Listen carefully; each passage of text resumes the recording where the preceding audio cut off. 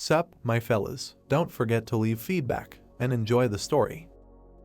A wet cat sat on the roof of a house. It was raining over the city. The station reported that the heavy rain that had started the night before would continue for about a week, and the weather service had issued a yellow warning. Drops fell on the fabric awning above the shop window. There was an open sign on the door. A man in white gloves picked up a book. He took it off the shelf. The guy looked around and was afraid that because of this rain there would be no customers again today. The young man smiled and assumed that someone would forget an umbrella and would look for a place to hide from the rain. Closing his eyes, the owner of the bookshop mentally called himself a very good person and hoped that this small act of kindness and romance would bring him income and more customers. There was a teapot and a cup of tea on the table. The merchant decided that it would be great if the customers were impressed by his kindness and enthusiasm and bought a couple of books. The full moon shone over the city. Someone swung a bloody sword. The stranger cut off the villain's hand. She swung the sword so hard that drops of water rose into the air. The bandits ran after her, and one of them threw several knives at her. The woman turned around in fear. The elf threw her sword at her opponent, but was unable to dodge his attack. The blade of the sword pierced the enemy's head through and through. Demonic hands appeared behind his accomplice. One of them grabbed him by the hair. The other touched his cheek. The stranger appeared right behind him and broke his neck. The lifeless body of the criminal fell to the ground. The girl grabbed the wound left by the throwing knife. Blood dripped onto the ground and evaporated. Looking at the blood in her hand, the woman was glad that the fight was finally over and decided that it was not so bad that 3 or 4 of her ribs were broken. The elf laid out her cane and thought that even with the effect of the tainted blood, it would take at least an hour to recover, so it would be dangerous if she did not find shelter. She left the dead bodies of the villains behind and realized that she needed time. The stranger looked away. A dim light illuminated her face. There was a bookstore ahead. Coming out from behind the corner, the girl noticed that this was the only shop open in such weather and wondered if it was a coincidence or a trap. Her hand lay on the wound. The next moment, the cut was gone. The woman frowned and decided that she had no choice because she needed to hide as soon as possible. The elf pushed the door. The bell hanging on the wall rang in the wind from the street. The stranger entered the shop. Her heels hit the wooden floor. The girl looked around. The protagonist, sitting at the desk, noticed her. The guy smiled and greeted the customer. He narrowed his eyes and concluded that he had not waited for so long in vain, since such a beautiful guest had come to visit him. The wet woman looked at him silently. The young man noticed that she was full of stories and wanted to use his skill of chatting and selling. Extending his hand, the owner of the shop said that he had hot towels and offered the visitor to use them to warm up. Looking at the towel, the elf found it suspicious that there was everything she could need here and decided that this was not just a coincidence, and that this man knew something. She wiped her face and replied that she did not need to warm up. The stranger imagined a madman with a knife and wondered what faction this man belonged to. A black aura hovered around the merchant. The girl realized that in any case, this was not an ordinary bookstore owner. The woman leaned on her cane and asked if he was really waiting for her. Extending his hand to her, the protagonist confirmed this and was surprised how fate could bring 2 strangers together. Smiling slyly, the guy decided to use psychological suggestion and noticed that his client was in a difficult situation. The elf's eyes widened in surprise. Words about problems did not carry any meaning in themselves. A drop of sweat rolled down her cheek. The stranger answered in the affirmative. The young man slyly narrowed his eyes and thought about getting her to talk as soon as she relaxed and began to complain in order to get closer. Raising her eyebrows, the girl explained that she had an unpleasant situation and decided that she could not judge whether he was a friend or an enemy, so first she needed to study his personality and goals. The owner of the shop took the teapot and expressed his condolences. The merchant poured tea into a mug and suggested that it was somehow connected with relationship problems. A smirk appeared on his face. Vague speech is a universal technique, the essence of which is that the meaning of words should be so unclear as to leave room for maneuver for both himself and the interlocutor. The woman looked at him in amazement and concluded that he was either trying to confuse her or already knew everything. The protagonist moved his chair back. Linji looked at the visitor and offered to sit down and talk about everything. Frowning, the elf wondered if in such a short time outsiders had become aware of the uprising of white wolves, and realized that it could not be a simple coincidence. She picked up a cup and said that she was betrayed. The stranger looked at her reflection in the tea and explained that one person was to blame for everything that happened. Her head turned into an egg of a magic mirror that can seduce a person's mind. It was because of him that years of friendly communication fell victim to greed and thirst for profit. The men in black robes surrounded the girl. Things had gone so far that the traitor had used the organization's forces to destroy his former friends. The boy smiled with interest, amazed by such drama, and decided that now he needed to find the right medicine. The young man put the cup on the table and said that everything has two sides and that one betrayal does not mean that it will happen to everyone. Looking down, the woman agreed with him and thought that this was not so, because at the first opportunity people will follow the lead of greed and sooner or later it will all happen again.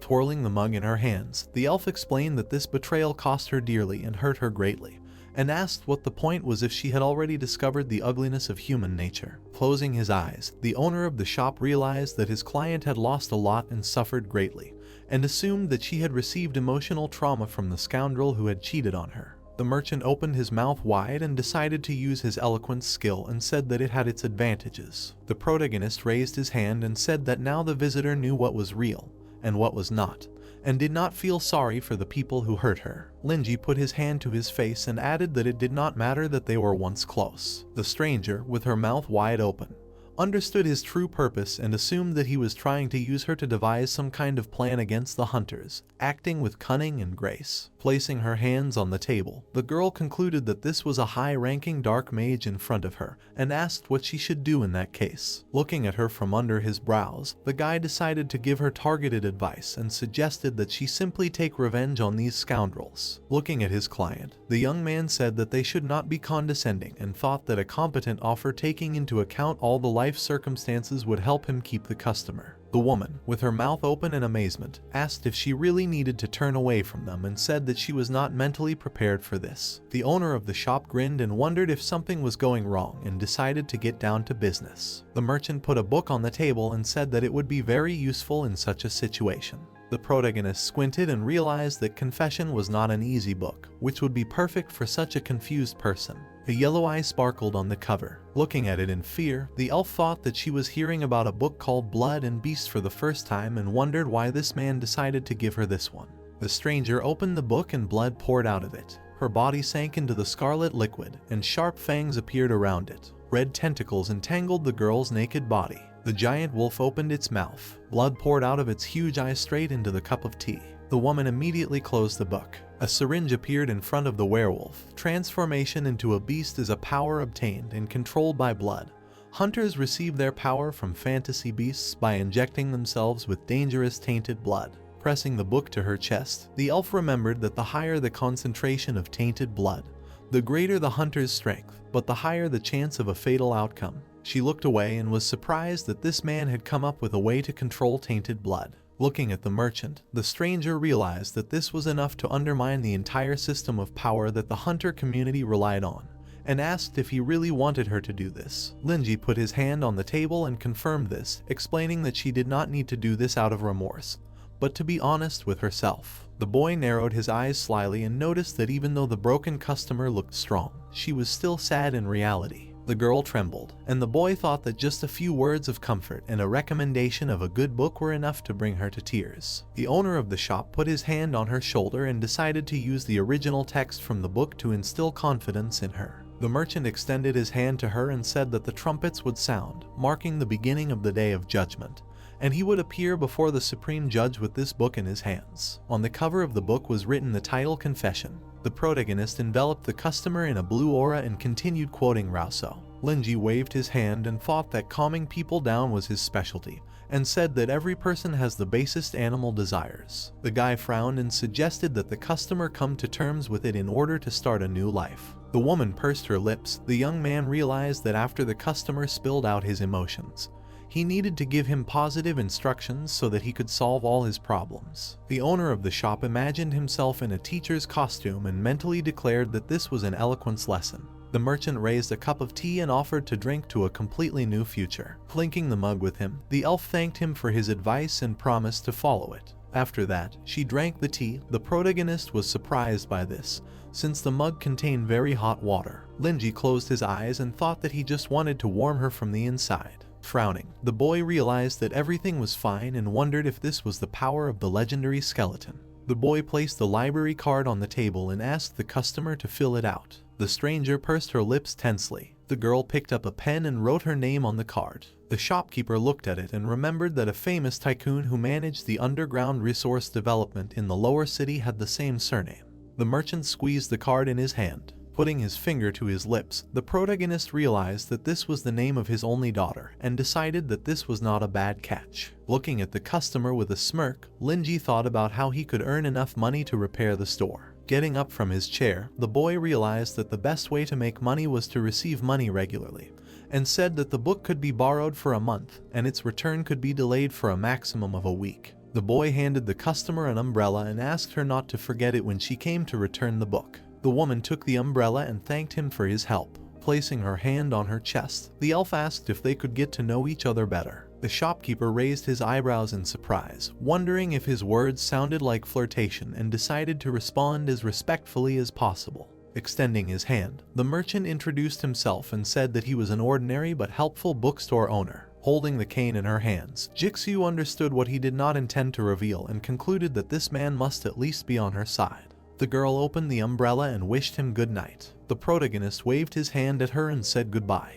Linji stretched to relax and decided that another good deed had been done, and good deeds made him feel good. The boy stretched his arms and assumed that this was what the being who had forced him to cross over had meant. The young man stood up from the table and realized that he needed to clean up and prepare for the next customer. Lightning flashed in front of the store. The owner of the shop hoped that someone else would come today. A woman was walking down the street. Smiling awkwardly, she called the merchant creepy and realized that she needed to deal with the trader as soon as possible, and then come back and meet him again. Suddenly, the elf raised her eyebrows in fear. The huntress grabbed her cane. Jixu turned around and saw a dark silhouette in front of her. A stranger was walking down the street under an umbrella. He was holding a book in his hands. Dark clouds blocked the moon that was shining over Nazan City. The protagonist took a book with a black cover from the shelf. It had the inscription Rituals and Magic. Linji opened the book of his own authorship. Smiling, the boy felt nostalgic and remembered that he settled in Nazan City after the transition and had been living here for 3 years. The year 2017, a young man was sitting in the university library. The girl put the book on the shelf and said that it was time for him to leave, because the library would be closing soon. Waving his hand, the doctor of folklore replied that he needed to finish reading the book and promised to personally close the door. The girl ran to the exit and said goodbye to him. Standing in the corridor, her classmate asked if the teacher was not going to go home.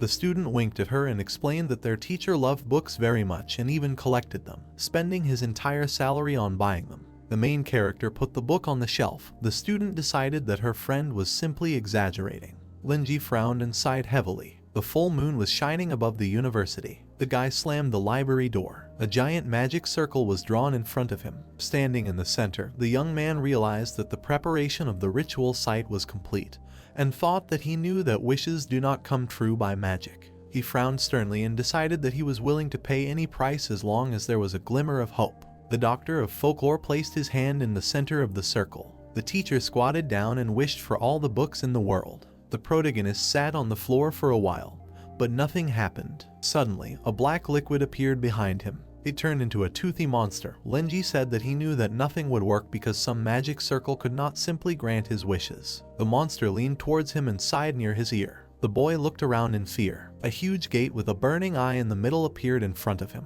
The young man opened his mouth in horror and realized that his dream would come true if he opened these doors, but the price would be that he would never be able to return back to Earth. The doctor of folklore grinned and decided that he was willing to pay it. He stretched out his hands to the door. Holding a cup of tea, the owner of the bookstore thought back to how he came to Nazan when he walked through that door, and was surprised that it had been so long ago. Reading the newspaper, the merchant realized that his current life was no different from his old one. There was something written on the yellowed paper. The protagonist wondered if such a ritual should not be paid for, and thought about how there was no quest system, that strange people did not come to him, and that the days passed slowly. Smiling, Linji realized that this was simply wonderful, and was glad that he could update the bookshelves every day, read various literature, and simply communicate with customers. The guy put the cup on the table and decided that the happiness of life was hidden in such simple little things. Scratching his chin, the young man remembered that he had not had new customers for a long time, and noticed that his communication skills had not deteriorated. The owner of the store smiled and guessed that his customer would also be happier today. Jixu's face broke out in cold sweat. A black silhouette was reflected in her eyes. A stranger was walking down the street holding a book and an umbrella. Raindrops fell at his feet. The heroes passed each other. The girl's mouth opened in fear when the wind lifted the man's cloak. She clenched her teeth and realized that she could not even move. Her hand froze on her cane. The old man looked back. He grinned and said that she was lucky to have such a book. The woman imagined herself being wrapped around by a giant snake. The elf looked back in fear. The stranger was holding a book called Emptiness and Silence. The huntress walked into an alley and dropped her umbrella. Jixu slid down the wall and wondered who it was. The stranger approached a bookstore. Its door opened. The bell rang again. The man adjusted his hat and the merchant greeted him. The protagonist called him by name and smiled when he noticed that his client had come to return the book. The old man smiled broadly. The heroes went out to meet each other. Frank was surprised that the shop owner dared to pronounce his name,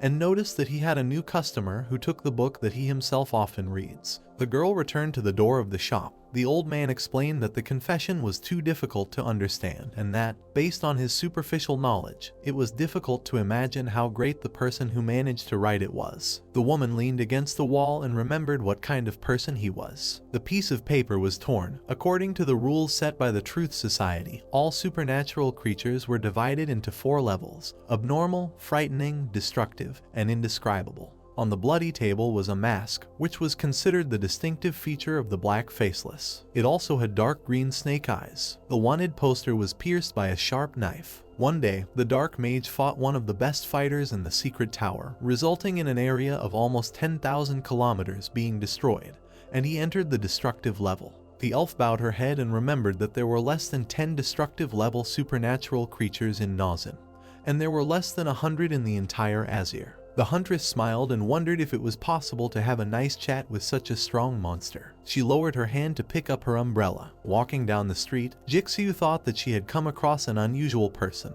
After putting the book on the shelf, the protagonist noticed that his client was in a bad mood and said that he could ask something if he needed help. With his back to him, Linji remembered that this was one of the few old customers of his store, who came here out of habit because he needed attention and company. Frank was sitting at the table. He had 2 children with whom he had a bad relationship. His lovers often left him, and other magicians treated him with hostility. The guy smiled and remembered how they met 2 years ago. The doors of the bookstore opened. The bell hanging above them rang. The young man smiled and greeted the guest. The man hid his face under a hood. The owner of the store felt his instincts telling him that this was an interesting person, and assumed that in front of him was not a poor loner, but some kind of scientist researcher. Adjusting his glasses, the merchant realized that this was his chance to chat with him and decided to be more careful in order to get a mature customer. Handing him a book, the old man asked if he could return it to the store and explained that he had some old books that should be of collector's value. The black faceless man placed it on the table. The protagonist answered in the affirmative and asked him to wait for a while. Linji handed him a cup of tea to get a little closer and asked if he needed anything else. Turning away, the dark mage thanked him and said that he did not want to cause unnecessary trouble because his old face was quite scary. Confidently knitting his eyebrows, the guy said that he could not be afraid of his customer and added that only stupid people only look at appearances and do not try to look into the soul. Frank looked at him in surprise. The man took off his bandana and called the store owner smart. The old man took off his robe and decided to be polite and thank him for the tea. The black faceless man took the cup in his hand. The young man noticed that his face was more strange than scary. Squinting, the shop owner realized that there were old scars hidden under the mask and decided that he should not pry into his customer's past. The merchant took the book in his hands and concluded that this man studies many languages and is a highly qualified linguist. The dark magician put the cup on the table and said that this is actually good tea. Holding the book in his hands, the protagonist said that the texts he brought contained studies of very rare and even dead languages. Linji smiled and called it amazing that there is magic hidden between the words and lines. Frank opened his mouth in fear and wondered how it was possible that he was able to sense the magical power of these manuscripts. The man looked at the shop owner in horror and remembered that he erased all traces and that even a supernatural creature of the destructive level would not be able to sense anything. The boy grinned slyly. The old man wondered what kind of person this really was. The black faceless man frowned menacingly and concluded that this was definitely not an ordinary person, even if he could not sense the aura. Raising his hand, the dark mage explained that he was engaged in linguistic research and asked if there were any books in the store on this topic. Taking the book in his hands, the young man said that he was researching related fields and that he had a couple of suitable books, and realized that professional scientists easily got used to physical loneliness, but even they could not stand mental loneliness. Putting a Wenju dialect on the table, the shopkeeper decided to point the customer in a new direction and recommended this book to him. Grinning maliciously, the merchant thought about how this was one of the most difficult dialects in existence, which was called the language of the devil, and remembered that no one except linguists would ever be able to understand it. The cup of tea broke on the table. Frank hung over the book in fear. His body trembled. Suddenly, a grin appeared on his face. The man looked at the book happily and confirmed that it was indeed the language of the devil. The protagonist clenched his fist and was glad that he could handle it. The old man raised his hand and asked where he got such a rare book. Linji frowned tensely and realized that he could not tell him the truth because they were not in China. The guy put his hand on the table. The young man raised his other hand and explained that this was the language of a glorious and magnificent ancient civilization. The owner of the shop frowned and added that, unfortunately, he would never be able to return. The black faceless man opened his mouth in surprise and felt a nostalgic tone in his words. Leaning on the table, the dark mage assumed that this man was actually somehow related to this civilization and wondered how scary it was. The merchant was enveloped in dark energy. Frank wondered what kind of creepy creature it was. The protagonist extended his hand and reminded him that he still did not know his name. The man bowed, introduced himself and asked his name. Linji said his name and asked him not to be so polite. The boy flinched when the customer wanted to say something. The old man smiled and said that he encountered some difficulties in his research. The black faceless one clasped his hands and explained that he found a new direction thanks to the devil's tongue, which he borrowed from him 2 years ago, and now he needed additional literature on similar languages. The dark magician left his signature on the card. The young man was surprised that the customer called this book the devil's tongue, although it was just a funny nickname. The owner of the shop raised his hand and clarified if he needed a new book. 40 years ago, a crow sat on a tree branch in a snowy forest. Young Frank smiled widely. In front of him sat a giant with a crown on his head. The giant opened his mouth. Then he pursed his lips. Finally, the giant opened his mouth wide and wished death on his guest. His eyes lit up. The man looked back and realized that this was the power of a mage. Sitting on the throne, the old man explained that mages manipulate language and the writing of power. Light mages write spells, and dark mages pronounce them. The chain giant added that after becoming a dark mage, his student would try to find the voice of his soul. He leaned over Frank and said that he needed to create his own language to find the path leading to the level of a god. The man smiled widely. Suddenly, the old man shuddered. The merchant waved his hand and asked if he needed a book of the same genre. Extending his hand, Black Faceless confirmed this and explained that the book was too complicated and was a dialect of another language that was deeply connected with cultural customs. The protagonist scratched his chin and said that he needed time to think. Linji left the main hall. Sitting on the chair, the dark magician mentally called him generous and selfless. In the memory, Joseph tore off his arm in the battle that happened 2 years ago. The guy spread his arms to the sides and became the man who guided his client on the right path. In his hands was a book. Frank thought about the store owner being able to take the rarest texts in his hands and completely hide his aura from him. The man clasped his hands and assumed that in front of him was a learned hermit, whose power goes far beyond the divine level. The young man stood by the shelf. The old man realized that he was finally able to begin researching forbidden spells based on the remaining knowledge from that book. The Black Faceless smiled and decided to express his gratitude to the store owner this time. The owner of the shop brought his hand to the book Rituals and Magic. The merchant returned to the table with it and apologized for the wait. Having handed the book to the client, the protagonist called himself a little presumptuous and assumed that this manuscript would suit him. The dark mage raised his hands to take it. There was a red eye on the cover. Linji warned that he was not very sure about this research. Frank's eyes widened in fear. The man jumped up from his chair and asked if this was his own book. The boy straightened his tie and replied that he was even a little ashamed of it. The old man's mouth dropped open in surprise and he realized that it was too sudden. In his mind, the priests of the Truth of Knowledge cult opened a book. The man of the Moon cult climbed a high mountain. The shadow of a member of the High Misty Wall cult fell on the wall. Standing in the middle of the room, the Black Faceless remembered that these were the 3 main faiths he knew.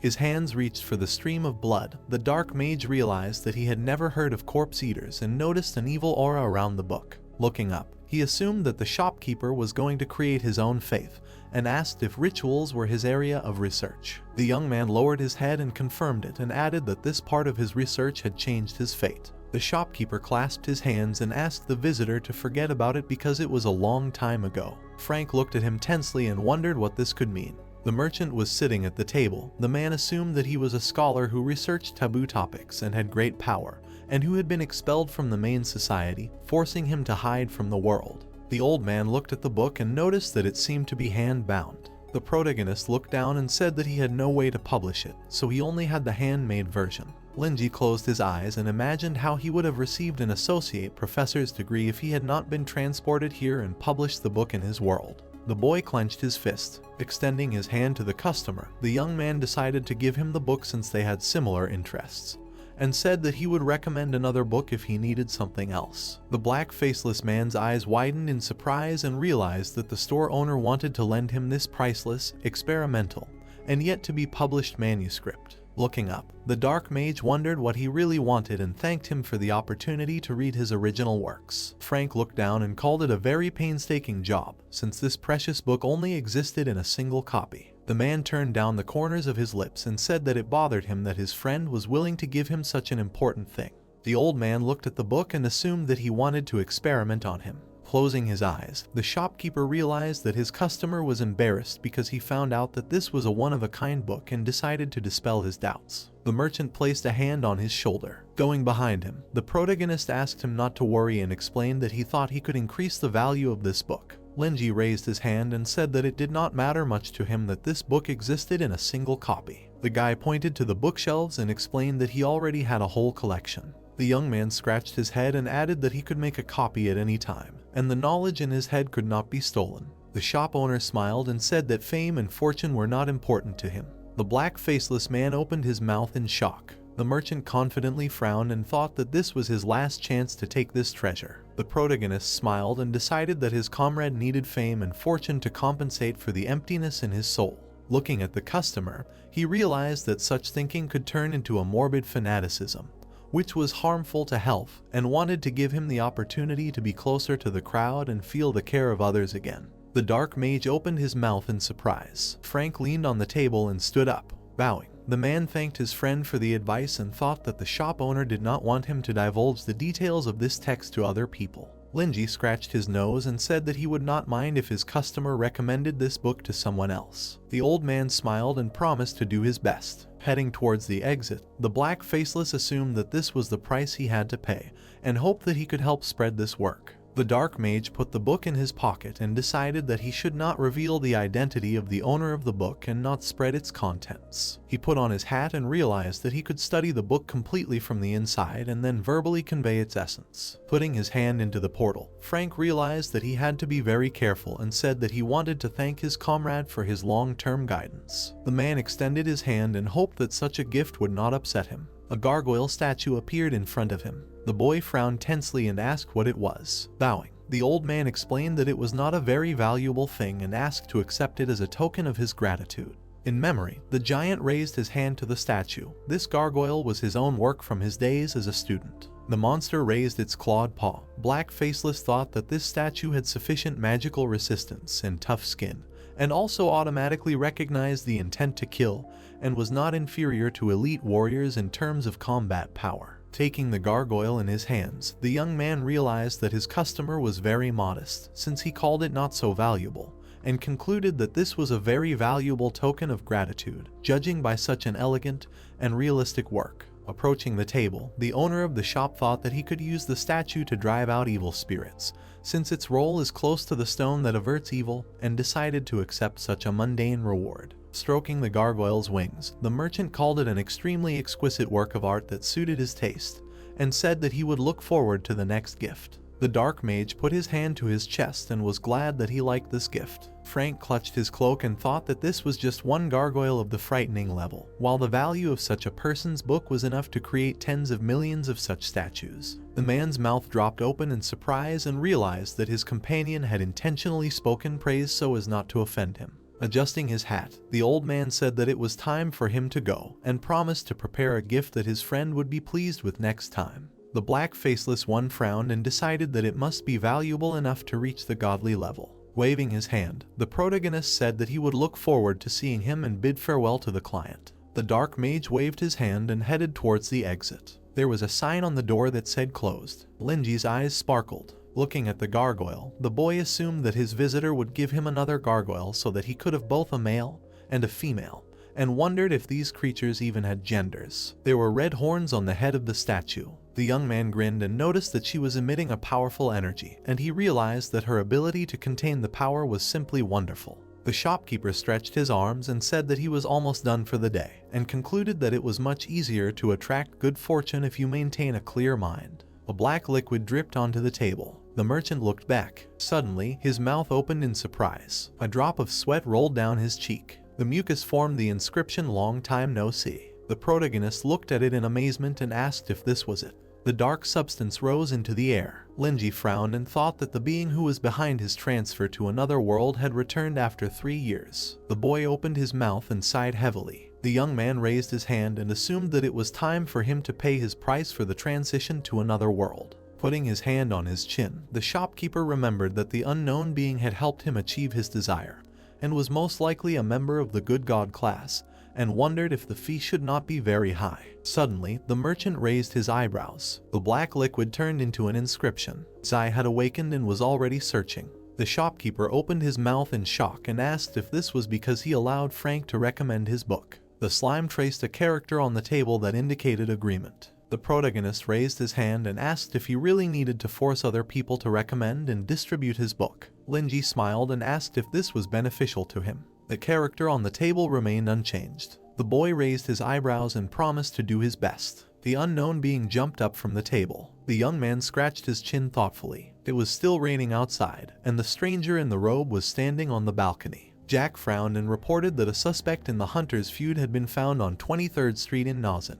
Frowning, the mercenary reported that their target had spent about an hour in the bookstore, and suggested that the shop might be a secret base for dark mages. His accomplice, her mouth open in surprise, promised to tell the teacher everything as soon as she figured it out, and asked her friend to come back and explain everything in more detail. The boy looked at the communication device and said that he would do everything. Frank appeared behind him and said that his enemy was too brave. Jack turned around and swung his knife. The man grabbed him by the mask. The old man looked down at him and wished him death. A giant dragon burst out of it, and the mercenary was killed. His girlfriend's voice came from the device lying on the floor. The black faceless one stepped on him. The dark magician adjusted his hat and asked those who dared to look into this man's house not to even think about regretting death. He squinted. The lights were on in the windows of the bookstore. On the wall hung a sign that said Head of the Secret Tower Intelligence Department. The girl knocked on the door and said that she had a report on an abnormal case. Joseph was sitting at his desk in the office. The man took off his glasses and sighed heavily. The commander put his hand to the bridge of his nose and invited his subordinate to enter. Claude entered the office. Sitting opposite her, the Lord asked if something had happened to the egg of the magic mirror again. The knight jumped up from the table and insulted the company of hunters. Pounding his fist on the table, the captain declared that he would have calmly enjoyed his pension if not for them, and shouted that sooner or later he would start practicing boxing on their tombstones. A dent appeared under his iron prosthesis. The woman adjusted her glasses and asked him to pay attention to the image. The intelligence chief adjusted the prosthesis and asked if she was scared. Joseph grinned and asked if his subordinate had not closed the door. Clutching the documents to her chest, the student apologized and said that this time it was a new situation. The man put his hand to his forehead and asked what incident could be more important than the mess caused by these mad hunters. The girl turned the page and reported that the spy tracking Frank's movements had been killed on 23rd Street, and that he had managed to find out her location before he died. The commander's mouth dropped open in shock. The Lord clenched his teeth in anger and asked who they were talking about. Claude presented the black mask and reported that 2 years ago, the black faceless one had disappeared after the battle on the White Hills, and that they had currently put a price on his head. She frowned menacingly and was surprised that their enemy had survived, because for these 2 years, only her teacher had been sure of it. The captain smirked and said that no one knew the man's habits better than him, and was glad that the villain had finally shown himself. Clenching his fist, the intelligence chief was surprised that the dark mage had appeared in Nazen, and assumed that his brain had finally started working properly. Joseph looked away and asked what the villain was doing on 23rd Street. Holding the documents in her hands, the student explained that their information was very limited due to Jack's death, and said that they currently knew that Frank had entered a very ordinary bookstore, and stayed there for over an hour. The man slammed his hand on the table and stated that it was impossible for a dark mage who gained power by relying on his tongue to buy books. Raising his eyebrows, the commander concluded that there was definitely something wrong with this store and asked if his subordinates had checked the information about it. The woman looked at the documents and reported that the store belonged to the Ash Chamber of Commerce, had been in business for 3 years, had a good reputation, and had a small number of customers. Introducing the protagonist with a book in his hands, the girl added that the only odd thing was that the owner was a foreigner,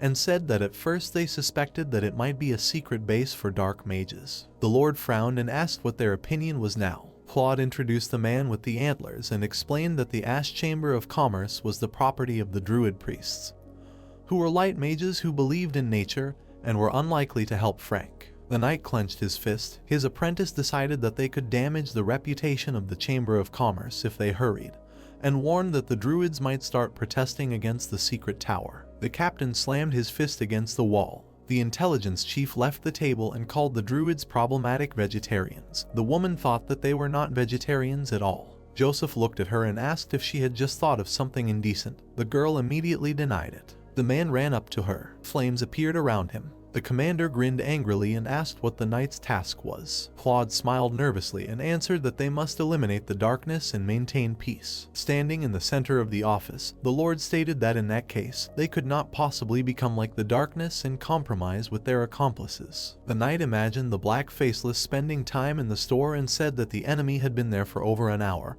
and could not simply communicate, read books, or drink tea. The captain raised his hand and asked if, in his disciple's opinion, the evil dark mage could simply read books in a completely ordinary store. The disciple closed her eyes, and the intelligence chief promised to put on his mithril pointy shoes and kick her if that was really the case. The woman trembled and reminded him that the Ash Chamber of Commerce still financed 40% of their organization. Joseph's eyes turned white. The heroes looked at each other in silence for a while. The man's lips turned down and he sighed heavily. He took his cloak from the hanger. The commander put it on and declared that he himself would go to 23rd Street to see what was happening to that bookstore. The girl bowed to him. The Lord walked down the dark corridor. People turned around and wished him good night. The knight silently walked past all his comrades. Pipes stretched to the giant tower. The captain pressed the button for the floor he needed. The elevator went up. The chief of intelligence held a dossier on the main character in his hands. He grinned and decided to check how clean Linji was. Suddenly, Joseph's eyes widened in fear. The man put his hand to his face and realized that he had started hallucinating again.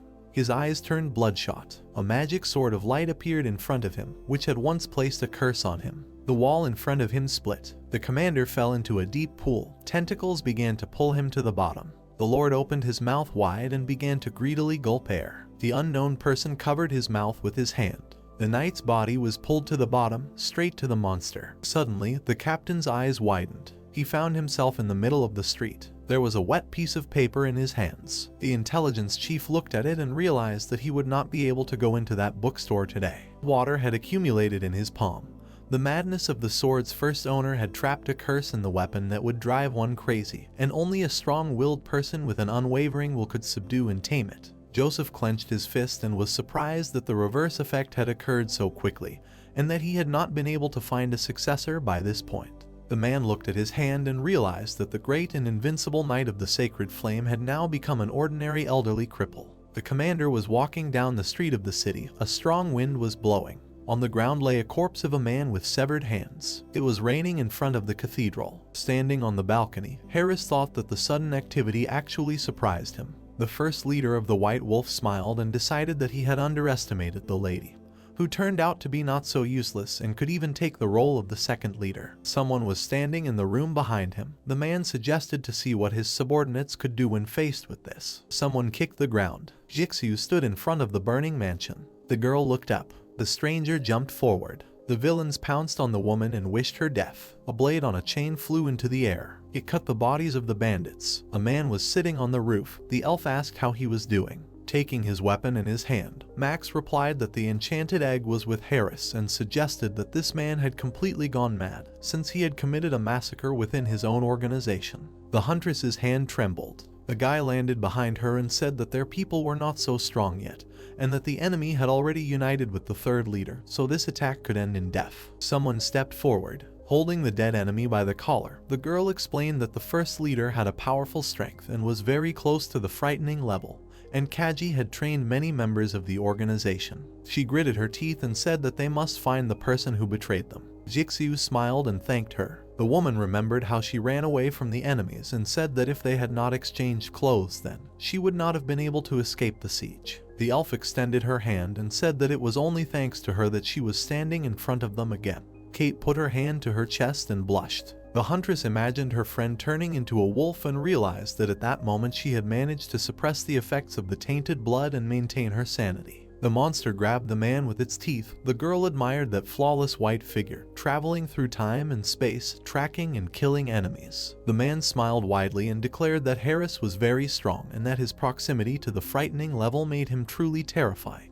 The heroines turned around. Ryan clasped his hands together and explained that once the beast transformed, the leaders of the White Wolf would become easy targets. Jixu closed her eyes and thought that such a person should always be among her allies. There was a rune of loyalty on his neck, and the woman concluded that he could be trusted. Kate puffed out her cheeks in displeasure. The elf decided that her comrades would be able to withstand the power of the destruction of the magic mirror egg thanks to the runes of the light mage. The huntress raised her head and said that tainted blood flowed through her body, and that the hunt for the ferocious beast of dreams had already become conscious. Max looked away. The girl smiled. The scout raised his eyebrows. Their leader swung her whip and shouted that they had no way back. The guy squeezed the weapon in his hand and replied that he understood everything.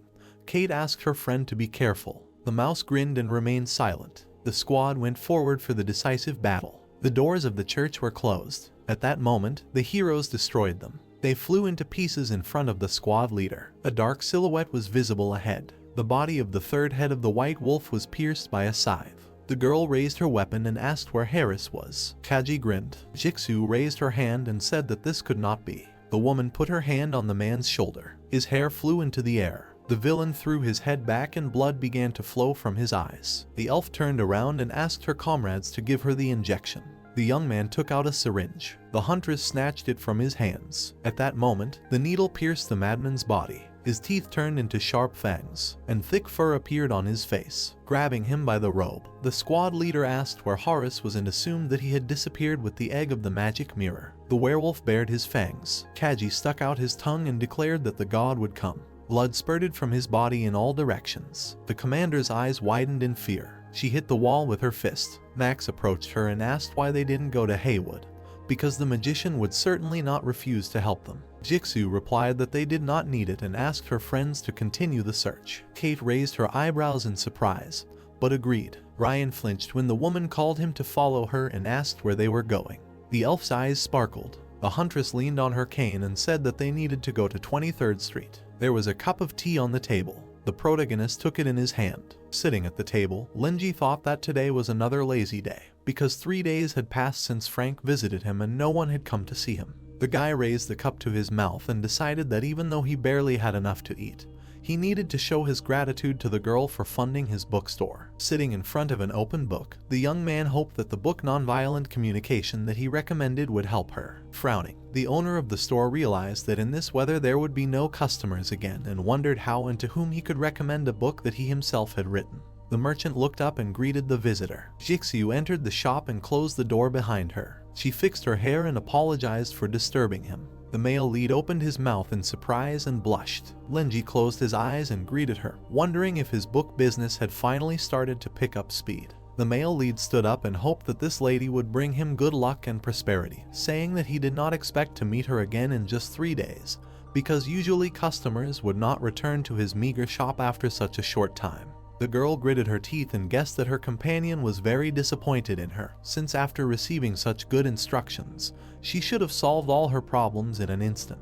Placing her hand on her chest, the woman realized that she had come to the shop halfway for help, and decided that she was the most useless of all the customers in the shop. The elf looked up. The huntress saw a stone statue on the table. The gargoyle sat on the pedestal. Jixu thought that even without the aura, it was very frightening. She put her hand on her chest and guessed that her friend had found her while hiding like an ordinary person. The young man looked back. The girl wondered if he would be tolerant and encouraging towards her in the same way. Looking down, the woman asked herself what kind of impudent thoughts she had, and apologized for upsetting him. Ryan rushed into the store and asked if this was the place they were going to. Suddenly, the man stopped and wondered if this was a bookstore. The scout's eyes widened and he saw an ordinary person.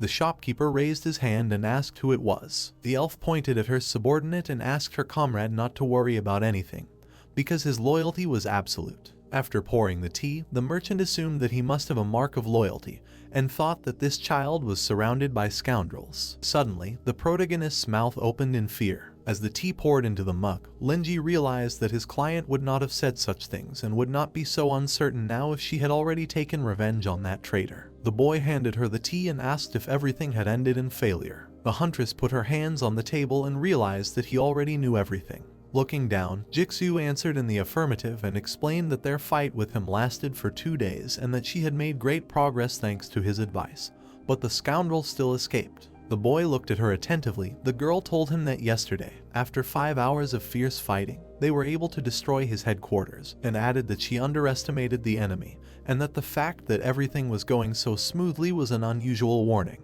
The woman looked down and apologized for getting so carried away. The shopkeeper poured more tea and explained that it was not her fault. The merchant took a sip. He closed his eyes and wondered what really happened and how this lady had turned a relationship into a war. Clasping his hands, the protagonist remembered that love is like a battlefield. Only in this case, love is the battlefield, and assumed that his customer was used to using some business terms, so her descriptions became strange. His thoughts turned into a movie. Linji decided that his friend had been talking to the traitor for 3 days, but eventually realized that this sly man had already found a good way to escape. The guy poured tea into the mug. He raised his hand and declared that he already understood everything. The elf smiled and asked what her friend thought about this. Ryan opened his mouth in fear. A drop of sweat rolled down his cheek. A while ago, a man stood on the street and talked to someone on the phone.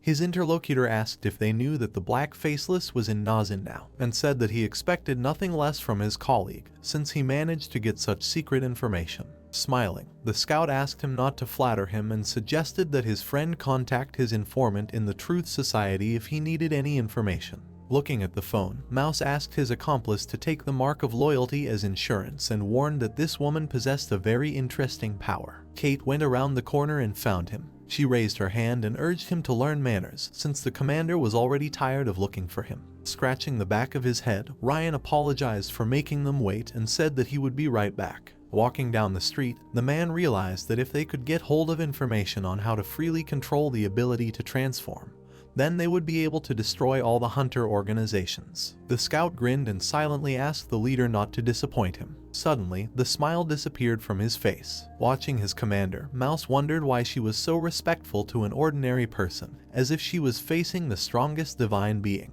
Extending his hand, the boy asked the customer not to worry, because everything was much simpler than she thought, and explained that her enemy now was not that traitor, but fear. Ryan imagined the man practicing martial arts and realized that bragging, empty words, and ambiguity were tricks used by scammers. The young man smiled and said that he needed to step away for a while. The man concluded that they were dealing with a real liar. Rising from his chair, the shopkeeper asked the guests to wait a little and thought that he should not have drunk so much tea. The merchant left the room. The scout approached his leader and asked what she was doing. Jixu frowned, asking what was with his arrogant tone, and stated that she had brought him along because he had useful information, not because she trusted him. Mouse's eyes widened in fear. He raised his hand and explained that the man was a complete liar, and that he did not want to see her deceived again. The girl put her sword to his throat and ordered him to be quiet. The woman glared at him, realizing that she should not have brought such an arrogant man along, and said that she would have cut him down with her sword right now if it weren't for his knowledge and information. Ryan smirked, reminding himself of his loyalty mark and thinking that she was very easy to manipulate and that he needed to distract her with blind faith. The man took out a poisoned arrow from his sleeve and stated that he would prove to her that the man was lying after he returned. Suddenly, a huge shadow loomed over him.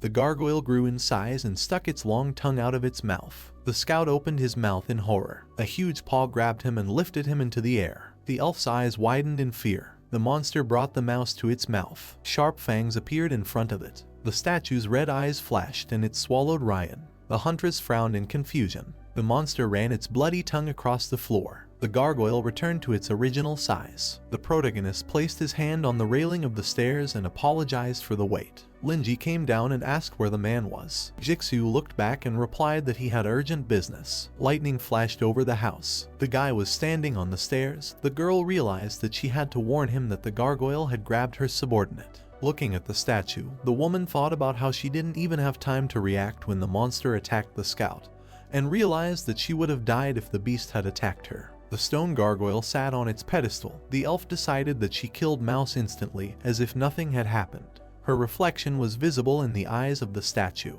Hugging her shoulders, the huntress felt her blood run cold, and concluded that this was what it felt like to meet death. Remembering how Ryan fell into the monster's mouth, the squad leader assumed that the store owner immediately noticed his disrespect and doubt, and, finding an excuse to go up, allowed the monster to beat him. Covering her face with her hand, Jixu realized that such an elegant and harsh technique matched the character of a dark mage, and wondered how she could save this situation if her comrade suddenly thought that she had brought Ryan here on purpose. The young man approached her and asked what was wrong. The shopkeeper smiled and asked her not to worry and relax. The shopkeeper extended his hand and explained that she should not be so afraid because he was not going to eat her. The girl's eyes widened in fear and filled with tears. The woman blushed in embarrassment and apologized. She waved her hands and said that she should not have brought such a rude man here. The protagonist closed his eyes and wondered why the customer became even more nervous if it was just a joke. Linji looked at the shaking customer and wondered if she really believed that he could eat a person.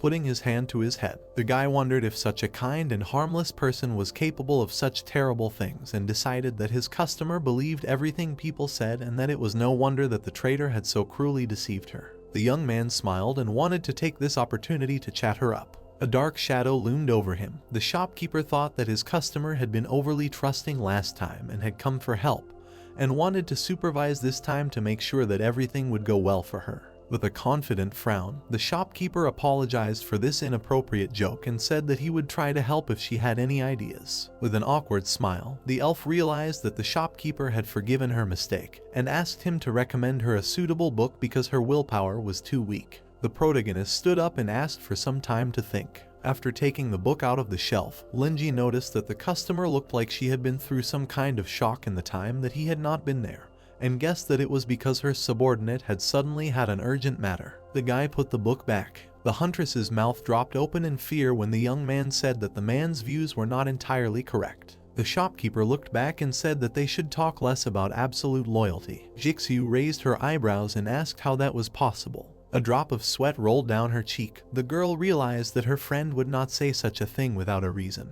and she wondered if there was something wrong with the mark of loyalty. The man raised his hand over Ryan. Haywood branded his soul with loyalty. The woman realized that if his mark stopped working, it meant that the clan mage had passed it on to another person without asking. The elf looked down and asked who she could trust now. The merchant turned down the corners of his lips and answered that she should rely only on herself and trust only herself. Clenching his fist, the protagonist explained that no means could fully open a person's heart, and added that a person only becomes invincible when he is as invulnerable as steel. With that, Linji handed the customer a book called How the Steel Was Tempered. The young man closed his eyes and asked her to read this masterpiece carefully, because it would definitely help her. The title of the book was written on the beautiful cover. Putting his hand on the customer's shoulder, the young man decided to cheer her up by using a famous phrase from the book, and said that the most precious thing to a person is life, because there is only one. The owner of the shop smiled and asked her not to look back on the past, not to regret the ridiculous life and wasted time, and not to blame herself for the vulgar life, because she had her own mission. The heroes waved to each other and said goodbye. The huntress walked out into the street. She raised her head. Standing under an umbrella, Jixu repeated her comrade's words in her head. In her hand was a book called Will of Steel. The girl opened it. Suddenly, the pages of the book began to glow. Blue droplets appeared in the air. They fell down, forming larger droplets. The woman looked up and noticed them above her head. Her eyes sparkled. Suddenly, a giant eye appeared above her. The elf looked at her hand and thought about how an indestructible steel will was a force that acted directly on the soul. The huntress looked ahead. In the memory, the protagonist was standing in his store. There was a gargoyle on the table. Red light was reflected on its stone body. Suddenly, the statue opened its mouth. Red energy gushed out of the monster's mouths. There was a scar on the neck of one of them. Jixu frowned tensely and realized that the Haywood mark had actually been removed. The huge eye directed streams of black energy at her. They led to the bookstore. Waves of dark magic grabbed Ryan by the neck. Eventually, the haze dissipated in front of the gargoyle. The girl gritted her teeth, and a strong pain pierced her body. Her legs buckled. Her nose started bleeding. The woman frowned and realized something. The elf saw a man in front of her and said that they had not seen each other for a long time. A red aura burst out of the scout's mouth. The huntress smiled and said that nothing else could be expected from the shop owner. She lowered her hands and realized that Linji had changed the structure of her soul, filling her body with a huge amount of ether, so that now she had the ability to break even the frightening level. Jixiu adjusted her belt. Her cheeks turned red. The girl felt a wonderful feeling that quickly turned into pleasure. The woman turned her head and decided that it would not be an exaggeration to say that the shop owner had given her a second life. Standing in the middle of the street, the elf decided that this man wanted to cultivate new strength in the hunters, and their constantly changing lifestyle would provide her with generous assistance. She raised her fingers to her lips, promising to be faithful to his will and instructions, and thought about how everything she had would now serve him and his desires. The boy turned around. The young man looked out the window. His customer looked up and noticed him. The customer quickly bowed. She immediately ran away. The shopkeeper frowned and wondered why Jixiu had not left yet and why her nose was bleeding. With his mouth open in fear, the merchant wondered if his customer had gone crazy, and noticed that after being dumped by that man, she had started coming to his bookstore more often. Shaking his head, the protagonist decided not to jump to conclusions and thought about how such an incredible woman could not be interested in an ordinary person, and that he still needed to think of a way to attract customers. Someone approached the door of the shop. Joseph looked at the piece of paper. On it was a dossier on Linji. A man approached a bookstore he considered questionable. Gritting his teeth, the commander wondered why Frank had come here and decided not to let the scoundrel's lead go and check it out himself. The Lord stepped forward and declared that he had to deliver justice. He walked straight into the shop. The boy reached out to pick up a book. Sitting on a chair, the young man took the book out of the shelf. The title on the blue cover was The Little Prince. Smiling, the shopkeeper thought that this philosophical tale was actually good because it told gentle and sweet stories and good principles, and he wanted to read it at night. The bell rang as the shop door opened.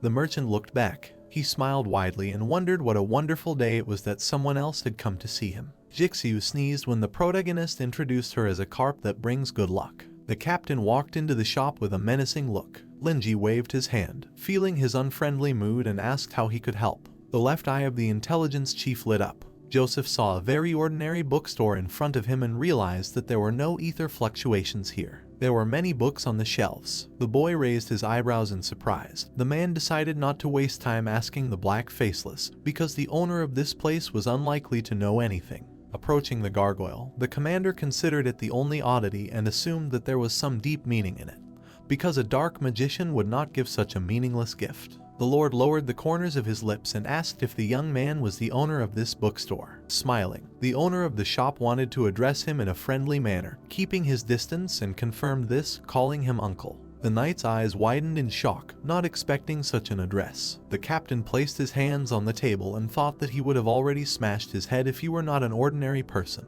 The intelligence chief looked back and asked if the gargoyle was his. His body was engulfed in flames. The merchant looked at the statue and said that it was not for sale because it was a gift from one of the customers. Gritting his teeth, Joseph thought about how he had no intention of buying it and wondered why he would buy a gargoyle made by an evil dark mage. The man closed his eyes and decided that if the statue did not break, the villain had made it durable. The commander raised his eyebrows menacingly and asked if the customer was Frank. Frowning, the protagonist wondered if they knew each other and assumed that, judging by his attitude, they might be enemies. Scratching his chin, the Lord wondered how the villain could reveal his true name and give a statue of such a level to an ordinary person, and remembered that he had previously believed that this place was a stronghold of dark mages, but it was not. The knight looked down and decided that this might be a secret code to connect, and this shop was actually a place to connect. Linji frowned sternly, concluding that his client, although aggressive, did not seem like a bad person, and thought about how he did not break a single item when entering the shop, despite his extremely strong aura. The captain looked away thoughtfully. The boy assumed that such a person had no reason to be hostile to a harmless linguist. Waving his hand, the young man remembered that Holmes always said that when all options are excluded, the remaining answer is the truth, no matter how outrageous it is, and asked if he and the dark mage were really friends. The intelligence chief opened his mouth in displeasure and asked what this meant. Joseph closed his eyes and said that they had known each other for many years. He lowered the corners of his lips. The man raised his hand and explained that they were true friends, but 2 years ago they had quarreled and parted without saying goodbye, and until recently there had been no news of him. Clenching his hand into a fist, the commander resolved to rip his head off and crush all his insides the next time they met, and was outraged that his sworn enemy had not died 2 years ago. The shopkeeper wiped away a tear and mentally called the relationship between the two old men touching. Stroking the gargoyle, the merchant said it was no wonder that his customer had recognized Frank's thing at first glance and called their friendship enviable. The Lord crossed his arms and said that he had been looking for traces of him all these years. The knight raised his eyebrows and said that he wanted to visit him in person, so he needed his address. After pouring some tea, the protagonist replied that he did not know his address and explained that it would be some time before the black faceless one returned because he had only borrowed the book a few days ago. There was a mug on the table. Linji invited the guest to sit down and rest and promised to tell the dark mage about him. The guy clasped his hands and asked if the visitor wanted to look at a book. The captain narrowed his eyes and asked if his age really gave him away. Looking down at the shop owner, the intelligence chief was surprised that he could entertain him so calmly and tried to remember how many people had dared to talk to him so casually. Joseph put his hand on the back of the chair and decided that he could relax a little. Raising his hand in front of him, the man asked the young man not to overestimate old people and explained that he would not just drink tea, that he was not interested in books either, and that he did not have any money with him. The shop owner smiled awkwardly and thought that there was something to it and mentally called his customer an old tsundere. Taking a mug in his hands, the merchant said that there was no charge for reading in the bookstore and suggested that he warm up with a cup of tea first. Putting his hand to his head, the commander felt a strong headache, which was happening to him more and more often, and replied that he was not going to stay here for long. Next to him lay a book. The Lord turned around and looked at it. A dark aura swirled around the book. The knight noticed that it was the Son of the Abyss. Smiling, the protagonist told the visitor that he had just read a very touching, warm and healing fairy tale, and suggested that the visitor read it before bed, because it relieves stress very well. Holding the cup in his hands, the captain replied that it was too ridiculous and childish, and asked why he still liked to read such books. Looking away, Linji heard the lecturing tone in his words and said that he was very sorry. The boy picked up the book on the table and explained that it was the best fairy tale he had ever read and that there was only one copy of it in Nazen. The intelligence chief pointed at him and asked if that was true. The boy raised his eyebrows in surprise and confirmed it, calling the book a very good collection of fairy tales and an absolute classic. In his hands was the little prince with a blue cover. Joseph lowered his head and thought that this was not true at all and wondered who would read a fairy tale called The Son of the Abyss before going to bed. A dark aura hung in the store and the man was surprised that this inexplicable so-called fairy tale seemed so intriguing to him. The commander raised his hand and decided to take a look at it anyway. Closing one eye, the Lord explained that he was not interested in this ghostly tale at all, and said that he wanted to look at it only to satisfy the owner's desire to recommend it. Closing his eyes, the shopkeeper decided that this rude man was not deceiving him, and noted that the fiercer he was on the outside, the gentler he was on the inside. The merchant gave the book to the customer and wished him to succumb to the charm of the tale. Suddenly, the knight felt a hot tingling and dizziness, and the floor seemed to disappear from under his feet. His face was covered in cold sweat. The captain fell into the abyss and wondered why the magic sword of light began to resonate at this time.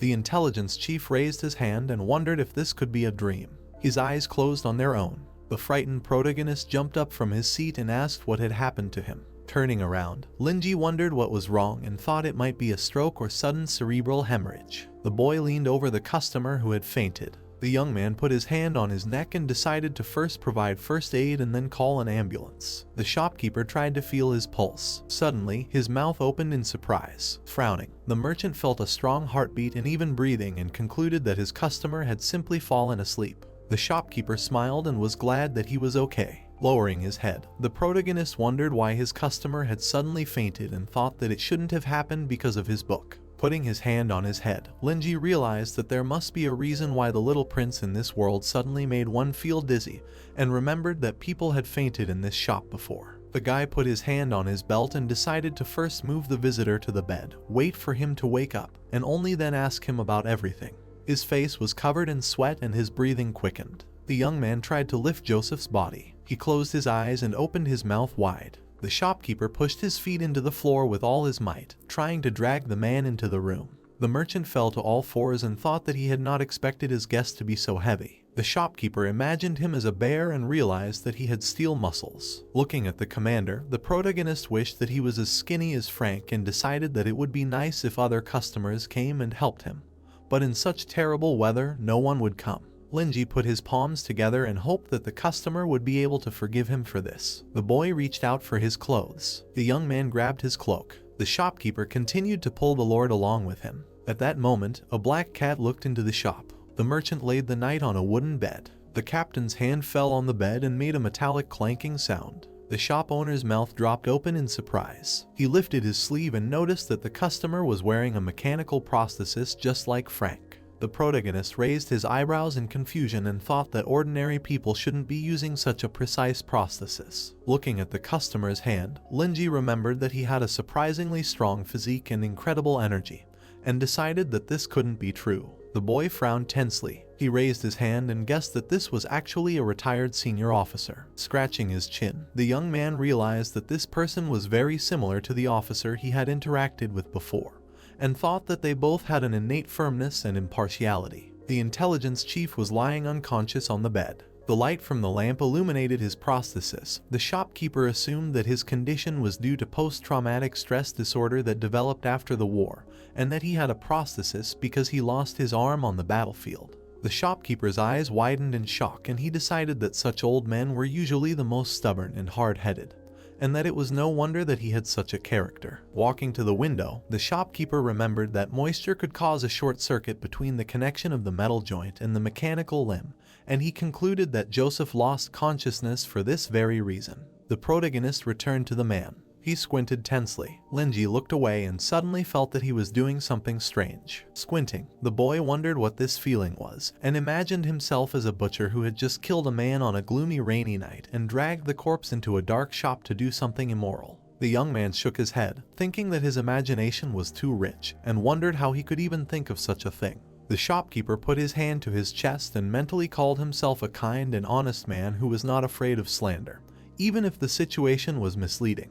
The door of the shop opened slightly. The cat walked in and opened his mouth in surprise. The merchant looked at the commander. He was holding a book, and the shopkeeper thought that he really liked it, since the customer did not let go of it even when he lost consciousness. A smile appeared on his face. Raising his eyebrows, the protagonist decided that strong people could also see sweet dreams like a fairy tale, and wished the customer a peaceful sleep. Linji heard a crash and turned around. The boy looked at the door and asked if someone had come. There was a wet mark from the cat's paw on the threshold. The young man went outside and looked around. The shopkeeper saw the beast running away. The merchant frowned and concluded that it was an ordinary cat. Waving his hand, the store owner warned him that it was too dangerous outside and wished him to quickly return home. The animal ran down the street, wondering how this could have happened. The cat stopped and began to breathe heavily. He shook off the water. The animal looked away in fear. The animal bared its teeth and canceled the transformation. At that moment, the cat turned into a man.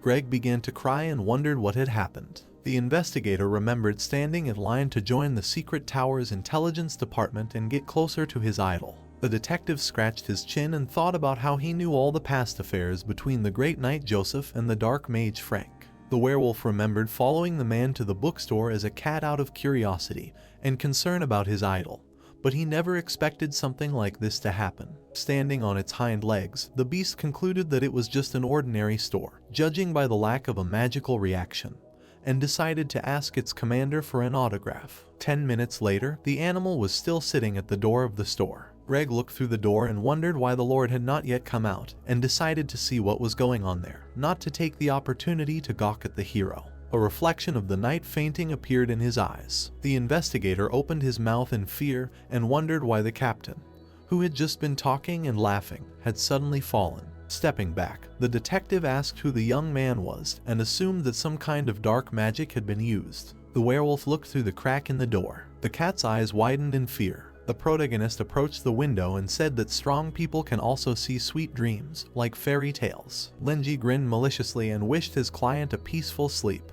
The beast gritted his teeth and wondered if he really wanted the unrivaled sacred flame to go to sleep forever. The animal jumped up and thought about how he had already done it. Greg frowned and realized that he urgently needed to run away from this store. As he ran away, The investigator felt a strong fear and decided that he could not cope with such a strong opponent. The guy smiled widely and asked him to quickly return home. Sitting by the trash can, the detective wondered if this was the feeling of imminent death, and concluded that the store owner left him alive so that he could return and report everything.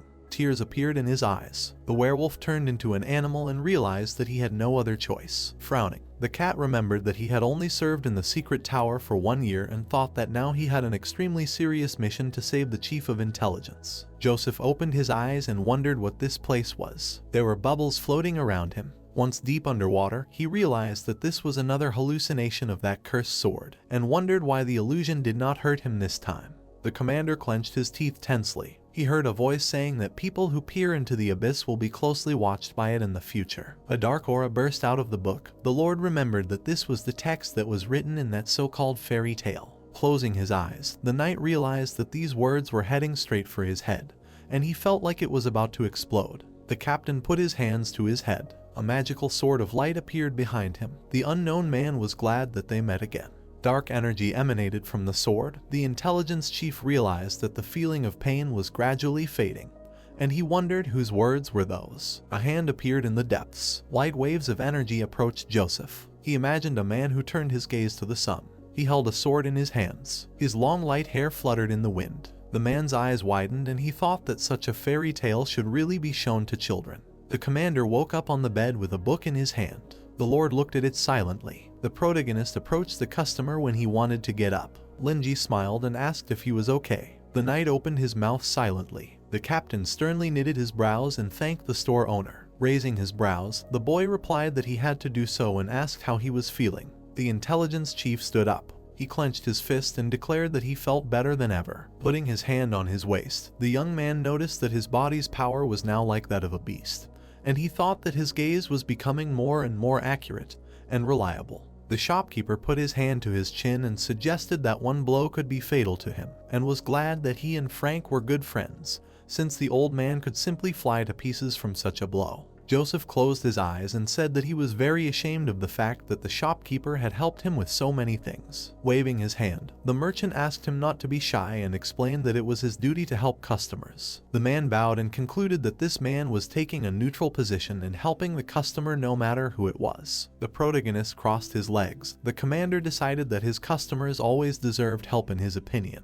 and remembered that he had only seen such kindness voluntarily in one species. The Lord imagined smiling elven women and realized that if the store owner was a representative of this race, then everything became logical. Behind the girl stood Linji. Only a long life could make him lose the desire to distinguish between good and evil, and led to the appearance of calm, grace, and such a warm and tactful manner of addressing people. The knight imagined a guy with long ears and realized that this store was the embodiment of the elves' respect for knowledge, because people are not particularly fond of literature now. The red eyes of the young man sparkled. A man with long blonde hair. The captain remembered the legends that have been passed down from mouth to mouth for thousands of years. Candela stood on a cliff. He was the prince of the ancient elven kingdom, who later became the king of the moon, as well as the original source of the great pandemic and the first madman. He pierced his own body with his own sword and trapped his soul in it, which became a curse, making the weapon magical. People looked at the sword in horror. Since then, every owner of it went crazy and died suddenly. The intelligence chief pursed his lips and remembered that until now he felt that his day was not far away.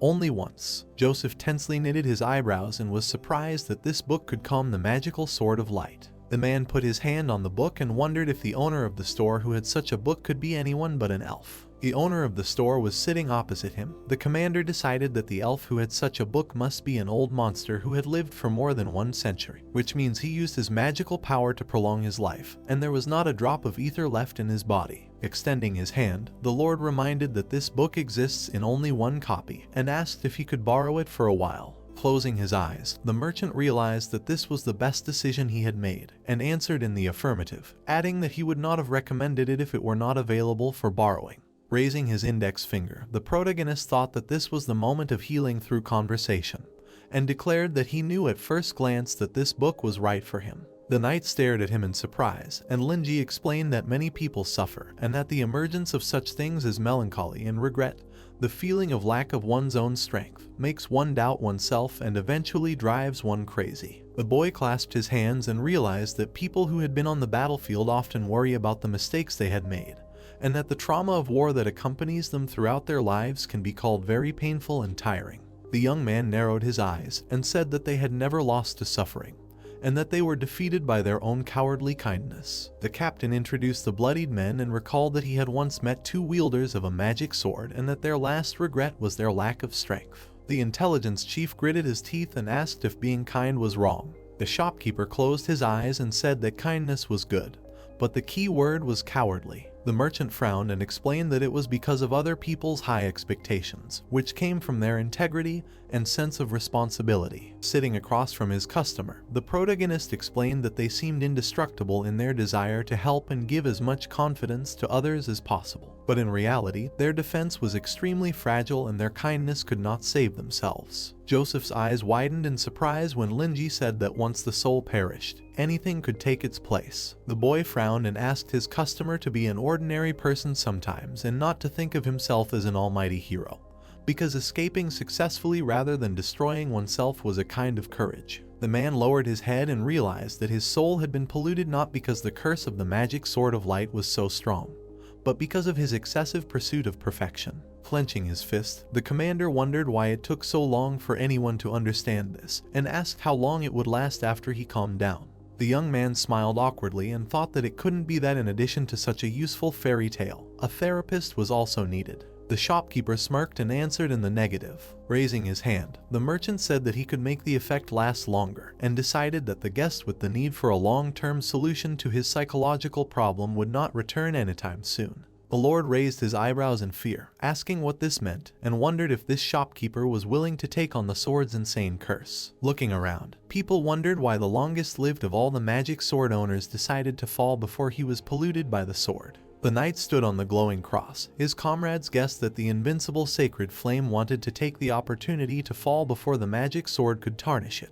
The captain gritted his teeth angrily. He clenched his fist and decided that he was lucky that things had happened this way. The intelligence chief relaxed his fingers and guessed that this sword had found its true successor. Joseph stood up from the table and asked if the shop owner was sure that he was ready to take on all this trouble. The protagonist smiled and thought that he and Frank were very kind people and worthy comrades. Linji put his finger to his lips and mentally called himself a professional life mentor. The guy put his hands on the table and asked if there was any difficulty that his client could not handle now. The man's eyes widened in shock. The young man decided to give him the little prince. The commander's mouth fell open in amazement. Sitting across from him, the shopkeeper realized that his customer had been carrying too much of a burden all this time, and said that he and other heroes like him should at least rest a little. The lord looked up. The merchant's body seemed to glow, and the knight was amazed by his selflessness and nobility, and realized that only an immortal could strive so hard for goodness beyond common sense. The protagonist smiled confidently. A smile appeared on his customer's face as well. The captain placed his hand on his chest and said that they could only talk about rest when peace came to the world. Waving his hand, the intelligence chief asked if he could borrow a book for a few days, promising to return in a week. Linji placed his hand on the table and agreed, asking the customer to register the basic information. His eyes sparkled. The boy thought that the burden of a retired military man's sense of justice was indeed very painful, and he assumed that he would become a regular customer in the future. The youth handed him a card and asked him to put down a cash deposit and write his name and the date. Joseph picked up a pen and a card. It had the title of a book written on it. The man narrowed his eyes. The owner picked up a notebook and said that they would see each other in a week. The commander bowed. After that, the lord headed for the exit and realized that he no longer felt any anxiety about this place. The knight opened his mouth and sighed heavily. Frowning menacingly, the captain realized that he would be able to defend justice and decided that it did not matter that the store owner helped Frank,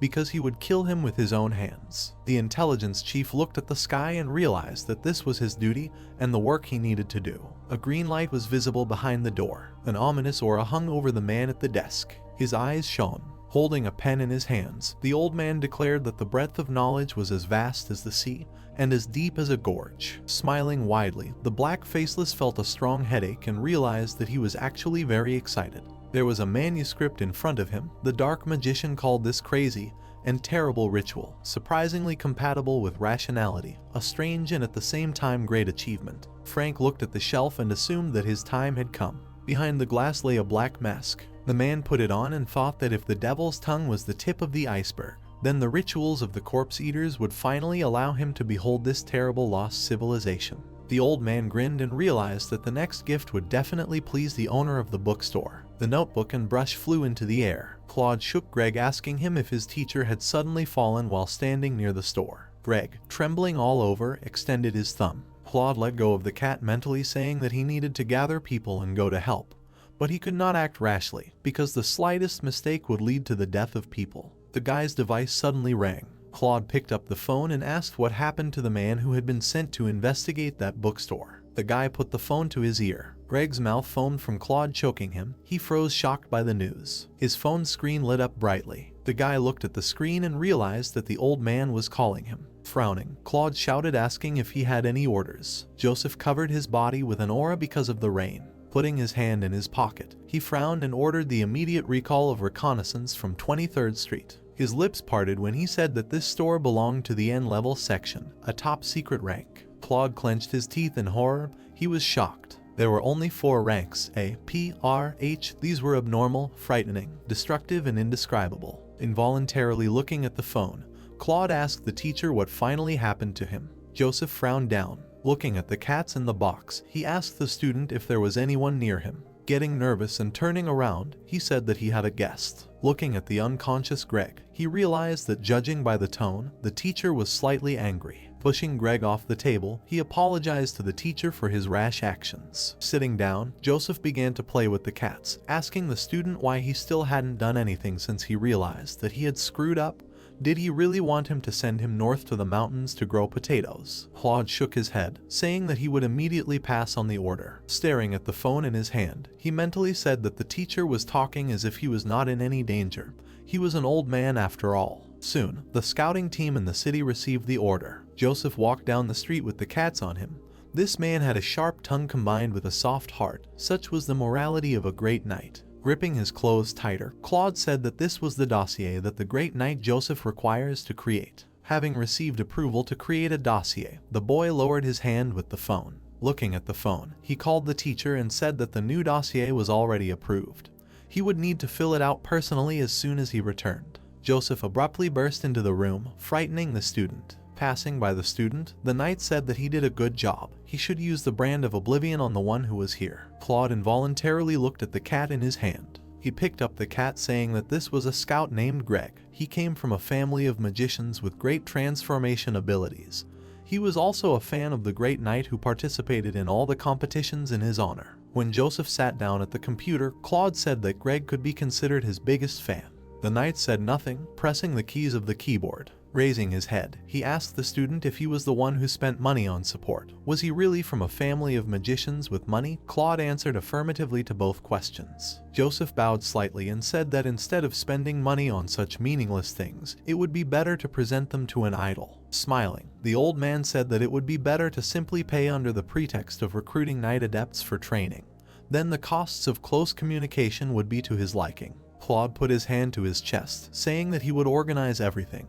But mentally he was gritting his teeth in anger, not understanding how such a person who passionately desired wealth could be a great knight. The old man grinned widely when he realized that even the erased memory was preserved. On the computer screen, a dossier on the protagonist was visible. The old man's finger touched the key. He crossed his arms over his chest, mentally saying that this top-secret dossier should warn all those who saw it to stay away from the bookstore. For a long time, the old man had to stand by the window and explain to his daughter that he was still alive. Putting on his nightgown, the man said that if he died, they must have really pissed him off. Joseph hung up the phone when his daughter said that Claude was in for a big trouble tomorrow. Taking the book in his hand, the old man said that the magic sword was still in a peaceful, joyful state. It seemed that its psychological changes were not related to the book's influence, and this was good. The old man holding the book in his hand looked back when he heard a ringing sound. He walked away from the table and began to shout, saying that this idiot's brains had dried up, because the law on the new labor force that came out 2 months before the truth meeting should have brought him profit,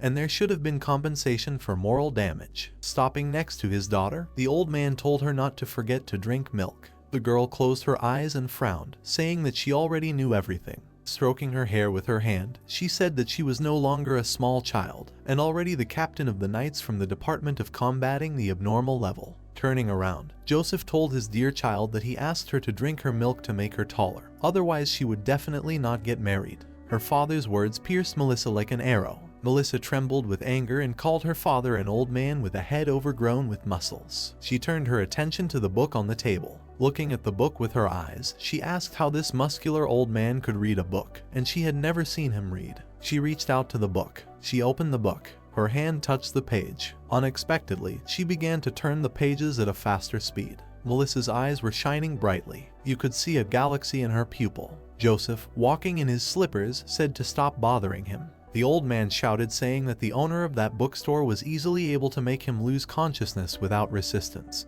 and if any of them were capable of doing this, he would open the archive for him.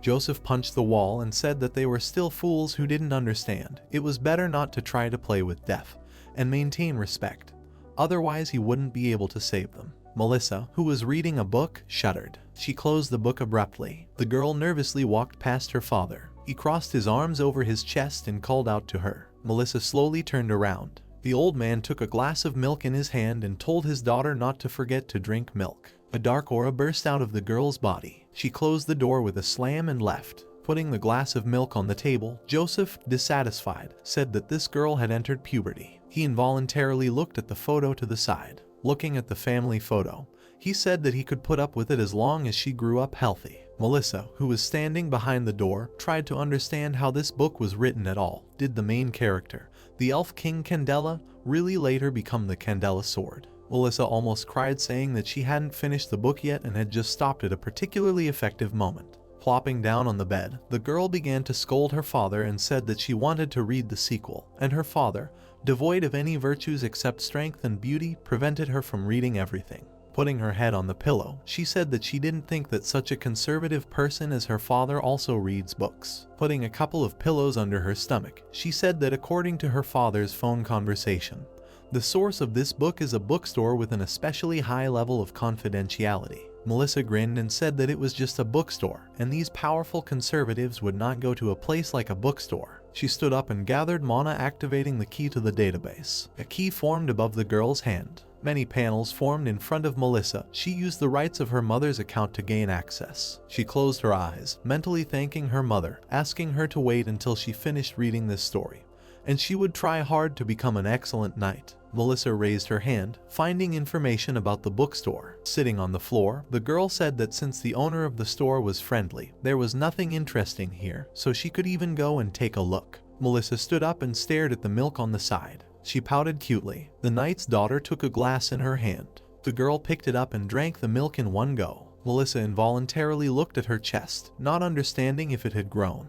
A heavy rain fell on the city. The way to the Nazan area of the city was temporarily blocked, and currently all sewage systems are working at maximum efficiency. The lights were on in the windows of the bookstore. The protagonist washed the floors and listened to the radio, mentally saying that this rain is quite long and has been going on for more than, becoming stronger and stronger. The guy's mop slid forward. Linji wiped his sweat, saying that in such terrible weather it was not worth even mentioning guests, and there were enough problems in everyday life. He closed his eyes and remembered how in the morning he saw a completely flooded floor. He almost decided to move. Now there was no water in the store. Fortunately, all the books remained undamaged, and the floor after cleaning became shiny and as if new, worthy of Linji. The protagonist changed the sign on the door. Wiping the window, he mentally said that in such disgusting weather it was very risky to wander outside.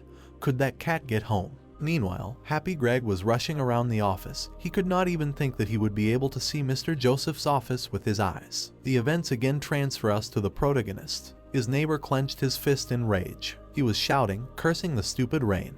Grabbing the TV, he swung his hand to hit. Stroking the TV, the man said that everything was fine with the TV, and with the electrical wiring too. The problem could only be in the traffic jams. He looked sadly at the rain outside the window. Stroking his chin and thinking, he decided that his neighbor might agree to help.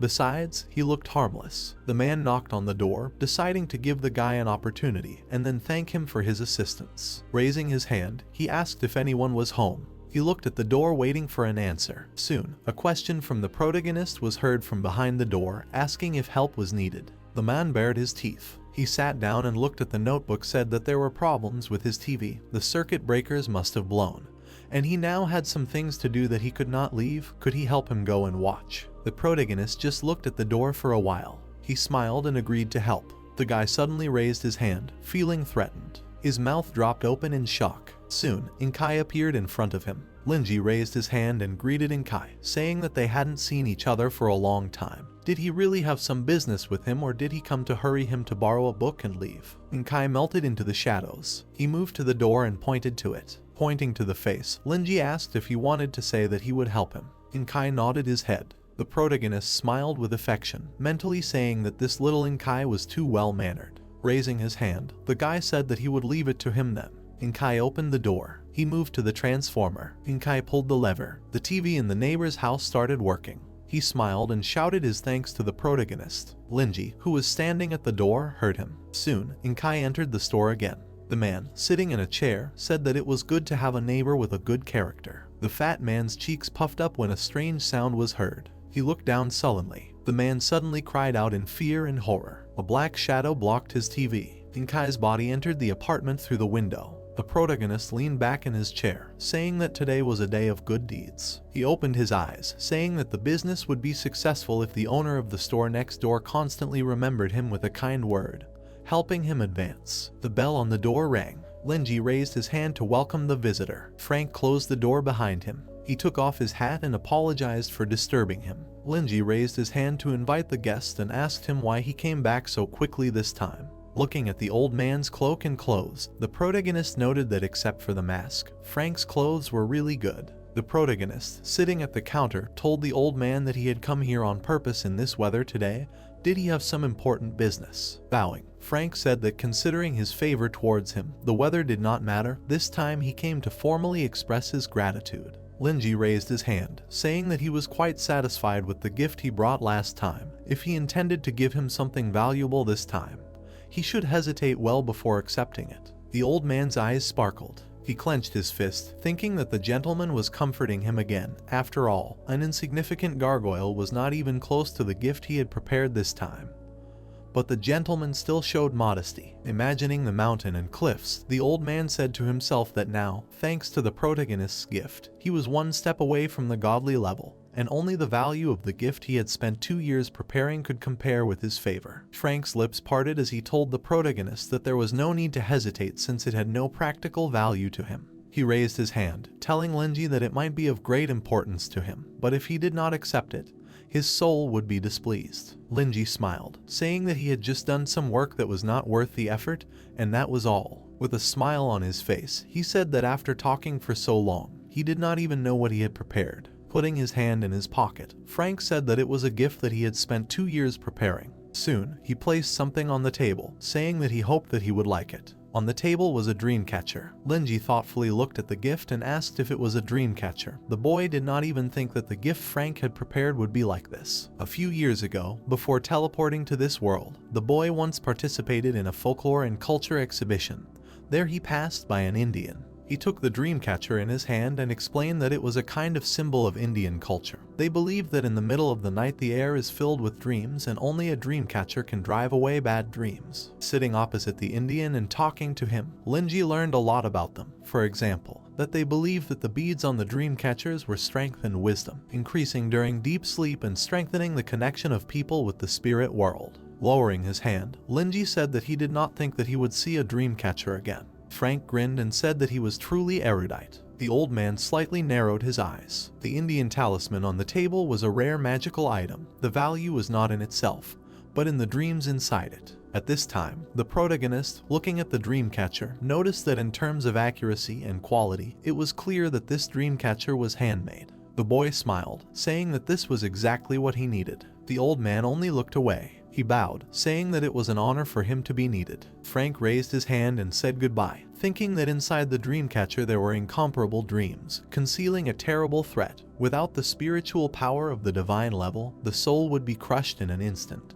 Leaving the store, the old man said that for the master, existing at such a high level must be a unique pleasure and pleasure. An explosion occurred in one of the parts of the city. Kate's body was thrown aside. A chain with a dagger rushed towards her. The chain caught the girl by her clothes. Standing on her sword, Kate thanked Max for her help. Max, kneeling on one knee, shouted, asking the lady to be more careful with the familiar. The mage in the cloak began to chant a spell. After that, he concentrated his ether in the staff. Jixu ran straight at the enemy. Her pupil narrowed to the size of a needle. A huge snake opened its mouth, wanting to swallow her. The girl threw the weapon back, using the inertia to stop. A moment later, the paw collided with the monster's jaw.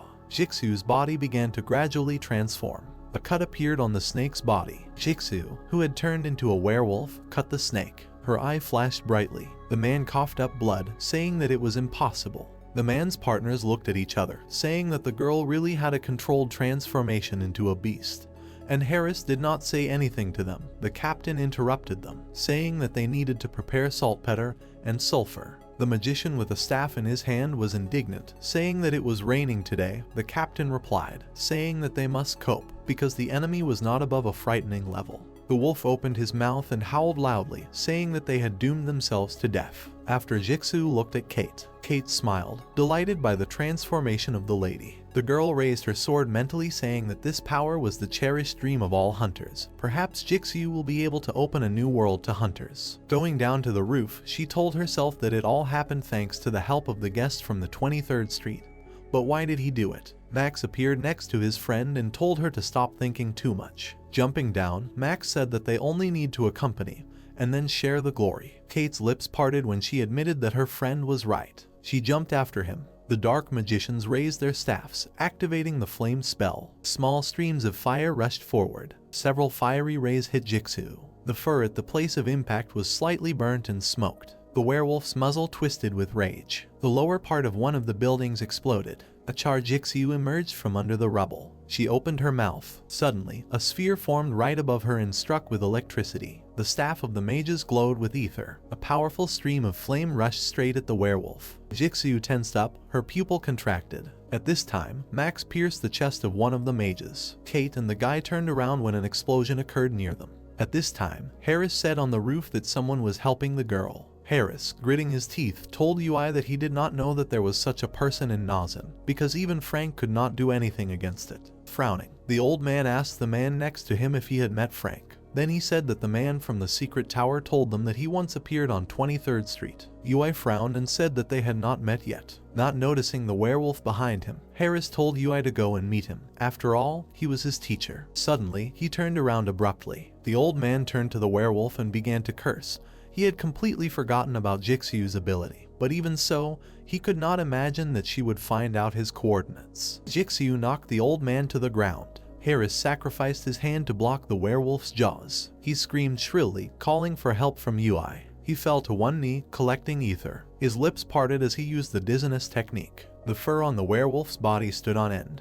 Jixu realized that UI was not simple, since he was able to release such a powerful spell only with speech. Her pupil narrowed. She realized that she could not move. Harris knocked the werewolf onto his back. He immediately swung his dagger to strike. Jixu's eyes flashed brightly. Using her steel will, she ran away, with the enemy's arm torn off. Now only torn clothes remained in place of the hand. A dark cloud of mana rushed towards the werewolf. UI raised his staff up and created a rotten flame. The man chuckled, calling the name of the spell. Jixu froze in place, feeling the pressure. She knew that this flame was dangerous and she could not cope with it. Her paws began to dissolve. Blood splashed near her mouth. UI approached Harris and asked him if he was okay. The old man, not paying attention to the hand, said that he was in the bark. A moment later, he grew a second hand. UI frowned and said that the girl's power should have been in the ability to move through time and space. Grabbing the second hand, Harris said that this is not so. Tearing off the old hand, he said that the girl can use Ryan's soul to obtain his intelligence network. The old man chuckled nervously, saying that he was more and more interested in this power. Raising his hand, he said that he unfortunately had a lot of unfinished business. It was better for UI to go and see Frank. Dark mana thickened above the old man's hand. The old man smiled widely and asked what could hatch from this egg. UI's eyes and mouth opened wide in shock. Capillaries appeared in Harris's eye. He imagined the jaws, saying that a deity, a real god, would hatch from here. The protagonist closed the doors of the store. Several books were placed on the table. Linji was climbing up the stairs, scratching his head. He said that he did not know if the rain would stop soon. It was better for him to wait until it stopped and then go buy household goods. The guy touched the door handle. After that, he went into the bedroom. The first thing he did was hammer a nail into the wall. He hung the dream catcher above the bed, mentally saying that the work was not bad, even if you do not take into account the meaning of the wish put into it. Linji smiled, realizing that the gargoyle was like that too. Frank was really smart, so he would talk to him about it. The guy yawned. Lying down on the bed, he hoped that the dream catcher would really work. The protagonist's eye began to close. Soon it closed completely. Then the dream catcher above his head lit up. Parts of the talisman swayed slightly. The protagonist raised his hand, seeing the snow. Linji, who had moved to the dream world, looked around in confusion. He began to walk forward, walking on the snow and being lightly dressed. Linji said that the falling snow was like captivity. They were not cold at all, on the contrary, even a little warmer. The protagonist looked around with his mouth open in amazement. Suddenly, he froze as if struck by electricity. In front of him, he saw a huge tree and mountains. Linji raised his eyebrows and admitted that it was beautiful. Soon, the protagonist's foot stopped. Linji himself raised his head to look at the tree. Right in front of him was a twisted tree. In reality, this could not be. The guy turned his gaze to the side. Not far away, he saw silver hair. A beautiful girl was sleeping, leaning against the tree. Her eyes were tightly closed. Linji froze in amazement looking at the girl. He suddenly remembered a fragment of a melody and imagined a princess. This girl once wore a crown.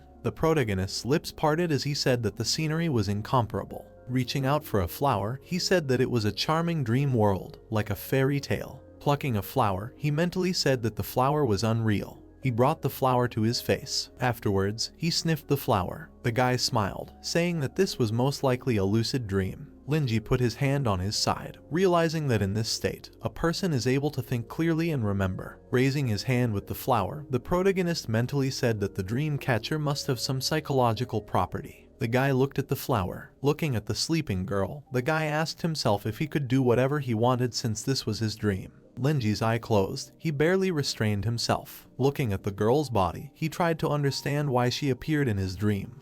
Besides, in dreams, people cannot have such an accurate appearance. Smiling, he said that this white hair was too recognizable. Starting to approach the girl, he said that since it was a dream, anything can happen. Soon he approached the tree. Bayan's eyes were still closed. The protagonist blushed slightly from embarrassment due to the lady's attractiveness. He chuckled, saying that since this was all in S, he would be a little impudent. The guy attached the flower to the girl's hair. Gently stroking the girl's head, Linji said that this girl herself is a flower. He smiled sheepishly. He had never violated other people's boundaries. This was the first time. The protagonist opened one eye. His hand froze when he saw Bayan, who had woken up, looking at him. The guy clenched his teeth and stopped moving. Bayan stood up. She instantly transformed her clothes. Linji raised an eyebrow, looking puzzled at the girl, who turned out to be 2 meters tall. The witch looked at the guy. She adjusted her hair, asking the guest who he was. Linji smiled, realizing that he was asked a question. He involuntarily frowned. He was curious, because he knew that people in dreams are often the embodiment of their subconscious. Linji raised his hand and introduced himself as a person from a dream.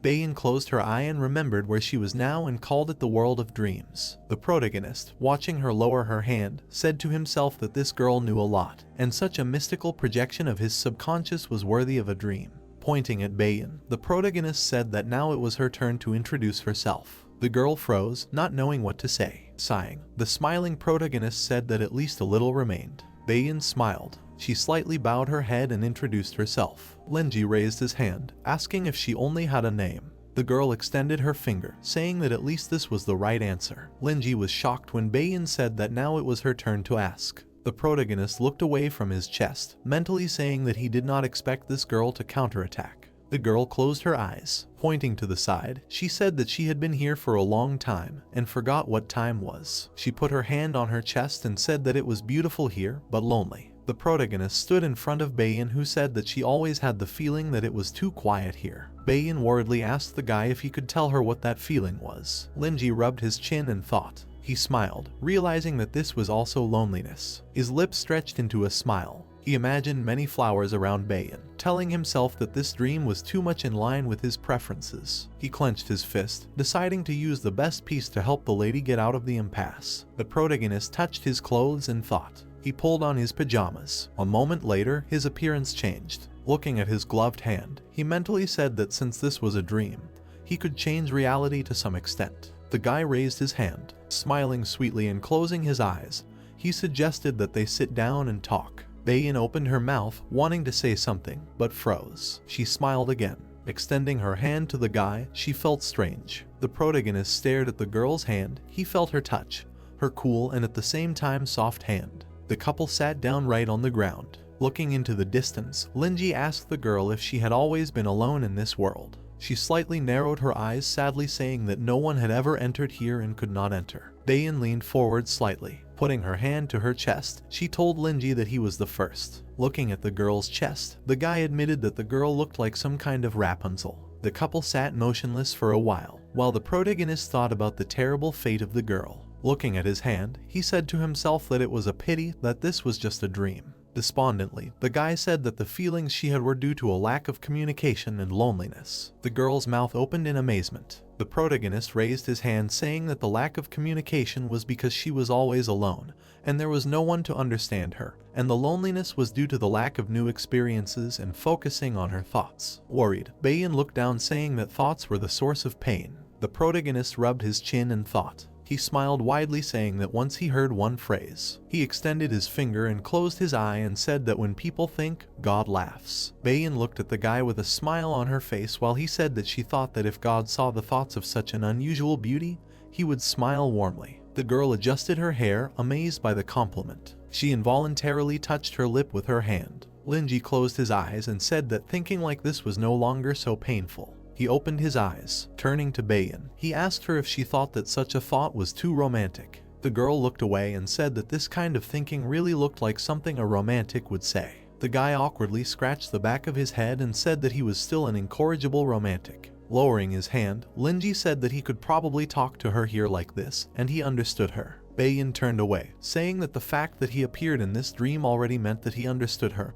and was on the same level as her. Linji smiled at the praise. Opening his eyes, he asked the witch if she acknowledged him. He grabbed her hand abruptly, saying that he was taking the liberty of asking her for a favor. The boy scared the girl by approaching her, saying that this was his most urgent wish. Embarrassed and calming down a little, she asked what kind of request it was. The protagonist's lips parted. He looked at the girl in front of him and asked if he could be his friend. The witch froze with wide eyes in shock. Linji chuckled. He had expected exactly this reaction. The boy smiled, looking at the girl in front of him. She parted her lips, asking if he wanted to be her friend. The protagonist raised his hand, saying that although it was beautiful here, if she constantly looked at the same scenery, they would get bored one day. She should make a friend or start doing daily work. Linji grinned. Speaking of division, he immediately thought of recommendations, and speaking of recommendations, he spoke of books. The guy suddenly frowned, saying that although he was not in a store, but as before, it should be possible to restore the book from memory. Soon, a collection of fairy tales by the Brothers Grimm appeared on the guy's knee. Linji turned the page. He closed the book, handing it to Bayan. He said that he could consider this book a gift to a friend when they first met. The girl looked closely at the gift. She stretched out her hands to the book. Bayan hugged the book to herself, saying that for a long time, no one had given her anything.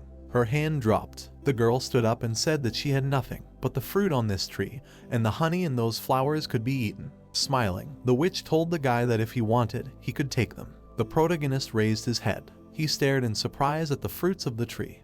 He remembered that in the beginning the tree had no fruits. He raised his hand, deciding to take one of the fruits. The guy touched the flowers and decided that there was nothing special about them. Turning to the witch, he asked her if he could eat the fruit right away. Bayan smiled sweetly and said that of course he could. The protagonist extended his finger. A moment later, a fruit appeared in his hands. A golden apple was glowing in his hands. Saliva flowed from the guy's mouth. He was terribly interested in the taste of the apple. The guy opened his mouth. He ate the apple in a couple of seconds and realized that the taste was not much different from an ordinary apple. Bayan looked at the protagonist and asked how the apple tasted. The guy smiled and said that it was sweet. Suddenly, the space rippled. The space began to collapse like glass. Linji looked at his hands and realized that he was starting to wake up. Raising his hand, he told the girl that they would meet again, and now it was time for him to go. The girl put something in the guy's hand. She suddenly hugged him around the neck. The protagonist's eyes widened. Baein nibbled the guy's earlobe and said that she hoped to see him the next night. Then she pulled away with a smirk, looking at the guy. Linji's body shook. The space collapsed and Baein was left alone in it. The stranger stood in the pouring rain. He chuckled, lit a cigarette, and began to reason that choosing Harris was the wrong move. He blew out thick cigarette smoke and added that choosing someone else would be even more wrong. Yui reasoned that he, who had crippled his brothers and betrayed his teacher, did not have much of an option from the beginning. A voice rang out from somewhere near the trader.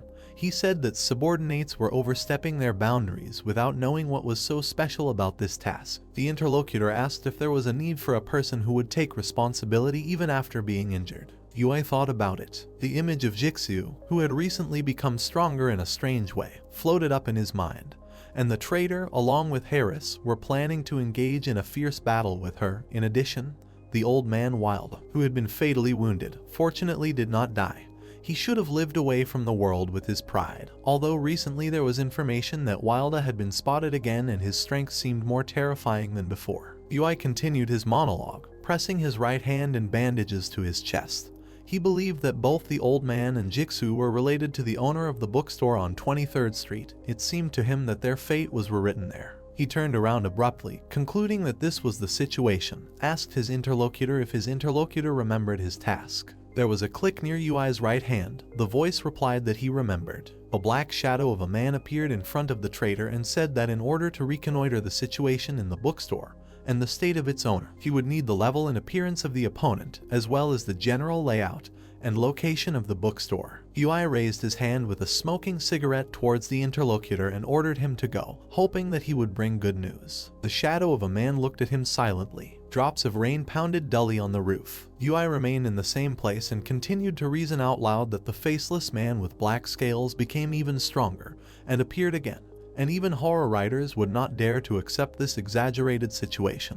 The trader took a deep drag on his cigarette, and a hope flashed through his thoughts that the reconnaissance was wrong. Meanwhile, the shadow reached its destination, checking itself out loud. The address, 23rd Street, House 412, Bookstore. John took on a human form, confident in the coordinates, and again, taking the form of a shadow, he slipped through the entrance doors. He found himself in a spacious hall and stopped in confusion. The guy, looking around, thought that he did not feel any ether vibrations. Relying on his feelings, he concluded that he had ended up in an ordinary bookstore. John decided to go up the stairs past the gargoyle, since he needed to inspect the second floor. The gargoyle opened its red eyes, and, with a silent sigh, closed them. John stopped near the closed door and thought that he had not checked only this place, where there were signs of life. He felt breathing and thought that it did not belong to someone outstanding. The guy extended his hand forward, saying out loud that he was nervous in vain, because he did not even think that this would be such a simple task. Deciding that Mr. Yui was too worried, John looked around, convincing himself that there really couldn't be any monsters in the shabby bookstore. He reasoned that this time he would just kill the owner of the bookstore, then return with a report in which he would say that in fact, the one Yui was worried about was nothing more than an ordinary person who had already died at his hands. John's fingers were already reaching for the round door handle. A moment later, he grabbed it, grinning to himself, imagining the funny expressions on the faces of those who would listen to him.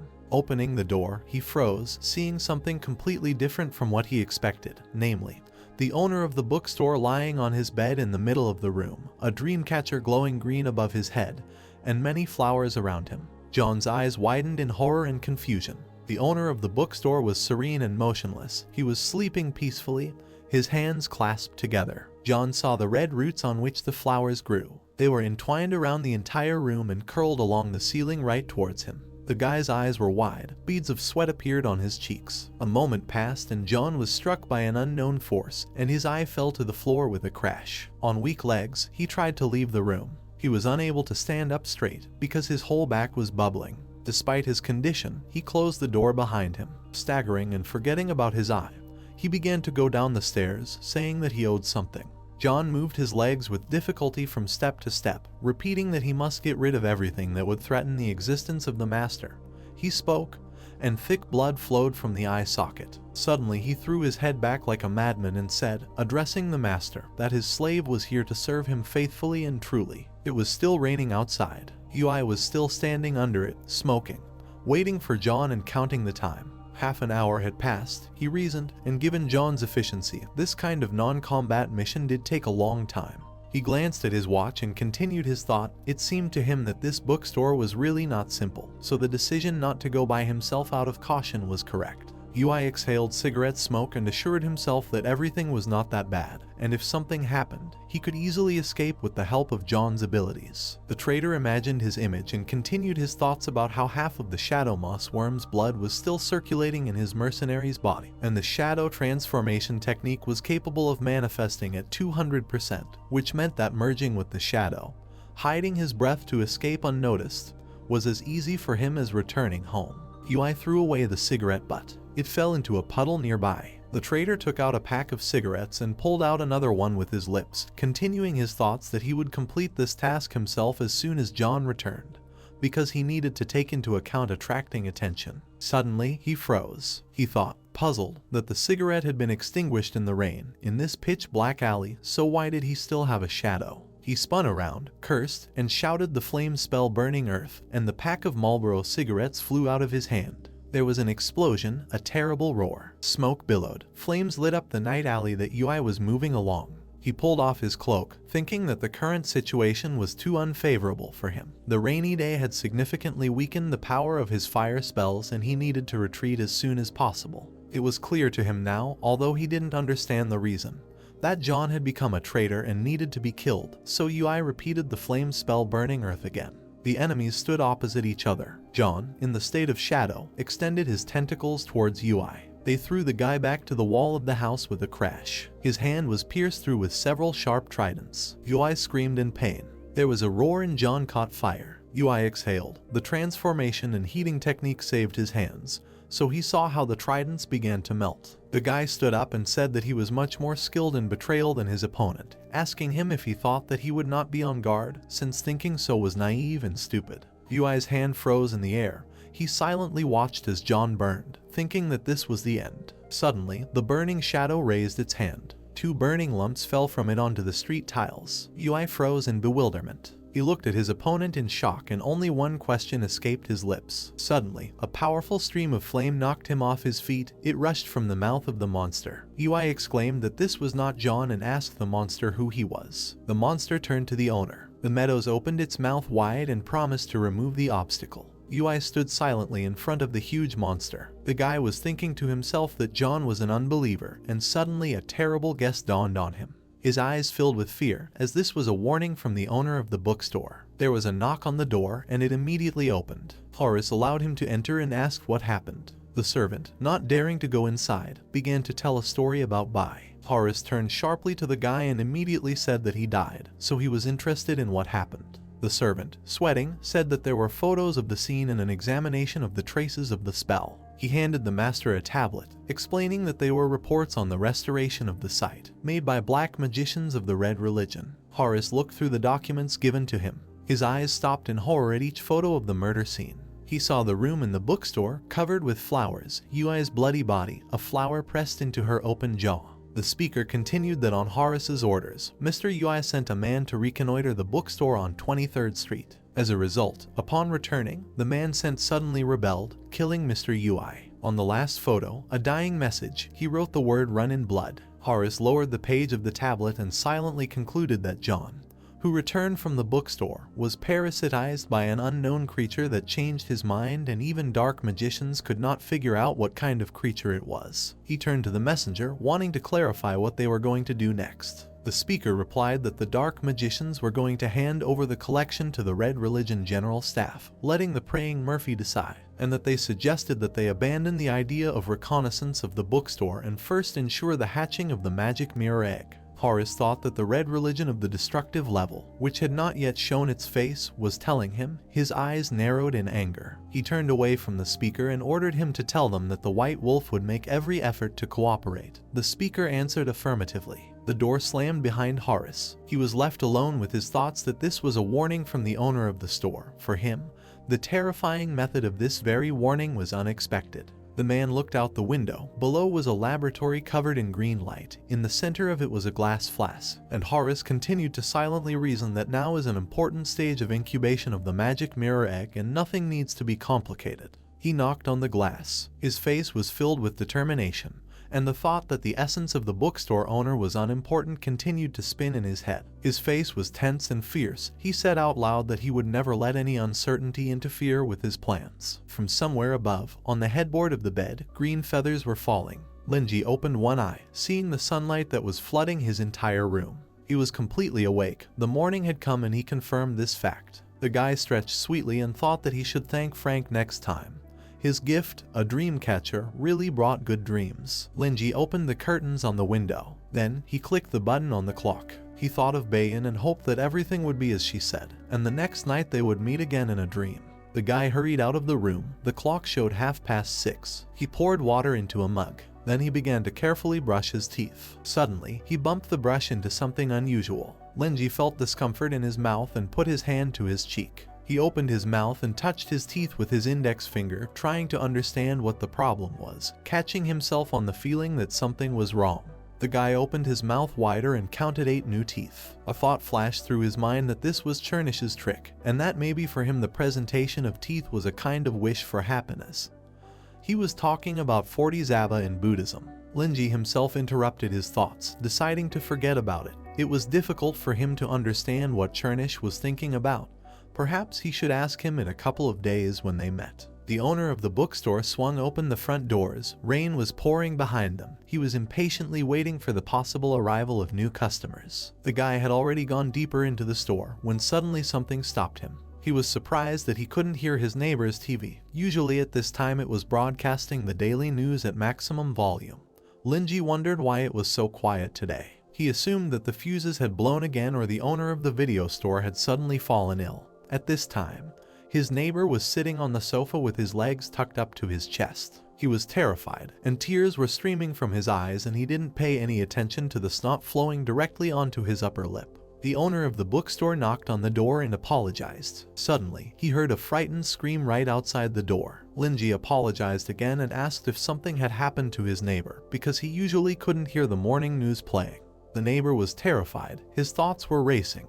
He was thinking about his unexpected guest noticing the silence. He was remembering that people who expose themselves in a movie and realize they were wrong eventually die. So in a panic he mumbled that nothing happened and the TV was on. He immediately reached for the red button on the remote. The owner of the video store remembered the horror that had burst out at him from the screen yesterday. Linji heard the news of the day from behind the door, which said that a wall had collapsed in one of the districts, killing an adult man at the scene, and that a secret tower was starting an investigation. So the guy thought about the accident that had happened, the bad weather recently, and assumed that he was worrying too much.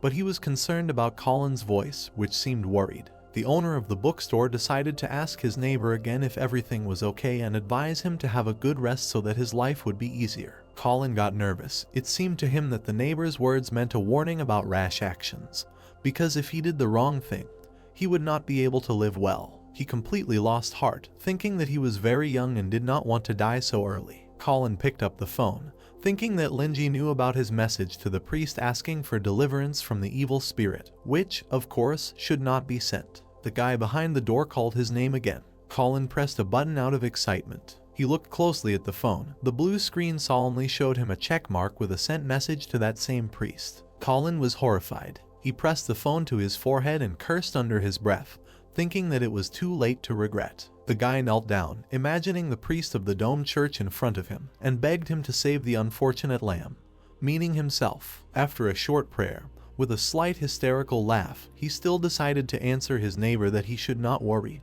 Everything was fine, and thanked him for his concern. Linji was surprised and replied that he would not bother him. He turned his head to the bookshelves in a slight confusion and kept thinking about his neighbor, and he always had a feeling that Colin was hiding something or something. So he thought of buying something and visiting his neighbor. The doorbell rang. The owner of the bookstore greeted his first customer. His gaze froze in confusion. It was indeed a new customer, as there was a young girl standing at the threshold, raindrops dripping from her umbrella. The owner concluded that the girl was quite energetic. The guest thought that she had come to the bookstore from her father's file. She finally turned her attention away from the effects of the bad weather and looked at the owner. He offered to help her. The girl silently looked around the store. She looked closely at Linji, surprised and a little embarrassed. He seemed ordinary to her and she doubted the end level of the store, but continued to move towards the counter. Suddenly, she slammed both hands on the table and leaned on them, asking if he was the owner of the store. The guy confirmed and offered his help again, listing the services of the store, which included the ability to borrow a book, buy one,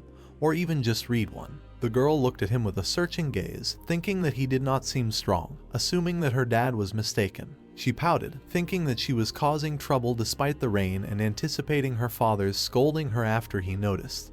And in the end, this was just an unremarkable bookstore. She did not find it funny at all. The girl propped her cheek on her hand. She defiantly asked if he meant that she could do anything she asked for. Linji felt a ray of light hit his head, wondering what kind of thoughts were in the heads of children. He looked at the girl intently, explaining that the request should not go beyond the unacceptable limits. Suddenly, a small hand hit the table. The girl said that she wanted to arm wrestle him and asked if this was overstepping the bounds. The owner of the bookstore was shocked. He frantically thought that an ordinary person borrows books, buys them or reads them, 3 alternatives from which he chooses one.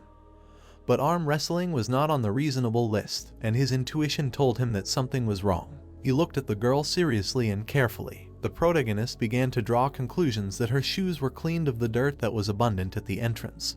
This indicates that the girl is quite well-mannered. Well-groomed thick red hair speaks of a wealthy family, and besides, the disappointed expression on her face spoke of her purposeful visit to the bookstore, and not just to hide from the rain. The girl waited for an answer all this time, placing her right hand on her elbow. Linji felt like he didn't understand why such a child would suddenly come to his store and want to arm wrestle with him. He let out a small laugh. He thought hard about the fact that his store wasn't that attractive. Could it mean that she was sent here by one of his recent customers? Linji thought about Jixiu and Joseph. Suddenly, it occurred to him. He asked himself about Joseph. Finally, he noticed that the girl was clearly related to Joseph. He looked closely at the guest. Linji imagined the image of his recent customer and was finally convinced that he was right, because the girl was holding her hand on her wrist in the same way as Joseph. Linji felt a strong pressure, causing a surge of uncertainty. Finally, the girl hesitantly asked him if her request for arm wrestling was too difficult. The bookstore owner found himself thinking that staring at her for too long was not good in itself, so he confirmed that there was nothing special in the request,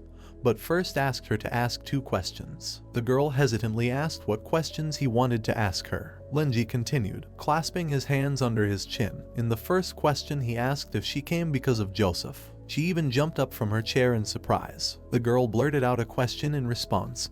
How did he know about this? The guy calmly continued, having received an indirect affirmative answer. Linji asked not to stare at him, explaining that the girl looked like Joseph, and at the same time he poured tea from a teapot into a cup. Melissa furiously asked again who looked like Joseph. Linji chuckled, imagining how they were both equally angry, thinking that it was inherited, calling Joseph an old tsundere.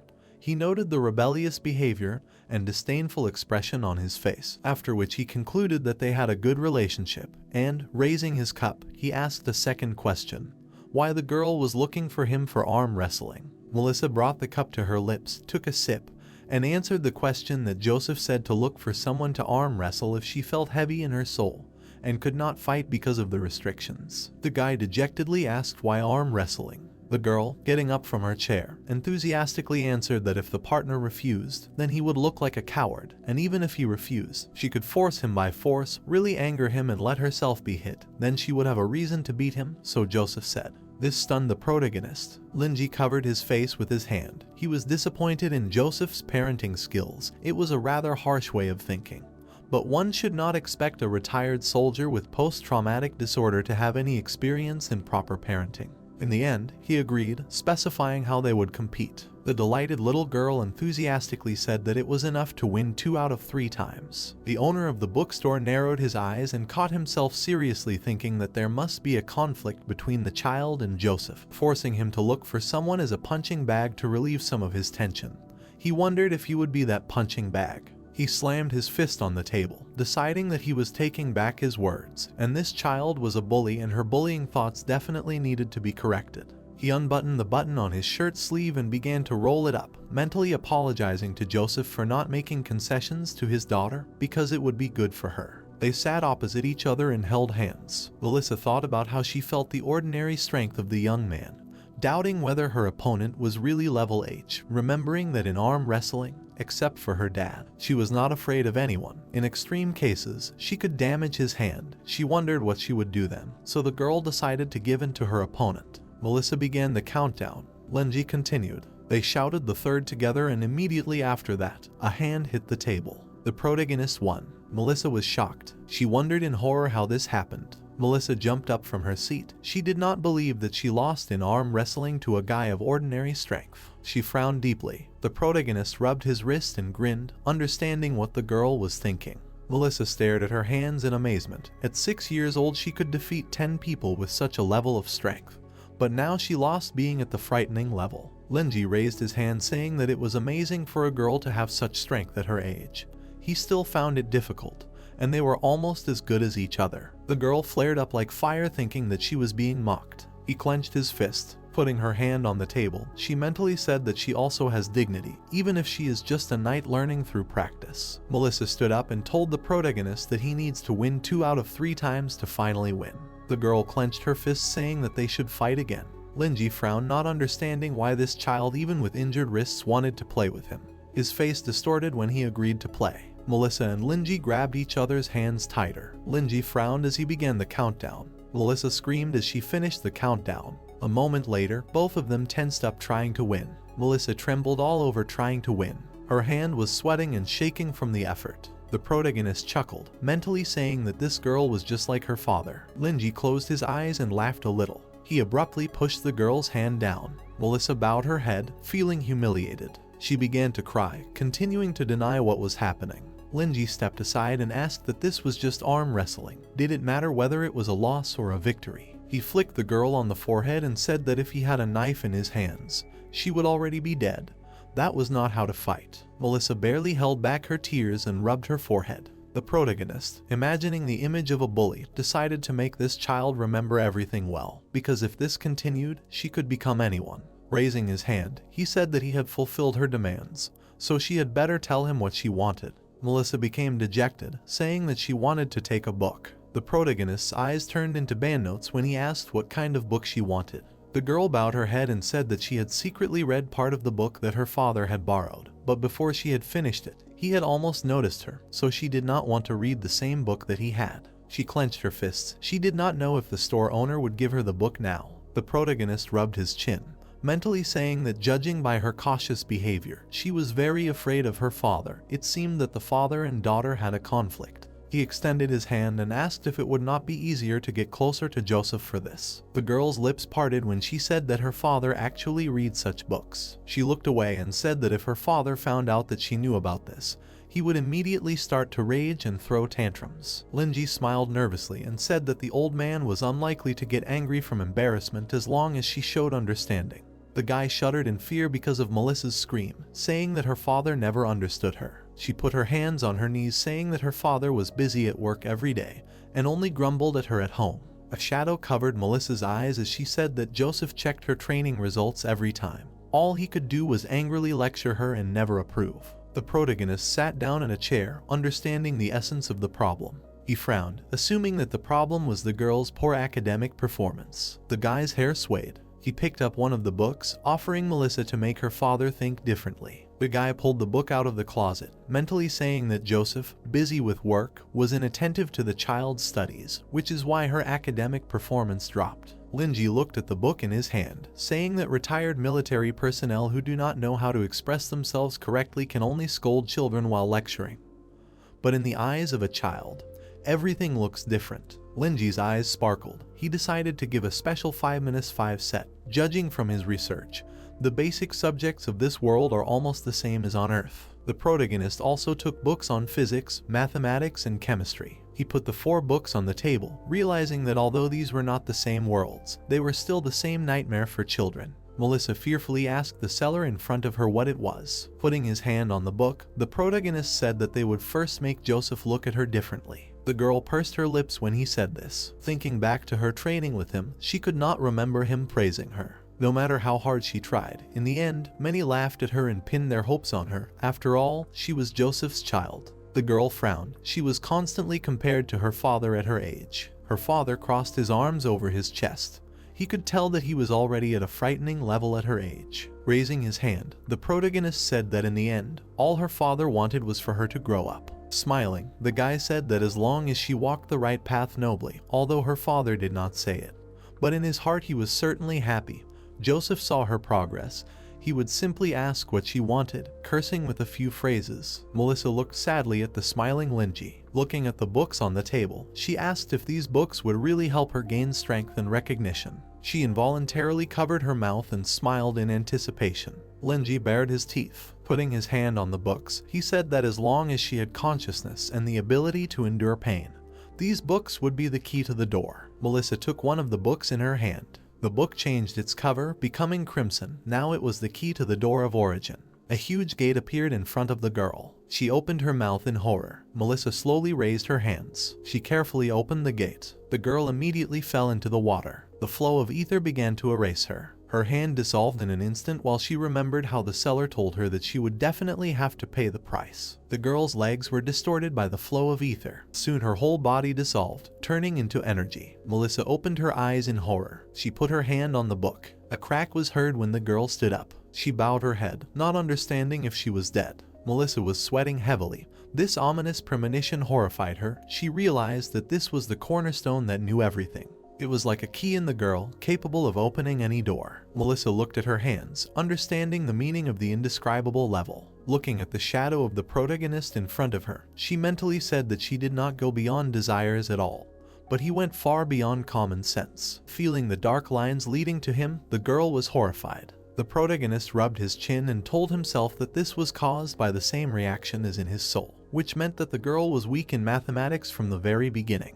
His lips parted. He grinned and asked the girl if she needed his help. Putting his hand on the shoulder, Linji said that if she had any questions, she could always turn to her. Approaching the girl, he said that she seemed to not have understood this book very well. Melissa sweated heavily, thinking that this man was talking about help, completely ignoring her desire and opinion, while at the same time causing her pain from dissociation of consciousness. The protagonist, meanwhile, smiled, deciding not to add the hooligan set to the 5-3 set. He closed his eyes, thinking about his next steps. Putting his hand on the girl's head, he asked if she was really so scared and unbearable that she did not want these books. Passing by his dear Melissa, he said that he still felt that she was a talented child worthy of a better future. The girl's eyes widened in fear. She did not understand why there was this constant feeling that if she obeyed, she would take a path that could not be abandoned. Perhaps these books were like distributing great power in the name of a certain existence. She only looked at the boy's smiling mouth when he said that she only needed to try, and then she would definitely be able to master that part of the power,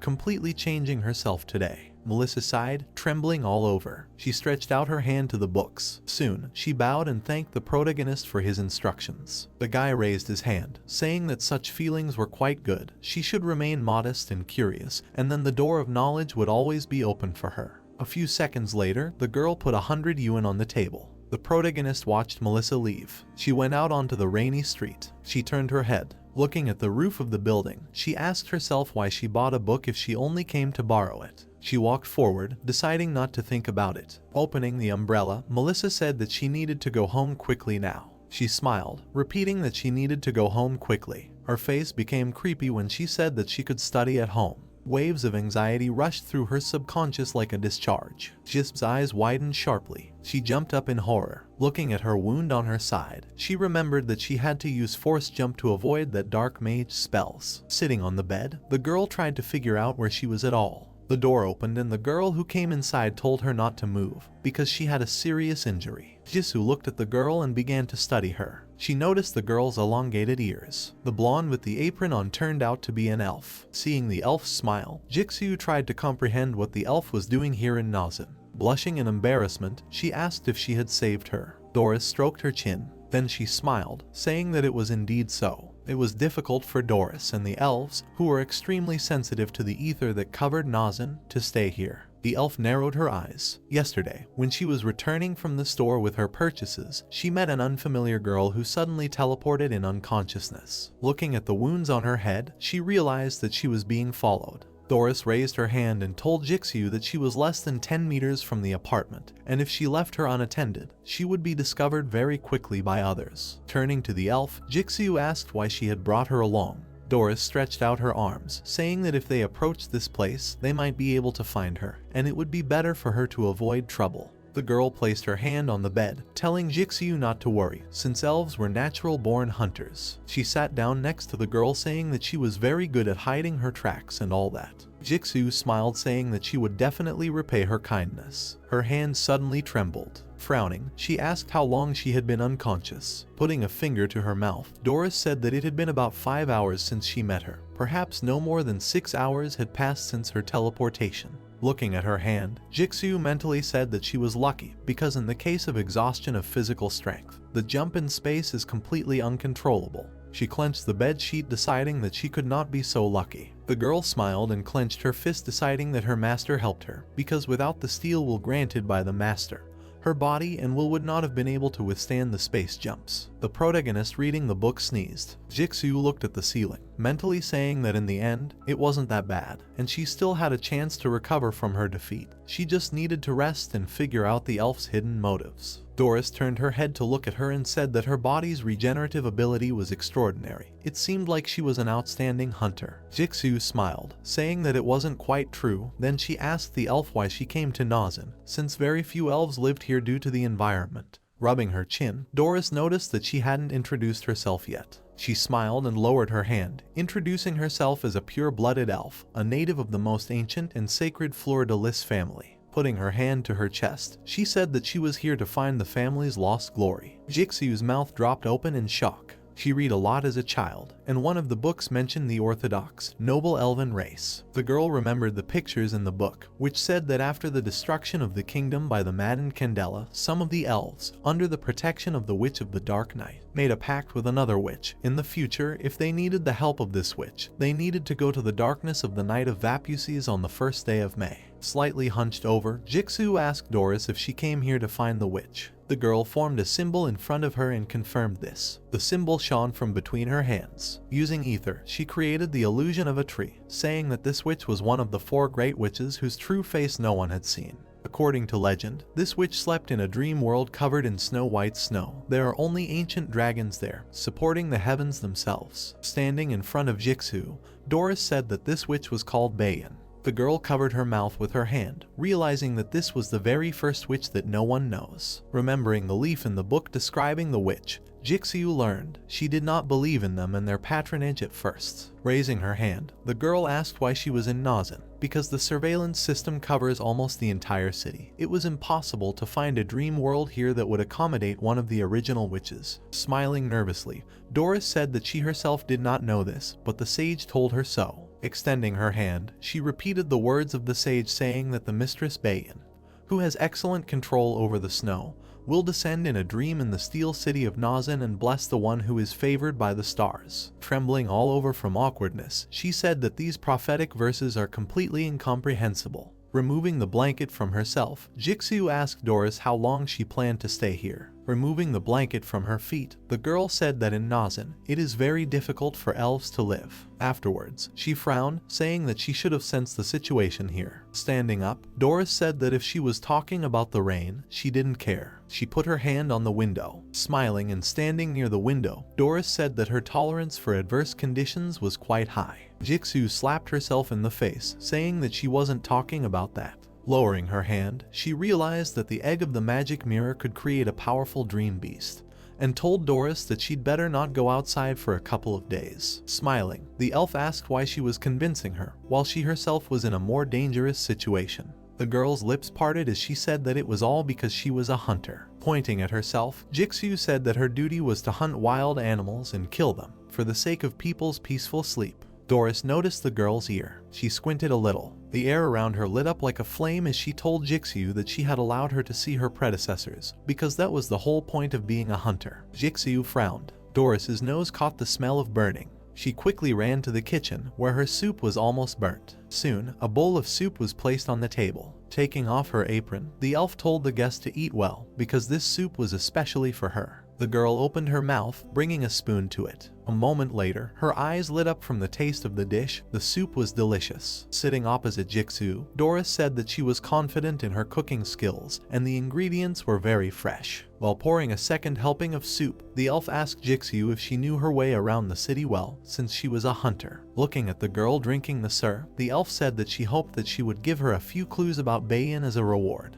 Holding a bowl of soup in her hand, Jiksu said that due to the situation in the city, she might not be of much help. Looking at the rainy street outside the window, the huntress advised her to go to the bookstore on 23rd Street after the rain ended and ask the owner. Doris opened her mouth and eyes in confusion, asking who he was. The girl clasped her hands and said that he was the one she had sworn to serve faithfully, an outstanding person who spread the gospel throughout the world. Closing her eyes and imagining the master, she said that although she had not yet fully understood who he was, his omniscience was like a god. Doris narrowed her eyes, crossing out the soup. She said that this person seemed to be very great. Smiling, she said that recently she had been studying all the information about famous people in Nazin in order to fit into society, and since her master was famous, the information about him should be recorded. Jiksu smiled, saying that she understood her doubts, but she was only stating a fact. Raising her hand, she said that the master was the one who showed her the direction in the darkness and supported her strength so that she could defeat her enemies. The protagonist who was cleaning the books sneezed. Doris raised her head and said that her faith was as strong as her faith in Bayan.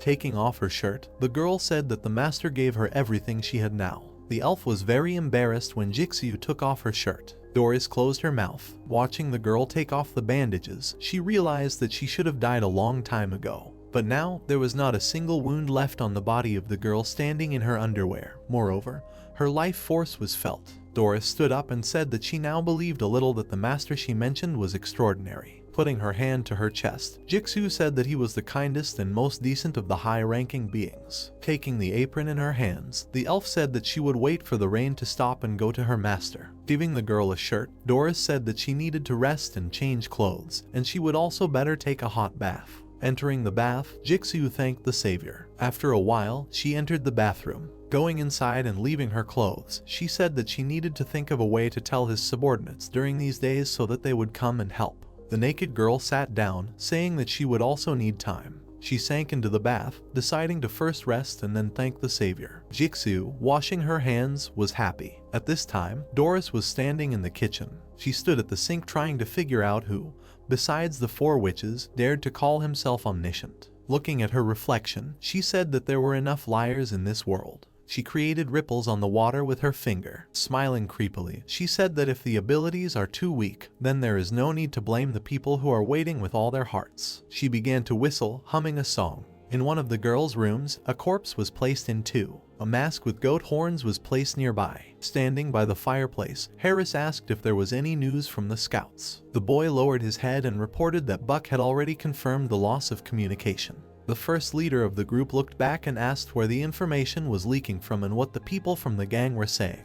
The boy looked away and said that he knew nothing. The man grabbed him by the throat. He lifted his subordinate into the air and asked what this meant. The leader of the White Wolf frowned menacingly and asked if this gang understood the seriousness of the situation. A member of the organization grabbed his hand and explained that the traces were completely erased, and that even the examination had failed. The villain's eyes widened in shock and ordered him to continue searching for information for him. The villain let go of the boy and said that he did not care how many people died. Harris turned away and asked how things were with Charles. The boy lowered his head and replied that their comrade was fully awake. The first leader of the group put his hand to the fireplace. His subordinate added that Ui had preserved the dead body in extremely good condition, and Murphy had resurrected it and filled it with the consciousness they needed. The man grinned and was glad that there was at least one piece of good news. He narrowed his eyes and remembered that, according to the intelligence officer, this man was indeed Frank's favorite student. The head of the White Wolf raised his eyebrows and said that this was the reason Ui had killed him back then. It was raining outside. The scoundrel wondered what his enemy would do when his own student returned from hell, and wanted to kill himself. The man in the robe walked down the street. The stranger wrapped himself in a cloak and breathed heavily. His robe fluttered in the wind. The villain hoped that Charles would be able to provide the necessary energy for the incubation of the egg of the magic mirror. Young Frank stood in the middle of the snow-capped mountains. Deep tracks were forming under his feet. The man adjusted his hair and looked ahead. In front of him was a giant lizard skull. The Black Faceless was glad that he finally got to this place. He opened his mouth wide and addressed his teacher, the Lord of the Giants. His staff lit up. The dark magician introduced himself and said that he had come to visit him. Frank's eyes widened and asked him to look at his work, if he still had the ability to sympathize with his students. The man raised his eyebrows in surprise when Slater asked him not to use the spell. Dark energy burst out of the gorge. The elder king of words and souls said that although he was called a living fossil, his body was not yet a completely rotten rock. Streams of energy rushed into the sky. The dragon whisperer pressed the beast's skull to the ground. The giant rose from the ravine. His eyes glowed. The Black Faceless one covered his face with his hand. The last descendant of the giants smiled and said that they had not seen each other for a long time. His eyes were bloodshot. The old man asked what brought the student here. The dark magician opened his mouth and swallowed nervously. A smile appeared on his face. He replied that he had already finished working on what he was given. Frank showed him the gargoyle and asked the teacher to look at it. Slater brought his finger to it and summoned magic circles. They flew to his eyes. The magic circle was reflected in his empty eye socket. The elder king of words and souls rose above the student. A loud roar was heard. The man frowned sternly. His mouth opened in surprise when the mentor called her work an almost perfect masterpiece. The dragon whisperer sat on his throne and said that at that moment, fate had already made its choice. The Black Faceless man held a staff in his hands. The giant declared that from now on his training would be over. The dark magician smiled broadly and asked what it meant. The last descendant of the giants leaned towards him and called him an independent wizard. Frank squeezed the staff in his hand. Kneeling down, the man expressed his gratitude for the patronage and declared that for him these instructions and recognition were the honor of his life. The old man smiled broadly and asked him not to forget his own destiny. After that, the Black Faceless man walked away. Slater wished good luck to his last student and follower. Walking down the street, the dark magician remembered that he did not attach much importance to the teacher's words and was simply happy that the mentor recognized him. Then all his movements corresponded to the model and were imbued with mysticism, power, and grace. There was an orphanage on one of the streets. Thinking about it now, Frank began to understand that it was precisely because he was too young and frivolous at the time that a whole series of events happened. A man opened a creaky door. The heroes entered the room where the orphans lived. The owner of the orphanage raised his eyebrows and said that he really did not expect such a big man to come back here to adopt someone. The man looked at him calmly. His eyes sparkled when the old man called him the gentleman with black scales. The Black Faceless one pointed his finger forward. The employee of the orphanage said that there were too many orphans lately, and that the fact that someone decided to give them a chance to live was truly wonderful. The dark mage pointed to a child and asked his name. The little boy was sitting by the wall. The owner of the orphanage replied that he had come here not long ago and did not have a name yet. The orphan looked up. Frank approached him and introduced himself. The man looked down at him and decided to give him two options: either stay here and wait for death or go with him. The child looked up indifferently. The old man was surprised when the boy extended his hands to the guest. With tears in his eyes, the orphan said that he did not want to die and asked the stranger to take him with him. The Black Faceless smiled and said that he would take him. The dark magician threw him his cloak. Taking the child in his arms, Frank explained that he would make him his apprentice and asked him to no longer worry about death happening to him at any moment. Raising his eyebrows, the man remembered that he still did not have a name and decided to call him Charles. The orphan's mouth dropped open in surprise. The boy smiled widely and agreed. The heroes walked towards the sun. From that moment on, the Black Faceless had an official apprentice. Since the transfer of inheritance is carried out in the form of language, magicians and their apprentices are usually closer in relationship than relatives. The dark wizard's eyes widened in shock and he called out to his follower. A severed hand lay before him. Charles' wrist was covered in blood. Frank realized that he had been too protective of the child and had let him down. Bloody tears rolled down his cheek. A black snake appeared above him. It was too late. The man had not been able to find the corpse and soul of his student, without which it was impossible to resurrect him. The Black Faceless one opened his mouth wide and screamed, because the loss of his follower had become his lifelong and irredeemable sin. The old man raised his head in fear. Frank's eyes widened and he thought that it was just a dream. His mask lay next to him. The man was surprised that he had dreamed of Slater and assumed that fate had already made its choice. The Black Faceless one put on the mask and decided that the teacher had already foreseen at that moment how he could receive the instructions of the bookstore owner and would present him with the gargoyle as a gift. The dark mage picked up the piece of paper and remembered that it was the real answer sheet he had delivered, which the dragon summoner was quite pleased with. Looking up, the old man understood the depth of the giant's words and realized that he would not have killed his student if he had even half the wisdom of his mentor. Smiling, Frank thought about how perhaps Charles had escaped through the cracks of the dream world and not died at all, and remembered that he had had a similar faint hope before. The answer sheet was consumed by fire. Green aura oozed from the skull. The man realized that he still remembered this part of his past even in these circumstances, and wondered if he really had hope for a miracle to happen. The black faceless one picked up a quill. He looked back when he heard a knock on the door. The stranger stood in front of the door. The dark magician thought that this was the safest and most secret place in Nazan and that no one knew about it, and decided that the person who had come could only be his disciple. The boy took off his hood and announced his return. The old man's eyes widened in shock. Frank jumped up from his chair. The butterfly flapped its wings. The boy told him that Fred wanted to take revenge by killing him, but he managed to survive because the crevices of the dream world were not so deep. The orphan knelt down and decided to wait for his teacher here, just like back then in the orphanage. The follower lowered the corners of his lips and said that he did not want to die. The student grabbed the door handles and asked the mentor to take him with him.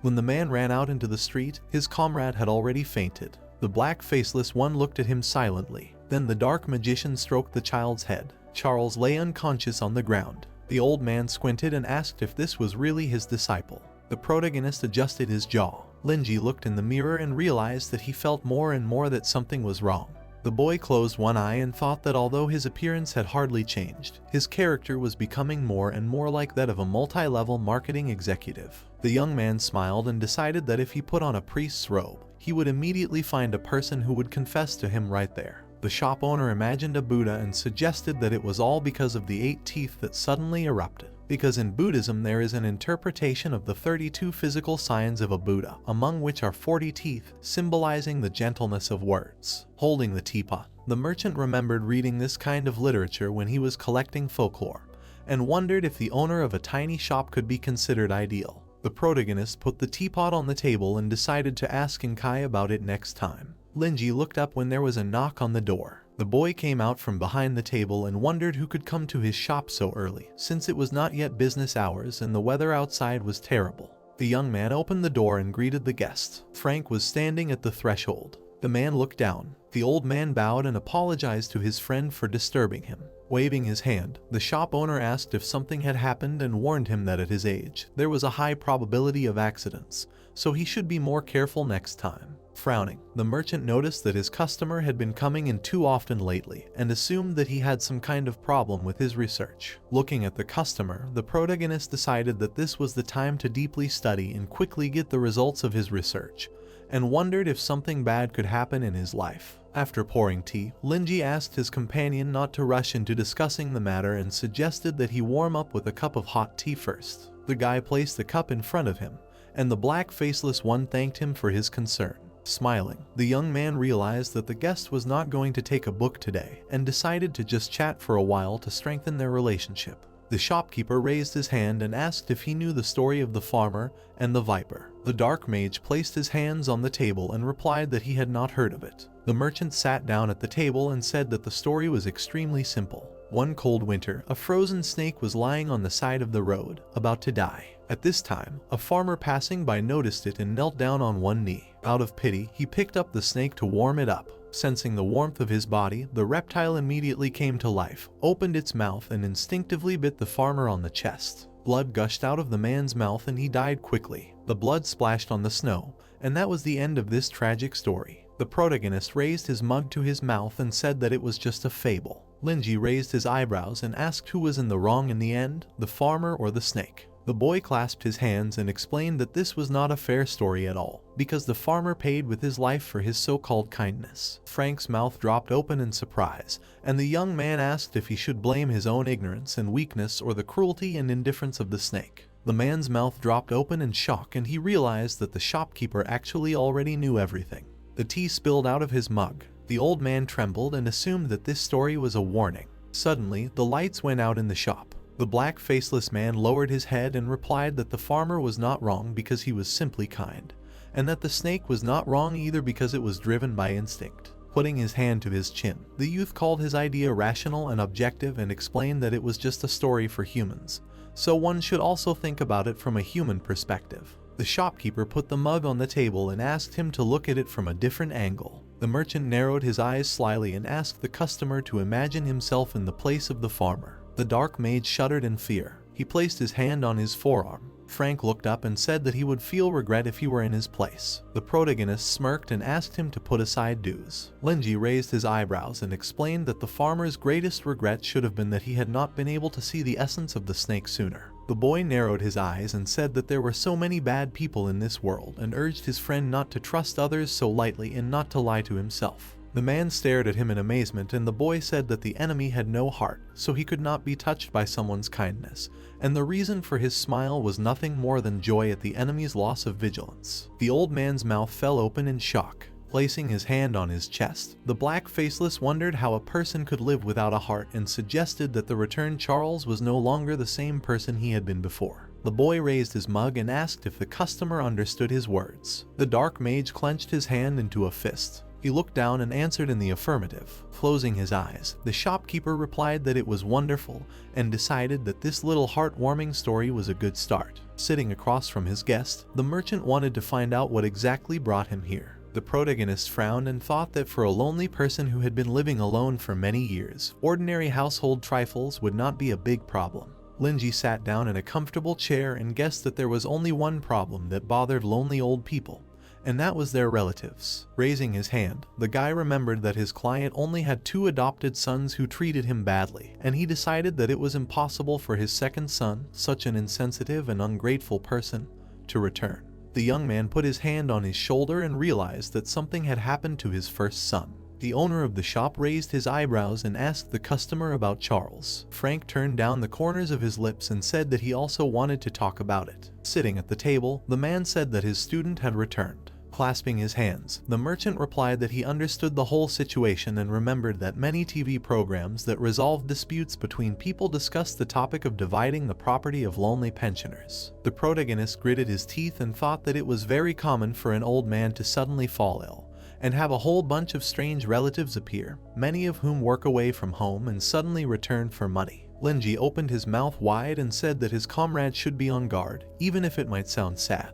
The young man put his hands on the table and explained that this was a completely different person, and that people like this who suddenly returned and misled relatives with sweet words were just looking for their own benefits. Frowning, the young man said that his client wanted to be with a loved one whose beautiful memories remained in his heart, and asked if this was the Charles who had returned to him. The man's hand trembled. Raising his hand, the shopkeeper said that he knew that his words sounded a little cruel, and asked if his customer wanted to turn into a farmer and give his feelings to an indifferent viper. The old man gritted his teeth angrily. The black faceless man looked down and realized that it was all just a lie. An image of a smiling boy calling for his mentor appeared in his mind. His cheeks turned red. Throwing up his hands, the orphan said that he had rushed over immediately after being called and asked what he needed to do. Something immediately hit him on the head. Sitting on his chair, the dark wizard reminded him that he had asked him to knock before entering his workshop and stated that wizards should behave appropriately. His eyes bloodshot, Frank asked his follower to call him master. Charles scratched his head and said that he understood everything.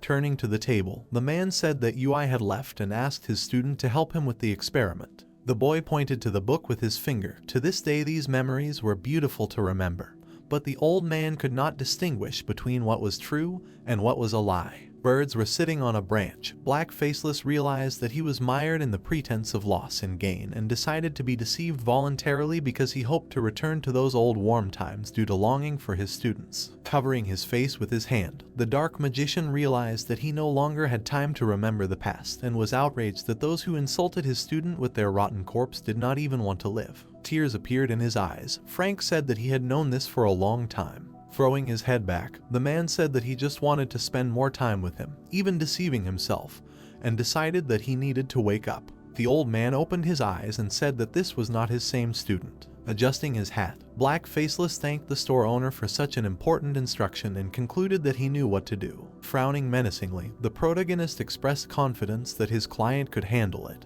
and said that he knew it might be hard since it was his son. With the corners of his lips pulled down, Linji warned that he would regret it in the future if he did otherwise, and thought that facing reality would be painful, but exposing the deceiver would be a blessing for everyone. Placing his hand on his hat, the dark magician agreed with him and promised to deal with this matter as quickly as possible. Frank walked out the door, declaring that he would not give him a second chance and would spread his comrade's opinion at the next meeting. The window showed a green light. Charles crossed his arms and said that he had gained his mentor's trust and that the current mission was going smoothly, adding that his teacher would soon teach him the remaining spells. His eyes lit up and the boy said that he would do anything for the group. The magic circle in front of his face disappeared and the orphan said that his mentor had returned. The child looked back and greeted him. The man frowned menacingly. The old man smiled widely and asked his follower to bring him the sacrificial knife. The student raised his eyebrows in surprise and asked if he really wanted to experiment with spells. Adjusting his hood, the black faceless one replied that he needed to test a very important spell, and asked him to hurry because he would need his help. The boy smiled slyly and promised to try his best. Lightning flashed under his feet. Charles looked into the box. Inside was the sacrificial knife. The boy came back. He handed the knife to the teacher and decided that he wanted to pass on a special spell. The orphan narrowed his eyes and thought that the mission would soon be successful. The dark magician looked at the knife. The student realized that when all the benefits were squeezed out, his mentor would be killed by the hands of his beloved follower. Suddenly, Frank swung the knife. Its blade plunged straight into the child's head. The guy's eyes widened in fear. A large bleeding wound appeared on his forehead. The man raised his hand and wished him rest in peace. Dead Charles fell to the floor. Green waves of energy appeared around the blade of the knife. The old man looked at it and realized that this was the work of Murphy. Underground was the headquarters of a bandit group. The stranger clasped her hands. Blood dripped from the ceiling directly onto the pedestal with candles. A magic circle formed at the top. Suddenly the candles went out. A green haze filled the room. The girl's eyes widened in fear. The pedestal had fallen into the ground. The woman wondered how this could have happened. Suddenly, there was a powerful explosion. A wave of energy rushed into the sky and destroyed the underground shelter. The priestess covered her face with her hand in fear. A stream of energy exploded above the ground. A bright light illuminated the ruins of the headquarters. People ran inside and asked what happened. The man opened his mouth in shock and called out to his mistress. A huge crater appeared in place of the prayer room. No one understood how this was possible. The cultists went down the slope to find their leader. The mage was bleeding. Someone asked if she was okay. The healer put her hand to her stomach and replied that she was fine. People surrounded her. Murphy wondered what just happened and why the ether suddenly got out of control and exploded. The girl gritted her teeth and thought that she had not expected that forcing the spell to be interrupted could cause such a powerful backlash. The woman looked down and wondered what her mistake was. Nearby lay the coffin of eternal sleep with a monster's skull tied to it. This item was beyond the realm of powerful magic because it could resurrect the dead and was an extremely dangerous and forbidden thing. The priestess sat on the throne. Her subordinate explained that they could use the coffin of eternal sleep to resurrect the corpse of Charles, Frank's favorite student, and then turn him into a puppet. Leaning on her hand, the mage replied that for her symbolic object of magic, his research was extremely clear and asked if she should tell him that good teachers make good students. The healer narrowed her eyes and turned to her accomplice. Yui smirked and reminded him that he was only a former student. The man raised his hand and asked the leader to provide him with cover for his personal safety if she agreed to his plan. Raising her hand, Murphy assumed that her subordinate had mixed something up and stated that this was between him and Frank and had nothing to do with her. The girl smirked and asked why she would want to make an enemy of a destructive level dark mage if it would not bring her any benefits. The former disciple of Black Faceless gritted his teeth in tension. The villain lowered his head and decided that he had actually found the right person this time. Looking up, he explained that a life as a sacrifice was required for the magic mirror egg to hatch, adding that Frank had already lost to Joseph once and had a weakness in the form of Charles. The woman frowned sternly as Yui suggested that his life would be the best sacrifice for the magic mirror egg if their plan worked. Putting her hand to her mouth, the priestess realized that it was true and thought that now that their enemy had been defeated in the battle with the intelligence chief, his power was not as good as it used to be. The man smiled. Smiling, the mage said that it sounded interesting and promised to help him so that the plan would go smoothly. The healer gritted her teeth menacingly and realized that the plan had been going smoothly from the start. Her hands began to shake. Murphy decided that the power of the Black Faceless One was not what it used to be. Standing in the crater left by the explosion, the girl remembered how the dark mage went out for half an hour, came back and killed Charles with a knife, whom he considered his son, and wondered what had happened in that time. The woman bared her teeth and asked where he had gone. She raised her hand. Purple energy enveloped her. Streams of magic lifted the fragments of the prayer room into the air. They merged with each other. A dead man lay on the ground. The priestess approached the coffin of eternal life and activated it. The chains broke and the eyes of the skull lit up. The lid of the coffin opened. An incredible amount of energy burst out from it from the use of the secret blood resurrection. A stream of aura passed through the chest of the caster. Gritting her teeth, the mage realized that the villain had lost part of his soul after all, and decided that she would never forget this man. Someone approached her and informed her that the head of the White Wolf had arrived for a visit, and wanted to meet her. The healer looked up and asked what brought him here. Murphy waved her hand and asked her subordinate to tell him that she was not receiving guests today. The girl raised her eyebrows in surprise when the cultist replied that this man knew the reason for her defeat. The woman lowered the corners of her lips and invited the guest in. Harris entered the building, bowing. The man said that it was an honor to meet her and explained that he had visited her many times before, but had never received what he desired. The old man looked up and declared that he had finally received what he desired. The priestess crossed her arms over her chest and asked him to stop with such polite speeches. The mage looked down at him and asked why her accomplice was so sure that he knew the reason for her defeat, and had come here from the hunter's territory before everything had happened. The healer narrowed her eyes and warned him that she had every reason to suspect him of involvement in this event if he could not convince her. The first leader of the organization frowned in fear. His feet were firmly planted on the ground, but the head of the White Wolf felt the oppressive force of his colleague's words and was convinced that she had a destructive level. Two huge burning eyes appeared in front of him. Smiling, the villain apologized for his frankness and explained that this time the reason for the defeat was herself. Murphy gritted her teeth in displeasure and asked what that meant. Harris waved his hand and asked if she remembered something. The girl crossed her arms and replied that she remembered that the tainted blood and flesh were the remains of some kind of parasite from the dream world, which did not pose a threat to her because it had an extremely low viability. The man raised his hand and reminded her that they had decided to abandon the study of the bookstore and put all their efforts into hatching the egg of the magic mirror. The old man opened his mouth wordlessly. The head of the White Wolf frowned and asked if his accomplice knew that Frank had visited this very bookstore half an hour ago. The woman opened her mouth in amazement and asked what that meant. The first leader of the organization replied that the main culprit of the abrupt change of the Black Faceless and their defeat was the owner of the bookstore. The protagonist smiled slyly. He was holding a black book in his hands. Linji raised his eyebrows, glad that he had no customers today and could finally relax, and decided that it was time to reread the classics and analyze that dream. Suddenly, the boy's eyes widened as the bell rang.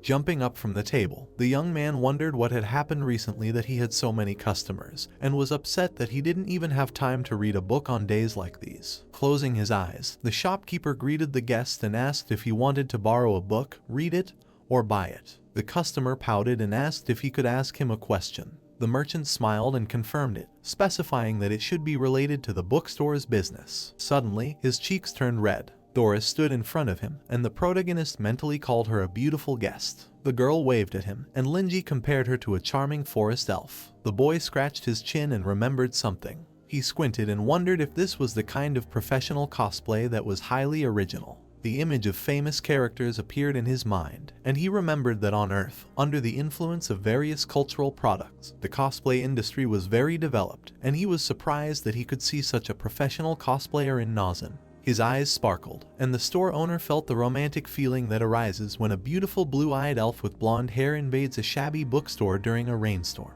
The merchant frowned slyly, amazed that such a cute characteristic feature of the elven race as ears would touch him, and realized that he was getting more and more aesthetic pleasure as he looked at them. The woman raised her eyebrows in surprise, wondering if this was the all-knowing owner of the bookstore, and assumed that he might have known about her arrival in advance. Frowning, she was surprised that the owner of the store did not tremble with fear when he saw her, and noticed admiration, nostalgia, and recognition in his gaze. A bright energy appeared under her foot. The elf remembered that this feeling of deep nostalgia can only be used by long-lived people, crossing time and space, and wondered what could make him look at her with such a look. The ether spread throughout the entire store. Doris decided to fill the entire room with it. The girl turned away and decided that this man was not as ordinary as his appearance. Suddenly, the woman's eyes widened in fear. A giant mouth appeared behind the protagonist. The elf realized that he had 40 teeth and thought that this was definitely not an illness or a deception.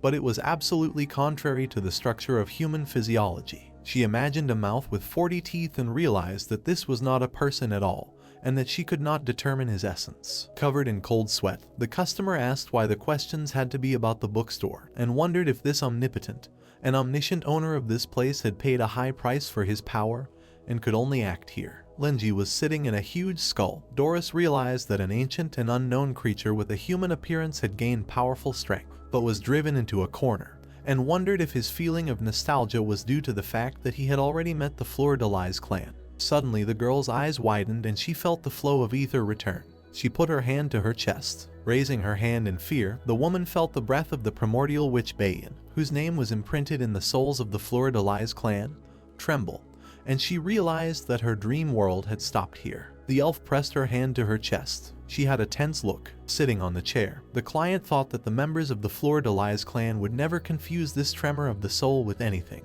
The guest frowned and felt that the breath of the dream realm was on the second floor of an ordinary bookstore in the bedroom. The goddess extended her hand to the guy, which meant that the great being who controlled the snow and frost once descended to the earth and blessed him. The young man clasped his hands together. Doris realized that Bayan could only show concern for the shopkeeper sitting opposite her. The girl covered her mouth with her hand and wondered if this was the one spoken of in the prophecy, the one favored by the stars. The woman's mouth opened in surprise and wondered if the witch had arranged this meeting and brought her to the man she favored. The shopkeeper frowned sternly. The elf assumed that this meant that the goddess had not yet made a final decision on whether to make a pact with the Fleur de Lis clan.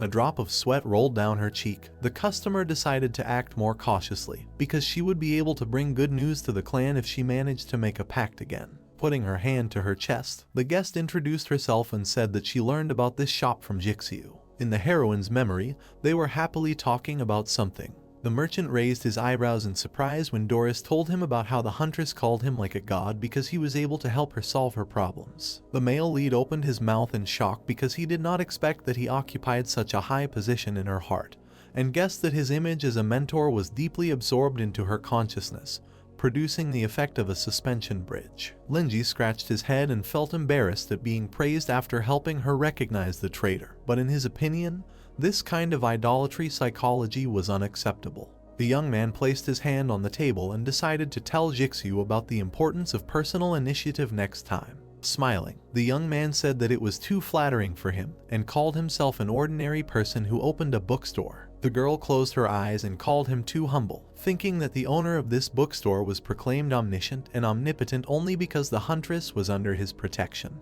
Raising her hand, the woman asked if he saw a way to solve her problem regarding the plight of her clan, and wondered what difference it made whether he was compared to a god or not. The shopkeeper raised his head and asked what he was talking about. The shopkeeper put his fingers to his lips and thought that it wasn't strange at all to know the lineage of one or two noble families, being the only child of the head of the company. The nobles stood in the background of the city. The Shengcheng district was where the common people live, and the Xiacheng district was where the nobles lived, and the center of Nazin was where only the rich people with power and authority could live. Clasping his hands, the protagonist remembered that it was mostly nobles with great heritage who lived there, and concluded that his guest was from there since she had the money to do this kind of cosplay. Lenji grinned and was pleased that more and more people were coming to him on recommendation, and he decided to drop a few hints so that his business would flourish thanks to his good reputation. The boy lowered the corners of his lips and said that he basically understood the situation. The young man smiled and asked what his client's question was. He frowned menacingly. The elf frowned and realized that she should leave the decision to a family member, since Bayan had given him an omen that the dream world would descend in this place in the future. Doris clasped her fingers and decided that she had to please the store owner. Putting her hand to her chest, the girl introduced herself as a member of an ancient clan,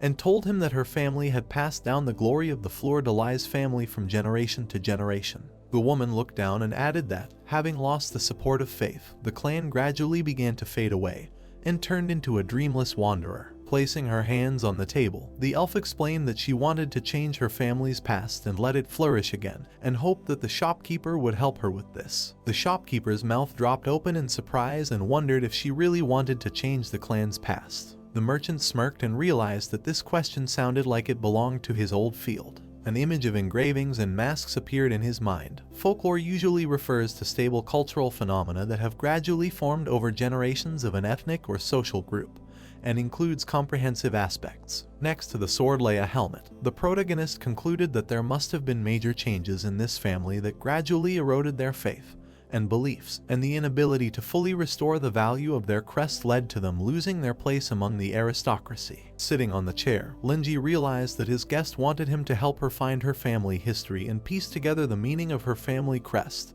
and suggested that it should be done by a trusted and reliable expert. The guy smirked and thought that this was not a small thing, so he would have to add money. The young man raised his eyebrows and said that it would not be a big deal for him. Doris smiled happily. Suddenly, the lights in the store went out. The owner of the store squinted and realized that they had a new guest. A bright light blinded the merchant. Covering his eyes with his hand, the store owner assumed that it was a car headlight, and noticed that the light was deliberately aimed at the inside of the store, as if at a target. The protagonist raised his eyebrows and remembered that the road ran parallel to the store, so unless he deliberately aimed, the light would not be able to reach here. Linji closed his eyes and realized that someone had definitely not come here with good intentions, and wondered if they realized that he was not registered here. There were police cars outside. An officer stood in front of the shop. The man opened his mouth wide and addressed the people inside. Holding a loudspeaker, the officer announced that he would arrest the shop owner for violating the Nazan law,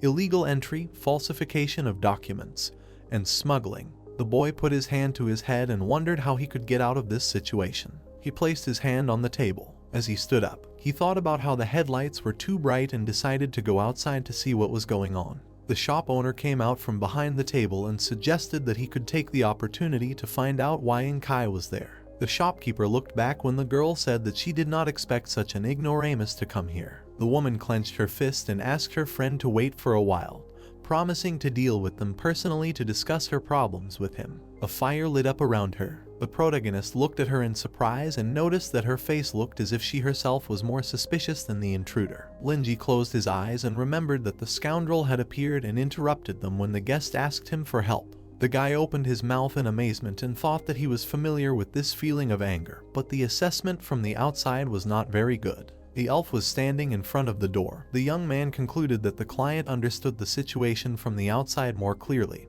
and assumed that she had already dealt with such situations many times, judging by her aristocratic background. Doris gritted her teeth in displeasure and was indignant that these people were so bold. Looking at her back, the shopkeeper realized that these people were actually there for him, and decided that the people outside flashing their headlights unceremoniously would not be a problem for her. Raising his hand, the shopkeeper realized that he should not push his problems onto the customers, and declared that he could solve everything himself. The protagonist closed his eyes and thought about how he could put the matter aside for a while with his oratory skills, and then contact the regular customers to solve everything. The girl lowered the corners of her lips and asked him not to worry about anything. The woman put her hand to her chest and said that even revealing her identity would not be a problem for her if he helped her solve her problem. Frowning, the elf promised that they would not have the opportunity to embarrass him anymore, and declared that it would be a great honor for her to solve this problem. Linji's mouth opened in surprise, and he realized that he would be looking down on her entire family if he refused her help. The boy sighed heavily and decided that he couldn't let her think that he had no respect for her clan. He raised his hand and asked her to be careful. Closing her eyes, the customer asked him to wait a little while and understood the meaning of everything the bookstore owner had said to her. She stepped into the light and realized that this problem was a test and a demand from the owner. Heading for the door, Doris guessed what his words really meant and concluded that she was asked to deal with the people outside to test the resolve of the Fleur de Lis clan. Her eyes lit up. The girl realized that the source of the blinding light was not actually a few meters away from the store. A bright light illuminated the houses. Magic circles with people standing on them floated above the city. A powerful explosion was heard on one of the streets. Debris-spilled stones flew into the air. A giant ball of energy sparkled in the sky. Debris-spilled houses rose up and rushed towards it. Murphy clasped her hands together as she stood before the coffin of eternal sleep. She closed her eyes and began to pray. She looked up. A cultist approached her and reported that the people from the secret tower were already alerted and were on their way, and that they could only hold them off for 10 minutes because they were short-handed. The woman smirked and announced that the ultimate death ray was ready and asked them to ignore their enemies and prepare to teleport. Lightning sparked in her subordinate's hands, and the priestess decided that such a close attack with the ultimate death ray would have injured Frank even in his prime. Her eyes lit up as she turned to the bookstore owner and shouted that whoever dared to interfere with her should leave the scene. Doris gritted her teeth and mentally called the dark wizards a bunch of irrational, crazy thugs. Putting her hand to her head, the girl realized that the flame spell of a frightening level was actually unusual, and thought that the entire region would disappear from the face of the earth once the energy of this spell was released. The woman looked at her hand and remembered that the owner of the bookstore was so calm, as if this insignificant spell was not even worth his attention. A seal appeared in front of her eyes. The elf decided that her friend had confidence in her and wanted to successfully pass this test. The client opened the doors. She went outside to restore the glory of the Fleur de Lis clan. The mage clasped her hands in a lock and began to pray to the god for a blessing for the dead. The healer closed her eyes. This was her daily life in the plague church. Murphy sat in front of a tall statue. Every day, year after year, her life would not change until her death. At this moment, a priest was standing behind the wall. The man smiled slyly. That day the girl was pushed into the abyss of hell, from where there was no way back. The priest approached her. He knocked her down. The villain pinned the woman to the floor. The man with a kind face suddenly acquired a beastly grin. The priestess's tear-stained eyes widened and she wondered why she had to endure something like this. She clasped her hands together, because what else could she do but pray to some being with even greater devotion? The statue behind the attacker's back split. A sharp arrow on a chain pierced the priest's head. Blood immediately gushed from the wound. The mage smiled joyfully and realized that she had been saved. The healer knelt down and thought about how she did not know why she had been saved. Murphy extended her hand forward, knowing that the object that appeared before her eyes arose from the image to which the prayers were addressed. The coffin of eternal sleep hung in the air before her, and then the girl realized that this object, given to her by God, had become the treasure of only one person. The woman sat on the throne. The power of the coffin of eternal sleep had allowed her to form the Red Religion, and her own power had suddenly reached the level of destruction. A smirk was shining on her face. Her being was gradually filled with arrogance. In her opinion, for her, the chosen one of the gods, it was natural that her powers would surpass those of ordinary people. The priestess clenched her teeth in anger and became angry when she received a counterattack from Frank. The dark mage raised her hand. The healer frowned menacingly and thought about how she should give a warning to the unknowing servant from the bookstore for daring to interfere with her plan. A bright flash appeared above her head. Murphy realized that these death rays had almost drained 4 of her 5 ethers, but it was definitely worth it to teach the villain a deep lesson. The girl tensed her fingers and remembered that such a spell could only be harmless to a being of the divine level. But the black faceless one was not on their list. A powerful explosion was heard in the sky. The woman smirked and decided that her enemy would cry and regret what he had done, since this was the price for his sins. The dark mage extended her hand forward and launched the perfect death ray. A giant wave of energy burst out of the magic circle and headed towards the ground. A flash flashed in the sky above the city. The deadly beam hit the ground and destroyed it. The cultists smiled happily and decided that this was the true power of a high-level black wizard, worthy of a destructive level. The priestess's cloak fluttered in the wind. Her accomplices called her insanely strong.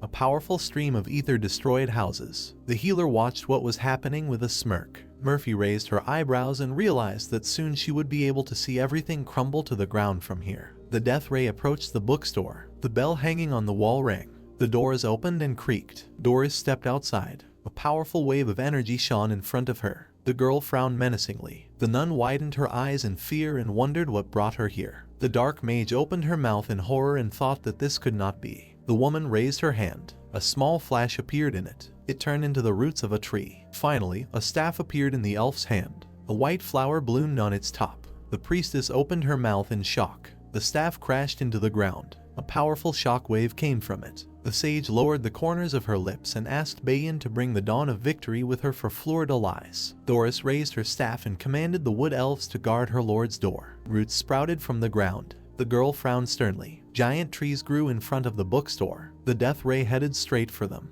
The cultists opened their mouths in shock when they noticed that the enemy was able to interfere with their leader's destructive level magic. The healer clenched her teeth angrily and noticed that their opponent stood out from the rest and also had a destructive level. The woman smiled slyly. The beam of energy crashed into a huge tree. A root burst out of the ground. The elf spread her arms and addressed the lady whose body was covered in snow and frost, the one who holds a longbow in her hands, hunting in the endless wilderness. The sage pulled the bowstring and asked the goddess to grant her sight to locate the prey. The flower-shaped arrow began to glow. The prophet opened her glowing eyes and promised to return victorious. Doris frowned menacingly and predicted that her arrows would end the enemy's life. She aimed her bow at the sky. An arrow of clear light shot into the sky. Murphy opened her mouth in fear and declared that it was time for them to leave. The arrow approached the dark portal. A bright light illuminated the faces of the cultists, who immediately realized that they would not have time to hide. A powerful explosion thundered above the nun's head. The dark mage's eyes widened in horror. The portal sucked in her accomplices. The priestess covered her eyes with her hand. Beads of cold sweat appeared on her face. Severed limbs fell down. The healer was outraged that the enemy suddenly aimed at the portal and destroyed their escape route. She clenched her teeth and realized that now they were on equal terms. Her hand trembled. Murphy decided that she would have no way to escape if the people from the secret tower and the Society of Truth came here. The nun spread her arms and declared that she had no choice. The coffin of eternal sleep opened behind her. The dark mage called her subordinates to become her sacrifice. The cultists raised their eyebrows in fear. Their bodies trembled. The man smiled widely and agreed, as did all his comrades. The priestess smiled. The aura of her subordinates moved towards the coffin, from which a giant skull appeared. The monster opened its mouth and let out a loud roar. The skeleton of a terrible monster emerged from the portal, and the healer straddled it. Confidently knitting her brows, Murphy rejoiced that the coffin could resurrect even a dream beast and make it serve her, and called it a truly perfect creation. Shantak spread his wings. The nun declared that she would kill her opponent and use the bird to kill the bookstore owner, traveling through his dreams,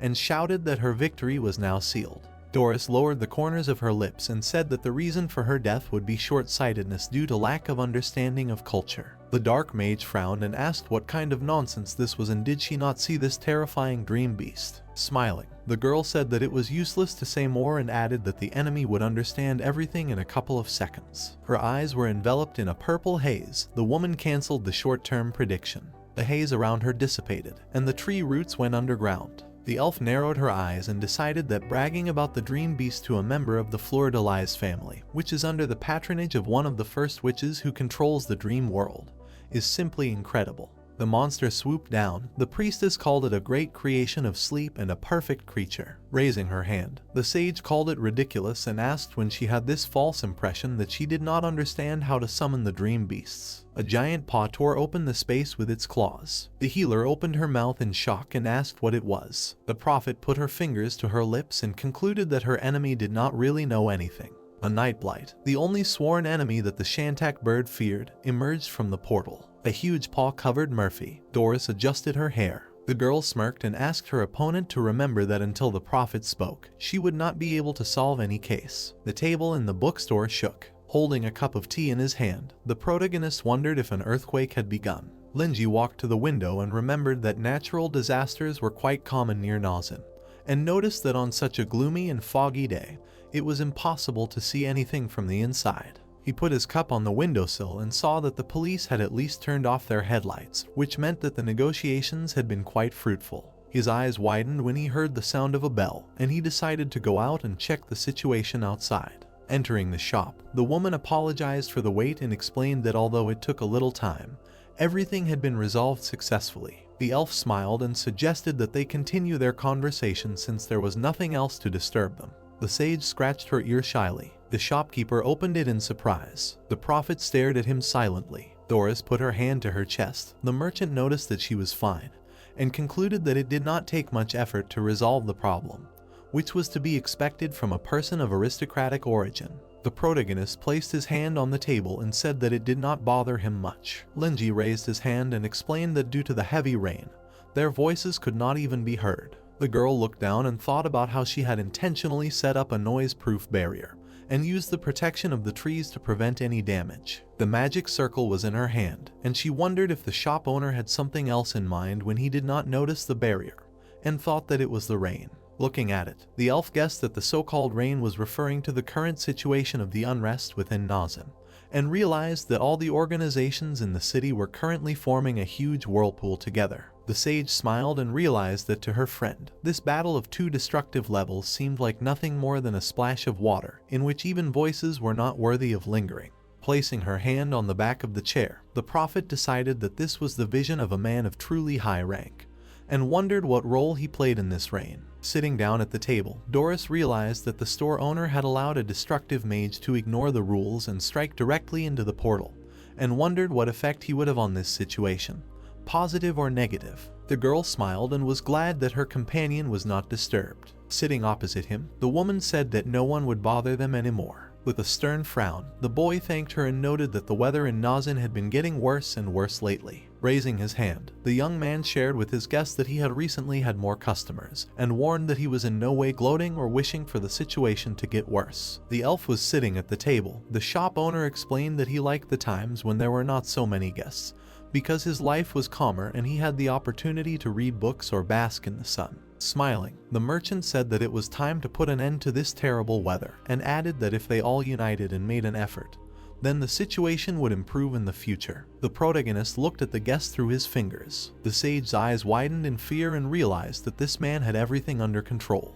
Looking down, the prophet decided that this nostalgia for the past was obvious sarcasm, and concluded that the shop owner deliberately took advantage of the situation when he became bored reading books and sitting here without customers. Linji leaned on his hand. Doris realized that the character of the man Bayan chose for her family was not very good. The girl looked down sadly. The guy noticed that her expression was getting worse and worse, and remembered that she had hurried out to resolve the issue with those rude guests, and was probably very tired. Putting a cup of tea on the table, the young man decided that he urgently needed to take care of the guest and wanted to detain this profitable customer. Extending his hand, the shop owner suggested that they forget about it and ask the visitor to drink tea and rest a little. Taking the cup in her hands, the woman thanked him for this and thought that she needed to be more careful and in no case anger him. The elf took a sip and realized that from now on her fate and the fate of her clan were completely in his hands. Suddenly, the sage's eyes widened. Blushing with embarrassment, the prophet noticed that there were no impurities in this tea, only the aroma of tea leaves,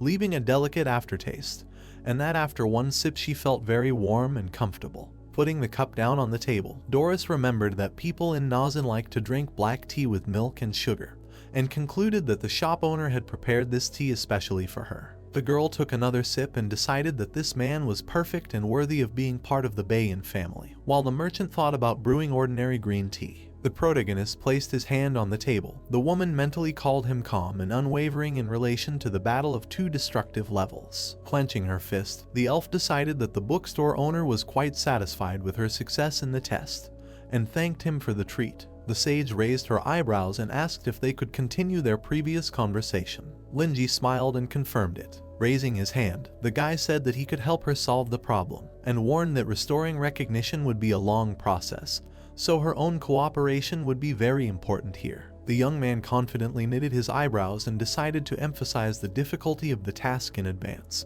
so that later he could ask for a little more money. The prophet pursed her lips and swallowed nervously. The shopkeeper clasped his hands together and thought that this was actually quite a difficult matter, because saving the dignity and honor of the clan was like throwing a reed to a drowning man, and remembered that the Fleur de Lis clan had its own brilliant history. The merchant took the coin and decided that if he needed to carry out a rational restoration of the original status, there should be no mistakes in the details, and they should absolutely not show their true colors. The man scattered a pile of coins. The protagonist realized that if this was done by an untrustworthy person, it would be impossible to predict all the bad consequences of this choice. Linji stood up from his chair and realized that at such a time, he should show his true abilities. The guy took a book from the shelf and thought that he had some knowledge of heraldry. The young man grinned and remembered that in the past, these studies were hardly valued within the country, and that at that time he wrote rituals and folklore and later began working on a series of popular science books on folklore. In his hand was a book called Signs and Symbols. The owner of the shop decided that the book Heraldry and Totems was the result of the research of that time. Doris opened her mouth in surprise. The merchant handed her the book and asked the guest to read it carefully, because it would not be so easy to regain her glory. The girl broke out in a cold sweat and raised her hand.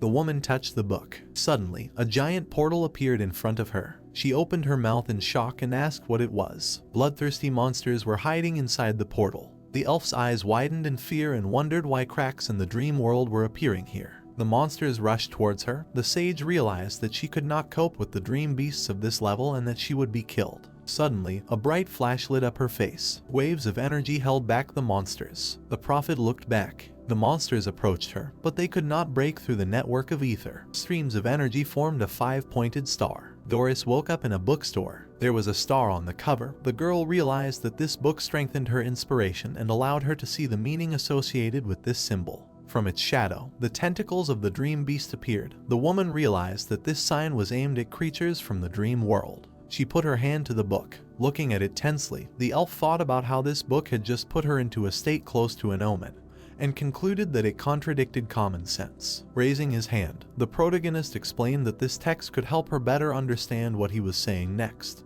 and asked the guest to memorize its contents because it would be much easier that way. Frowning, Linji decided not to waste too much effort and thought that this book should be suitable for beginners to read and understand, but they should first be given the relevant key points to read. The sage turned away and replied that she would definitely study this work. The prophet narrowed her eyes and remembered that it usually took a long time and a certain level of talent to enter the state of omen. Doris reached out her hand to the flower and was delighted that after hundreds of years of waiting, she was able to obtain such a simple and vague prophetic poem. The girl placed her hands on the table and was surprised that this book instantly awakened her inspiration and led her straight into the state of omen. The bright stars shone above her. The woman thought that the power contained in this tiny symbol was terrifying, wondered how vast and boundless the whole picture would be. The boy raised his hand and wanted to emphasize something. The young man extended his hand and suggested that the entire clan carefully study the contents of the book, so that when the time came, he would not have to work so hard to save him from mortal danger. Frowning, the owner of the shop warned that many people had recently asked him for help, and stated that he did not have much time to waste. The elf looked down in fear. The merchant smirked and decided to use some hungry marketing techniques so that, thanks to the increased sense of crisis, the guest would realize that this matter was actually urgent. The sage blushed and assumed that the owner of the bookstore had several copies of this work. Putting her hand on her chest, the prophet wanted to buy them so that her whole family could read the book, and asked her companion not to worry about it. Doris looked up and promised that they would do their best since that was his request. The protagonist closed his eyes and noticed that there was something wrong with her tone. Linji took out a box and decided not to think too much. The boy took the box and wanted to show sincerity since this was a rare big customer. The young man turned to the shelf. He took out another book. Behind it, on the wall, was a magical trace. The girl's eyes widened in surprise. She opened her mouth in shock, but remained silent. The store owner put the box on the table and said that he only had 30 copies at the moment. Closing her eyes, the woman realized that such books would be printed in batches and that the prices would be clearly marked, and she thought that she would never understand the interests of influential people. Suddenly, the elf raised her eyebrows in surprise. The merchant handed her a can of tea and said that it was a gift for their first meeting. Smiling, the protagonist noticed that the guest really liked the taste of this green tea and promised to make it the next time they met. Linji closed his eyes and asked the customer to come to him again.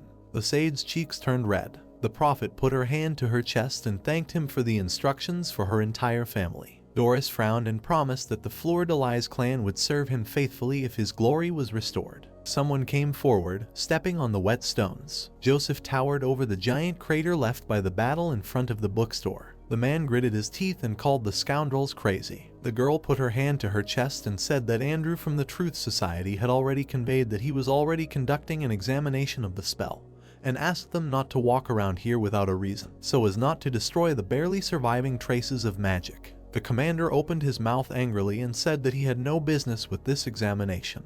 The Lord pointed his finger forward. The people from the secret tower were investigating the crater. The knight was indignant that they allowed a destructive level dark mage to do whatever he wanted, and asked if this was the magical monitoring network that everyone was so proud of. The scout frowned and wanted to kill him with a stone. His comrade reminded him that their leader's character had always been like this, and said that he just needed to get used to it. The guys were scared when the captain approached them. Stepping forward, the intelligence chief realized that they would have to cooperate with the Truth Society to restore order in this area after the disaster, and asked if there were any more reports from the information department. The girl looked at the notebook and reported that the research showed that the dark mage's target was this bookstore. Joseph clenched his teeth in fury. His subordinate asked if they should continue the research. The man opened his mouth wide and answered negatively. The scout trembled and said that the Truth Society would soon arrive here. The commander frowned menacingly and ordered that they be called back immediately. Someone put his hand on the ground. The stranger smiled and began a magical examination. Waves of purple energy appeared above the ground. Sitting on one knee, the guy called the Dark Mages madmen and was outraged that they used destructive level magic here. George looked at his hand and concluded that the situation was simply terrible, since even the magical monitoring network had not detected anything before. Putting on his monocle, the scientist assumed that the enemy had a method to bypass the monitoring network, and decided that this kind of research should not be carried out by civilians. The member of the Truth Society put on his glasses and remembered that his specialty had always been the material and technical support for the production of various alchemical tools. The young man took out a notebook and wrote that the founder of the Red Religion and several other black wizards were among the dead. The guy moved his pen over the paper. This time the Red Religion's counterattack was aimed at those who interfered with their activities. A crowd of intruders appeared in the shadows. George wrote that they were unable to find the place where the Red Religion hid the egg of the magic mirror, and that they were acting extremely carefully and opening portals for escape in case of danger. Murphy spread her hands over the blood. She was constantly creating zombies with the coffin of eternal sleep, and their countless numbers were causing a lot of trouble. But the main target of this attack was the spider organization that deviated from the White Wolf. The hand was hanging over the web. This organization had intercepted the Ryan Information Network, and under the leadership of the new leader Jixu, it had created a serious threat to the Hunters organization. The scientist wrote in his notebook that their last battle was here and that Murphy personally led the squad. The member of the Truth Society looked away and thought that this was unexpected, that this time the mistaken actions were made by the top and not the subordinates, since the supreme leader of the Red Religion died during this fight. Scratching his forehead, the researcher realized that this unexpected attack was aimed at the bookstore on 23rd Street, and remembered that the people of the Red Religion had previously fought with the secret tower. A young man took off his monocle and wondered what brought them here and who was in that bookstore. The boy looked towards the store. It was empty inside, and the sound of the door opening was heard. George's mouth opened in surprise. He lowered the corners of his lips and said that he would go into this bookstore. His subordinate raised his hand and tried to stop him. The scientist approached the door of the shop and noticed that it looked completely ordinary. A smirk appeared on his face. The member of the Society of Truth widened his eyes and concluded that there was some strange magic hidden here that aroused curiosity in people. The researcher headed towards the shop to find out what was hidden inside it. He extended his hand forward. Suddenly, Joseph put his hand on his shoulder. The man clenched his teeth and asked him to stop. The commander frowned menacingly and asked what he wanted. Turning around, George asked what kind of strange questions these were and replied that he was going to investigate this suspicious bookstore. Raising his hand, the scientist explained that his job was precisely to find out what happened here and assumed that there was a person in this shop who was involved in this. The member of the Society of Truth smiled and said that he had to find out everything for the good of his organization. The Lord sternly knitted his eyebrows and was silent for a while. The knight turned away and asked his subordinate not to go there for the sake of his own sanity. The researcher turned down the corners of his lips and asked if he doubted his sanity. Putting his hand to his chest, George said that knowledge gave him peace of mind and added that he would never change his mind. The scientist smiled madly and said that even the respected destructive knight could not just mock his sanity. Putting his hand to his head, the captain was indignant at how hard it was to talk to such people and realized that once these stubborn guys made up their minds, there was no way to convince them otherwise. The intelligence chief looked up and wondered if he should hit the scoundrel at least once to shut him up. Turning away, Joseph remembered that the secret tower would have to buy alchemical tools from the Truth Society, and decided to send Claude there to sort it out. The girl closed her eyes and sneezed loudly. The man raised his index finger and explained that this bookstore was a rank 1. The member of the Truth Society opened his mouth in shock and asked where the rank 1 in Nazen came from. Looking at him, the commander explained that the decision to elevate him to rank 1 had not yet been entered into the database and asked his colleague not to do anything stupid because the owner of this store was helping them a lot. The Lord pointed at his subordinate and said that he would hardly like someone interfering. The researcher trembled in horror. George gritted his teeth and wondered how they could not notice the rank 1 that had been here for many years. The scholar narrowed his eyes and remembered that their magical monitoring network was created by the sage of the sinful world himself, so in theory, they should not have missed anything. The knight crossed his arms and asked if he really thought it was a lie, reminding them that when the dark mage used a destructive spell, their network failed to detect it, and they ended up relying on the bookstore owner to stop him. The member of the Truth Society trembled, not knowing what to say to that. The doors of the shop opened. The heroes turned around and noticed golden hair fluttering in the wind. The researcher's eyes widened in shock. The captain's brows furrowed sternly. Doris closed her eyes. A lock of her hair fell on her chest. The girl looked up. George's mouth opened in surprise and asked how an elf ended up in Nazan. His silhouette was reflected in the woman's eyes. Looking at her, the captain was convinced that the owner of the shop was a noble elf, since their race rarely interacted with humans. The sage smiled. The intelligence chief noticed that she was a purebred representative of her race, and that her gaze expressed respect. Joseph clenched his fist and remembered that he was supposed to return his book today. A magical sword of light appeared behind him, and he decided that it was time to find a new owner for it. The prophet looked back and called out to the people. The scholar flinched in fear. Doris raised her hand. The girl frowned menacingly and asked what they were doing on her master's doorstep.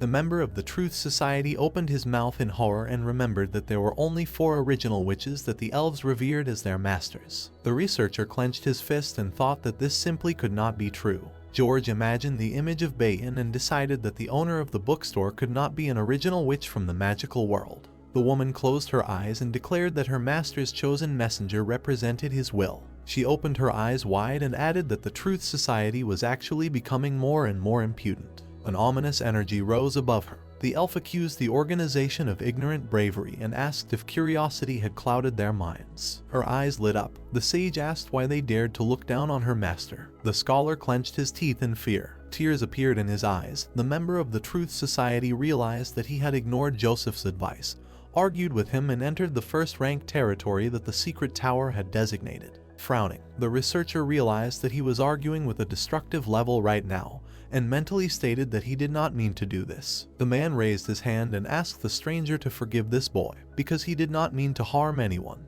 The commander frowned menacingly and explained that his subordinate was only doing his job to figure out what happened here and write a report. Smiling, the Lord called her master magnanimous and suggested that he would not pick on such an ignoramus. The fire disappeared from the prophet's eyes. Doris closed them and said that the people should be grateful. Holding her staff, the girl said that what happened here was obvious and explained that the dark magicians were going to cast a destructive death ray spell on the bookstore and the surrounding area. The woman walked up to the captain and said that she had put an end to it and killed them personally. The intelligence chief backed away and decided that the emergence of the magic mirror egg was in its final stages, so the Red Religion was holding its last celebration.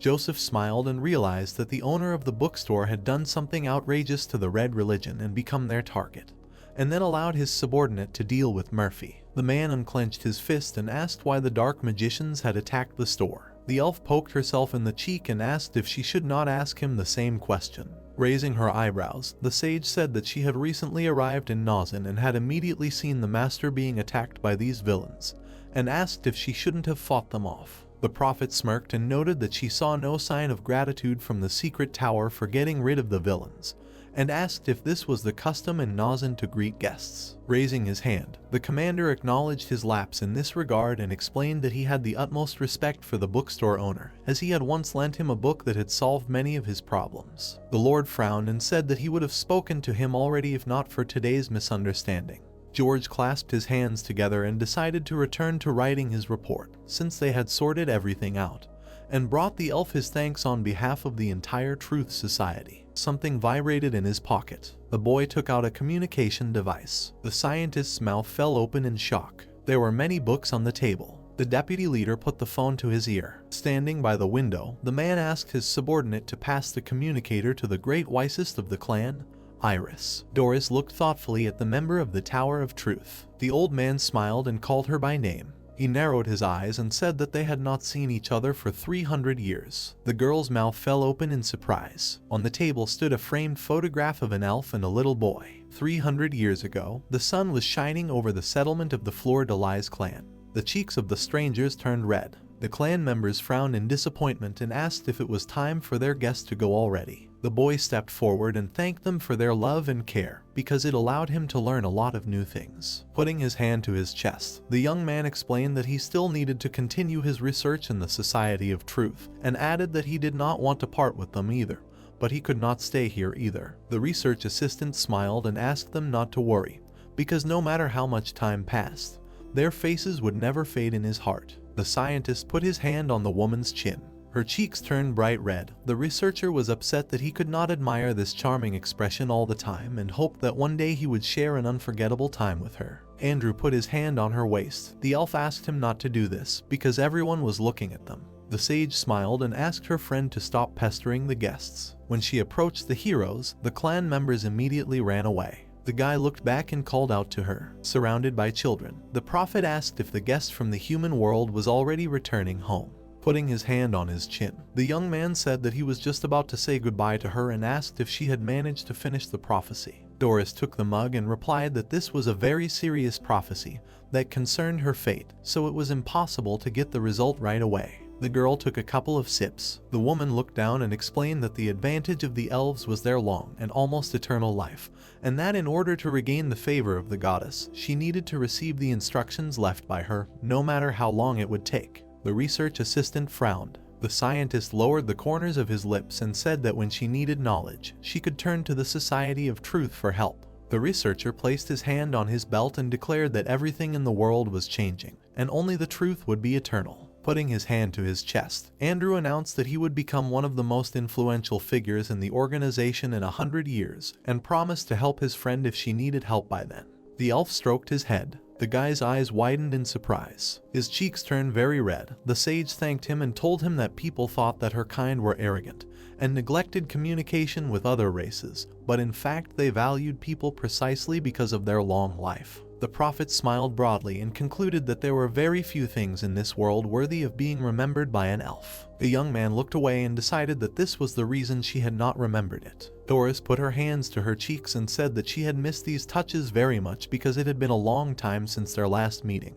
The researcher asked her not to consider him a child. The girl narrowed her eyes and said that he only needed to ask her about it so that she would not treat him like a child or a guest. The scientist opened his mouth in surprise. The woman promised to keep this in her memory until her death and asked the guest to tell her his name. The researcher put his hand to his chest and introduced himself. Andrew was currently holding a communicator to his ear. The man closed his eyes and said that they had not seen each other for a long time. In front of the headquarters of the Society of Truth sat the skeleton of a giant dragon. On the wall in front of the office hung a plaque with the name of the deputy head. People were playing chess at the table. The member of the Truth Society took the figure and said that it was indeed unexpected. Walter frowned and was surprised that after several hundred years, the Fleur-de-Lis clan, from whom there was no news, had reappeared, contrary to expectations. The old man narrowed his eyes and said that the object of the secret love of his youth had also appeared along with him. The research fellow stood on the balcony, his comrade noticing that the formerly handsome young man had already grown old, never having managed to catch up with the woman he really liked. The scientist smiled and asked him to be careful that the funding for alchemy was not suspended. Taking the figure, the researcher said that their comrade was still one of those whom the women of the Central District most wanted to take to bed, and reminded them that 300 years had passed. Roll raised his eyebrows and said that a reward had recently been announced for Frank, so they needed a large sum of money. The alchemist widened his eyes in surprise and asked if this was true, and remembered that no one had cared about the task for over 2 years. Walter opened his mouth wide and asked if the despotic and cruel destructive level mage was someone who worried about trifles. The mechanic narrowed his eyes slyly and realized that this was a good topic for conversation, and suggested that his friend leave the strange laboratory for a walk more often, since he was fine. The man knocked on the chair and explained that it was no wonder that no one had taken on this task, because ensuring the peaceful life of the citizens was the duty of the Knights of the Secret Tower. Metal Bugs crawled on the chair. Raising his hand, the old man said that no one would dare to take on this without the power of the destructive level, and remembered that even his greatest enemy Joseph had not taken on the task. Scratching his chin, the scientist guessed that if he failed, the damage would be greater than the benefit, and decided that the reward money would not be enough for someone who had reached the destructive level. Holding the documents in his hands, the intelligence chief sneezed. Sitting at the table, Roel explained that because of the reward, funding was very limited, and that his friend's chaotic research programs were waiting to be stopped. The veins on the alchemist's forehead bulged. Raising his index finger, the researcher reminded him that his colleague spent all day studying how to wash your hair upside down or a garrote in the form of a scarf, and said that these looked like new methods of torture that the boss should not allocate funds for. Clenching his fist, the researcher replied that these were all his subordinates' inventions, and promised to pass on these valuable comments to him and invite his comrade as a technical consultant next time. Walter raised his fist to his mouth and, clearing his throat, refused. The alchemist frowned and suggested that they continue their game of chess. The man looked silently at the table. The mechanic turned away when his opponent remarked that he was going to use this to distract him, trick him, and win. The old man took the piece in his hand. The scientist replied that he would still treat him as his best friend, despite all the grievances. Grinning, the researcher stated that anyone could be his friend as long as they had money, and called his colleague cunning and ruthless. When his friend became angry, the researcher raised his hand and said that his research was actually very useful. Smiling widely, Roel explained that the deity idol project had entered its final stage, and that the final step could be carried out immediately once they had Doris, because the quality of the coffin of eternal sleep stone was much higher than that of the alchemy masters. Scratching his ear, Walter said that he had heard these words more than once, but every time a little more than 10 days passed, someone came and reported a failure and asked if this was a ploy to steal funds. The heroes jumped up from the table. The mechanic explained that their stone was not pure enough. The alchemist said that his technique was not good enough. The colleagues glared at each other. They turned away in displeasure. The man narrowed his eyes and asked which of the destructive levels had nothing better to do that they took on this task. The old man grinned. He raised his hand and announced that this time the bounty was not for a destructive level, but for a hunter of a frightening level. The sky was covered with clouds. The rain continued. The sword pierced the monster's head. The assassin left behind the corpses of the monsters. The mercenary put his hand in his pocket, trying to find something. The killer raised his gun and fired. The winged monster was sitting on the roof of a nearby building.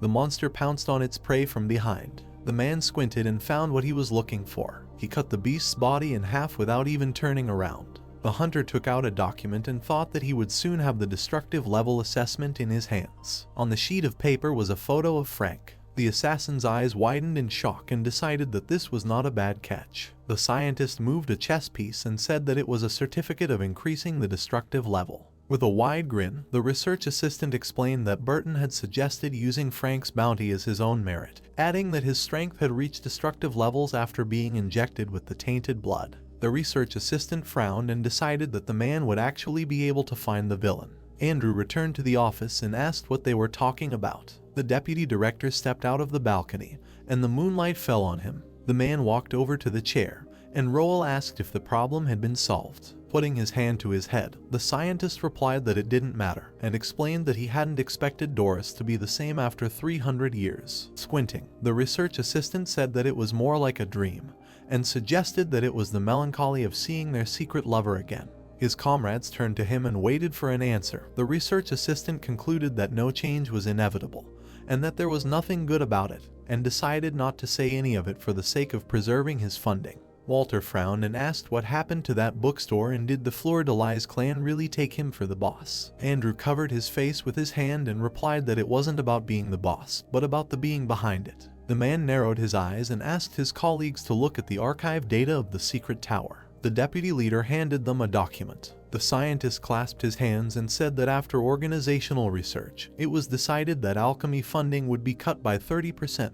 The alchemist asked what that meant. The old man fell onto the table and burst into tears. The research assistant said that Joseph personally wrote a dossier about there being an undetected divine level in Nazan, so they needed to take it very seriously. He crossed his arms and suggested that they take their time and check everything. But such a being in Nazan could be a problem. Walter's eyes widened in fear and asked what that meant. The researcher stood up. Andrew stood in front of his colleagues and asked them to send a mercenary to the bookstore, as Frank was also in contact with the owner. The alchemist raised his hand and realized that they needed to know how dangerous this divine creature was. Roel decided that they needed to be more careful. The man smiled and stated that he knew that the magic mirror egg was the top priority right now. The deputy leader left the table and said that letting the hunter find out about it was their best option. Frowning, the scientist explained that they needed to know the store owner's behavior patterns and general intentions, adding that it was not something that could be explained by friendliness, as tens of millions of Nauzan citizens were at stake. The research assistant looked at the dragon skeleton and concluded that this incident was enough for them to think about what they were doing after all. The researcher looked away and stated that the meaning of the Society of Truth was not only the pursuit of knowledge, but also the maintenance of order. Standing in front of his comrades, Andrew explained that when an organization becomes authoritative and begins to wield too much power, everything inside will inevitably begin to rot. The hero's eyes widened in shock and suggested that a traitor had appeared in the Society of Truth. The man lowered his head and replied that the failures they had kept under control had caused the Red Religion and the White Wolf to escape repeatedly, so if this matter was not resolved, their credibility would drop significantly. The deputy leader frowned and said that they could not afford this. His colleagues looked at him in fear. The scientist said that their organization lacked an internal control department, and hoped that his comrades could be a good complement to it. The research assistant put his hand on the fence and explained that the chairman would have authorized them herself if she had not encountered a god tier. The researcher looked at the skeleton and asked the mercenary to go check first, because they did not need to be afraid of a god tier. Andrew frowned menacingly and declared that even God would die someday, and only the truth would last forever. The heroes frowned in displeasure. Their silhouettes could be seen in the empty eye sockets of the skeleton. The lights were on in the windows of the bookstore, and the news reported that a gas plant had exploded the previous night, causing huge casualties, and that it was due to bad weather conditions and a lightning strike. The protagonist raised his hand to his mouth and yawned, and the presenter added that the firefighters had arrived on time and had carried out a quick rescue operation. Linji raised his eyebrows in surprise when he heard that 23rd Street had become the dividing line where the fire had calmed down. The boy took a step forward and realized that he was on that street. He opened the doors and saw ruins in front of him. Gritting his teeth, the young man wondered why the explosion had happened so suddenly, and was indignant that he was sleeping so soundly that he had not woken up even from the explosion. After going outside, the shop owner remembered that nothing happened yesterday except for the incident with Doris, and realized that he only discovered the explosion on the opposite side of the street when he woke up. The shop owner smiled and was glad that the fire had stopped and that his life and journey through time and space had not come to an end. The protagonist looked back. On the table was the flower that Doris had given the shop owner as a gift before she left. Linji thought that he felt very awkward accepting something like this. The boy smiled and remembered that the girl had called this seed very precious and said that it had its own thoughts and was fed by desires. The young man watered the plant and was surprised that his young customer still had a childish heart and believed in such fairy tales. Closing his eyes, the shop owner hoped that this would improve the interior and atmosphere of the shop, and asked the plant to grow well if it really had a mind. An eye appeared from under the leaf. The rose blossomed after a week. Smiling, the hero understood that this happened thanks to careful care of the flower, because now thanks to this the plant looks very good, and realized that he always wanted to do this to form a temperament. But no matter what he planted, everything died, but this time the plant was finally able to survive. Rubbing his chin, the guy thought about the fact that the growth period of 7 days seemed a little wrong. Because besides, the rose is a bush plant and therefore it is strange that only one flower grew. Introducing Doris, the protagonist noted that this girl told him that this variety is extremely rare, and apparently that is why it has such features, because it is even possible that it may not be a rose at all, but a completely new variety with external similarities, which also has fast growth and is not picky in care. Having picked up the pot with the plant, the young man decided to show its guests such beauty, because such a detail in the interior will morally satisfy the guests after reading the books, and perhaps thanks to this it will be possible to sell more books. Putting his hand on the table, the guy decided to open the store. Rubbing his head, the hero noted that not a single guest had looked in for a week, and there was no one to talk to. Suddenly, an eye appeared from a rosebud. Someone was carrying a bag in their hands. The man walked along the wet ground, saying to himself that this was 23rd Street, where there was also an unremarkable bookstore. He lit a cigarette. Standing in front of the store windows, the man noted that the appearance of this place was definitely not the work of a businessman, so it can be concluded that the owner of this store never seriously thought about selling books. Frowning, Burton noticed that the store seemed to be deserted on purpose. Closing his eyes, the hunter thought that this place probably really wanted to seem like that on purpose. Exhaling through his nose, the man decided to try to get information using the hunter's sense of smell. Opening his mouth, he realized something. Standing in front of the store, the old man realized that the subtle ether that was dissipating in the rain was coming from Wilda's aura. Closing his eyes, he noted that this place was indeed a good hiding place for the pitch-black faceless one. Looking at the statue, Burton realized that this aura was coming from it. Holding a cigarette in his teeth, the man realized that if this was not an outstanding person of his level, then in that case it might be a little more difficult. The bag was still in his hand. Remembering how the order was conveyed to him, the hunter noted that most likely the Truth Society was not mistaken, because Wilda had a stronghold here, although now it looked more like a hidden transit point. Standing in the rain, he remembered that according to the information provided by the Truth Society, Wilda stopped at this bookstore twice, and judging by the rare traces of ether nearby, he was a more frequent visitor than the others. Raising his head, the man knew that his target would soon return here again, which would give him a chance to kill. Throwing his bag on the ground, the hunter also remembered that the Truth Society's decision to not attract his attention was based on such considerations, and they already had enough troubles with the White Wolf sewer rats and the Red Religion. Burton put the things in the bag. Still standing in the rain, he noted that the smell of blood and gunpowder smoke from the recent battle was still in the air, and therefore he should deal with this battlefield and distract the locals, because the Secret Tower and the Truth Society were really good at hiding such things. Holding a cigarette in his teeth, the old man also knew that the troubles could not continue for long, because right after Murphy's death, their end was already a foregone conclusion. Grinning, he remembered that she was going straight into trouble, and most likely, before she died, she managed to clearly understand where exactly she had made a mistake. Putting on a certain cloak, the hunter also knew that the girls were really unlucky to encounter the wisest of the elves before the visit of the Truth Society, although even without Doris's appearance, their defeat had already been predetermined long ago. Looking somewhere up, he also realized that the egg of the magic mirror really had such a huge power that it could make people lose their minds simply by seducing them. Continuing to stand in front of the store, the man remembered that hunters do not die of curiosity, because this is their main professional quality, and now his main task is waiting, and only after his task will be to confirm the destructive level. Drops of water flowed down his fingers. Clenching his fist, he remembered the old saying of an older generation hunter, who said that the most important qualities of hunters are caution and patience. Holding the cigarette in front of his face, Burton realized that even if there were no traces of ether in the bookstore itself, he still had to be vigilant, because this time he only needed to pretend to be an ordinary guest and conduct the most basic reconnaissance. He threw away the cigarette. The man began to approach the building. There was a sign on the door that said the bookstore was open. The rain was still pouring down on the hunter. He opened the door. The old man had already entered. Frowning, he noticed something. Looking at the protagonist, Burton realized that the setting here was very ordinary, and the aura was not felt at all. Frowning, the hunter noted that such a creation of Wilda was really not bad, because the creature instantly reacts to the desire to kill with an attack, or in other words, without bad intentions, including murder. Grinning, he also realized that even if the store owner was of the same level, he would be able to make it so that the enemy would not suspect anything until the attack. Continuing to look at the young man, he also decided that he should get rid of him right away, because even if the enemy was an ordinary person, he was still an informant chosen by Wilda, and in no case should he weaken the duration and let him see at least one flaw. Smiling, the hero greeted him. Sitting at the table, he realized that these few days there was not a single visitor, as if everything returned to the times when no one comes, although free time from work is also good. But who would not want to chat while earning money, except for those onlookers who were attracted by the recent explosion?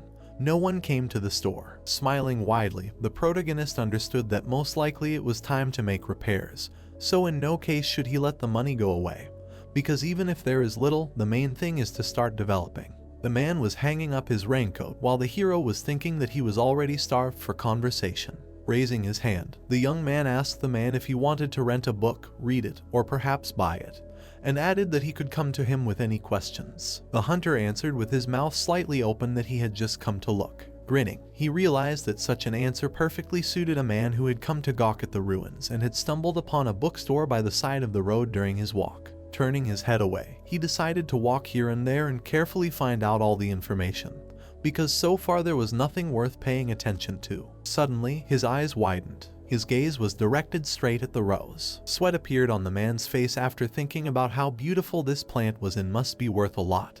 And even though it was an ordinary rose in the middle of a store, it was very eye-catching. As the old man continued to look at her, he thought that she was not worth paying too much attention to. Suddenly, an eye emerged from the rows. It looked straight at the man. His eyes widened, trying to move. The hunter realized that he could not do so. Opening his mouth, Burton thought that this could be a trap in which he was successfully caught. His legs were shaking, although the man still could not feel any vibration of the ether. The hero, placing his hand on the table, said that the visitor could ask him any question. Smiling, he also explained that he could look as long as he wanted. With his eyes wide open, the old man could not understand what he was looking at. Opening his mouth, the hunter realized that he could not even move from the spot, and most likely this was planned from the very beginning. And the seller was pretending.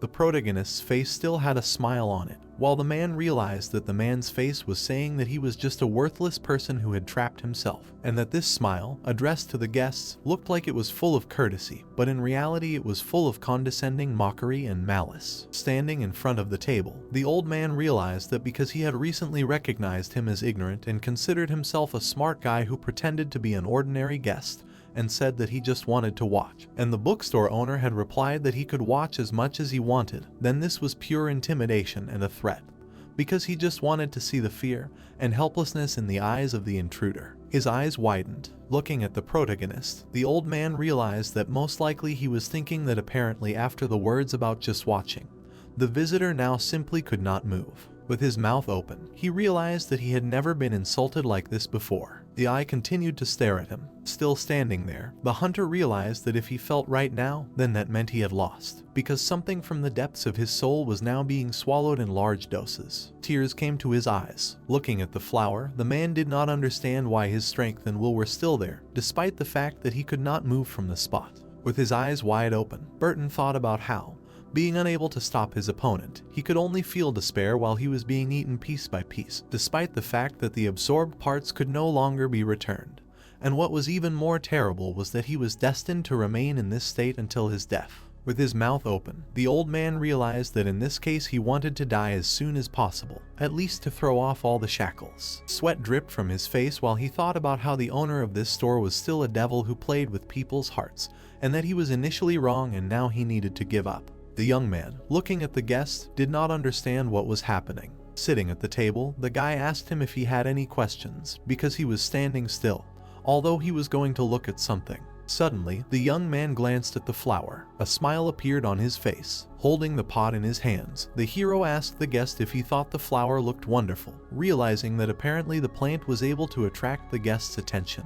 The man's body suddenly trembled. Twitching his finger, he realized that he was finally able to move. Covering his face with his hand, the hunter felt only anger and fear, because even if he wanted to cry out loud, he would not be able to, since the last of his strength had already left him. His eye was wide open. More eyeballs emerged from the plant. Suddenly, they were all gone. The man was breathing heavily, his mouth open. Removing his hand from his face, he noted that the flower really did look wonderful. Taking a step, the old man thought that even if it weren't for the realistic sensations of his soul, he would have thought that he had injected too much tainted blood and was starting to see hallucinations. Approaching the wall, Burton realized that he could no longer have confirmation of the destructive level, let alone wilder. The old man leaned his hand against the wall, realizing that nothing mattered anymore. Smiling with relief, the hunter completely lost the desire to fight, because now he just wanted to sit on the couch and think about life. Standing in front of the flower, he again called the flower beautiful. Opening his mouth, the hero noted that he was happy to hear such a thing about the plant. Smiling, the young man understood that the guest really liked the houseplant, and it was not grown in vain,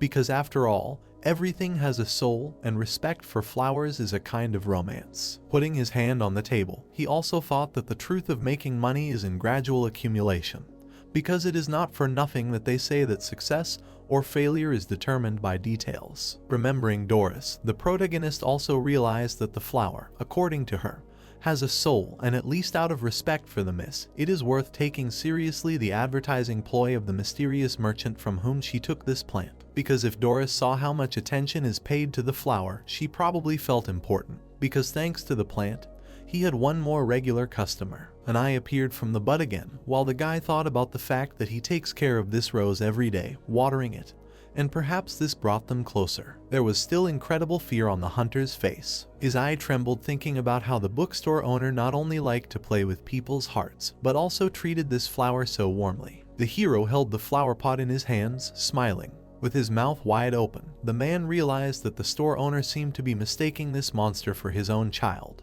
Because even the dark mage Murphy, who broke the taboo, at best admired the resurrected dream beast as an ideal creature, but not so much as to accept this disgusting monster as her own child. The old man trembled with fear. Looking at the protagonist, he assumed that he might not be human at all, although one would think that he and the flower belonged to the same species.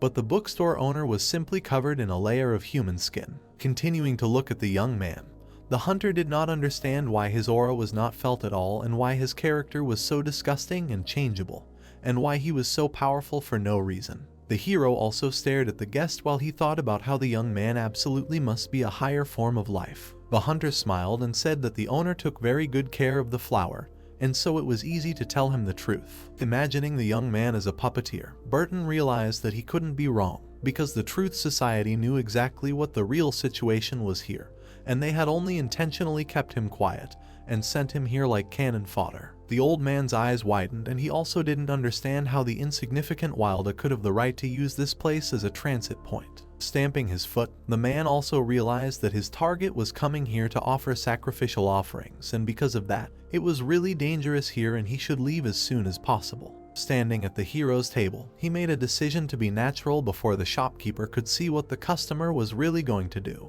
The young man glanced at him. Rubbing the back of his head, the man explained that time was flying by and most likely the guy was too busy, but suddenly he paused. Linji opened his mouth and addressed the guest. He bowed his head slightly and asked if the visitor was feeling unwell. The man's mouth dropped open in surprise. Raising his hand, the protagonist explained that his face looked pale and asked if he wanted to rest. Pointing somewhere with his hand, he also explained that he had already prepared a chair for the guests to make the rest and conversation more relaxing. The old man had this chair in front of him and the young man offered him to sit down. The hunter's legs were shaking at the thought of sitting on it. His mouth dropped open. He thought that the store owner must have sensed that he wanted to run away just after thinking about running away. Raising his hand to his face, the man replied negatively and added that he was fine. Folding his hands, the hero asked him not to be patient. Sweat appeared on the protagonist's face at the thought of his visitor's character being really strong. Looking at the man, the boy realized that even though he was exhausted both physically and mentally, he did not want to show his fragile side to strangers, and judging by his appearance, the new guest was a typical office worker, about 35 years old. Grinning, the young man realized that for office workers with a midlife crisis, both with their bosses and wives, it is typical to not want to part with their youth, and because of this, such a period puts a lot of pressure on a person's mental state, and combined with this aimless look, it felt like the visitor was completely confused. With his mouth slightly open, the protagonist again asked the guest to sit down, thinking that when dealing with such customers, he should first make such people lower their guard and only then use oratory. Standing up from his chair, Linji also said that there were no other people here and no matter what happened, no one would see it. Smiling, he again asked the guest to relax and consider the owner a friend, because if he had any unpleasant things, then he could safely share them. Grinning, the guy also added that he was very good at understanding people. The man's eyes were still wide open. Trembling with fear, the hunter thought that the owner's last words were a threat to him. Looking at the young man, the old man understood that if he did not sit down and explain the goal to this man, then something very bad and terrible would happen, since the meaning of the bookstore owner's words was quite clear. Raising his hand, he could not understand how he could even begin to speak. Opening his mouth, the hunter asked if there was another thing that made him unhappy. Raising his hand, he also said that he only wanted to ambush Wilda in this store, but was outplayed by the owner. An image of the hero appeared in the hunter's head, whose face began to split into pieces. Suddenly something jumped out of the guy's body. It also said that it was very well said, because if it made him feel unhappy, then the creature will help him open his heart. The tentacles approached the hunter while he was screaming. Tears gushed from his eyes. Covering his face with his hands, the man thought that the guy would definitely turn into this creature after such words. Raising his hand, the hero said that he was only thinking about talking and completely forgot that the guest was still standing on his feet. Opening his eyes wide, he again asked him to sit down. Sweat was running down the old man's face. Lowering his head, he realized that he was gradually getting used to the feeling of humiliation, because it is not surprising when the body and mind are played with so arbitrarily, and there is no strength to resist. Sitting down on the chair, the guest thought that he really wanted to cry. Lowering his head, Burton understood that if he cried here, his career as a hunter would immediately end and therefore he should endure. Smiling, the protagonist realized that the first step had been successfully completed and the guest had already sat down and was ready to talk. But getting a customer with this type of personality to say everything that was on his mind would be quite a challenge. Licking his lips, the guy also realized that he shouldn't rush because he should take the initiative in asking questions, like gradually opening a hard oyster shell to eventually see that there was a soft part hidden behind the hardness. With his eyes wide open, the old man thought that the store owner was looking at him as if he were food. Sweat continued to flow down his face from the thought that he should think very carefully before each word. Opening his mouth, the protagonist also said that it was okay if the guest didn't want to talk about a certain topic and asked if it was related to his self-improvement. The hunter opened his mouth wide in surprise. With his eyes wide open, the man thought that the owner most likely knew that the guest was currently in the process of confirming the destructive level, and it would be strange if he didn't know. His hand trembled from the thought that the young man knew everything perfectly well, but did nothing, and even on the contrary, chatted with him. Smiling, the hero knew that the technique of vague speech had worked. The next step was conversation therapy, and he also knew that the term of self-cultivation was the same as encountering a problem, which was a special expression of the teacher. Frowning, Linji knew that the guest's confusion was so obvious that he was simply in a difficult situation, and this word could be called a targeted measure. They were still sitting opposite each other. Exhaling, the hunter realized that he was not qualified to hide anything in front of this person.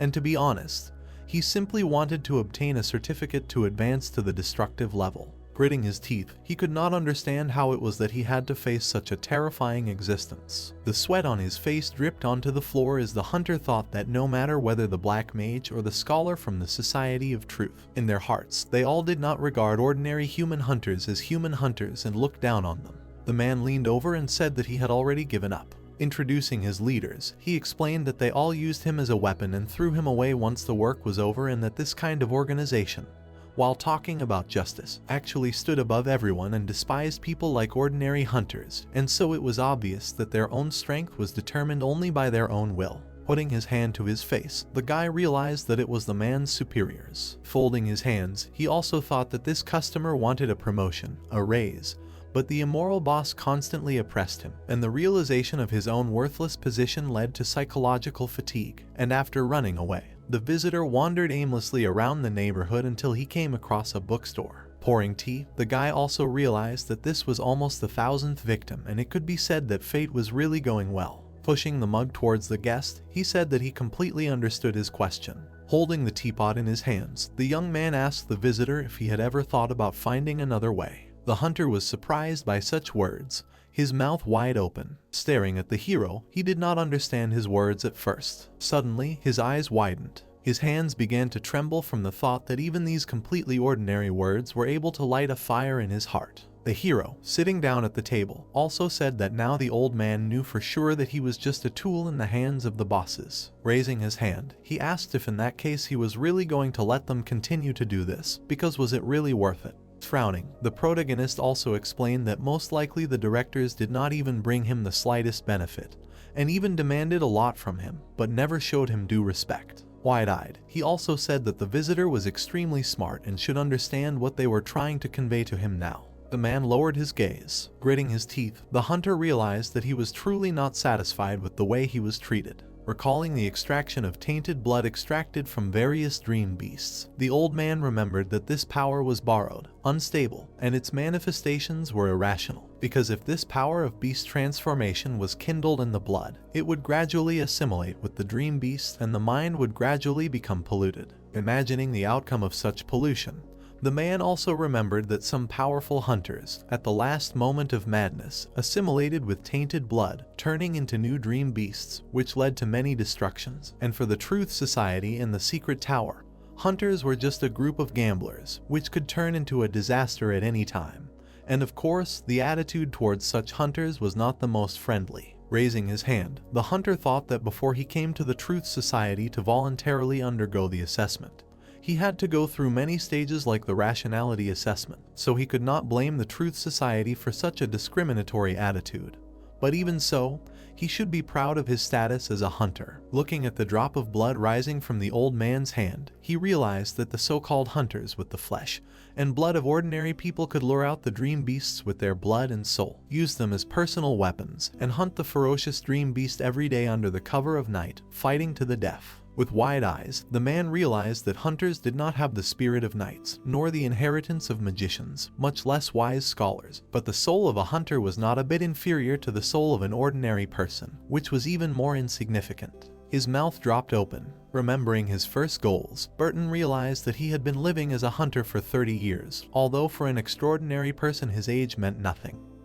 But as a hunter he was already considered old and was bursting at the seams, and his tainted blood came from the pale-faced man, and the amount that had been introduced had long since exceeded the permissible threshold, and each time his blood was excited, his mind was on the verge of destruction, and his willpower was gradually becoming weaker and weaker. Imagining one of the incidents, he realized that most likely his body would soon no longer withstand it. He had a handful of pills in his hands. The man brought them to his mouth, breathing heavily. He ate them all at once. Leaning against the wall, the hunter realized that he had finally come to his senses, although even the powerful tranquilizers produced by the Truth Society cease to act, and if this continues, then sooner or later, one day it will be impossible to preserve the mind, and therefore it would be necessary to find a way to solve it. Gritting his teeth, he remembered that in order to get out of this hopeless situation, he took on the task of capturing Wilda, which no one wanted to do, and for him it could serve as a qualification for moving to the destructive level. Clenching his fist tightly, the old man understood that he could not even imagine that he would be deliberately misled,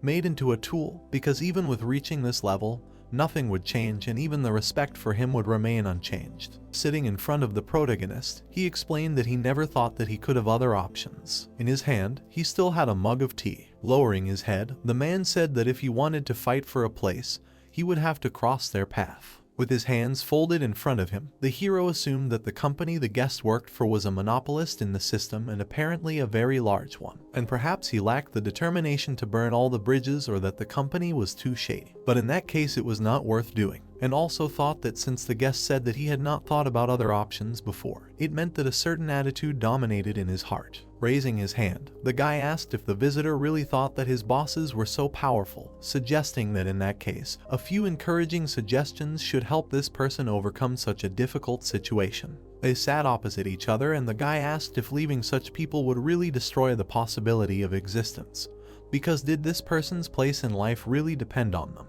Raising his hand, the hero also asked him to think about his current situation, think about the future, and then think about people who are in exactly the same situation. The man's mouth dropped open in surprise at the shop owner's words that he was not trying to intimidate the guest or try to incite him, but simply hoped that the visitor could make his own right choice. Smiling, the old man shouted that he understood everything. Raising his fist, he also said that according to the shop owner, he himself should find a way and rely on his own strength to control the future, because these so-called authoritative opinions were not even worth mentioning. Grinning, the hunter realized that while he despised and criticized the Truth Society, he subconsciously never considered them an absolute priority and let the hunters decide everything themselves because they cannot be allowed to let others give them orders. With this thought burning in his mind, the man thought that this guy's words were really strong, and his words were incredibly clear, but he could not understand where such determination came from in the guest. Rubbing his chin, the protagonist realized that although this guest had fallen into confusion before the midlife crisis, it seemed that his heart had not yet admitted defeat, and if it wanted to beat,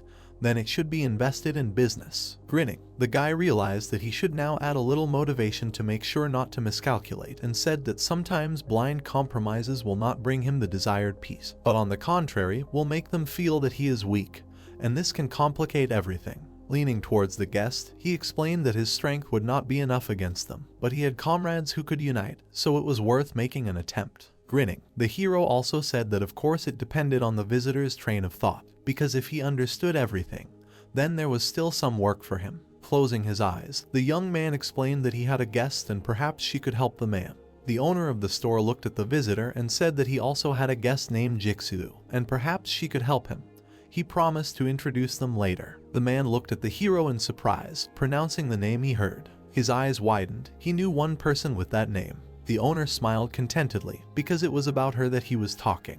He did not hesitate to laugh and said that this was the one he was thinking of. The cup of tea began to tremble in the visitor's hands. Burton leaned forward. He could not believe what he heard. His gaze became frightened. He asked what the hero wanted him to do. This was all part of his plan, wasn't it? Linji smiled and replied that it was exactly like that. The gray-haired man leaned back and said that it was incredible. A dark aura appeared around the guy. The man understood that he probably set everything up long before. The dark host took a sip from his cup and grinned, looking straight at us, while Burton tried to understand how this was even possible. After all, no one can foresee everything. He is not an almighty god. A satisfied smile appeared in the reflection of the tea. Linji thought that for now this is a situation that can be resolved with words and it remains under control. Because when faced with such a reluctance to trust, the guest must first combine a number of questions based on known information, not having a clear content to direct his thinking. The hero smiled slyly. He knew that in practice, a person decides for himself how to understand them, and he has many ideas to cover all possible options. He brought the cup to his mouth. Now that he had guided the man in front of him to his innermost thoughts, all that was left was to help him get rid of his worries. The boy smiled, thinking about the numbers. It was good to start his own business. After all, 996 is an ordinary place to live, and 700 is a paradise that many can't afford. Losing everything is easy, but showing your intelligence. The gray-haired man thought seriously, while the owner was thinking that the bullying from your company boss to the point of using you as a tool destroys you psychologically and physically. It is better to choose another path as soon as possible than to continue this one. Linji looked ahead thoughtfully. He knew that for the guest in front of him, this would definitely be the best option. He frowned and thought that turning from a middle-aged social animal into a business pioneer was not an easy task.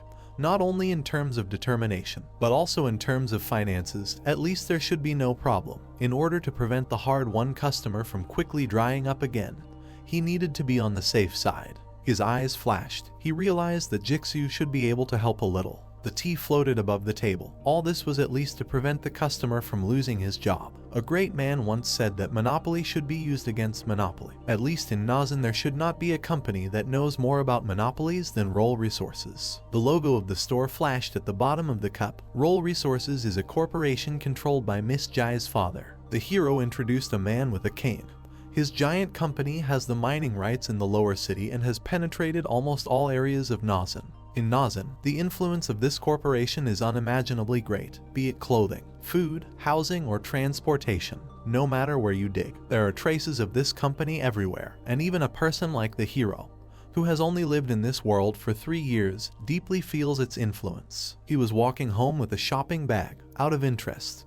He studied a little about the history of that company as soon as he arrived here. The door opened. The young man entered the dark apartment. During his research, he found that this company has been around for an incredibly long time, if you count from the very beginning.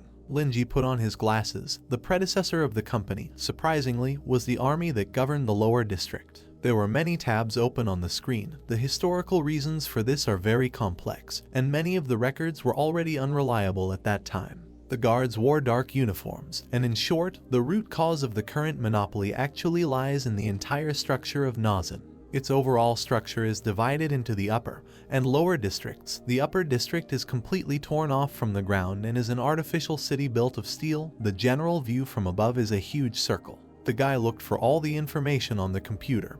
He learned that Nazen occupies an area the size of a Chinese province, and the streets near the central district have their own names, and the rest are numbered with letters and numbers. The upper district itself is a completely artificial creation, and there are no natural resources here. The bag with purchases was lying behind. Linji imagined huge structures. He found out that all real natural resources are concentrated in the lower district. The lower district belongs to the underground and above-ground transition zones. At present, only the Society of Truth has access to the lower district, and usually it is strictly blocked, and there are reasons for that. The owner of the store presented caves with gems and noted that the inhabitants of the lower city are sick, they are infected, as well as their future descendants, because they touched the high, foggy wall on the border of Azir. People wandered through terrible underground cities. They were subjected to forced segregation for millions of years. They developed a completely different ecology than in the upper region. Mutants mined their own resources. A woman with scales on her legs approached one of the children. He asked what the child was doing here. The red-haired mutant turned and recognized his grandmother. The woman with tentacles on her neck extended her hand to him and said that in some time she would live in a completely different place, and now it was time for them to eat. The mutilated hands touched each other. The red-haired girl followed her grandmother and said that today she dug up an extra stone. She decided that she could get an extra bowl of food for it. The woman said that the child was just wonderful and today she would get more of her grandmother's soup. The couple continued on their way. The kid turned back. He looked at the shining stones and asked if there really was a place up there where their ancestors lived. Did the people who lived up there really have to work as hard as they did to eat? The grandmother led the child forward. She told him that one day the child would be able to go up there and see everything with his own eyes. She was already getting old, so her grandson would tell her stories when the time came. In the mutant's left hand was a book called Plague. The hero enlarged the symbol on the cover and realized that the origins of the plague were in the lower region, and to this day it was still the main problem of the people of the lower region. Lenji frowned and adjusted his glasses. In short, the city districts were completely separated for various reasons, and this led to the emergence of a number of agencies specializing in transportation between the upper and lower regions to collect resources. Eventually, due to competition, they absorbed each other and only one enterprise remained, also known as Roll Resources. His eyes were fixed on the blue monitor. The boy understood that now this is the only company that has the right to independently issue passes to the lower district. The store owner stretched. He was afraid to even think if only such a rich man would get carried away by his shop and buy the rights to distribute his books. Tea was steaming under his hand. Lenji said that it was time for him to stop dreaming and get down to business. The day had come. At that time the hero did not yet know that the only daughter of the owner of Roll Resources would become his regular customer. He owed this success to his eloquence. The young man smiled slyly. Now that they had a good enough relationship to maintain them, it would be worth helping each other properly. It must be incredibly easy for such a great lady to find a job. He smiled and said that she should be able to somehow help with his difficulties. Burton looked at him in amazement. The owner said that the other day she had some small problems and he helped her. She rented a book that needed to be returned soon. The man looked down and realized that this explained everything. His fingers curled. He noted that it was no surprise that the situation in Nazin was like this now. He imagined the two mages and thought that the reason for the alliance between the White Wolves and the Black Mages of the Red Cult was that Harris lost the battle against the Spider organization led by Jixu. In the end he had to flee alone after killing the second leader Kaji, and the reason for Harris's defeat was that Jixu, who was previously at a disadvantage, suddenly became stronger. He looked at the store's logo. Now he finally understood. It turned out that the owner of the bookstore helped her. A bead of sweat rolled down the killer's face. He realized that this was the intention behind the store owner's willingness to help him. He looked at the smiling youth who was stirring up conflict between the hunters and the Truth Society with his words. He realized that the hero wanted to bring down the authority of the Truth Society. A sly smile appeared in his head, playing with hearts and stirring up discord. This is exactly what the devil does to have fun. But this devil's words are intoxicating and dig into the hearts and make you happy. He imagined the hero holding a chess piece and guessed what the path the owner had planned for him meant. He imagined a huge scale and decided that it meant an attempt to unite the scattered and disunited hunters to create an organization capable of rivaling the Truth Society and the Secret Tower. Chess pieces began to fall in his head. He decided that if this was true, then the entire Nazin would change as a result. Burton imagined himself from the outside. He became a participant in a chess game for superhumans. He was given the honor of being a small pawn in this game. The man looked tensely to the side, thinking about it. Now he understands what the bookstore owner was planning. He just wants him to be useful. He let the flower suck out his strongest desires, instead of absorbing him. He turned his gaze to the blood flower, and now he has no idea how to gain the approval of the Truth Society, much less establish his destructive level on the other side. Now he wants to try and he will not regret this decision. A smile appeared on his face. He decided that raising the banner belonging to the hunters was really something worth waiting for. The gray-haired man slapped his face and smiled hysterically. He said that he knew it was dangerous, but he must be crazy to want to do this. He raised his gaze and remembered that there was still one thing that was bothering him a little. He looked at the store owner and asked if he was talking about taking a book. Lenji smiled wickedly and laughed to himself. After all this effort, they finally got to the point. He raised his hand. After all, this was exactly what he was going to say. For someone like his interlocutor who was doing this for the first time and had little experience, he would certainly encounter many difficulties in the subsequent process. The hero took out one of the books and said that he had a very useful book here, which he should buy first. The title appeared on the cover, Zero Cost Entrepreneurship. The mercenary looked at him carefully. He thought about how Jixu also took the book, and in turn Jixu received power from the bookstore owner and followed his instructions. His mouth dropped open. He realized that if he connected the dots, it was clear that the bookstore owner was using his book to give her power and guidance. Burton shuddered in realization. He looked around and wondered what if all these books contained forbidden knowledge. The man looked at the outstretched book with fear. The owner said that this book was perfect for his current situation. The young man smiled. He believed that he could find a new way to achieve what he wanted in it and never be used as a tool again. He promised that the client would not lose his dignity again and get what he deserved. The gray-haired man looked at the book mutilated by dark magic, titled Void Sacrifice. His hand slowly reached out to the tome cursed by the dark god. His fingers touched the cover. A smile appeared on the young man's face. Burton slowly turned the cover with its eyes. The pages covered in mana began to fall out of the book. The man felt himself in a void. His eyes froze in horror. He moved the book aside and looked into the void he found himself in. Many monsters were approaching him. Burton screamed. A hole appeared in his chest. Light outlined the area around him. The monsters were getting closer and closer. With these thoughts, he slammed the book shut. The man's whole body was shaking. He asked if this was an illusion due to the tainted blood. He felt that there was still a residual feeling inside his body. His eyes were bloodshot. The channel connecting the void still existed, clear and tangible. The monstrous book looked at him. The entities from the void noticed him. He opened his mouth and said that this was a new path. The guy smiled and said that if he chose this path, then speculation was a necessary skill. He raised his hand and asked who wouldn't be happy if there was no win-win. All this is a gift from someone who has reached the end of the path. He told him to take the book in his hands and it will be much easier for him. The man grimaced and noted that the passage through the void formed by piercing the body was ready to open, and he was at one end, and the invisible void was at the other. Burton closed his eyes. He looked at his mana and decided that if he offered the entities the right tribute, then in return he would be rewarded by them in return. This of course also depends on their mood. It is truly amazing, without unnecessary costs. A heavy smile appeared on his face, and his thoughts were about granting the ability to approach the divine level of power, and the ability to grant others an existence at the divine level of power at will, and he no longer knows what words to use to describe the power of the bookstore owner. He stood up abruptly and thanked him for teaching him, because now he understood what to do. Linji put his hands together, and it would be a long journey, and all he needed was to be strong mentally and physically. The hero smiled and said that he had to understand that it was impossible to succeed if he only reasoned.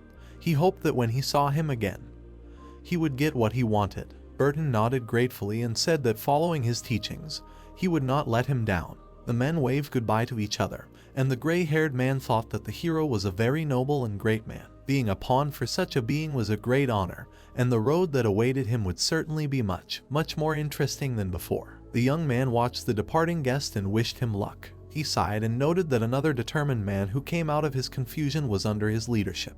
The boy smiled slyly and declared that this was exactly how positive life should be. Rain poured down on the manor from the central district. A warm light was burning outside the window. A large moth was crawling on the glass. A frog jumped onto the windowsill and stared into space. Jixu sat on a chair with an aristocratic bearing. She looked ahead attentively. There were many tools and bowls on her desk. The girl lifted the lid of the golden bowl. It was filled with Northland incense. There were special devices next to her hand. She pressed the incense powder with one of them. She put a seal on it, and the cavities were filled with powder. The elf was enthusiastically swinging her leg. A warm light fell on her face. She removed the uniform, revealing the assembled store logo. She lit the incense with a stick. A gentle smoke began to fill the room. Jixu put on her glasses. She pulled on gloves on her hands. She smiled and said that the preparation process was complete and she could finally relax and read a little. She put the cursed book in front of her. A dark aura began to be released from the touch. The eye opened wide. From the shadows behind the chair, shoots began to appear. The incense smoldered and emitted a beautiful smoke. Outside the window, it was pouring rain.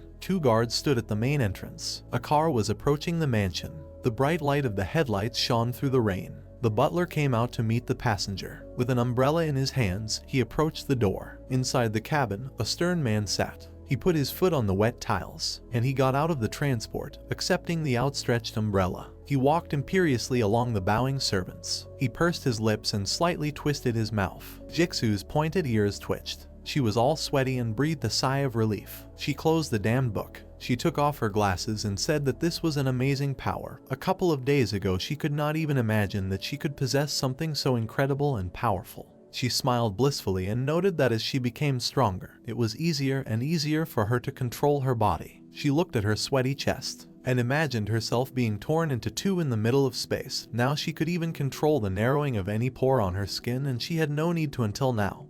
Besides, this is a kind of torture, and most importantly, she is finally close to taming the blood beast inside her. If she can do this, she will be able to enter the frightening level in no time. Jixu pinched the bridge of her nose and thought that all this is thanks to Mr. Linji. Everything she has is thanks to him. She looked at the book with fear. She stood up abruptly and thought that the gift given to her by the master is much more than just controlling the tainted blood in her body. The blood and the beast are actually the soul and flesh. Blood and soul, the currency of life. As they exchange and circulate through the body, ether is formed in it. Her hand reached to her shoulder. She thought that controlling the blood in her body was only the first step. After all, using the blood to make the beast obey and become her power, this is the true way to become stronger. Jixu looked out the window and decided that in any case, before she returned and thanked, she had to achieve a much greater result. Now she had only learned to control the blood in her body, and if it were possible to use the tainted blood of other types of dream beasts, and absorb even more, how terrifying this power would be. Then the hunters would be able to have much more power than what they had.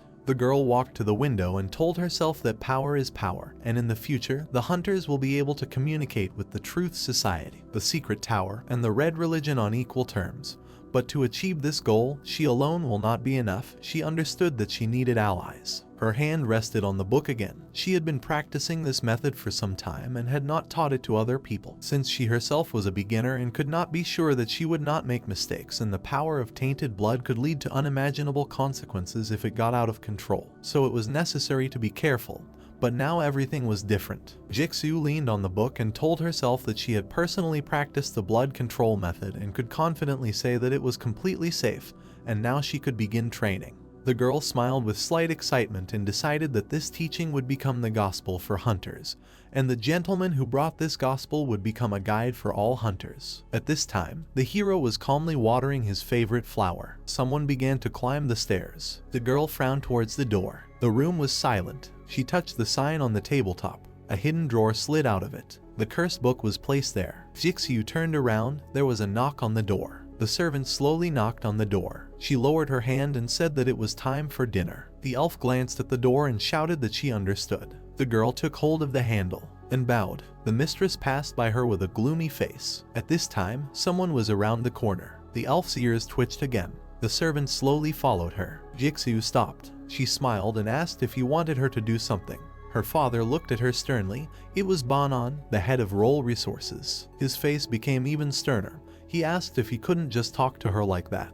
The daughter smiled cheekily and said that this was not like him. Banan frowned. The servant opened the door. The couple entered the dining room. The man replied that he just wanted to spend time over dinner with his daughter. Is that really so surprising? The girl sat down on the chair and declared that she was not so stupid as to underestimate him. She stood up and said that her father would never have dinner with anyone without reason, even if it was his daughter. Moreover, he never came back for dinner or specifically asked anyone to remind him. She could not think of any other reason except that he needed something from her. Banan moved the chair. He frowned at his daughter and asked, was it really that obvious? Jixu sat herself down on the chair and answered that it was. She smiled and slyly said that at the moment, her father was unable to hide his intentions. Right. The head of Roll Resources silently sat down next to her. He stared at his relative. She smiled at him, and he saw her as very small. He turned his head and noticed that she had grown up. Jixu embarrassedly asked, was he really going to say this? Banan took the bottle of wine. He felt a little ashamed. He still remembered her as a child,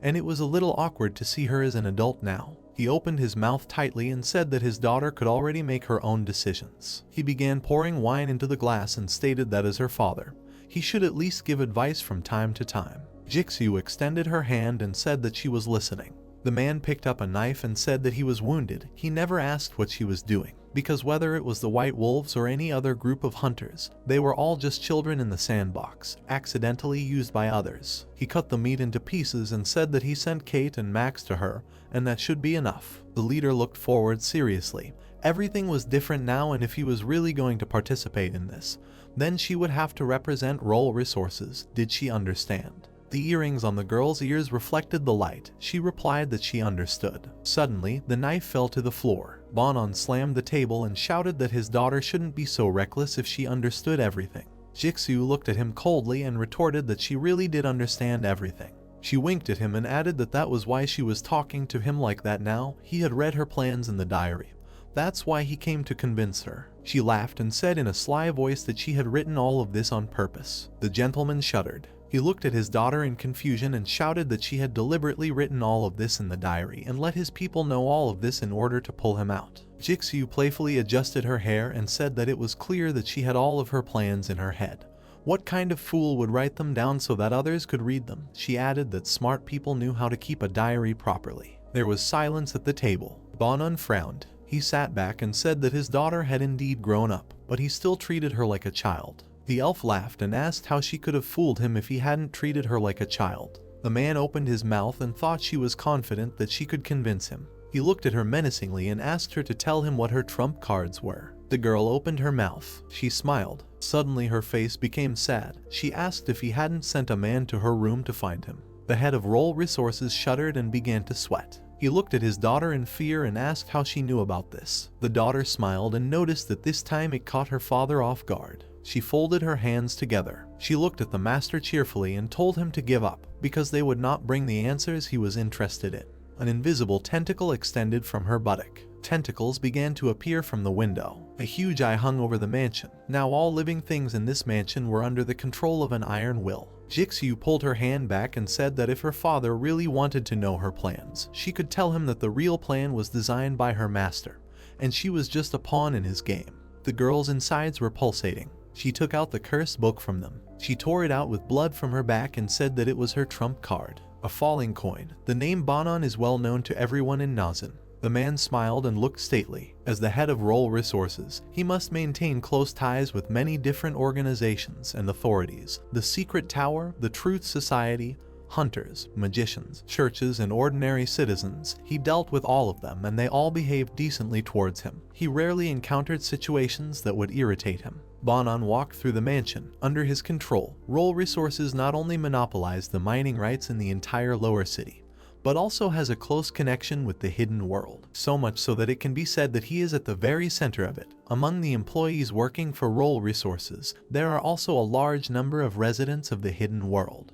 Bonon had a stern look. Someone once said, if you look into his golden eyes, you can see what is happening inside. Max looked ahead and said that the missus is inside now. The master continued to walk forward and said okay. He stopped at the door. The servant slowly opened it. At this time, the girl was exercising. She was using heavy dumbbells. In sportswear, she was pulling the bar. Sweat was flying in all directions. Jixu pressed her lips and puffed out her cheeks from the strain. Bonon nodded briefly and chuckled. The daughter let go of the bar. Kate handed Miss a towel and noticed that she was working hard, and asked her to take a break. The lady smiled and said thank you. She wiped the sweat from her face and looked at her father. He watched her silently. Bonon frowned and asked how she had been feeling lately. Jixu smiled and answered as usual. On his recommendation, she was training her body and mind. The man spread his lips wider than usual and said excellent. Max opened the case. He was told to show it. It contained ampoules. They had a dragon pattern on them. The girl recoiled, seeing dirty blood.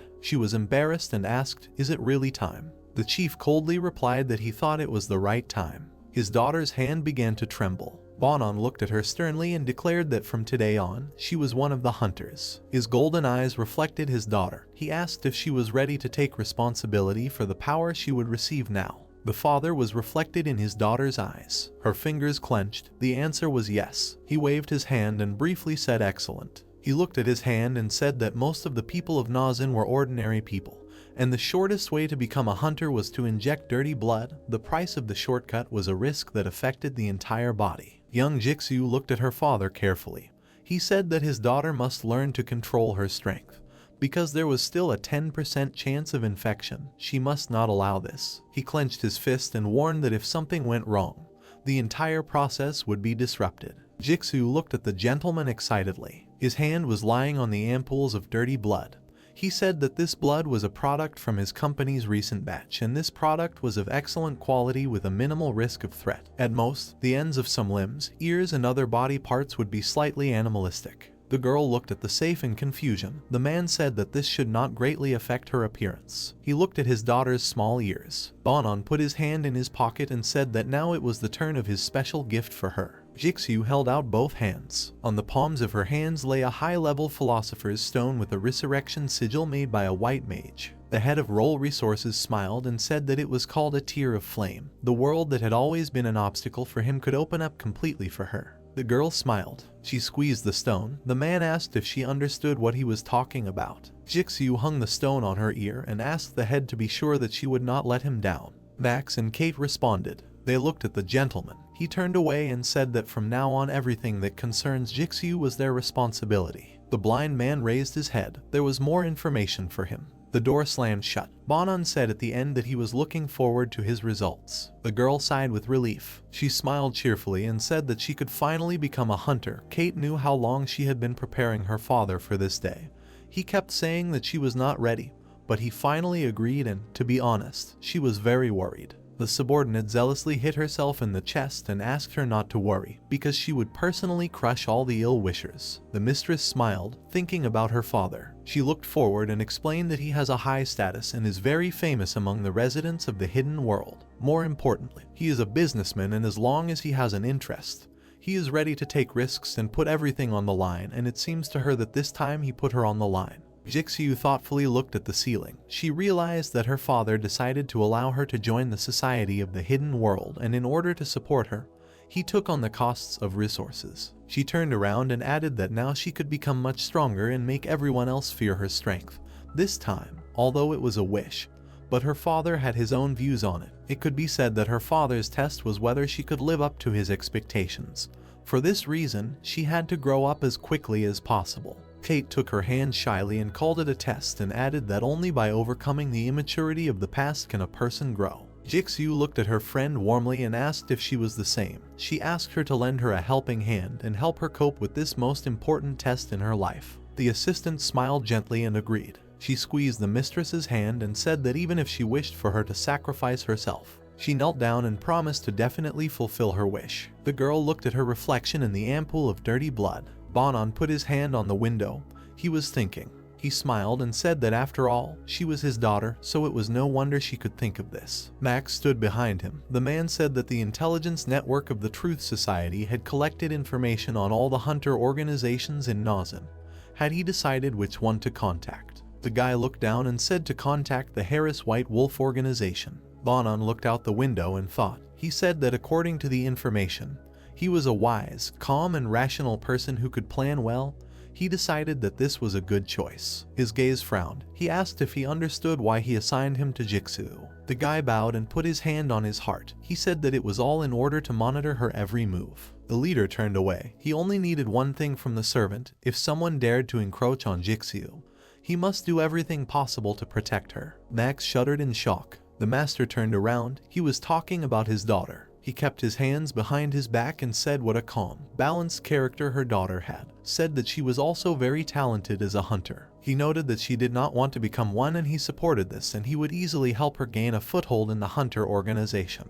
But he was afraid that he would not be able to lead her further in the near future. He said that his daughter's loyalty and strength are beyond doubt, but she is too impulsive, because in order to be useful in situations where rational thinking is required, his calmness and wisdom will become Jixu's weapon in such situations. Next to the head was a sword. The man said that if a hunter is at the head of such a large company as Roll Resources, the big shots at the top will not be happy about it. He turned and said that if a flame breaks out, then all the paths with resources will be blocked, so there is absolutely nowhere to rush. So he plans to distance himself from Jixu in public and will keep her away from everything related to Roll Resources. Bonan approached the servant and stated that the more rebellious his daughter appeared, the better, because having no idea about resources, but instead seeking to control a group of hunters and, preferably, a disdainful attitude towards the group. It was this image that would allow Jixu to develop freely. The leader looked forward seriously and stated that resources were not the end of his path for his daughter, but only the beginning. He placed his hand on the warrior's shoulder. Bonan looked at him intently. That was all he wanted to tell him. Until his daughter became truly independent, he must help him protect her. Max looked at his boss tensely. He slammed his hand on the floor. He fell to his knee and declared that he would serve him until death. He closed the door behind him. Bonan remained standing by the window. Later, he sat down at the table and opened the drawer. It contained information about the stones. The man smiled and said to himself that now the basic defense was ready. He imagined his daughter. He knew that the day was coming when the chicks leave their native nests, and having chosen this path, there would be no turning back. The golden eyes flashed. The master asked, "What surprises will Jixiu give him?" He smiled like a father. He was looking forward to this day. He didn't know what expression he would have when she exceeded his expectations. Maybe it would be a relieved smile. There was horror on his face now. His eyes were filled with fear. Jixiu was holding the cursed book in her hands and said that it was her trump card. She frowned. The shadows of the tentacles flew around the table. Drops fell on the windowsill. Bonan put his fingers on the table. He was forced to admit to himself that this time he missed. He didn't expect to lose twice in a row against his own daughter, because the person he thought he knew everything about, in turn, was ahead of his actions and thoughts. The man grabbed his face. He looked at his daughter who had grown up. He couldn't even imagine that the girl who was still awkwardly learning manners had become a self-confident young woman. She had turned into a hunter who could confidently lure her own father into a trap. The goat's eye on the book began to glow. The father looked at him closely and noticed that this trump card of hers had changed her greatly. He stood up and said that this was still not enough to convince him. It was not the book that was important, but its source. The head of Roll Resources pulled out a chair, and he sat down opposite and said that this plan was a threat, and the stakes were too high for them, the employees of Roll Resources. Such a decision meant too much. Bonan frowned and said that this was precisely why it should be approached with caution and not taken lightly. Jixiu looked at her father's folded hands. He said that what was important was whether they could make a profit, but he was more interested in the person guiding her. The girl smiled. She should have guessed that her father already knew about the bookstore owner. She poured herself some wine. She had heard a saying once. She smiled and said that a businessman can do anything as long as there is enough profit, and it seemed that he was no exception to this rule. The man looked at her intently. He took a sip of wine. He looked at his daughter again and explained that for an ordinary businessman this was true, but he was different. Jixiu opened her mouth. There was no way she could have become so strong in such a short time. She pointed to the book, not pouring any more dirty blood into herself. It was all thanks to her. Such books could be sold even if he gave the go-ahead for distribution. Bonan rubbed his chin thoughtfully. The daughter asked, would this benefit or harm the company? The huntress smiled slyly. The businessman thought about it and said that according to the information provided by the secret tower, it seems that the current position is still undecided and if they are in contact. The girl raised her hand. From the few times she had been to the store, Mr. Linji has his own principles and rules, and he behaves as a bookstore owner should. But in fact, he is very kind and friendly as long as the person obeys his wishes. The gentleman looked thoughtfully into space. The daughter looked at him and added that she was not an expert in such matters. She smiled and said that in the end, she did not have the authority to talk to the head of Roll Resources, and if he thought it was feasible, then he had better go and talk to him himself before deciding whether her proposal should be thrown in the trash. Bonan was covered in sweat. Lightning struck outside the window. He shouted that this could not continue. The cultists looked at Harris. They were shouting that the situation was not getting better, even more severe. The old man looked angrily at the arguments of his comrades. He opened his mouth and shouted, demanding silence. He slammed the table and told everyone to remember that their goal was to make the egg of the magic mirror hatch, not to defeat the secret tower. If they could make it hatch, they would win. The disciples silently looked at their leader. He declared that in the future he did not want to hear any more buts. Harris raised his hands and shouted that in 3 days the Truth Society would deliver a shipment of heavenly silver stones to 78th Street, and they must get them. Did everyone understand this? Everyone raised their heads and shouted yes. Silence hung in the meeting room. The leader turned and looked at the slammed door. He leaned tiredly on the table, and he put his hand on his face. The heavenly silver stones alone are not enough for the egg of the magic mirror to hatch.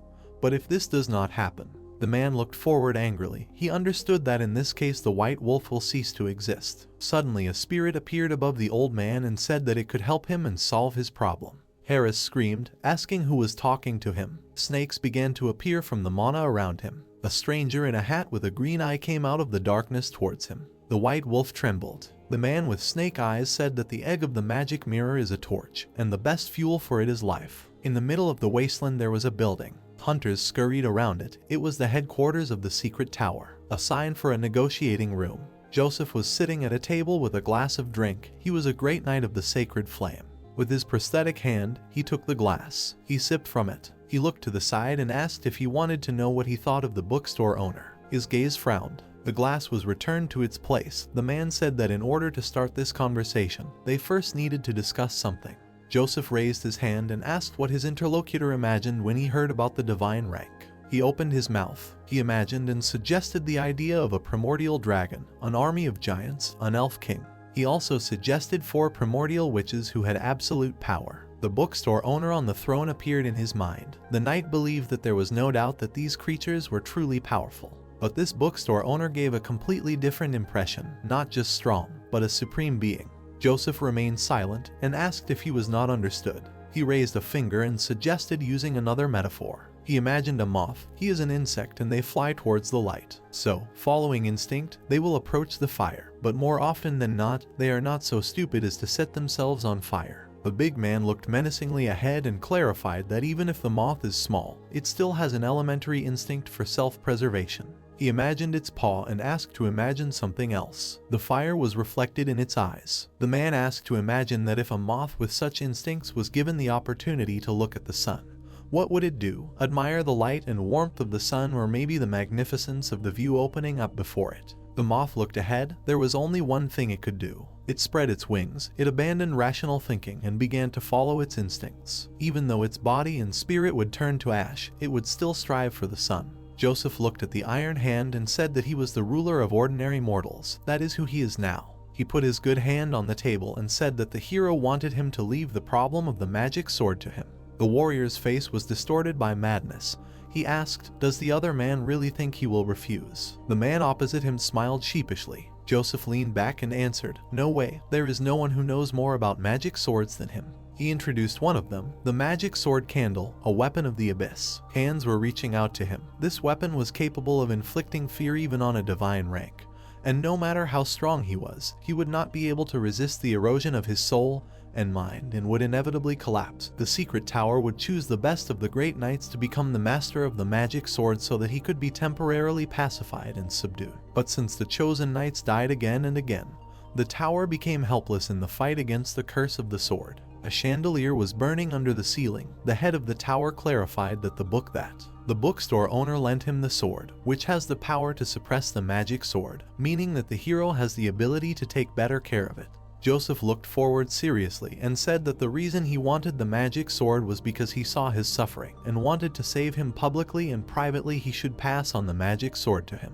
The leader stood up and walked forward. He stated that this would be the best solution. The interlocutor began to sweat and said, "Please." He turned around abruptly and began to ask for a stop. His face distorted with fear. He screamed, asking if the master had thought about the consequences of using the magic sword for evil, and how it would affect the reputation of the secret tower. Joseph turned around grimly and replied that he did not know and that he had never thought about it. He suggested leaving all these worries about saving the face of the tower to the elders. The man began to open the door. He stepped forward and stated that the only thing they, the knights, held on to was the justice in their hearts. The door slammed shut. The video was finished. The white-haired girl stood in front of the technological installation. She reported that above was the statement of the head of the tower about the transfer of the magic sword. Holograms were coming from the screens. The meeting of the elders of the secret tower began. The people in hoods looked at the holograms. One of the old men opened his mouth. At this time, the commander walked along the corridors of the tower. Subordinates stopped to linger on him with their eyes. The subordinate ran up to him and handed him a piece of paper. She pressed the folder to her chest and reported that they checked the latest events related to the White Wolf, and the general results of the analysis are here. Joseph stopped and ordered to continue. The girl looked at the documentation and reported that these hunters have a better understanding of the structure of Nazin than they do. She compared them to a bunch of rats scurrying along the walls. Claude remembered how she pursued them. Each time they all disappeared and she had to slowly comb the entire area. She remembered how slow and ineffective it was. She stopped the people. They climbed onto the roofs and began to connect the time and place of their repeated appearances. They managed to find out the location of some of the non-existent tunnels. Claude turned the page and said that thanks to this, the territory of the White Wolf's action was reduced several times. The man stamped his feet and gloomily declared that this city had existed for too long. He looked ahead and said that the real maps are in the heads of the old people who have lived here for a long time, so it is almost impossible to get a detailed map. He threw a frightening glance at his subordinate and said that there is no one among the White Wolves who would be capable of this. Claude continued to follow the commander, who decided that someone was helping the enemy. The servant shuddered. She took notes of the wise words. She straightened up proudly and reported that over the past few days they have destroyed almost 3 of their large strongholds. The knight's coat fluttered from walking. The girl added that they captured more than 20 White Wolf hunters, whom they are now interrogating. She showed a photo of the work of magicians on the hunters and the consequences of such interference, said that they are quite taciturn.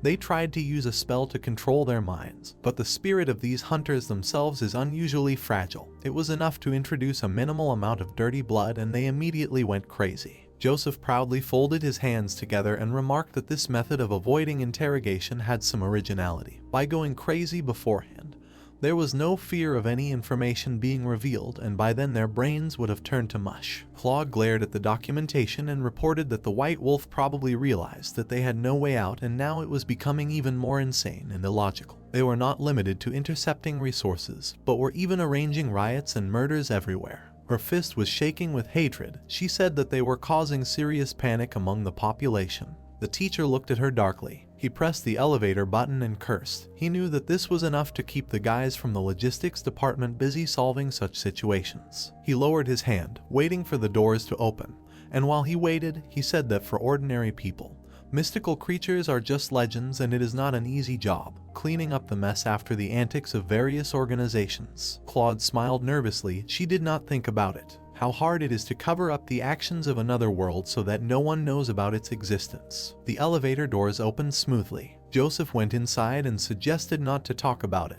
because she had just learned that there was no pattern in the destruction of White Wolves. He clarified that one cannot take everything at face value. The elevator began to lower the couple into the lab. The man told that the nature of the egg of the magic mirror is such that it is a temptation for the heart, and their thirst for the magic egg must surpass their own desires, so it is unlikely that they are doing this now just like that, of their own free will. Joseph looked at his reflection and said that this could be a distraction for another purpose, and one could assume that it was somehow necessary for them. The girl looked at the report with a smile and said that all that had been discovered so far was that they collected certain parts of the corpses after the massacre. As far as they could assume, they tried to perform some rituals, but after comparing them, they did not find the appropriate conditions for the sacrifice ritual. The girl frowned and said that she had a question. She raised her hand and asked if the Truth Society was really unable to create a complete map of Nazan, since even a small part of it would help their investigations. The knight raised an iron finger and clarified, only a part. He stood with his finger raised and said that this would be enough to analyze the architecture of the area and determine the location of other possible secret passages and hidden tunnels. He looked closely at his ward and told her that some of these tunnels and chambers were built by the people of the Truth Society themselves, and now she understood why the Truth Society refused to give them such information. The indicator announced a stop. The doors opened. The man patted the student on the head and called her stupid and suggested that there was a cute hole hidden in her small head. Claude scratched her head embarrassedly. She noticed that the teacher was in a mood today. Sweat ran down her face. She followed the knight and thought that they could not count on the help of the Truth Society, and they would have to look for other ways. She did not understand what these catacombs were used for. A huge hand fell on her shoulder. Joseph advised her to treat this as training, because the White Wolf would not last long. The commander looked at his ward and said that if they asked the hypocrites from the Truth Society, they would most likely answer something like, "Your job is to collect and consolidate information, analyze evidence, track down traces, and so on. And if they can't do even that, they might as well disband the intelligence and logistics departments." The girl's eyes froze. The man said that the ridicule of strangers was much harder to bear than what he was telling her now. Claude smiled at him shyly. Joseph smiled and said that on the other hand, if they could find out where the secret passages of the Truth Society were, they would definitely have finances for the next year, and if the Truth Society was really that rich, he was sure they would pay them a pretty penny for the information. The student was embarrassed, but agreed. The information room sign. The leader walked into it. He looked forward seriously and asked, "What about the bandit group?" Claude coughed into her fist and replied that after losing Murphy, the Red Religion completely fell apart. She adjusted her glasses and told him that most of their members were undead controlled by Murphy, and now that she was dead, these undead had lost some ability to move. The rest of the black magicians either left without saying a word or went over to the White Wolves. She introduced the elf and told him that the elven sage was a very powerful creature of the destructive rank, and judging by the remains from the battle site, Murphy was simply being handed out. Joseph looked at the frightened student with a dark look. She said that his strength was at the top of the destructive rank and she had never seen a more powerful rank than his. The warrior turned away and said that it was the same thing. Of course, the more important figure in this situation was the owner of the bookstore. The man smiled and said that the fact that the great sage of the Flurred Fox clan recognized him as his master meant that they were almost ready to become his subordinates. He frowned and asked what those who knew about it thought about it. Claude hugged the folder to her chest and reported that only a few people from the intelligence department and the top management of the tower knew about what happened that day. There were many speculations and discussions about the owner of the bookstore, but their attitude was unchanged. She looked down and added that not only were they convinced of it, but they were also delighted. The knight smiled and said that it was right. After all, this is what smart people should do. This is the only way to do it. A black shadow fell on the floor. The master said that this time they should thank Linji. Otherwise they would have to wait for Murphy to cause even more damage to find out that there was a destructive rank dark wizard comparable to Wilda hiding in Nazan. Joseph rubbed the bridge of his nose. This was why it would be pure stupidity not to take Master Linji seriously. That was why he made this request, and judging from that incident, the elders should have already weighed the pros and cons and given an answer. He took the mouse with an iron hand and said that these old men were not so stupid as to send someone to investigate in detail. He smiled madly and added that there was not even a prior warning about this incident. The Truth Society was truly a bunch of idiots, and the intelligence network they were so proud of was more suitable for catching fish than for work. The pen broke in his hand. The subordinates looked at the shaking deputy. He nervously turned around and answered through the pain that everything was fine. He just felt a sudden feeling of discomfort. The couple turned away and began to gossip about what had happened. Joseph handed the folder back to his subordinate and told her to continue her work, and he would look into it in more detail. Claude bowed in response. The door slammed shut. The bell rang. The man opened the letter. It indicated the elder's response to cancel the application for transferring the sword to the hero, but they noted that this was an important matter and they sent their people to conduct a detailed investigation in the hero's zone. If the final assessment coincided with his, they would approve the application. The answer shocked the man. Claude met with the rest of the employees. From a loud scream, she stumbled and began to fall. The girl sheepishly adjusted her glasses. At this time, the agent was walking on the wet tiles. She swayed her hips. The white-haired girl with a red umbrella confidently walked forward. She stopped at the front entrance. She looked at him intently and said that the current target for evaluation was Area 0113. The elder smiled and said that Area 0113 looked like an ordinary bookstore, but this place was described in the report of the knight Joseph himself. The council looked at the sword when the old man said that this bookstore had a huge influence on the events related to the mirror egg. In addition, Joseph decided to hand over the magic sword to the bookstore owner. The man looked at his colleagues and said that this was the first request from the bookstore owner in history, and his target was the magic sword. He extended a finger and said that according to the knight's report, the bookstore owner wanted to save him from hellish pain. The elder then folded his hands on the staff and concluded that they could not hand over the magic sword to just anyone just based on Joseph's words. Moreover, the secret tower has not yet collected enough information about the bookstore owner. He frowned and said that as a result of the meeting, it was decided to conduct a thorough evaluation and observation. The man looked at the hero's hologram and said that they needed to determine the bookstore owner's personality, motives, purpose, and strength. The elder opposite him looked at him and said that they had no objections, but it was important to carefully select the one who would go to evaluate him. The old man folded his arms and said that not everyone had the chance to observe and evaluate a divine being. He took the paper and suggested sending the deputy head of the logistics department, Caroline, on this mission. With her natural sensitivity, she could easily determine whether a person was good or evil. The man smiled and said that she might not be the best in the secret tower, but she was certainly the most stable. The girl stopped. Caroline frowned and looked ahead. She was holding an umbrella and said that they needed to go over the plan again so that there were no mistakes. The white-haired girl raised her head and thought that as a representative of the secret tower, she would pose as a buyer of the bookstore and talk to its owner. She clenched the papers. The girl approached the door. Caroline clenched her teeth. She entered the store. The owner looked at her and greeted her. The white-haired girl shook the rain off her umbrella. Caroline studied the store carefully, thinking that this was the legendary owner of the bookstore, the figure who was at the center of the terrible events in Nazan. Of course, judging by his appearance, he was a completely ordinary person without any traces of ether. The reflection of the hero appeared in her eyes. She looked at him and thought that one should never be deceived by appearances. They say he is a powerful being who knocked out Joseph without a word,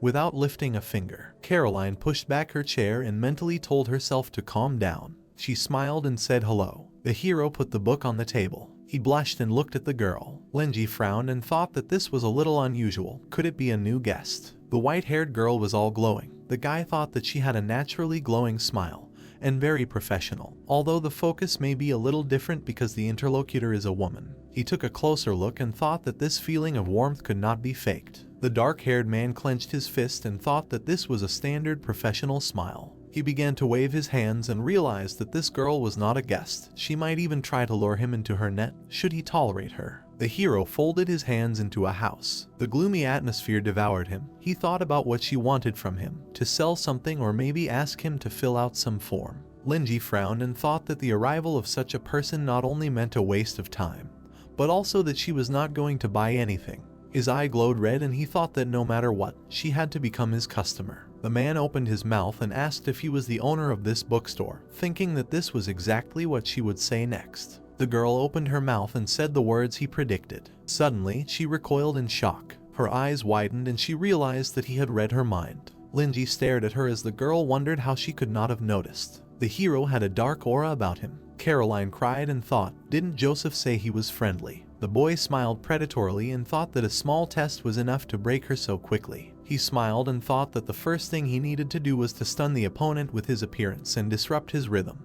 This was equivalent to knocking half of his blood out. The man sat on an antique chair and thought that he needed to deeply understand the opponent's psychology and say words that would send shivers down his entire body and penetrate straight to the heart. He took a cup of tea and decided that the main thing was not to let the opponent hesitate. Linji took a sip and thought that the easiest way to lead was to ask questions. Caroline looked at him in confusion while he thought that as a mentor, therapist, and advisor whose skill had reached the highest level, he could not let her gain the upper hand. Steam rose peacefully from the tea. The white-haired girl looked at the guy in shock when he said that since she had decided to come here of her own free will, she might as well think about the consequences. Linji frowned and said that since she was heading towards him, she might as well have guessed that he knew what she was planning. He smiled and said that every step she took was too purposeful. Young people were so impatient in this day and age. The girl's face sank, realizing that he had known her goal from the start. She grabbed her jacket and thought that she had made a mistake at the very beginning, and he had decided to warn her. Inside, she cringed and thought that he could see right through her. The girl found herself in the man's palm and looked at him with fear. Linji smiled bloodthirstily when she thought that he was clearly making it clear that she could not hide her intentions from him. The girl clenched her fist and apologized for disturbing him. She opened her mouth and said that she needed to ask a few questions. Caroline stood up and thought that he had been taking a peaceful stance until now. Perhaps he had figured out her motive and was simply putting her in her place, so she should be respectful. The white-haired girl lowered her head and said that this was very important to both them and him, so they would be grateful if he answered these questions. It would also mean a lot to the city. Linji opened his mouth and thought that she had a very determined expression, but on the other hand, this determination could be seen as an offensive. He raised his hand and thought that perhaps she was looking for information to find a product to sell, or she was doing research for a project. The guy smiled and thought that it was impudent to hide behind novelty. He smiled and asked how he could help. Caroline sighed with relief and was glad that he had a good character. She took out a pen. The girl looked at the hero and asked why he decided to open a bookstore here. Linji frowned and realized that she was not trying to sell a product, but was conducting research for a specific purpose. He seriously thought about how to answer this question.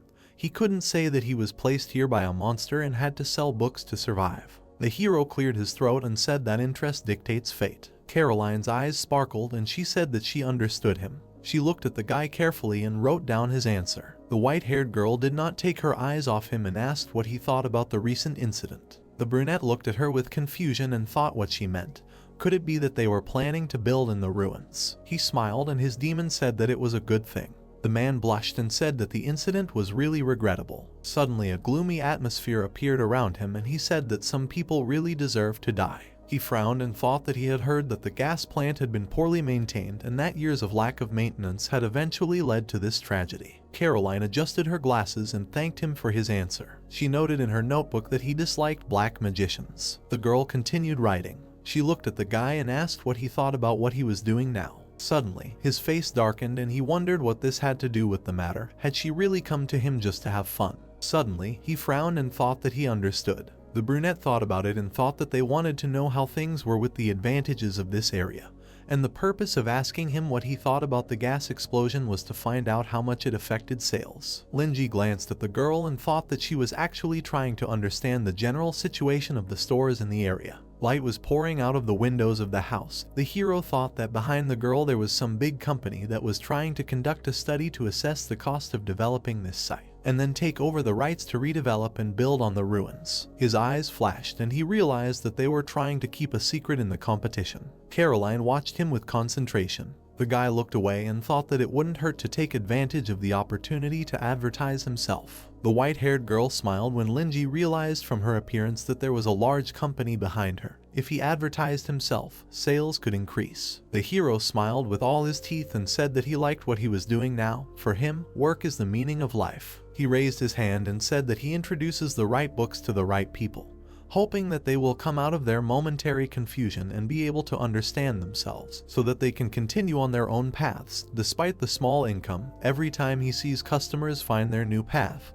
he feels happy. Linji smiled and said that he is happy to help and guide people to get them out of a difficult situation. He frowned and looked at the girl carefully. Caroline looked at him with hope when Linji said that, for example, he helps people like her who are worried about their work. The girl looked at him in shock. The hero smiled his professional smile and thought that it was time for him to get something in return for his time. It would be great if the advertising had an effect. He looked at the girl with greedy eyes and thought that he did not start this business for the money. Caroline looked at him with excitement and thought that she was really very tired of her work. She looked down and wondered if the owner of the bookstore noticed this. The girl remembered her everyday life in the office. She thought that recently the entire logistics department was busy with the battles of the White Wolf and the Red Religion. Every day the entire department racked their brains over how to cover up the consequences of their battles. She exhaled heavily and thought that their department provides support to the entire front line, and their task is to provide material assistance and fully cover up the consequences. The girl held her head and thought that she had just received a refusal from the elders. Suddenly, the hero pointed at her. He stood up and said that she should not be so surprised. Linji looked at the white-haired girl and asked if she was going to be held accountable for what happened there. Caroline looked at him and confirmed. She put her hand on her chest and said that they should take responsibility in this area. Otherwise, things could get even worse. The brunette looked at her in surprise and thought that it seemed like she worked for an ambitious company. Their requirements for employees must be high too. He spread his hands and thought that as a researcher, she should be responsible for a large area of issues, which means she must go from door to conduct an assessment before getting a more accurate picture. This is a sad state of affairs for a corporate slave. The brunette opened his mouth and said that he felt sorry for her. He spread his hands and told her to rest here and read books. Thinking of herself as a child, Caroline remembered what she had realized as a child. The worldview of those around her was different from hers.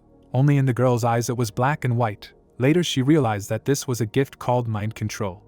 This gift gave the girl the ability to subconsciously recognize good and evil, and this made the child alienated and hostile towards people. She was always surrounded by evil tongues, who believed that because of her gift, the girl could accuse anyone of evil deeds if she wanted to, and considered it disgusting, feared her, condemned her, and tried to stay away. The girl was squeezing her toy tighter and tighter, until someone's hand grabbed her shoulder, and a man's voice said that this was indeed a very rare material. The man leaned over Caroline, and said that such a talent was what was needed for the secret tower. Only there they could preserve the interests of their family. The stranger continued to hold her by the shoulders and noticed that she had eagle ancestry and asked if she knew what eagles do when their babies leave the nest. Horror appeared on the child's face as the story of the birds of prey pushing their chicks off the cliff was told. The headless stuffed animal lay in a pool of blood as the stranger continued to say that the chicks that simply crashed were useless babies, trash. He grabbed the girl by the chin and told her that she should be as useful as possible, all for the sake of preserving life. Tears streamed down the terrified child's cheeks as the man asked if she knew that doing the right thing meant living, and she said yes. The stranger abruptly released the girl and said that she could go now. As he walked away, the man told her to pack her things and that he would send for her later, adding that she needed to remember one more thing: she would never be able to escape from him. The girl took a step forward, recognizing this man as her master. After that, she went to the secret tower. By order of the master, she was sent to the logistics department, which was loaded with tasks. Thanks to her ability, she carried out many dangerous tasks and constantly improved her position in the secret tower, but no one ever said a word of support to her or rejoiced at her achievements. Everyone just kept their distance from the girl who had the gift of recognizing good and evil. And then Caroline realized that it was not she as a person who was more important, but her gift, convenient for the secret tower. As a person, she never worried and will not worry anyone, although she knew that people like her had no right to think so, but sometimes she just could not restrain herself.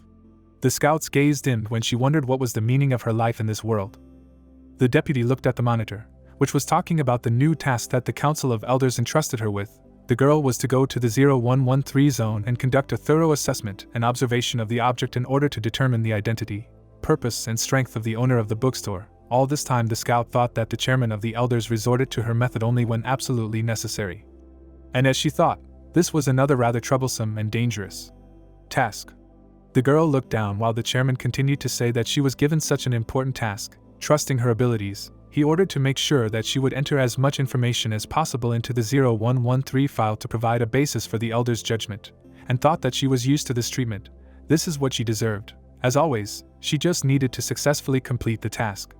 The deputy sat down at the computers late at night to find out that a god-ranked being had been discovered in Area 0113. There was no detailed information yet. It was important to prepare well before making contact. Looking at the monitors, she thought that right now she had all the files related to Area 0113 in her hands. In any case, she needed to figure everything out first. Her fingers ran over the keyboard. Caroline studied the report provided by Mr. Joseph. It also included information about other customers of the bookstore that were registered at the moment. Running her fingers along the lines, she also found out several different opinions and suggestions left by different departments of the secret tower. Straightening up, the scout muttered that all this information could help determine the logic of the god-ranked master's behavior. Firstly, he played the role of a bookstore owner who offered 3 services: borrow, buy, or read a book. As long as a person does not have bad intentions or disrespect towards him, he will not do anything, or rather, he will not do it himself. So Joseph, who came in a bad mood, simply passed out. Secondly, he had almost all the knowledge. This became known from the conversation between the deputy head of the Truth Society Andrew and the sage of the Fleur de Lis clan. So it is better not to plot something against the bookstore owner, hope for luck and that everything will go away with it. The girl looked closely at the photo of her target, continuing to learn that all the books in the bookstore had extraordinary powers written in a forbidden language. The books themselves could not give superpowers, but they were probably carefully selected by the bookstore owner to solve the problem the customer was facing. This was his selfless and generous gift. As for the fee charged, it was nothing compared to the cost of the book. The deputy guessed that the bookstore owner was simply encouraging the customer to come again, as this was a kind of entertainment for him, and then the customer would fall under his control. The protagonist smiled and suggested that they take a rest and read books. The employee looked at him with fear. An expression of joy appeared on her face. She finally received this offer. But her clenched fists were shaking on her knees. She looked at Lingia, thinking about how little information there was about these books, that this was the most important goal of her research, to describe the power contained in at least one book and present it to the elders. The girl's back tensed. She kept thinking that it would be absolutely wrong to say that she did not feel a sense of anticipation of the unknown. But why did she feel excitement mixed with a sense of fear? The air in the room seemed to become heavy. Caroline thought that everything in front of her became unreal, like an illusion, as if her soul wanted to reveal this majestic secret. Something forbidden seemed to tempt her to dive into this mystery. The scout opened her mouth. The bookstore owner's face reflected surprise when the girl asked if she could take a look herself. Immediately after that, the deputy's face reflected horror. She herself was afraid that she said it out loud. What if with her words she insulted the bookstore owner, who was about to recommend her a certain book? But the owner, taking a sip of tea, happily thought that the lady sitting in front of him had become his client. Just 3 words and he was able to turn a market researcher who had no desire to buy into a potential client, and came to the conclusion that he was really amazing. He looked at the girl carefully, thinking that words were no longer necessary. This guest looked as if she was already a big fan of books. This obvious desire had already been reflected in her eyes earlier. The shadow of the cellar hung over the scout. While he assumed that a book lover could not hide his thirst for knowledge, choosing a book yourself was more pleasant than having it recommended. He was familiar with this feeling.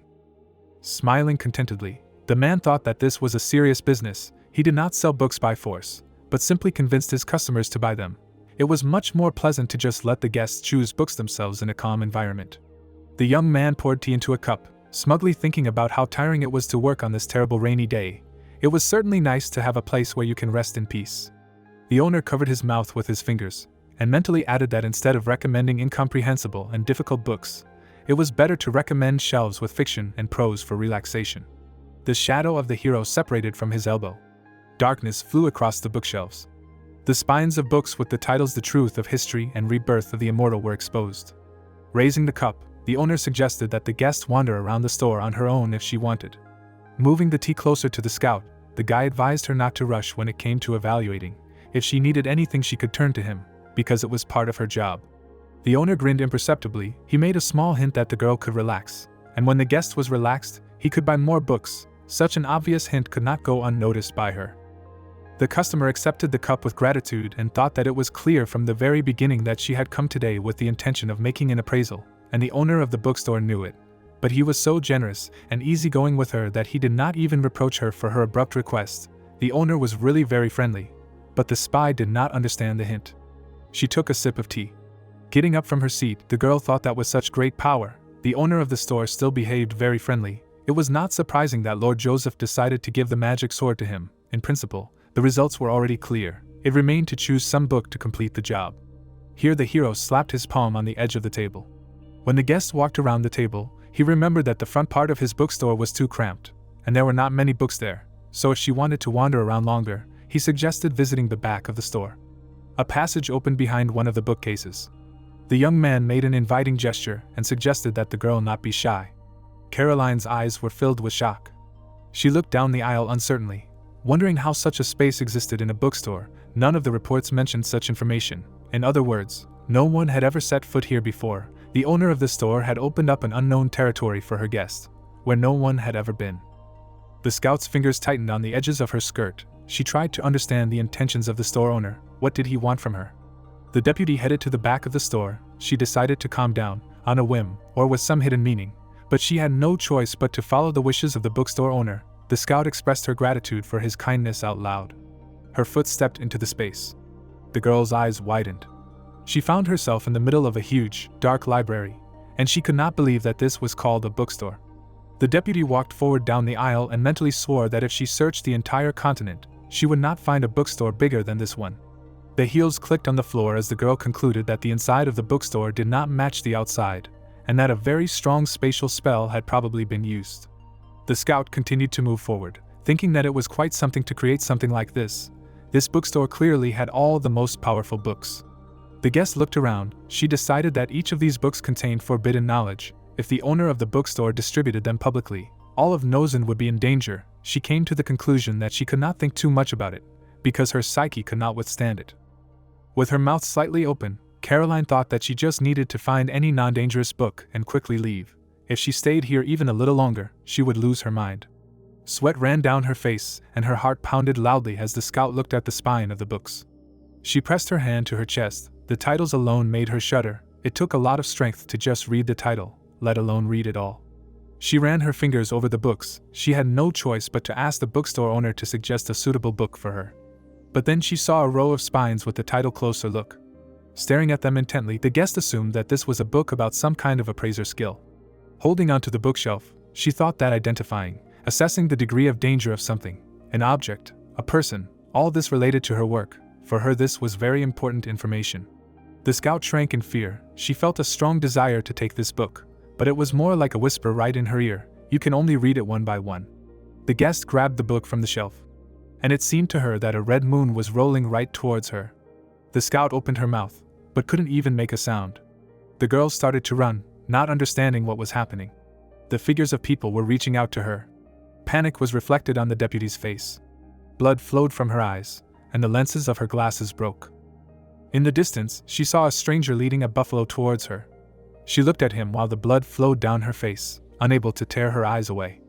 At some point, she met the figure's gaze. The shadows, like tentacles, grabbed her body, and one of them pierced one of the guest's eyes. She saw how the mocking shadow dragged away her eyeball, and the scout screamed.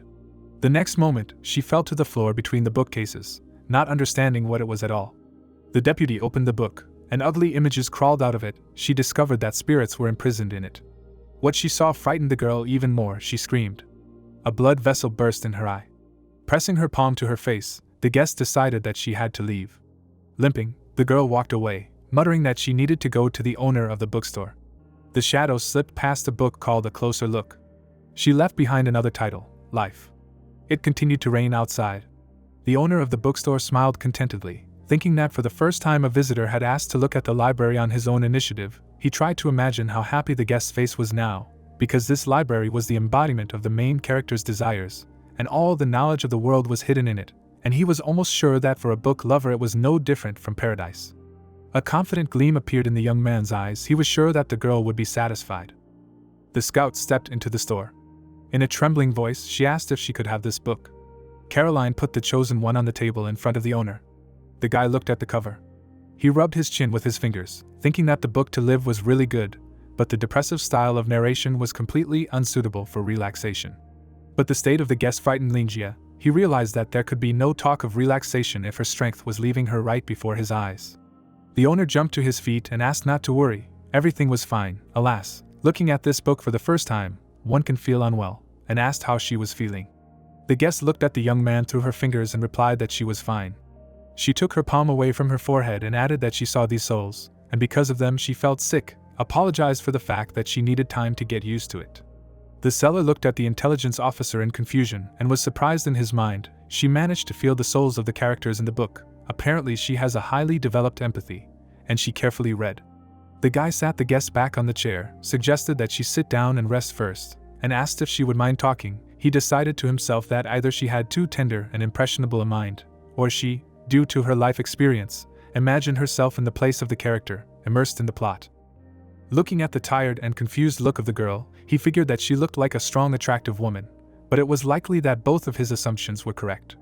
He cleared his throat, thinking that in this case it was necessary to offer after-sales service, including to get more money, that is, to help the client overcome confusion. The owner came to the conclusion that it was time for sugary stories. The scout looked at the guy with hope when she heard that. In fact, her state after the first contact with that book was quite natural. Later she would get a lot of use from it. A smile appeared on the lady's face when she realized that her choice was approved.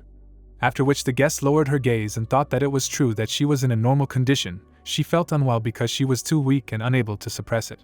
The girl put her palm to her chest and admitted that everything was so. She was not yet able to accept the truth written in the book. The owner turned away to the bookshelves and noted that it was all nonsense. There was no need to take it to heart. Nothing bad had happened. The young man quickly moved to his seat and added that people tend to empathize. No one has ever ignored suffering. It is what unites all living things. Throwing a gloomy glance at the girl, the owner of the bookstore said that the world is deaf to people. For him they are reptiles. Everything on earth was arranged exactly like that.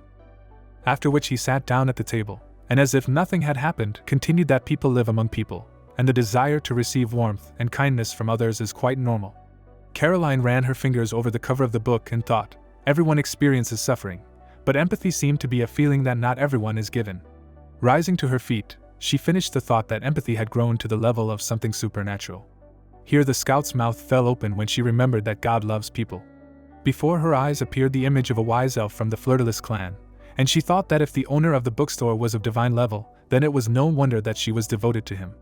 The girl looked at the shopkeeper with an intense gaze and came to the conclusion that it was not only his strength, but also his kindness towards everyone. She imagined the image of a deity, and she remembered that in the past, those on the god level usually thought only of themselves, since they were living beings first and foremost, and their level was only an indicator of strength. The deputy clenched her trembling hand into a fist, and realized that the level of the bookstore owner reflected his character as well. Taking a book from the table, she asked him directly why he was doing this. He didn't even immediately understand what she was talking about, but decided that she was talking about helping customers. With a friendly smile, the young man explained that he always tried to understand the reason why his customers were depressed, and he felt in his gut that he had to pull them out of the cycle of suffering. Otherwise it would be too inhumane. That's all the reason. He glanced sideways at the guest with a grin, adding to himself that along with saving them, of course, he was saving his wallet at the same time. Shining with the light of the righteous path, the owner thought that he was so kind, he couldn't watch others suffer. He was born this way, and nothing could be done. He extended his hand to the guest and asked her not to consider his deeds great. If she had a heart, she could do such things too.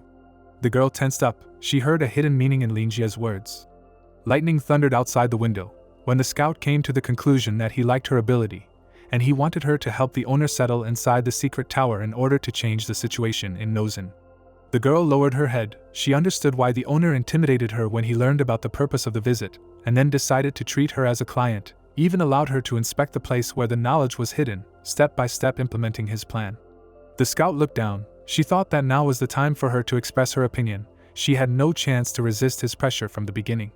The deputy pressed her knees together. Feeling a shadow forming behind her, she thought that it was a little annoying that he made her remember a couple of bad memories. Caroline put her hand on her chest and asked if the owner really thought she was suitable for this. The young man grinned. Looking at the guest, he decided that it was difficult to resist his speeches. She herself began to ask questions, and someone who is curious can be interested. Tapping his finger on the table, the owner mentally noted that she was wondering if she was suitable, and not about what to do. He rubbed his chin with his finger again, thinking that subconsciously the interlocutor did not value her personal opinion, and acted based on the reactions of others. Looking at the girl's face, the bookstore owner concluded that they were colleagues, so he understood this feeling perfectly, but there were still some things that needed to be said. After a pause, the young man replied that it was not important whether she was suitable, but how much she took her opinion into account. The seller extended his hand and asked if she had ever wondered where her lack of self-confidence came from, and the guest opened her mouth. The intelligence officer's eyes widened, at which time the guy pointed his finger at her. Radiating confidence, the owner replied that the main reason was the peculiarity of her work. Because of it, she encountered the suffering of the world more than others. In the face of hardships, people naturally show compassion, and this quality was commendable. He folded his hands on the table and said that compassion helps others, but cannot save her. In such a situation, the ability is stronger, the deeper the empathy and the more frequent the torment. The girl's face grew paler and paler, while the interlocutor said that her current work was both depressing and at the same time making her doubt herself. The scout shrank when she realized that the owner of the bookstore could see right through her. Lowering her head, the girl thought that her origin and gift helped her complete various tasks. It seemed to her that she dove underwater, because this work squeezed her neck with shackles. It seemed that the chain appeared in reality. Imagining how several hands hold these chains, the guest admitted that she had long become a suitable tool for her ability. Without looking at the seller, the scout said that she had no right to choose. The young man folded his arms over his chest, while Caroline added that without work, perhaps she would be of no use at all. The guy narrowed his eyes. He thought that their thoughts were similar. Hard work and official position forced her to play a role. But it was wrong to say that work for the guest was the meaning of life. She was simply subject to the usual psychological problem of a hired slave. Frowning, the owner concluded that the situation was not like Ackerman's. A simple change of scenery would not help. The girl needed to realize her value. Clasping his fingers together, the young man said that the only important thing was that the guest had chosen the book herself and understood the deep hidden meaning. The girl looked at her interlocutor in confusion and asked what hidden meaning he was talking about. The protagonist extended his hand and explained that he had once been lucky enough to witness the revival of a magnificent ancient civilization, and he still often recalled how hard the ancient people worked to develop the land. They received a place to live, but never for a moment decided to be content with just that. And the book in the guest's hands was a memory of the greatness of that culture. The owner of the bookstore straightened up and added that the main feature of that people was endurance, the source of which was courage and perseverance, located in the depths of their souls. The girl opened her mouth when the interlocutor finished that this was exactly what she needed now. She looked at the book with a smile, and understood what kind of souls she saw in this book. With a serious face, he confirmed that they really were real, or at least were once. The scout looked at the book in amazement. She could not understand what great incomprehensible force put so many souls in a book, and the owner of the store also admitted that he witnessed the history of the development of culture. Caroline squeezed the edge of the table with her fingers, and decided that it was not worth delving into thoughts. What was more important was that she was given such a book. She raised her hand, and clarified whether the interlocutor really meant that now everything is not as bad as she thought, and this book can help her. The young man grinned to himself. The guest grasped on the fly. A smart person does not need to chew every word. The owner put his fingers on the book, and confirmed that at the moment it was suitable for the guest. The guy pushed the book towards the client, and added that if she read it and understood it, she would find in it what she was missing. The girl did not take her eyes off the book, and the seller added that when in the continuous flow of life there is no strength or things, people turn to their inner being, such as the test of life. The girl's hands trembled when the interlocutor added that she was a little mistaken. The main character raised his hand to his face and explained that it was not the so-called abilities that were important. The scout seemed to see a bright light coming from the young man when he said that what was important was what your human essence was. The owner of the bookstore seemed to become a shadow when he suggested purifying the soul and trying to live for yourself. The deputy covered her face with her hands when she heard that she should accumulate wisdom, gradually weaving the web of life. She saw the stranger again, leading the buffalo, and the hero advised her to let her mind find peace. Now Caroline saw the old man's face, smiling at her, and the voice of the interlocutor continued to say that to calm the mind meant to get rid of all delusional thoughts. The girl's glasses flew off her face when she saw what was hidden behind the shadows, while the hero added that she should look inside herself. The guest moved toward her child self, and the voice of the owner of the god level promised that eventually she would be able to make peace with herself. The little girl turned around, and tears froze in her eyes. The adult scout walked quickly toward her inner child. She reached out to the little one and hugged her. Stroking the girl's head, the deputy repeated the owner of the bookstore's praise and gratitude to herself with tears in her eyes. The girl cried out loud. Her older self hugged her tightly and repeated that they deserved to be proud of themselves. The picture shattered into pieces, and the girl looked at her interlocutor in surprise, who finished his speech by saying that he had understood all this from this book. Tears ran down the guest's cheeks. She mumbled something about the meaning of life. But the seller got scared when he saw that his client was crying, and decided that this girl clearly lacked passion, since a couple of phrases about which book was good value for money brought her to tears. He raised his hands in a conciliatory manner, and said that everything was fine, and if the guest found it difficult to accept, then there was no need to force herself. Brushing away her tears, Caroline answered with a happy smile that it was nothing, the book was excellent. She thanked him for the instruction, and assured him that she would feel better very soon. The shop owner breathed a sigh of relief and concluded out loud that the girl was very moved, since the situation was close to her, and asked if she understood what to do next. The scout adjusted her glasses and said that she would make every effort to understand this book and apply the knowledge she had gained. From now on she was completely at his disposal and would definitely not disappoint his expectations. For some reason, images of his other customers appeared before the seller's eyes. Linjia put on a sweet smile and brainstormed, trying to comprehend what was said. And when he failed, he asked them not to jump to conclusions. Saying goodbye to the guests, the seller advised the girl to go home and think it over carefully. He expressed confidence that her life would sparkle with new colors. Having said that she would return, the scout went out into the rain. She sent a message from the switchboard. Then she took off her glasses. One of her eyes changed color to silver, and much more became accessible to her gaze. The scout looked up and said that this was the power of soul gaze. One could look directly at the soul and see information about its true nature. Her own soul was reflected in her eyes, and she added that since the soul was directed towards others, it needed to be strengthened in order to be able to obtain more detailed information. The deputy moved forward along the street, and thought that before, she only used her ability for work, but Mr. Lin showed that it could be used to do the same things as he did. Her gaze reflected a slight mania when Caroline said that she was very flattered by this. It was a great honor for her to be his eyes. But then she cried to herself when she remembered the feeling when the sticky tentacles squeezed out her eyes and replaced them with new ones, and realized that she did not want to experience it anymore. She looked back at the sky, and thought that when she was a child, someone had told the girl that when it was time for an eaglet to leave the nest, it was pushed off a cliff to die weak, but in reality, it was not like that. The bird flew higher than the clouds when the scout came to the conclusion that it did not matter whether you were weak or strong. A new life would begin the moment you spread your wings. The scout lowered the tablet, and informed Joseph that her report on the evaluation of the bookstore owner was finished. With a smile, she added that the investigation showed that Elder Shi had finally admitted his defeat, and therefore he officially accepted the knight's application. The man looked at the girl, clicked his tongue, and expressed the opinion that it was troublesome, but oh well, he added that this bunch of stubborn old men were finally starting to see things clearly. It was raining outside when the scout came to the conclusion that if this was the case, it was time for the secret tower to learn about the current state of affairs. Only by cooperating with that Mr. Lin could they protect Nozen's peace.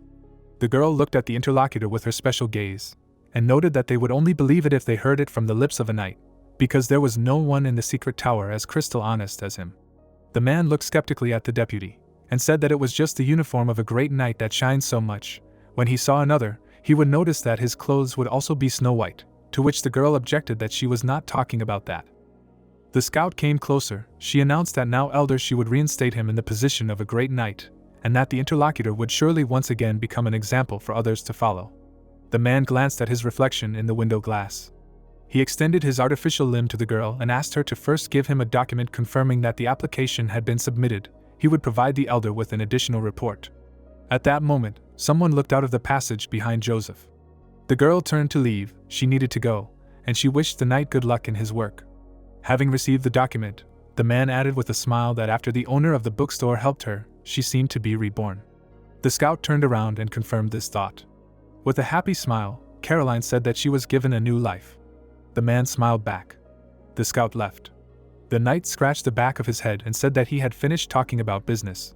Someone on the corner pressed himself against the wall when he heard that no matter what he needed there, it was not too late to go out, and there was no need to waste time. Claude looked out from around the corner, scared that the mentor noticed him. The boy came out from around the corner to the knight and explained that the education department had just sent an important document to the mentor for signature. He saw that he was talking about work and decided to wait until he finished to approach. Turning to the boy, Joseph asked the young cunning protege not to do that again. After all, he was the one who taught him, so he knew what he was thinking. She patted the student on the head and noted that if this document was really that important, he would have called first and suggested that he was interested in the fact that the head of the logistics department had changed. The young man looked sheepishly at the girl standing in front of him and replied that before the night Caroline behaved openly with strangers and strict with everyone else. Looking at how the object of adoration laughed in conversation with a colleague, the guy added that now she was completely different. Being next to her, people felt lighter in their souls. With a dreamy look, he began to say that there had not been such an atmosphere in the secret tower since the time of the great knight Darius. But then he fell silent in fear. He looked at his mentor in horror and asked for forgiveness. He said it by accident. The man pursed his lips and remained silent. After which he removed his hand from the boy's head. Folding his arms over his chest, the knight advised him not to think about those who had gone missing. It would be better to give him the documents that needed to be signed, and in general, how could Claude waste time on his kind mentor? A smile appeared on the scout's face when he noticed that if his naive, stupid protege fiddled around, he would miss the chance to confess his feelings to her. The young man blushed. Then he screamed in panic. Under the laughter of the mentor, the guy began to prove that he had no idea what they were talking about. How could he say something so embarrassing? First, he should have at least made friends. The knight's heavy hand fell on the boy's shoulder, and the mentor said that it didn't matter what he wanted to say, the important thing was to be able to do it. The image of his wife flashed before his inner eye, and Joseph added that the main thing was to have time. And lowering his gaze, he said that otherwise he would regret it later. The young man looked sympathetically at the mentor. The man walked away and wished the student good luck, and promised that if nothing worked out, he would ask to transfer him to the logistics department, but there he would have to figure it out himself. The boy shouted after him in panic. But he was already gone. Breathing heavily, Claude realized that the mentor told him about his experience so that he would think about it. The boy patted his cheeks, thinking that before, because of embarrassment, he would not have dared to approach her. But today was a rare opportunity, and he could not miss it. He began to convince himself that everything would work out, because he was brave and determined, and in order to get out of the shadow of the brilliant great knight Joseph, he must certainly talk to the object of adoration. The young man bit his lip, and realized that he could not confess at the first meeting. This was a banal violation of etiquette. It was unlikely that the mentor was so cruel that he would transfer him to the logistics department if he did not confess, probably. The young scout took a step forward. Walking towards Caroline on stiff legs, he persuaded himself to speak casually, not giving away his true intentions. The girl turned around when an uncertain voice called her from behind. The surprised look of the object of adoration made the boy stand at attention when he introduced himself and asked to tell what damage the white wolves and the red religion had caused. The scout automatically applied her special look to the interlocutor, and she saw perfectly the burning soul of the young man in love and his true intentions. Her face instantly filled with color. She turned away sharply, trying to think of something to say to the young knight. Trembling slightly with embarrassment, the deputy chief muttered that she had already finished with the report on the dead, and if he did not object, he could read the report in her office. The young man beamed. While the deputy tried to hide her embarrassment, the boy was sure that he had managed to talk to her without giving away that he liked her, and the conversation turned out to be completely ordinary. He knew that he could handle it. Joseph entered the dark room and stopped in a strip of light outside. He looked at the magic sword of light. The man extended his hand to it. he said the name of his wife. He remembered himself in his youth and her voice calling him by name. The happy girl said that since he was here, she would go on a new mission and cook dinner herself, after which she asked where Melissa was. Drying himself with a towel, the man replied that they had just finished fencing training with their daughter, and she had gone to bed, probably already dreaming. The girl cried in her sleep and repeated her father's exercises, while her rabbit muttered that he could not remember all these techniques. They were too difficult. The girl came closer to her husband. She took a towel and noticed that her husband was training his daughter incorrectly. At least he should not be so strict. The baby was still a tiny thing, she needed time to rest. Smiling, the man replied that the girl said that her stepmother was training her too strictly, and she could not wait to become a knight, and that is why everyone considered Darius a bore, and the girl with a dangerous smile noted that she had not trained her for a long time, she would need to make up for lost time next time. The girl hiccuped in her sleep. The knight smiled narcissistically and said that Melissa did not have enough training, here he is at her age. And a towel flew into Joseph's face. His wife called him her talented knight, and announced that the time for bragging was over. Sticking her tongue out at her beloved, the girl added that she knew he was the strongest great knight. There was no need to remind him of her brilliant merits again. The man's face turned red when his love added that she regretted that such a strong gentleman was unable to cook himself a meal. The knight was outraged. He demanded not to talk nonsense. He could cook UDS, it's just that no one wanted to eat her, and anyway, if he starts cooking deliciously, then when his daughter gets married, he won't feed her husband either, to which his wife replied that he had thought too much. Dear, Melissa was still a child, and anyway, he had her, so the baby's marriage should not bother him. The man turned to ask his wife about the upcoming task, but then he grabbed his heart, which made Daria rush to her beloved and ask if this had really happened again. The knight pressed his palm to his face, admitting that the attacks were becoming more frequent, and added that the curse irritated him. The girl helped her husband get up, and persuaded him to lie down on the sofa while she gave him a massage with hot water. Soon the hot basin was ready. The girl lowered her hands into it. Then she began to massage her husband's face. She asked if he felt better, and he answered that it did, much better. He thanked his wife and noted that she was getting better each time. The girl's gaze expressed sadness, and she admitted that even her beloved husband was not able to stop the curse of the sword candle. It had already killed so many great knights, he should have abandoned it before the corrosion developed seriously. The man grinned and replied that this was nonsense. Finding a successor for the magic sword was not so easy. If the curse corroded it, thereby bypassing the lives of many others, then he would keep the sword for himself. The girl frowned and said that if this continued he would die. Confidently looking at the ceiling, the scout said that death did not frighten him. He was more frightened by his powerlessness before the gaze of crime.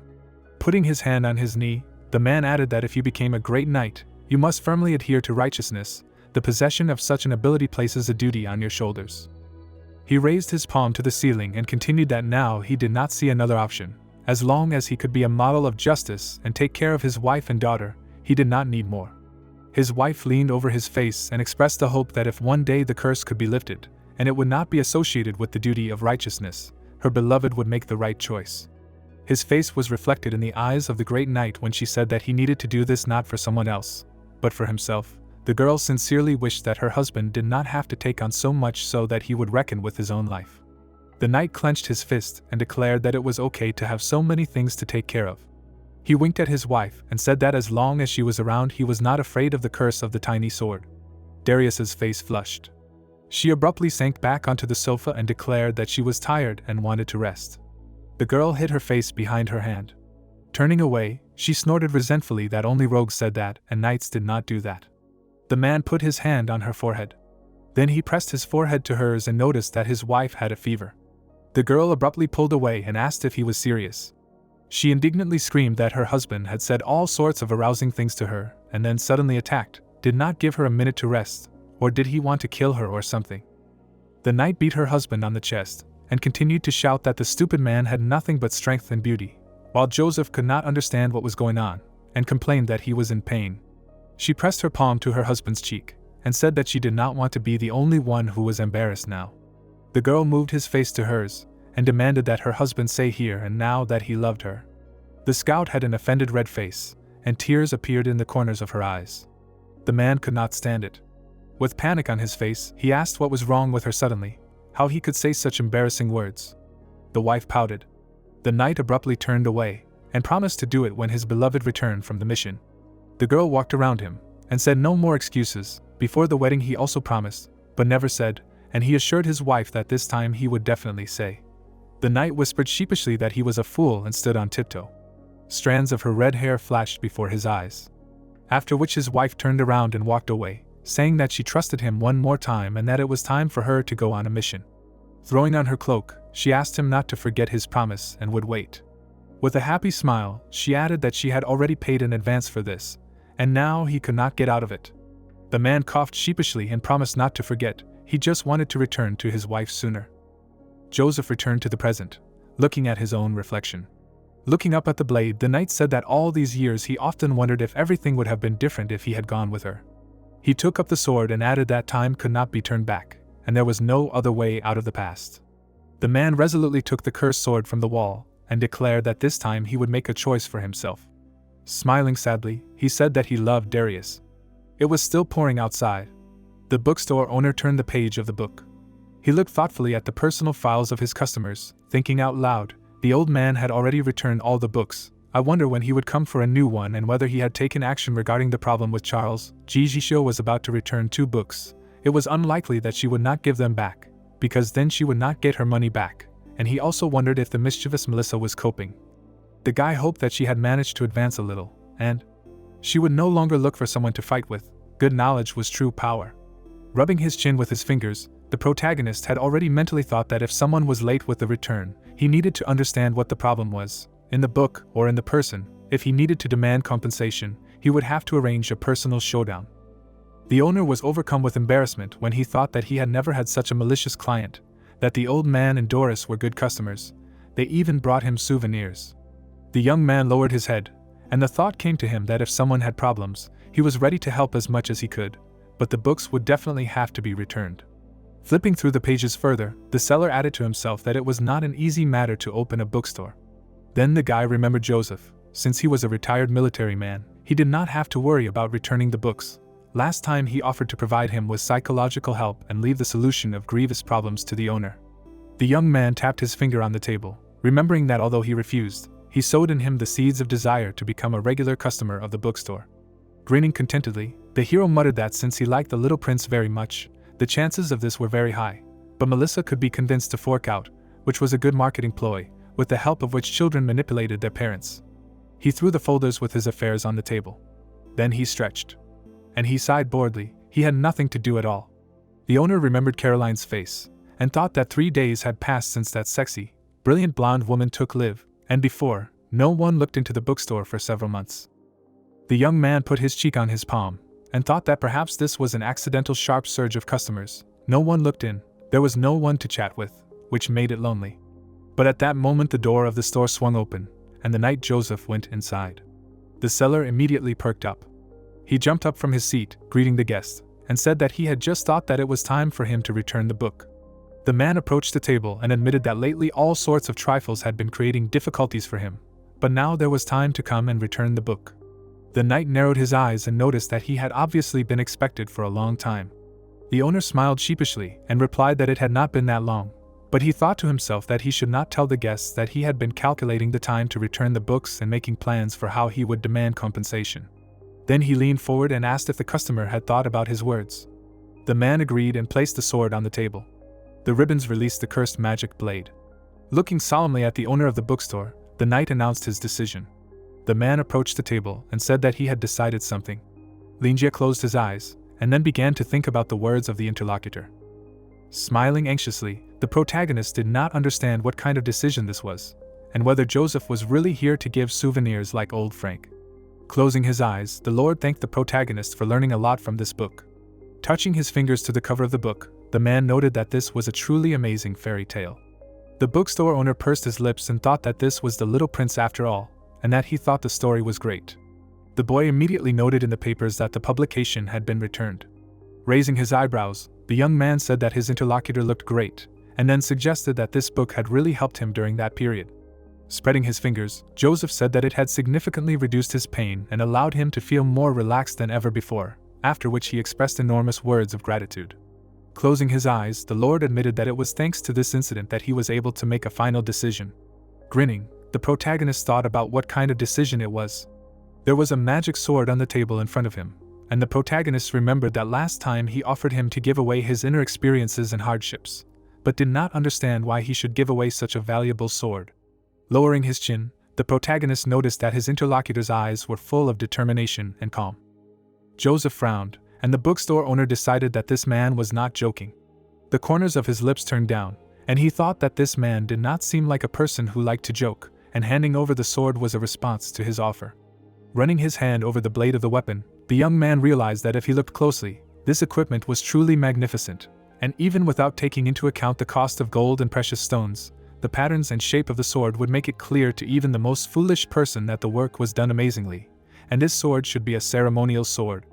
Linjia raised his eyebrows, thinking that it was unlikely that anyone would fight with it, because who knows what would happen if he accidentally ran into one. Putting his fingers to his chin, the protagonist thought that Melissa was a natural-born hooligan by nature, but her manners and appearance were not what would be expected from an ordinary family, which meant that Joseph could have inherited the title of a military family, and then the sword is a symbol of the former military past, filled with duties and honors. Suddenly, the protagonist looked down. The Lord closed his lips, and the bookstore owner thought that if this was so, then it was clear where such a strong sense of justice came from. Leaning his hands on the table, the guy realized that this was the feeling his interlocutor had been taught since childhood. Spreading his arms out to the sides, the young man realized that the Lord's desire to hand over the sword to him meant that he intended to let go of his burden. The protagonist covered his mouth with his fingers and decided that everything fell into place. Frowning, the protagonist asked if Joseph was sure that he wanted to give this meat to him, and whether it was true that this was his decision. The bookstore owner raised his hand and pointed out that the weapon had been passed down to him by inheritance, and asked if he should reconsider. The man opened his mouth and said that he was confident in his decision. Lowering his eyebrows, the Lord explained that his strength was no longer what it used to be, and even if the sword had been passed down to him, he no longer had the right to carry it, and added that it was time for him to give up the weapon, as this burden was no longer bearable for him. The man's face was reflected in the blade of the equipment, and he said that they would be grateful to the boy if he could accept the sword. Placing his palm on the table, the youth thought about how their family was one of many that had faced decline. Linjia lowered the corners of his lips and thought about how there was no longer a war in his ear, and the aristocracy was in decline, just like Joseph's family of hereditary soldiers, and then realized that if he wanted to survive, he would have to find a new path. Putting his finger to his nose, the protagonist noted that judging by the man's determination, the path was already planned. Smiling, the protagonist thought that it was very nice that he was given a gift, although it was expected after helping the father and daughter, but he felt awkward. Grasping the blade of the sword with his hand, the owner of the bookstore decided that this weapon was very expensive, but this was the decision of the Lord's family, so there was nothing to be done, so it was worth accepting. Closing his eyes, the guy said that there was no need to be so polite, because he was always happy to help customers, and then added that he felt so happy in his soul that he was able to help. Taking hold of the handle of the weapon, the young man realized that this sword was much lighter than he thought, and then decided that it was indeed a ceremonial sword. Smiling broadly, the protagonist noticed that, as expected from a craftsmanship worthy of aristocrats, this item was so cumbersomely decorated, but this did not affect its weight at all. Waving his hand up and down, the protagonist wanted to check it out and examine the details. The hair on the head of the bookstore owner, who was silent, appeared. Joseph closed his eyes and realized that this was to be expected from Lord Linjia, but the man did not understand how he could swing such a heavy sword so easily without using ether. Pursing his lips, the Lord thought that although the sword looked like an ordinary one, it was actually made of dream world materials. The protagonist touched the magical item with his hands, and the man wondered if the bookstore owner's power was also related to the dream world. Smiling, the protagonist thought that the new weapon was very beautiful, and this great beauty and elegance of the sword was manifested in the high level of artistic execution of the product. Running his fingers over the crystal in the handle of the equipment, the boy decided that no matter whether the weapon was cold or firearms, it always responded to the romance of the thirst for battle that flowed through the veins of every man. Looking over the gift, the young man smiled broadly. The Lord's hand began to shake slightly. Opening his mouth, the protagonist thanked Joseph for the gift, which he liked. Closing his eyes, the protagonist asked if the Lord would mind if he took it out of its sheath and examined it. The man clenched his teeth in alarm. Clenching his fists, the Lord assumed that the owner of the bookstore understood everything, because the main part of the curse of the magic sword was concentrated on its blade. The magic crystal on the handle of the weapon sparkled, and the knight said that since King Candela, subject to madness, committed suicide with this sword, this weapon, like a brand, will forever imprison the soul of the king in the blade of the sword. The king stood on a hill, and Joseph said that in the days of the ancient kingdom, the legendary Candela was a being who could rival the gods.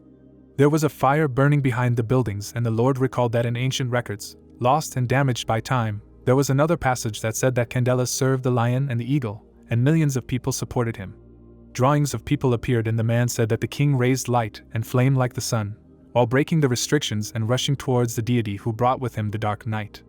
A blurred outline of the castle was visible, and the knight said that Candela was the one who rose against the tide in the age of darkness, and was the only one who dared to challenge the nameless deity. But he was defeated. The king rushed through the silhouettes of warriors, and it was said that despite this, the power that was left by him was still incredibly strong. The armored knights appeared, and Joseph informed him that the madness that had taken root in Candela's mind and soul had become a god-level curse that could not be cured, and that whoever touched the magic sword would be cursed, and even the strict training of the great warriors of the secret tower would not save him. The warrior wrapped his fingers around the magic weapon, and the Lord pointed out that the sword's sheath was an invention of the secret tower that contained the curse. Linjia held the gifted weapon in his hand, and Joseph explained that if the blade was unsheathed, it would be superimposed on the wielder, and if his will was not strong enough, he would immediately lose his mind. The man's eyes widened, realizing that he was the owner of a bookstore after all. The knight extended his fingers, allowing the protagonist to unsheath the sword if he wanted, and then asked him to be careful. Grinning, the protagonist thought that of course he would be careful, because he didn't want to disgrace himself, but at first glance he felt that this gentleman was incredibly kind, which was not a mistake. The scabbard began to rise up. Suddenly, the guy's mouth fell open in bewilderment. The young man's eyes widened as he thought about how this blade, like a white stream of flame, illuminated the entire store with light. Looking at his reflection in the blade of the weapon, the protagonist thought about how the sword was thin and sharp like a mirror, and also blindingly shiny. The protagonist mentally exclaimed that it was beautiful, to which Joseph's body began to shudder in fear. Frowning, the Lord noticed something was wrong. A bright flash appeared on the table, and the man realized that evil energy was gushing out of the blade, and the sword's curse was materializing. Black energy streams enveloped the blade of the gifted weapon.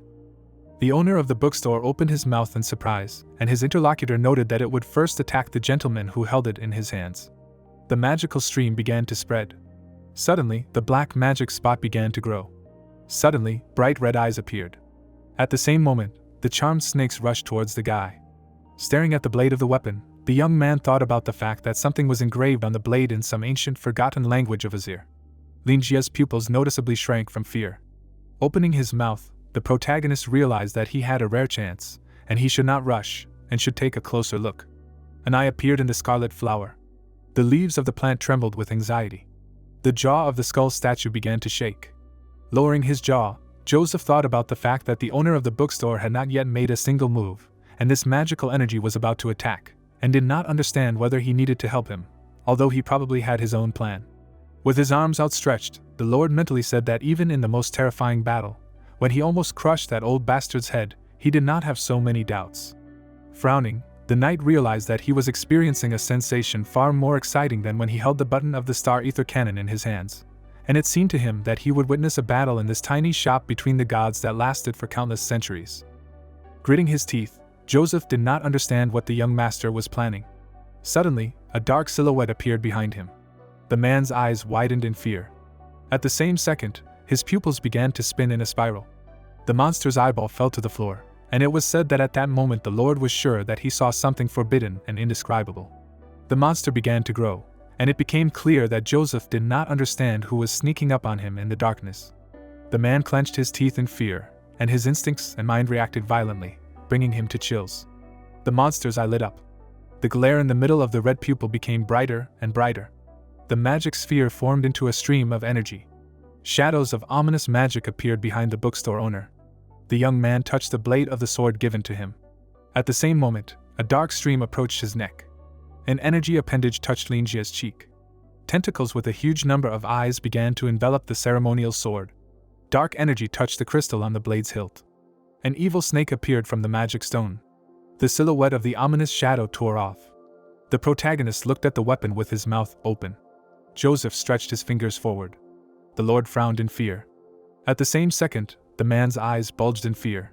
The dark energy instantly disappeared from the knight's sight. Ominous shadows approached his feet. With his eyes widened, the Lord was surprised in his thoughts at what he saw. Looking at the magic crystal, The knight thought that the evil energy that greedily captured everything around was in a state of shock and fear, and was dying in agony. A red dot appeared in the magic stone. Dropping his jaw, the knight thought that if I were to describe it, the situation would resemble a scene from a horror movie, where a maniac grabbed his victim and pulled him, intending to kill him, and a powerful thirst for life forces the victim to beat pitifully against the glass window of a secret room. Looking at his reflection in the stone, the man thought that in such a tragic struggle one could hear silent screams and squeals coming through the ether, and he even felt a little sorry for the curse. The magic crystal began to fill with dark streams. Suddenly, one of them burst out. A drop of black magic fell on the handle of the blade. Closing his eyes, the protagonist did not understand whether it seemed to him, or the sword at the bottom had darkened a little. The protagonist lowered the corners of his lips and assumed that his vision was just blurry, as the weapon seemed a little dirty. Raising the gifted weapon above him, the bookstore owner realized that he had nothing to wipe it with, so he decided to try shaking it off. At that very moment, a drop of dark magic fell down. The guy abruptly lowered his hand with the blade down. A cloud of black energy flew through the air. Shadows of fangs suddenly appeared. The monster opened its mouth, trying to catch the streams of curse. A huge spot of ominous liquid was visible behind the young man. Linjia raised his eyebrows in surprise and noticed that the sword was shining again, as if a layer of special effects had been applied to it, and assumed that it was not dirt, but a peculiar optical effect. Gritting his teeth, the protagonist declared that it was interesting. Smiling, the protagonist admitted that the sword was very interesting, and then added that he thought it was dirty, but he never expected that it was part of the skillful work left by the creator. With the corners of his mouth turned down, Joseph hesitated and exclaimed indignantly. Beads of sweat appeared on the Lord's forehead, and the man did not understand if this was true. Placing his palm on the table, the knight thought about the curse that had plagued the secret tower for so long and ruined so many lives of great knights had disappeared in an instant. Opening his mouth in alarm, the Lord thought about the bookstore owner simply ridiculing him by calling him dirt left by the creator's plan, and then wondered if this was just a game for him. Closing his eyes, the guy admitted that he had nothing to repay the gift with. Extending his hand to the side, the young man offered to take the book he would give him, and then clarified whether Joseph wanted to choose it himself. The knight put his fingers to his face and hesitantly said that he did not want it. Closing his eyes, the man muttered that he would be very grateful if the protagonist could recommend something. The lights were on in the windows of the building. Sitting on the chair, the protagonist thought about how he had received such a valuable gift, and it would be wrong to return it, and then thought about why not take this opportunity to offer him a book and let him choose it himself as a token of gratitude. The guy put his fingers to his mouth and decided that it was a wonderful feeling to see a good book, and the Lord would like it, because this process helps to deepen the communication and trust between the client and the seller. Closing his eyes, Linjia said that he had nothing else to offer in return, so if the interlocutor had a book he wanted to read, he would give it to him for free, and then asked what book he wanted.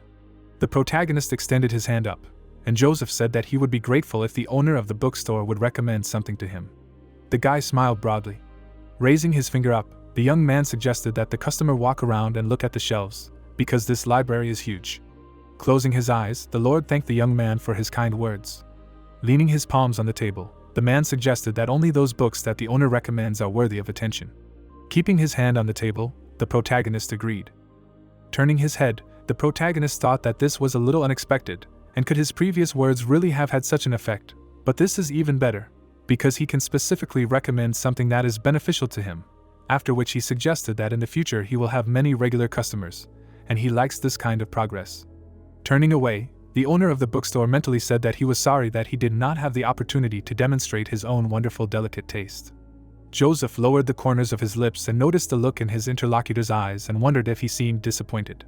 Suddenly the Lord's eyes widened and he realized that this was a curse that no knight could break, but which the bookstore owner had broken with ease. Holding out his palm, the knight was sure that now he was disappointed not only in him, but also in the power of the secret tower. Lowering his gaze, the man thought that despite his strength, he felt weak and ignorant. Joseph lowered his eyebrows and muttered that justice without strength was not capable of saving life. The bloody body of the girl appeared.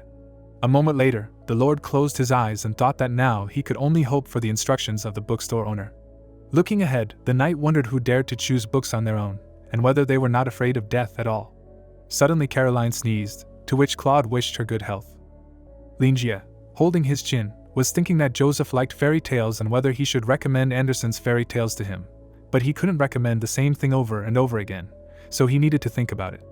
A second later, the protagonist picked up a book. Opening his mouth, the protagonist exclaimed that this book should be suitable for him. Raising his eyebrows in satisfaction, the guy added that he should read it carefully, because it would be useful to him. An unusual cover of a textbook appeared, on which the title was written. Suddenly, the man's eyes widened when he saw the title. Sweat trickled down his hand, and the Lord muttered that he always had excellent self-control, but he could not stop trembling. Clenching his jaw, the knight was afraid that the reason was that he was too impressed and scared. Joseph's pupils suddenly dilated, and he thought that the battle ended in an instant, like the explosion of fireworks in the night sky. Behind the man, there was a silhouette of a magical creature, and he realized that it was an incomprehensible force, but he was sure that it was only a small part of a much larger problem. The Lord, looking at the young man, thought that if there was a god, then he was in front of him. The knight found himself in a magical space, and he told him that at all times, the starry sky has always been the highest power, and behind the darkness of the unknown there is an abyss, and no one knows what exactly is there. After a moment, Joseph clenched his jaw. Linjia was holding a textbook, and the man realized that the god had now taken out a book about the stars. The protagonist opened his jaw and said that this book seemed difficult to understand. Holding out the object in his hand, the protagonist said that he should just think of it as a fictional novel from another world. Taking the book, the Lord wondered if this was another world. With his eyes bulging, the knight wondered if this referred to the starry sky, and whether there were other worlds beyond the stars.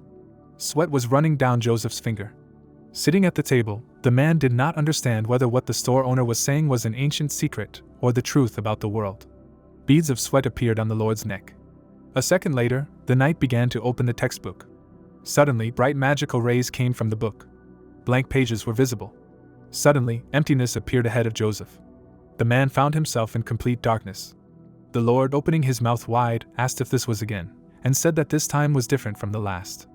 Parrying in an unusual aura, the knight said that this was endless darkness. Joseph's eyes bulged, hearing how he was told not to panic, because nothing threatened him here. Turning his gaze to the side, the man clarified who was there. The stranger was leafing through the pages of the book. The man in the suit, sitting on a chair, exclaimed that he had calmed down and greeted the Lord. The knight's silhouette was reflected in the gentleman's mask, and he explained that it was a futile attempt to look beyond the stars. Joseph, with his mouth slightly open, asked if he could ask who he was. The stranger shook his head and said nothing. Raising his hand, the man in the suit replied that in this case, a name was of no importance. A patch on the guy's clothes appeared, and he said that if he needed a call sign, then he should call him L. The man's pupils dilated in bewilderment. The Lord's shoes were visible, and he answered positively. Abruptly standing up, the knight asked if he could tell him what this place was. L reached for a stand with books and said that this place was nowhere. A small room appeared, and the mysterious man continued that he found himself in an endless madness, where he met echoes of the past again and again. The masked man, looking out the window, said that if he left now, nothing would happen, but if he decided to go further, his spirit would leave his body and it would become vulnerable.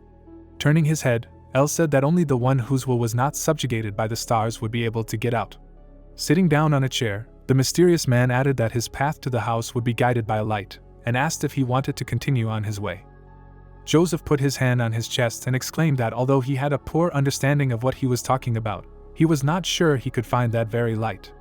Opening his mouth wide, the man added that if it would help prevent future tragedies, he was ready for it. El, standing up abruptly, replied that he should not jump to hasty conclusions. A moment later, the masked man snapped his fingers. Putting his hand on his side, the mysterious man suggested that they play a game first. Joseph opened his mouth in fear. The man's eyes widened in tension. Realizing that he could not move, he assumed that this was the test they were talking about. The commander looked at the stranger and wondered what he wanted, because his word alone made him freeze. His reflection was visible in the mask. The stranger stated that everything was ready and asked his guests to follow his partner. Suddenly, a silhouette appeared next to the Lord.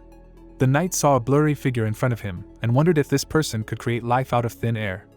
The captain raised his eyebrows in surprise and wondered if this being was friendly, and if those words had clouded his mind. Dice were floating in the air. El explained that they would end up in an abandoned district, and said that one could see that this place was extremely neglected. The dice began to spin. A tall staircase appeared in front of the intelligence chief. A landscape of a ruined city appeared around him. Looking up, Joseph realized that even for such a stranger, only a few words were enough and wondered if this was all a dream of some powerful being. The man rolled his eyes. He looked ahead and felt a strong fear. Standing at the top of the stairs, the stranger said that everything was ready and that the heroes would feel heavy gazes on them. The commander instinctively turned around as if from 1,000 observers standing behind him. A giant monster appeared behind him, consisting of eyes and fanged mouths. The lord clenched his teeth and realized that he had to resist. His hand trembled. The knight realized that he could not gather ether. The monster opened its mouth. The captain assumed that the enemy could ignore his abilities or even take them away. A tentacle squeezed his hand. The intelligence chief opened his mouth wide and screamed. Joseph's eyes widened in horror. Elle explained that he was looking at something forbidden and touching it, and an innumerable number of images invaded his mind and infected him with madness. The man's body turned into a shapeless mass. The stranger added that he now had no way to distinguish reality from illusions.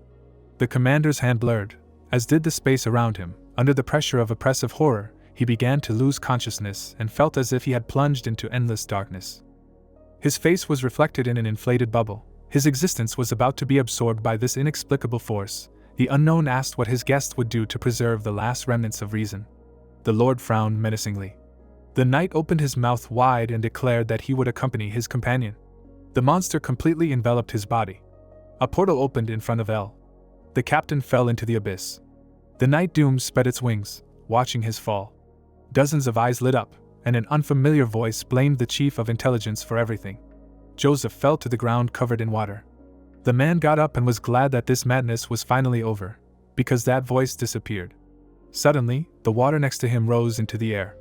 A giant creature with many limbs rose from it. The commander's eyes widened in fear. He stood up. The demon king opened his huge eyes and looked at him. A shadow covered the lord. The monster called the center of the universe stuck out its tongue and flew across the sky. A red eye appeared behind the knight. The creature that drove people crazy with its hellish song created bubbles in front of it. The tentacle monsters floated in space with the captain. One of them looked up, its giant eye lit up. The monster turned its head. Its eye was filled with ominous energy. The intelligence chief woke up at the table. His tears were dripping onto the table. Trembling with fear, Joseph realized that he had read this book and wanted to go out and scream at the top of his lungs. The man's eyes widened and he felt like his brain was about to explode. He closed his eyes and decided that he needed to calm down and stop thinking about it. A black hole appeared above his head. The commander realized what the bookstore owner was really trying to achieve, and that it was just a fictional novel that was meant to scare him. The lord smirked, wondering if there would be any reason left in him after all this, and recalled that he had learned good self-control over the years. A dark aura enveloped the protagonist. The knight guessed that his assessment was not true, and concluded that it could not be said that the previous assessment was wrong. He opened his mouth speechlessly. The captain picked up the book and asked if this was a biography of the representatives of those civilizations. Linjia placed the book on the table. The boy closed his eyes and wondered what the question was about. The youth looked up and decided that these biographies were a bit difficult for his client. On the table was a book called The Starry Hours of Humanity. The shopkeeper clasped his hands and answered in the affirmative, explaining that they were the creators and thinkers of ancient civilizations. The merchant raised his eyebrows and added that nothing lasts forever and that they would all meet the same fate in the end. The intelligence chief clenched his fist and replied that he understood. Joseph's mouth dropped open in surprise, feeling that something powerful was sealed in this book, and he thought that if these beings were summoned, something irreparable might happen.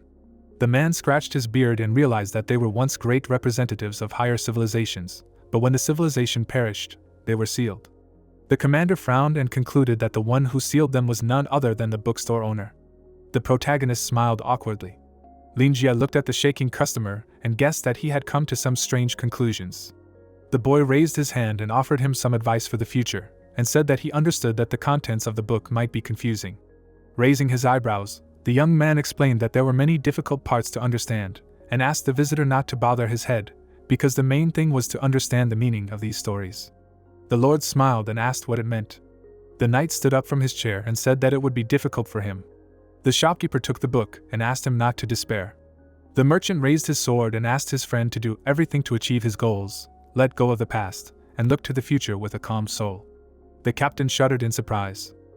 Raising his hand, the protagonist explained that problems were inevitable, especially when trying to start life from scratch, and asked his comrade to consider the book a gift. Bowing, the intelligence chief thanked him and said that he learned a lot. Linjia closed his eyes and said that he was simply sharing with him what he had once heard himself. The boy smiled broadly and had one more thing to say.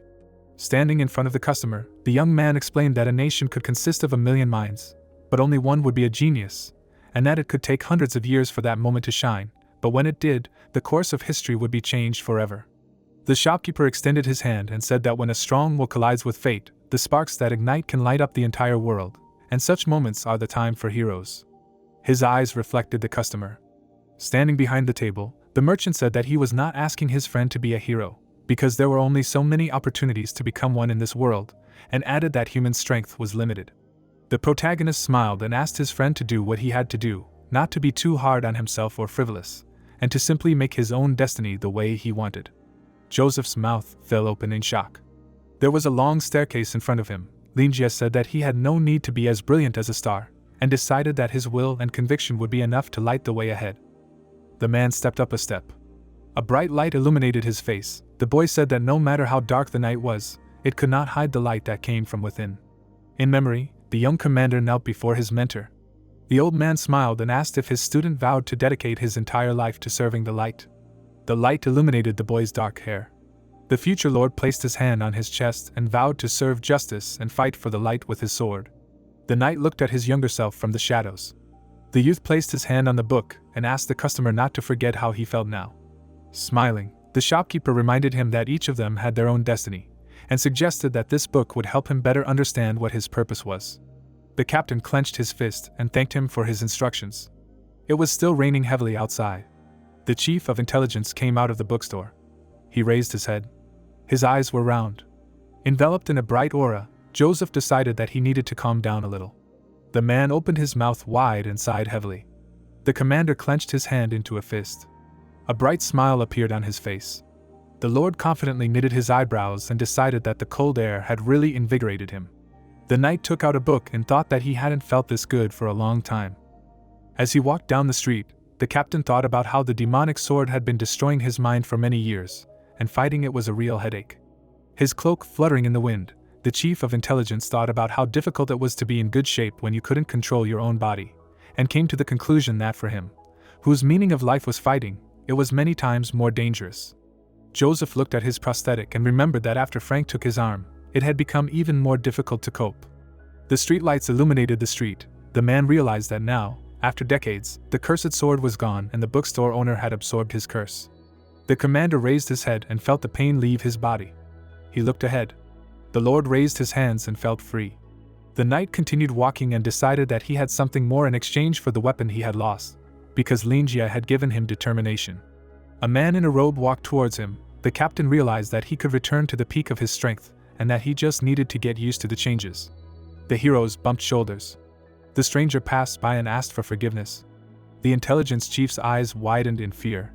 Joseph looked back and felt the aura of the white wolf hunter. Looking after the passerby, the man decided that he was very strong, since he was deliberately suppressing his aura, and wondered if he was a loner. The heroes' bodies were shrouded in light. The commander was surprised that such a strong person was in Nozin. The commander frowned and concluded that they would not be able to talk nicely. An aura was burning around his fist. The lord unclenched his fingers, and the light disappeared. Turning away, the knight decided to forget about it and thought that without real evidence, his hands were tied and that he could get into trouble. The captain took a step forward and realized that he did not feel bloodlust, so everything was fine, and if it was not so, then the secret tower would deal with him. The stranger's eyes lit up. There was a knife hidden in his sleeve. The passerby immediately put it away. Walking down the street, the intelligence chief called his comrade and asked him to find information about the language of the Elven Kingdom during the Age of Fire, because the owner of the bookstore was interested in the ancient inscription on the sword. Joseph looked away and ordered his subordinate to find out as much as possible, because it could be very useful to them in the future. Looking at the plate with his name, the man explained that he had important things to do and left the handling of emergency situations to his friend. A voice came from the communicator in his hand, praising him for his good work. The commander stretched his arms and was glad that he finally had the opportunity to take a break from all this paperwork. Smiling, the lord decided to take a week off and said that no business could interfere with him. The knight pulled the door handle and remembered that there were several scientific books in his office that he needed to read. Standing in front of the door, the captain hoped that his daughter would become smarter one day, because she has not liked books since childhood. The chief of intelligence happily entered the house and thought that she did not need them, because he personally trained her. Suddenly, Joseph's eyes widened intensely. The man stopped at the threshold of his office. Books were scattered everywhere. The commander's mouth opened in shock and wondered what had happened here. The lord hung his cloak on the hanger. He squinted and clenched his teeth. There was a clock by the wall. The knight looked at it and thought that his daughter usually cooked dinner at this time. The doors to the kitchen were closed. The captain noticed that there was no one there and that there was no food or corresponding smell either. In the memory, Melissa was cooking meat in a frying pan. The chief of intelligence mentally called her an excellent cook and decided that now she should be in the kitchen in an apron. The girl salted the vegetables. Joseph hoped that a juicy fatty steak with potatoes and basil or 2 fried sausages sprinkled with rosemary for flavor would be waiting for him. The girl happily handed her father a plate of food. The man closed his eyes and thought that his daughter should have seen him, tired after work, and set the table. The commander noticed a book with a red cover on the floor. He picked it up. The commander looked closely at the cover. It had the title Knight's Justice and the author's name written on it. The lord raised an eyebrow in surprise and realized that he knew this person. The book was lying on the table. Someone thanked his comrade and announced that he would stop being a great holy knight and leave his post as a commander from the next day. Standing by the window, Winston was outraged that some people reported that his fighting style was not suitable for knights, and hoped that his followers would not betray what was dear to them. The future captain looked up and addressed him. The leader of the secret tower explained that they believed that he wanted to create a new, radical faction. The old man opened his mouth furiously and said that they could overcome everything as long as they believed in the righteous light. The man turned around and asked if the spirit of chivalry was limited to the method of fighting. The scoundrel stabbed the enemy from behind. The intelligence chief held a book in his hands. The enemy released throwing knives with poison. In the memory, Winston licked the knife and said that if a knight cannot kill, then he is an amateur. Joseph took a note from the book. The commander closed his eyes and thought that students are a big problem. The leader of the combat unit of the secret tower sat in a chair. The lord asked what his opinion was about the mission. Hanayama adjusted his glasses. He opened his mouth wide and said that those who consider themselves weak should train. The captain clenched his fist and explained that before defeating an opponent, he had to study him well. The man frowned and asked if his comrade knew the story of the wandering knight. His mind flashed back to 1616, when a wandering knight came to the house of a local nobleman and asked for a place to stay for the night. The intelligence chief broke into his thoughts and declared that he had had enough of talking. Joseph slammed his fist on the wall and asked if his colleague was not collecting information at all. His eyes lit up. Claude tried to stop the teacher and calm him down. The man slammed the book shut and thought about how even the slightest mention of this was already causing him to become angry. The commander put the book on the table and thought about how Winston had made no impression on him until his retirement. The lord closed his eyes and wondered if his mentor had been any good, except for his students. The book fell on the table. The knight laid out several books in front of him and decided that, one way or another, all of this was related to the basics, that is, to basic, but very useful knowledge for a beginner. Standing in front of the chest of drawers, the captain realized that his daughter had received a good education and that all the books in the house were just decor. The intelligence chief looked to the side and realized that they were now all scattered throughout the room. Joseph headed toward the other room and wondered what was going on here. The man approached the door. He grabbed the handle and called out to his daughter.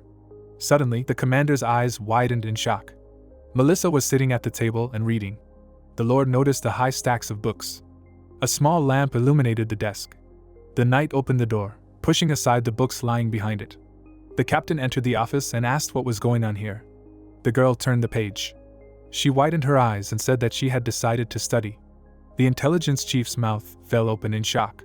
He quickly walked toward the table. Joseph picked up the book from it. The man picked her up and reminded her that his daughter had said since she was 4 that she hated studying more than anything else. The girl turned the page and said that she was wrong. Melissa turned down the corners of her lips and explained that she was too ignorant, did not understand the importance of studying, and could not experience the joy of learning due to her limited talent. The girl frowned menacingly and said that she would hit her 4-year-old self if she could meet her. She widened her eyes and added that she would make her sit down to study. The commander put his hand to her forehead.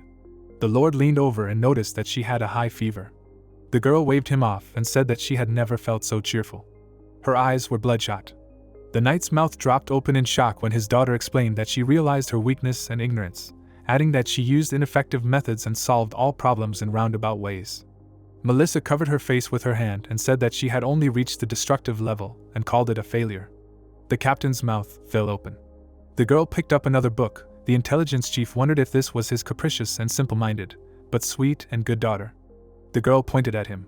Smirking, she called his methods too barbaric and said that relying entirely on one's experience was unacceptable.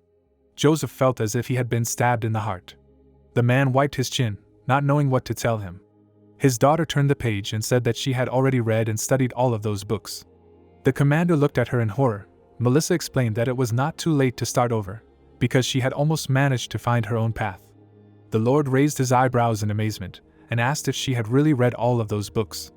Sitting surrounded by dozens of books, the girl confirmed it. The knight's mouth fell open and asked how many days it had taken her to do so. The girl looked down and replied that it had only taken her 3 days. The captain extended his hand. He knocked the book out of his daughter's hands. Her long hair flew up into the air. Melissa's eyes widened in fear and she asked what her father was doing. Suddenly, her pupils began to dart around. The girl raised her hand and fainted. The intelligence chief caught her body. The girl closed her eyes. Joseph's brows furrowed tensely. The commander looked away. There was a book in a black cover on the table. Lightning flashed outside the window. The man stopped in the middle of the street.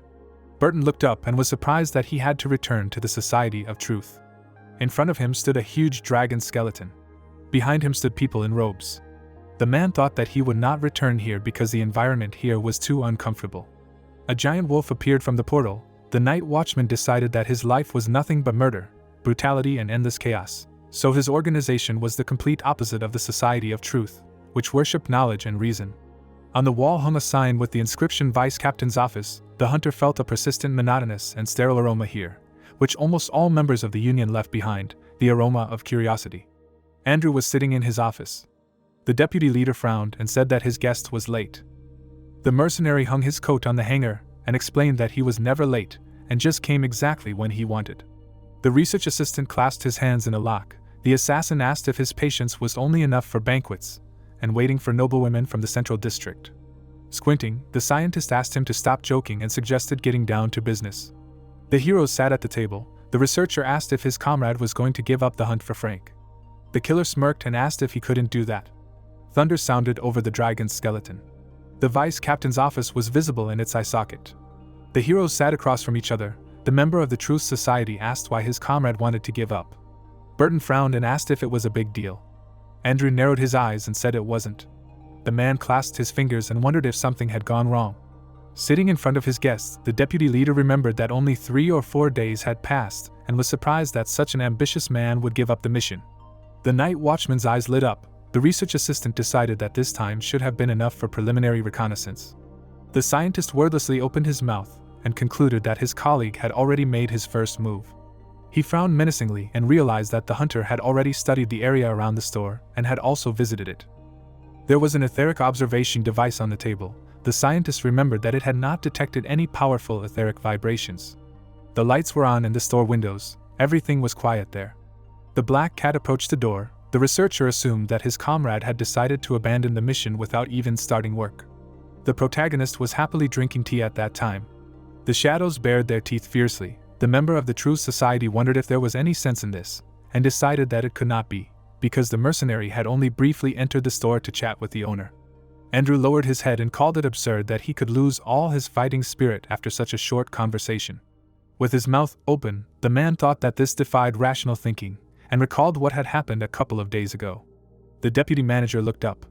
The research fellow lowered his hands and stated that his colleague was interested in increasing his rank. The assassin's fingers gripped the arm of the chair. The killer grinned and confirmed it. He crossed his arms and added that he had been looking forward to it. The scientist clenched his fist. Raising his hand, the researcher asked why his comrade had decided to abandon the capture of Frank and said that if it was a matter of difficulty, then this mission was the easiest. The member of the Truth Society frowned sternly and remembered that his comrade was determined to get a rather large reward for the capture of the Black Faceless. Burton grinned and said that the organization did not need to know why he had decided to abandon this mission. The night watchman crossed his legs and said that it didn't concern them and that it wasn't in the rules either. His eyes lit up. Andrew put his hands on his knees. The hunter concluded that his colleague was simply in too much of a hurry. The man looked at him from under his brows and thought about how he was going to use him to explore the zone of indescribable rank. The deputy leader put his feet on the floor and realized that the situation had now turned against him. The mercenary was holding a glass of wine in his hand. The research assistant decided that the initiative was not in his hands, and if he tried to convince him to change his mind, it would reveal that he had ulterior motives. The scientist looked at his glass and realized that now he did not have time to think and that he urgently needed to convince his comrade. The researcher bowed his head and answered affirmatively. The member of the Truth Society raised his hand and advised his friend to listen to him for the safety of all of Nozin. Andrew, sitting in his chair, explained that the city had been unsettled lately and that it would be great if someone could help them solve the problem. The assassin gritted his teeth. The killer smirked, thinking that it was now obvious that the man had ulterior motives and was convinced that the organization actually wanted to use him to catch Frank. Burton imagined himself with a gun in his hand and realized that his life, although filled with murder, was not limited to that, because without sufficient insight in this cruel world, survival becomes impossible. The night watchman put his glass on the table and said that he was not interested in maintaining order and refused the mission for personal reasons. The hunter slyly knit his eyebrows and assumed that his friend knew perfectly well what kind of person he was. With a flash of burning eyes, the mercenary said that such selfish people are only interested in prey and added that these animals know how to seek benefits and avoid trouble like no one else. The assassin imagined the men with red eyes and realized that he wanted to create his own organization, but in that case it would immediately become an enemy of the Truth Society. Looking at his reflection in the wine, the assassin realized that these people did not yet know how influential the bookstore owner was, and decided not to reveal all his cards to them. The man's mouth fell open in surprise and wondered what troubles were being discussed. The deputy head looked at his reflection and wondered who his colleague had in mind if not Frank. Burton held a glass in his hand. The research assistant assumed that everything had become clear to him. The researcher frowned and noticed that his decision had changed immediately after visiting the bookstore. Suddenly, his eyes widened in shock and decided that his comrade could recognize the shop owner. Imagining the ominous shadow, the member of the Truth Society concluded that the merchant had provoked him into this conversation and made him change his mind, and realized that he had more and more questions that could not be asked. Andrew nodded and said that he would not persuade his friend. The man raised his hand and explained that the news that he had already been given a reward was common knowledge and that his refusal of the mission would also be made public. The deputy leader frowned sternly and asked if he would have any problems after that. The night watchman gritted his teeth and thought about how he was threatening to ruin his reputation. The hunter, jumping up from the table, replied that everything was fine and was surprised that the vice captain had seen a moment of weakness and immediately decided to attack. The mercenary looked away and remembered that this man had been an outcast in the past. The assassin turned away and thought about how he had once been in love with an elf from the Flirtless clan, but their relationship had ended in nothing. The assassin headed for the exit and realized that he had not expected such a quirky man to be so clever and cunning. Burton smiled slyly, deciding that everyone made mistakes, and wondered if his colleague really thought he could threaten his reputation. The night watchman took a step forward, thinking that even a fool knew that it was the presence of one that mattered, not the absence of one. The hunter took another step, and remembered that no one had heard of him before. Throwing his cloak over his shoulder, the mercenary realized that he now needed to focus on the immediate goals, and said that he would leave here first. The research assistant looked back, and the door slammed shut. The scientist closed his eyes silently. The researcher raised his glass of wine to his lips. Lightning flashed and thundered behind him. The member of the Society of Truth rose to his feet. Standing in front of the table, Andrew remembered that he had previously thought this man a bit stupid. The man took a sip and realized what he really was. The assassin walked outside. The deputy director decided that his colleague looked more like a bell ringer who waited all night for the dawn. The research assistant looked at his reflection in the wine. The glass cracked. The scientist was outraged that a simple hunter of the destructive level was so disrespectful to the Society of Truth. His hand trembled. The researcher realized that if the owner of the bookstore was really behind all this person should have helped Burton with his mission. Wine flowed down his hand. The member of the Society of Truth realized that instead of helping him, Linjia not only did not help him, but also ruined his reputation, and decided that he could not have predicted such an outcome. The reflection of the protagonist appeared in the drops of wine. Frank smirked. Andrew wiped his hand and wondered if this guy was helping the black faceless. The dirty rag fell on the table. The man picked up the communicator. The deputy leader looked at him and realized that he didn't have time now, and that he needed to contact this person as soon as possible. The researcher placed the device on the table. The switchboard shook and the voice of the Secret Tower's Intelligence Department employee came from it. The scientist noticed the glasses and realized that it was not Joseph who answered him, but his favorite student. Claude put the device to his ear and asked what he needed. The researcher went out to the balcony and asked where the commander was. The girl lowered her head and answered that the teacher had gone on vacation and said that she could help him herself. The member of the Truth Society placed his hand on the railing and asked if they had detailed information about Zone H, Level 113. The woman smiled and replied that the information had just been updated. Putting her hand to her chin, the intelligence officer reminded him that the newer the information, the more valuable it was, and decided that she could not ask for additional payment with the same serious face as the commander. Andrew closed his eyes and asked how much she needed. The employee's mouth dropped open in amazement, surprised that he had agreed so quickly, and wondered how many times the great knight had deceived him. Claude looked back and asked him to wait a bit. A new message appeared on the monitor. The girl turned around and read that the captain was asking her to move the file to the archive and change its status to classified. The woman's lips turned down, and she apologized and said that this information was no longer for sale. The deputy manager's mouth dropped open in surprise. His eyes widened in fear. His shadow smiled maliciously. The researcher wondered if this was a joke and thought that the secret tower and the Truth Society had been successfully cooperating for many years now, and the transfer of information, even of great value, should not be a hindrance. Looking at the dragon skeleton, the scientist realized that he was ready to pay any price and that the secret tower had no reason to refuse.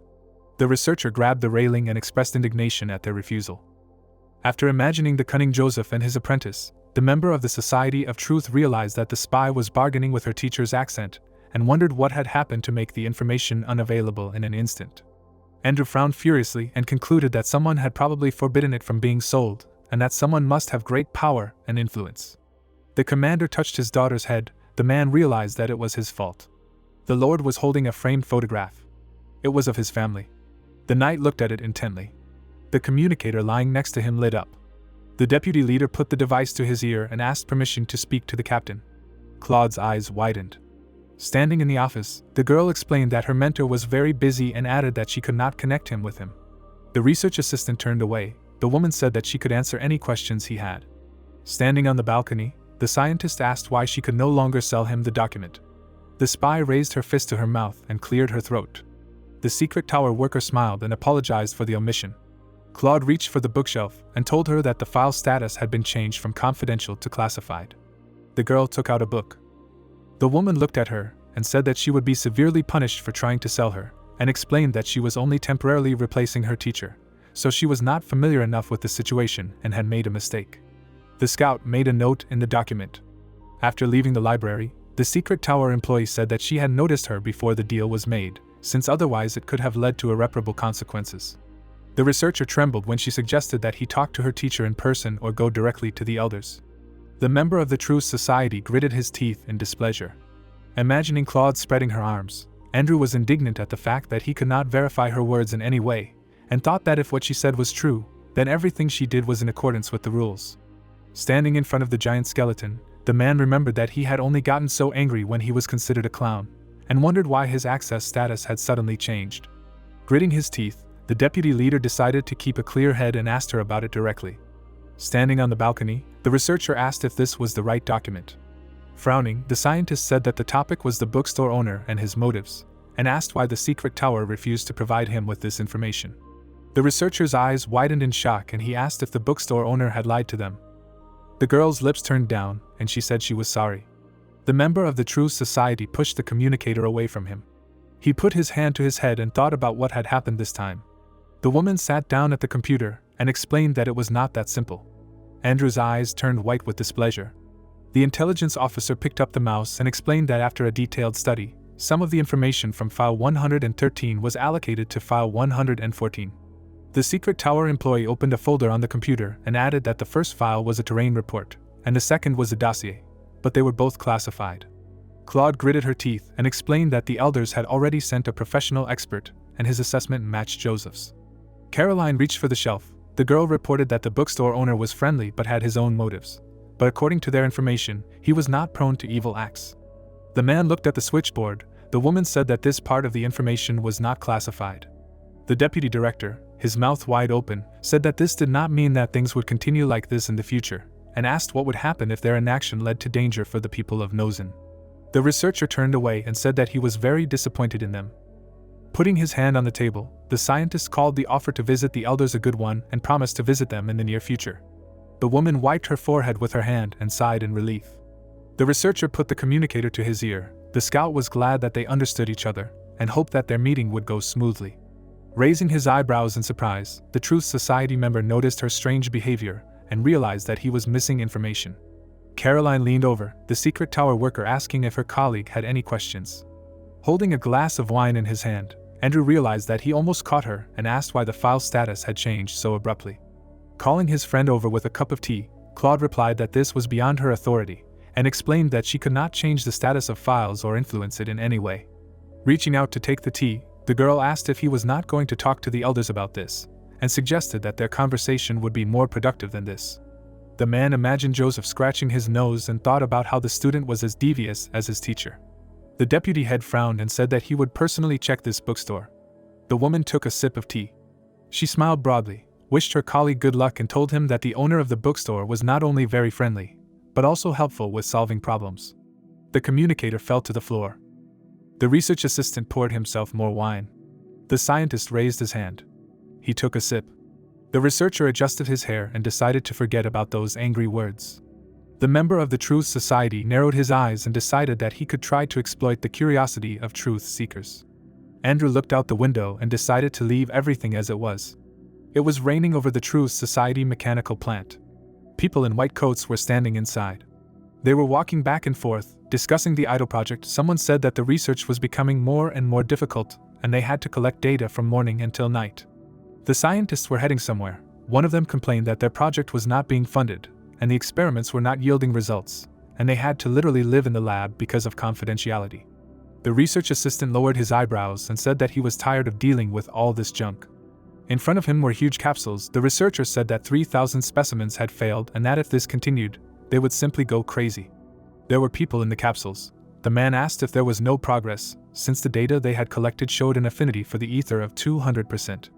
The scientist smiled and said that there was one specimen with decent indicators. He tapped his finger on the glass. Behind him was a young girl. The researcher called her the best experimental body to date, and said that this achievement was worth the philosopher's stone in her body. The woman opened her eyes slightly. The researcher said that she would live no more than a year. His colleague widened his eyes in shock and asked what would happen next. Pipes were connected to the body of the sample. The man explained that the power of the stone would gradually cease to be arranged and the influx of ether would become uncontrollable, and then an explosion would occur, and they would not have to work overtime. The scientist adjusted his glasses and said it was too dangerous. The girl squinted. The researcher said that this was the only research plant in all of Nozen that could see the moon even on rainy days, making overtime work more enjoyable. The plant employees went their separate ways. The researcher explained that he was not interested in the moon and that he only cared about his salary. The colleague asked him not to rejoice because Andrew's family had long since lost their wealth. All the scientists left the room with the capsule. Bubbles appeared around the body of the experimental sample. The woman's mouth opened. She put her hand to the glass. The girl looked up. The full moon was visible in the window. Its light was reflected in the eyes of the artificial human. The fingers were pressed to the glass. The sample withdrew its hand. A crack appeared on the capsule. The spider squad stood on the balcony when lightning flashed. Looking ahead, Jishio asked if everything was in place.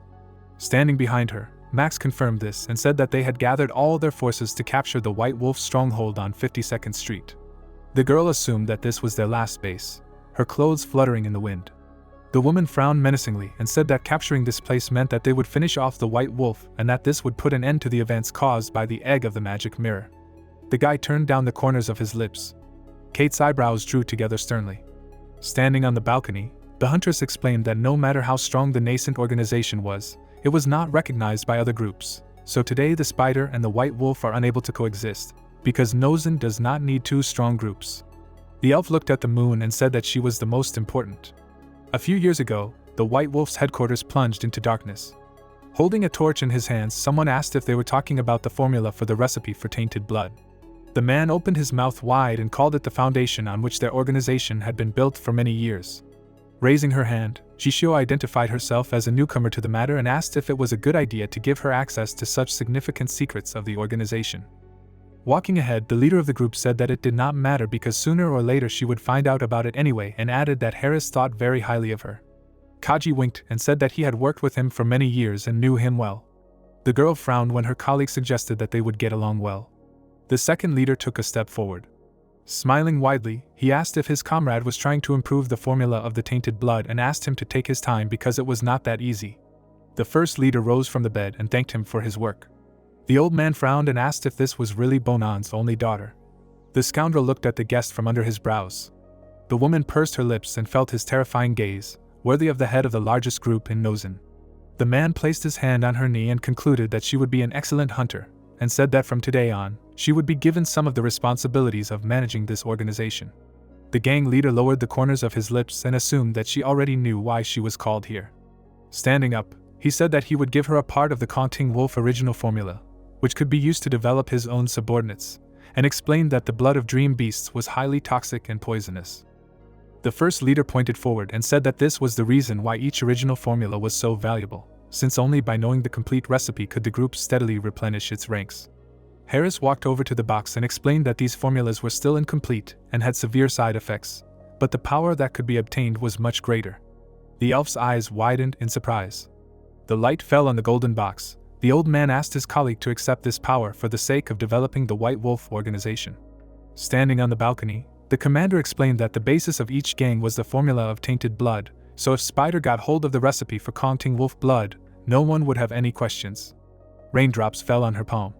Jishio closed her eyes and thought about how she needed intelligence to hide her own sources, and that this gave her more freedom to act with Ryan's soul. A giant monster appeared above the tower. The girl looked up and asked her subordinate to go to the last line of defense to find the original formula. Max clenched his gun in his hand and agreed. The woman jumped onto the railing and asked her friend to order the others to kill all the enemies. The heroes jumped off the tower. The huntress said that they needed to find the villain and end it. The people standing near the tower turned around. The man raised his gun. The mercenary put her axe on her shoulder. The guy grinned furiously. Something flashed on the ground. Drops of blood trickled down through the sewer grate.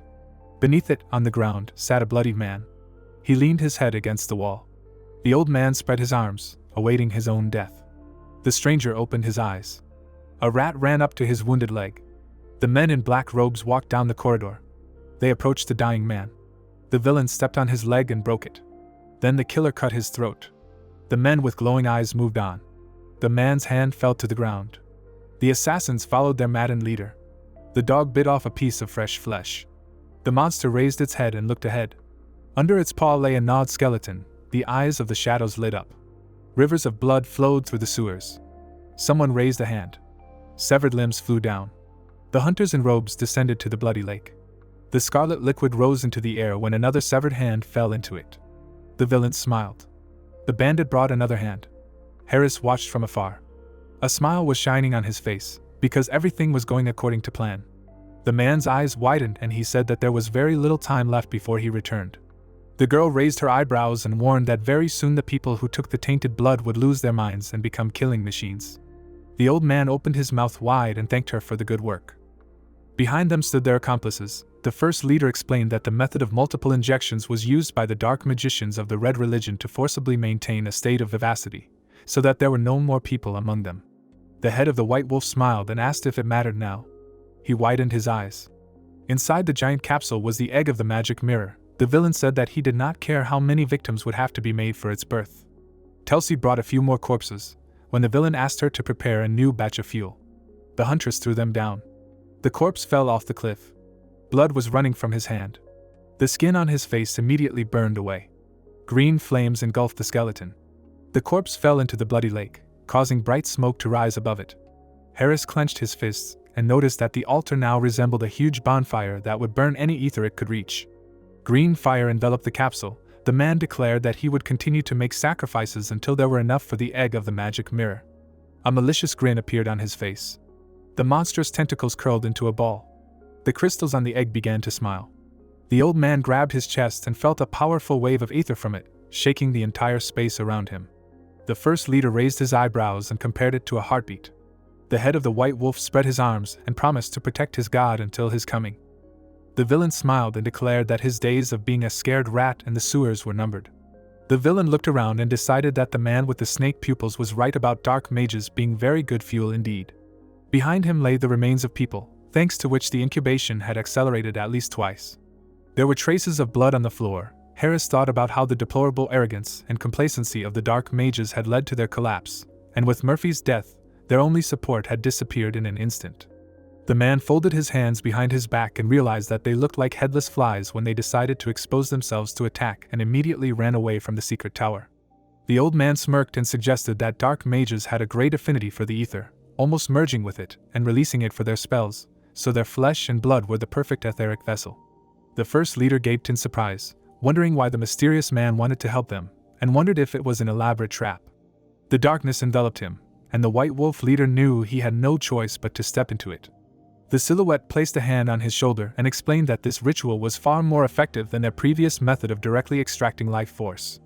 Frank smiled and suggested that his comrade take the Nozen development map and burn it to the ground, stating that life and fresh blood were the best fuel. The darkness dissipated, telling him that this was his destiny. The villain's eyes widened in fear, and he thought of the mysterious man leading his first sacrifice on the altar, the invisible ether blazing brightly like wood in a fire. The villain looked at his hand and remembered how he had attacked the Red Religion and caused panic in the city. The ether had turned into a giant skull. There were few mages left in the Red Religion, and in just a few days they had all been burned, but it was not enough. Harris frowned and realized that the egg needed more. Telsey returned to him and reported that the bodies of the dark mages were exhausted.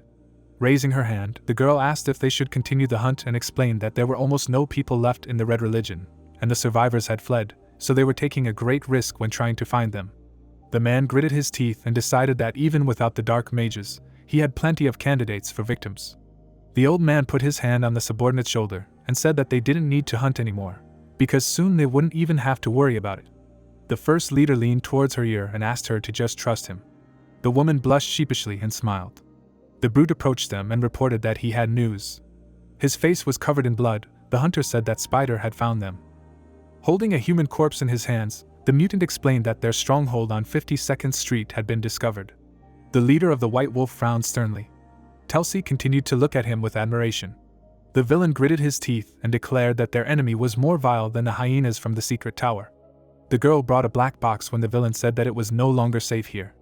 Inside was a syringe with a red liquid. Harris opened his mouth wide and asked his subordinate to inject himself. Dogun's eyes widened in fear. The man explained that this was the fate of the White Wolf, and promised that nothing would frighten him anymore. The brute took the syringe. The old man raised his hand and declared that the time had come. The woman turned around in surprise. She dug her fingers into her own neck. Smiling, Telsey declared that she was ready to become one with her boss, adding that it was a great honor for her. The girl held out her own head to him and wished him victory. The first leader took her by the hair and said that their organization would never give up. Green flames engulfed the severed head. It immediately turned into a bare skull. The head of the White Wolf widened his eyes and promised to find a worthy use for the hopes of his subordinate. Putting his hand to his face, the villain decided that Spider could come here if he wanted to, and said that this stronghold and everything inside must be destroyed. The villain put on the skull like a mask and called on his enemies not to even think about running away. Dogun fell to his knees. Harris crushed Telsey's hair. He looked up and decided that each of the spiders would be suitable fuel. The brute followed him. There was an explosion on the 52nd Street. Someone kicked the ground. Fire arrows rained down on the house. Chishio and her squad jumped forward. Suddenly, the girl's eyes widened in fear. Another explosion sounded right in front of her. Kate looked back and asked if it was really here. The woman lowered her gaze and decided that it was no wonder that the White Wolf had managed to hide from the Society of Truth for so long. In front of her was a giant mine. The elf thought that she would never have guessed that in the upper district of Nozen there was such a fissure 50 meters deep. The entire mine was strewn with corpses. The huntress called the hell that unfolded before her eyes shocking. The commander put her hand to her mouth and said that she couldn't believe that people could do something like that, and asked if the White Wolf bastards had gone completely mad. Chishio assumed a fighting stance and remembered that they had committed various crimes before, including mass murder, and was outraged that they had started dismembering people like a slaughterhouse. The girl's eyes widened and suggested that this had been going on for quite some time, and that this was just another one of those bases. A mutant burst out of the ground behind her. The woman looked back and realized that, relying on her iron will, she had been too focused on exploring the inside and hadn't noticed the attack. Kate's mouth opened wide and asked her to be careful. The bastard slammed his fists into the ground. They crashed into a squad member's weapon. The elf's mouth opened in surprise. The subordinate stepped forward to protect her. Her foot crashed into the ground, and blood gushed from her mouth. Dogun gritted his teeth in displeasure. The girl frowned menacingly and urged him not to even think about touching her comrade. The huntress jumped forward and swung her hand. The man's mouth opened in shock. The commander delivered a powerful blow to the enemy. A huge hole gaped where his head should have been. Jishio tore his upper body into pieces. She looked back. The woman swung her leg. She managed to hit the enemy in the side. The mercenary watched in amazement. The reflection of the elf flashed in her eyes, asking if everything was okay. Long hair flew into the air. The huntress hugged her and said that she should not have exposed herself to an attack that was not even aimed at her, because now she would have to spend at least a few weeks in the infirmary. Smiling, Kate apologized for this and explained that it was her duty to protect the boss. The commander asked her not to worry, her brows furrowed in concern, and promised to never let her subordinates suffer because of her again. Jishio looked back and asked her subordinates to escort their comrade to the base and make sure she was completely safe. The girl's eyes widened and she felt a warning from the iron will. The woman looked back. The brute's body began to recover and come to life.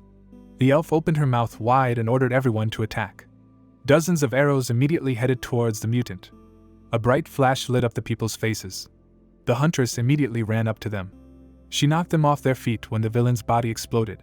The heroes found themselves on the roof of a nearby building. The commander handed Kate over to her comrades and asked them to leave as soon as possible.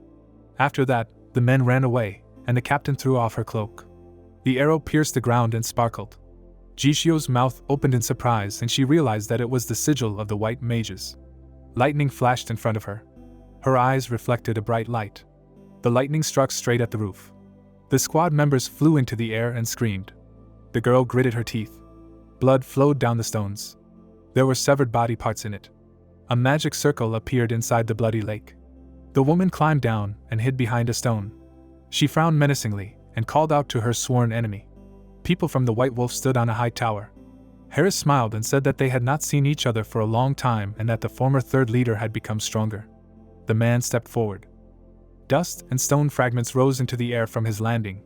The old man narrowed his eyes and declared that luck was not on his side today, since his old comrade had intelligent blood that could be subjugated to his will. The elf's hands were covered in fur. The first leader asked if the bookstore owner had given her this power. The White Wolf leader extended his claws and said that he would have been happy to visit him too, if not for the circumstances. He smiled widely and declared that it did not matter now. Behind him stood monsters with glowing eyes. The villain decided that the store owner would not be able to help his enemy now.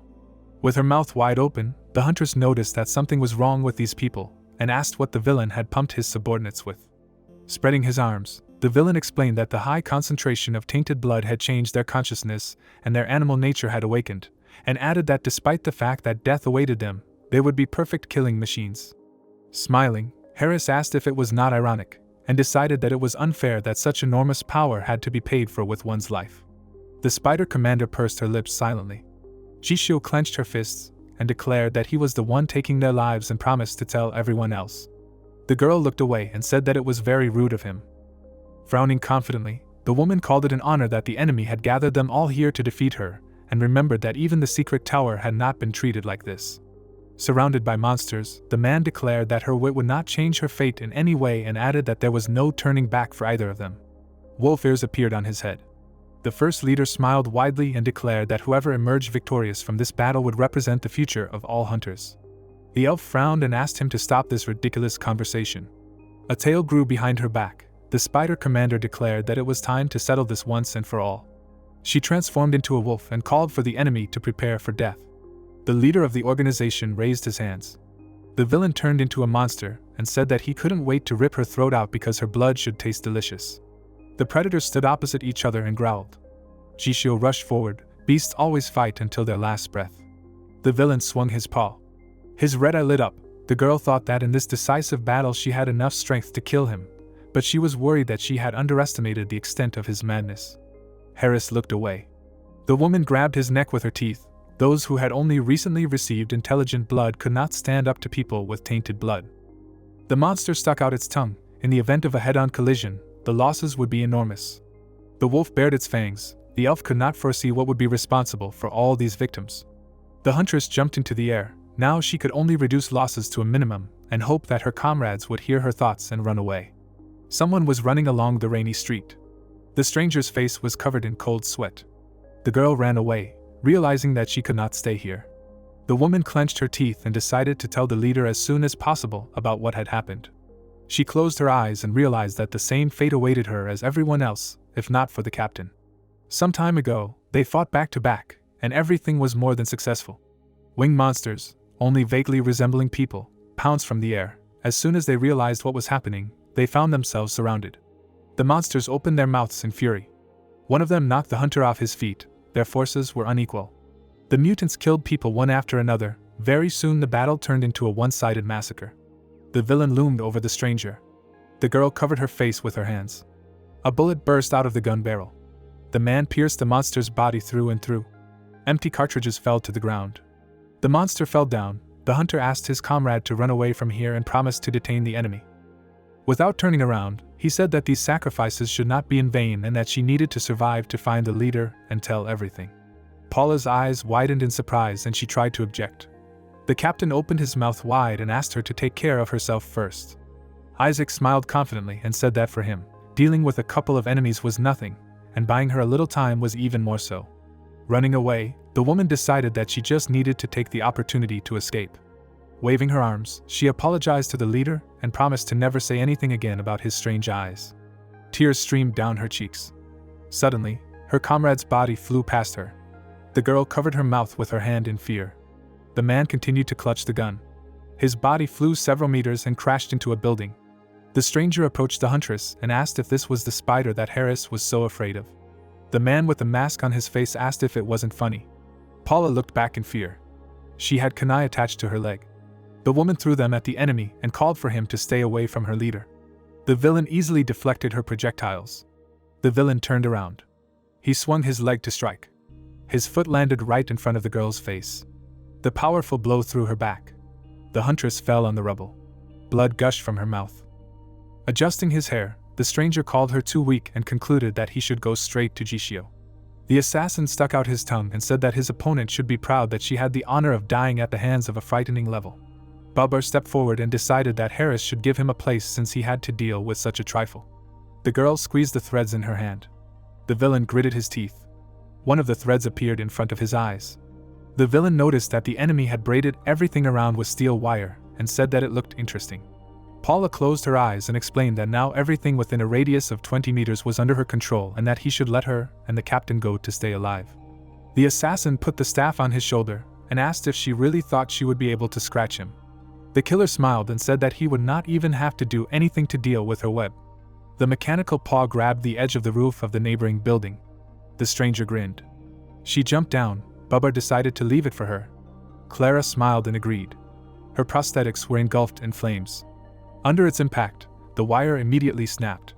The girl landed on her feet in front of her comrade. The woman's mouth opened in shock. The White Wolf's member pointed at her and declared that such a toy could not harm anyone. The werewolf looked back and asked if she could deal with this huntress. The man answered negatively. The girl clenched her teeth in fury. The villain grabbed her by the hair. The villain lifted her into the air and said that he would let her and the captain go if she agreed to become his toy. Sticking out his tongue, the assassin asked her to please him with a reasonable decision and asked if she did not want to earn his favor. Paula frowned and replied that she would never do that. Clara pointed at her friend and laughed. The assassin swung his staff. Blood spurted and a scream was heard. The woman pressed her hand to her face as her eye was torn out. Bubba decided that his opponent did not understand the situation he was in and declared that he was no longer in the mood for mercy. The man raised his hand. He grabbed the huntress by the cheeks. The villain put a sharp blade to her tongue.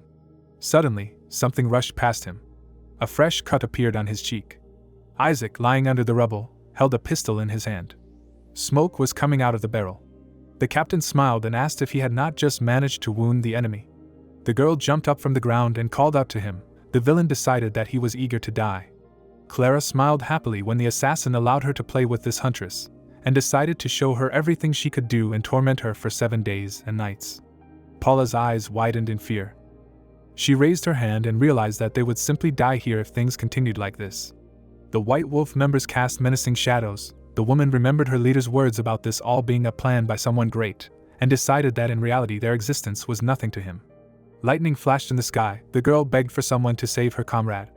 The man stepped in a puddle. A huge shadow fell to the ground. The unknown man was outraged that the villains had created such chaos here. The killer looked around. Someone said that these people from the Truth Society were extremely ineffective and that he always had to personally supervise the process, and was angry that he was not allowed to sleep in peace. The man exhaled smoke and declared that he would not tolerate this anymore. Leaning against the wall, Burton asked if the villains really thought it was polite how they came to the alley in the middle of the night, killed people and disturbed others' sleep. Baba and Kara turned around. The guy said that he didn't care about someone else's sleep. Was that really why he came to ruin his mood? Frowning, he asked the man who he was. Burton exhaled smoke from his cigarette. Standing half-turned, he said that he was just a wandering lone hunter. Paula, pressed to the ground, opened her eyes. Baba grinned. He stood in front of Burton and laughed loudly. Raising his hand and grinning, the guy said that it was really fun. He probably came to amuse them, because the so-called lone hunters are nothing more than people from the marginal layers of society who could not join the organizations. Burton took a drag on his cigarette. Then he smiled, saying that among all the Nozen organizations, only the nascent spider and the dying white wolf remained. Baba frowned upon hearing his words. Raising his hand with a cigarette in it, the man said that the stench of spoiled blood that was impossible to forget, and the characteristic arrogance were the descriptions of the white wolf members. Frowning at the guy, the old man said that only by seeing them could he say that they fully justified their reputation. The two of them, being of a frightening rank, were mocking a newcomer of an abnormal rank. The guy with a spear in his hand did not move, angry at the man's words. He grabbed the shaft of the weapon tighter, asking Burton if he was really looking for a reason to fight. Stepping forward, the old man said that he only wanted to clarify something if he was going to make noise again, disturbing the peace in the middle of the night. Calling Baba over with his fingers, he said that he had better decide who would die first, although it seemed they had already decided.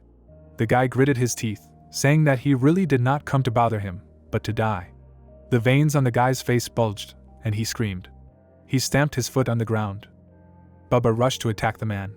Burton threw away his cigarette. A moment later, Baba struck with his spear. He gritted his teeth, saying that he had been too talkative. Baba frowned. He saw that in place of the old man there was only a cigarette butt. Clara turned around in fear. Something was approaching her face at great speed. Burton grabbed the girl by the jaw. A moment later he struck. The brain in the girl's head shook. The girl's eyes and head shook. Looking at the man's hand, she tried to understand what he had done to her.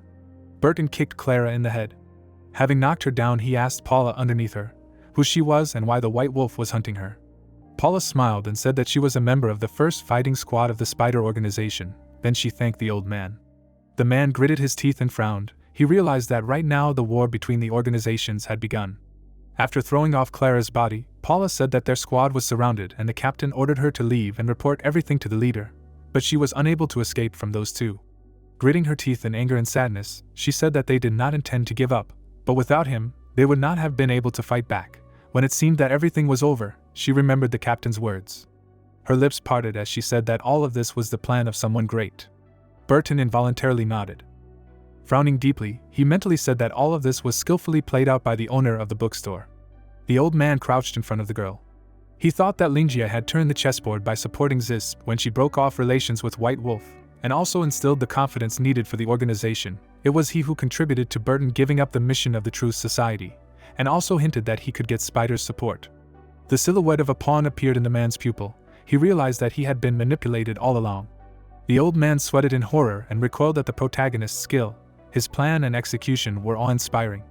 Burton imagined the protagonist's mouth asking him if he knew what he needed to do. Now that the bright light had illuminated the area, the old man said that he now knew what he needed to do. He stood up, saying that now that the time had come, they needed to take a proper position on the chessboard. Burton injected the syringe into the girl. Her body glowed, her wounds were healed, and her energy was restored. The girl turned her head to the man, who said that this was a tainted blood activator, and that it was necessary for hunters to survive. The quality of the tainted blood in it was not bad, so it worked quickly. The old man grabbed his katana, saying that if he was going to help, he better help him until the end. Burton smiled. He pulled the sword out of its sheath and raised his hand, telling Paul that these animals were from the White Wolf. They would not be harmed anymore. She had better return to the chief and say hello from him. The girl was happy and smiled. 3 syringes fell to the ground. Paul's eyes widened in fear. Injecting himself with another syringe, Babar said that he couldn't stand idle while they were talking, and they were scum who relied on the blood activator. After all, they just couldn't control it. His hand transformed and grew fur. Stamping his foot, Babar said that the easiest and most effective way to directly increase the concentration of dirty blood was to suppress the beast inside, so as not to lose his mind. Babar opened his mouth. His eye widened. The werewolf rushed to the attack, saying that only a genius like him was capable of the perfect use of dirty blood. Paula became nervous seeing the state of the enemy. Burton chuckled, saying that it was all just beautiful in words. In fact, he was just a dog. The girl stared at him in shock. Burton closed his eyes, saying that this doggy was not strong enough to reach the beast. His mind was insufficient for a human. Everything was unfinished. The man mocked the guy and said that he found it funny to see such a genius. Rubbing the back of his head, he said that if it weren't for the situation, he wouldn't even pay attention to him. Straightening up, a smiling Burton told the guy that he was putting too much effort into keeping his wits together, although it was obvious that he would never need them again.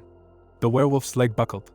He rushed forward with a scream, saying that those who underestimated the master must die. Burton gritted his teeth, realizing that the guy was fast. His eye widened in realization that he couldn't dodge. A moment later, the spear pierced the old man's body. Burton coughed up blood. Babar bared his teeth. The man in the hat gritted his teeth in horror. His partner covered her mouth. Clara stood up and told Babar that she didn't expect him to use that move. Grinning, she said that the essence of the move was that all the internal organs would be torn to shreds. Paul's body trembled. She continued to look at the pierced Burton. The old man suddenly grabbed the spear shaft. Babar frowned at the sight. Clara screamed in shock near Paul. Burton chuckled, saying that one careless move and he had managed to catch him. If it had been someone else, he would have definitely been dead. Pointing to his head, the old man said that if he wanted to kill him, he should have aimed for his head. Babar screamed in fear, trying to move away and saying that it was impossible. The capillaries in his eye tensed. Now he finally understood. The tip of his spear disappeared into the void on his chest. A tentacle grabbed Babar's hand. The tentacles that came out of Burton's body began to wriggle. A tentacle wrapped itself around the werewolf's hand. One tentacle even grabbed Clara. The old man grinned and told the hunters that no one would save them. Paula hurriedly approached her partner. When the monster formed from Burton's body, he said that now they would be his first sacrifice to the beast. Their lives, strength and talents would all become a snack for him. Babar, entwined with many tentacles, screamed, demanding to be released. Dark mana rushed towards the werewolf. A moment later, he found himself in darkness, swallowed alive. The guy began to look around, demanding to be released. His feet touched the surface. Gritting his teeth and lengthening his nails, he said that the master's weapon was gone. Suddenly, he froze, his mouth open in shock. Some kind of slime covered his hand. He clenched his fist in anger. Suddenly, a mouth formed right next to him. The guy screamed in horror. An incomprehensible pattern formed in his eye.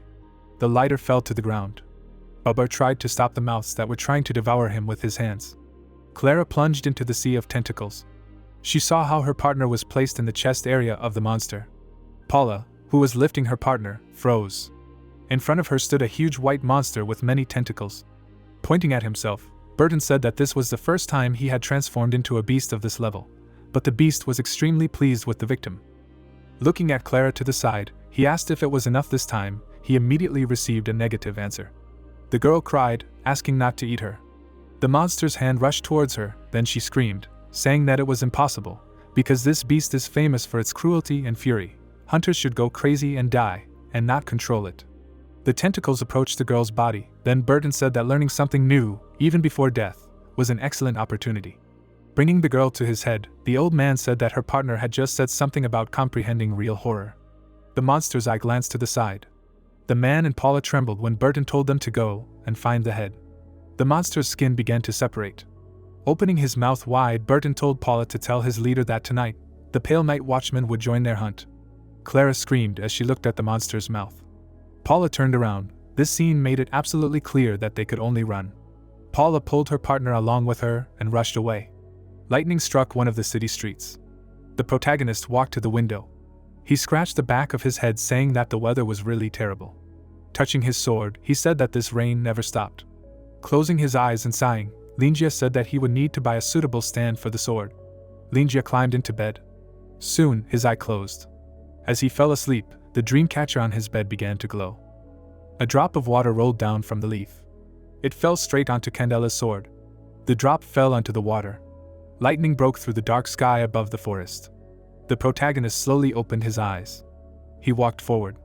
His eyes widened in surprise at what he saw. In front of him were the ruins of a destroyed city. The guy stood silently in the middle of the ruins. As shadow covered his eyes, he realized that it was a dream.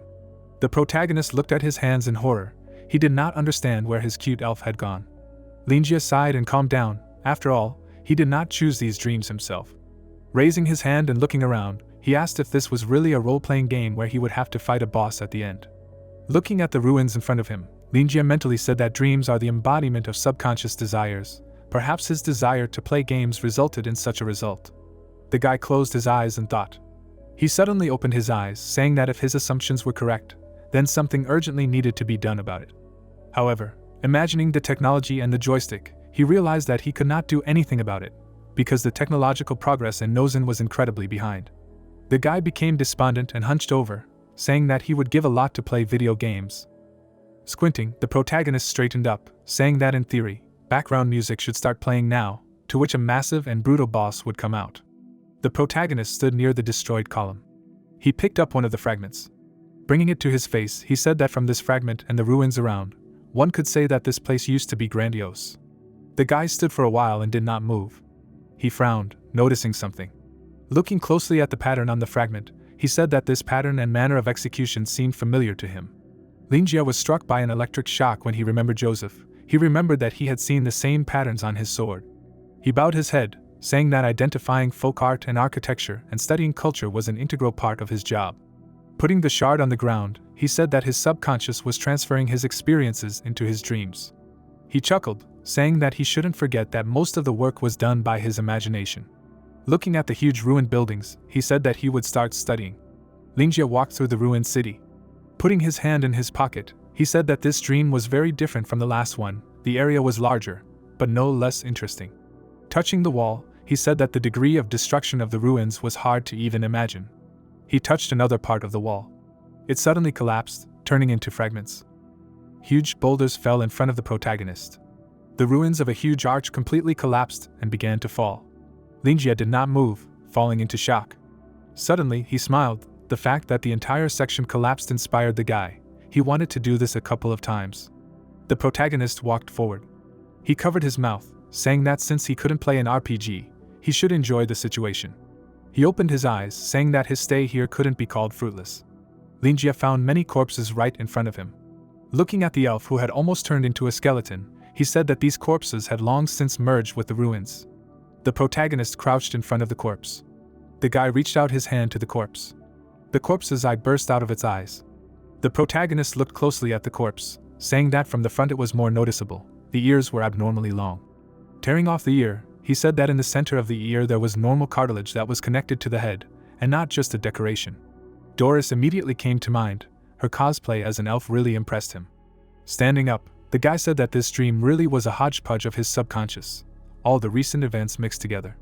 Linjia raised his hand and concentrated the ether in it, saying that everything here was somehow connected. It even reminded him of the time when he went to a distant village. Taking a notebook and a pen in his hands, the guy decided to write it down. Walking through the ruins and writing everything down, the protagonist decided to draw everything he saw. Perhaps this would give him inspiration that would help the Doris family restore the significance of their history. Suddenly, the ruins disappeared. Linjia froze with his mouth open. A drop of sweat was running down his face. In the square in front of him sat a man, on whom a column of light fell. In the very center of the ruins, sat the king who had pierced himself with a sword. His forehead and eyes were hidden by the shadow of his hair. Linjia raised his head, looking at him in surprise. He walked forward. The king's head trembled. He suddenly raised his head. Candela smiled and told the protagonist that his soul had been waiting for him for many centuries. At this time, Linjia looked over the barrier. He froze, sitting on the cobblestone and looking at the king. The guy carefully slid back. Standing up and turning away in embarrassment, the guy realized that he had inadvertently started the scene. Opening his eyes and rubbing his chin, the guy said that he did not think that everything would go like this. Turning to Candela, he mentally said that this did not look like the final battle scene, but rather the opening scene. The protagonist took a step forward, mentally saying that these were all traditional NPS words. Rubbing his chin, Linjia said that he roughly understood the plot of the game. Again starting to approach the king, he mentally said that a major catastrophe most likely occurred here, and this elf is either the culprit, or the one who did not have enough strength to prevent everything. Climbing up to Candela, The protagonist mentally said that this man most likely killed himself after the massacre that he could not prevent, or rather imprinted until a person appeared who could save the world. Linjia noticed the sword in the elf's hand. His mouth dropped open in shock, realizing that his dreams really did seem to be connected to his memories. Standing next to the king, the boy thought that this was to be expected. The king suddenly opened his eyes, saying that on behalf of the entire kingdom, he should thank him for restoring the shine of the sacred sword. As the protagonist walked around him, Candela said that this was the third of the unforgivable sins he had committed. Stopping, the protagonist guessed that the sacred sword was probably the one stuck in his body. Looking at the tip of the sword, Linjia mentally said that he had previously wondered why the sword was dirty, but then he realized that it was the material of the sword. The boy smiled, saying that he was glad to help. The protagonist extended his hand, realizing that people who were generally bitter were always alone. Sitting on the throne in front of the Elf King, Linjia mentally said that very few people had come to see him lately, so giving his own to this culprit would be a good idea. Smiling, Linjia asked the king what other two sins he had committed. Raising his hand, the boy said that he wanted to hear the whole story. After that, the protagonist rubbed his chin mentally, saying that forcing the sick person to talk was not aggravating the situation, but an opportunity to get rid of the trauma. Candela raised his head. His lips trembled slightly and parted. He bowed his head again, telling Linjia that it would be an honor if he listened to the confession of this sinner. Linjia chuckled. Everything happened as he expected. Two shadows stretched out from the protagonist as he mentally said that this was precisely why the antagonists felt a strong desire to declare themselves and deliver a monologue at the moment when their plans were about to be fulfilled. Parting his lips, the boy asked, "So what did he mean by his sins?" The elf's ear twitched. He said, kneeling before the protagonist, that everything began many thousands of years ago. Candela was arrogant and wanted to kill a god to expand his domain, but only the god's gaze defeated him. In the end, he sank into madness, holding a sword in his hands. His first sin was cowardice. He was the king of the people, but he killed his own people, almost destroying them. He personally destroyed his kingdom. The second sin was intercession. The sacred sword was stained with the blood of his people. Candela's dirty soul was sealed in it, because of which the sword lost its shine. The crown should have been removed from Candela's head long ago, having pierced himself. Pointing to himself, the elf said that people call him the exiled Candela. The protagonist frowned slightly. Everything was as he expected. Getting up, the guy noted that the current state of the king, like his sword, is rather pitiful. Raising his hand, he asked the elf why he called him a savior, since he had not saved him and his kingdom had already been destroyed. Then he pointed to the side. He pointed to the city behind Candela, saying that this was all that was left after what he had done. Did he really want to ask him for something? Candela raised his trembling head, saying that he was unworthy of such kindness. His hand on the hilt of his sword trembled. Trembling all over, the king asked the protagonist not to think that he ever dared to assume that he deserved redemption, and he had already helped him so much. A shadow hid Candela's eyes as he said that he had no right to try anymore, since despite his desire, he had no way to atone for his sins. The protagonist looked at the tearful man and mentally said that he was very similar to a child who was scolded by his parents for an unreasonable request. The boy frowned, realizing that everything had become a criticism for the elf. Although he looked calm on the outside, any word could upset his inner balance. The protagonist opened his mouth, saying that this was enough. Raising his hand, he told Candela that he simply wanted to give up, but since he had said that he had sinned, his unwillingness to atone for his guilt now was simply shirking his responsibility. Frowning, Linjia said that in reality, his behavior made no sense, since he was a coward. Candela bowed his head when the protagonist asked him if he knew what had happened to his kingdom after all this, what had become of his people who had survived, where they were now and how they were living.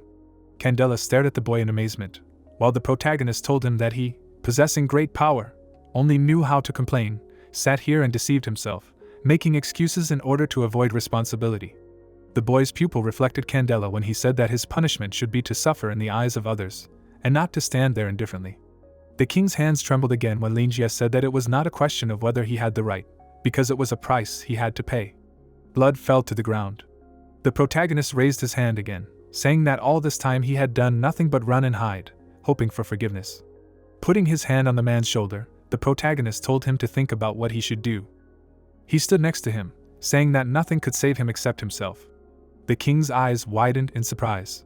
His body trembled when he told the boy that he was right.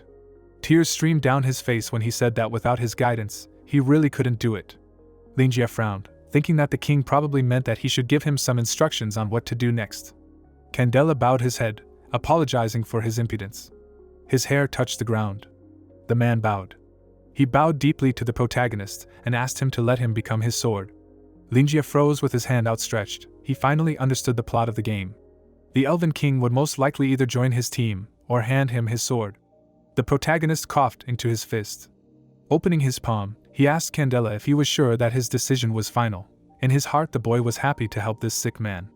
Raising his hand, Linjia said that he could not decide for him what he should do, because everything depended on his desire, and he must make this choice himself. The protagonist narrowed his eyes, realizing that this should not suppress the king's zeal, but on the contrary, encourage him to action. Linjia frowned and said that seeing his subjects abandoned would not be forgiven by anyone, and if he was still full of timidity in his soul, it would be better for him to continue hiding. Candela gritted his teeth, expressing understanding.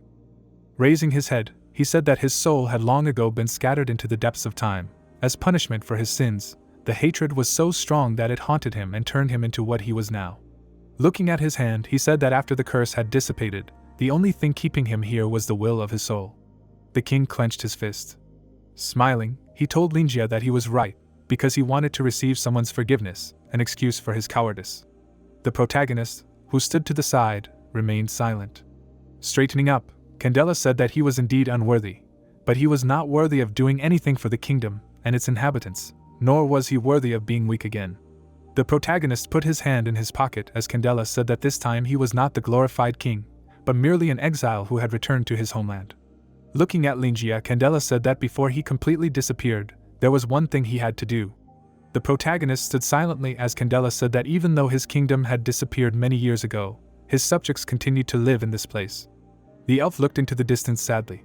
After 10,000 years, the giants and elves had all perished. Countless innocents had been cursed by the sword in the king's body. Their hatred and resentment haunted his soul to this day. Candela's soul had witnessed the history of all of Azir. He had stood beneath the cities. He had seen how two once prosperous states had turned into fables from legends. In place of the ashes, people had built a huge city and named it Nozin. Now this city was developing and prospering, just like Candela's kingdom before. Candela's world was shattered into pieces. His kingdom could not be returned. The elf closed his eyes. This time he used his last strength to protect his people and their land. His eyes opened when he decided not to die silently. Putting his hand to his chest, the king said that he believed that he was now capable of only one thing. The protagonist nodded, frowning. Candela smiled widely. Puffing out his chest, as if holding out a sword, the king asked the protagonist to use this sword as a weapon and destroy the god that came from the world of dreams. The protagonist rubbed his chin and thought. He imagined how he, being level 5, goes to the boss of level 99. This task did not seem to him a task for beginners.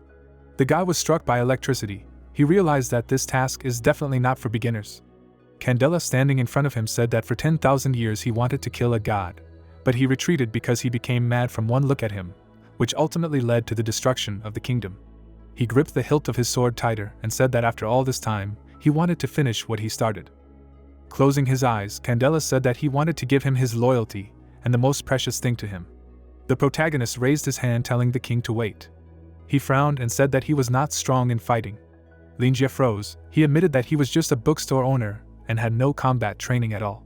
The protagonist narrowed his eyes, looking at the surprised Candela, although Linjia knew that this was a dream, but he could not calmly do what he could not in reality.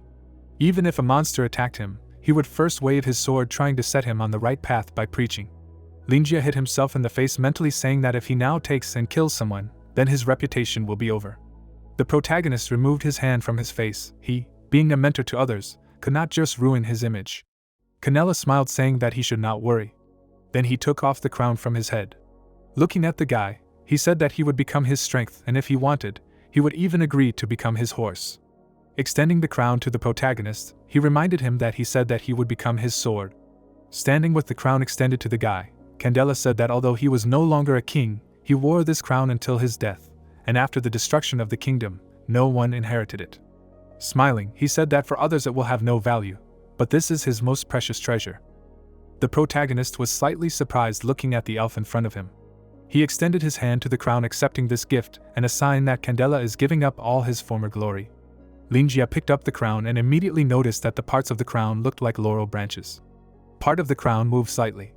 A bright light burst out from the crown. The crown in the protagonist's hands disappeared. Linjia immediately looked at his skin and noticed a new tattoo.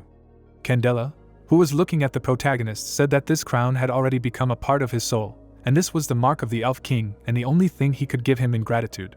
The protagonist looked sadly at his hand. He did not feel anything at all, as if a bracelet had just been drawn on his wrist. Suddenly, the former king began to stand up. His body was covered in ether. Candela knelt in front of the protagonist. Then he grabbed the sword. In one motion, he began to pull it out of himself. The protagonist watched everything with some fear. Candela stood up, and then the protagonist noticed that he was taller than him. Holding the sword in his chest, Candela asked the protagonist to pull it out and then he would fight for him. The protagonist grabbed the sword by the hilt. At that moment, Candela's body began to be absorbed by the sword. Linjia raised the sword. His face involuntarily began to transform. The protagonist's hand pierced a certain shell. Many fragments of Candela's memories began to fall. Linjia was the one who was floating and looking at them. His hand entered one of the fragments. Suddenly, the fragment grew larger and the protagonist's entire body passed through it. The boy found himself behind the maddened Candela. He was breathing heavily as blood flowed from his face. He raised his head, looking angrily at the sky. A huge monster towered directly above him. It was a god. Candela coughed up blood. A bright light burst out from his sword. The protagonist saw the king rushing to attack the god. In that era without light and fire, only Candela dared to raise the light and go against God, turning into a small flame. The protagonist's eyes gradually opened. Lightning struck the sword in his hand. The protagonist, who had changed his appearance, said that this was no longer the terrace among the ruins. He noticed his hair swaying in the wind. The guy grabbed it. His eye widened in shock. Linjia, who had turned into Candela, stared at the sword in shock. Now, looking at his hand, he realized that following the fragments of memories, he had been transported inside them and had become Candela himself. The bracelet on the guy's hand began to glow. Immediately, a wing of a creature opened near him. The claws of the griffin were spread out. The protagonist, looking at the griffin in front of him, said that this dream was very touching and at the same time logical. The guy's eyes lit up with admiration. He reached out his hand to the griffin, mentally saying that the Elf King had great power, but even he feared the god, so he asked him for advice on how to destroy the newly minted god. Stroking the beast and throwing away the sword, the protagonist said to himself that he had now become the mind, the guide that leads Candela. Hugging the griffin and enjoying it, the protagonist said that it was very pleasant to the touch. Grabbing the sword again, Linjia became serious, remembering that Candela mentioned that he wanted to protect his people again. Looking at the sword in his hand, the guy felt anticipation before defeating a high-level boss with an already pumped-up weapon. The guy's lips parted when he called Candela. The ruby in the sword glowed. Candela responded to the call. Looking to the side, the protagonist asked the king if he had become the soul of his own sword. The eyes of the griffin and the boy flashed when the protagonist asked where the god he was talking about was.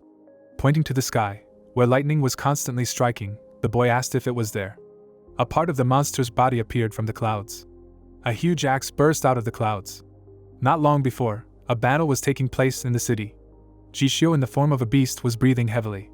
She grinned standing in front of Harris, who also took his beast form. She looked closely at her opponent, realizing that he really had gone crazy. When drops of blood fell to the ground, Jishio realized that her strength was not enough. Slightly lowering the front part of her body, the she-wolf mentally said that her enemies had no instinct for self-preservation at all, and there was no hint of reason in their eyes, only anger and a thirst for murder. The monster's eyes flashed brightly. Jishio jumped back, dodging the blow. Harris took advantage of this and pushed the corpse into the pit. He grinned contentedly. Jishio, who had jumped up, noticed a swirl of blood in the pit. She gritted her teeth. A bad feeling came over her. She closed her eyes and recalled the entire battle and realized that Harris had not just thrown the corpses into the abyss. Her eye widened. The man took on his true form when Jishio realized that they had been circling around in that place on purpose so that they would think that it was a destroyed incubation site. Harris bared his teeth, saying that there were now enough victims. The veins on his body bulged, and the blood below glowed. A moment later, he disappeared from his place. Jishio frowned. She finally realized that Harris had been after corpses all along. The organic matter on the corpses turned into liquid. Many magic summoning circles appeared in the sky. The egg in the incubator glowed. A moment later, the egg exploded the incubator. Then lightning struck one of the summoning circles. Jishio trembled in fear. Sweat poured down her face. The eyes of the summoned god were glowing. A massive monster passed through the dimension. Harris spread his arms out to the sides, saying that the great rain god had arrived. His eyes were about to burst from the strain as he looked at the god. The man laughed loudly in front of the god and shouted, saying that the ignorant humans should rejoice. The god's eye flashed scarlet. He raised his axe. Jishio trembled in fear, feeling an unknown pressure from the fire in front of her. Her eyes were wide open. She knew that the being in front of her was a god-level being. Only the tentacles of steel supported the girl's mind, otherwise she would have gone mad long ago. Harris stepped on the blood. Tentacles began to sprout from his body while he chanted a prayer while laughing. The mask on his face began to fall apart. The man laughed madly, and his body mutated. His hands trembled. Suddenly, one of his hands swelled up, and the other withered. Streams of blood burst out from the man's entire body, and the god in front of him did not even look at him. Jishio, who was standing to the side, mentally said that this was the end of the former head of the White Wolf. He frowned and became slightly sad, drugged by the egg until his death. Harris remained loyal to him. But now he stood in a pool of blood from the dark magicians of the Red Religion he had killed. The man who had secretly killed countless people fell. Blood rushed out of his body, cutting a path. The god raised his leg. The god that Harris loved did not even bother to look at him. Standing on the ledge, the girl said that she had nothing more to do here. She jumped back. Turning around, Jishio ran away. She gritted her teeth, realizing that she could use all her strength, but it was impossible to win even with this. The god watched indifferently as the creature ran away from him. Burton stood on the shoulder of the beast and watched the god. He chuckled, saying that these madmen really did summon a god from the dream world. He involuntarily frowned, realizing that this was not something that could be realized with an ordinary mirror egg. In a sense, this monster can be called a parasitic demon. In the embryo phase, it has the ability to seduce people's hearts, and the more a person owns it, the heavier the effect. The second phase of the egg occurs when it absorbs enough nutrients from which a dream monster hatches. Burton, who was standing on the shoulder of the beast, knew that in fact the egg was only a disposable living portal. Frowning, the man said that all the supernatural beings of Nozen must have sensed God by now. Looking at the red sky, he said that now a rift has appeared between their worlds, the boundary between sleep and reality. The monster called God stepped forward. He opened his mouth and roared. Raising his axe, he concentrated ether near it. A huge amount of lightning immediately began to strike the sea of blood. Burton jumped. Lightning hit the shell of the beast, and the man himself dodged. Now if the knights and scientists do not do something, then irreparable will happen. Burton grinned and said that none of this concerned him. An emergency was announced over the loudspeaker. A meeting was taking place in the Supreme Assembly Hall. A screen appeared in front of Andrew with approval for the use of the ether cannon. The knights were running everywhere. The commander stood in the center and gave orders to the knights. Gresham, a man with one eye, was shouting and giving various orders. He frowned deeply and said that if anyone tried to shirk, he would send everyone to Old Man Joseph to dig potatoes. At this time, one of the newcomers sat down near the wall. He grabbed his head and screamed in panic. Greg raised his head when he was called out. Claude approached the guy and asked him what he was doing there. Greg was happy to see Claude's new image. The guy narrowed his eyes and said that in an official setting he should be called the deputy chief. Greg stood up and asked what kind of monster it was, and wasn't the White Wolf and the Red Religion destroyed.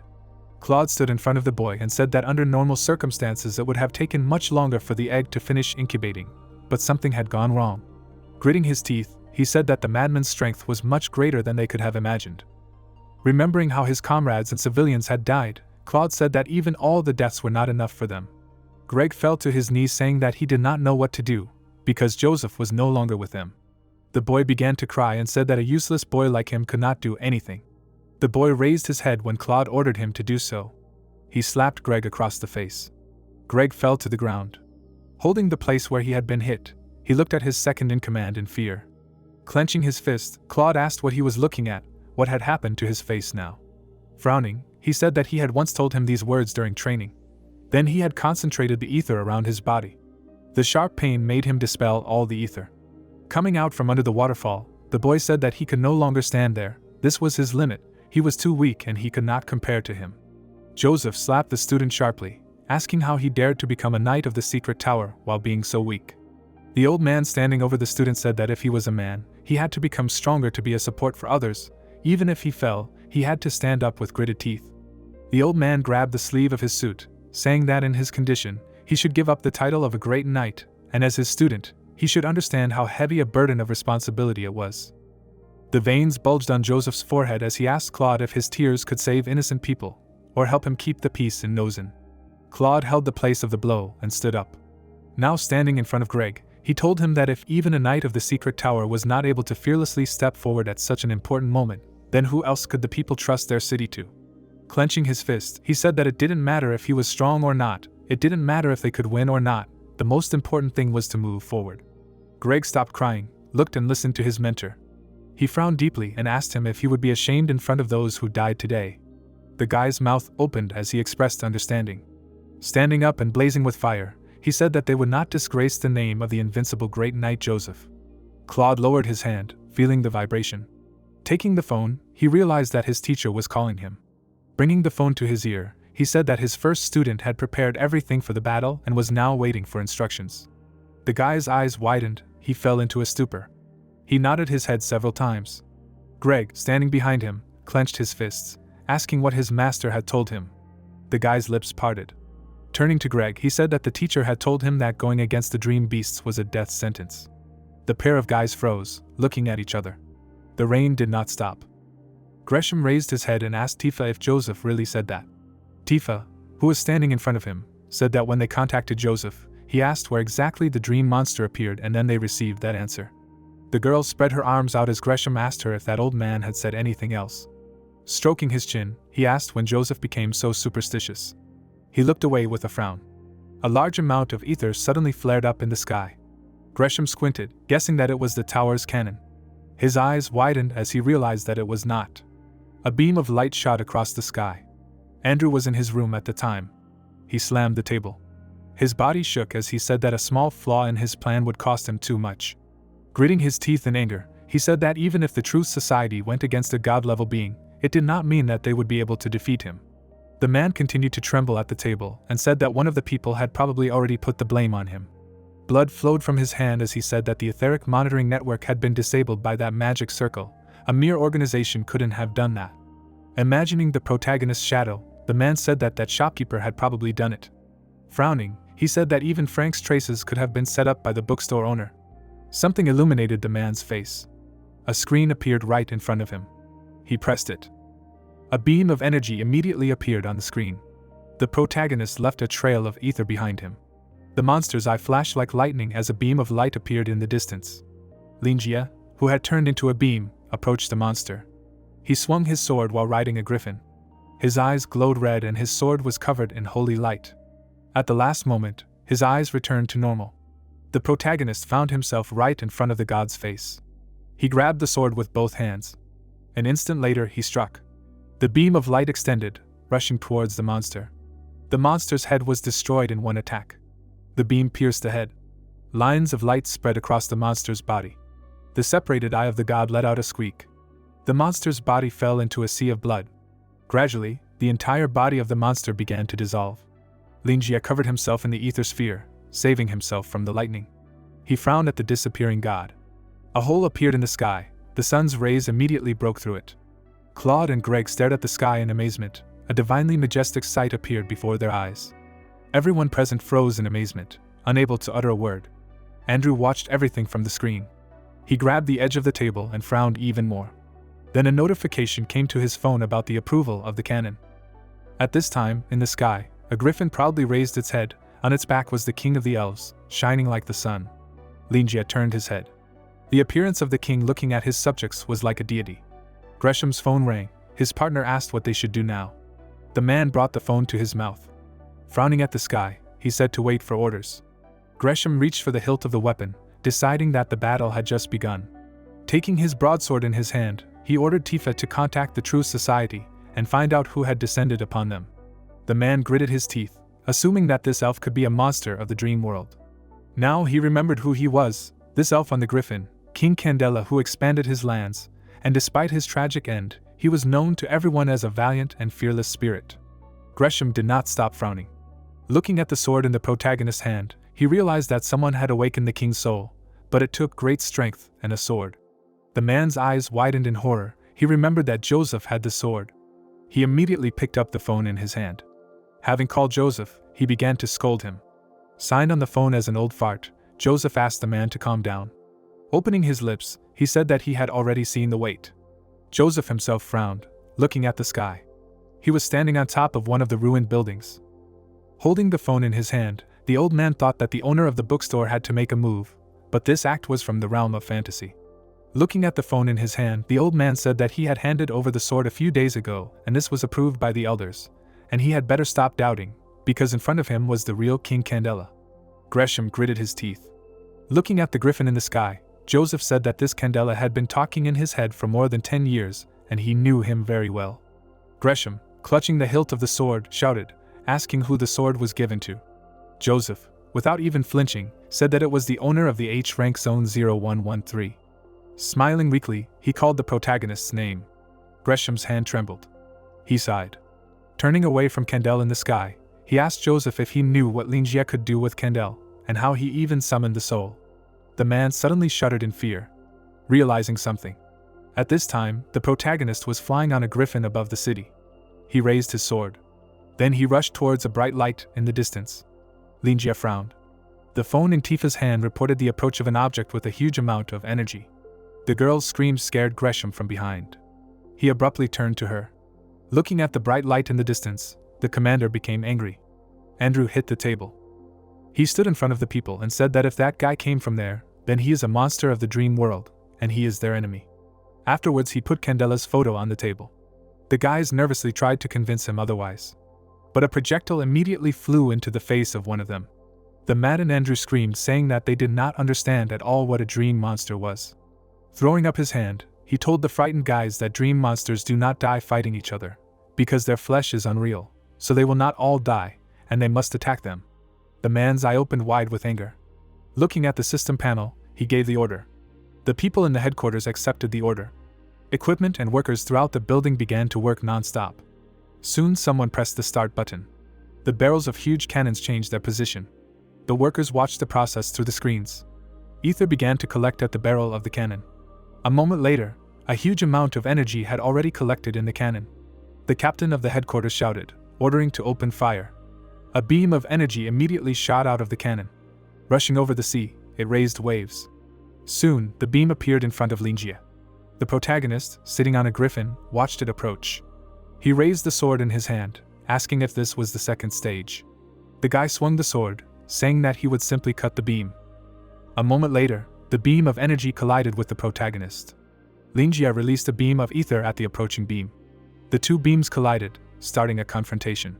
The man quickly turned his head because of the noise.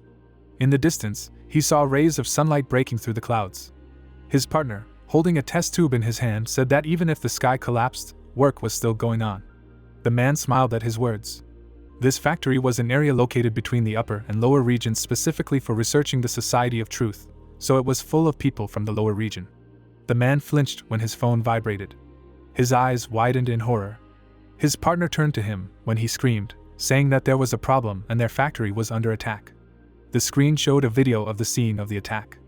The scientist stood up and said that if they went this way, they would be able to escape from here. But if not, they would die because of the melting of the philosopher's stones.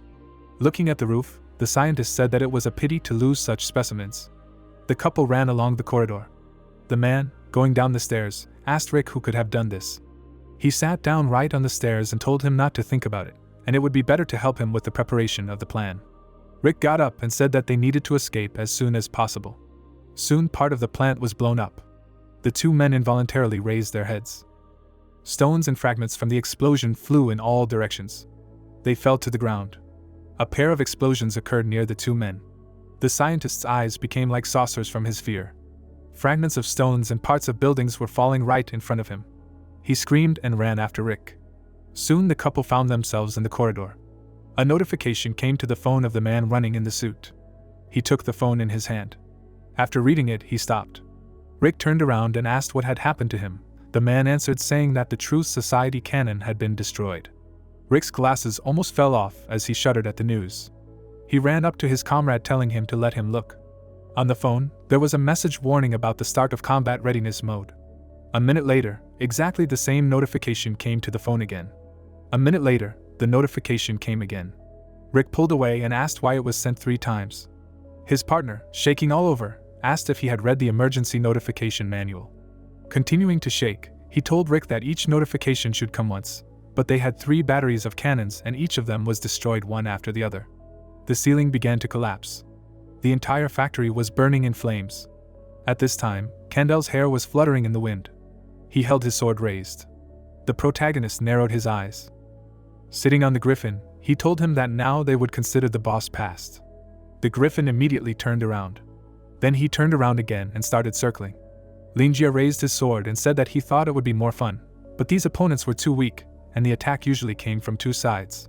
The guy waved his sword and said that even if it was just a mechanism, the last enemy was the hardest because it caught him by surprise, but it was easy to parry the blows. Looking at the sword in his hand, the guy said that this game was too realistic. The abilities of Candela's body and the soul in his sword allowed him to fight like a mob in a game with a high difficulty level. Even if the protagonist disconnects the connection, Candela will continue to fight, and he only needs to point in the direction. Looking into the distance, the guy said that although this power is frightening for people, Candela himself could handle it. After all, this is not the god from whose one look he went crazy. Flying upward, the protagonist asked himself if a new god had really appeared after 10,000 years. Looking at the sword, the protagonist said that the coming of this god could have created a huge threat. It was good that Candela followed his advice and saved his people. The protagonist, looking down at the city, mentally said that Candela, having challenged the god again, had looked into the face of his past. Smiling, he said that realizing his mistake was admirable.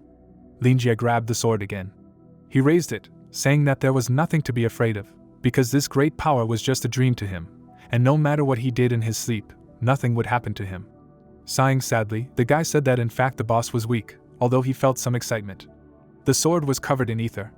Afterwards, the sword flew into the air and Candela said that everything had now happened. The spirit of the king appeared behind the sword and said that his wish had come true, now he could protect his people again.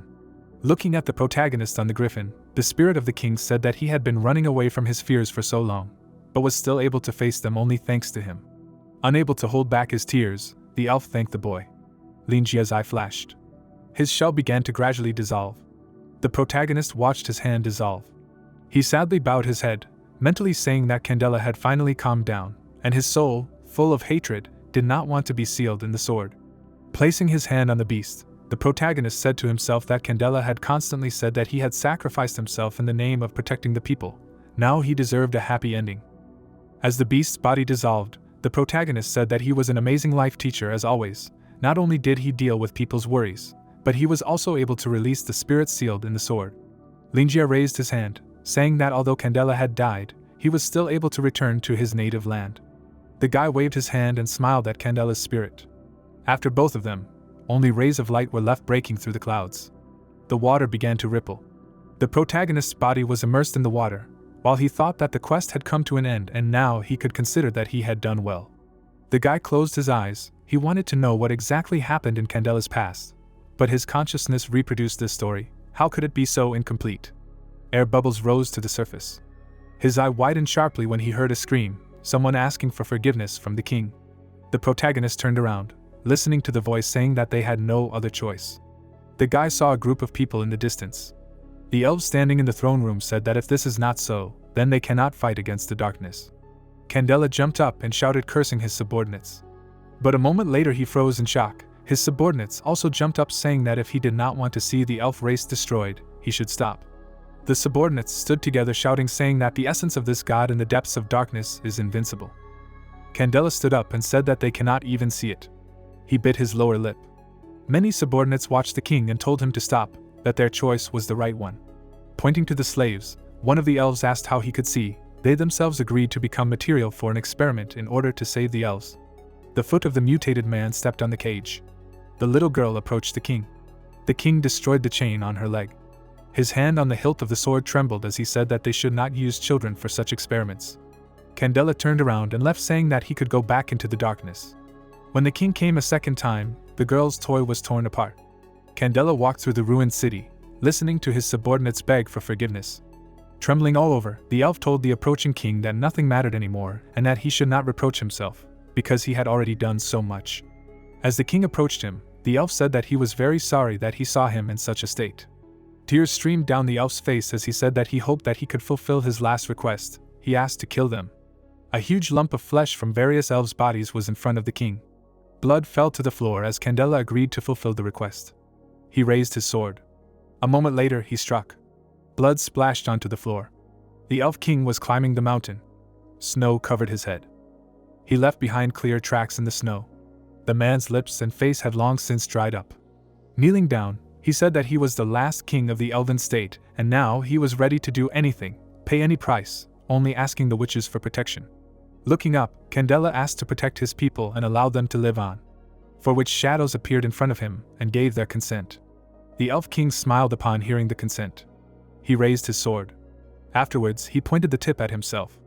The king's eyes then closed forever. The protagonist's eyes opened. Bain immediately covered his eyes with her hands. She landed carefully. The girl approached the guy's ear.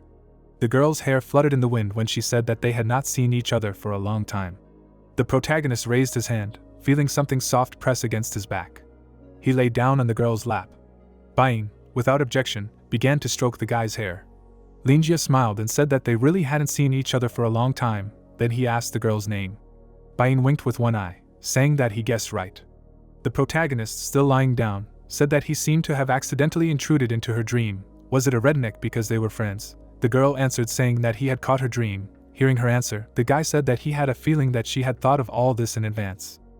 Closing her eyes, the witch told Linji that before coming here, he had done a lot. Opening her eyes, she asked what he had just seen. The protagonist, whose eyes were covered by the girl's hand, said that he had seen the past of someone who called himself a sinner. After which this man pierced himself with a sword. The girl's lips parted when she asked if he wanted to say that he did not consider this to be true. The guy smiled, saying that this was only his point of view. After all, he did not know everything. When the girl removed her hand, the guy said that he heard that she knew the whole story. Bain nodded, saying that she could tell everything. Looking at the smiling girl, the guy cursed in his mind, saying that this was a reproduction of his subconscious, and it could not help but know the truth. Smiling again, Linjia said that if she wanted, he would be happy to listen. Leaning against a tree, the witch said that it was during the second and third eras, that was the time of truth. Then Candela and the entire elf race encountered a creature from the darkness. The girl, stroking the guy, said that the excessive power of the creature was the reason why he had to deal with the transformation of people. Looking at the sky, Bain said that people tried to control the power of transformation, began experiments. The protagonist abruptly stopped smiling, asking what kind of experiments. The witch's hair fluttered in the wind as she said that the elves needed a large number of test subjects to find a way to control such a power, but soon the test subjects ran out, and even children began to suffer. The protagonist clasped his fingers. Bain raised her head and said that in the end, the power of the abyss went out of control and most of the elf race was subjected to transformation. The witch narrowed her eyes and said that after that, the last king tried to kill the god and complete the transformation, but he could not. The king bled and fought, but could not win, because he could only raise his sword to protect his subjects or commit suicide. Linjia smiled and said that it was not Candel who was overcome by madness, but his people. Placing his hand on the girl's hand, he said that one way or another, he became a king who exterminated his people. No matter how you look at it, he is still a man. Holding Bain's hand, Linjia said that the old nation and state had disappeared. Even Lusha Candela had left this world, taking on the sins of the entire nation. The protagonist opened his mouth, saying that it was truly sad. Continuing to lie down and hold the girl's hand, the boy said that Candela, being the king of the country, could not protect his people. This became his sin. But he did not ask for atonement for his sins and did not believe that he was able to atone for them. But he knew that he was ready to endure endless torment. The witch looked at the sky, saying that no one would remove the mark from him, and no one would want to believe him. The protagonist summoned a sword. Reaching out for the sword, he said that Candela was a good ruler, and at least he would remember him forever. Looking at the mark on the boy's hand, the witch said that she now understood why Candela put a mark on him. Smiling, the girl said that this symbol of the Elven King meant that he had passed the throne to him, and if he could find the remnants of the race, then perhaps they wanted to make him their king. Linjia waved his hand, saying that he was just an ordinary bookstore owner, and he controlled books, not people. Bain closed her eyes and called the guy lazy. Suddenly, she was struck by electricity.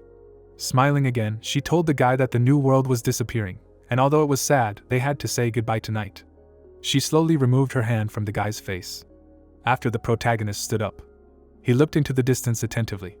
Bain sat down next to him and suggested that they see this together, the result of the Elven King giving all his strength to protect his people. The place that had existed for 10,000 years before today was still blooming. The knight's hand was trembling. All the vines were trembling and could not move, looking at the sky. Many capillaries appeared in the guy's eyes. The guys suddenly grabbed their heads. One of them fell to the ground.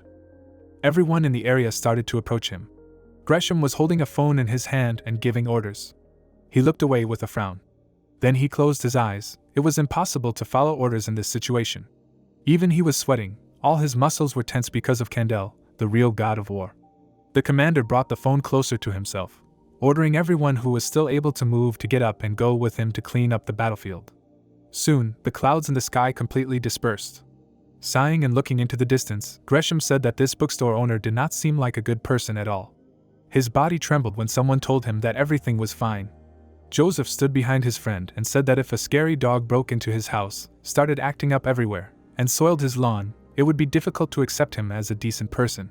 The old man smiled and waved his hand. Gresham turned to him asking if it was so that in his opinion the monsters of the dream world were bad dogs, not good ones. Joseph started to walk forward. He put his hand on his friend's shoulder saying that he was thinking too much. Smiling, he said that they were just fleas. Gresham smiled, shaking all over with anger. If he had the strength, he would definitely hit this old man. Trying to calm down, he took a breath. Exhaling, he said that none of this matters. The main thing is that this whole story is finally over. Joseph again pulled away, said that they had another problem. Looking at the sky, he said that his intelligence department had been trying to find the source of the mirror egg for a long time, but they had not achieved any results. Frowning, the old man said that someone had arranged the attack on Nozin. The man who did this was sitting on top of the cliff. The man took the amulet in his hand. The man in the red robe sitting on the top did not pay attention to the rain. His lips curved into a grin. Gresham meanwhile also frowned, looking at his friend. Joseph became stern and looked somewhere into the distance. The commander of the 1st Division looked at his friend. He had never seen his friend so determined. He involuntarily remembered how 10 years ago he walked through the hall of the secret tower. He burst into Joseph's room. He smiled and waved his hand. Angry, Gresham opened his mouth, telling him to shut up. Pointing at his friend, he said that he again took his fighters without asking and went on a mission. Did he really have to create problems for his people like that? Joseph raised his hands, telling his friend to calm down, otherwise his blood pressure would rise. Smiling, the guy said that it was very easy to manage his subordinates, because he trained them well. Besides, his tasks for them are nothing more than training.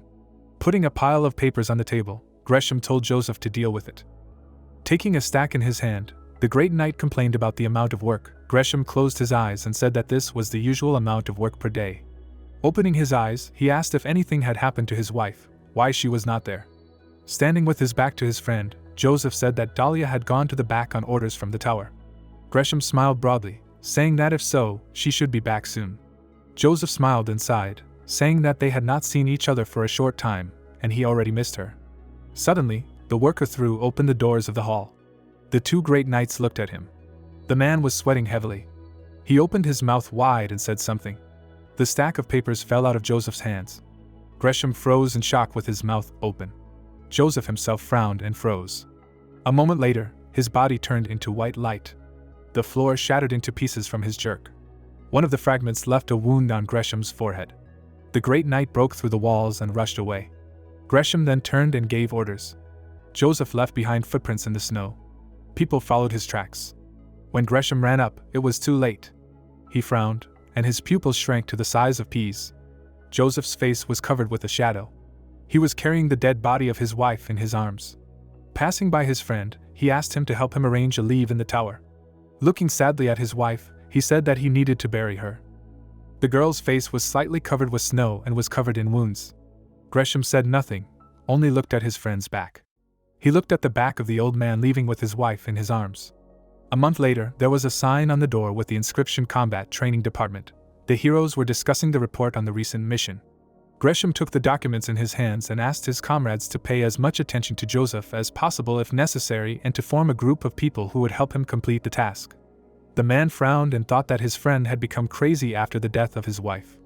The commander was sitting on the edge of the bed. The head of the department remembered that during his entire leave he never left the house and most of the time silently locked himself in his room, like a prisoner. The Lord left the corpse of the enemy behind. Over time he had to periodically appear in the secret tower to torment himself even more with work. The knight slammed his fist into the wall. The captain stamped hard on the ground. Outsiders still saw in him a man who was as blinding in his greatness as the sun, a man who fought bravely and was not afraid of death. The ground opened up under his feet. Gresham understood that all his comrade did was wander between life and death to forget the deep wound in his heart, because that day time stood still for him. An employee of the secret tower brought him a report and said something.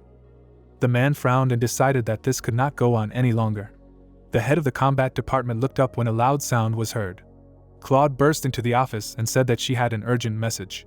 The knight stepped forward and asked what kind of jokes this was. Gritting his teeth, the warrior was outraged that his friend hadn't even said hello and rushed off to kill Frank, and he realized that this fight would lead to nothing good. Gresham narrowed his eyes menacingly and hoped that nothing serious would happen. The door slammed open. Joseph was holding the cursed sword when the man entered the office. Looking back, the commander asked what brought him here and said that he was going on a mission.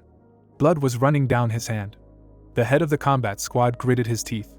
Throwing up his hand, he asked what mission they were talking about if his wounds were so serious, and was angry that his comrade was still so reckless despite Dahlia having died so long ago. The Lord narrowed his eyes. The knight turned away and said that he needed to come to her and apologize. The warrior's eyes widened in shock. Gresham punched his colleague in the face and told him to wake up. The moonlight illuminated the wooden floor, and a crash was heard. The man nudged his friend and explained that Dahlia had not died because of him, and that it was an accident, and asked him not to think that he had the opportunity to save everyone. The knight opened his mouth in surprise, and the head of the combat squad said that he knew that melancholy had squeezed his heart, and that he was in so much pain that he wanted to die. Opening his mouth in rage, he shouted that he should not give up, even if this suffering was unbearable, because his wife was no longer there, and urged him to calm down and come to his senses. The minute hand approached 12. The captain's eyes sparkled. A reflection of red hair appeared in them. In the memories, there were traces of blood on the snow. Tears streamed down the cheeks of the intelligence chief. The wounded girl looked up and asked him not to blame himself. The woman raised her shaking hand and asked her husband to take care of their child after her death. Joseph placed his hand on her wound and asked her to bear with it a little longer, promising to save her. His eyes filled with tears. Dahlia smiled and said it was too late, and apologized for not being able to be with him any longer. She rolled her eyes and said she had dreamed of them watching their daughter become a true knight together. The heroes joined hands and imagined Melis holding a sword. The man opened his mouth wide and shouted that his wife could not die. Her hand fell to the snow. The commander's eyes widened in shock and he confessed his love for her. He held her body to himself with trembling hands. The Lord raised his head and cried out in grief. Tears streamed down his cheeks. The image of his wife shattered into pieces. The minute hand struck 12. Gresham's hand trembled. The captain lowered his head and said that he still had a daughter. In the memory, the girl was holding her father's hand and waving a sword. The man frowned and asked his friend to first heal his body and not take on new missions for the near future. There were fruits on the table. The head of the combat squad brought them because they helped to recover faster. Bloody tears rolled down the cheeks of the intelligence chief. The warrior said that there were still people who needed him. The knight went out the door and hoped that his comrade would return as soon as possible. He looked away. 10 years had passed since then. Golden armor adorned his shoulders. Joseph smiled. Gresham thought that he finally saw that great and invincible knight of the holy fire again. A chandelier hung from the ceiling. Someone swept a book and a saucer with a cup off the table. Andrew slammed his fist on the table and shouted that he hated this man. The deputy leader gritted his teeth and thought about that monster from the dream world. Placing his hand on the table, the researcher wondered why he suddenly said this to the Truth Society after he had reduced everything to rubble, and guessed that he thought it should have been them from the start. Imagining the smirking Kendall, the researcher remembered that such frivolity was not mentioned in the myths about him, and decided that this was a quality of the scoundrel who had summoned him. The researcher clenched his fist and realized that the enemy summoning the spirit of a deity and destroying their organization meant that they were nothing to him. The Truth Society member raised his head when he heard footsteps. Andrew turned and asked who was there. Leading the men with machine guns, Einsburn announced that his authority had been suspended due to violating regulations, and asked his colleague not to act rashly. The man adjusted his glasses. He raised his hand and assumed that his comrade knew full well what mistake he had made and what losses their organization had suffered because of him. Frowning, the old man was indignant that the newcomer had decided to remove him from his position while he could, and he realized that an excuse to blame another person would always be found if he really wanted to. Raising his hand, the research assistant explained that he had indeed made a mistake, but his battle strategy was absolutely correct, adding that he had simply misjudged the enemy's strength and that he should be blamed for it. The deputy manager smirked and said that he did not need an excuse. Einsburn folded his hands behind his back and remembered that his colleague was monitoring a certain bookstore and was quite hostile to it. The scientist said that the one who had summoned the monster from the dream world was a representative of the White Wolf, and asked what the bookstore had to do with it. The man furrowed his brows and explained that the secret tower had contacted him and reported that the one who had summoned Candel was its owner. The researcher's eyes widened in shock. Adjusting his glasses, the deputy manager explained that they had reason to suspect that his colleague had acted out of selfishness, adding that they estimated that the talented shop owner had acted out of good intentions. Andrew placed his hand on his chest and stated that he would never act against his own organization. The Einsburn approached him and asked him not to make excuses, as he should think about how to solve other problems. His shadow smiled widely and laughed. The old man closed his eyes and wondered if this was how it would end. The heroes shuddered as a voice from the loudspeaker announced that the machine loop was under attack. The researcher took a step forward. The scientist raised his hand and reminded that in the event of a level A alarm, everyone must maintain their positions and continue to perform their duties in order to ensure the normal operation of the entire organization. He smiled and asked his colleague to confirm his words. Water dripped onto the stones. A ray of light broke through the cracks and illuminated the members of the spider group. Someone stepped out of the shadows. Shishio lowered the corners of her lips. The girl walked forward. Smiling, she said that her revenge was complete because the White Wolf was dead, and added that the most important thing now was to sort out everything that the enemy left behind. The heroes headed for the exit. The woman approached the stairs. There was blood all over the place below. The elf reported that it was here. Blood dripped onto the ground. A boot got stuck in it. The members of the spider group entered the room to investigate it. A foul smell hit the hunter in the nose. The commander closed her eyes and sneezed loudly. Covering her nose with a handkerchief, the group leader wondered how anyone could live here for so long and called the White Wolf members crazy. Shishio entered the room with the broken capsules. The girl looked around. She looked up.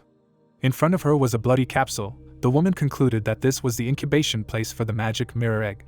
There was a dark liquid left inside. The elf narrowed her eyes. Someone approached her and said that he had been waiting for her for a very long time. Max lost his arm, but still carried out the task given to him.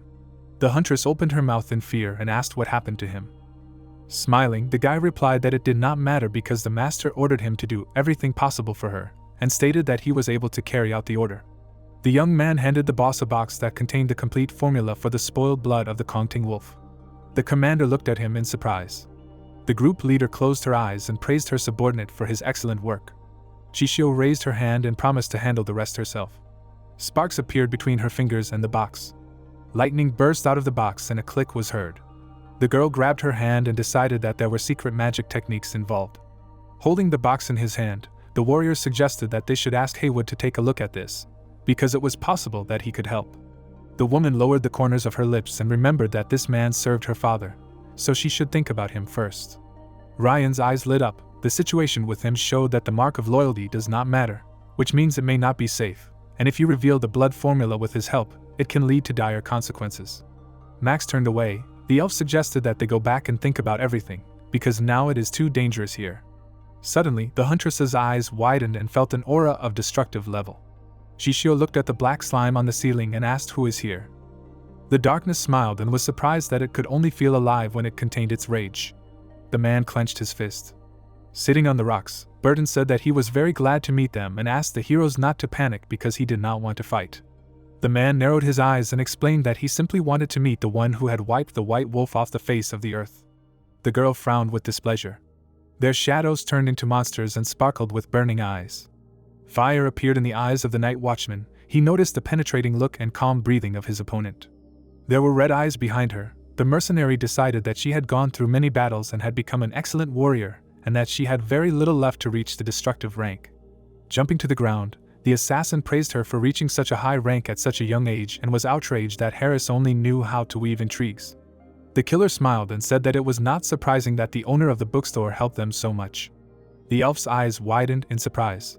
The huntress opened her mouth wide and asked what that meant, when suddenly someone called out to her. The heroes looked around when Paula announced that they were gathering all the survivors of the spider group and that thanks to the help of one person, the number of victims was much less. Burton raised his hand and noted that the small spiders were quite tenacious. The girl's mouth opened in surprise when she saw him. She pointed at the man and declared that he was the one who saved them from the White Wolf. Raising her eyebrows, the commander asked if that was true and thanked him for protecting her people. The night watchman smiled and said that he did not need thanks because it was his duty. The mercenary smirked and asked what kind of power the bookstore owner gave them. The group leader looked at her reflection in the floor and replied that Linjia shared with her the power to control tainted blood. Jishio clenched her fist and declared that the fate of the entire spider was in her hands along with her. The assassin looked down and realized what the shop owner had meant when he spoke of new paths.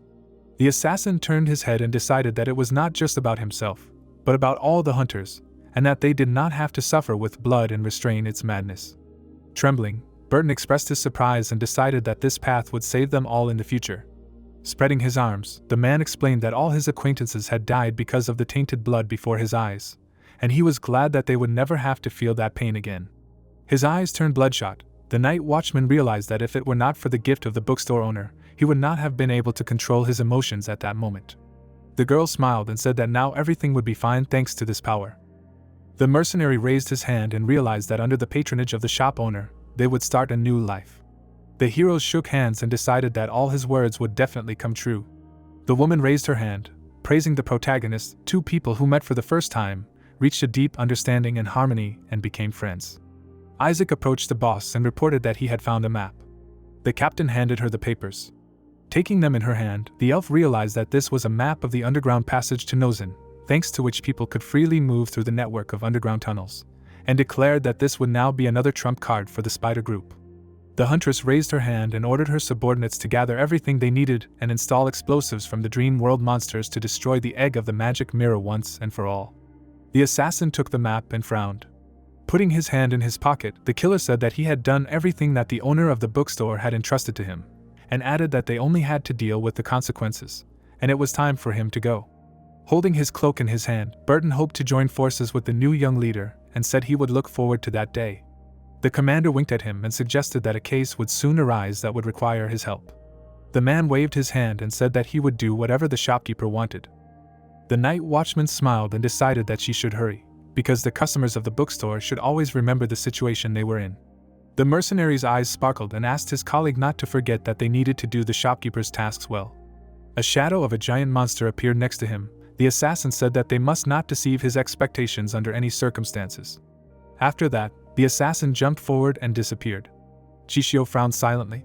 Suddenly, she opened her mouth and said that she understood everything. The girl turned to her comrades and ordered them to plant the explosives, leave the room and make sure that all parts of the egg were completely destroyed. Isaac told her not to worry about anything. People began to drag the boxes. The spider team members ran away. A timer appeared on the explosives. Following the boss, Max noticed that Burton wanted to warn them about something, but there was not a drop of malice in his words, and asked what they were talking about. Squinting, the woman explained that they were both customers of the bookstore and that their situation was the same, and added that the iron will gave a new signal that there was not one destructive level aura here, but two. The guy widened his eyes in fear. The elf frowned and said that the night watchman had sensed her immediately and wanted to tell her that while they didn't know where the enemy was, they needed to do their best to protect themselves. An explosion rang out behind her. The huntress said that they were now twice in his debt. The water flooded the debris of the mine. Explosions rang out one after another. The commander said that they needed to leave this place as soon as possible first, and decided to ask for help from the bookstore about the formula for tainted blood. Someone raised their hand above the waves. The unknown person stepped forward. The man in the robe watched the destruction from the shadows. He adjusted his hat and was surprised that he had hidden his aura, but the two hunters were still able to notice him. Frank leaned on his umbrella and concluded that this world had changed and that even in the crowd of hunters, such talent had appeared, and he guessed that this was what Linjia wanted to see. The man imagined Burton with glowing eyes and thought about how the man had been watching him the whole time, even while talking, and pointed out his destructive aura before leaving. His hand trembled. The old man felt the impact of his icy aura and realized that it would have been hard for him if the mercenary had not refused the mission to capture him. The black faceless man smiled and said that this was to be expected from the owner of the bookstore. Standing in the middle of the ruins, the dark mage realized that this guy could easily find such talented people and make them his pawns, and decided that he was very lucky to receive a gift from him. Frank raised his hand and concluded that it was time to repay him. A wave of water rose into the air. It splashed on the man's face. The old man took the corpse of the villain and wanted to complete his mission as soon as possible. Tentacles crawled out of Harris's mouth. Grinning, The black faceless man decided that it was not in vain that he carried him for so long, and called him an excellent material indeed. Standing in the middle of the water, the dark mage remembered how the shop owner had pointed out that he needed to be ruthless, and not let the cooled ashes flare up again. He narrowed his eyes and realized that he would not make the same mistake again this time. 10 years ago, Nozin, the evening sun was shining brightly on the city. The guy was humming something to himself with a smile on his face. Shaking his arms, he said that he was helping his mentor buy materials for elixirs. It was Frank's first student, Charles. Clenching his hand into a fist, he said that while the mentor was sleeping, he decided to help with the purchase of ingredients, and when he returned tonight, the teacher would definitely prepare him some goodies as a reward. Taking out a list of ingredients, he added that he needed to buy a Nyctosaurus comb, amethyst rat claws, and moonbeard mushroom spores, so he needed to see which potion shops his mentor often visited. Suddenly, a man appeared behind him and asked if it was his brother Charles. Hearing a familiar voice, the boy immediately turned around and exclaimed that he recognized him, adding that they had not seen each other for a long time after the mentor gave him a task, after which he asked how things were going. Not far from him stood Frank's second student, Ui. He suddenly frowned and said that he was doing just that, after which he asked why he was alone today. Was the mentor really busy with something urgent? Then the boy shook his hand negatively and said that he would tell him a secret, because he secretly went out to help him. He saw him, but nothing could be done. But he should not tell the mentor about this, because a few days ago he summed up the results of the study on one theory of new magic and decided to immediately stop the experiments. But despite this, he had been reading various literature for several days without stopping, which is why he was terribly tired. When Charles came, he found him sleeping. Then he covered him with a fur coat. The boy explained how he left, and added that in order to be a worthy disciple of his mentor, he simply had to take on his responsibilities. Holding up his index finger, he continued to say that this was why he had snuck out during the cleaning of the workshop and went out to buy ingredients, and he himself knew that he was taking a great risk by doing so, because the mentor simply hated it when his workshop was in disarray, and if he returned on time and did not finish cleaning, he would definitely be punished. Hearing this, Ui smiled ominously and said that he would not say anything. Spreading his arms out to the sides, he added that he actually knew the shops that the mentor often went to for potion ingredients, and if the boy did not know where they were, he could go with him, to which the mentor happily raised his hands and exclaimed that he was very grateful to him. After that, they went to the shops together, and Charles said that Ui really helped him, because he didn't know how long it would have taken to find all these shops on his own, adding that all these days that he studied outside did him good, and soon he would become a real master. The big shadows of the guys walked ahead of them. They walked along a narrow street. Suddenly, Charles stopped and asked if the potion shop was really in such a back alley. Ui stopped next to him and answered that it was definitely there, adding that the potion ingredient sellers were a little crazy. Hearing this, the guy spread his hand to the side and said that if the mentor often comes here, then it should be safe. After all, these are ordinary everyday things, so he is not afraid. Besides, his brother is with him, and he has the mentor's gift on his right hand, and if he encounters danger, he can instantly teleport to the workshop. Hearing this, Ui cast an interested glance at his comrade's right hand. On the middle finger he saw a sparkling ring. Smiling sinisterly, he said that there was no need to worry, because in case of danger he would grab it very tightly. The crows in this alley ate garbage. The guys continued walking, and Charles suddenly asked how much longer they had to go, because it was very dirty here and smelled terrible, and he did not want to come here again. When suddenly he froze in shock, hearing an unfamiliar and very rough voice. Raising their heads up, the guys noticed a silhouette that menacingly said that no one could smell worse than that guy Frank, and Charles's smooth and tender flesh was saturated with his smell, and this stench hitting the nostrils was truly sickening. The guy took a step back in horror. His eyes widened in fear. Holding the weapon tightly in his hand, Harper introduced himself, asking how old Frank could not mention his name. Looking at his hand, he added that it was no wonder, because he wanted to maintain his graceful and elegant image in front of his students, and how could he mention the enemy who had ruined his face and disgraced him? Baring his teeth, he screamed madly, which Frank probably could not even imagine would cause the death of his beloved student. Charles's pupil greatly decreased, and his whole body was shaking. He shielded his brother's body with his body, screaming that this guy was very dangerous, because he wanted to kill them, and then harm the mentor, so they needed to quickly return and tell him everything. Without turning around, he asked to grab his hand. At that very second, a loud crunch was heard and a strong blow of a knife on his hand. Charles turned back in fear. Looking at his hand, flowing with blood, he screamed loudly in pain. Ui stepped over him, saying that now Charles would not be able to escape. Looking at his hand, he said that he had to obediently die here, and then Mr. Harper would make a puppet out of the guy, which he would fill with his will and force to come to Frank, and having devastated his magic and knowledge, he would immediately kill him with the hands of his favorite student. Gritting his teeth, Charles menacingly asked how long ago they had conspired and why the guy had betrayed the mentor. Reaching for the ring on his severed hand, Yui asked why he was asking, because he should be ashamed to ask such a question. Looking at the ring, the guy said that Frank cared about Charles very much. Changing his face, he shouted loudly that all this should have been his, because it was obvious that his talent was much greater, but the mentor still loved the scum. Kicking the guy on the shoulder, Yui added that Charles was the reason why he endured humiliation and insults. Yui continued to hit his former friend with all his might, shouting that Charles did not know how to do anything to be called the first disciple, and if it were not for him, the guy would have achieved more. Opening his mouth, Charles began to cough up blood. His body began to shake from illness, when suddenly he said that maybe he was lucky that the mentor loved him so much. Looking up, he added that in training, the mentor never chose favorites, and he did not learn more complex spells, so the mentor treated them equally, and if Yui doubted this, then he was not worthy of being the mentor's disciple. An angry Yui was visible in the reflection of his pupil. Suddenly, a huge magical seal appeared under Charles's lying body.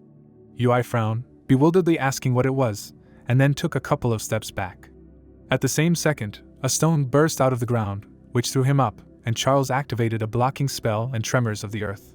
Scarlet blood suddenly flowed from the wound near the guy's eye. He relaxed his hand and released the ring. Spinning in the air, it quickly fell to the ground. The earth collapsed into a dome. Charles, inside, reached for the ring with a shaking hand, saying that while he still could, he needed to quickly return to his mentor, because he was in danger. Suddenly, Harper appeared at his ear and said that he was sorry, but he would not see him again. Having said this, he pierced the guy with his hand. With madness in his eyes, he looked at him and said that if his opponent was of a non-destructive level, he would have managed to escape, but unfortunately his bad blood was incorporeal, and only these bandages held it. A mad smile appeared on his face, and the monster, laughing, said that thanks to him he had a good time, because they could have finished long ago, but they were wasting time with their chatter, adding that he did not even notice that during the conversation he was preparing a spell. Taking his hand out of the guy, Harper finished saying that in the end, if he hadn't appeared, he would have been able to escape thanks to his big mouth, and then asked if he was sure that his talent was above him. Hearing this, Yui clenched his teeth in rage. Charles lay in his own blood, with a hole in his chest. While his opponent said that it was time to get back to business, Frank would definitely notice his energy, so he wanted to change their original plan. He would find him soon, so they needed to take the corpse and take it to Harris of the White Wolves.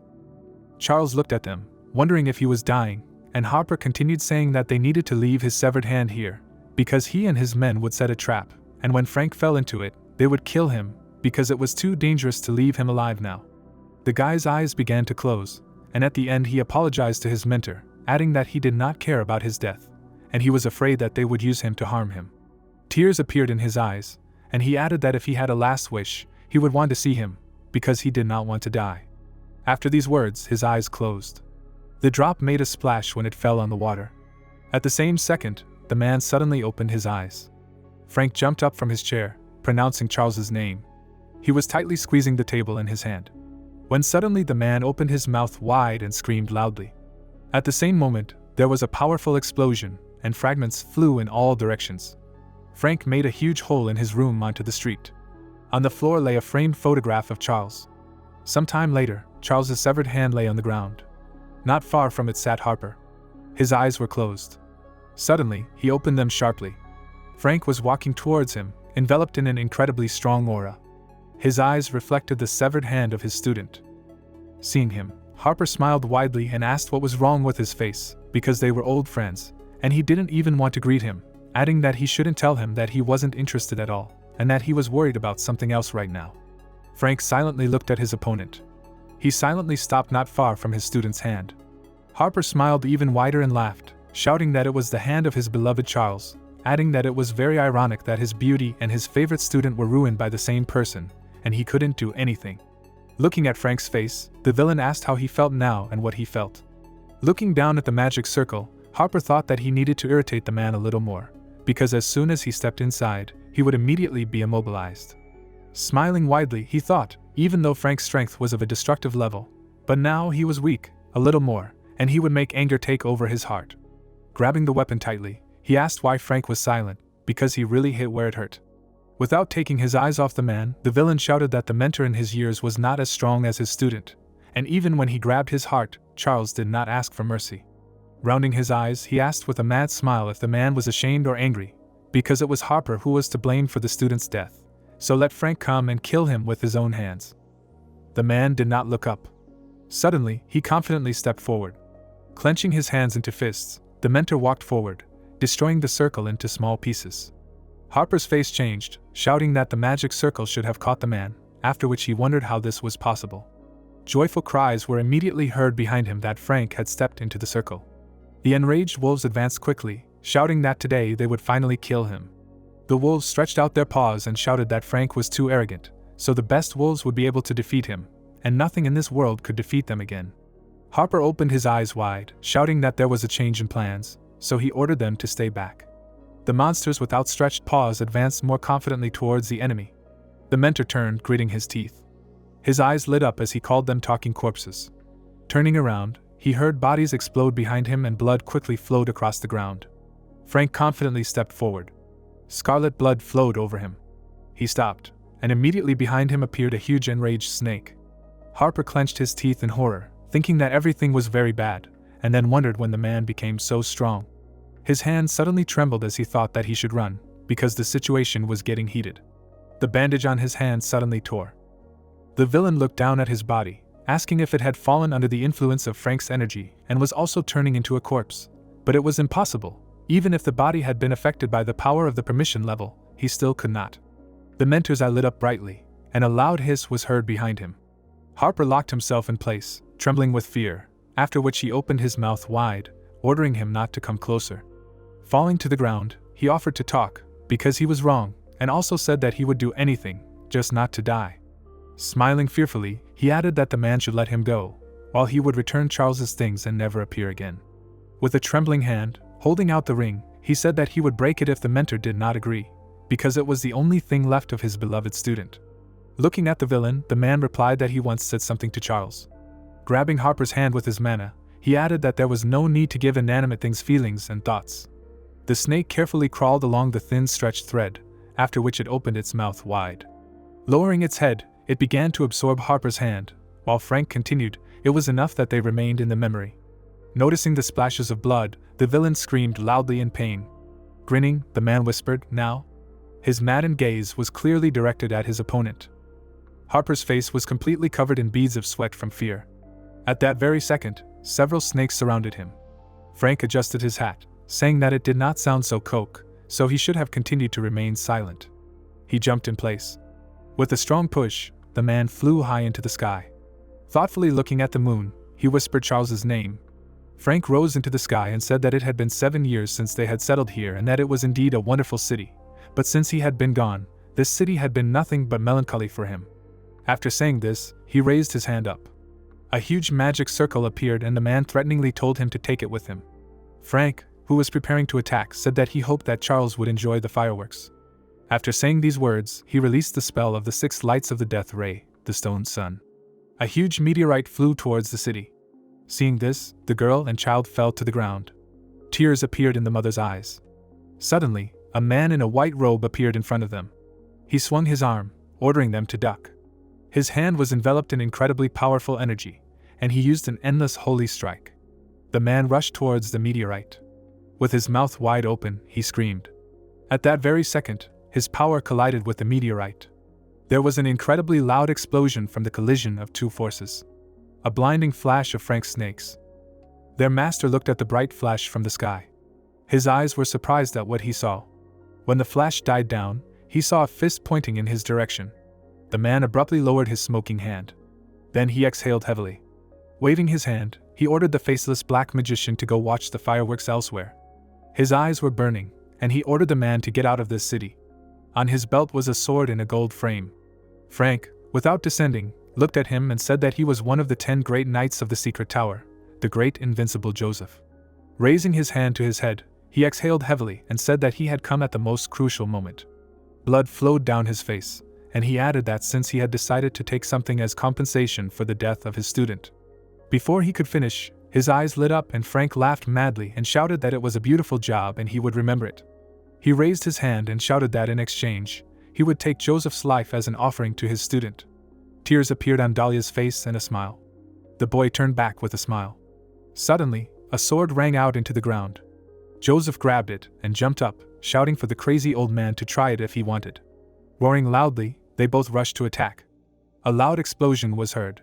This was the first battle between Joseph and Frank. They fought in the air for a whole day, and since then, the two have been sworn enemies. Frank held his hand forward, saying that 10 years have passed and the pain has not subsided one bit, and most likely, it will be with him for the rest of his life.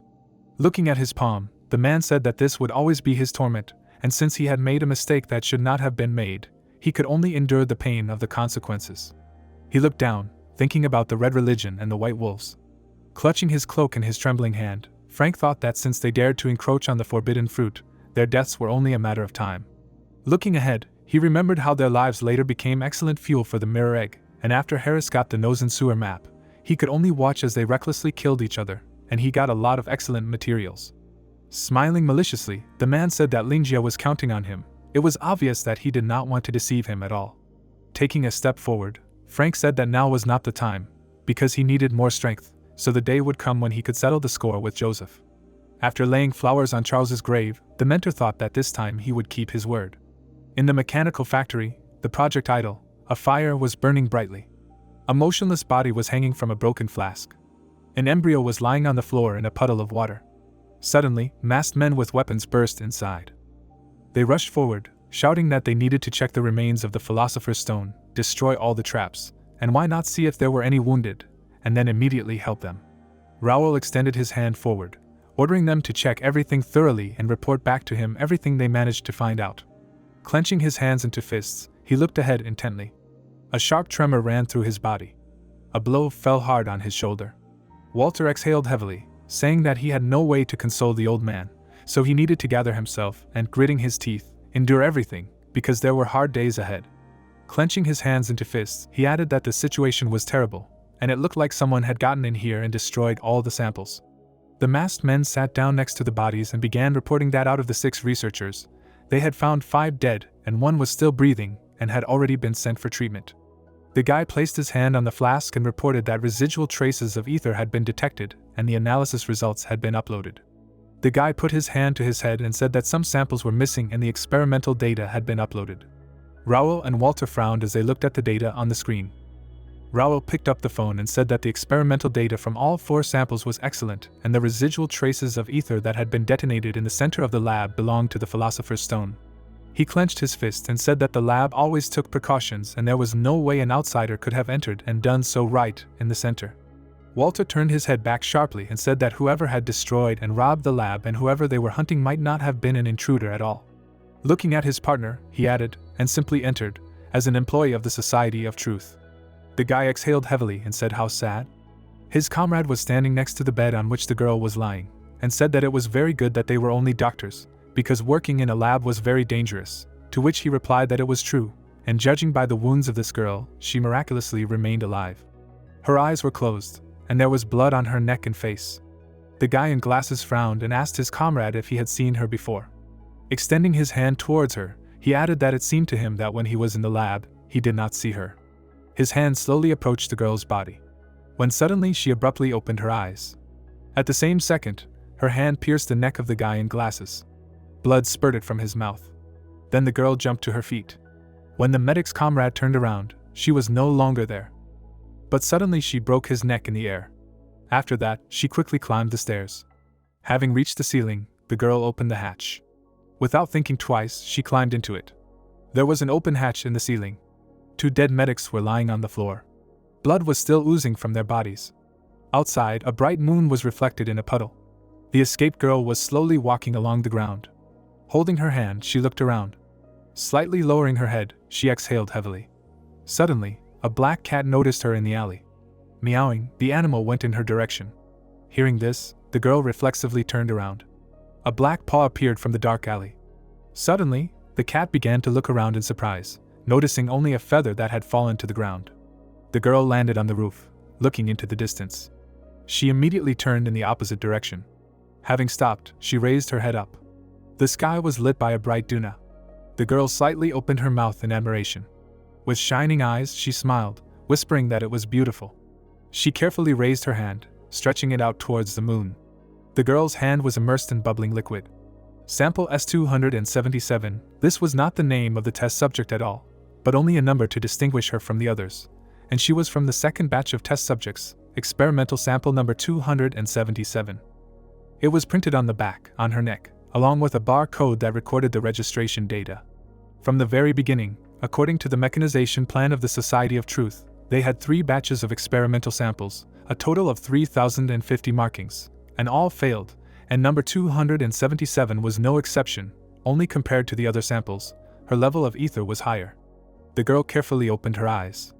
The researchers were arguing among themselves, because one of them said that sample 277 only had a year left to live.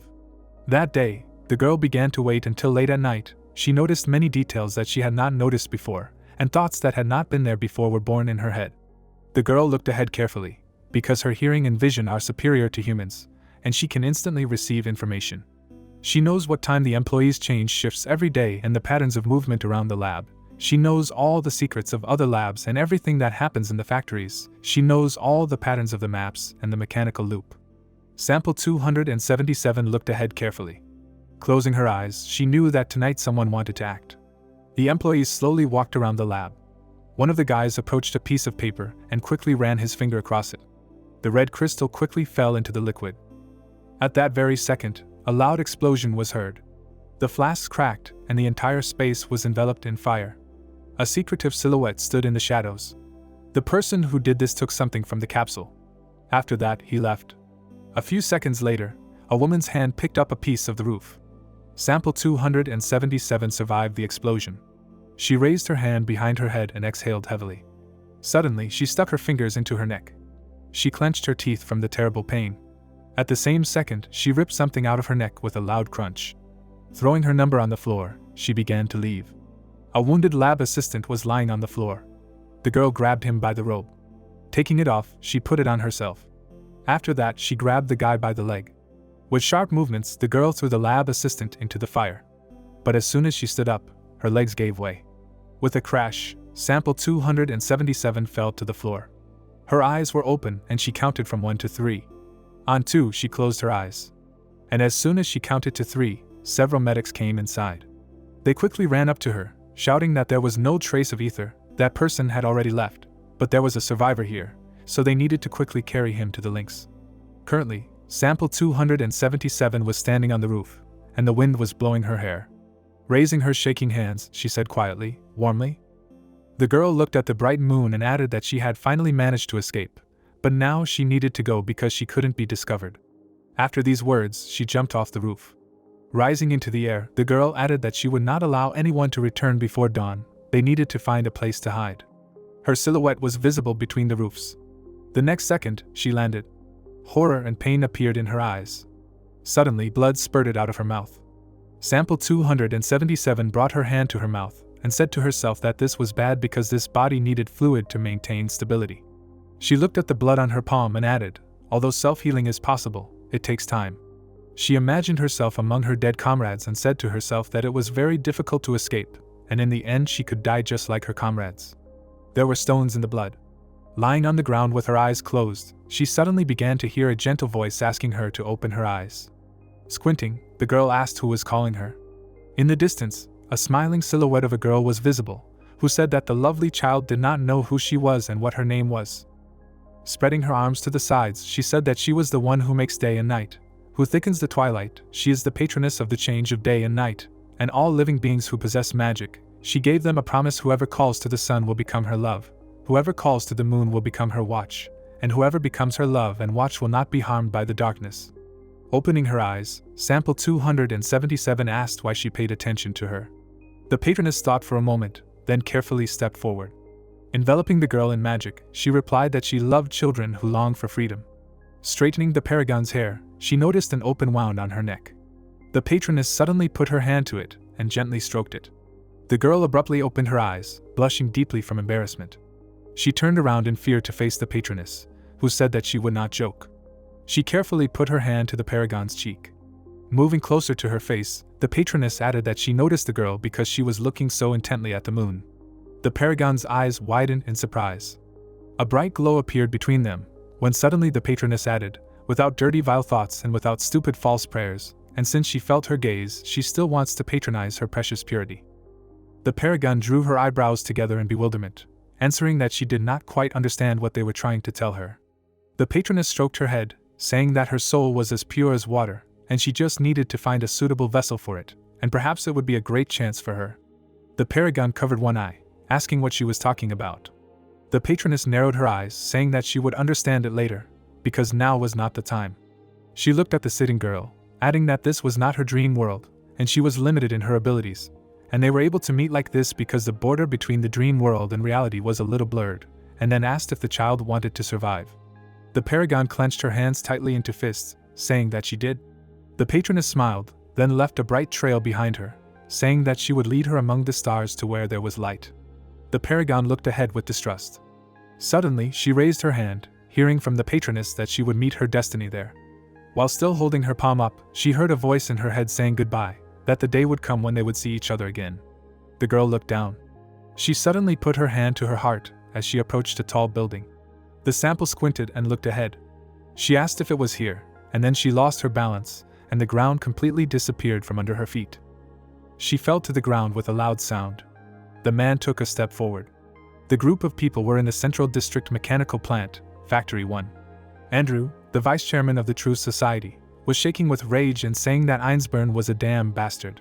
He imagined him smiling and telling him that according to the regulations, he was temporarily on duty, but still, according to the regulations, they had the right to put him under surveillance. The regulations also stated that until he found evidence on the attacker and resolved the incident, he could not participate in making decisions on other matters, and finally, according to the regulations, the entire process would be under surveillance until the factories that were attacked were fully restored. The man was clutching a piece of paper in his hand and shouting that it had happened right behind him. With his other hand, he was clutching the railing and saying to himself that in all three locations, the explosions had been caused by detonations. His eyes were filled with rage as he added that what these places had in common was that they had all been blown up from inside the sage stone. The mole must still be active, but they had limited its power to a minimum. Gritting his teeth, Andrew breathed heavily and said to himself that his talents and grace were of no use. He found no use for them, and his part-time job was excessive. There was no doubt that this was suicidal behavior. He frowned in rage, adding that there was probably a mole up there on that peak. Suddenly, the man behind him told him that his release time was up, so he should return to the room, to which he agreed, watching the workers below. The guys began to leave, and the two people remained in the same place, saying that this was the last test result. The impact of the rain god's power was very strong. Just in case, they were rerunning the etheric tracking system. Suddenly, all three of those leaving stopped when they heard that the results showed that there were currently a number of rifts to the dream world in Nozin. In one of these places, an aura of a destructive level was detected. It is right in the hideout of the Fleur de Lis clan, near the forest. Immediately after these words, the guys who were accompanying Andrew flew back. Andrew's hand fell on the man's shoulder. He squeezed it tightly, to which the man screamed in horror, begging him to let go. Andrew, with his eyes red from madness, screamed, asking where. There was a bright moon in the clear sky. White petals were visible in the window of the house. The room was covered with roots, from which white buds grew. The protagonist was sleeping peacefully on the bed. His hands were folded. Suddenly, a black liquid appeared on the floor next to him.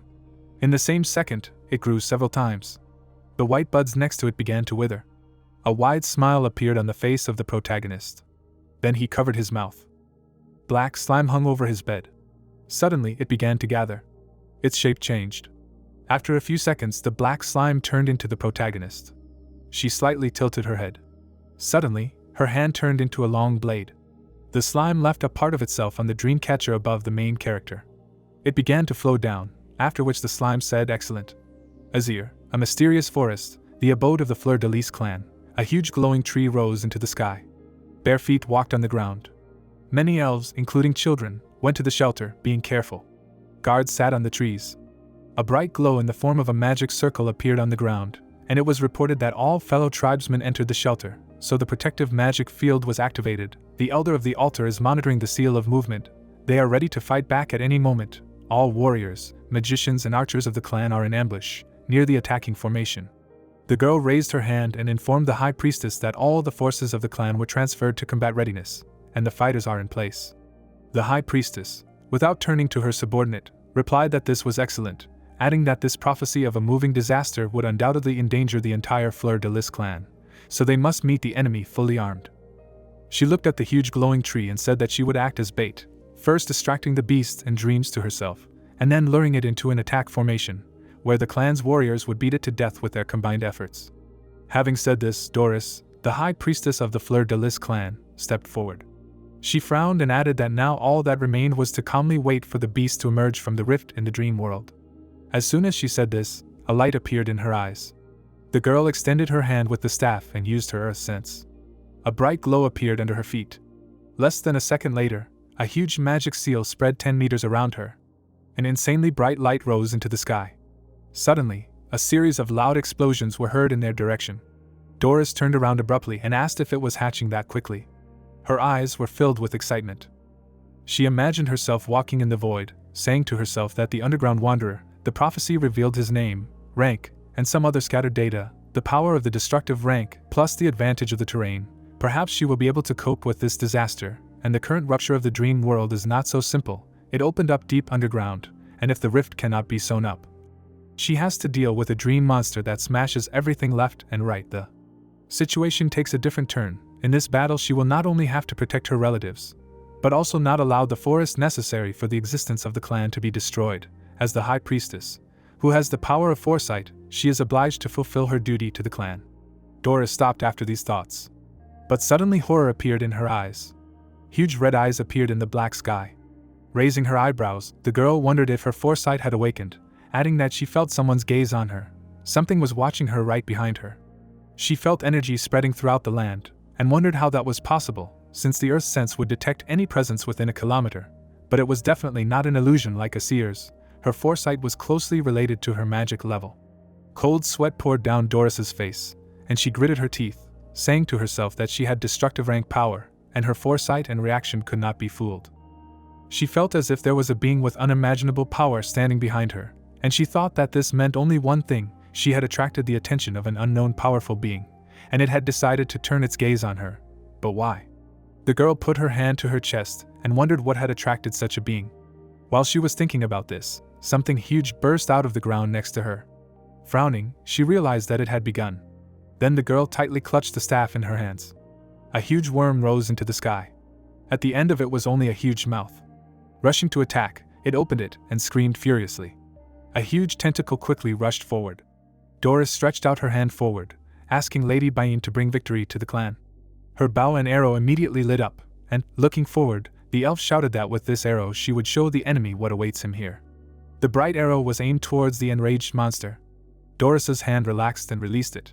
Having flown into the monster, a loud explosion was heard from the arrow. From the pain, the monster retreated, raising its head up. The elf smiled maliciously. Waving her hand, she ordered to go into battle. She immediately jumped up, pushing off the body of the monster. Doris's eyes lit up as she pulled the bowstring. The elf managed to fire several burning arrows into the enemy's body at once. Coming to his senses, the monster turned his head. Doris gritted her teeth, thinking that the monster was completely enraged. Running forward, she thought that she needed to bring this monster to attack information as soon as possible. On the way there, loud explosions were heard in the forest. Doris slid her feet on the ground. She turned back abruptly. After that, the elf gritted her teeth, shouting loudly that things were bad. Raising her weapon up, she activated a bastion of defense in front of her. The monster closed its mouth, coming to its senses. Flying over the defense, it immediately released a huge stream of flame. The entire earth was engulfed in fire. The flower on Doris's weapon wilted from the fire. From the heat, the girl lowered her head down, trying to catch her breath. It was not her clothes that were burned, after which the girl angrily shouted that the monster had lava reserves inside. As she walked forward, the elf heard cries for help. Her eyes widened, she turned her head back sharply, hearing a cry that everything was lost. She stretched out her hand to the side, and a loud explosion was heard next to her. A deep hole appeared in the ground not far from Doris. The girl frowned, menacingly, thinking that it seemed like the monster had figured out her plan to lure it into an ambush, so she needed to come up with something. She suddenly opened her eyes wide. Chattering its teeth, the monster appeared behind the girl. Doris's legs began to tremble, and she wondered in bewilderment if the prophecy was really happening at such a moment. The elf covered her face with her hand, frightened, thinking that this kind of animal lived in packs. Peeking out from behind the fire, she heard cries that she needed to run. Doris gritted her teeth, thinking that there was no time to think, because first she needed to save all her fellow tribesmen. The elf struck the ground with her staff and activated teleportation. At that very moment, a roar of wind was heard and the girl immediately disappeared, leaving behind a huge flame. The elves ran around in fear in the fire, shouting that it was getting stronger, after which a question was heard as to whether there were those who owned water magic. Holding a magic seal in front of her, the elf shouted that nothing would work, because the fire was too big to contain. Some elves sat down on the ground in confusion, having lost any faith in salvation. Doris suddenly appeared behind them. The elf narrowed her eyes, looking ahead intently. The elves turned to her in fear, asking what they should do now, because the monster was heading here. In horror, everyone began to call for help, when suddenly the elf struck the ground with her staff with all her might. Her face changed, she screamed loudly, ordering everyone to calm down. She held her hand out and said that the attack formation would hold off the worm for a while, then ordered them to go to the altar, because the elders would cover them, and the altar had a transfer seal related to Nozin, so once they got there, they needed to find the true society and call them for help. Still holding her hand out, the girl shouted that there was no point in being trapped anymore, so they needed to tell the warriors in ambush to come back here and prepare for a life-or-death fight. The elves turned around, shouting yes. Doris leaned her hand on the ground, thinking that if there was no other way out, she would have to leave the forest as a last resort. She lowered her head in frustration, thinking that the problem was that there were probably more than 2 monsters, so she wondered how much of a difference there was between a mass invasion of destructive-level beasts and an indescribable-level disaster. She looked up, thinking that things were only getting worse at this rate. The elf's hand began to shake as she thought that she had failed to predict this turn of events, so things were very bad. Noticing movement behind her, she turned around abruptly. The little elf handed her a flower, saying that it was for her. Standing on her tiptoes, the girl said that her mother said that the iris was the totem of their clan, and with it, the high priestess would definitely defeat any vile monsters. Doris smiled sweetly. Patting the girl on the head, she thanked her, saying that it was her duty and obligation to protect them. Continuing to smile, the elf thought that her fellow tribesmen were no longer the brave warriors of the elven clan. For this reason she sought the patronage of Lady Bain's clan. Her eyes widened, suddenly remembering Lady Bain. Doris put her hand on her heart and thought that she had personally seen a representative of the Bain family in that bookstore, and that shopkeeper looked incredibly friendly, and when she asked Linjia to help restore the clan's former glory, he not only agreed, but also sold 30 books, one of which was called Memory of Bygone Days, and the guy once said that it would be easier for him to prepare for his future work. And he also hoped that her tribesmen would take a look at the contents of those books. She recalled that those runes had powerful magical power, but at the same time, not everyone could understand them, and only those tribesmen who had ethereal resonance could decipher what was written. Less than 100 could learn and understand those runes. Doris stood up abruptly, thinking that she had encountered a misconception, so she was not sure whether those runes were really given to revive the clan. Remembering the main character, she wondered if he knew back then what would happen to them. Running forward, she thought that there could be no mistake, and the solution was right under her nose, after which she shouted for her fellow tribesmen to listen to her. The elves turned around, asking her what other orders there would be, when suddenly the elf came closer to them. The high priestess put her hand to the side, shouting that this was her will, the key to victory over the disaster, and everyone who studied the runes from the book Memory of Past Days could draw this rune on themselves and those around them. The elf stretched out her hand and drew the rune on her partner. Elves everywhere helped their fellow tribesmen, drawing protection on them. Some elves with weapons approached the monster. The tribesmen watched this from the side in horror. The monster opened its mouth and immediately a loud crack was heard. The barrier suddenly shattered into small pieces. The elves began to run away in fear, shouting that it was approaching. The elf and her child sat on the ground, confused. The mother quickly covered the child with her body. Tears began to flow quickly from her eyes. The worm closed its mouth, beginning to look at them. Drooling, the monster leaned back. It suddenly spat out a green clot, which fell to the ground. The elves were glad that the monster had stopped moving, while the others asked them not to lose concentration. The tribesmen looked up in horror. Doris grabbed her staff tightly. Releasing many spears, she asked the creature to listen to her command. Frowning, she shouted for her tribesmen not to be so careless. Looking down at the flames, the priestess shouted that any living creature, when attacked, would either be frightened or open to attack, but these monsters reacted differently. Doris pulled the magical bowstring again. Releasing a bright arrow, she said that for this reason, until it was completely immobilized, they would continue the attack. Colliding with the worm, the arrow caused a powerful explosion. but this left only a bruise on its skin. At the same second, the huge worm struck the ground. In it left only a large hole.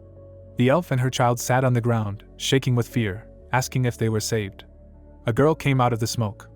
It was Doris, holding a staff in her hands. Seeing that her subjects were safe, she smiled warmly. After that, she closed her eyes.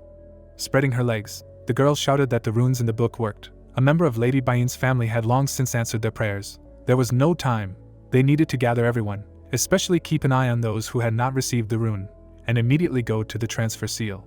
The elves listened to her with their mouths open, while she continued to shout that there was no need to be afraid, because even 100 years later, great Lady Bain still patronized the Fleur-de-Lis clan. After these words, the elves fell to their knees. Folding their hands, they shouted, leading Lady Bain. Doris, breathing a sigh of relief, said to herself that the gentleman had already foreseen the terrible disaster that was coming to Fleur-de-Lis.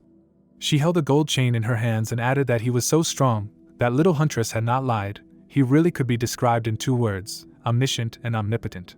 Raising her head to the sky, the priestess quietly said that she was just a little envious of him. The girl raised her hand to her chin and said to herself that Madame Bain must value him very much. Suddenly, she opened her mouth wide and added that she did not even know what kind of person he really was. As her face suddenly turned red with embarrassment, she screamed, asking if he and Madame Bain were really like one family, close family members in a trusting relationship. At that very second, she began to shake her head negatively, adding that one should not even think about such a thing, because it was total and disrespectful. Having calmed down, the girl exhaled heavily and said that it was time. Raising her head, she, without stopping breathing heavily, said in her head that battles were not her strong point. She relied on divination and fought, knowing what move the enemy would make next. Having used several powerful techniques, she spent most of her magical powers and now she could only use a little of them. When a huge worm burst out of the ground, Doris thought that she would not retreat, because everyone believed in her, and she could not let her fellow tribesmen down. Even if she put all her remaining strength into the blow, it would be the last. This was only part of her destiny as a high priestess. She raised her hand to the bud on the staff. A powerful magical energy enveloped her, and she said that she hoped that after death her soul would go to the world of dreams of Lady Bain. The priestess gripped the staff tightly in her hands and thought that now that there were no tribesmen nearby to protect from the beasts, the opportunity to attack was much greater. She would use all her life energy, her flesh and blood to perform the forbidden technique. It would become her most powerful spell. Thinking about this, she raised the staff to the sky, and a bright magic seal appeared above her. The ground began to split, and huge roots began to grow from there. They immediately rushed towards the huge worm. In less than a second, one of the roots pierced its body. Then all the others wrapped around it and squeezed it tightly. Doris continued to hold the staff with shaking hands. She stood heavily on her feet, saying in her head that it was reckless to call upon the seed of the legendary sacred tree of the elves, because it sucked out the life force too quickly, and she did not have time to recover. She needed to hold out a little longer, to let her fellow tribesmen get away from here as far as possible. Suddenly, blood spurted from her mouth. But the priestess raised her staff and said that she had held this post for a long 1,000 years until today, so she believed that the moment had come to fearlessly enter the battle for the last time. With sadness in her eyes, she lowered her gaze. When suddenly she saw that the rift to the underground world of dreams became even wider, the prophecy did not lie. The underground wanderers live in a pack. At best, in a minute 2 more wanderers will arrive on the surface, and then. Her neck was enveloped in green slime, and the girl you said that everything will be over. After these words, she fell to her knees. A powerful magical energy bound her hands and feet. While she thought that the huge worms could not be stopped, all that was left was to let the branches of the sacred tree grapple with each other for the last of her spiritual power, and the hour was near when her life energy would be completely exhausted. Looking up, the elf quietly said that this was the end. She saw the huge worms bursting out of the ground, and added that enough time had passed, and her tribesmen should have successfully escaped. After saying these words, she closed her eyes. Stretching out her hand with the last of her strength, she asked Mrs. Bain to protect them. But suddenly, the energy that bound her was cut. An invisible black hand grabbed her from behind. Doris opened her eyes in shock. She saw that the protagonist with red glowing eyes was holding her. He suddenly smiled widely and said that she had caused so much noise here, and it was not good, but he would help her fix it. Her ears trembled from what she heard. Raising her eyebrows in surprise and opening her mouth in shock, she said to herself that this voice seemed familiar to her, after which she asked if it was really the gentleman, the owner of the bookstore. She remembered their first meeting and said to herself that although his voice was very distorted and chaotically changing, but her intuition tells her that this is definitely the same gentleman, both now and then in the store. The sensations are the same. Well, what is he doing here? There are no traces of etheric waves, no light radiation. She sat on her knees on the ground and added that with her whole body she clearly felt the emptiness behind her. Could it be because these were deathbed hallucinations? Imagining the ground, the girl added that the touch on her waist and the voice above her ear seemed so real, as if there was a living invisible person behind her, who was holding her tightly and not letting her fall. Suddenly she imagined the black silhouette of the protagonist on the whole earth, and realized that the gaze of a powerful creature that she felt on herself at the beginning of the battle belonged to the gentleman who was watching in the shadows from the very beginning, which meant that he initially kept the whole situation under control, and this technique of imaginary presence gave you amazing runes. Doris trembled from the realization, saying to herself that he was too powerful, and she would not know the whole truth. She felt the incredible magical power of the protagonist, adding that the only thing she knew for sure was that now she should never turn around so as not to see his presence, otherwise the consequences would be terrible. The monitor screen turned black. Andrew, seeing this, frowned and asked why the screen suddenly turned black, how things were now, what was next with the Fleur de Lis clan, what he saw. The guy who was sitting at his desk slowly took off his headphones. The guy tore off his headphones and laughed loudly. The employees started to worry, asking what had happened, and then asking him to calm down. The monitors went dark and started beeping loudly. Andrew started looking around in confusion, hearing that the entire etheric network was expected to collapse, because a super powerful mystical creature had been discovered. Looking down in fear, the man wondered what had happened and what kind of creature had come down here. His hand started to shake, because he hoped that nothing would happen to Doris. The priestess's hand started to tremble. Tears were streaming from her eyes when the main character said that these worms were so ugly. The guy suddenly extended his index finger forward. Looking at the monster's mouth, he ordered them to turn into cats. Black mana flew out from behind Doris. It was quickly approaching the enraged worms. Everything around suddenly turned black. The dark mana completely absorbed the worms. The elf opened her mouth wide in surprise. Looking down, she saw white fluffy cats on the ground. The girl's eyes widened in surprise. Without moving, she thought that this couldn't be happening, and this wasn't an illusion or a change in shape, but an entire life form had been deconstructed and reorganized into a completely different one. Doris opened her mouth in surprise, thinking that only the creator could have such powers. She suddenly opened her eyes wide. Her body trembled in fear when she thought that even people with superpowers could not do this, not a destructive rank or a divine rank, but a creator himself could change his own creation. Linjia approached her ear, whispering that he had also extinguished the flames, so it was worth returning everything to its original form. A bright glow appeared in front of Doris. She heard the roar of the wind behind her. The fire began to die down. The stones knocked out of the ground began to return back. An entire bright tree suddenly appeared in front of the elf. She opened her mouth wide in shock. Her body suddenly trembled. Looking forward, she saw that all the elves had frozen. The elf trembled, asking in fear how this was possible. After all, could it be the arrival of Mrs. Bain herself? They ran forward, joyfully shouting that this was a miracle. The elves who turned to the frozen Doris said that they heard a vague and indistinct voice from her side, and when they tried to make out what exactly it was saying, their heads immediately began to split, but they still wanted to know again and again. The priestess, her eyes wide, wondered in bewilderment if it really was the creator, and he really was a member of Lady Bain's clan. She thoughtfully put her hand to her chin. Doris raised her head up, thinking that the god said, "Let there be light," and then the world was illuminated by light. The girl put her hand to her chest, thinking that this greatly affected her perception. From behind, she suddenly heard a loud question about what had happened here. The elders of the clan tried to catch their breath, asking the high priestess who it was after all. The elf turned her head in surprise. She suddenly leaned her hand on the ground. Standing up, the girl said that the great mistress of frost and snow, Mrs. Bain, had personally descended into the dream world and given care to a man blessed by the stars. Frowning, she thought that it did not matter what rank Linjia belonged to. The main thing was that he had come to their aid and thus showed that he cared about the fate of the clan, and this was the only way for their clan to survive, and they would adhere to it. Stretching out her hand, the elf said that in the past, he had given her the runes that were on their hands, and with this he had paved the way for their salvation today, just as the first priestesses had once built a wall to fence off the clan from the dream world. Continuing to hold out her hand, she added that just like this, a powerful lord had come to them now. The elder interrupted her, asking if all these creatures were really the abilities of a powerful lord. Suddenly, Doris heard a quiet crack behind her. A bud grew on the branch. At that very moment it opened wide, which surprised everyone. The elf closed her eyes, thinking that a new prophecy would now be absorbed. She suddenly opened her mouth, from which a bright light burst forth. Spreading her arms, the priestess said that his eyes opened wide and he awoke from sleep, and it was the Lord who extinguished the fire of catastrophe and created the light of hope for restoration, and he is the one who patronizes the entire dimension, who holds the key to all knowledge. A bright light emanated from her when the elf said that the power over space and time is concentrated in his hands. He, like a frisky horse, rushes through the universe, commanding it, cut off from life and death, the years pass him by.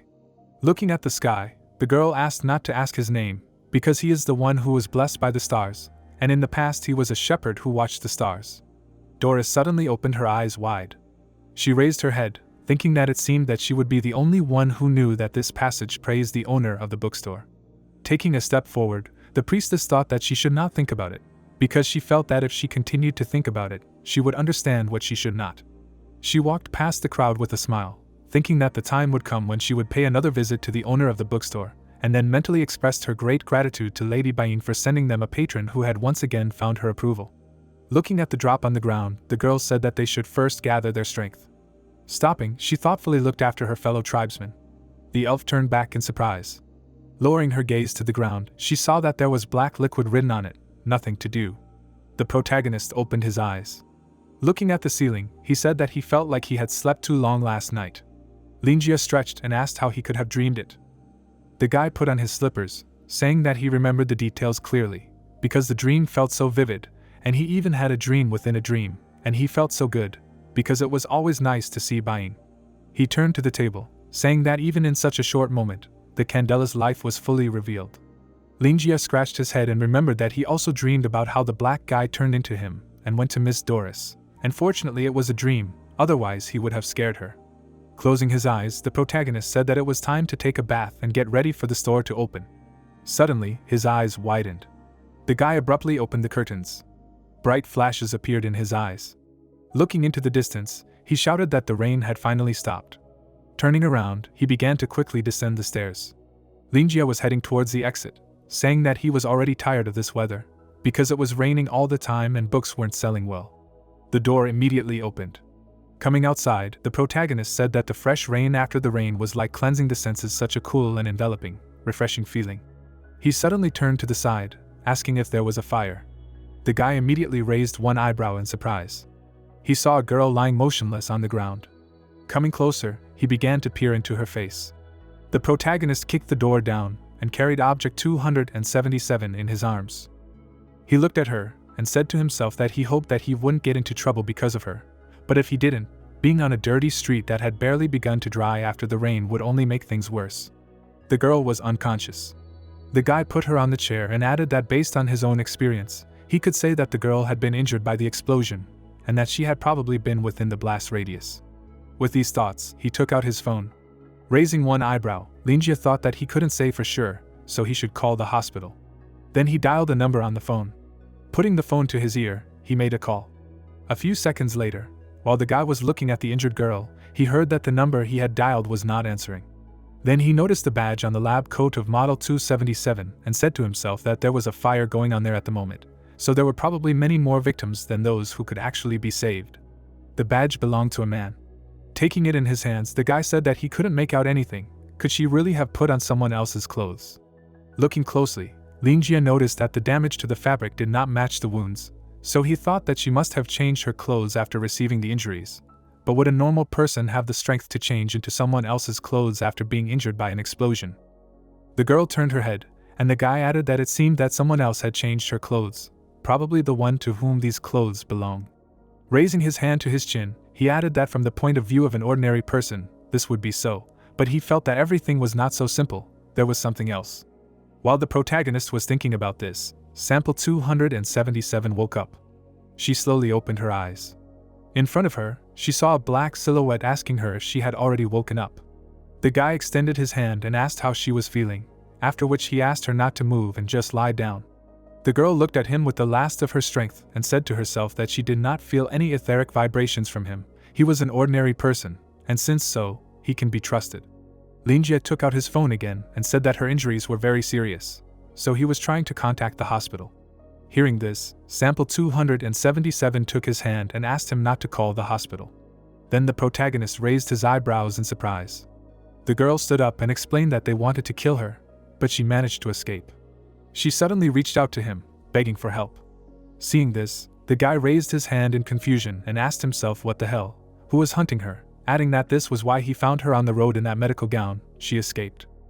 Suddenly it dawned on him, and he asked himself, what if the fire is related to some secret research? Linjia presented a chain of events, the essence of which is that there are a lot of secrets behind this research. The villain threatened brutal reprisal. As a result, the scientist activated the bomb in a rage, having only managed to give her his clothes and send for help before his death. But why then is she all wet? Right, so as not to get burned by fire. The main character did not take his eyes off the Sample 277, saying to himself that this is very logical, because he literally sees this picture in his head. The girl looked at him with a blush on her cheeks. After a few seconds, the guy exhaled heavily. He spread his hand to the side and said that he would not do anything, but he had to make sure that she was okay. External injuries were easily curable, but the internal ones, invisible to the eye, were a completely different matter. Raising his finger, he said that if the internal organs were affected, then it was a matter of life and death. The guy took her hand, saying that although he was not a professional doctor, he could judge the general condition. Smiling, Linjia asked if he could examine her if she was willing to meet him halfway. The protagonist closed his eyes, wondering who made him so kind and ready to help strangers in trouble at any moment. Because if the girl had met someone else, she would not have been so lucky, and even if what she had experienced had created a lot of fears in her heart, he had to help her feel the warmth of this world. The paragon's eyes were shining brightly, and the protagonist wondered what kind of feeling this was. The girl did not take her eyes off Linjia. The guy extended his hand, saying that if she felt uncomfortable, she should definitely tell him, to which she nodded sheepishly. The protagonist gently placed his hand on the wound on her leg. The girl exhaled heavily. The guy continued to examine her, thinking that there were clearly traces of the shock wave on her body, and her internal organs seemed to be unharmed, but there were probably minor fractures. He probed her knee, thinking that since there was no serious damage, there was no need to go to the hospital either, but she should get proper treatment. Sample 277 watched the guy carefully. She pursed her lips, thinking that her freedom had not come easy. Squinting, the girl thought that she would not allow herself to be exposed, since she could not completely trust him. She clenched her hand into a fist out of nervousness.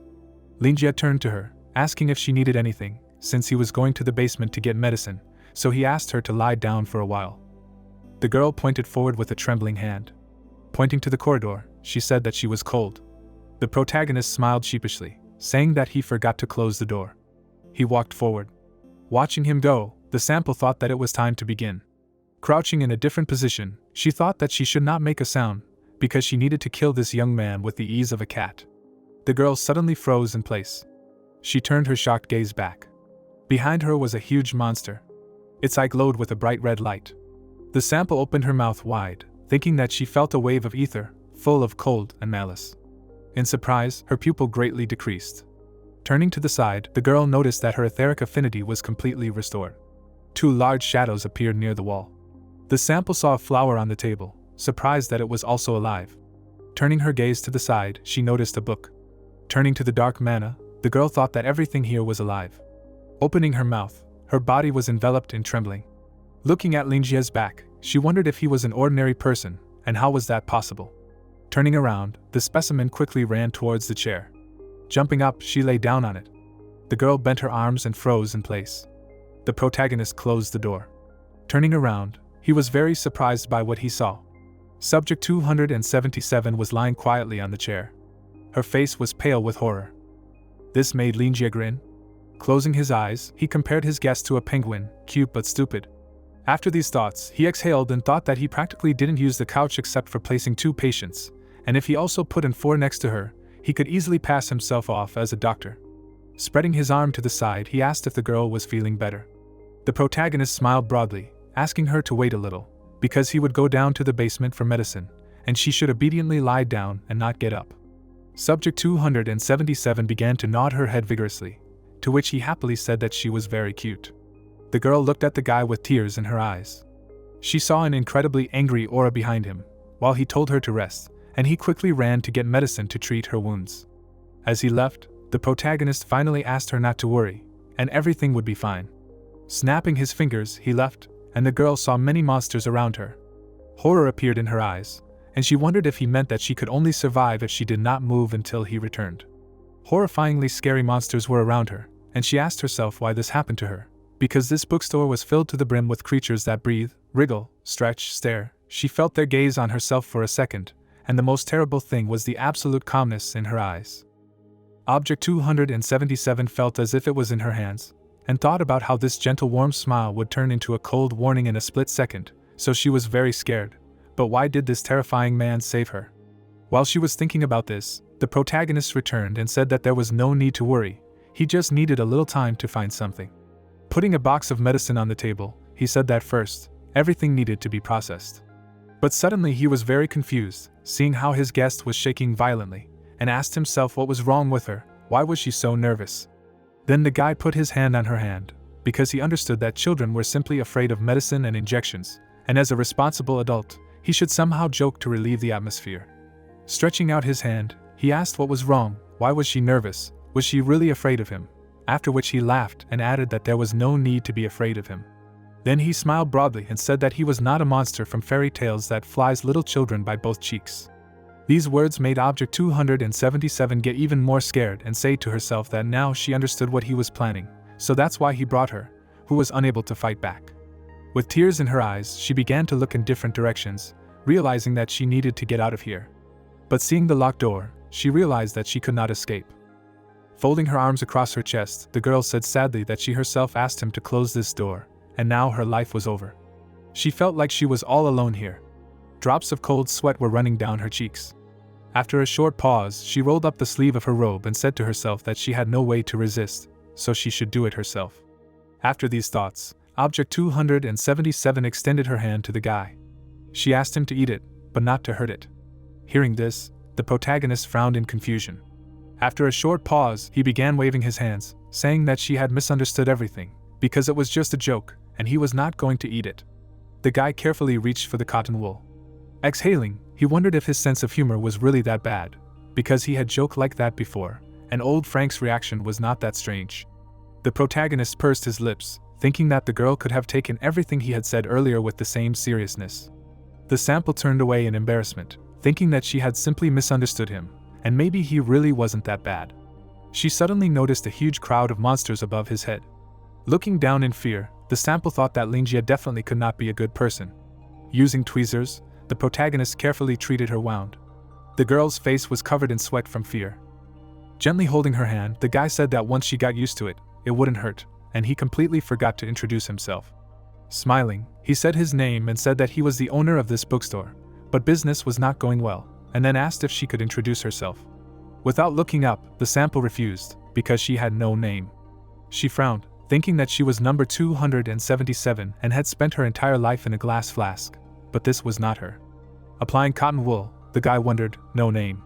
He frowned, thinking that maybe she meant that it was very difficult for her to remember her past life, or maybe she just did not want to reveal her identity, and this caution, like an escaped kitten, he was even afraid to imagine what she had to go through.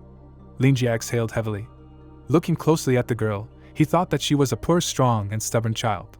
Suddenly, he gently stroked the top of her head. Taking her hand, the protagonist asked her not to dwell on the past.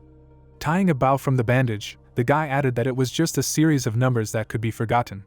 Putting his hand on her hip, he said that the most important thing is what is happening here and now. The girl turned her gaze to the side, wondering if she was wrong, because his hands and words were so warm. Putting the bloody cotton wool on the tray, the protagonist said that now it was necessary to treat the wound on her back, so he asked her to turn around and take off her robe. The sample turned around and began to carefully adjust her hair. Pulling the robe, she began to slowly pull it off her shoulder. Lingjia's expression immediately changed, his eyes widening. Looking at her back, he noticed many abrasions on her back. Looking up at her neck, the guy noticed a huge wound on it. Reaching forward, the protagonist said that he might pinch a little, so he would have to be patient. His hand gently reached for the instrument. Taking a cotton swab, he began to slowly treat the wounds on her back. The guy casually threw the bloody bandage on the floor. Turning around, he said that since there was no infection, with proper care it would heal soon. Stroking her head, Lingjia asked what kind of life she dreamed of and if she had any plans for the future. The girl opened her eyes. Hugging her knees, the sample replied that she did not know, because she had nowhere to go. The protagonist frowned, thinking that the confusion in her gaze was visible to the naked eye, and it was obvious that the girl who had experienced the most significant changes in her life had not yet found her path. Squinting, he thought that this was the best time to talk to him. Smiling widely, the protagonist said that she needed a new identity. Stretching out his hand, Linjia said that he was just thinking about finding an assistant, and if she didn't have anything in mind, she could stay and he would guarantee that she would be safe here. Raising his index finger, the guy added that if she had already thought of something, he wouldn't hold her back by force. The girl put her hand to her mouth, thinking about the position of assistant at the bookstore.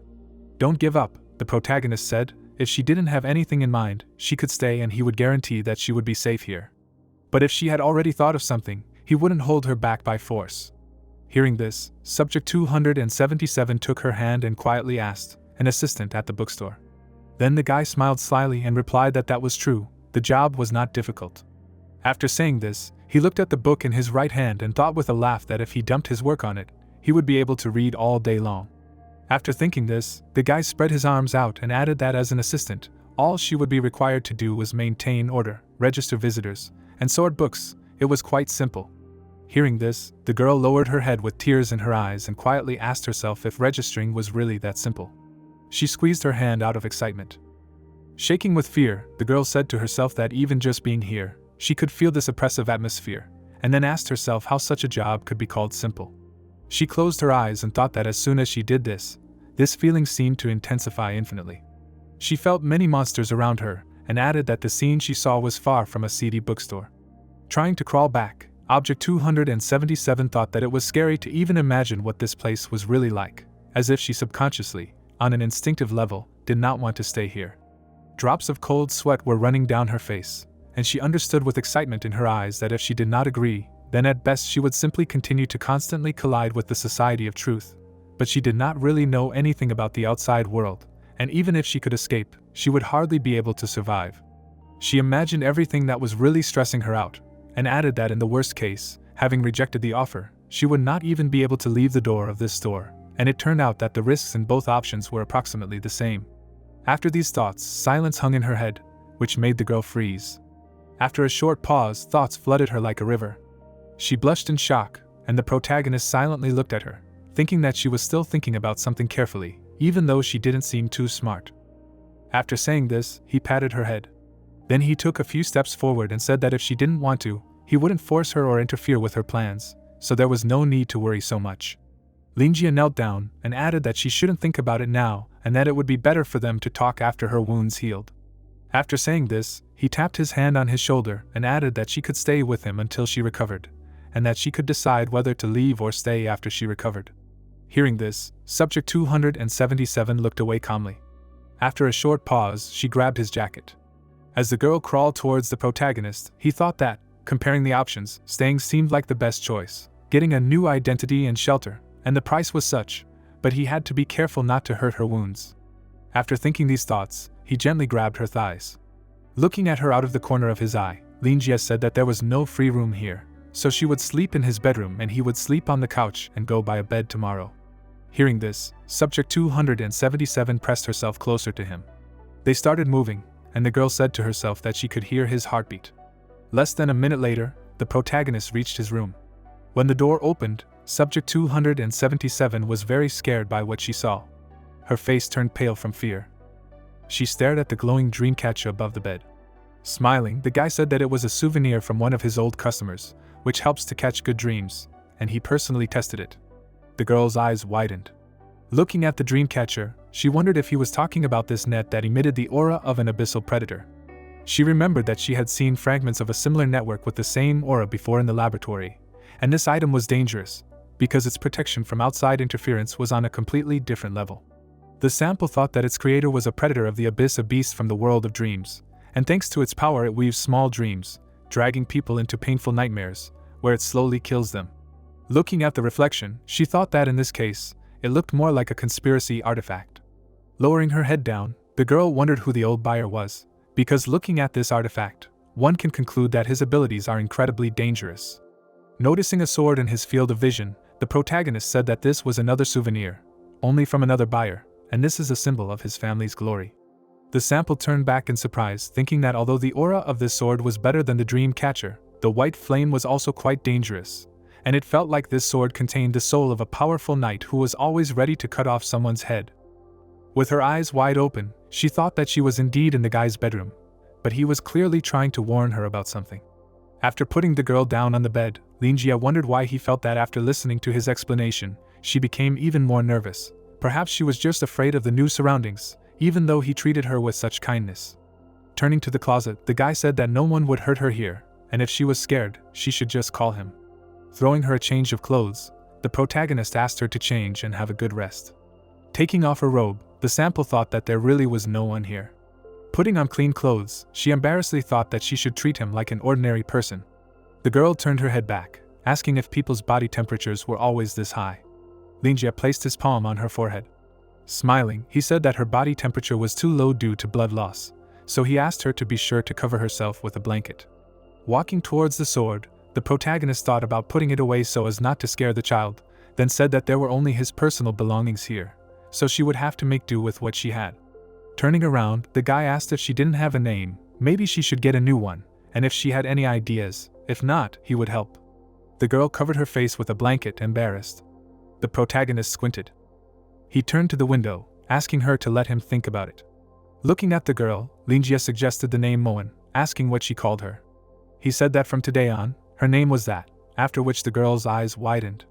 The guy closed the door to the room. Returning to the couch, he thought that there seemed to be no traces left, and she was very careful, so it didn't seem like she was being followed, so now he needed to solve the registration problem, and although he wasn't all smooth with the paperwork, he had experience with this kind of thing. Looking down at the phone thoughtfully, Linjia thought about asking his familiar customers to help him with the identity forgery. He remembered that this communicator was given to him by the first customer when he first started working in this store, and it was she who helped him get the license. Smiling, the guy thought that he got it for helping him find a suitable book, although for him at that time it was not something out of the ordinary.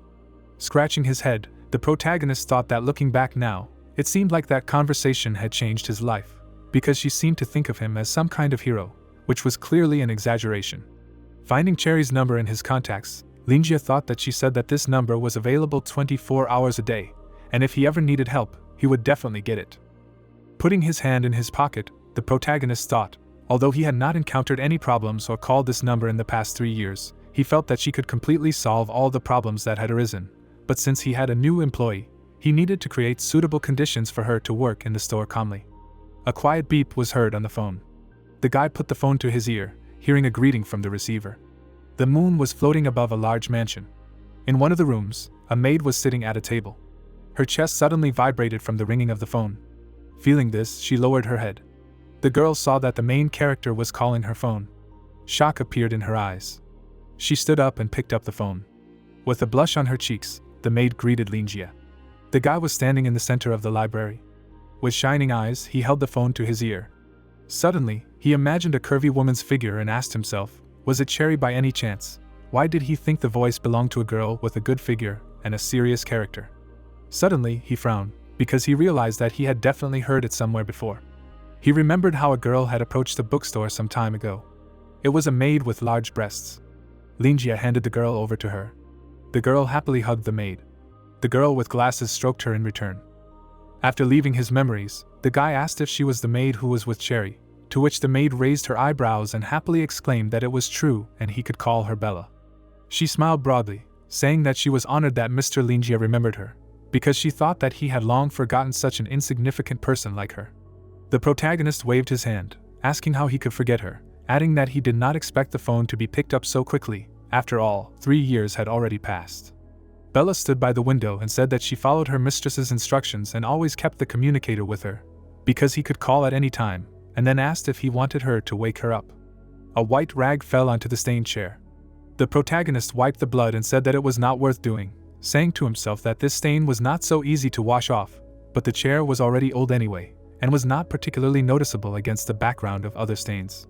Bella did not move from her place, saying that as soon as the mistress woke up, she would inform her of his call, and then asked if there was any order, adding that according to the contract, his demands always come first for them.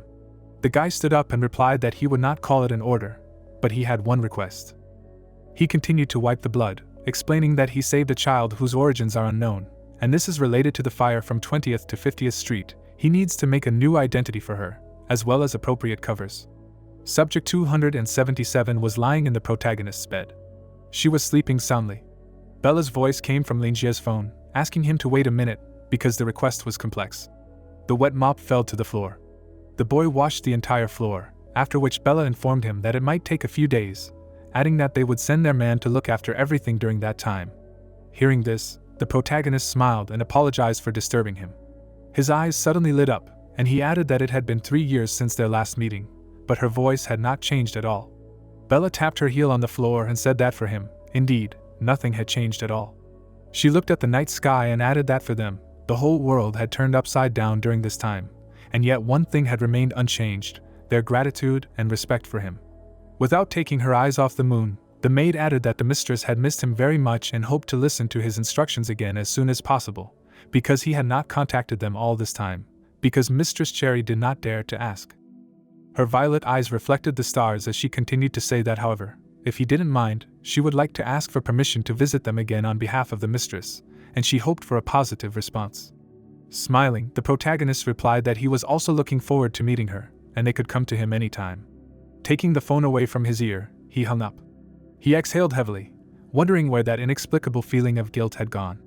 Linjia folded his arms across his chest, thinking that he didn't want to cause them any inconvenience, but for some reason it seemed that he had failed to live up to their expectations, and then asked how they could wait so long, causing trouble for no reason. He continued to look at the phone thoughtfully, and then spread his arms out to the sides, thinking that he couldn't understand them. Closing his eyes, the guy thought that maybe they were acting like this because of their business relationship in the past, since his contribution had been increased from the beginning, and after 3 years, it had not changed at all, and perhaps it had even gotten worse. Yawning, the protagonist said that before he knew it, it was already dawn, so he should buy a bed and then go back and sleep for a while. Taking a step forward, he heard on the news that the shopping malls in a certain area would be temporarily closed due to gas explosions. Exhaling heavily, Linjia thought that everything was on time as always. He took a step forward. After that, he snapped his fingers. Raising his hand, the protagonist thought that Cherry really was taking him too seriously, and at such a young age, excessively worshipping and idolizing someone was not a healthy inclination. His gaze changed to red. Looking into the darkness, Linjia thought that the next time she came here, he should have a good talk with her. He looked at his shadow. Raising his hand up, the guy thought that now he would have to do everything himself again. His gaze fell on the chainsaw lying on the floor. The bright lantern above it lit up brightly. Turning on the chainsaw, a tall shadow began to grow behind Linjia. A black density immediately hung over the store, with brightly shining eyes. The darkness began to quickly envelop the roofs of the houses. The shadow stopped at the door of a certain house. Light was shining from behind the half-open door. Scary grimaces suddenly appeared on the TV. A dark smile loomed beside Colin. His body trembled, as he suddenly begged to be saved. With his eyes widened, the man thought that he could not bear it anymore. Colin continued to shake, thinking that this evil spirit must be doing something terrible. Noticing a scarlet pool of blood next to him, he thought that he could no longer hear this saw. Scarlet blood was dripping from the chainsaw. The protagonist continued to saw people, looking at the splashes of blood. A mad smile appeared on his face. With a shining gaze, the boy turned back. With his arms outstretched, he asked if Colin was really looking at him right now. With his mouth wide open, he shouted that he would not let him go so easily, since death was his only way out. Jumping forward, Linjia asked him to prepare to go to hell. With his mouth wide open, Colin screamed in fear, but it was just an image in his mind. The man crossed his arms together. He continued to shake, thinking that he should not make a noise, otherwise the boy would find him, and he was willing to do anything, even swear allegiance. He only asked to save him. A vibration suddenly sounded on the nightstand next to him. Colin jumped happily and ran to his phone, opening the message. It said that his pleas had been heard by the Moon cult, and also gave instructions on what to do to protect himself. After reading to the end, he saw that the message was from Vincent. Bella clicked her heels on the floor. She folded her arms and walked forward along the corridor. In less than a minute, she reached the massive doors. She raised her hand and decided to knock. A knock was heard inside the room. Bella heard a sleepy voice from inside, which allowed her to enter. The maid opened both doors.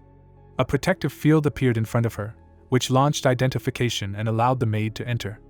Inside, there were many pillows on the bed. White hair was visible under them. Bella approached the bed. She bowed and wished her mistress good night. A leg appeared from under the blanket. The girl yawned sweetly. Rubbing her eyes, Cherry asked what time it was and whether she really had a serious reason for waking her up. Seeing her mistress, Bella sighed heavily and said that she should behave appropriately, because she was well over 100 years old. Hearing this, Cherry began to stamp her foot on the floor and shout that it didn't matter how many hundreds of years she was, because sleep was sacred, and then ordered him to tell her what happened and she would go back to bed. Closing her eyes, the maid said that she didn't think she would be able to sleep tonight. Then she took out her phone. After that, she said that she wanted to report Mr. Linjia's call. Hearing this, Cherry let go of the pillow and it fell to the floor. Raising her hands in shock, she asked in confusion what she had just said. Bella's eyes showed an excited mistress, and suddenly she screamed that he had finally contacted her. Hearing this, Cherry covered her red face with her hands. At the same time, she jumped onto the bed in joy. The maid watched as her mistress jumped from side to side. She tried to call her, but Cherry did not listen to her at all. Bella exhaled heavily, realizing that there was nothing she could do about it, and the girl continued to hug the pillow. Adjusting her glasses, she thought that she looked like just a girl in love, who was going crazy from a single call from her lover. But a person with power should not look like that. Pillows were flying in all directions. After a few minutes, Cherry, who had calmed down, crawled out from under the pillows. She waved her hand at herself to reduce the heat. Putting her hand to her cheek, she asked coldly with empty eyes what he told her. Then the maid coughed into her hand and said that the protagonist asked her to help make a new identity for the girl he had taken in, and according to the information she had received from the master, this girl might have something to do with the invasion of monsters and dreams that had occurred in Nozan and the attack on the Truth Society factory. Hearing this, the girl squeezed the pillow with the protagonist's face. Bella, seeing her mistress shaking, finished, or rather, we can only find out by sending their people there. Cherry raised her eyebrows and with eyes full of rage said, "Girl?" Hearing this, the maid closed her eyes and asked herself why she even cared. The girl began to sway back and forth, cursing at Linjia and his new girlfriend. The girl was clutching a pillow tightly in her hands. Bella adjusted her glasses, thinking that if Cherry continued to think about this, nothing good would come of it, so she should change the subject by saying that she asked Linjia if they could come. Cherry listened to her attentively. Suddenly, steam came out of her ears from anger. The girl blushed with rage and began to mumble something unintelligible. Cherry began to shake Bella, shouting that she was not ready yet and that the maid had gone too far, since she should have asked her first. Suddenly, she grabbed the hem of her dress tightly. Cherry frowned and asked embarrassedly if he had agreed. Bella smiled and replied that he had agreed and said that he was looking forward to her. Clutching her heart, the girl lost her balance. With a smile on her face, she began to slowly fall down. Suddenly, Cherry fell right onto the bed. Looking up dreamily, she said that Mr. Linjia's request should be fulfilled in the best possible way, and what happened in Nozan should be found out and reported to her immediately. And now that the auction was over and the affairs of the Chamber of Commerce were settled, she would set a time to meet the guy. The girl turned her gaze to the side. Looking at Bella standing next to her, she thought that Congreve had become very close to the white mage lately. The maid bowed, answering that she would send someone to investigate what happened, and she was sure that if Cherry, as one of the chairmen of the Chamber of Commerce, took on this matter, he would not be able to pull off such a thing again.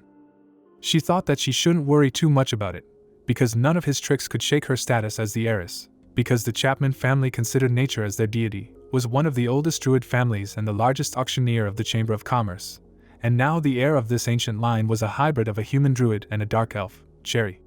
The maid thought that no one knew how, but in just 3 years, she turned from an illegitimate child of a mixed race into a powerful heiress with a lot of admirers, and according to rumors, she can control the souls of people through communication, so people with fear and trembling call her the Witch Chapman.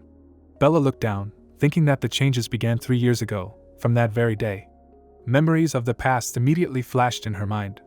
In her mind was Cherry's bright smile.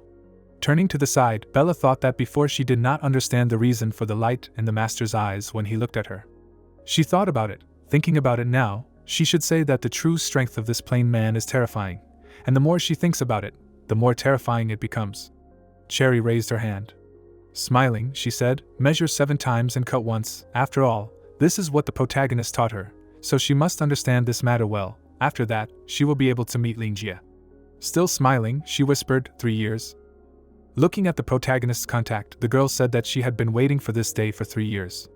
Bella smiled, thinking, did Cherry really miss him that much? But the bookstore owner is amazing. She closed her eyes, thinking that he was definitely doing something great now. Linjia threw the chainsaw on the floor. Wiping the sweat from his forehead, the guy said that he was finally finished. He put his hands on his hips and thought, As expected, he had achieved this result in just half a night, and although it didn't look so good, he could still sleep. With a heavy sigh, the protagonist said that it was a mess now, so he needed to clean it up. Suddenly, a question was heard from behind him asking if he could help. Linjie turned around and noticed Moen standing at the door. Moen peeked out from around the corner and asked if there was anything she could do. Turning around, the protagonist raised his eyebrows in surprise. He raised his hand to his chin and thought about how she would do any work, and said to himself that he was starting to doubt it now, because she was very fragile, so much so that if she collided with something, he would only have to pick her up piece by piece. Subject 277 suddenly raised her hand to her chin in response. A few seconds later, an idea came to her mind and she enthusiastically punched her hand. She then rolled up the sleeve of her t-shirt. The girl raised her fist up and showed her biceps with a serious expression. Seeing this, the guy chuckled. He looked at her with a smile on his face and wondered if she was trying to show off her strength, adding that the problem was that her arm was too skinny, and with his pathetic bandage, her attempt looked pathetic, but he just needed to remember that he needed to be careful with her. After thinking about this, Linjie took her hand. He led her along, asking her to help him clean up the trash, adding that everything he needed was here. Raising his finger, he added that she needed to be careful. But before he could finish speaking, the girl raised her eyebrows and firmly said that she would not break anything. Hearing this, the protagonist lowered his head and firmly said that he had never thought of doing that, because he meant that he wanted to tell her to be careful so that she would not get worse. Having said this, he stroked her head and added that she should always put herself first. The guy looked at her with a smile on his face, explaining that if a broom breaks, it can always be replaced with another one, but there is only one. Mauen lowered her head from what she heard. Lowering her gaze, she quietly said that this was not true. She remembered how people like her were in a test tube, and she said to herself that those researchers mass-produced artificial people, and there was nothing unique about her. She put her hand to her chest and added that maybe they had different understandings of uniqueness. She did not know how to express this feeling. It was as if she again felt the warmth that she felt on his back then, human warmth. With these thoughts, she clutched a t-shirt in her hand. While she was thinking about this, the protagonist lifted the makeshift bed and told her to just clean this room, and he would rearrange the boards. Then the girl stretched out her hands to the bed and said that she could do it herself, but the guy stretched out his hand towards her and firmly said that he would do it himself. After that, he carried the bed, and Object 277 looked after him and wondered if this thing was really a bed, adding that he was so strange, because he sometimes scared her, and then again looked like a completely ordinary person, and that was the impression he left on her at first. Thinking about this, she did not take her eyes off him. Mauen suddenly began to back away, saying that she would not fall for this anymore. She slowly approached the open door. Peeking out from around the corner, she looked inside. Inside, the girl saw many monsters and said to herself that she would have to work with these shelves filled with terrible power. Their energy really scared her. She took a broom and dustpan and added that she had no choice. She needed to get used to the aura of the store as soon as possible, and she also remembered how the people from the lab used these tools. But before she could begin, the main character called out to her, and she turned around automatically. The guy was walking up the stairs, saying that since she was working here now, she should call him boss or manager. Hearing this, Mauen frowned and called her savior boss. Then Linjie smiled broadly and told her not to worry, because he would help her get used to his shop. After these words, he left the guest alone among the hordes of monsters, saying at the end that she was just an assistant, so there was no need to pay her a salary. The girl turned around to look at the monsters, who quickly disappeared. Suddenly, her eyes lit up, and she exclaimed to herself that everything would be fine. Picking up a broom and dustpan, she shouted that she needed to cheer up and get to work, because she needed to clean up the lobby. At this time, the protagonist opened the door to the room with a makeshift bed. What he saw in his eyes was astonishment. Everything in his room was perfectly tidy and shiny. Then he smiled contentedly, saying to himself that she was a very good child, and he thought that they would get along well. A few minutes later, the guy went downstairs to his guest. With his hands spread, they began to work together. Mauen helped the boss put away the books. In the evening, Linjie took a shower. After sewing some clothes, he happily introduced them to the girl, who did not respond. In the morning, they opened the store.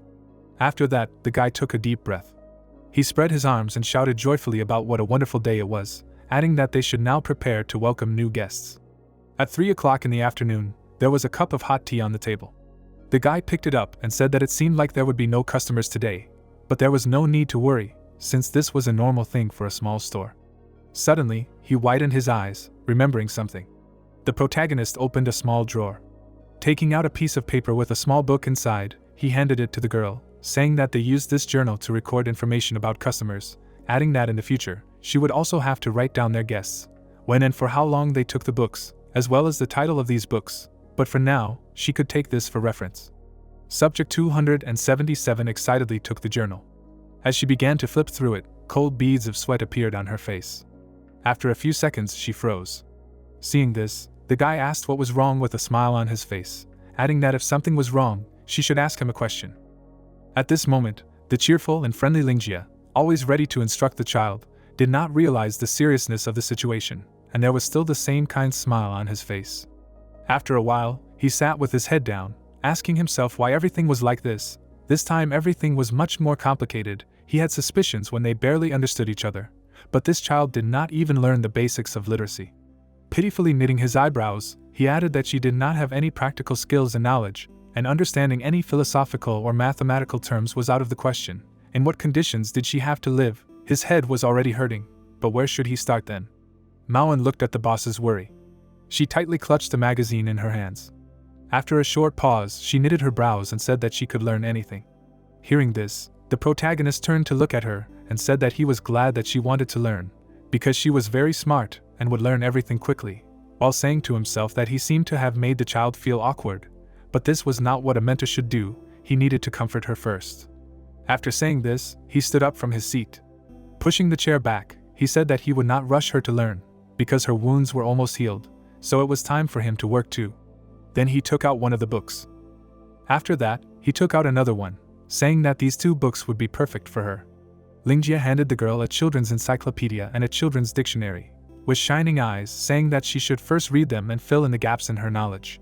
But what Maoan saw made her horrified. In her eyes there were mouths and eyes on the books. This made her feel lost. Frightened, she took a step back. There was horror and fear in her eyes. Subject 277 saw a huge monster with red eyes in front of her. Then she took another step back. Seeing this, the protagonist looked at the books in shock and asked himself if she really took a step back, adding that he hoped that she understood him correctly, because these books should be appropriate. He noticed the inscription children's on the books of the children's encyclopedia, so he thought that this was the whole point. The guy realized that first he needed to form a positive image, because Maoan must understand that learning does not stop at any age. After a short pause, he looked at the girl with burning eyes and firmly said that a fairy tale is soon told, but a deed is not soon done, so she should not treat these books with disdain, after which he asked if she knew the basics so well, adding that in the future she still had a lot to learn. Subject 277 looked at the boss with fear and tears in her eyes. The protagonist held out the books, which scared the girl. Maoan, looking at the guy's silhouette, muttered that these two books, unlike the shelves, did not give her any creepy feelings just from looking at them, but a strange, alluring desire appeared to take them, open them and read them completely. Her pupils dilated sharply. The experimental sample, through the sweat on her face, thought that this was the most alarming thing, because it meant that they were able to influence the state of mind just by being nearby. The girl picked up the stain and wondered if they really contained basic knowledge. The protagonist calmly bit his lips. Lingjia, tapping the textbook, said that she needed to make an effort and not reject these books just because they were beginners, and also asked if she understood that these were the basics. The young man, lowering his eyebrows, said that in the future she would have to study anyway. Maoan, her eyes wide, wondered to herself if she would have to study, and if these books, which her instincts protested against, were a storehouse of basic knowledge, because it seemed to her that her understanding of the world did not correspond to reality at all. The experimental sample shook and replied that she was not against it at all, noticing that his behavior was very natural. Raising the corners of her lips, the girl wondered if these could just be the basics. The owner of the bookstore narrowed his eyes menacingly. The girl looked at him in fear. Lingjia could be seen holding out the textbooks. A moment later, Maoan took them in her hands. The sample lowered her head in surprise. The protagonist, grinning, said that she was great. The protagonist smiled broadly and explained that she should remember that she should not resist learning, although it is not easy, but the result is worth it, and learning is an endless, but accessible ladder of development. The guy placed his palm on the girl's head and added that she should not look down on her. The young man, standing in front of the experimental model, said that a house does not only need a roof, it also needs strong walls and a solid foundation, and only then can it be called good and reliable. A mug of drink appeared, and the bookstore owner continued that when she encounters difficulties in the future, this house will become her most reliable fortress. A second later, Linjia covered the glass with a lid. The protagonist, opening his mouth, exclaimed that this is something she will never lose, and that will be her greatest support, and only her wisdom will help maintain confidence and sobriety of mind. The protagonist opened his jaw and said that he should remember that even the hardest efforts will not be in vain, and all the efforts made now will shape her future. Sweat trickled down Maoen's cheek, and the boy added that when the time came, she would have many more opportunities. Stretching out his palm, the young man said that this was her true strength. The owner of the library lowered his gaze and thought that these were not empty words, but his personal experience. Linjia remembered how he carried tools and boards, and muttered that life in the new world had thrown him many difficulties. Closing his eyes, the protagonist thought that he had overcome them all, and now he was calmly running a bookstore, and that he should rely not so much on eloquence as on his skills and the experience gained over the years. Squeezing his fingers, the protagonist said to himself that knowledge can change fate, and he would not lie. His assistant raised her eyebrows and muttered that she very vaguely understood him. It was visible how the girl bit her lips. With her eyes widened, the experimental subject exclaimed that she would study hard. The boy scratched his nose and replied that it was true, because he had to study. The young man opened his jaw and added that she shouldn't worry about not being able to handle it. It seemed like the bookstore owner was watching the customer. Linjia held out his hand and explained that the last person who bought books like this from him was a child about her age, and he immediately fell in love with studying, and even bought a few more copies, and gave him some more difficult books, so she shouldn't have any problems either. Melissa appeared, thinking about studying while lying in bed. The protagonist hugged his assistant and asked her to say one more thing. The protagonist smiled and said that as his assistant, she could read all the books in his store for free, and asked if she realized how many people dreamed of such a thing. Opening his mouth, the guy explained that she had hit the jackpot. The young man muttered that his throat was dry and asked if she understood what she was talking about. Maoen clenched her fist and replied that she understood. Everything the boss said was the truth, and that she would immediately begin training and try to be useful as soon as possible. The library owner thought that this was not quite what he had meant, but he did not intend to correct her enthusiasm and said that she could go. Linjia's shadow was visible, and he said that there should be no visitors for the next couple of days, so he could calmly start training. The protagonist's hair appeared, and he added that he should take into account that he could check her at any time, to which he received a positive answer. A moment later, the girl touched the chair. A second later, the guys sat down at the table. The protagonist watched his assistant with satisfaction. The experimental subject was leafing through the pages. Maoen's eyes widened in surprise. The girl looked closely at the textbook. An hourglass appeared, and it was said that this was the first day. On the second day, the guy's assistant was sitting at the table. A magic symbol appeared, and this was the third day. The legs of the experimental subject were visible. The girl was wearing a black dress. Maoen, lowering her eyebrows, began the current training. Being in an unusual space, the young man's assistant launched the first section of the memory palace.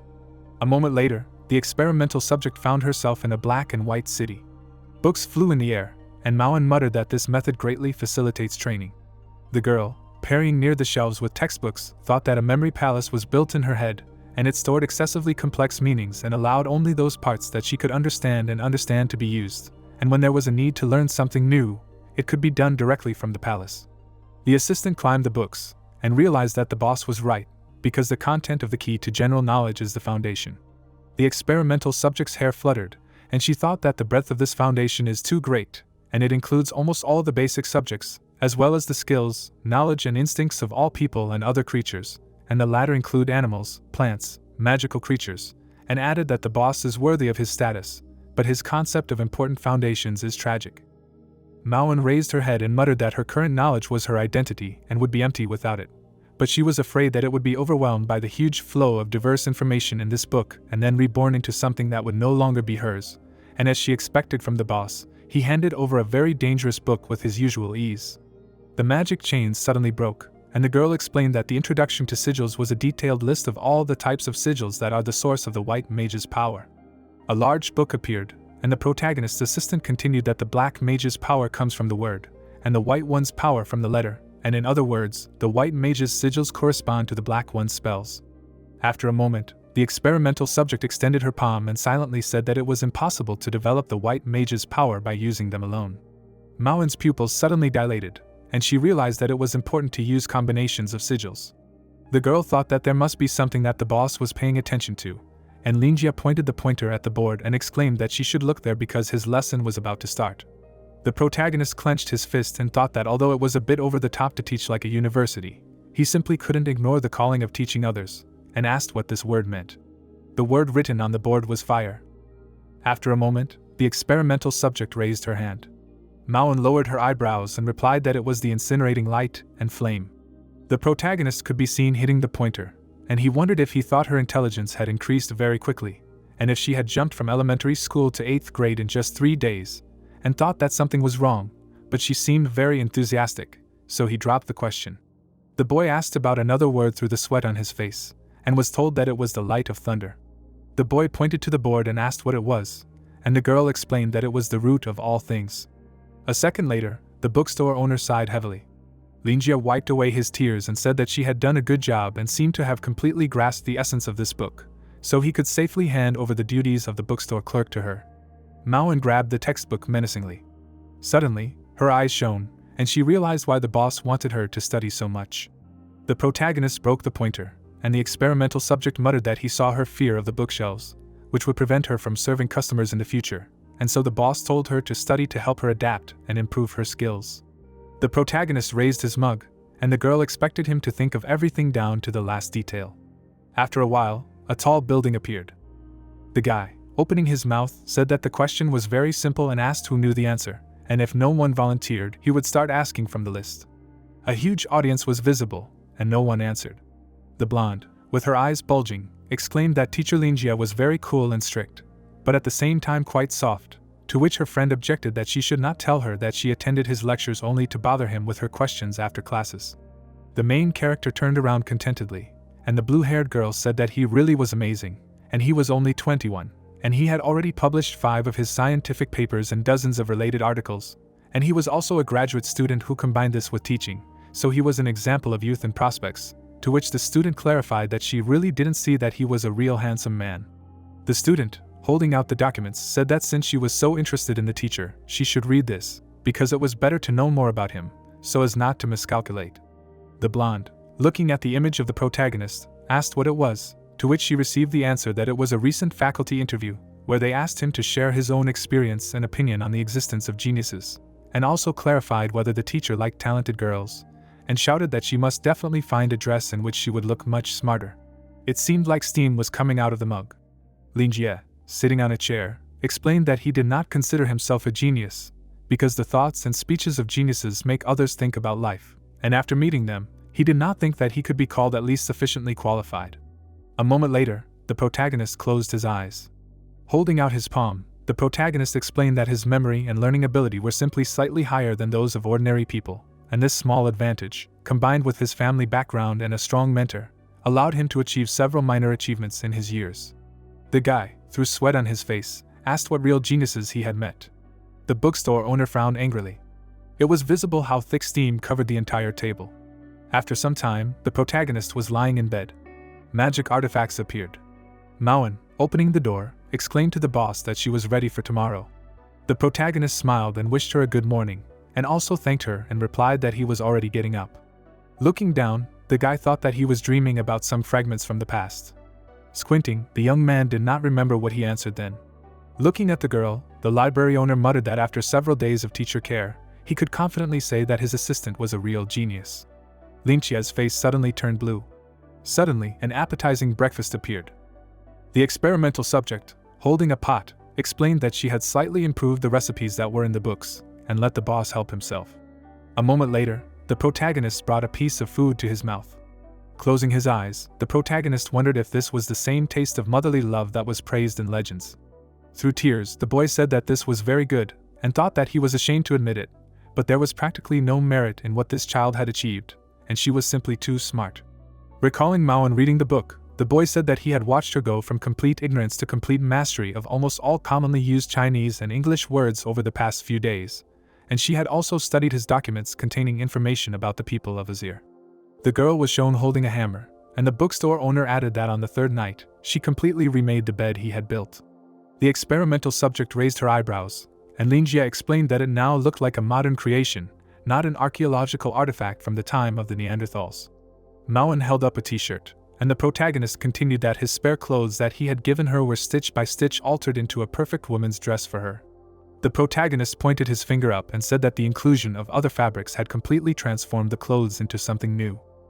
The library was visible, and the guy said that his assistant had also taken advantage of the fact that he had gone out shopping and cleaned the store, and the difference was so noticeable that everything looked like it had been renovated, and he had no idea where she got the materials and tools. While eating the delicious food, the young man muttered that Mauen had also learned the recipes for over 300 home-cooked dishes without his help, and he had no idea how she did it, since he had simply given her an encyclopedia, and the speed of her learning could only be described as absorbing like a sponge. The bookstore owner imagined the experimental subject as a log, and thought that she had undoubtedly become the pillar that supported the family, which was somehow wrong, and wondered if he should not be in her place, adding that he would soon be taken under guardianship. Linjie, descending the stairs, realized that if this continued, his dignity as a boss would be out of the question, but if the child was too good, the parent would feel pressured, and now he understood this very well. The girl was watering the flowers, and the protagonist decided to think about what skills of his could impress. Leaning on the railing, the protagonist asked the assistant what happened. Mauen turned around, apologized, and said that she wasn't good at gardening. The boy lowered his head and repeated her words to himself. Grinning menacingly, the young man exclaimed that she shouldn't worry, because it was normal for her to have something she couldn't do, and asked to be allowed to help her. The owner of the library suddenly came down to her and muttered that she finally had something she didn't understand. Taking the pot, Linjie thought that as a parent, he shouldn't brag about his own skills now. A monster flower appeared, and the protagonist said that he grew this rose with his own hands, and it was his favorite, and that he should also pay attention to these leaves, this color and aroma. Opening his mouth wide, the protagonist added that this perfect, elegant and beautiful rose completely corresponded to his concepts of aesthetics. The scary flower, opening its petals, began to hiss. The girl, through the sweat on her face, heard the question of whether she was beautiful. The guy closed his eyes contentedly and asked if she thought so too, to which he received a positive answer. The young man asked what she could say besides her appearance, to which his assistant raised her finger and called him cool. Water was flowing from the watering can, and the owner of the bookstore said that it was just a hobby, and he could teach her how to do it. Linjie, happily lifting the corners of his lips, muttered that no matter how talented she was still a child and needed a reliable adult to guide and develop her, and now this was also his responsibility. Mauen's legs trembled, and the protagonist thought that her admiration for him had increased again, and learning and development were happening naturally. Smiling slightly, the protagonist decided not to dwell on the assistant's talent. As he approached the table, the boy thought that the world was big and anything could happen, and it was good to have an almost omnipotent assistant, because it was much better than a wishing machine or something like that. A leaf of a flower was seen falling into the pot. The experimental subject, her eyes bulging, asked what happened. The boy put his hand on her head and asked her to step back. The owner of the bookstore turned around and said that the central district had sent people to investigate the fire, and there was a possibility that they were looking for the criminals, and also asked if she had handed over the materials she had given to the police department. Mauen, raising her eyebrows, replied that she could not be their target. Linjie, lowering his gaze, said nothing. Grinning, the protagonist asked if that meant there was a possibility that they were looking for her, and added that it was time to tell a little about her past. Looking to the side, the protagonist said that she should not forget that she still had no official documents, and asked if she wanted to be taken away.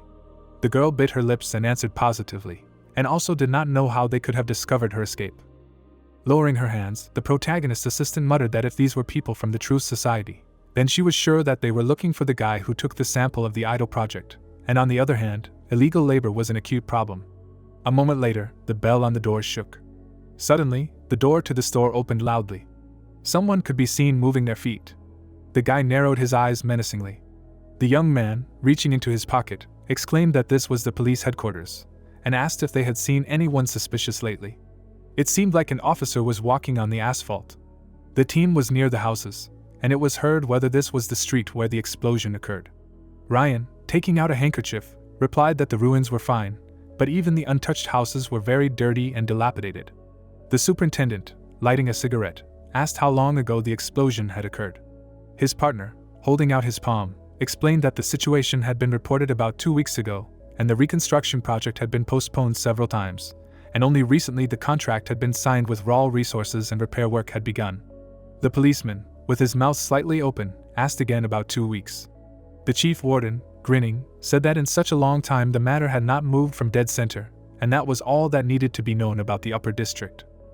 His colleague, raising his eyebrows, asked if the aristocrat's child knew that the coverage and solution to the problem had been delayed precisely because of the bad news in the central area, to which the other replied that he doubted it, because their police station never cared about the rest of the district, and that he should not talk too much, because it might make the chief angry. Ryan, keeping his hands in his pockets, said that they needed to go and check only the shops along the street, and added that there was little work, so they would finish faster. Suddenly the superintendent stepped on something sticky. Pulling his foot back, the policeman objected that it was dirty, damp, and disgusting. His partner, raising his palms, asked him not to move because they would help him get out. The chief warder, introducing the naked girls, muttered that only that morning he had been discussing with old Bob what club to go to for the evening and what he was going to this weekend, and wondered why he was now forced to wander around this filthy, squalid place. The policeman's colleagues were wiping his boots, and he reflected that from his information the investigation was completely independent of them, and that their purpose was to create the appearance of work and calm the central area. Menacing crows appeared, and Ryan silently thought that this was some kind of bad luck. He clenched his jaw, thinking that not only was the job dull and thankless, but there was no point in it either. The superintendent, narrowing his eyes, muttered that the air here was as foul as old Bob's coffee, and was literally suffocating. The dog could be seen wagging its tail happily, and the chief inspector thought that when he became the first superintendent, he would never again run around the city like a hyperactive collie, and also he needed to finish everything quickly, and then get a good night's sleep. After some time, a stranger was visible, sitting near a pile of garbage. Ryan's partners were looking around. The policeman approached passers-by. It seemed like citizens were waving at them. The assistant chief inspector, clenching his fist, said that he had never done anything so easy, and clarified whether they saw a respectful fear in the eyes of these people, to which the second replied that people were simply very afraid of being investigated by the central district, and if you ask them a simple question, they immediately tell everything. The superintendent, looking at the documents, explained that there were 2 shops left, and they were finished, and Charlie would go first and ask the owner to come out, to which he obeyed the order. There was a knock at the door and a policeman shouted for them to open it, as they were the police of the central district. Suddenly Colin, crying loudly, asked for help, as he could not bear it any longer. The man hugged Charlie's leg and begged him to save him, saying that he was very thin and would soon die of starvation, to which Charlie told him to calm down and let him go, and if he had anything to say, then let him say it. Sweat was running down the big man's face. Colin, clenching his fingers, replied that they should be wary of the bookstore owner, because he was the devil. The guy's mouth dropped open in disbelief.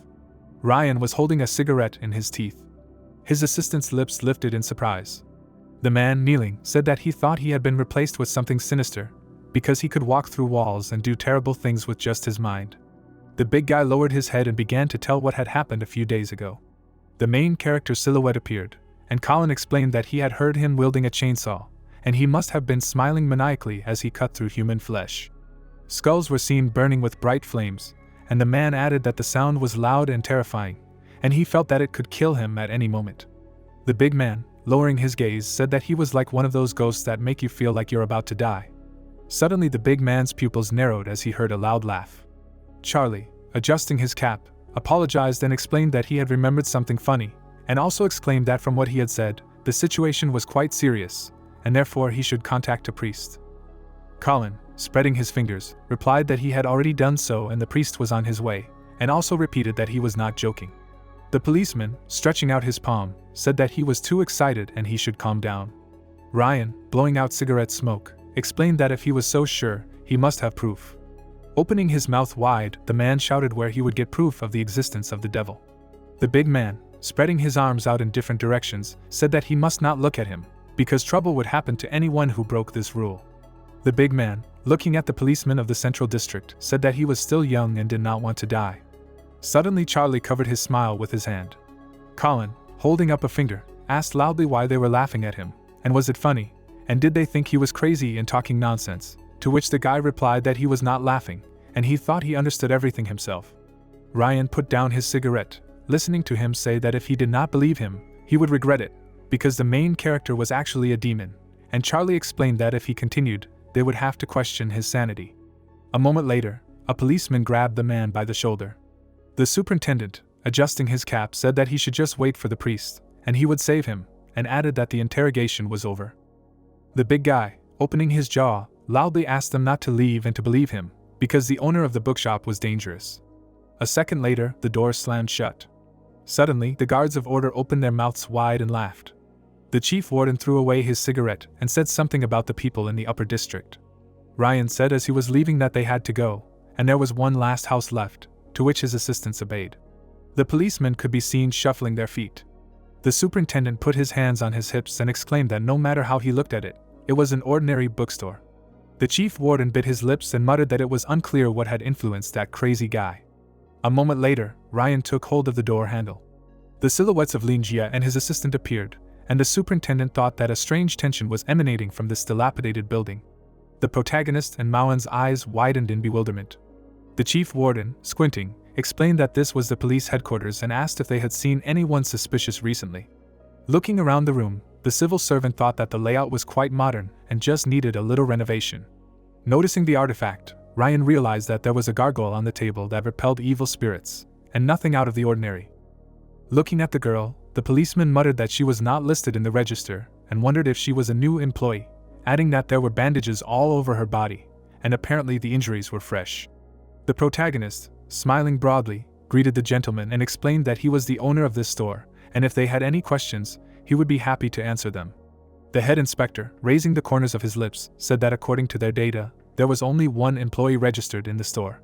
The owner of the bookstore, smirking, replied that she had been hired quite recently, and there were a lot of things to do lately, and she could no longer cope without outside help. Ryan held out his palm and said that if that was the case, then let her provide her ID or registration, because they had to register her. Suddenly, the guys' faces were scared. Lin Jie hugged his assistant and said that there was a small problem with that. Looking at the policeman, the protagonist explained that she was the daughter of a relative of his friend who had moved here from the central district, and thought that they knew better than anyone that the procedure for aristocrats to voluntarily become ordinary civilians was quite complicated.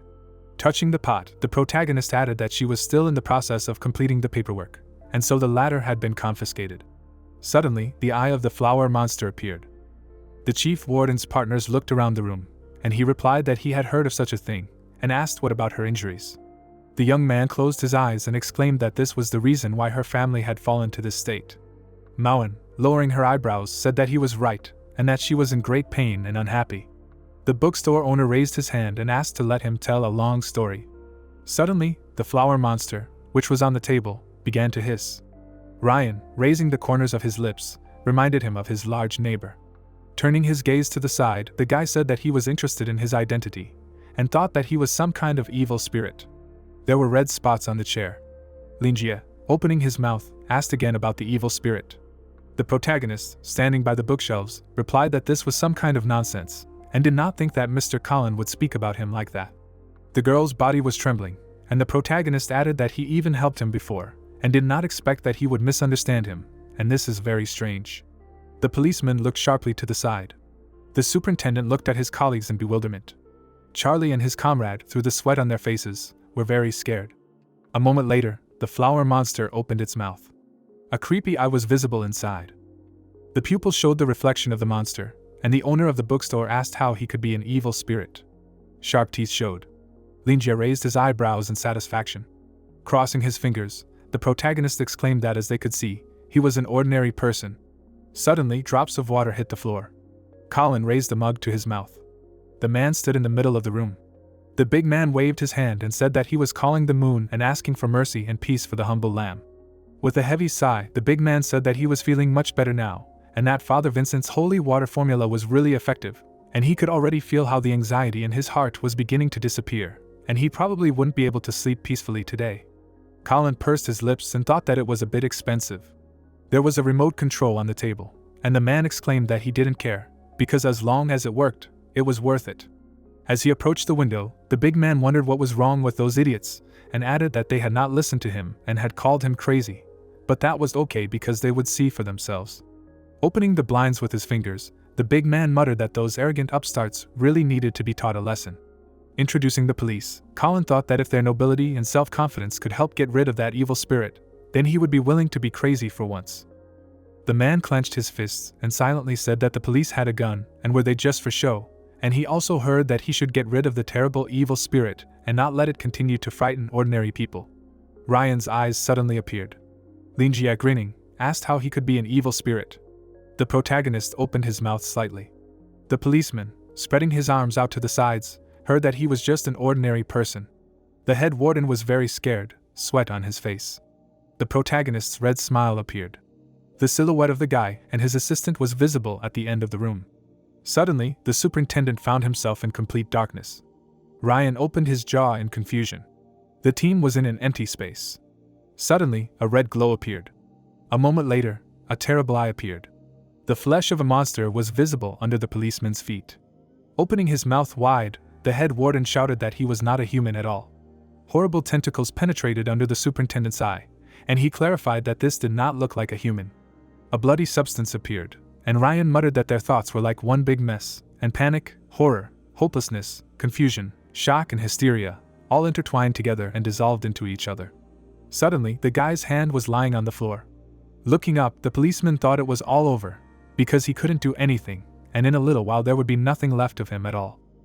His body suddenly dissolved, and he explained that these sensations were beyond human, and that he felt like he was being chewed and swallowed. Horrible flesh appeared, and the chief warden explained that his consciousness was confused and broken into small separate pieces, and an endless emptiness filled its place, and all the desires that he cherished in his soul disappeared along with him. Opening his jaw, the superintendent asked what they were doing. A terrible eye appeared. Suddenly, only bones remained of Ryan. The red pupil parried in magical space. A moment later, it began to disappear. The guy stretched out his finger in bewilderment. Tears were streaming down his face. Suddenly his glasses fell off, and he wondered if he was still alive. Through the sweat on his face, the policeman realized that this was not a hallucination. The monster flower closed its petals, and the head warden muttered that the three of them were almost eaten by this strange flower. The superintendent raised his hand in fear. A moment later, Ryan picked up a small keychain. Looking at it, the boy remembered his grandmother's words that he should not forget her. A second later, the small badge began to crack, and the policeman thought that it was an exorcist's necklace, and it was passed down in their family, and he needed to wear it sometimes, because it helped drive away evil spirits. Suddenly, the keychain caught fire. The head warden looked up and muttered that the owner of the bookstore was actually an evil spirit. The silhouette of the protagonist was visible in the reflection of the glasses, and the superintendent added that he was 10,000 times more dangerous, and only one flower that he grew devours people. Ryan held his palms out in front of him and felt like a part of him was gone, but he couldn't figure out which one, and his life would never be the same. A moment later, the cop hit his knees on the floor. The head warden turned his head sharply. His team rushed forward. The assistant superintendent's tongue stuck out. Suddenly, the door to the store swung open loudly. Claude bit her lips unexpectedly. It seemed like the guy closed his eyes. The cops were waving their hands. A second later, a member of the secret tower grabbed them menacingly. Charlie, having received a blow to the neck, screamed. His colleague spread his fingers in pain. Claude threw the guys and dealt with them in 3 seconds. You could see the member of the secret tower dragging Ryan's assistants with him. The head warden's jaw dropped in bewilderment. Through the sweat on his face, the superintendent thought that this was extremely professional, and it looked like he had just interrupted the flower's meal. The young man smiled slightly and wondered where he got such a sense of calm. Ryan appeared as a child, his eyes wide open as he listened to the news that it was their hero Nazanin. The boy looked at the screen, which said that Martha should not be afraid, because as long as he was here, no one would harm him, and she was happy to see him. In the boy's pupils, a reflection of the man was visible, who exclaimed to his beloved that she should just call him, and he would immediately fly to her, to which the girl replied that she believed him, because he was her hero and savior. Nazanin, placing his palm on Martha, explained that it was safe here, and asked her to stay here, and he needed to help the others and defeat the Demon King, and she said that she should promise that she would definitely return to her. Clenching his fist, the savior said that she needed to be patient a little longer, and he would figure everything out. A moment later, Claude lowered his leg. The secret tower member stood up, and Ryan muttered that she looked like a hero from the movies who saved everyone at the last moment. The guy, with his mouth open, thought that she looked familiar. Looking at the young inspector, the chief warden realized that she had recently been promoted and her name was Claude. Through tears, the policeman said to himself that she had saved them, and added that they said that she was an ordinary person who achieved everything on her own. With his jaw open in satisfaction, the superintendent said that Claude had actively advanced in the service thanks to her abilities, and now she had come to save him, a nobleman, and she had also definitely earned the support of his family. Ryan, with his eyes wide, decided to take advantage of the opportunity to establish good relations and began to address the inspector. Suddenly, the secret tower member walked past, which made the guy confused.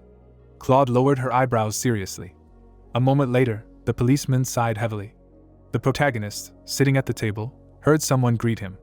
The superintendent of the Central District leaned over, introduced herself, and said that she was student Joseph, and the teacher asked her to say hello to him. Ryan suddenly hit his head on the floor. Foam flowed out of his mouth. The protagonist extended a finger, greeted him, and asked if the head supervisor was okay.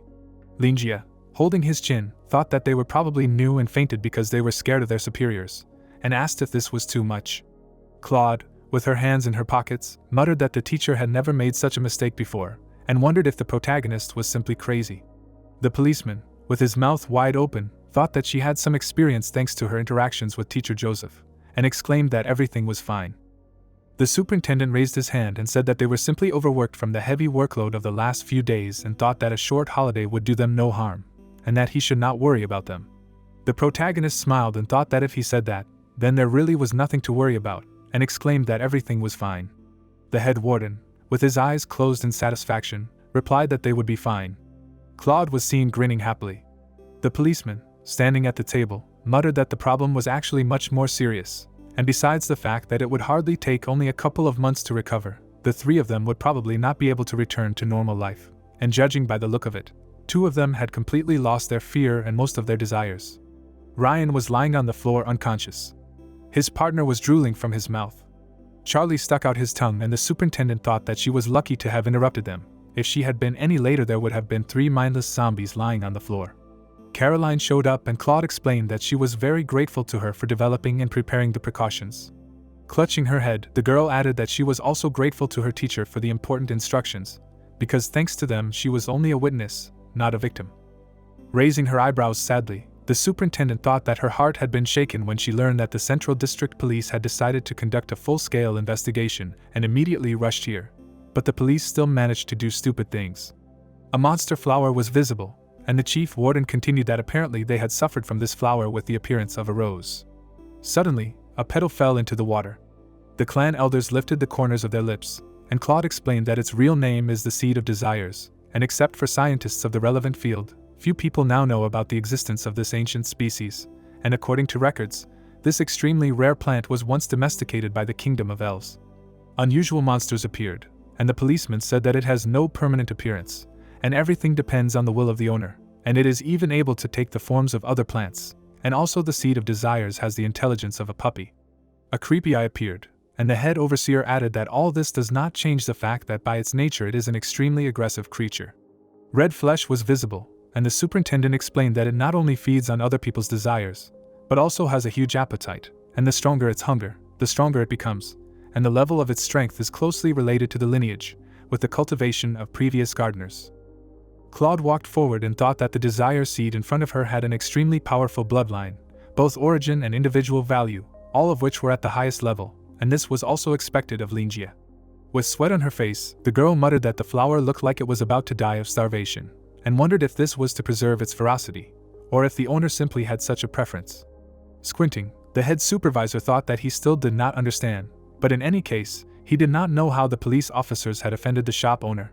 The menacing protagonist had appeared, and the superintendent silently said that fortunately, he only regarded them as toys, and also allowed the flower to absorb their desires, but nothing beyond that.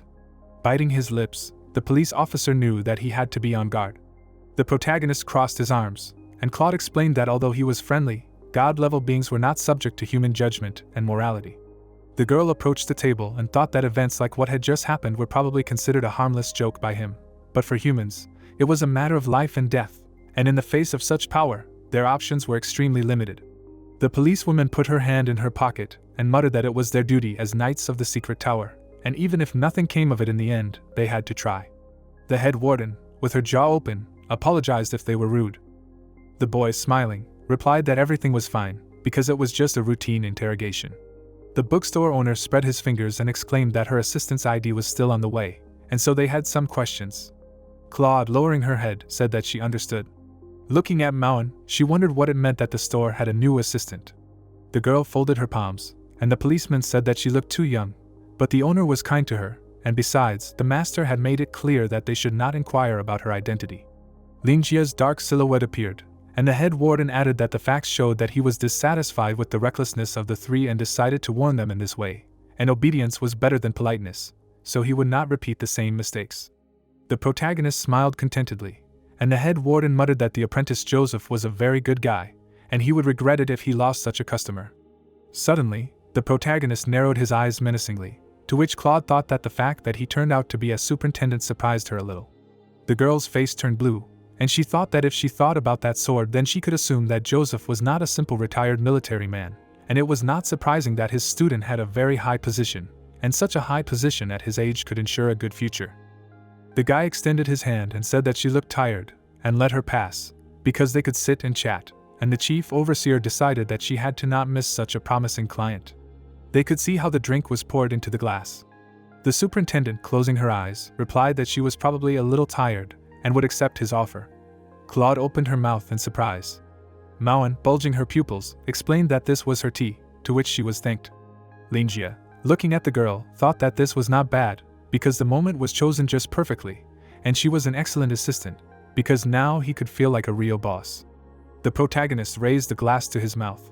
The protagonist, lifting the corners of his lips, asked if she had been looking for him for no reason, and how Joseph was doing, since it seemed like he had gotten better since he had given him the sword, and muttered that she had not failed to mention the teacher, and it was probably Joseph who had sent her here. The boy closed his eyes and thought that he did not know why, but people always introduced their children to others at the New Year. The young man, putting down the mug, exclaimed that, as she had said, the teacher had asked her to convey his gratitude. The girl smiled and thought it was delicious, and then said that the teacher really felt better than ever, and there were even signs of great progress. Closing his eyes, the protagonist asked the interlocutor again. Grinning, the protagonist congratulated her, since a breakthrough at such an age does not come easy. The papers appeared on the table, and Linjia thought that he didn't think that he would be able to improve his mental state so quickly without some experience, and guessed that giving up the sword really helped him.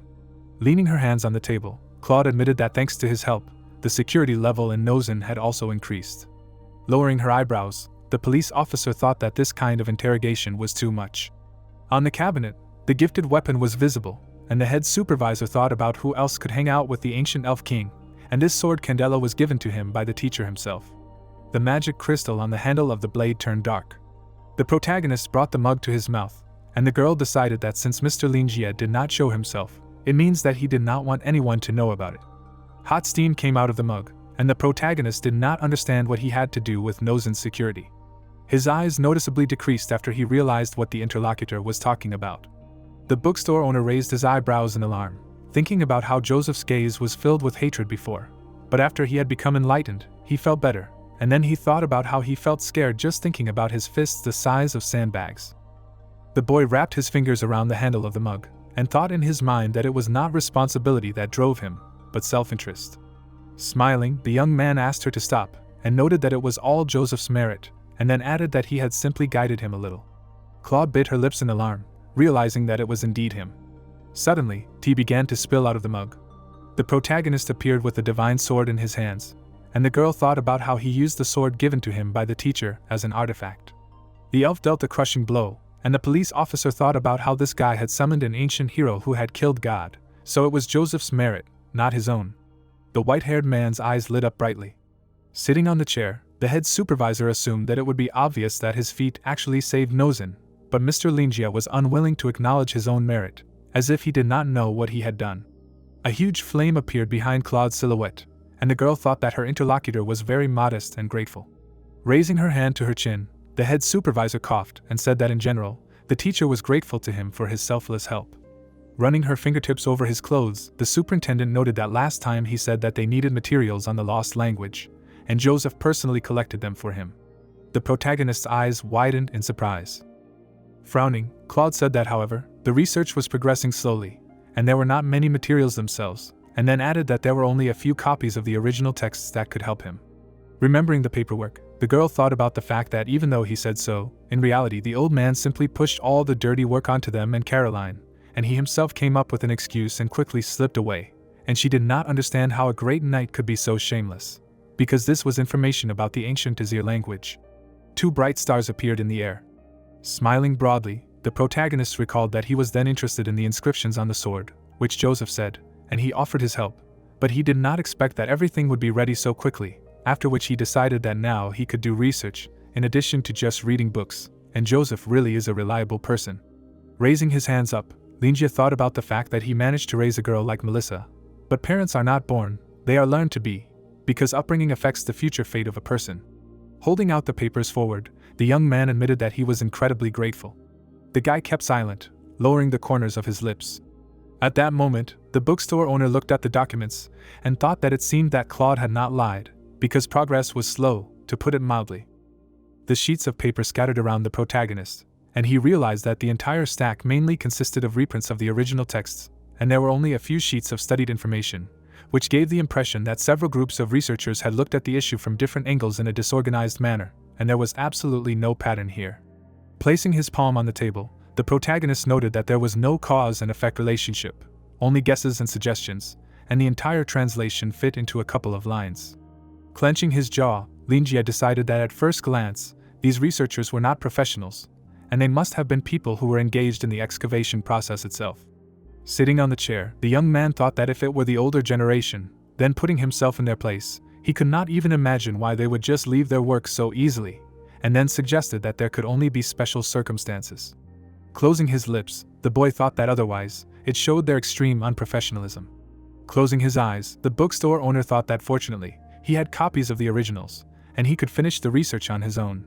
Claude shuddered, sitting opposite the young man, to which he stated that in any case, he was grateful for the trip here. Smiling widely, the protagonist asked the girl if she wanted to take a look at the books. Spreading his arms out to the sides, the protagonist noted that if necessary, he could give his recommendations. Opening her mouth in alarm, Claude thought that she did not expect Mr. Linjia to say something like that to her. The area behind the policeman was enveloped in a magical veil, and the girl remained silent. Lowering her head, the head warden said that she shouldn't do that and thanked the boy for his kindness. Cloaking her eyes, Claude said that she still needed to deal with that insolent trio, and then said that she was afraid that she wouldn't be able to rest for now. Cloak entered the room. Standing in place, she apologized to the teacher. Looking back, Joseph told the student to come in. The man placed his hand next to his daughter's head. Opening his mouth, the Lord explained that the girl had been so strongly influenced by the books from the store that she had entered a state where she couldn't stop studying, which is why she was now unconscious. Turning his head, the knight explained that he felt regret and horror at the state Melissa was in. The assistant looked at her mentor. Looking at his daughter, the man said that he couldn't forcibly interrupt her studies, since he didn't know what it would lead to. The intelligence chief opened his mouth wide and turned to Claude. Joseph turned his head and said that she should see if she could withstand the power of the bookstore owner's gift. Frowning, the Lord advised her to refuse the protagonist's books, or else ask what they were for. Sweating, the girl listened to the teacher's words about how she needed to open the book in front of the owner, and then bring it here for further study. Putting out her finger, Claude said that she needed to deal with the guys lying on the floor. Closing his eyes, Linjia expressed that he was sad to hear this. Looking at the girl, the protagonist wanted to add something. Stretching out his hand, the young man advised the central police officer to change his hiring criteria, because this time was the worst. Opening her mouth, Claude was surprised that this was not the first time. Sweating, the lady reasoned that this was not the protagonist's first meeting with the police department. Looking at the smile of the bookstore owner, the lady thought that each of his phrases contained information that deserved detailed study. Therefore, the most important qualities in this conversation were clarity of mind and sharpness of thinking. The girl wrote down her thoughts in a notebook. Frowning, she promised to pass on the words of the main character to the authorities. Handing over some device to the interlocutor, Claude explained that this was her communicator number, by which she could be contacted at any convenient time. Smiling, the young man thanked the client for this, thinking that later he could sell her a book. The lady looked at the image on the back of the phone. With wide eyes, the lady realized that this was the logo of the Chamber of Commerce. Sitting at the table, the lady remembered that the store had been registered with the Ash Chamber of Commerce for exactly 3 years. Remembering Cherry, the member of the police department thought that 3 years ago the girl returned to the Chamber of Commerce. Looking ahead, Claude thought that if no one knew about the existence of the bookstore, the Chapman which would have remained a mystery, but now everything was clear. The lady clenched her fist. Imagining Linjia as the puppeteer, the lady realized that no one knew how many pawns he had during this time. Exhaling air from her lungs, the member of the secret tower was glad that not many people knew about the store. Sweating, Claude thought that the decision to keep the information about this place a secret was very good. Imagining the men in suits, the girl was sure that this information would cause a split in the Truth Society. Imagining the people in capes, the lady thought that the secret tower had already given many warnings. With her eyes wide open, the lady heard the protagonist's voice. With a confused expression, the member of the police department asked if her interlocutor had any orders. Linjia closed his eyes and noticed that the visitor looked like she was sitting in front of her worst enemy. Opening his mouth, the boy decided that he needed to defuse the situation. Smiling widely, the protagonist assumed that the guest was afraid of him, because he ate people. Looking at the creepy guy, the girl began to tremble with fear. Stretching out his hand, the protagonist said that he was joking. Taking a cup of tea, the young man inquired about how Melissa's studies were progressing. Looking ahead, the young man said that Joseph's daughter once ran here to wrestle, but ended up buying several textbooks and leaving, despite the fact that the books were quite difficult to study. Remembering the unconscious girl, Claude thought that it was not easy for her, because she had not gotten out of bed for a week. Smiling, the lady said that Melissa had been obsessed with studying in the past few days, so progress was already visible. Looking at the people lying in the corner, the lady was thinking about the joke about Linjia eating people. Sitting on a chair, the boy asked to tell Melissa that she needed to rest, because it would help her gain new knowledge more effectively. Remembering his recent visitor, the young man thought about the need to send her 2 copies, since she had mastered what she had received last time, because this way the girl would be able to believe in herself, and the protagonist would sell a couple of books. Looking at his interlocutor, the protagonist said that he had a lot of books, so if Joseph's daughter wanted to learn something new, then let her come to the store. Exhaling air from her lungs, the lady promised to pass on this information. Getting up from her seat, Claude thought that the store owner was saying everything correctly, and Melissa should not force herself to study. Leaning on the table, the lady said that it was time for her to leave. Waving his hand, Linjia asked her to definitely come again. The girl closed her eyes. A moment later, she grabbed one of the men by the collar. After that, she took all the victims with her. The door slammed shut. Smiling, the protagonist reflected on the fact that he personally told the police quartermaster about Mauen, so when the Chamber of Commerce delivered the documents, there would be no problems. Putting his hand on the papers, the protagonist felt nostalgia. Remembering the ruins, the guy thought about how he used to walk through ancient ruins, where he was engaged in excavations and collecting materials. Remembering the meal with his friends, the boy reflected on the fact that he had a general idea of the culture of Azir that would remain in his memory forever. Looking at the stack of papers, the young man realized that he had not devoted time to things related to his profession for a long time. Holding his hand on the documents, the young man realized that he knew little about this world, and Claude brought a very good thing. Baring his teeth, Lindsay decided that he needed to continue sharing his advice with customers. Covered in a dark aura, the protagonist was sure that it was necessary to use all the customers' resources in order to obtain mutual benefits. Blushing, Mauen was interested in what was lying on the table. Poking the girl in the forehead with his finger, the store owner ordered her not to touch these documents, because they were written in the language of Azir, which was also engraved on his sword. Closing his eyes, the young man explained that with the current level, the child would not be able to master the written text. Frowning, the young man said that after reading it, she might feel dizzy, or maybe even faint. Making a sad expression, the girl thought that she did not want to experience this feeling again. Mauen, opening her mouth, remembered the words about the sword. The neurons in her brain activated. The girl opened her eyes wide. Imagining herself in an unknown space, the young lady noticed that countless streams of information were flying before her eyes. Covered in a white aura, the girl felt that those streams contained those words with an unknown meaning and a 1,000-year history. Covered in sweat, Mauen decided that those words belonged to the ghosts of a destroyed civilization. In front of the young lady was a knight. A man sat in front of a dark figure. Looking at the arrival, the shadow said that it was too early. Looking at the frightened girl, the monster said that this was not something she could see now. Turning his head, Linjia asked the assistant if she was okay. Grabbing the plate, Mauen thought that even though what she saw was just a vision, she was still terrified. Covered in sweat, the child said that she would wash the dishes. Looking at the trail of the girl who ran away, the protagonist could not understand what she was so afraid of. As he walked forward, the boy reflected on the fact that even the most talented children were afraid to study. Putting his hand to his head, the young man decided that if his ward took the initiative in her studies, it would be a great achievement. The store owner hung a sign notifying about the lunch break. The man looked out of the window. His gaze was directed at Claude. Looking at how the girl was dragging her comrades along, the observer came to the conclusion that this was a man from the central police station. The spy's gaze fell on the people who were unconscious. Trembling with fear, the fat man could not understand how he could carry his wounded comrades so calmly. The man's eyes were fixed on Claude. Staring at the stranger, he remembered how respectful her face had been when she had entered the store. Falling to the floor, the fat man screamed that an evil spirit was controlling this lady. Something flew into the wall. Kneeling down, the stranger began to pray. Baring his teeth, the man asked Father Vincent for help. The Seventh Parish Church of Humanity was visible, where cries of Vincent's name could be heard. The young man looked ahead. Stroking the girl's head, the man said that he was here. The boy in Vincent's arms waved his hand to the approaching priest, and the children began to boast about how much fruit they had collected and that they could make an apple pie. The master of the temple approached them. Praising the children, he asked them not to bother the Holy Father too much, because he had only recently received teaching from a new apostle, and there was still a lot of work left. The old man asked the children to take the fruit to Mrs. Susan so that an excellent pie would be made. While the young man was letting the children go, Terence noted that they had not seen each other for a long time, and it seemed that these children liked him. One of them even said that he felt peace when he looked into his eyes. The priest was embarrassed, and remembered that in his years he had said something similar about the master, expressed joy to see him in good health, and added that now only he and 2 other pastors remained here. It was not easy for them with so many children. The old man folded his hands behind his back and said that, not to mention the work that every follower of the moon cult had to do, the church adopted gifted children and raised them to be the best priests.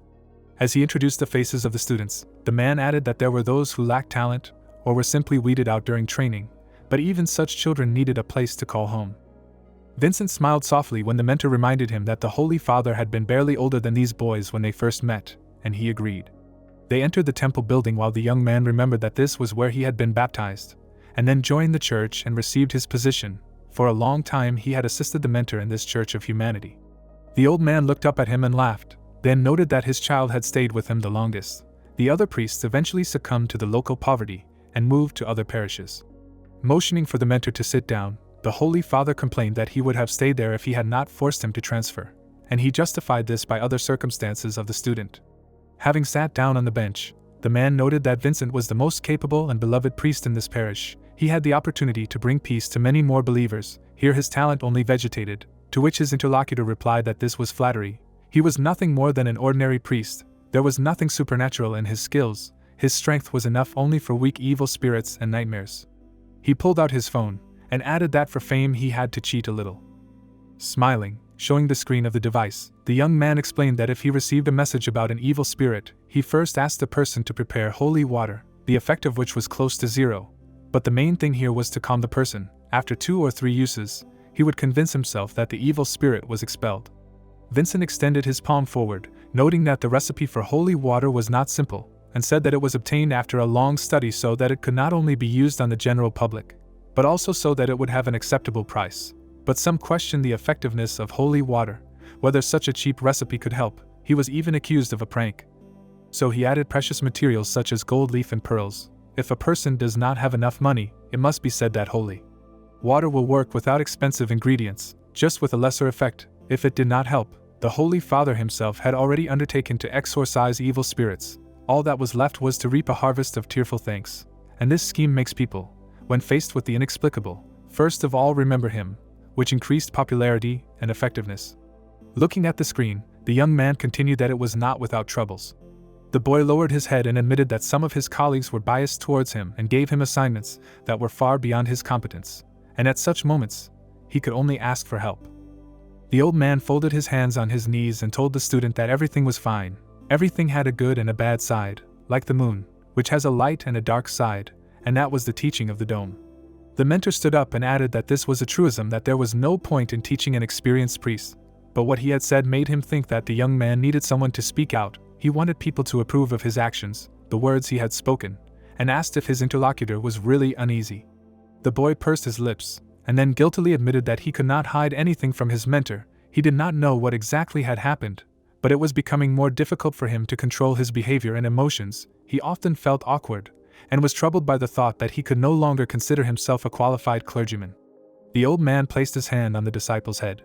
The boy's eyes widened as the priest quoted with a smile that they were the servants of the moon. They should worship the moon, serve it and fear it, after which he advised him not to question this teaching. The moon gave him peace and quiet. All good deeds came from the brightest motives in the depths of the human heart. The man stroked Vincent's head and advised him to take a short break and devote this time to prayer. As long as he believed in the moon, the doors of their church were always open to him. If he felt at home here, then welcome. The boy rubbed the top of his head shamefully, and admitted that as a believer he was ashamed that for so many years he had not yet cultivated a strong heart, and allowed the mentor to see his weak side. He smiled and added that coming back here was the right decision. It was like a stone had been lifted from his soul. The Holy Father also got up from the bench and admitted that the mentor was right. He really needed to rest a little, to put his body and mind in order. As a priest, it should be natural for him to strive to become better. Pressing the sacred symbol to his chest, the young man promised to remember the instructions, to carry the teachings of the cult of the moon and to destroy evil in the world with the help of good deeds. And one day the mentor would be proud of him. The old man took a step towards his interlocutor, starting to say that he was already proud. But at that moment an unfamiliar man ran up to them, calling the Holy Father Terence for help, since his little boy had fallen from a horse and broken his leg. Seeing the fear on the parishioner's face, the priest asked him to calm down. The child would be fine, and he needed time to go get everything he needed. The boy put the symbol behind his collar, after which he was about to follow, saying that he could help him. But the old man waved his hand and reminded that although the level of his magical skills had fallen, his medical skills remained high. He turned to the disciple and let him go, because there were still lost sheep to save. It was the duty of the priests to help others, to which the young man bowed his head and said that the gratitude of others was the best reward, and promised to keep the teacher's words in his heart. Waving his hand in farewell, the Holy Father added that he had one person left whom he must help get rid of an evil spirit, and he would be gone for several days, but he promised to visit the mentor again. The old man waved after him, wishing him a good journey. Closing his eyes, the man involuntarily remembered his disciple as that same little boy. Folding his hands in a prayerful gesture, the priest turned to the moon, asking for a blessing for her faithful subject and to grant him peace and quiet. Let people believe in the moon, wash away their sins and make the world a better place. Let goodness prevail. 3 days later, Vincent went out onto 23rd Street. He finally got there. Looking tiredly ahead, the young man noticed that it was getting dark, and it was high time to meet the devil. The priest looked at the circling crow, and muttered that it was too quiet here. No pedestrians, no traffic, very different from the temple. The atmosphere caused some kind of vague anxiety. He closed his eyes, remembering that a lot of different things had happened here recently. He himself had heard of at least 2. The big shots had to work hard to hide all of it, because only representatives of the lower classes of the church were allowed to reveal their abilities. Continuing to walk along the street, the boy thought that the church without faith is nothing, and at the same time, Nozen inevitably suffers from nightmares. The point was to hide only the big incidents so as not to cause panic, and leave the small ones to them. That was why people like him had such a big reputation, and the high-class beings who saved Nozen time and again were hidden from the public. The Holy Father sighed, and muttered that he thought too much. First he needed to do the work. The guy's face twisted for a moment, and he hoped he had come here for real evil and not just another case of mental confusion. Otherwise he would add a few more ingredients to this guy's recipe, then slapped his hand across his face and admitted he shouldn't have said that. After adjusting the sacred symbol, Vincent thought that everything had passed after the conversation with the mentor. He himself did not know where it came from, but he really had become much more irritable lately. His thoughts were not distinguished by the kindness and tolerance that a priest should have. Even the teaching of the new apostle could not calm him down. He must really be very tired. The young man looked tiredly at the phone screen, and decided to quickly finish everything and take a vacation. How could he bring good to people with such an attitude? The priest knocked on the door, remembering that Colin, the owner of a music store, lived here, but he could not understand why he had to enter through the back door. The door opened, and a fat man jumped out from inside, rejoicing at the arrival of the priest. Splashing saliva, the fat man rushed to embrace the guest. He thanked the moon that the Holy Father had finally come. Tears flowed down the cheeks of the store owner, but the next moment the priest's palm pushed him away. He was so scared that he snatched the sacred symbol, and thought that a little more, and he would have already released a spell into this lump of fat, and then tried to convince himself that he could not speak like that about the sufferer. So he stroked the fat man on the head, and advised him to be quieter, so as not to disturb the evil spirit. Coming out of all possible liquids, Colin promised to remain silent, because next to the priest he felt a little calmer. After which the fat man blew his nose into the ribbons hanging from the Holy Father's shoulders. From happiness, the owner of the music store did not notice the disgust on the young man's face. He was sure that his suffering had come to an end. Because his eyes shone with love and care, the priest would drive out this evil spirit for his sake. So merciful. All this time the guy convinced himself that he could not refuse the one seeking help. After looking around the house, the Holy Father said that he understood everything and clarified the testimony of the sufferer. A few days before his arrival he had wounded 3 officers of the Central Police Department, and even subdued one, from which he concluded that holy water would not help here. The young man rubbed his chin with his fingers and added that if what Colin said was true, then he would need to prepare well and act tomorrow evening, and tonight he would stay in the store for the night. Making a dissatisfied face, the fat man said that there was no problem. His warehouse was empty right now, although it was not very clean, and if the priest did not like it, that he could clean it. The young man tried his best to convince himself to be patient. When Vincent went downstairs, the fat man asked him to be sure to tell him if the guest needed help, but the Holy Father thought it would be better if he just did not get underfoot, and when he tried to describe this evil again, he cut him off by slamming the door. Covering his face with his hands, the boy exhaled, glad to be in silence.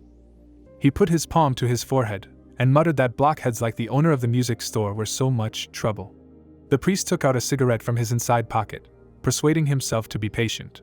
With trembling hands, the young man lit a cigarette. Then he took a drag. The Holy Father exhaled the blue smoke with bliss. Moonlight was shining through the small window of the warehouse. The young man opened his eyes. He was trying to immerse himself in meditation.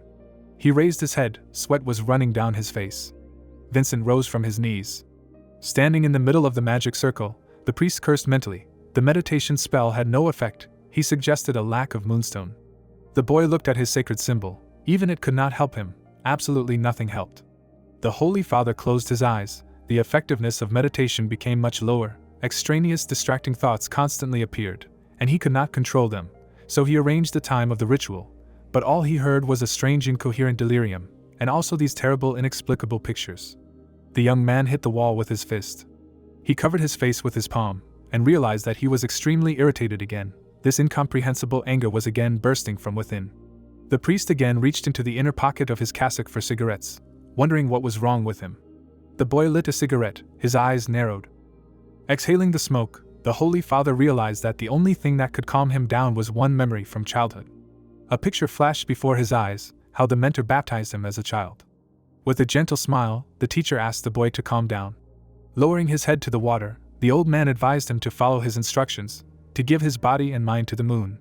The boy closed his eyes. He heard the teacher's voice, that they were servants of the moon. They would worship the moon, serve it, love and fear it.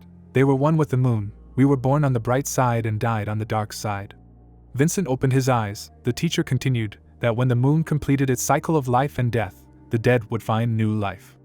It seemed to him that the moonlight was enveloping him, while the words continued to sound, that the moon patronized them and gifted them, but they would never be able to see what was under the dome until they died and ascended to heaven. The young man remembered the bright shining waves and the reflection of the moon in the water surface. It was like a baptismal font. The light flowed through his fingers, so gentle and warm. Since then he never saw the true light of the moon again. At that moment, the priest shuddered with his whole body. Slowly exhaled smoke. Then he dropped the cigarette when he realized that he remembered the image of the moon. It was impossible. Opening his mouth, the boy realized that after the baptism ceremony, all images and impressions of it should have been erased from his memory, but he just remembered. The priest covered his face with his hand, convincing himself that it was just a reflection. All memories of the real moon should disappear from the soul of every priest, no matter how much they loved it, how much they longed for it. They should never look directly at the moon. The young man looked in front of him in horror, stunned that he had just remembered that reflection on the water. Sweat dripped from his face onto the floor in front of his feet. Vincent collapsed to the floor, wondering if his faith was unholy. Maybe the moon was punishing him like this. He squeezed the sacred symbol in his palm. Horror seized him when he assumed that this was the real moon. Cold sweat ran down the Holy Father's back. The pupils in his eyes narrowed to dots. Vincent took out his cigarettes again and lit them, but dropped the pack. The young man immediately began to trample them, cursing loudly. Pushing the pack away with his foot, he loudly wished to die. Colin began to pound on the door, inquiring about the condition of the Holy Father. The owner of the music store pounded on the door. He heard the scream and wanted to know if everything was okay with the guest. The fat man put his palm to the door and said that he had prepared everything he asked for and wanted to know what he should do next. Breathing heavily, the guy loosened his collar. Picking up the cigarettes from the floor, he replied that everything was okay and would be with him soon. The priest opened the door to see the frightened face of his client. Waving his arms, the fat man admitted that he was scared to death, even lost his appetite. If not for him, he would not have been able to sleep that day. The young man sighed, realizing that, be that as it may, the man's vile chatter brought him back to reality. Walking forward along the corridor, the priest read prayers that banished evil spirits in the name of the moon. Leaving a magic seal on the wall, the priest announced that the prayer was over. he had installed several barriers in the building that were supposed to protect against evil spirits. Looking away, the guy thought that he had explored the area with the help of ether, but there was no reaction from the bookstore. Apparently, he would have to wait a little and see with his own eyes. With a nervous smile, Colin scattered his gratitude. He felt much calmer, because he had already thought that something had happened. He had been yelling at the door of the warehouse for at least a minute, and he did not answer. The priest turned around and clarified, "The owner of the music store was there for a whole minute?" The fat man was confused, and swore that he would not lie to him. The Holy Father looked at the interlocutor in fear, while he claimed that he was yelling, but he did not respond, so he began to pound on the door. The young man slapped his face. It seemed his problem was much more serious than he thought. He didn't even realize that he had hallucinated. He had to deal with it later, but now he had to help Colin. That same day, late in the evening, Vincent put a piece of paper in front of him. He thought that he was almost done with the preparations. It was time to find out whether the owner of the neighboring store was a spirit, or was under the influence of another supernatural being. At least from the outside he looked quite normal, without any anomalies. Remembering his past experience, the priest thought that he had cases when a person after suicide or other death could continue to exist in the form of a ghost and follow his life behavior. Not remembering and not suspecting his death, there were also evil spirits that were too weak. They wove a web of tricks and misfortunes, gradually driving crazy and absorbing their carrier. The guy closed his eyes, thinking that he hadn't detected the ghost's breath, so it was most likely the second option, or the machinations of another unknown creature of the dream world. The priest remembered a conversation with a client. According to him, nothing supernatural had happened before, but last month, when he asked a neighbor to turn on the hatched power supply, something very scary happened. True, after that he showed a mithril fork and asked why the Holy Father didn't try to use it himself, because his grandmother said that this tool helps in the fight against evil spirits, and the priest could hardly refuse it. The young man covered his face with his palm, remembering this, and concluded that you can't take that guy's word for it. It was difficult to deal with such simpletons. You had to go and personally see for yourself. Riding to the point, the priest realized that for now he can only guess and assume. Vincent rested his palms on the table and reasoned that perhaps during the maturation of that dream beast, the number of rifts in this area increased, and several weak supernatural beings were able to get into this world. The priest blindfolded himself and came to the conclusion that they could have remained unnoticed by the secret tower because there were much more powerful sources of ether raging nearby. In any case, it was necessary to first figure out what exactly he was dealing with. The young man tightened the blindfold. His eyes sparkled with moonlight as he activated the Eye of the Moon. Seized by divine power, the Holy Father walked out the door. Ignoring the fat man's delight, the boy remembered that the servants of the moon were not allowed to look at their goddess, but in exchange they gained a unique ability. In addition to enhancing night vision, the Eye of the Moon allowed them to see with their eyes closed and perceive the physical condition of the enemy. The priest left the shop and told Colin that he was going to exorcise a spirit. The shop owner glanced cowardly at his benefactor and asked him not to return after the exorcism. He was afraid that he might bring some kind of infection from his competitor, and asked him to report the results via communicator. The door slammed shut. The young man adjusted his collar, mentally convincing himself that exorcising the evil spirit would help all the locals. The priest headed towards the bookstore, asking the evil spirit out loud to let him see what he really was. Mauen called out to the boss in confusion, but the protagonist demanded to believe him. The flower had completely withered and was crying, but Lingia claimed that its condition had nothing to do with the fertilizers he had used.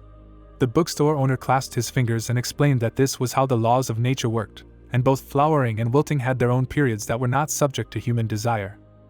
The girl stood silently and listened to the boss as he continued that in the end they all turned to dust, leaving behind only a pleasant aroma, and asked if the sample understood what he was talking about. The girl looked away and said that she understood, and thought to herself that the boss was simply waiting for the plant to dry naturally to make perfume from it. The owner of the bookstore almost choked on his tea when, to his joy at reaching an understanding, the girl asked if he really wanted to let the flower die. The young man turned to his interlocutor, trying to dispute her words, and he himself thought that this child was becoming more and more difficult to fool lately. At that moment, a bell rang above the entrance to the sales area, and a priest entered. The owner immediately jumped up from his seat, greeting the visitor, offering not only to buy the necessary books, but also to have a pleasant time reading them. But seeing who entered the store, the hero interrupted himself. The blind clergyman was clearly a rare guest. The guy put his finger to his chin and thought that the man who was destined to lead others was himself in the role of a follower, and this sounded quite philosophical to him. The Holy Father was silent. The girl behind the owner took a step forward, but the boss stopped her and asked her to be quiet. The hero extended his hand forward and asked the guest if he was a priest of the domed church. Vincent froze in surprise. Taking another step, he thought that the unexpected case was gaining full momentum from the very first minute. Looking into the seller's face with his special vision, he decided that this man was much more perceptive and straightforward than the priest imagined. He immediately determined who entered the store. However, there were no signs of possession. The priest narrowed his eyes. He thought that a strange atmosphere reigned in the store. Traces of ether were clearly felt. This meant that supernatural beings had recently been here or abnormal activity was taking place. The strongest aura was coming from the dark mage gargoyle on the shop owner's desk. One look was enough to feel the cold of restless souls. The priest clutched his holy symbol next to the statue, and thought that this was the reason for the incident with the evil spirit. The boy continued to think that Colin's request was not groundless. But the information was false. The problem was not with the shop owner. He himself could be a victim. Looking around the shop again, the Holy Father thought that the problem was with the objects that surrounded the owner. There could be even more hidden misfortunes that the neighbor did not know about. The situation was becoming more and more confusing. Just at the moment, when the priest came to perform the ceremony, the owner asked about his affiliation with the church. No matter how you look at it, this was a warning. Taking a deep breath, Vincent sat down on the chair, mentally assuming that the poor man was bewitched, which meant he needed to be more vigilant and see if they could have a normal conversation. He confirmed the bookseller's guess out loud. Then he strengthened the effect of his gift. Clenching his hands into fists, the guest saw that the eye of the moon showed that the person in front of him was a completely ordinary person, so he decided to convince him to leave the store and then drive out the gargoyle. At this time, the protagonist sat back down at the table. At first it seemed to him that he understood the visitor's intentions well. However, it seemed that he was definitely not telling everything, as if something was bothering him, so he did not dare to speak directly. Linji peered at his interlocutor, trying to understand if the priest serves in the parish. Therefore, he made his way here for some purpose, and this purpose is directly related to his work. But what is the work of clergymen usually? The bookstore owner remembered that it was probably to manage the flock and carry out missionary work, conduct masses, bless marriages, pray for the dead, confession, and the last sacraments. The young man clasped his fingers together and thought of exorcism, and silently added that priests usually came to people's homes to preach, and the rest was unlikely. But then he remembered the warning about his fat neighbor who thought that the owner of this establishment was an evil spirit. To Vincent's surprise, the storekeeper smirked and asked if it was really Colin who thought that he was an evil spirit, so he asked the Holy Father to exorcise him. The protagonist smirked and asked if Colin thought that he was an evil spirit, so he asked the guest to exorcise him. Vincent's mouth dropped open in surprise, not knowing what to say. Looking at him, Linjia decided that it was no wonder that his neighbor was so excited, since he decided to invite him here to perform an exorcism. The boy clasped his hands together and decided that it made him wonder what kind of person other people thought he was. The man gritted his teeth and wondered how he knew about it. The priest clutched his badge in his hand. The member of the domed church clutched it to his chest. The boy noticed from his expression that he was trying to hide his embarrassment. The shopkeeper put his hand to his face and realized that his customer had come all this way just to end up in such a stupid and awkward situation. The merchant frowned menacingly and decided that Colin had gone too far. The neighbor flinched so suddenly that he dropped the magazine with the girls. The heroes sat opposite each other. The protagonist thought about how Colin sounded so convincing that even his customer believed him, and came here to discuss his next steps with him. Linjia opened his mouth and sighed heavily. The boy raised his hand and explained that this was all one big misunderstanding. He smiled and called himself an ordinary bookstore owner, despite what his neighbor had said. The young man grinned and said he was always ready to help. The shopkeeper narrowed his eyes slyly and added that he had helped his friend, too. Closing his eyes, the merchant told him that the police had come a couple of days ago and had also fallen for his lie, adding that they had cleared up the misunderstanding, so everything was fine. Vincent remembered Claude dragging 3 officers along with her and assumed that, judging by his words, the same fate awaited him. The protagonist stood up from his chair and decided that words alone would not be enough. Linjia took out the statues and wanted to show him something more convincing and tangible.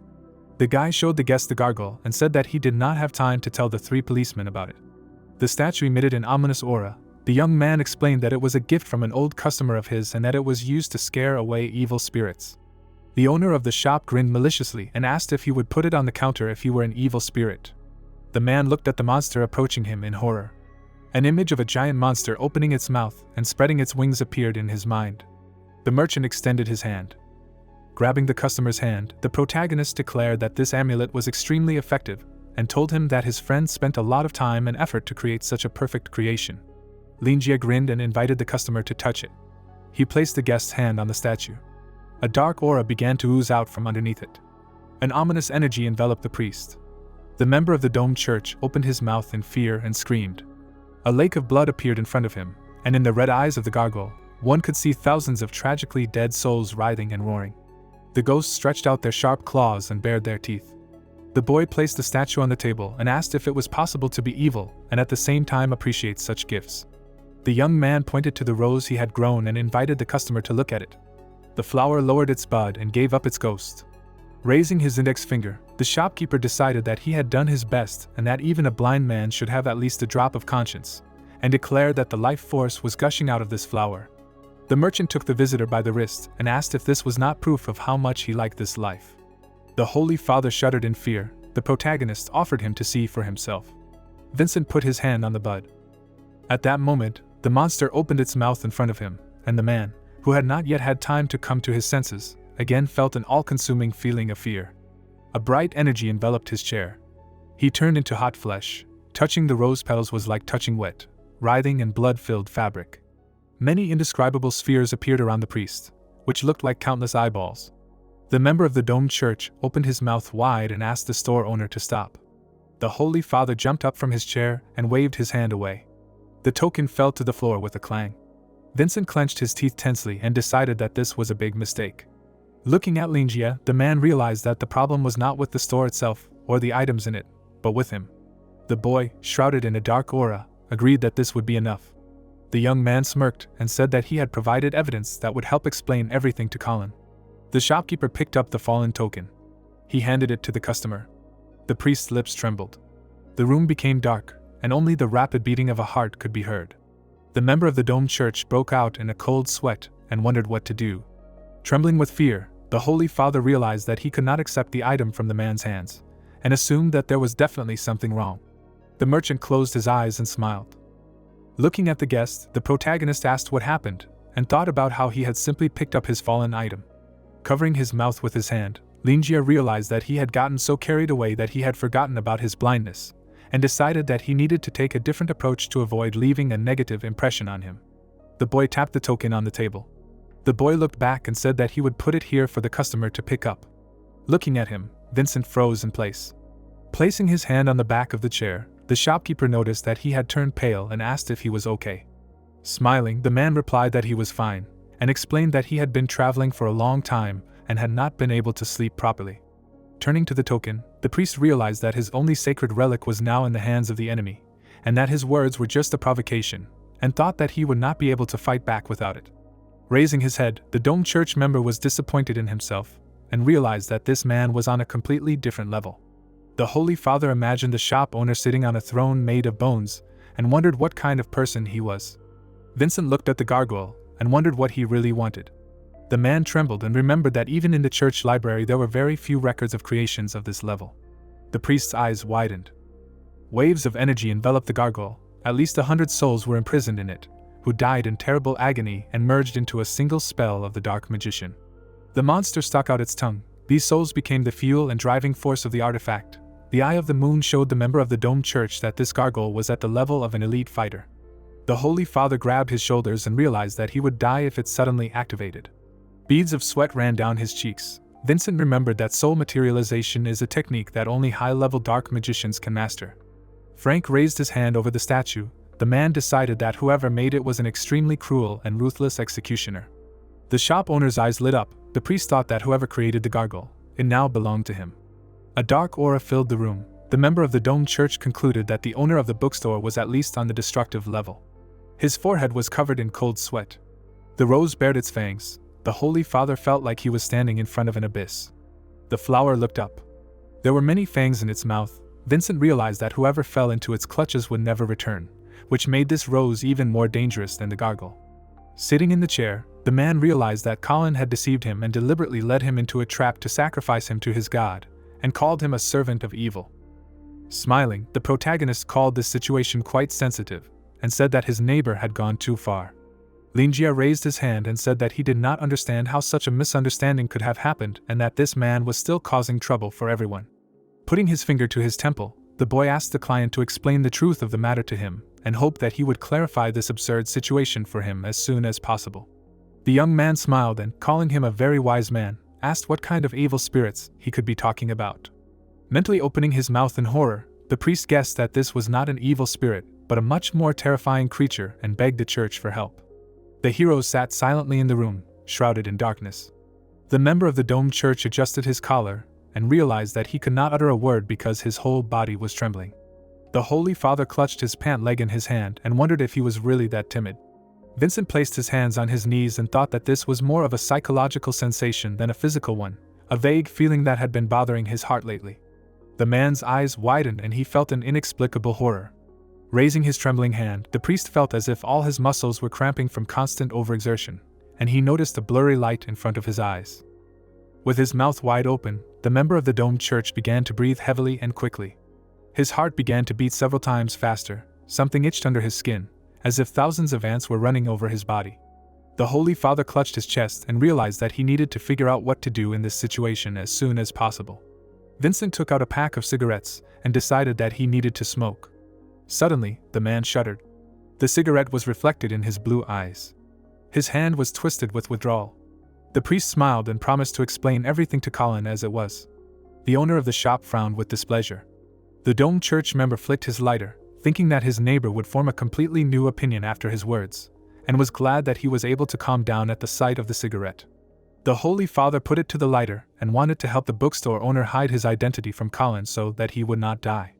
Vincent looked down and wondered if he could hide this from the secret tower and whether he needed to report to the church. The merchant's hand was behind his back. The protagonist lowered the corners of his lips and called out to him. The man shuddered in fear when Linjia said that smoking was prohibited in the store. The priest looked back and apologized. The boy looked at him with disdain. The domed church member opened his mouth in horror and screamed. The cigarette fell from his hands.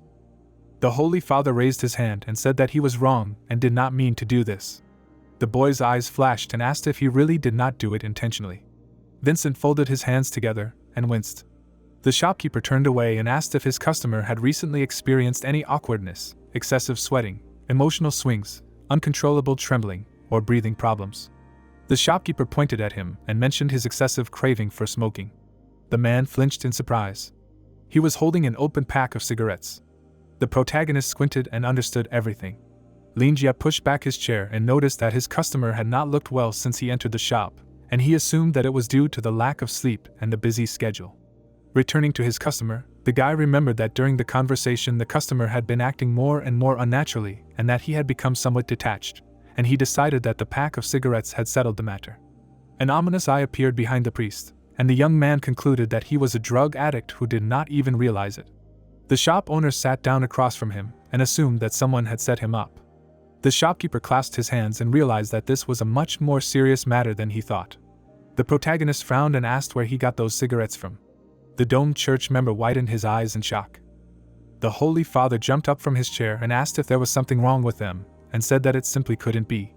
Linjia frowned sternly and thought that someone he trusted very much had quietly gotten him hooked on drugs and that these cigarettes had made him afraid. Vincent looked down and the boy realized that it didn't matter who gave them to him now. What mattered was that he was getting worse and worse. The young man frowned and explained that you can't completely read another person's mind, so you can't trust anyone unconditionally because something bad might happen. The shop owner raised his hand and asked him to answer a few questions. The man trembled and wondered why he couldn't just refuse this conversation. The merchant with glowing eyes asked where he got these cigarettes from. The priest broke out in a cold sweat and remained silent. He tore open the pack of cigarettes and remembered that transactions involving supernatural items were confidential. The member of the domed church opened his mouth in surprise and decided that he had no other choice because the opponent was at least at the destructive level. The cigarette pack had the crest of the Ash Chamber of Commerce on it. Raising his hand, the Holy Father explained that they were called the essence of the Holy Moon, and added that they were currently only available to a select number of people on a trial basis. The protagonist's eyes widened in shock. People gathered in the 7th Parish Church. The girl took the pack of cigarettes in her hand. She pouted and said that the essence of the Holy Moon, which was provided to them by the Chamber of Commerce, was personally tested and approved by her. Vanessa, sitting on the throne, explained that they were currently distributing it only to select members of the church, adding that the essence of the Holy Moon increased the effectiveness of meditation and helped strengthen the connection with the moon. The apostle narrowed her eyes and offered the guests to try this blessing. People began passing packs to each other. Vincent reached out to take one. In his hand were cigarettes. The man squeezed them and thought about how this was a supernatural object from a reliable source, which the apostle herself had checked. Trembling with fear, the priest remembered how he scolded himself for his own weakness when the fruitfulness of his meditations dropped, and was surprised that the problem was in the cigarettes. Someone raised a hand to his head. The most important thing for all members of the clergy is obedience, and the rank of apostles is the third in their hierarchy. The girl smiled maliciously. She was the representative of the will of the moon, and the absolute authority for everyone below her. The Dome Church member swallowed nervously and thought about how the bookstore owner had presented all this. The Holy Father shook his head and decided that it couldn't be. Vincent raised his hands and explained that the Chamber of Commerce's reputation was perfect, and the apostle himself had approved of the product, and his other comrades had also confirmed the miraculous nature of the essence. The protagonist looked at him in surprise, and the man concluded that he was the only one who felt uncomfortable. Linjia looked away and was surprised to hear him mention the Ash Chamber of Commerce. Imagining Cherry placing her hands on her waist, he thought that their strength was truly something to be reckoned with, and remembered how easily they had been able to obtain fake documents for him. Shishio was holding a cane, and he decided that even the Chamber of Commerce couldn't compare to Royal Resource Development, because it was simply a monstrous business corporation. The young man imagined a large factory and decided that this company produced a huge range of products in various fields, and the Chamber of Commerce, in turn, only had X-Bow. The owner of the shop put his hand to his chin and guessed that such a huge trading floor must also have goods for the clergy. Sitting opposite his guests, the merchant realized that he unconditionally trusted their quality, since the Chamber of Commerce itself had a hand in the product. The protagonist looked down and thought that even without Cherry's participation, this company had earned enough of a reputation for people to trust it, and the apostle himself approved of this product. Linjia narrowed his eyes and concluded that his client's symptoms were quite real. The priest sat in his chair. The guy realized that the situation was much more complicated than he thought, and that he needed to study everything carefully. The young man tapped his finger on the arm of the chair. The Dome Church member winced when the shopkeeper said that nothing was impossible and promised to get more information about what was happening in the Chamber of Commerce. The merchant's eyes flashed and asked who he trusted. The priest clenched his teeth in fear. Vincent's eyes widened and he thought about it. A dark aura concentrated around the heroes. The man introduced Vanessa and his colleagues and decided that the bookstore owner wanted to know who he trusted more, them or him. The protagonist was enveloped in dark energy. Clenching his fist, the priest wondered what he should do and asked Luna to show him the way. The Dome Church member looked away. His relic began to shine. Pressing his hand to his chest, the priest remembered that he never let go of the emblem and even slept with it, and he felt as if this was some kind of betrayal on his part. He reached out for a cigarette. Suddenly, it froze. The pack of cigarettes seemed to glow. Vincent looked at his reflection and realized that something was really wrong with him. Sitting in the chair, the man felt goosebumps running all over his body just from the sight of the cigarettes, and it felt like thousands of ants were gnawing at his flesh. The priest gritted his teeth and called this feeling disgusting and terrible.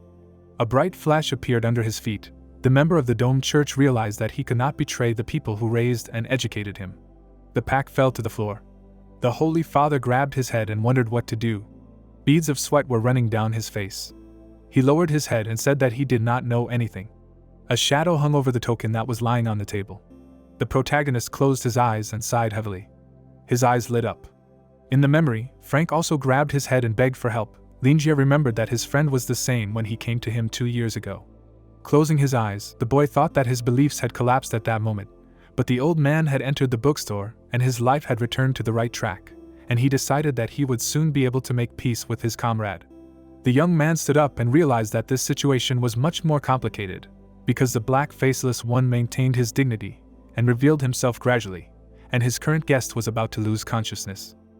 The owner of the store took a step forward and decided that this was not surprising, because he had always been forbidden to question the teachings of the church, which was quite cruel.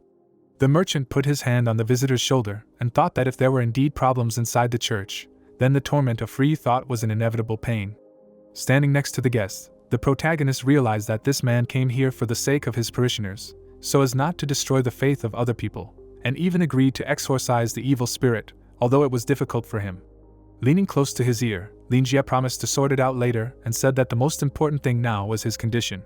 Vincent gritted his teeth. The boy asked him to smoke less and remembered that his colleagues were feeling quite normal. Raising his eyebrows, The young man suggested that they had originally used a different dosage, so the holy moon essence did not have such a noticeable effect on them, and asked how he was feeling now. The man lowered his hands and sighed heavily. The priest opened his mouth wide and replied that he had seen the moon in his hallucinations, although this was impossible. The shopkeeper closed his eyes and assumed that a blind person could only see things in dreams or hallucinations, and concluded that it was a serious matter to have come to this point. The shopkeeper removed his hand from his shoulder and asked him to stop smoking the essence. Raising his hand, the protagonist warned him that he would begin to notice negative deviations in his behavior at first, and asked him to shift his attention to something else so as not to break down. Linjia took out a book and offered the visitor to read. The boy smiled and assumed that such leisure would suit him and that he would be able to see something new for himself. On the cover was written the title 3 Days of Insight in Braille. A bright light appeared around it. The member of the domed church opened his mouth in fear. His eyes lit up. A huge accumulation of energy appeared in the air, and the Holy Father realized that this was actually something else. Peeking around the corner, Mauen turned pale and wondered what kind of book it was. Vincent's eyes widened. In the gaze of the Eye of the Moon, the book burst into flames as soon as it left the shelf, and its light was as blinding as the light of the sun, and its radiance illuminated the entire store.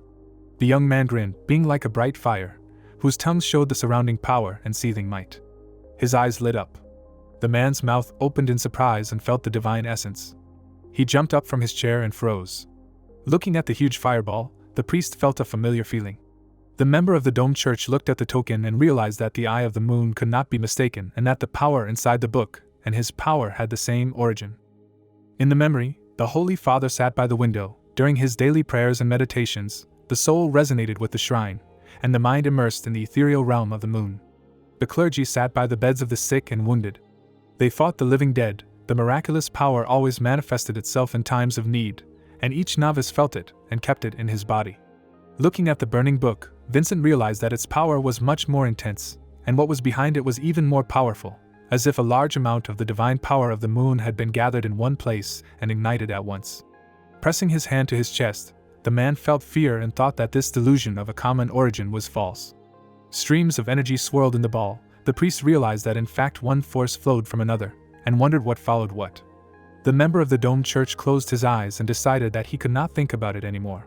He looked down and wanted to distract his attention, so that his brain would not explode. The world around him plunged into darkness. Suddenly, the Holy Father's eyes widened. His emblem began to glow. Vincent assumed it was responding to the divine essence in the book. The man looked at his badge. A wave of fire erupted from it. It rushed towards the ceiling of the bookstore. Grabbing his shirt with his teeth, the priest wondered why the relic was glowing brighter than it had during his own meditations, and thought about how he had never even come close to this level in all his time. Flames enveloped the artifact. They slid off the counter. Waves of energy reached the domed church member's feet. Soon, the flames surrounded him. The Holy Father clenched his teeth and felt something flow through his body, as if the emblem was transmitting energy from the book to him. His hand trembled, and he realized that he could not resist the power that filled him without hindrance. As if diving underwater, Vincent felt his body warm up, the tension and discomfort dissolving, and he wondered when was the last time he had felt something like this. The man spread his arms and felt as if he was at home, but this power and the power of the moon were too different. The priest narrowed his eyes and compared them to a river flowing into the sea. Suddenly, the member of the domed church widened his eyes. A bright figure appeared in front of him, and the Holy Father guessed that it was a god. Suddenly, he was swallowed by a blood-red energy. He opened his mouth in fear. The darkness next to him smirked and asked who deserved his trust. The giant mouth swallowed the moon. Vincent understood what the bookstore owner was talking about, and realized that his previous understanding of everything was too superficial. The man stretched out his hand and decided that Linjia was actually asking about what he would choose to believe in when all his past beliefs collapsed. There was only emptiness in front of him. The priest wondered if this was a punishment for his blasphemy, and asked the moon for forgiveness for his misconception. Darkness fell before his eyes and eclipsed the light. Falling into the abyss, the member of the domed church realized that the source that ruled over the book was the same as the one from which the moon draws its power. The darkness cracked. The stranger tore the Holy Father out of it. He opened his mouth in shock. The girl's face was clouded. The protagonist smiled and quoted lines from the book. The woman flew up to meet the light, holding her friend's hand. A giant beacon appeared in front of them, which became all the books they had read, and whose light showed the way to life and the soul. Vincent woke up kneeling in the middle of a bookstore.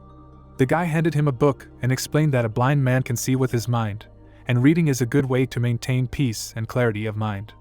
The young man looked down and added that books are the ladder of human progress, a way to get an education and calm mental anguish. The owner of the store placed the book on the shoulder of the guest. The merchant introduced the woman holding the book and recalled that it was the autobiography of a great writer who was deaf and blind from birth, and the work itself tells the story of how she gradually finds hope and meaning in life. White smoke emanated from the book, and the protagonist decided that it was impossible to find a better book for a blind person. With the corners of his lips down, Linjia said that his client should only believe in himself, and asked him to read the book and draw his own conclusions. The light from the book illuminated the man's face. The guy said that he needed to find himself, get out of the darkness and loneliness, and see the light and truth with his heart. The priest looked at the book silently. He picked it up. The member of the domed church opened his mouth in surprise when he saw that the inscription Sacred Book of the Sun on the cover looked like ancient carved cuneiform. Upon touching it, the Holy Father realized that he had never encountered such writing before, and he felt the meaning of the inscription naturally arise in his heart. Red energy swirled above him. Vincent realized that the source of the moon's light was the sun, and he supposed that he could obtain its power from these scriptures. Candela raised his sword in front of the altar. No one had ever worshipped the sun, because during the first era, light and fire disappeared along with it, and Azir entered the second era without a sun. The black bandage fell into the water, until the very sunset of the third era, when a high fog wall was erected. No one even mentioned the sun. The man pressed the book to his chest. A staircase appeared in front of him, leading to the sun. The priest wondered if this was a real deity. Then who was the moon? People were sitting on a bench in the monastery of St. Roland. The moon is the only original deity that has survived to this day. She also kept the fallen gods in the realm of dreams.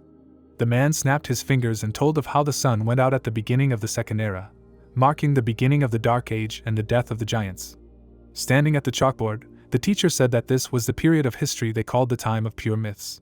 There were many people in the audience, and the old man explained that their church was founded at the beginning of the third era by the first head, who since childhood believed that the moon was the only deity that illuminated this world and gave hope to all people. The future priest wrote all this down in a notebook and subsequently thought so for the rest of his life. A member of the domed church drew the moon and the sun as two fighting entities, between whom there was some kind of connection, but it was insignificant. Holding the book in his hands, the Holy Father felt its divinity take over his body, mind, and innate knowledge, and he wondered if it would give answers to the questions of his heart. Tears dripped onto the floor. Vincent wondered what had gone wrong and what he should do now. Standing in the pitch darkness, the man thought that the shopkeeper's words had changed their meaning, and guessed that the dark night meant the second era, the era without light and fire. The protagonist stood on the cliff. The priest realized that all his guesses were wrong, and thought that in front of him might be an immortal who had seen those times with his own eyes. Linjia grinned. The member of the domed church realized that he had existed longer than his organization, if he managed to survive that mythical era and perhaps even become part of these legends. There was a giant engulfed in flames lying on the ground. The Holy Father thought that the owner of the bookstore had gone through that era from the disappearance and death of the giants to the appearance of mankind. The girl raised a purple flag, and people began to rejoice. Vincent decided that this man had personally witnessed all these historical events and knew the whole truth about the sun and the moon. Holding the book in his hands, the man realized that this was direct proof of this, and understood everything. A bright light illuminated the guy. The priest thought that his words were a mockery of the church and its followers who do not see the true God and worship an empty shell, and realized that it would take him a long time to fully understand their essence. The young man leaned on the arm of the chair and asked him not to be embarrassed. Clasping his hands together, the owner of the shop explained that in this book his guest would find answers to all his questions, and would also see his own path, and promised to help him if he did not have enough will and determination. The merchant narrowed his eyes and realized that the person standing in front of him was the real victim, and whether or not to participate in the investigation was his choice. The heroes sat opposite each other. The protagonist thought that he would not be surprised if his client buried this shock deep inside himself for his own interests and safety. The member of the domed church looked at the book. Linjia concluded that this would definitely not happen, and saw the inner struggle and confusion in his visitor. The Holy Father clutched the book tightly, and did not intend to let go of it. Smiling, the boy thought that his heart had already chosen its path, and that it needed a guide, and he realized who could become one. The Holy Father gritted his teeth and realized that it should be the owner of the bookstore. Lightning flashed outside the window. Its light illuminated the streets of the city. Thunder resounded. A bright light illuminated the shop. Vincent felt that this was the plan of the mysterious being who brought him here, and, during the conversation, turned all his knowledge upside down, and was surprised at how easily he was able to manipulate the threads of fate. The man's eyes widened and decided that the immortal himself gave him the book and told him to find his way. The young man held it in his hand and smirked. The priest wondered if he really wanted to change the distorted history and restore order. The owner of the shop looked at him in surprise. The member of the domed church concluded that the great beings were actually terrifying. The Holy Father imagined how the rose and the gargoyle opened their mouths, and realized that he would be killed if he refused, and that all the previous words were a warning. Clenching his fist, Vincent realized that he had no other choice, and decided that he really wanted to know who was behind all of this. The giant spider approached him. The man wondered why the church was distributing hallucinogens, whether his faith was actually the ashes of the sun or a false god that had seized power.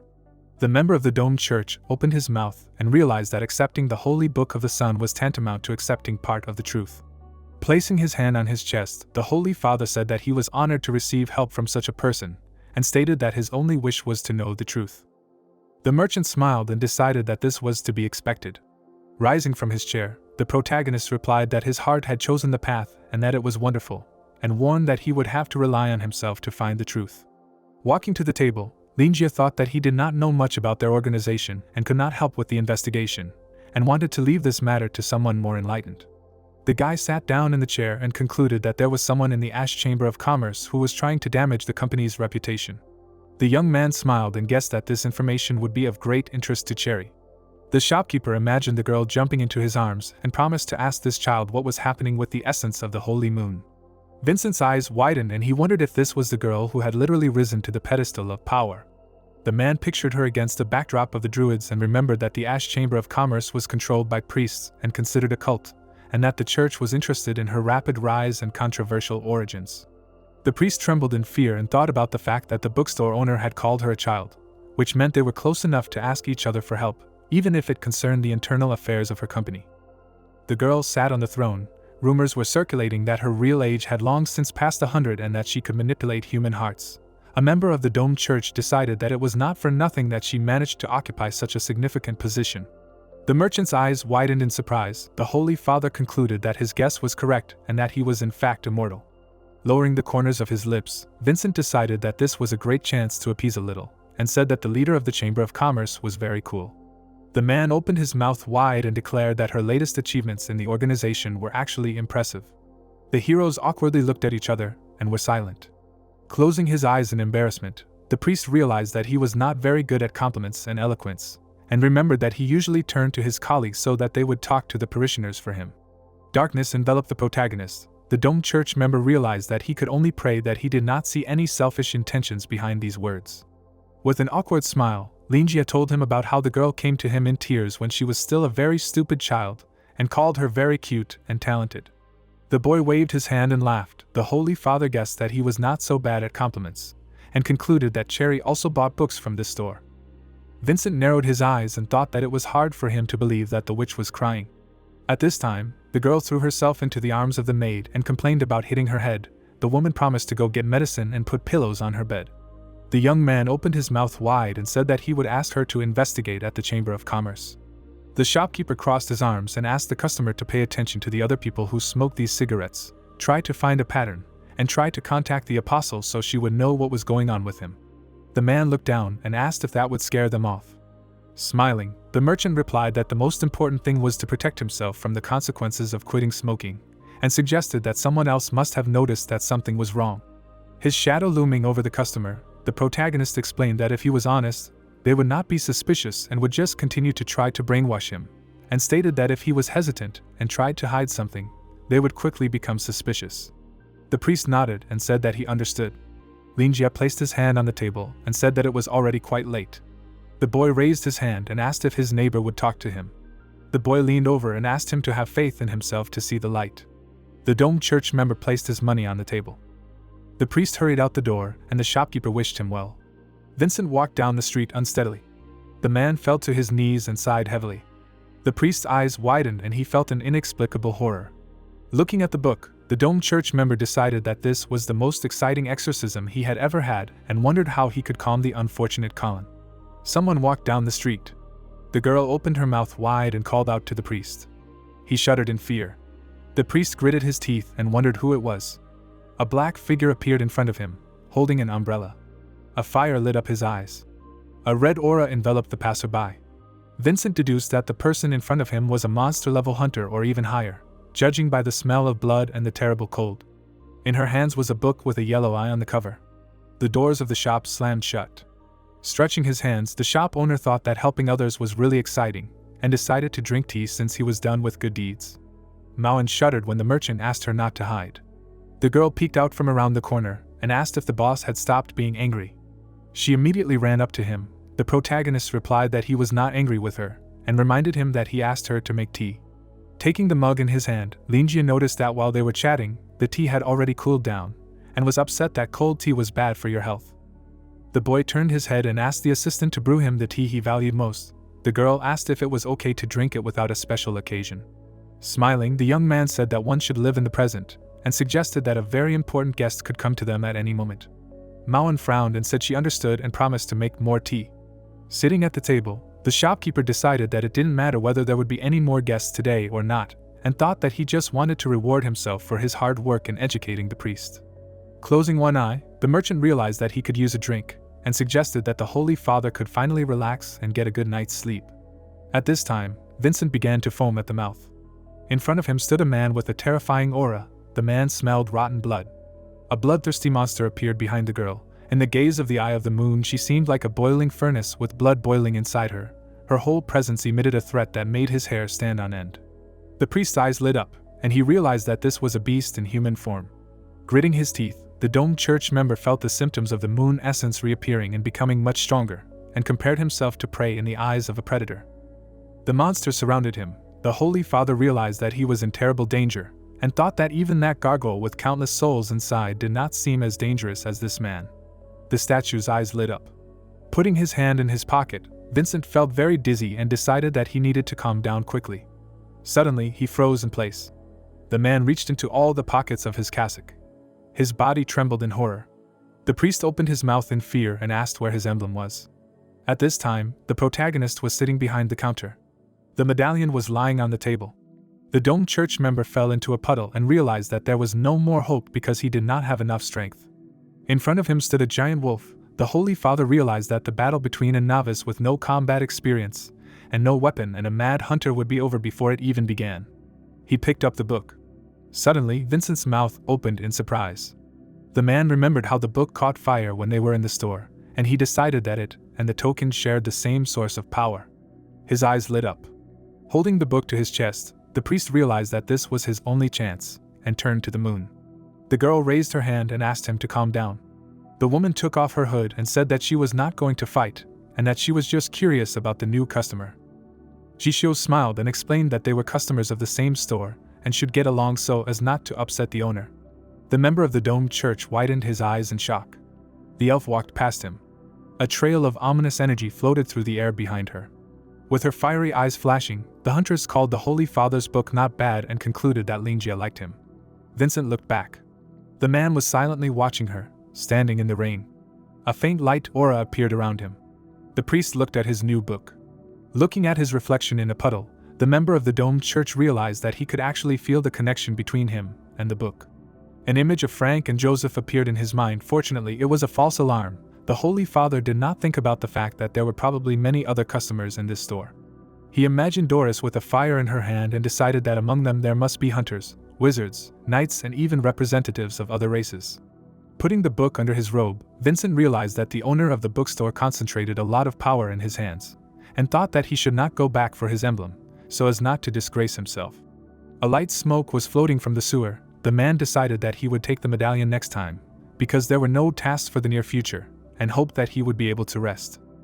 Walking under the umbrella, Jishio realized that her companion had some business with that priest, and remembered that she needed to focus on strengthening the spider now, and a person of his level could not help her. The girl smiled and thought about how the most important thing was to make a good first impression, and making friends by force could lead to the opposite result. The woman imagined how she met Frank on the street, and realized that the owner of the bookstore had strange taste, since he got involved with people who immediately froze in the presence of stronger people. A moment ago, Vincent fell to his knees in front of her. The elf realized that she was once like this, but was able to change thanks to Linjia's help, and guessed that the black faceless one had experienced something similar when they first met. Her body shuddered. The huntress understood what it was like to feel like an elder in the presence of a newbie, and hoped that they would get along. People walked among the rows of books. All the customers of the bookstore were very different, but there was definitely a special connection between them. As they continued on their way, the spider leader decided that they could be called book buddies, and guessed that this subtle connection would become even deeper in the future. Suddenly, Jishio stopped. In front of her was the door of the store. The girl remembered that this was her first time coming back here after the whole story with the magic mirror egg. The woman looked up and realized that she was very ashamed, but she still needed to ask him for help. The elf pushed the door and hoped that her visit would not disturb him too much. Mauen put the teapot on the table and said that the tea was ready. The protagonist looked at his reflection in the tea and thought that even inhaling the aroma of good tea was already a pleasure. At this moment, the huntress opened the door and entered the store. The spider leader lowered her umbrella and said that they had not seen each other for a long time. Linjia's eyes sparkled. He immediately pushed the tea away. The boy smirked, noting that he had to wait longer than usual, and asked if the customer had read the books she had borrowed last time. Jishio raised her eyebrows in surprise. There was a mug of hot tea on the table, and the girl assumed that the owner of the bookstore had anticipated her visit. She closed her eyes, apologized, and decided that she had chosen a good time to visit. The boy smiled, agreed, and thought that the moment could not have been better. Watching them from the side, Mauen realized that this was the important guest, and decided that this was to be expected from her boss. The woman placed the books on the table and said that the time had expired. The elf raised her hand and explained that she still had a long way to go to fully understand the texts, and she wanted to share this knowledge with others in the future. The huntress adjusted her hair and asked if she could borrow them again. Opening the box, the shopkeeper confirmed this and asked himself if there was a businessman who did not want to have regular customers. Raising his hand, the merchant declared that his client was moving in the right direction, and added that if she could understand the meaning contained within these books, the knowledge she gained would be of great help to her in the future. The spider leader nodded and promised to remember his lesson. Jishio signed the card and decided that it was true, since even from a superficial understanding, her strength had grown to an unimaginable level. Suddenly, the girl looked up. An image of Frank and Joseph appeared before her. The woman realized that before she could not even dream of the level of a destroyer, and now she had other, higher goals. Taking a cup in her hands, the elf realized that she could not even imagine what level she would be able to reach if she could understand these books, and she felt her spirit engulfed in flames from these thoughts alone. The huntress drank the tea in one gulp, shocking the protagonist. Linjia, trembling with fear, remembered that this person was in a completely different league, drinking boiling water like cold lemonade in the middle of July, and asked if she could brew noodles in her mouth. Mauen poured her more tea. The girl handed her a mug and said that the boss asked her to brew this tea especially for her. The assistant left. The guy introduced her to his customer. Squinting, the spider leader noticed that she looked like a child, and decided that they were on good terms judging by the affectionate way the shop owner spoke about her. An ominous aura surrounded Mauen. Jishio realized that it did not look like an ordinary person's aura and that she smelled of steel or plastic. The girl smiled and greeted her. The girl raised her eyebrows and replied in a mechanical voice that she was very glad to meet you. The young man, shyly closing his eyes, explained that she still had trouble communicating with people because it wasn't something books could teach, and asked the visitor to ignore it. Lowering his hands, the shopkeeper assumed that the guest had come here for more than just returning the books, and decided to recommend a few more works. The woman frowned and realized that he already knew the purpose of her visit. She put her hand in her fur coat pocket. The elf placed a cube on the table and told him that she had managed to take revenge on the villain, but that she had another problem. The huntress placed her hand on the cube and asked her comrade to open it. The merchant seemed to turn into stone and wondered why everything had turned out this way and whether this box was the result of those troubles. The golden box began to shine. The protagonist concluded that whoever had given his client such a gift was clearly not in poverty, and assumed that there was some kind of token of love or a photograph inside. Leaning on his hand, Linjia realized that the box was acting as a safe, and asked if it was really left by a trader. The guy squinted his eyes in displeasure, and thought that it was very mean of him to make a safe out of such a beautiful thing. The spider leader widened her eyes and, noticing that her friend was dissatisfied with something, wondered if the seal was too simple. A red haze hovered around the cube. Jishio decided that this request was too much, and thought that the seal must be very reliable, because Harris treasured the original formula of the tainted blood very much. The girl clutched the hem of her skirt, and noticed that everything looked different in the eyes of the bookstore owner. Raising her hand, the woman said that this thing was unlikely to have any value to him, and explained that it was the legacy of that man, which was very important to her and her fight. Putting her hand to her chest, the elf asked her comrade to help her and promised to do everything in her power for him. The young man smiled nervously and decided not to focus on the word legacy. The owner of the shop presented the tied-up man and assumed that the scoundrel who dared to deceive a lady of such level knew what he was getting into, and that his guest probably rolled him in concrete.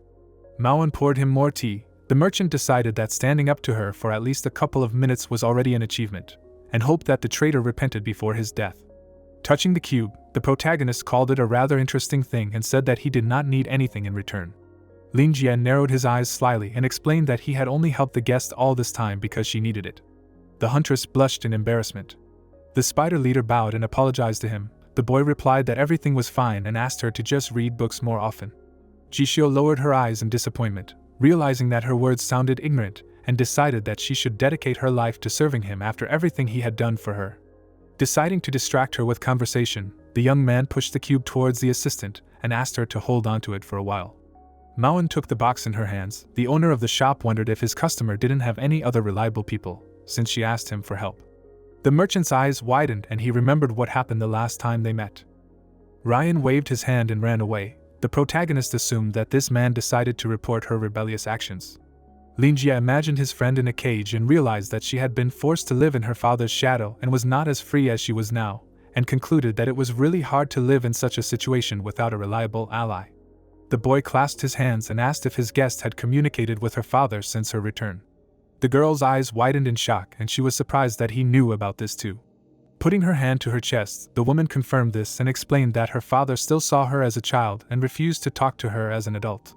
Smiling widely, the boy sensed a hint of pride in her words and congratulated her. Clenching her fist, the elf said that she had managed to persuade him to take her side and explained that Bonan had promised to find time to discuss the possibility of distributing the books from the store with him. The owner of the store tensely raised his eyebrows and his cheekbones clenched. The merchant sat with that expression on his face for some time and finally asked what they were talking about. His hands trembled, and the protagonist forgot what they were talking about in the first place due to the shock. Imagining the man grabbing his hands, Lin Jie wondered why the richest man in the city would want to cooperate with him, and decided that it would be troublesome because he was expecting a small investment rather than a full-fledged partnership. Narrowing his eyes, the boy decided to play it by ear and see what would happen, and replied that he understood. The young man raised his hand and stated that his client would need to find someone she could trust to make such requests for him. The huntress pursed her lips tensely. The shopkeeper leaned on his hand, and the spider leader felt that he was also looking at her as if she were a small child, and wondered if this seal could really be opened that easily. Clenching her fist, Jishio remembered that she could turn to the mage who worked for her family, but his loyalty was questionable, and concluded that desperation had forced her to come here. Suddenly, the girl's eyes widened in surprise. The cube began to glow. The safe opened right in Mauen's hands. A small cylinder burst out of it. The girl raised her eyebrows in fear and said that it was an accident. The heroes looked at her in shock, and an oppressive silence fell over the room. The assistant shuddered and said that she did not do it on purpose. The woman opened her mouth in surprise and wondered if it was really that simple. Her face broke out in cold sweat. Scarlet blood began to flow from the box. It dripped down, turning into a boiling puddle. Suddenly, the skull of a giant monster burst out of it. The elf covered her face with her hands and screamed as the blood splashed towards her. The huntress looked at her hand and asked what it was. Her hand was shaking, but there was no trace of blood on it. The bookstore was clean. The spider leader concluded that it was just an illusion. The protagonist looked at her in amazement, wondering what had just happened, and thought about how he had only given the box to his friend for a short time, but she had managed to open it in just a few minutes. Imagining Moen touching things all the time, Lin Jie remembered how she was genuinely curious about everyday things, and decided that it was no wonder that she managed to open the safe so quickly, given her abnormal learning ability. The girl silently held the open cube in her hands. The guy realized that this was exactly what the client had asked for, but he did not allow her to interfere in adult matters. Throwing a stern look at her, the young man assumed that there might be something very personal inside the box, and decided that he would need to talk to the assistant about this topic, and also apologize on her behalf. Moen put the box on the table. She shyly folded her hands behind her back. The girl backed away and explained that she just wanted to touch it. Jishio's eyes widened like a cat's and she wondered if she had managed to open the safe with just a touch. The cube was an unusual puzzle. The girl thought that the sigils on it were not the most difficult, but there were too many of them, and she realized that it was impossible to remove all the seals without the help of a snow-white magician. The woman imagined a child in a white robe and wondered if this assistant, who looked very young, could actually be a powerful white magician. Putting her hand to her chin, the elf wondered if the employee in this store could be ordinary, and decided that this was to be expected from its owner. The owner of the store touched the box and apologized for the ignorance of this child. Closing his eyes, the merchant explained that she had not yet fully recovered and that she lacked many things despite her talents, and promised to teach her how to behave in society. Maoan raised her eyebrows in surprise. A moment later, the girl frowned decisively and nodded. Looking at the safe, the huntress realized that it would have been much easier if he had simply tried to open it, and was surprised that a child's accidental touch had removed all the sigils from the box with the carefully guarded original formula. The spider leader's mouth fell open in amazement, and wondered if the shop owner was training this assistant himself. A drop of sweat rolled down her cheek, and Jishio assumed that she was simply not smart enough to realize it. The girl imagined the protagonist surrounded by a pile of corpses, and decided that the aura she felt for the first time was the true identity of this child. The woman looked down in horror. The elf covered her face with her hand and realized that she should not think about such things. The huntress put her hand to her chest and said that everything was fine, and explained that she trusted and respected her companion, so she had nothing to hide. Linjia closed his eyes and sighed, thinking that it was no wonder she had gotten involved with that scoundrel, because she had no vigilance at all. Clasping his hands, the boy remembered that they had only met 3 times, and decided that trust should not be applied to the people around him. With a cup of tea in front of him, the young man said that he often reminded himself that another person's soul is a dark place, but in reality, few people remember this, and they have to pay a high price for their forgetfulness. The spider leader clenched her fist and remembered how he had asked her not to repeat her mistakes and to always remember the feelings she had felt from betrayal.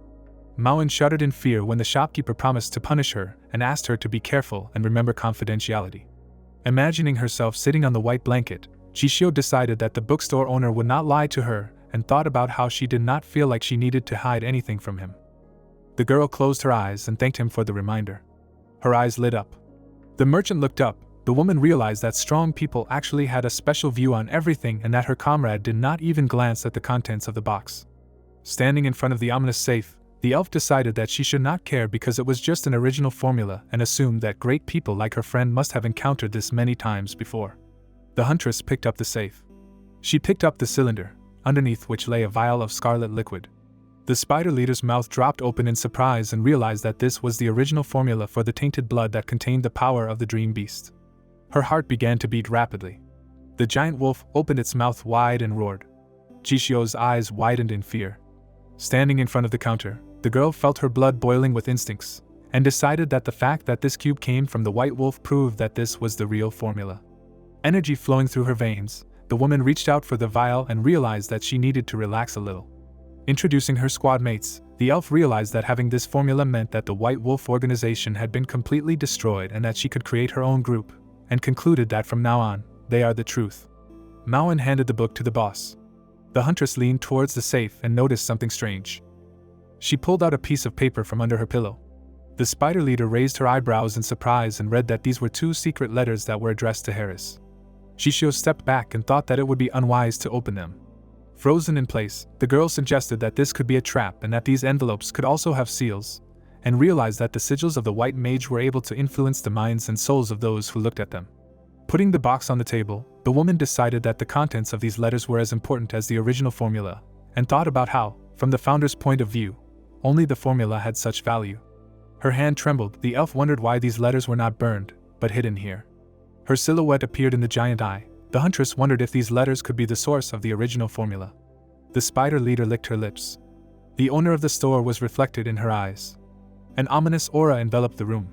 Standing in front of the counter, Jishio noticed that her friend was calmly reading a book and not paying attention to her, which meant that they were safe now, and assumed that this was his silent consent for her to open these letters. The girl tore off the seal and thought that she could not let down her comrade, who placed such hopes on her. The woman looked at the letters and realized that they were sent 30 years apart from the same place, to the same person. The elf introduced Harris, who had just become a hunter, and the leader of the White Wolf 30 years later, a demonic sword burning in front of them. Several years ago, Jishio turned to her assistant and asked how his search was progressing on her orders, to collect information on all hunting organizations. Max bowed and said that all the information was in front of the lady. The girl glanced at the sheets of paper with information lying nearby. While the assistant was telling her that the hunter associations were not very cohesive, so small scattered groups were not worth paying attention to, and lone hunters, excluding some really strong ones, such as Pale Knight Experience or Iron Hand, were nothing more than small fish, based on the information he had collected. He concluded that only 3 organizations really had any future: Black Beast, White Wolf, and Giant Shark. The future huntress glanced at the dagger between the books, and asked him to tell her more about the pros and cons. As soon as they decided on a choice, they would need to prepare dirty blood. The young man nodded and told her that the leadership of Giant Shark consisted entirely of frostbitten bastards. Among other things, their blood was heavily polluted, the mortality rate of newcomers was extremely high. Putting one of the stacks of papers on the table, Max continued that the Black Beast was not just an organization of hunters. Intelligence reported that they were also engaged in black market trade, and its leader, the bloodthirsty coachman, used female hunters as slaves. So he strongly discouraged this option. The guy believed that the White Wolf with Harris at the head. The assistant added that the head of this association is a real celebrity among hunters. Over the past 30 years, the White Wolf under his leadership has gradually developed and gained strength, eventually becoming the most powerful organization of hunters in Nozin. He has proven himself to be a wise, courageous, and reliable person, good at planning and with a calm character, and most importantly, he started from scratch. Being an unknown hunter without a past, Harris became the owner of the original formula, which he has been painstakingly researching to this day. Here the narrator lowered his gaze to the bandage, and said that even with the help of the Society of Truth, he was unable to find out one important detail. Looking at the hostess, the young man explained that it was about the origin of the original formula. Most people did not pay attention to it, because it was a long time ago. But no one could say what his research on the formula would lead to and whether it would become a universal catastrophe in the future. The girl climbed down from the windowsill and said that it did not matter, because it was impossible to become a hunter without risk. One day she would lead the White Wolf, then she would deal with the issue of the original formula. She asked if Max would like to help her. The young man bowed and replied that he would be happy to help. It continued to rain outside. Lightning flashed over the mansion. A girl's figure was visible in the illuminated window. Chishio trembled all over while reading the letter. She never thought that she would find out the origin of the formula in this way. From the letter, the girl managed to understand that it all began 30 years ago. Harris stood in the rain, clutching the letter in his hands. A painful delight froze in his eyes. The shadow behind him whispered that they were now connected. Holding the future leader of the White Wolf by the shoulders, the shadow promised that from now on the hunting organization would gain its power. He would no longer be the one who hid in the corner, but the one who stood above the others. The man looked at the box at his feet, and the shadow continued that they would prove to them that everything was fine with the formula. The only thing he had to do was to inject himself with dirty blood. The creature covered the figure of the hunter, and convinced him that he must write his name in history, stand out from the others, become a guiding star for others, a hero. He was the only one who was capable of this. The man's hands were shaking. The huntress read the letters again, thinking that as history showed, Harris agreed to the deal and became the leader of the organization. But everything in this world has a price, so he got his formula. But the price for it was definitely not small. Besides, the organization that could give something valuable to a small hunter like that must have incredible power. But the girl had not seen this emblem before. She sorted through the papers again. Her eyes widened in horror when she read about the mirror egg. Harris did not intend to solve its secrets from the beginning, he only needed it to increase his strength. The girl was afraid that he did not even imagine that the moment he touched the egg, his end would be predetermined. The huntress looked at the letters, and she understood that over the years, a mysterious organization entrusted the leader with tasks. Sadness reflected on her face when she realized that when the hunter exhausted his usefulness, he was doomed to certain death. Looking at the scenes from the past, the she-wolf wondered what he was thinking at that moment.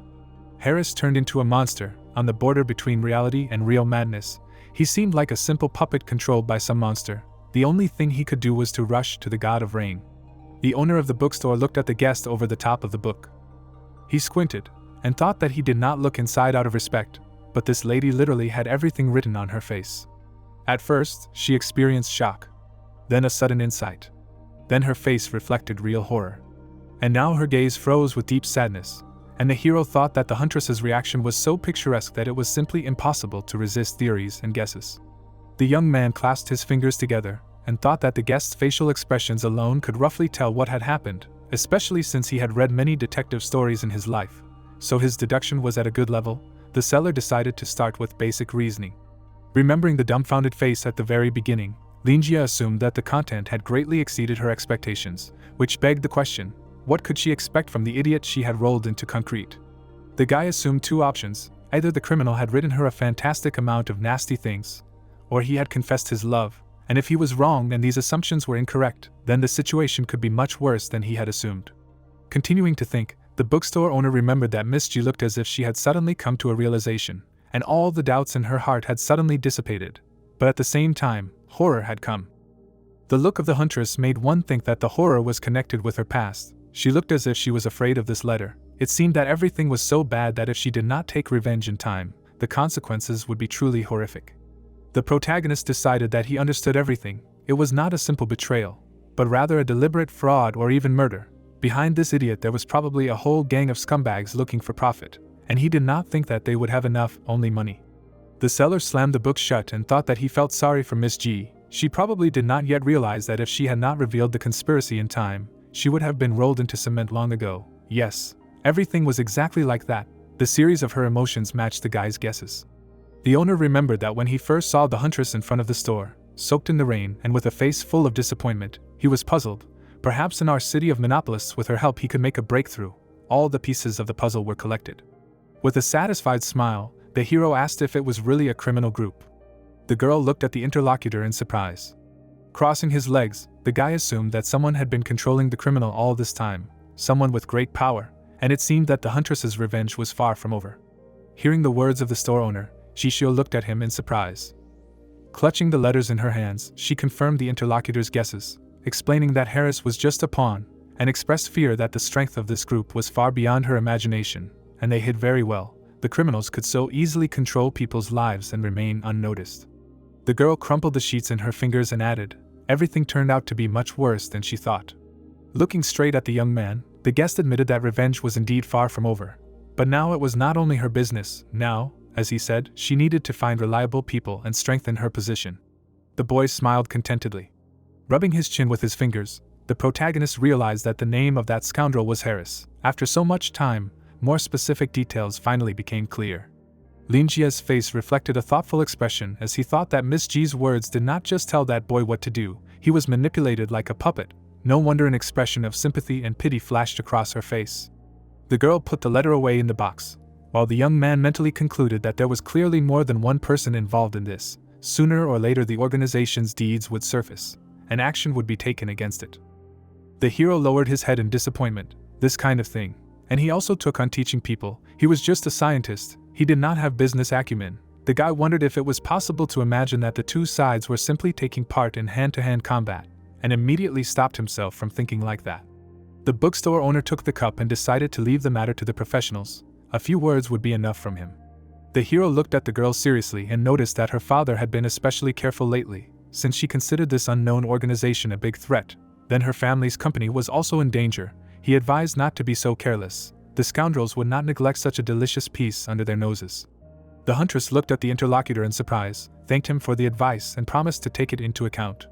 Pressing a clenched fist to her chest, the guest thought that Mr. Lin was right. It was worth telling her father, in a situation where they were in plain sight, and the enemy was hiding in the shadows. One careless step could have devastating consequences.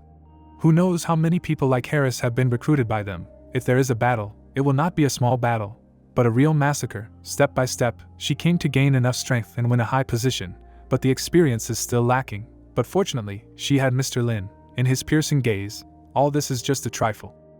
At this time, the cheerfully shining bookstore owner came to the conclusion that there was much to learn from the squabbles of the rich. He took a sip of tea, mentally adding that it was all so interesting, from ordinary disputes to commercial dramas. And then abruptly put the cup on the table. The tea had already cooled. The guest immediately looked at the mug with fear. Looking at the interlocutor, it seemed to her that Mr. Lin looked disappointed, as if he could not achieve what he wanted. While the protagonist was worried about the iced tea, the huntress managed to conclude that he blamed her for not being thoughtful enough and not living up to his expectations. Her eyes widened as the thought occurred to her that Mr. Lin's approach was somewhat similar to the group that recruited Harris. They secretly helped to gain power and then gave knowledge. Imagining the bookstore owner throwing Goa chips on the table, the girl assumed that Mr. Lin had settled here in seclusion, learning to manipulate people in order to act as a worthy opponent to this organization. The guest frowned, continuing to think that they had already waged their own struggle before, and the result of each battle invariably affected the fate of the city. At the end of the story with the mirror egg was marked by the victory of the bookstore owner. Her entry into the game must be approved by him, and the formula is a reward for her. prepared by Mr. Lin. She looked at the box a little disappointed and came to the conclusion that since she had failed to open the box and had come to him for help, he must have thought she was too weak and was disappointed, and the lack of further progress could cause even more disappointment. At that moment, the man looked up at her and slowly added that since she was there, he had some business.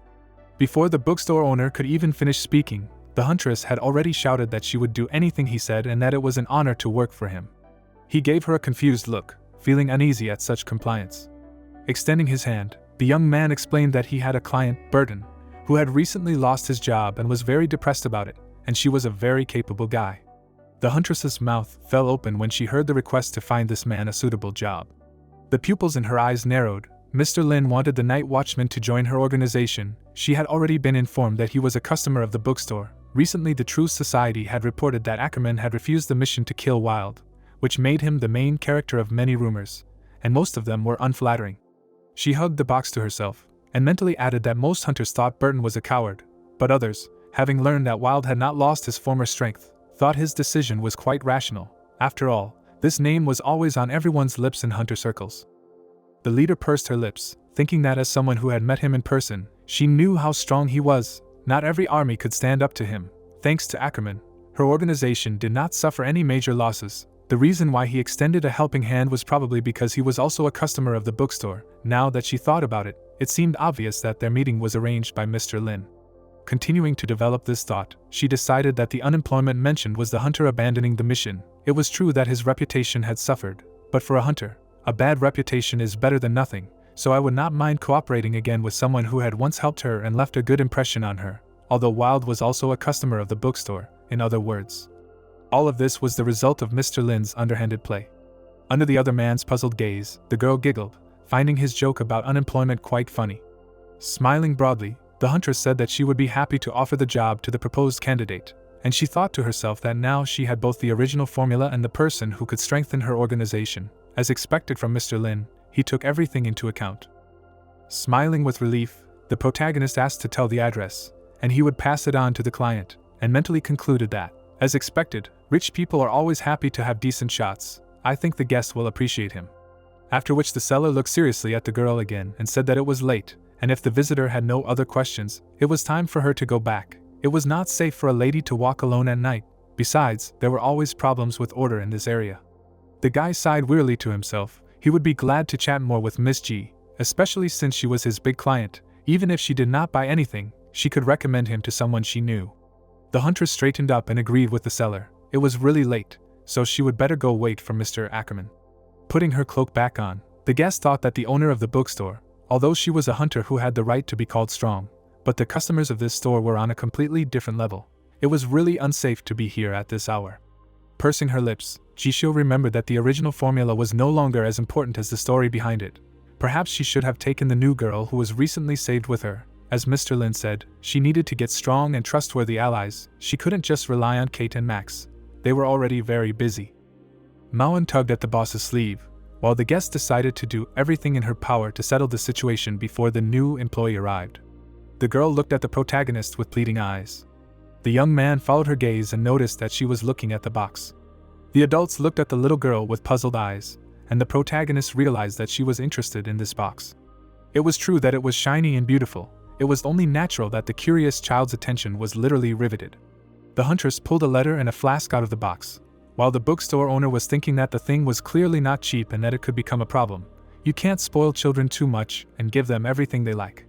He looked at the ceiling in confusion, mentally adding that considering that the box belonged to that freak, maybe Miss G wouldn't want to have it, but would tear it out or roll it in cement, and that would be pretty sad.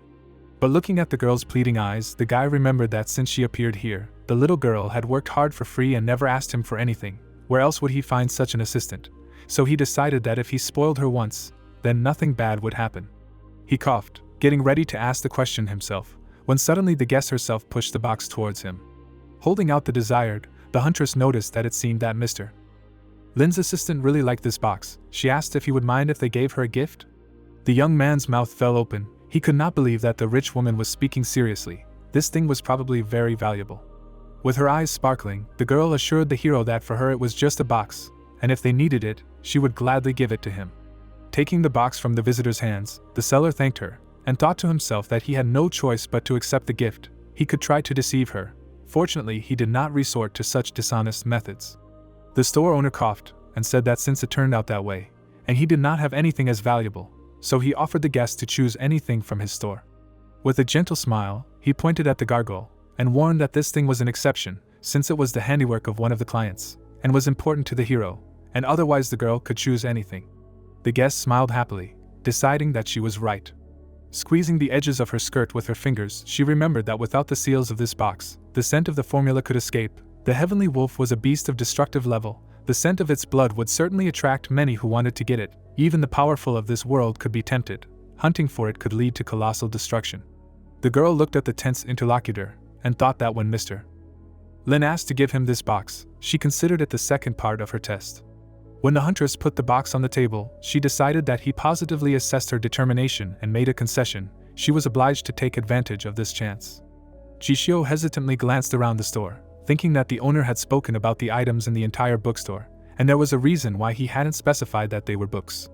The girl's gaze swept over the bookshelves. She assumed that they did indeed contain great power, but it was hard to say which of them could help in this situation, and they required time to study, which she currently lacked. The huntress looked at the gargoyle that Mr. Lin had ruled out as a potential option, perhaps because it wouldn't be of much help. After all, it didn't seem to contain much power, and it wouldn't be able to help me when facing a strong opponent.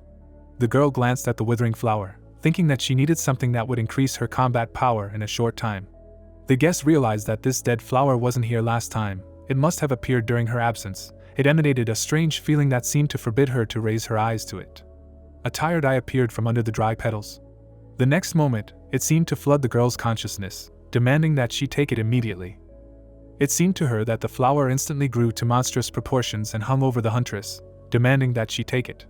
Running a wet tentacle over the girl's nose, it added that it could be satiated. The visitor opened her mouth in fear when the monster soared up to the ceiling. Lowering its toothy limbs down, the flower seemed to begin to capture the girl's body with tendrils of ether. The leader involuntarily took a step back when she realized that this creature was devouring souls. The feeling of pressure made the poor thing decide that with her strength she could not resist this terrible flower. Even with an iron will, she could barely cope with it. But what surprised her most was that with such terrifying force it asked for help. A smile appeared on the huntress's face. She took this as an agreement to help her. Jishio pointed her finger at the flower and asked Mr. Lin to give it to her. The bookstore owner stared at the guest with huge eyes. He looked at the dead flower in confusion, trying to understand how serious she was, because this room was full of books of all kinds, and she needed a flower that was already 1 foot in the grave. This plant was the cheapest thing here. The guy could not even imagine why the guest would need it. He pressed his hands to his face in fear, remembering that this could be a problem, because the flower was a gift from Miss Doris, and represented her heart. It was in such a bad condition that the young man did not even think to exclude it from the range of choice. It became awkward. How could he just give away someone else's gift? The possibility of losing a large client did not please him very much. Taking his hand away from his face, the seller coughed, and decided to try to hint. The flower angrily glanced sideways at its tormentor when he asked the guest if she was sure of her choice. Knocking his knuckles on the pot, the hero added that it was also a gift from one of the clients, and he took care of it. Beaming with good nature, the man added that in fact, it had recently been very beautiful. It was quite difficult to take care of, so he even thought about throwing it away. To the girl's surprise, the interlocutor closed one eye and added that, by the way, Miss Doris had given him the flower, and it seemed that it was she who introduced them. Without changing his pose, the owner continued that in any case, the flower was also important to him, and insisted on thinking again. Not paying attention to the plant's antics, the young man thought that even if he no longer needed it, he was still going to save it. The houseplants were dying due to lack of watering or poor soil. It seemed that the fertilizers were not very good. Next time it was worth changing them. At this time, the huntress, with her mouth open, tried to understand whether Mr. Lin really wanted to tell her to refuse the flower. But in the end she decided that this was another test from him, because it was not for nothing that he mentioned that it was a gift from Doris. The leader remembered that after everything that happened, she talked to Max. Because of a strange premonition, she ordered him to find out all the ins and outs of Miss Doris. And when 2 days later the girl saw the results of an amazingly detailed report, she was shocked. A child that is born once every few thousand years, the great prophet Doris. 1,000 years ago she already possessed destructive power, but during all this time she did not develop it. The recent battle on 23rd Street, according to the Truth Society, had a direct relation to her. It was simply incredible. The huntress panicked as she recalled what she had done in front of such a great man. As the shop owner tapped the table, the leader continued to think that Mr. Lin had not warned her for nothing. The power she was about to accept was beyond her comprehension. It could be that this flower would force her to cooperate with the prophet's family. Jishio's mouth dropped open as she thought that although she didn't know what she would be facing, it was obvious that Mr. Lin had thought of everything. Considering that the bookstore owner had sent Ackerman to her, it was obvious that Mr. Lin intended to gather independent hunters together and create an organization on the level of the Secret Tower or the Truth Society. And this was his next move against the mysterious group. The situation in the city would change dramatically in the near future. Feeling very small in the huge store, the huntress thought that the city was like a chessboard, and the pieces on it represented the lives of thousands of people. Mr. Lin was truly amazing. Pressing her clenched fist to her chest, the guest thought that it was an honor for her to be appreciated by such a great man. Now she knew her goal, and it was time to get down to business. Raising a determined look at the interlocutor, the girl made a decision to dedicate her life to serving Mr. Lin. Slamming her palm on the table, the leader said that she understood everything. She resolutely clenched her hand into a fist, and said that the owner could not worry, the maximum would be squeezed out of this gift. She promised to do everything to provide the flower with decent daily care, and that she would not let him down. From such words, the flower burst into tears of happiness. The owner of the bookstore stared at his interlocutor, dumbfounded, not understanding where she got so much determination from. It was hard to refuse a person with such zeal. Did she really want this flower so much? Imagining this scene completely differently, the young man assumed that caring for flowers was his client's hobby, which explained her interest. Pressing his fingers to his lips, the seller thought that the choice was not bad at all. Considering his recent thoughts of throwing away the flower, giving it to her seemed like an excellent option.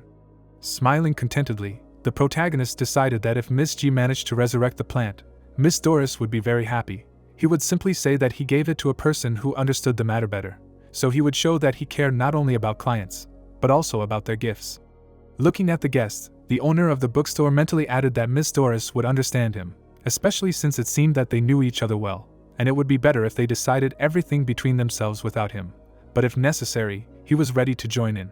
Smiling mysteriously, Linjia said that since the guest had decided so, he was giving the flower to her, and would eagerly await how it would come to life in her hands. Both the huntress and the flower beamed with happiness, thanking their owner. The gargoyles shed tears, while little Maon quietly rejoiced that this creepy flower was leaving them. The flower happily caressed its new owner when she said that it was late, and would not detain anyone anymore, thanked it once again and promised to cherish the gift. Smiling happily, the girl promised to take care of the plant and prove her sincerity. The young man waved to Miss G with a friendly smile, expressing his joy that she liked everything. But as soon as the guest left the store, his face darkened. The events take us to the central district, Andrew's house. Raising a glass of wine, the man allowed the servant to enter. The maid entered and apologized for disturbing her, but they had an unforeseen situation. Andrew, who was now under house arrest, closed his eyes and told the maid to calm down, because as the head maid, she should be more restrained. The girl bowed her head, agreeing with the master. She bowed, saying that the truth seekers found out about everything. They were interested in the bookstore. Andrew turned around abruptly upon hearing her words. His eyes lit up brightly. Suddenly, he closed his eyes and calmed down. Smiling, he said that he would personally settle everything, and if she was okay, then it was better to go to bed, because a bad dream is a woman's worst enemy. Embarrassed and looking away, the girl wished the master good night. Closing the door, the maid mentally said that her master, as befits a person of his level, did not lose his sense of dignity. Soon the door slammed shut. The man immediately pressed the button on the remote control. The wall in front of him began to rise. Soon, a huge portrait of Doris appeared in front of Andrew. Trembling all over, the man said that for some reason everyone continued to oppress him and his recent secret order was also intercepted. The veins around Andrew's eyes bulged. The glass in his hand began to break. Wiping the portrait, he said that he hated it when he was disturbed while doing such things in peace. Did they really have a spy? Smiling and looking at Doris with admiration, he said that only she, a kind and beautiful lady, understood his talent and value. Touching the painting, he said that he had exceeded his authority to make sure that she was safe. In return, he had lost trust. Through the window, Andrew could be seen pressed against the portrait. Bright light burst out of Andrew's windows. At this time, the protagonist, sitting at the counter, was thinking that the flower should have been easy to care for, whether he could bring it back to life, and Doris said that the meaning of this flower had not changed since ancient times. Leaning his head on his hand, the guy mentally said that it was better to entrust this to the young miss. The guy remembered how the girl, covering her mouth, thanked him. At that moment, she bowed and coughed up blood. Afterwards, clenching her fists, she said that she would cherish the flower and take care of it. With a smile on her face, the girl took the flower. Closing her eyes, Jishio said that she would take good care of it and prove her sincerity. The protagonist looked at the child on the side. He suddenly began to sweat heavily. Clutching his head, the guy mentally said that if this were to happen, he would need to think of something to say to Doris. Although she had not said anything to him, and there was really no need to justify himself, now he seemed to have become like an old scumbag. Andrew shuddered and frowned, sensing something was wrong. The protagonist's fingers bent. His body trembled slightly while he thought that he did not need to rush, and he was tired today. He involuntarily glanced at the emblem on the table. It was the sacred emblem of Vincent. It was shining slightly standing behind the flower pot earlier. The protagonist was so carried away by the conversation with the Holy Father that he completely forgot that he put it there. The protagonist awkwardly scratched the back of his head, mentally saying that the Holy Father left in a hurry, and if he had noticed the emblem earlier, he would have caught up and returned it. The guy grabbed the emblem, saying that he still wanted to take a closer look at this thing. He smiled creepily as he began to examine the neat design of the product. Linjia looked at the girl behind him, deciding that he cannot just leave this thing on the shelf. Linjia noticed the box in Maoen's hand. The guy grinned, realizing that he had found the perfect safe. He gently called the girl, which made her sweat and get scared. Approaching her, he said that she most likely remembers the mistakes she made, and now it was time to assign an appropriate punishment. The girl froze until she fully realized what was said. Sweat began to pour down her face as if she had been struck by multiple shocks. When the protagonist extended his hand asking the girl to tell him what she had done wrong, she replied by saying that she should not have rummaged through the guest's things without his permission. Maoen closed her eyes. Linjia calmly put the emblem into the drawer. It immediately closed.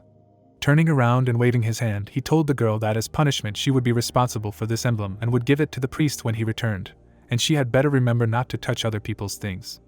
Maoen's eyes sparkled and she replied by saying that she would remember everything and also keep the emblem safe. Linjia bared his teeth at her words. The gargoyle standing to the side sighed. Soon the front door of the store was closed. The protagonist patted the girl on the head and told her to go to bed and rest, otherwise the people from the Chamber of Commerce would come soon and she would finally receive her documents. As they were climbing the stairs, the guy said that they should ask them to help with the layout of the second floor. Maoen secretly watched as the guy climbed, saying that they needed to think about whether they needed any dishes or furniture, and that they, per people, couldn't throw away sheep's wool. Maoen nodded, deciding that the boss wanted to buy a wool carpet. The protagonist waved his hand and told the girl not to forget to change the bandage before going to bed. Entering her room, Maoen wished the gentleman a good night. A moment later, she closed the door, finding herself inside a shining room. She put the box on the floor. The girl took off her skirt and began to take off her leggings. She completely took off her clothes, remaining in her underwear. Maoen began to carefully remove the bandages. Looking at her now whole arm, she realized that most of the injuries had already healed. But there was a wound on her back and the back of her head. They were still large, so the girl was currently treating them. Maoen pursed her lips, feeling a strong pain. Soon the previous bandages, scissors and cotton wool were thrown away. The girl climbed onto the bed. Lying down on the bed, Maoen said that she must protect this box. She opened one eye, saying that this time she would have to find a different way to open the seal. Soon she closed her eye again. The emblem inside the box shone brightly. In the closing eye, a part of the box was visible. Maoen in a new black dress found herself in the kingdom of dreams. Her eyes suddenly opened. She bowed her head and was puzzled, not understanding what had happened. She remembered how she wanted to figure out the seals on the box, but after several attempts, the box was literally wrapped in chains. Maoen wiped the sweat from her forehead. The girl stepped forward. She involuntarily opened her mouth in amazement. Right in front of her, she saw countless stars. Raising her head, she said that it was beautiful. Suddenly, a silhouette appeared in her eye. A girl in a bright glow appeared in the middle of the sky. She landed neatly on the water. Dark ether began to envelop the girl's body. Vapursa smiled, telling the guests not to be surprised. Approaching Maoen, she said that now was the time for their destinies to cross. The witch lifted the hem of her dress. Holding the dress, she said that they had finally met, and now the 1,000-year-old prophecy was destined to come true. Smiling weakly, the witch introduced herself. Vapursa was reflected in the girl's eye. While in the witch's eye, a shocked girl was reflected. Dory's ear twitched. She turned around abruptly, causing the elders to ask her if something had happened. Looking at the sky, Doris said that someone had entered the dream world. The three elves looked at the lady in admiration, asking if it could be buying. Walking to the edge of the ledge, the girl said that it was not buying, but it was just as mysterious, and in her mind she remembered the prophecy about Vapusis. The elf stood with her head raised, mentally saying that few people believed in these prophecies, and some even turned the legends into forbidden heresy. An example was the Plague Church, who burned the tree. Their teaching did not recognize the existence of the ancestral witches, and considered the legends about them nonsense. A crowd from the Plague Church could kill many people. The representatives of the Dome Church, although they worshipped the moon, did not have a line in their sacred scriptures about Vapusis, who rules the night. The girl's eye widened in fear. A cat quietly approached her and rubbed against her leg. Doris closed her eyes, realizing that it was useless to think about it, because the recent battle had caused a lot of destruction, and full restoration would take a long time. The elves watched with affection as their mistress stroked the cat. Doris picked up the animal in her arms, deciding that it was time for her to decide what to do with these babies. Imagining the image of the protagonist, she mentally said that she would have to ask for help from that omniscient person, and also a gift was needed as payment. Events take us to Maon, who did not understand anything. The girl stood silently opposite one of the great witches. Vapusis closed her eyes, saying that since they were seeing each other for the first time, they should introduce themselves properly.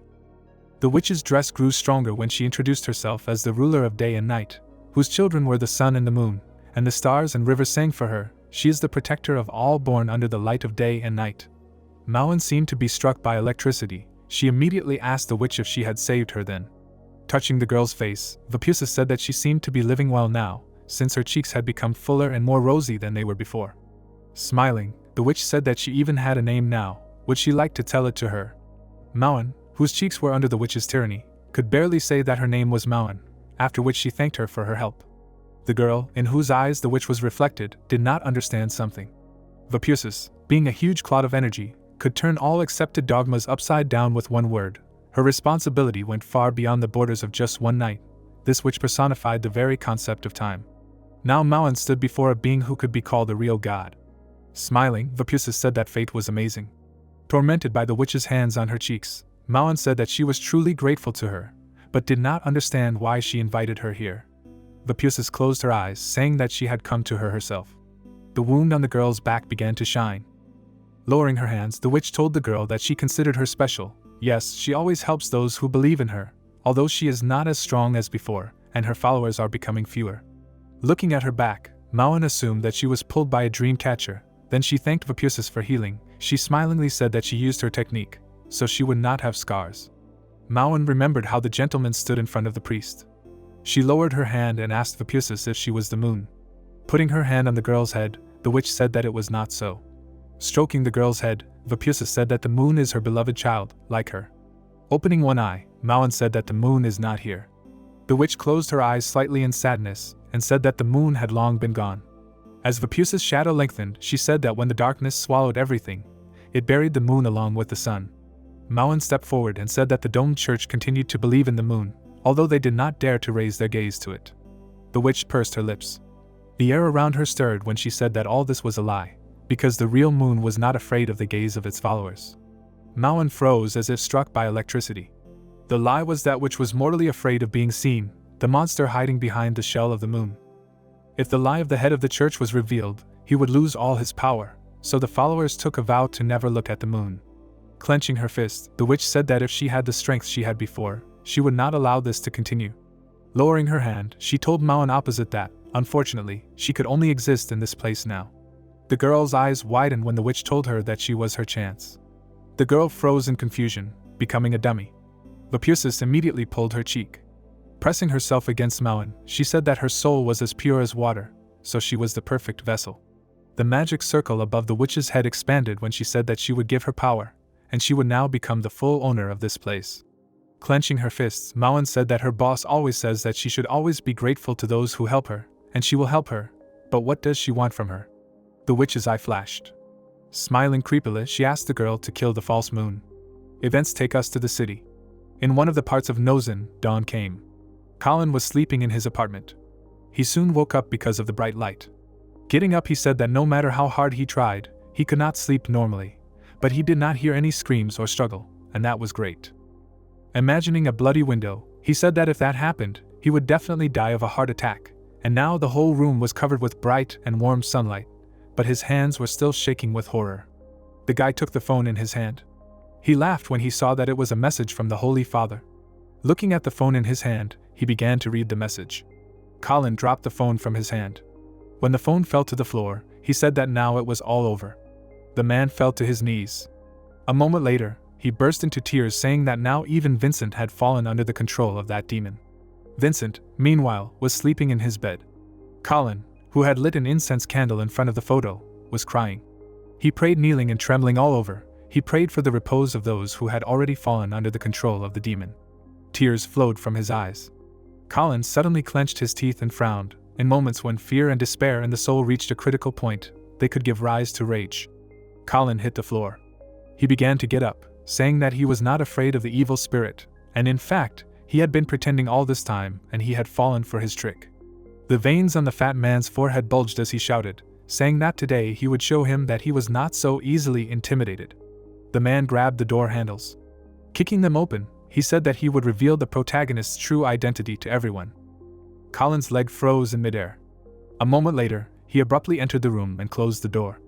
The man sat down on the floor, realizing that it was risky, and he almost died. Clenching his fist, Colin said that he needed to take the tools for exorcism, like a sword and shield. He stood up and walked towards the door, saying that he would definitely rip the mask off the ugly mug. Colin's room was full of trash. He was rummaging through all his things. Colin, holding a flashlight, said that he clearly remembered that there was still some left. At the very edge he saw a flask. Taking it and sitting down on the other side of the room, he said that now he did not need to prepare a new portion or lick water off the floor. Looking at the water in the flask, the man thought, trying to figure out if this would be enough, or would only anger the enemy. Kicking the chair, the angry Colin said that he had to suffer enough. He suddenly froze, seeing something. Between the furniture he saw a coin. Colin moved the chair. Then he took the coin in his hand. Sitting down in the chair, Colin said that he was so tired, but it was all for the coin. His eyes widened when he remembered something. Picking up the coin, he said that it was his family heirloom. When he was 8 years old, he reached out for the coin. Colin, at the age of 8, approached the heirloom and wanted to eat it. His father immediately hit him on the head. Clenching his fist, the old man told his son to treat the family heirloom with respect. Frowning, the man screamed in anger, saying that this coin brings great luck and they owe their wealth to it. Colin turned his head to his father and said that a few days ago, people from the Chamber of Commerce came to them, reminding them of the debt. Turning away, the old man said that the coin was important as a symbol of the days when they were at the peak of their power. Closing his eyes, the man decided to tell his son a story. He began the story by saying that in the past, in the lands of Azir, there was an elf kingdom, and one day a demon king came there, wanting to get treasures. Then the hero found a church and took out a legendary sword sharpened in a stone. The hero saved the princess and defeated the demon king. Lying on a chair, the old man said that then the hero was badly pecked by chickens in the village and their ancestors were able to collect this coin. Since then their family began a good life. Opening his eyes, he told his son that even though they cannot save the store now, he must understand what he did. At this time, Colin, holding the dolls in his hand, told his father that his fairy tale is outdated, and now other fairy tales have become more popular. That day, the father chased his son and beat him up badly. Colin covered his face with his hand, remembering everything. He gritted his teeth, deciding that if the coin brought good luck, he wouldn't live next door to a demon. Jumping up, the man said that this couldn't go on any longer. Colin picked up the flask of holy water and the coin. Afterwards, he left the room, deciding that it was better to end everything right now than to be afraid all his life. He decided to die like the hero in that legend, confronting the demon king. Walking down the street, the man said that he felt like the strongest hero.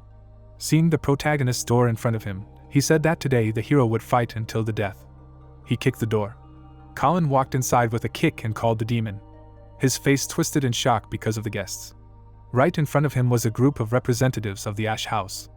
Everyone stared at the man in shock. He froze in the passage with his leg raised. He began to sweat heavily upon recognizing the merchant's crest. A shadow covered everyone's faces as Colin realized who was in front of him. Some time ago, the Ash House group approached the bookstore. The butler adjusted his glasses, saying that this was the master's residence, and they should be extremely careful, not looking at anything or touching it unless necessary. Clenching his fist, the old man in the white suit said that they were only here to carry out an errand. The boys immediately lined up. Edmund stood in front of them and ordered them to go forward. As his hand approached the door, he felt the ether. The protagonist, who was reading a book, raised his head. His eyes sparkled when he noticed the crowd of people. The group led by Edmund walked inside. The protagonist smiled and said that he had been waiting for a long time. The old man bowed and introduced himself as the butler of Miss Cherry herself. Imagining the elf's face, Linjia mentally said that just one phone call a couple of days ago and Cherry had already found time to send her man. The guy stood up and pointed at Mauen, saying that she would need a new ID. The girl herself was looking at the box in her hands at that time. The protagonist put his finger to her forehead. Poking her forehead with his finger, he said that first they needed to take care of the documents and stop fooling around, because this box would not run away from her. Edmund frowned. He saw the writing and the aura of the box. He was afraid to imagine what it kept inside. The old man's body trembled. For the gentleman, it was just a toy that could be given to a child. Having stopped trembling, Edmund mentally said that everything here was exactly as the lady had described. Putting his hand to his chest, he told the protagonist that he could call him by name. The butler snapped his fingers. One of the guys immediately took out a camera. With his hands behind his back, Edmund thought that all identification data was stored in the local network of the Truth Society, and could not be forged even by influential people. However, for the Chamber of Commerce, this was possible, because when the Truth Society first launched its database, it was bad. Then they, the Druids, found a way to contact the surviving gnome mechanics. So the representative of the Truth Society met with the gnome. And the knights of their secret tower were obsessed with muscles and honor, almost entirely sponsored by the Chamber of Commerce, so Joseph, angry, could only accept the money. The guy raised his hands in front of Mauen, asking to follow their instructions. The guys smiled, saying that they would now take a photo and take fingerprints. The protagonist watched everything with a smile on his face. He opened his eye. The guy involuntarily remembered how Cherry was happy when she came to him. Now, instead of that girl, he looked at Mauen. The butler stepped forward and said that their mistress, unfortunately, was busy with business. Raising his hand, the old man said that as an apology, she had prepared a special gift for him. The protagonist smiled, saying that since it was from Cherry, he would definitely like it. Edmund closed his eyes, saying that he would definitely pass on the answer to the mistress. The guy to the side opened the box. The protagonist froze in amazement, his mouth open. The box was placed on the table. While the moment inside was shining brightly, the butler said that this was a coin that had been passed down from generation to generation, and legend has it that it was created from the eye of the goddess of fate. A couple of days before, Cherry, hitting the chest, said that she had prepared a coin of misfortune especially for the master.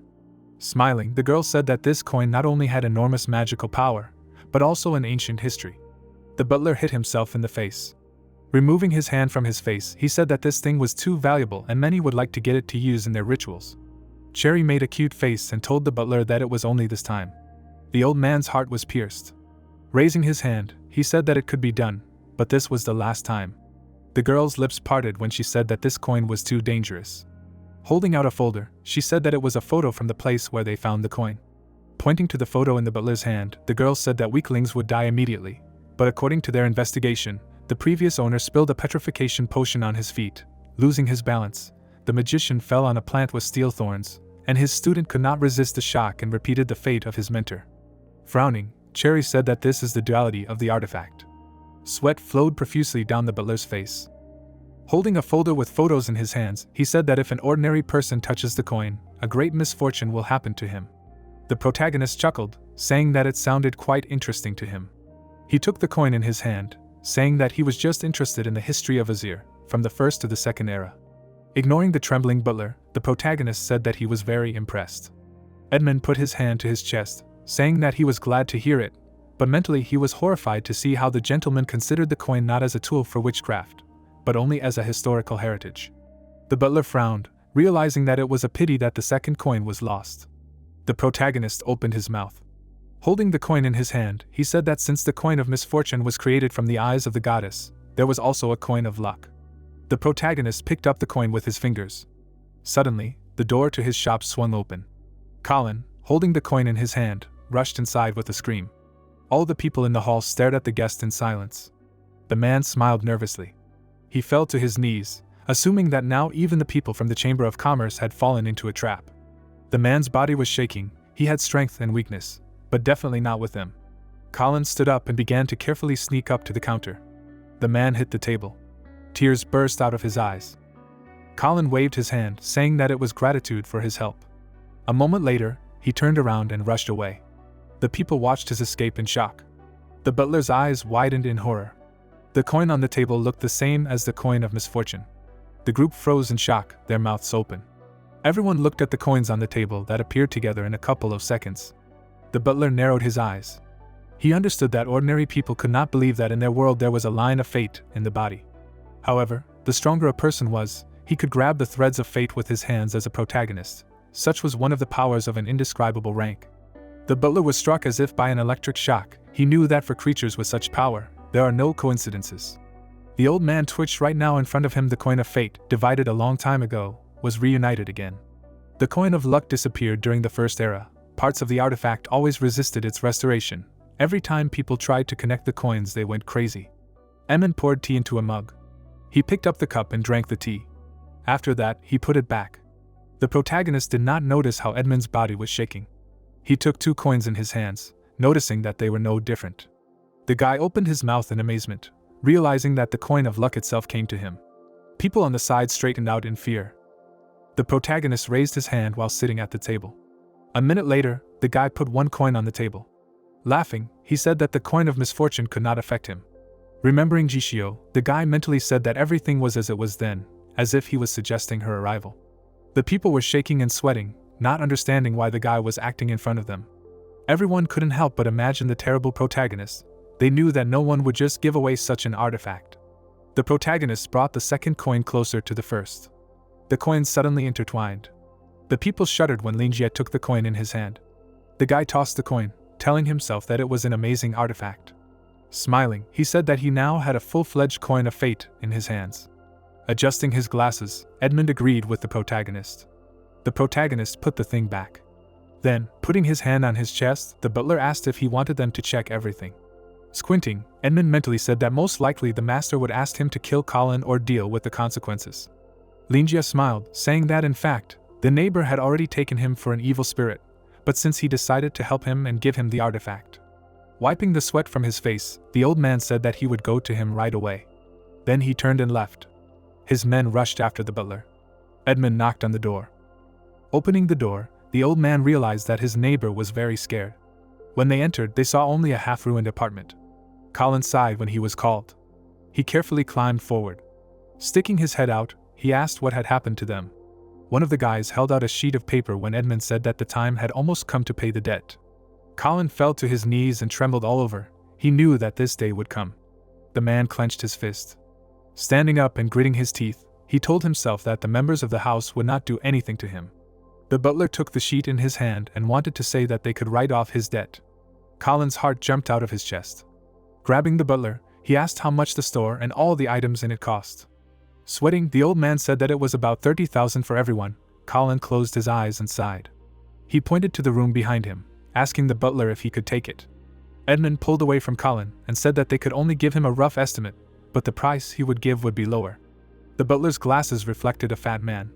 He opened his mouth and said with a smile that he agreed to everything. He raised his hands, saying that he was finally free. Colin began to quickly gather his things. He ran out of his old house at high speed. The man jumped up and down and was as happy as a child. The Chamber of Commerce group looked on indifferently.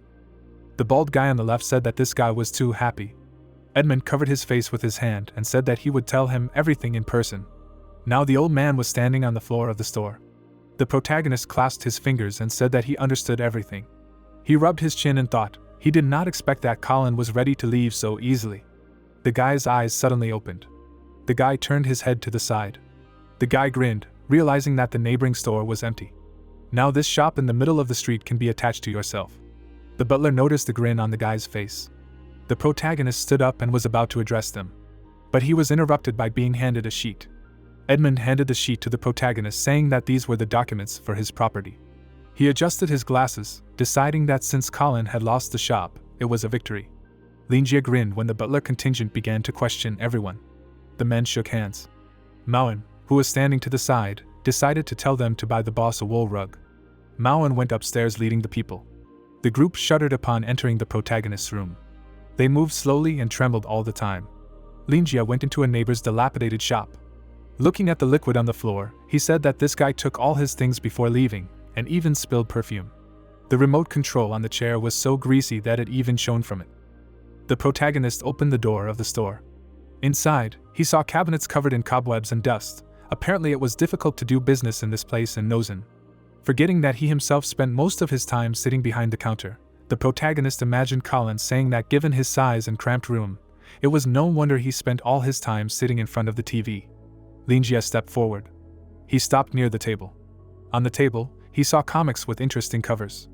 Smiling and closing his eyes, the guy said that since such things were lying in the most visible place, it was understandable why business was not going well. Reaching out for the comic, the protagonist said that this was a rare opportunity to study how the city lives. Taking the box with the disc in his hand, he said that he should not be constrained by prejudices, because this is also part of the culture. The figure of the girl was reflected in the guy's eye when he said that human civilization should have both aspects of high intelligence and base desires. Linjie moved around the store wanting to study all the culture and pop music. The guy stopped and looked at the table to the side. There was salt and several ingredients for the ritual on the table. The protagonist took rosemary in his hand.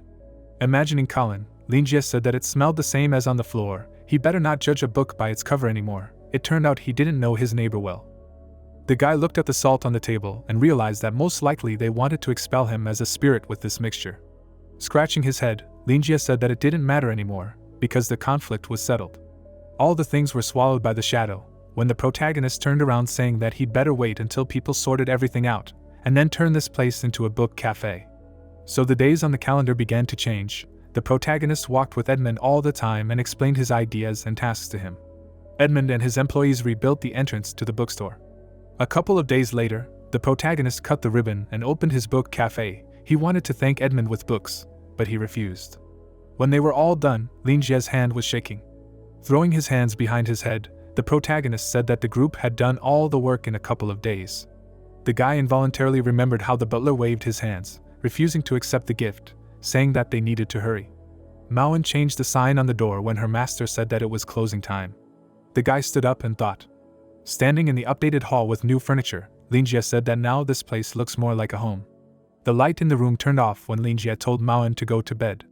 Leaving the room, he told the girl not to forget about her studies, because her help in managing in the future would not be superfluous. Soon the girl stopped at the door and said goodbye to the master. The guy himself opened the door to his room. Taking off his suit, he mentally said that he even managed to miss his room. The protagonist reached out to the case. Putting on his glasses, he said that it was time to study the materials that Claude handed him. The clouds parted to reveal the moon. Linjie was sitting at the table, saying that out of so many documents, there was only one book title. The guy's eyes sparkled when he saw the names of the two researchers. The document with Rupert's photo had his research on religious fanaticism and the rise of the kingdom written down. Hall was a bearded man. He studied the customs of the people. The main thing was that all the texts were found in the ruins and belonged to the second era of Azir. The book, called Dark Ages, was currently in the Society of Truth, but both researchers did not have access to it. The protagonist squinted, realizing that the scientist's research was very similar to what he saw in his dream. The general content of the research contained the entire story. They mentioned the arrival of a god, which turned everything into chaos. They also talked about Candela and the rapid development of the kingdom. The battle, or rather Candel's challenge to the god, was also retold. It was even written that the king wore a laurel wreath. There were also records of customs such as the coming-of-age ceremony in the White Hall of the royal family. The protagonist bent his fingers. Everything was exactly like in his dream. Looking at his desk with the sheets of paper, he said that all the details were firmly entrenched in his memory, and he couldn't simply think everything through so much. Linjie adjusted his glasses. His shadow lengthened as he decided to get this book to find out about the past. The protagonist glanced to the side. He looked at the sword that appeared next to him. Removing the cloth from the blade, he said that he had never taken it out since the Mauen arrived here. Suddenly, the ether itself rushed to the guy's eye. Linjie was now reading all the text with his own eyes. On the sword itself, it was written that after a long dark night, dawn would definitely come. Linjie nervously said that most likely, the hall was studying the ceremony of passing on the sacred sword. The spirit of Candel suddenly appeared above the boy saying that he had nothing left but his soul, and this was the last gift he could give before he died. In the sword, the protagonist saw the image of Candel. He was horrified, but a moment later he saw his reflection. The boy stood silently looking at the sword. Only the curtains in his room swayed slightly. The protagonist turned his head. He froze in horror, his face distorted with horror. The protagonist pursed his lips saying that the only thing he could be sure of was that he was not going crazy. The boy's hand began to tremble violently. The boy's whole body began to tremble. He picked up the sword, not believing that everything that had happened in his dream was somehow connected. The boy squinted, saying that the more he looked at the inscriptions, the more familiar they seemed to him. He even remembered that the sword was supposed to be on the side of the main temple, and that it was a symbol of royal power along with a crown of laurel branches. The last time he looked at the sword after waking up, he had an illusion that he, in Kandel's body, used it to win on the battlefield. The protagonist wrote everything down, realizing that right now, this was no longer just a memory, because at the moment, for no apparent reason, he was already freely writing in a language he did not know. Linjia continued to sit on the chair, trying to understand the possible reason for such afterwards. The guy's eyes suddenly widened. He pulled up his sleeve, but did not see the mark. The skin of his arm was perfectly clean. The protagonist lowered his hand, saying that even if it was here, he would have noticed the tattoo much earlier. Ether burst out of the sword when the guy asked that he accidentally set the king on the right path. This holy sword of the kingdom was in Kandel's hands. Afterwards, it ended up in the hands of many knights, causing everyone to forget the original history of the sword. And the old man simply gave the sword away in the end. Introducing Candela, the protagonist said that Candela was still friendly. He was not consumed by darkness and emotions. Candela handed the protagonist something valuable. It was not a holy sword, but all his life experience, campaigns, battles, performances. The guy adjusted his glasses again. Looking at the table, he said that he needed to understand where the truth was and where the lie was. The guy clearly remembered all the knowledge and fencing skills that Candela received in childhood. However, he did not remember the moments of sacred arts and sorcery, and how the king fought with an ancient deity. The protagonist seemed to be immersed in a frosty world. He still had a lot to gain and understand why some things were hidden from him.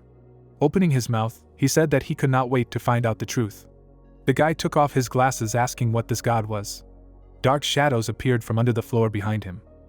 Linjia put his hand in his pocket, saying that there was no need for him to rush anywhere. Sitting down in a chair, he said that the documents flashed information about the coin, and it said that it could be used to predict the future. The protagonist took a marker and marked the side that brought good luck. He smiled. Thanks to the dream catcher, Linjia found himself in a dream world. He stood up and began to look around. When Snow White hair appeared in the vision zone, the guy's eye widened. Bain simply squinted. Approaching the guy, she greeted him. Linjia stood in front of the girl. He opened his mouth in amazement, mentally saying that everything was definitely different from the past, because he was able to get into a lucid dream on this very day. The girl winked at him. A drop flowed down the guy's face. Standing in front of Bain, he realized that he had already seen this dream twice, and the appearance of such dreams without a reason is difficult to explain. Linjia rubbed his chin thoughtfully, and told himself that his physical changes had been reshuffled. The protagonist swallowed. He wondered who the girl in front of him was, that he had changed so much just because of a fruit. The guy stepped forward. Raising his hand, he asked her how she liked the book he had given her last time. The girl opened one eye and said that the book was very interesting. She stood on her toes. Her hair flew up as she said that it was a world she had never seen before. It was romantic and beautiful. The protagonist froze with her mouth open as the girl gave an accurate description of the book. Bain passed by the guy, saying that she really liked the book. She closed her eyes, saying that this was the first time she had felt such emotions. Linjia's eyes sparkled. Walking up to a tree, the girl said that the book was too perfect. She extended her hand towards the tree. Smiling and looking at the guy, she asked him if he wanted such a world. Linjia closed his eyes and thought. He suddenly opened his eyes. The Candela sword appeared in his hand. The protagonist stared at the sword in his hand in amazement. He thrust the sword into the ground. Linjia crossed his arms over his chest and said that people are weak, but they have the greatest wisdom and a cruel heart. The guy bowed his head, saying that they are digging their own graves. Bain, who was watching from the side, said that he was a pessimist, because earlier he told her to be happier. The guy scratched the back of his head, saying that he believed that there is true kindness in human nature. Smiling, he said that he still advises people to expect the worst. Bain closed her eyes, saying that people are too contradictory. Then she opened her eyes. Looking at the sword next to the guy, she said that the sword looked familiar to her. Linjia scratched the back of his head in awkwardness. He raised his hand and told what happened. Pointing at the sword, the guy said that he also did not know how the sword ended up in this dream. Bain smiled and covered her mouth. She opened her lips, saying that there was nothing surprising about it.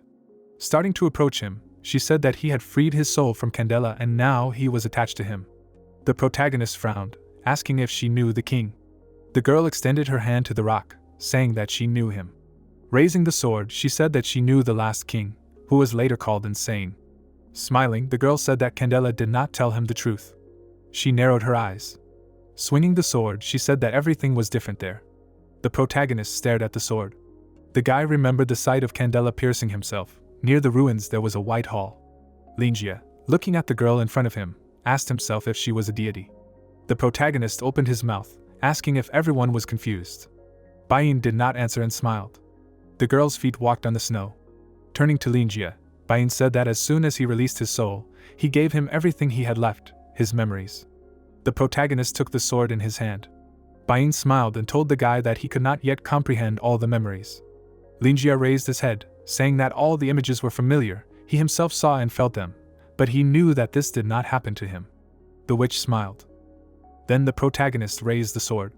The girl stood behind him and said that she would help him master the sword, and if he succeeded, she would tell him what the confusion was. The protagonist smiled, he wanted to give it his all. The witch extended her finger and said that before starting, she wanted to ask one question.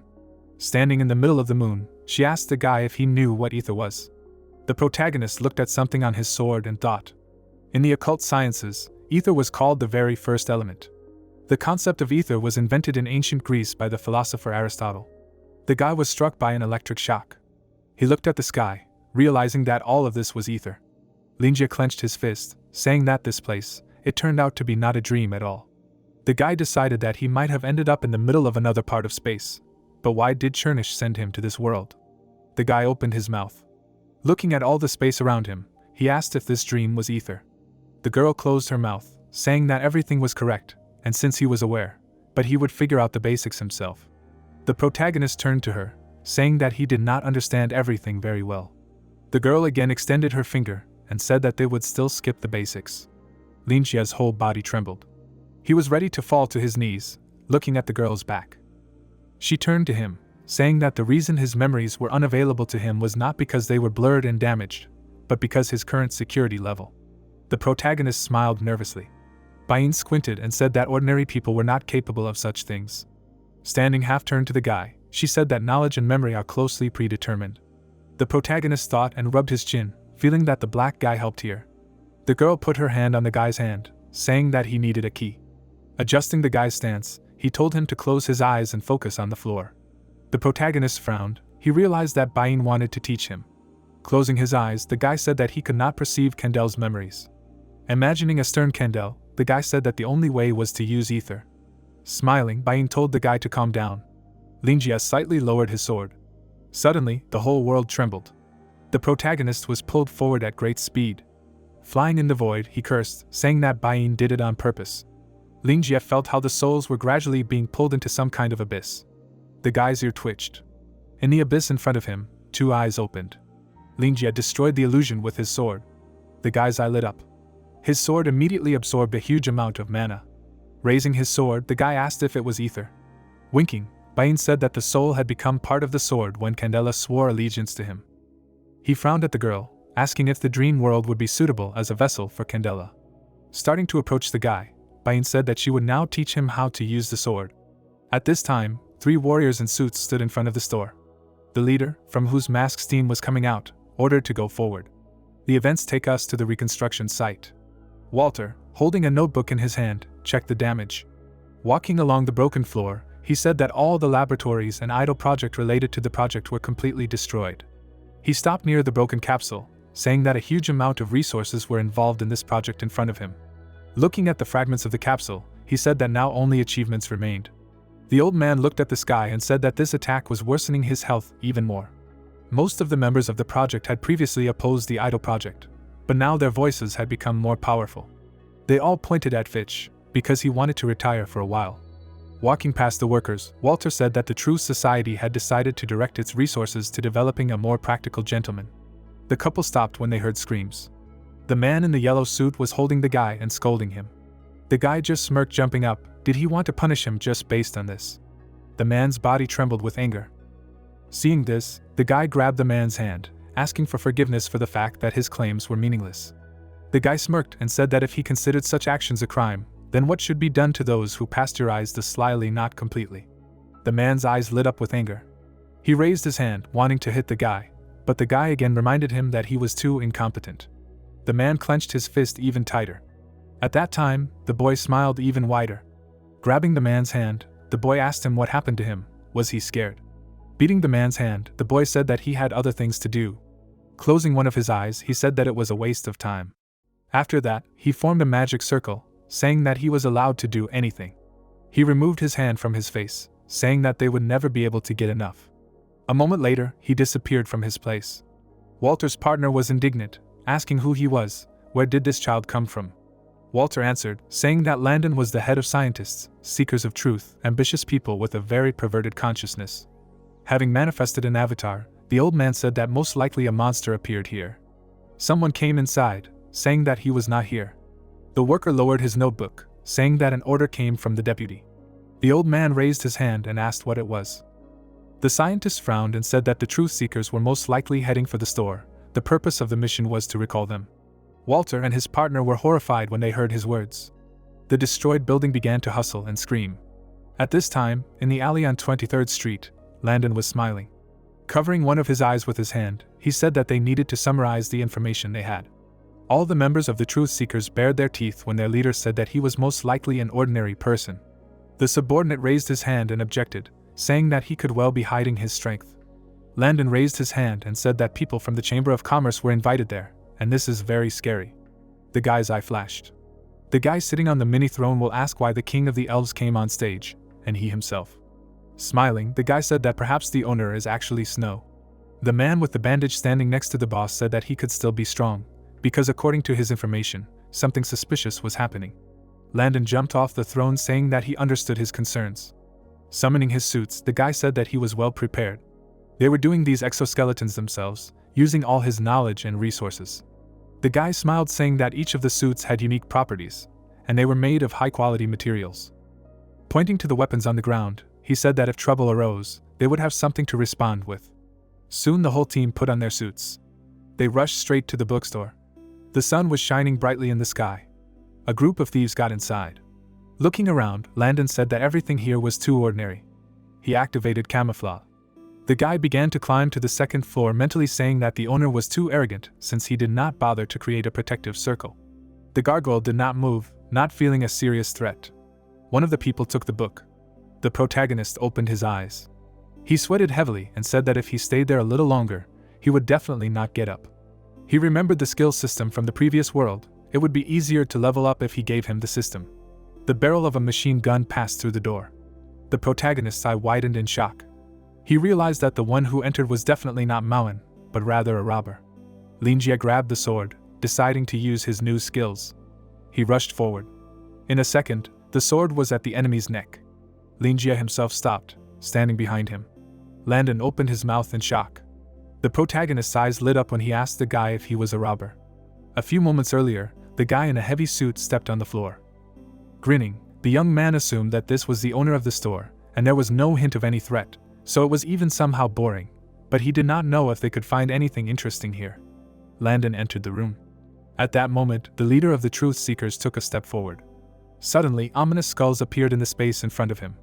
The guy's eyes widened in alarm, not understanding what was happening or what this terrifying aura was, and then he realized that he was going to die because he couldn't move, and decided that he needed to run immediately. The young man in the metal suit turned his head back. The protagonist appeared behind him and asked if this was a night break-in with the intent to steal. Landon's eyes widened in fear, thinking that stealing knowledge was not robbery. Beads of sweat appeared on his face, and the leader of the Truth Seekers indignantly exclaimed in his mind. The protagonist put a blade to the stranger's neck, and he realized that the owner of the bookstore knew why they came, and knew everything from the very beginning, and the most disgusting thing is that it is impossible to lift a finger, so the outcome of this battle was predetermined from the very beginning.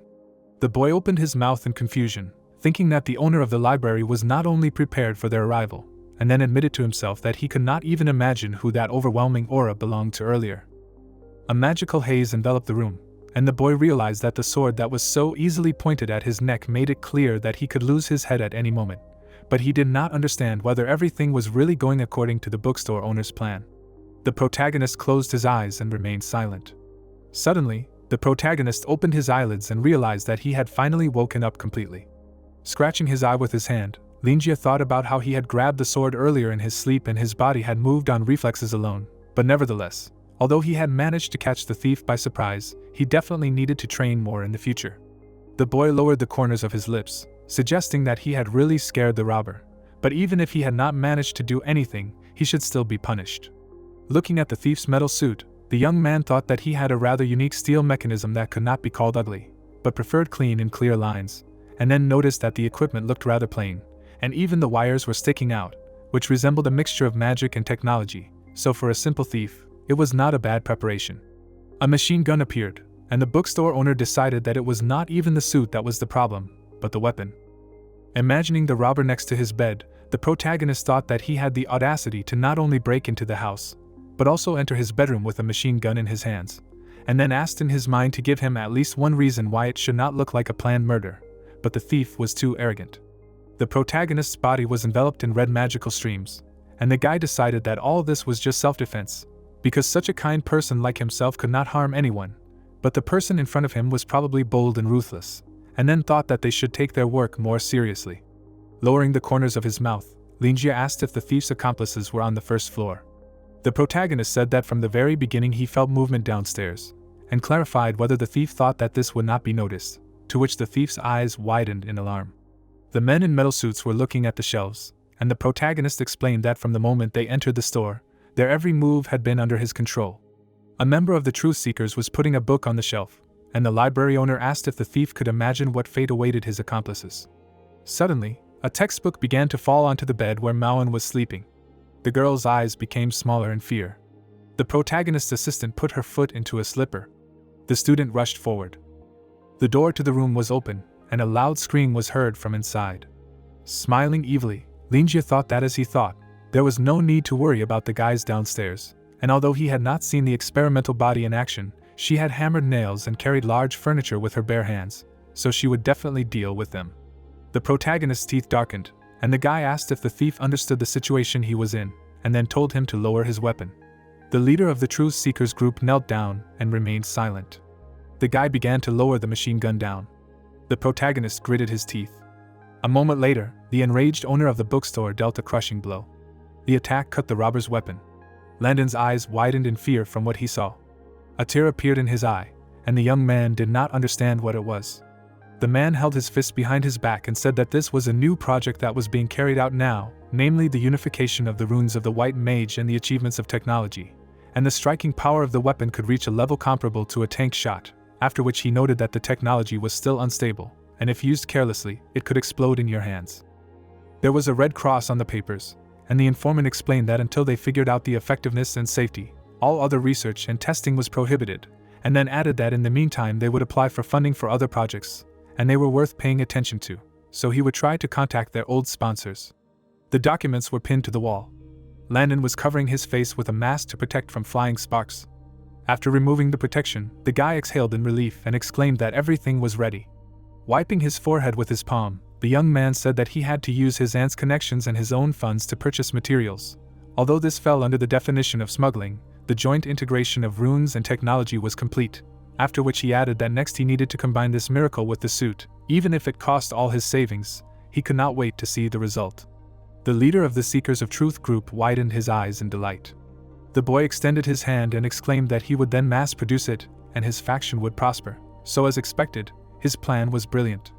The weapon fell from his fingers, and Landon thought that the results of his painstaking work were simply destroyed by the sword. The protagonist placed the blade on the shoulder of the robber, and both of them remained silent. Gritting his teeth, Linjia asked him to continue. The thief burst into tears and thought about how the bookstore owner had already destroyed his weapon, which was a work of art and the crowning glory of his knowledge, which was now as if someone had stolen it, while not understanding whether this was too cruel, and how a person could do such a thing, since he could just as easily have killed him. The boy reached his fingers towards the machine gun. Putting his hand to the side, the young man decided that fortunately the armor was still on him, and this was a masterpiece that was created with great difficulty, and this was only a weapon that he could afford to lose. Suddenly, the pupils of the leader of the Truth Seekers group dilated in alarm. The steel suit crumbled into small pieces. Landon raised his eyebrows in disappointment and said nothing. The guy remembered sadly holding a mask to protect his face from sparks in his hand. Then raising his tools. and smiling widely after creating his masterpiece. Standing behind the robber, the protagonist said that this was great, and now the young man can move. Sitting on the floor, the leader of the Truth Seekers group muttered that this was his treasure. Grabbing the ropes, the protagonist did not understand why his opponent looked like something terrible had happened to him, and decided that he needed to tie him up until he resisted. A moment later, the thief's hands were tied with ropes. Landon pressed himself against the wall, and Linjia thought about the fact that he could now see his face, and the guy looked much younger than expected, and the teenager did not look more than 18, and his face was like he had just failed the entrance exam, and his clothes indicated that he came from a family of arrogant aristocrats who liked to throw around rude words. Squinting, the protagonist mentally said that he usually called such people narrow-minded, and this word is now very popular among the younger generation, and he himself always stays up to date with all the trends, after which it was said that in fact, this guy was already 3 years behind them. Stepping on the stairs with his slippers, the bookstore owner asked if young people like to break the law. Leading the robber behind him, the guy asked if they thought that the stolen goods were theirs by right, and then added that with such a mistaken approach they would never understand real life, while thinking that he was addicted to moralizing. Closing his eye, the protagonist suggested that the thief was the author of those inventions, and he obviously had a talent that could soon disappear, after which he clarified whether the young man understood that he should not have broken into his store to steal. Frowning, Landon shouted that he did not even have time to do anything, and the owner of the library destroyed his creation. Turning his head back, the protagonist asked if the thief was trying to justify breaking into someone else's house and attempting to rob, or wanted to say that he himself was to blame for everything. The boy lowered his eyebrows and said that the robber should be glad that he had not managed to create problems for himself, otherwise he would not have gotten off so easily, and then thought that as a teacher, he hated such disobedient and rebellious hooligans the most. The leader of the Truth Seekers group trembled with fear. Entering the room, the owner of the library explained that the boy would sit here with his accomplices and wait for the police. The men in steel suits were meekly lying on the floor. Mauen, her eyes wide, turned to the boss and asked what to do next. Lin Jian narrowed his eyes and remained silent. Looking at the robbers, the protagonist thought that there were 7 of them and they looked as usual, and then assumed that they realized that they had made a mistake with the target when they did not find money in the store, and therefore decided to take in kind, and their leader even decided to go up to him, but was caught, but he himself could not have fought back against more. But they did not expect that such a professional as Mauen would be in his store. Squinting, the owner of the bookstore exclaimed that his student was smart. The girl turned her head towards the opponents and was silent. The experimental body folded her arms. With her eyes widened, the assistant did not understand whether she had done anything special. Lying on the floor, the thieves screamed and asked for help, and the girl thought that she had only heard the noise came down here, and these people were already lying on the floor with books in their hands. The man in the steel suit was crawling on the floor, and the student thought about how they were terrified, and some were even laughing hysterically, and a few were trying to escape. Running to the door, Mauen realized that she had immediately closed the entrance so that they could not escape. Folding her arms, the girl realized that since the boss praised her, it meant that everything was done correctly. Landon's eyes widened in fear, and the protagonist said that he was lucky with his assistant and thanked her for her help, to which she exclaimed that she had not done anything wrong, and the boss asked her to look after the thieves while he called the police, to which she screamed that there was no need to worry, because no one would escape from her.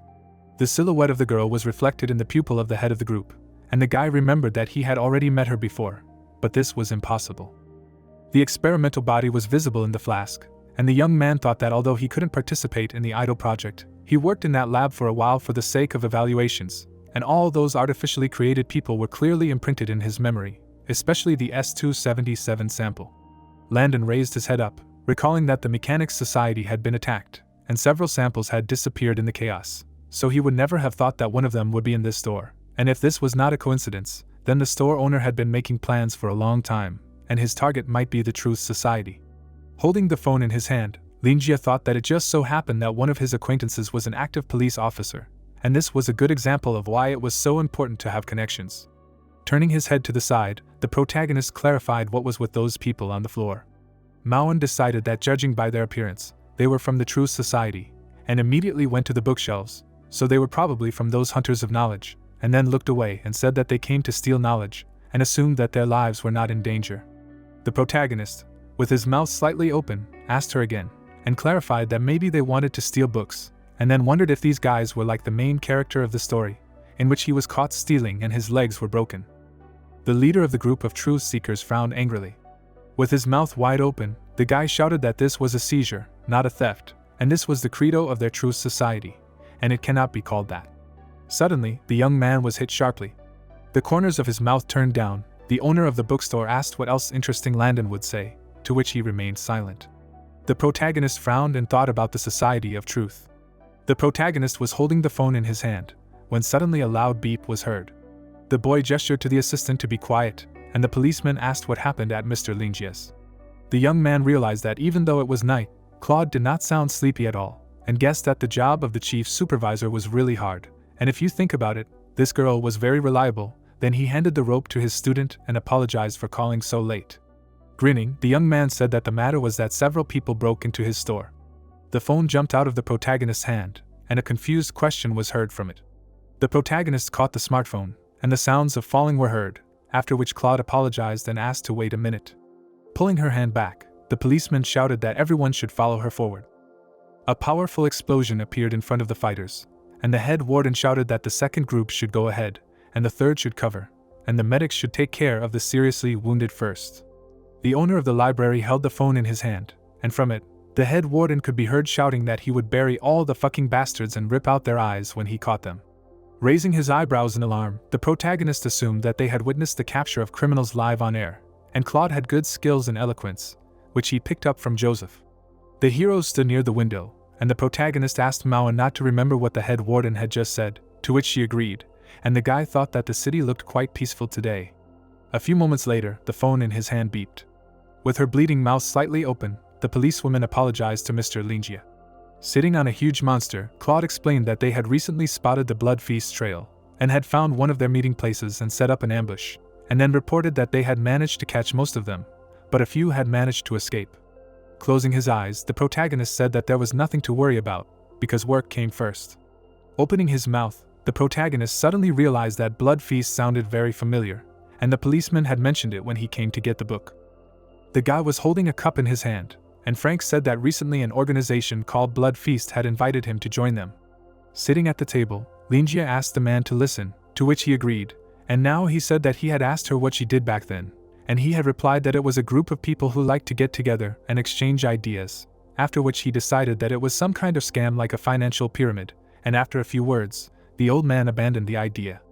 Putting his fingers to his face, the protagonist thought that he was hearing about this group again, and in this context, and he thought that they were just scammers, but it turned out that they were a real terrorist organization. It seemed like the medic was hiding behind the wall. Looking at his phone, the protagonist thought about the skirmish between the terrorists and the police, and even through the smartphone it was clear that the battle was not easy, so it was good that he managed to convince Frank. Grinning, Claude said that it did not matter. A question was heard from the phone about what happened to the owner of the bookstore, to which he opened his mouth in confusion and replied that nothing special. Examining the members of the Truth Seekers lying on the floor, the guy said that 7 robbers claimed to be members of the Truth Society, and he himself caught them and thought it was better to tell her about it. With wide eyes, the head warden asked her interlocutor again. Looking up, the young man thought that this was the first time he had heard of them, and then answered in the affirmative. The smartphone in the policeman's hand began to crack. Putting her palm to her forehead, the girl thought that what the teacher had tried to prevent had still happened, and Mr. Lingia and the Truth Society had met, so she could only hope that everything would be fine with the latter. Closing her eyes, Claude said that she understood everything, and asked if the protagonist could keep an eye on them for a while. The protagonist grinned and said that he would, and then thanked her. From the phone in the library owner's hand, the policewoman said goodbye to her interlocutor. Lowering his hand, the young man said that until the police arrived, he would keep an eye on them himself. The boss asked Mauen to take their weapons and armor and tie them up, only with ties so they wouldn't escape, and she replied that everything would be done, while Landon raised his eyebrows in fear and thought that this was the end. His partner was lying on the floor, and the leader of the Truth Seekers group thought about how scientists rely on their minds and technology, and their physical form is weaker compared to others. In other words, without these suits, they are now like rabbits in the face of a wolf. Tears flowed from the guy's eyes, and he thought about how his creations are very easy to destroy, and why don't they just tear him apart into parts, after which he mentally asked them to leave him, because he did not want to watch this. The sleeve of the steel armor broke. The young man's eyes widened, noticing that they did not have any injuries, and the girl did not beat them, although they looked lost, because they were twitching and shaking, and someone was crying and mumbling incoherently. The girl opened her mouth wide, and Landon assumed that the theft process itself had failed. Sitting on his knees, the leader of the truth seekers thought that it was impossible, and the probability of failure was extremely small, but he did not understand why none of them succeeded. Magic powers intertwined, and the guy said that ether is a special currency of blood and soul, which represents two paths of development, and in order to accommodate more knowledge, scientists specialize in the development of the soul, so its power often surpasses magicians, and there is a saying that a good scientist can become a good magician, but a good magician cannot necessarily become a good scientist. The girl with red hair opened her mouth, and the young man noted that there are usually two reasons why it is impossible to steal knowledge. The first is too much knowledge, and in this case, a person experiences symptoms like overeating, with obvious vomiting. The big eye lit up brightly, and Landon said that the second was finding knowledge at too high a level, and usually it was ancient or forbidden rituals, information from a high-level area, and the like, and in that case the problem was much more serious, as the soul was shaking and tearing itself apart, not to mention what was happening to the body. Frowning, the leader of the Truth Seekers group noted that what he was looking at now was the unification of all the symptoms together, and both the body and soul had suffered greatly. Mauen was tying up the robber, and the guy was thinking about how they had all turned into absolute idiots from simply stealing one book from this store. The assistant informed the boss that everything was ready, to which he, with the corners of his mouth lowered, thought about the fact that the average age of these robbers was about 20 years old, and this was a fairly young group. The thieves were tied up with ropes, and Linjia thought that the disciple's method of tying up was too professional, but he didn't understand where she learned it. But she was definitely a genius, and even he had a lot to learn from her, and then said that it was excellent.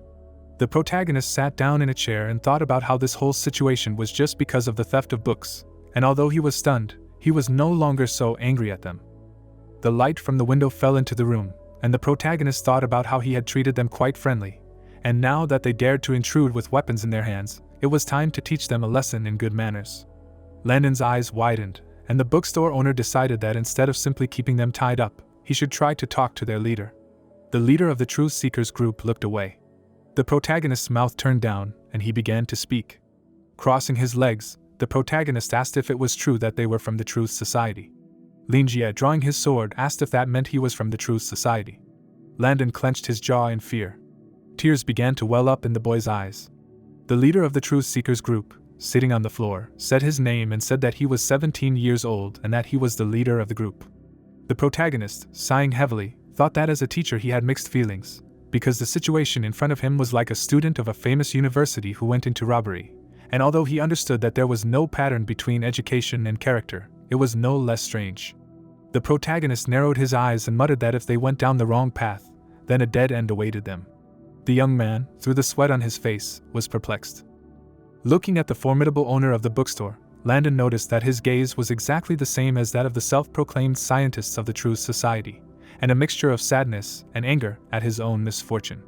Suddenly the guy frowned and said to himself that if this were in the Truth Society, he would have shown them their place long ago, and also added that he was very angry, but now he could only remain silent. The leader of the Truth Seekers crossed his palms and muttered that it wasn't that he was afraid of him, and that there was an old saying in town that those who waited would be rewarded, so he just needed to wait, and everything would be fine. Linjia opened his jaw and said two names and asked if they meant anything to him. The boy lowered his eyebrows in confusion. Landon's mouth dropped open, wondering what the question was about, but he decided it didn't matter and that he needed to pull himself together. Introducing the two men, the boy explained that Prit was a former leading herbalist and his life was unremarkable, so he had nothing to say about him, and Rupert was a leading archaeologist who had died 100 years ago, and after his death, chaos ensued because no one wanted to take over his duties, so the relevant industry was abolished by the Truth Society. The protagonist, sweating on his face, thought that it turned out that these two researchers held leadership positions in the Truth Society, but even so they could not get hold of the book Dark Ages, and realized that this book was special, and therefore he should take note. Lowering his gaze, the protagonist muttered that with Rupert's death, everything is not so simple, because an ordinary death should not have caused such a mess and lead to the abolition of an entire research industry, and there is a possibility that these two events are not related in any way, but he feels some understatement, because there is definitely something fishy here. Opening his mouth, the bookstore owner said that he seems to be well informed. A moment later, Landon's jaw dropped in satisfaction.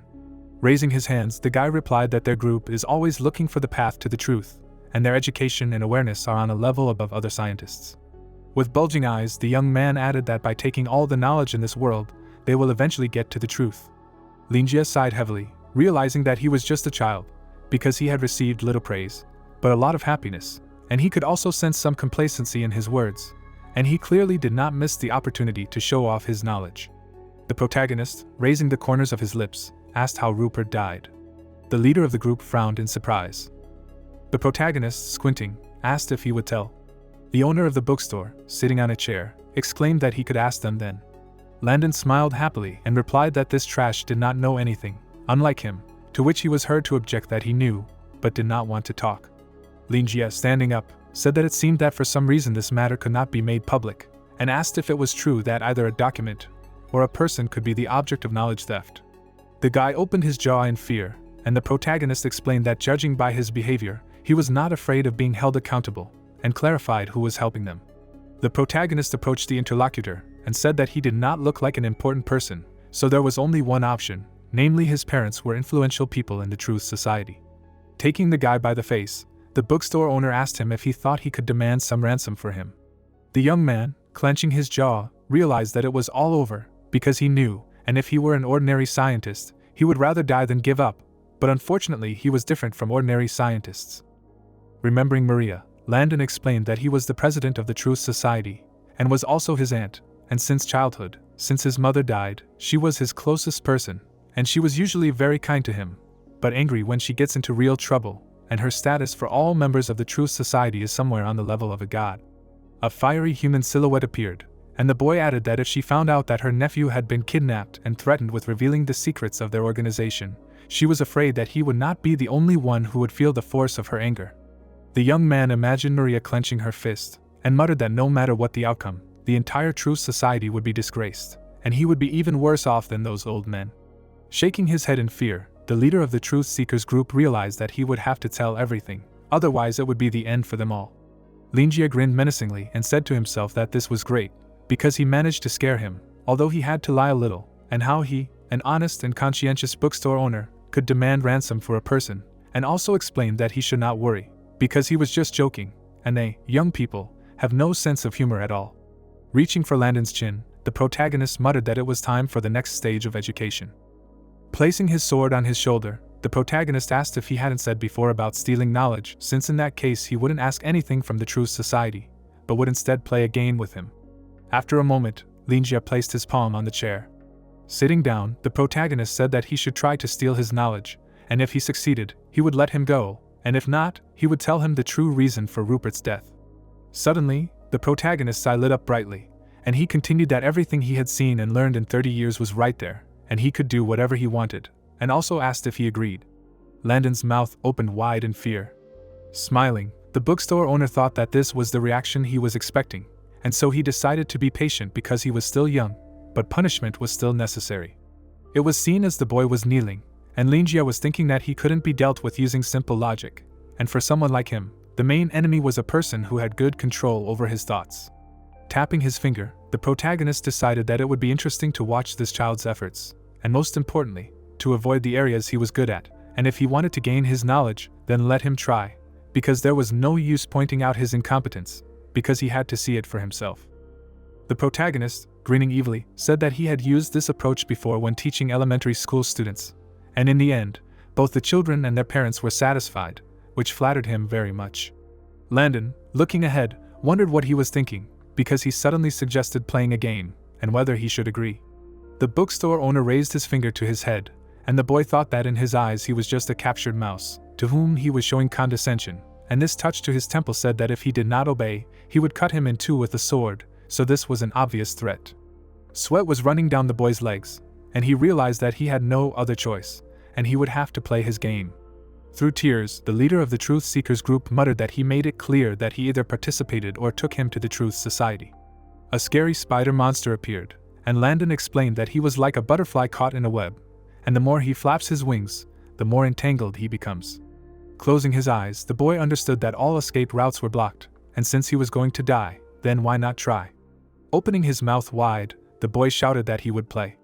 The shadow of the young man was visible, and he muttered that despite the wording of the game, the main character was actually just making fun of him. Lowering his head, the leader of the Truth Seekers explained that he had heard his phone conversation earlier. Introducing Claude, Landon said that he had called the disciple of Joseph, the invincible sacred flame, and she had probably already managed to prepare everything, and he was left with no chance. Linjia, looking at the guy, said that it looked like he was tied up. Grinning menacingly, the protagonist said that he did not think he would need his hands for their game, but if he was not as good as he said, he could untie him. The young man frowned angrily at what he heard. The leader of the Truth Seekers, stretching out his finger, shouted that he did not need help, because his methods were different from all the rabble, and now he would see for himself, to which the protagonist replied that then he should stop chatting and quickly get to work. Landon slammed his palm on the floor, exclaiming that he should wait, because this was just knowledge that he could easily steal. A second later, the guy closed his eyes. It seemed like a drop had hit the gray water. The boys suddenly found themselves in an unusual space. The young man, through the sweat on his face, thought that he had managed to calm his breathing and enter a meditative state. A magical aura was visible behind the boy, and he muttered that meditation was usually not necessary, and an ordinary touch of knowledge was enough, but if he used ordinary methods he would lose. Suddenly, the eyes of the leader of the Truth Seekers group lit up. Looking at the dark silhouette of the bookstore owner, Landon said that when they first met, he thought he would die, because his aura was truly terrifying, and even if he did not defend himself, it would still not be easy. Clenching his fist, the boy explained that his goal was not to steal as much as possible, but the simple fact of stealing, because it was enough to touch it and pinch a little, and so he would win the bet and ensure his safety, and also added that he would not suffer the same fate as the others. An unusual force circled around the chair, and the young man wondered if stealing from the owner of this store was not his original goal, and he said to himself that since he himself gave him such an opportunity, he must take advantage of it, because he had pulled off something similar many times, and now he was also well prepared. The protagonist's pupils burned with white flame, and the leader of the Truth Seekers decided that there was simply no reason for failure. Landon, noticing the magical aura, wondered if there really were no barriers. The guy lowered his eyebrows in bewilderment. A dark silhouette appeared, and the young man could not understand that the soul was wide open in front of him, but it was the same as that of an ordinary person. The leader of the Truth Seekers group, placing his palm on the floor, asked himself if this could be some kind of trap. Landon's leg was visible, and he thought that he needed to be calm. An unusual force surrounded his body, and he muttered that no matter what, he could not stop now, and he just needed to move forward, because he would definitely find what he needed there. Stretching out his palms, the guy realized that there was no more time to hesitate, and he needed to act as soon as possible. Dark magic was approaching Linjia, and the young man decided that he needed to calm down, gather his soul energy and use enhanced touch, and quickly reach the boundary of his soul, not capturing most of it, and it did not matter how strong he was, because he would not be able to do anything. The leader of the group bit his lips in fear. Suddenly, his eyes widened. An unusual force began to penetrate the protagonist's hand. Landon, smiling slightly, thought that this was great because it worked, and now he needed to retreat, because this was his unconditional victory. A moment later, the entire space around the guy turned black. There were many explosions. A second later, terrible monsters appeared. One of the monsters opened its mouth wide. A large planet was visible. Suddenly, a terrifying worm appeared. A wide-open eye appeared. The leader of the Truth Seekers group, through tears, realized that all this knowledge was a trap. Landon stretched his hand over the terrible evil spirits, and he muttered that there was no protection, and in this case it was not needed. The red eye shone brightly. The remains of people appeared, and the guy added that each fragment of the knowledge contained here was an irreversible poison for the human mind. A broken human skeleton was visible. The pupil of the young man appeared. The leader of the group, through tears, shouted that this was death, and that he was giving up, and also admitting defeat, and not playing anymore. Landon could not stay on his feet.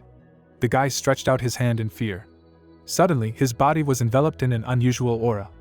A moment later, the young man opened his mouth wide. You could see how his fist hit the floor. A second later, the leader of the Truth Seekers group grabbed his head. Linjia, scratching his ear, asked if he was okay, and thought that he did not want to play, and now he would get up and demand compensation for the damage caused, but swears that he had been sitting in place all this time and did not even touch him with a finger. The main character put on his slippers and wondered what kind of hypertrophied reflexivity he had. Sitting down next to the guy, the protagonist realized that nothing could be done about it, because the awareness of the cruelty of this world could absorb anyone, and asked how he was and whether he could get up. The boy touched his face with his palm and said that he was fine. The bookstore owner, sweating on his face, thought that fortunately he didn't seem to be asking for compensation and called him energetic. A moment later, Linza turned around and said that it was good that everything was fine and asked him to get up and sit down. Maoen's eyes widened in surprise. Landon struggled to get up. A second later, the girl stepped back in confusion. Sweat trickled down her body, and she muttered that this would-be robber had just tried to steal the boss's knowledge but had failed in the end, and wondered how he had gotten a third eye after that, and what he had seen in the boss's soul. Suddenly, 3 pupils appeared on the boy's forehead.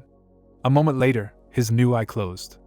Looking at the young man's satisfied face, the protagonist's assistant thought that perhaps he had failed to steal this knowledge, but was lucky enough to witness a small fragment, and did not understand that now, after what had happened, when such changes had occurred to his body and soul, in front of them was still the same person as before.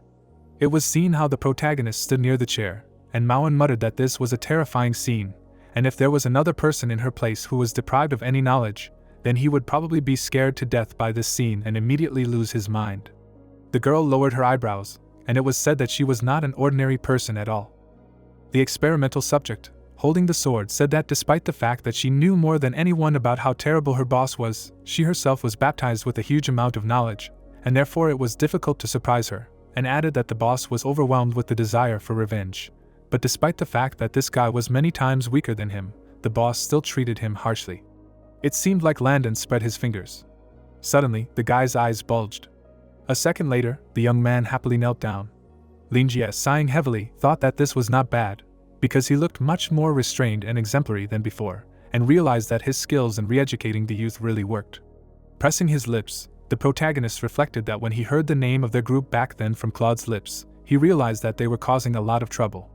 Introducing the crowd of people, the protagonist explained that even then it was clear that this was a company that did not particularly observe social responsibility and public order, which interfered with ordinary people by promoting its values.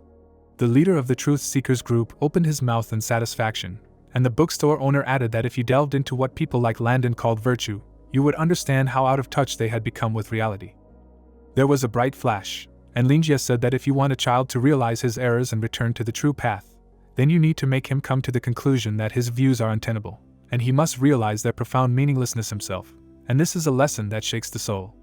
The main hero, sitting on a chair, asked if he understood now, and inquired about what else the seekers of knowledge do besides stealing others. Suddenly, the young man grinned and said that he understood everything. Landon lowered his head, saying that he understood everything, and the theft of knowledge and the seekers of knowledge are all just an illusion.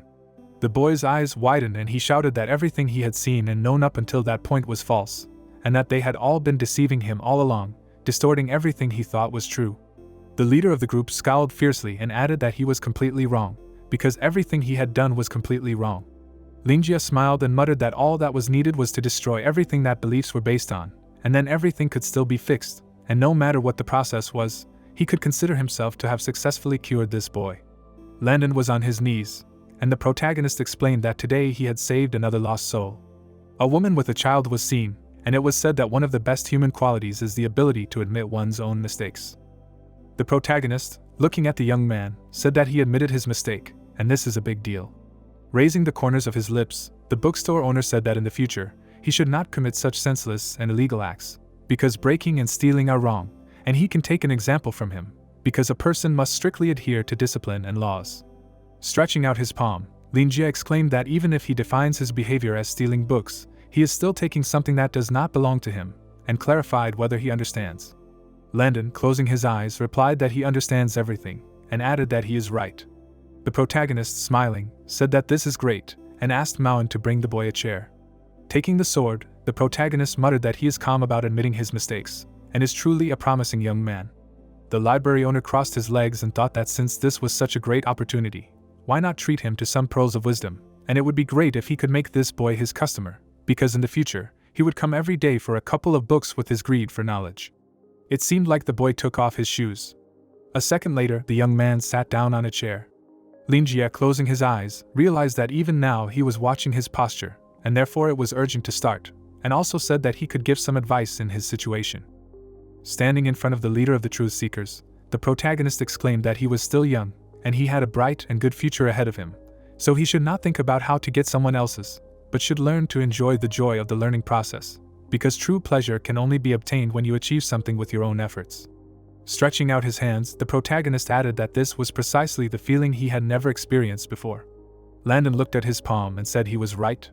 The guy opened his mouth and explained that the ideology of the Truth Seekers was just a mirage, and the bigger it became, the more unstable it was, and he needed to build a stronger foundation and find his own path.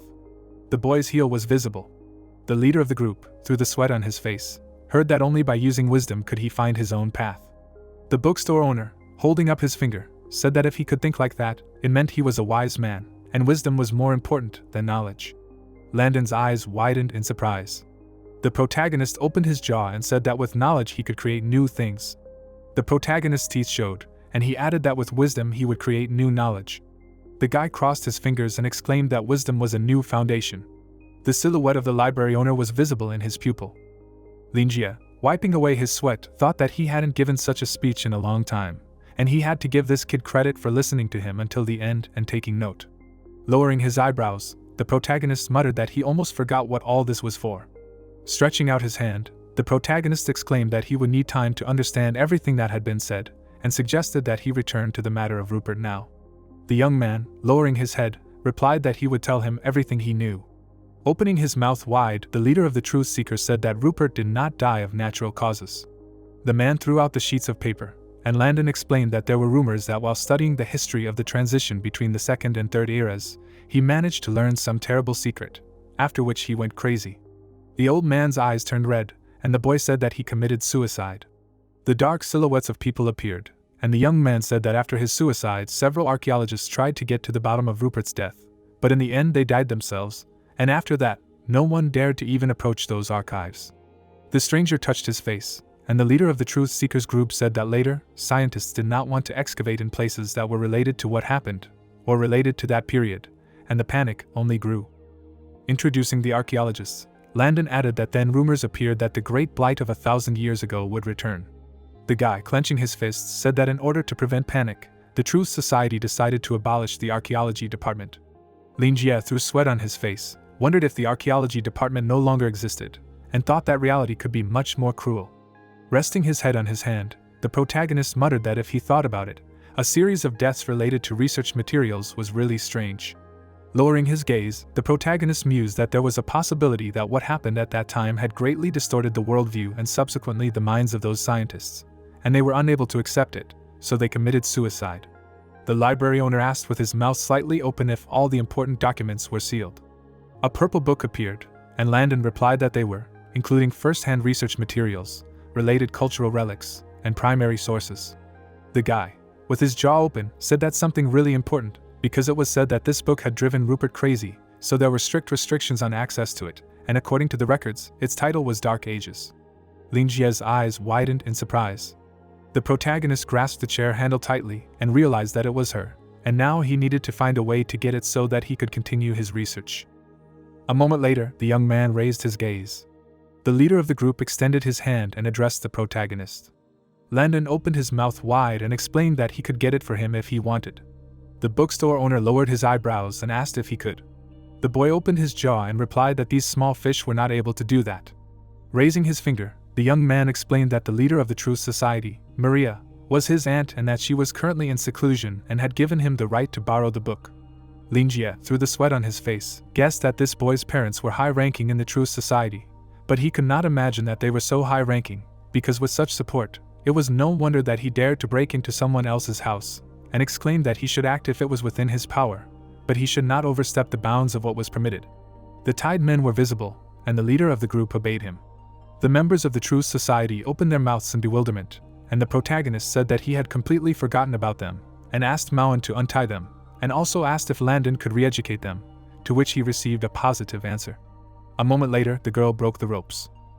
The protagonist, approaching his assistant, said that they were done with this, and thanked her for her work, and also added that he would deal with the police, so he could go back to sleep, and she wished him good night. The owner of the bookstore, closing his eyes, was very surprised that all this did not even impress Mauen, and hoped that they would not demand compensation for moral damages from him, but if they took the book, he would think about it. Suddenly someone's leg appeared. Suddenly, Claude opened the door and apologized for disturbing them, and Linjie asked what they should say. The members of the Truth Society leaned over and apologized for being wrong, to which the protagonist asked what they should do now, and was told that they promised to never steal knowledge again. Turning his head, the protagonist noticed Claude and told her that while they were waiting for her, he had given these young people a lecture, and they turned out to be quite reasonable guys and listened to his advice, and now he was passing it on to her, and also asked what to do with them. The members of the Truth Society smiled widely, and the head warden thought that these poor people had gotten it badly, but they brought trouble on themselves, and got what they deserved, and said that since they had made peace, they could let them go, but in the future, they should watch their behavior. A moment later, the door to the store began to close. Suddenly, mysterious people appeared. There was an unusual aura swirling around them. Landon, smirking, asked if everyone had seen it. The members of the truth community clenched their jaws and shouted that they had seen it, and the real truth was in the books, and it was amazing wisdom. The guy lowered his head and listened to them. They were shocked to the depths of their souls, and this feeling of being filled with knowledge was amazing, and also books were really wonderful. Suddenly, an eye on the boy's forehead opened. The leader of the Truth Seekers group, raising his hands, explained that from now on they no longer believed in the truth. The guys, looking forward, said nothing. A second later, they opened their mouths wide and answered positively. Landon, frowning, clarified who they should serve, and what they should believe in. The members of the Truth Society were visible, and they exclaimed that Mr. Lindsay had shown them the way, and they would acknowledge him as their master, and the master also said that wisdom creates new knowledge, so they would believe in wisdom. The door to the bookstore closed. Claude let out a tired sigh. Turning to the owner, she asked Mr. Lin if there was any news about Wild. The protagonist, holding a rope in his hands, turned sharply to the girl. They looked at each other, after which the owner of the store explained that he needed the rope for bookbinding, but the guest clearly did not believe him. Walking to his desk, the guy asked if Joseph still hadn't found the address of his old friend, and he remembered to himself that Joseph had originally come to the bookstore to make peace with Wild, but a whole month had already passed. It seemed that the search was not very effective. Everyone remembered the situation when the wayward child returned with the aim of plundering the family nest. Sinking down on a chair, Linjia thought that it was possible that the old man was deliberately avoiding his old friend due to some past disagreements, although the latter had taken certain steps to improve their relationship. But this did not mean that the sorcerer was obliged to meet him halfway. The owner even considered whether it was worth helping him if such an opportunity arose, taking into account Joseph's behavior patterns. If they did not find a common language at the next meeting, there would be a new conflict and trouble. The overseer admitted with confusion that they had not found him, although she could not understand why the interlocutor called the old man a friend of her teacher, if his greatest desire was to rip out his heart and lungs. Closing her eyes, the guest said that this did not mean that they had not learned anything at all. They had managed to find several clues. Some time ago the sorcerer had appeared near 52nd Street and had stayed there for some time, at least a day. The seller's mouth fell open when he remembered. The address given was the place where the second explosion had recently occurred, according to reports. Recalling the news, the shopkeeper began to think that although the incident had happened more than 2 weeks ago, the media was still covering it and following the developments. It seemed that what happened there was something more serious. Compared to the previous explosion caused by a gas leak, the newspapers also constantly published current news.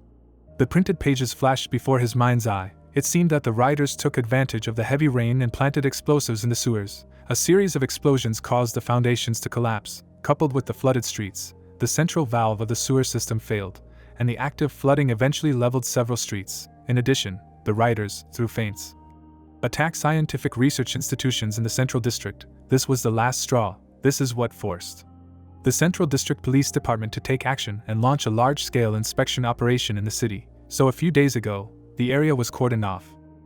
And yet, during all this, Wild had remained in the area of 52nd Street all day. The boy remembered that this area had suffered the most from the flood and its residents had already been evacuated. That is, there was no point in lingering there. Moreover, from Claude's behavior and tone, one could tell that she meant something else. Most likely she meant that the old man had been there during the last explosion and, more likely, not at a specific time, but on that day. Folding his hands on the table, the young man thought that, in other words, Claude meant that the sorcerer was connected with that attack. The hero's mouth fell open when the thought occurred to him that the old man had been so traumatized by the incident with Charles that he had joined some kind of terrorist organization. Extending his palm to the guest, the bookstore owner replied that, unfortunately, he had not visited him since the last time he returned the book. Leaning forward slightly, the young man realized that, to be honest, it was unsettling to know that one of his good old customers had gone astray, and he wondered out loud if it was connected to the events on 52nd Street, and asked him not to hide anything and just say it. The matron clenched her fists in her lap and confirmed his guess, and inwardly she finally exhaled and thought that there were suggestions in the secret tower that the owner of the bookstore had provoked the recent events connected with the White Wolf. But it seemed that this was not so, but she was not sure that Wild was not involved in any way. The girl remembered how she had gone out with her mentor into the sewer passage and reported that, according to the information received, there was an altar nearby, built by the White Wolf, and for the next 4 weeks they were tasked with conducting a full-scale investigation and finding traces of the old man. But the knights suddenly stopped, and said that there was no need for that, because they had arrived. The man dropped several green pieces on the floor. A bright green flame rose up in front of them. When the ghostly image of the sorcerer appeared before them, the knight's face distorted with anger. He reported these disgusting traces of ether, of course, said that the villain was here. Clenching his fists, the scout explained to his student that when he examined the evidence of the blood sacrifices used by the hunters, he caught an ether that pointed to Wild. He had crossed paths with this old snake many times throughout his life, and therefore his understanding of his magic was close to perfection. He stepped on the green stone, and with rage expressed regret that he had let the villain slip away again. Claude's mouth fell open in fear when she heard her mentor order her to continue the search. Not a single clue could be allowed to be missed. Still seething with anger, the man promised to catch this vile reptile, rip out its heart and lungs and feed them to him. He couldn't wait to meet this sorcerer. Glancing sideways at the gargoyle, the girl remembered that they were all guests. But if we consider the time, the sorcerer was here first of all and his gift was still on the counter. She came to the conclusion that asking the owner of the bookstore to help deal with the old man would most likely be useless. They could only hope that he would at least give some clues. Pressing her palm to her chest, the supervisor said that the teacher was trying to track his whereabouts, and they really hoped for the store owner's help, and were willing to pay for it. Linjia covered his face with his palm, thinking darkly, if they had already used the term track, it meant that old Wild was already suspected of something. What could such a frail, sick old man have done? The young man glanced at his interlocutor through his fingers and agreed to do everything in his power. Removing his hand from his face, the store owner added that in that case they should discuss something. He remembered that during their last conversation the guest mentioned that the blood feast was active again, and asked if she was the one who led the operation to catch them. Folding her hands on the table, the girl confirmed that this organization had existed for a long time and was engaged in shady business. The members of the organization were scattered all over the world. The structure was incredibly complex, and the archival materials dated back several decades. They were constantly investigating, and recently found traces of their activities again.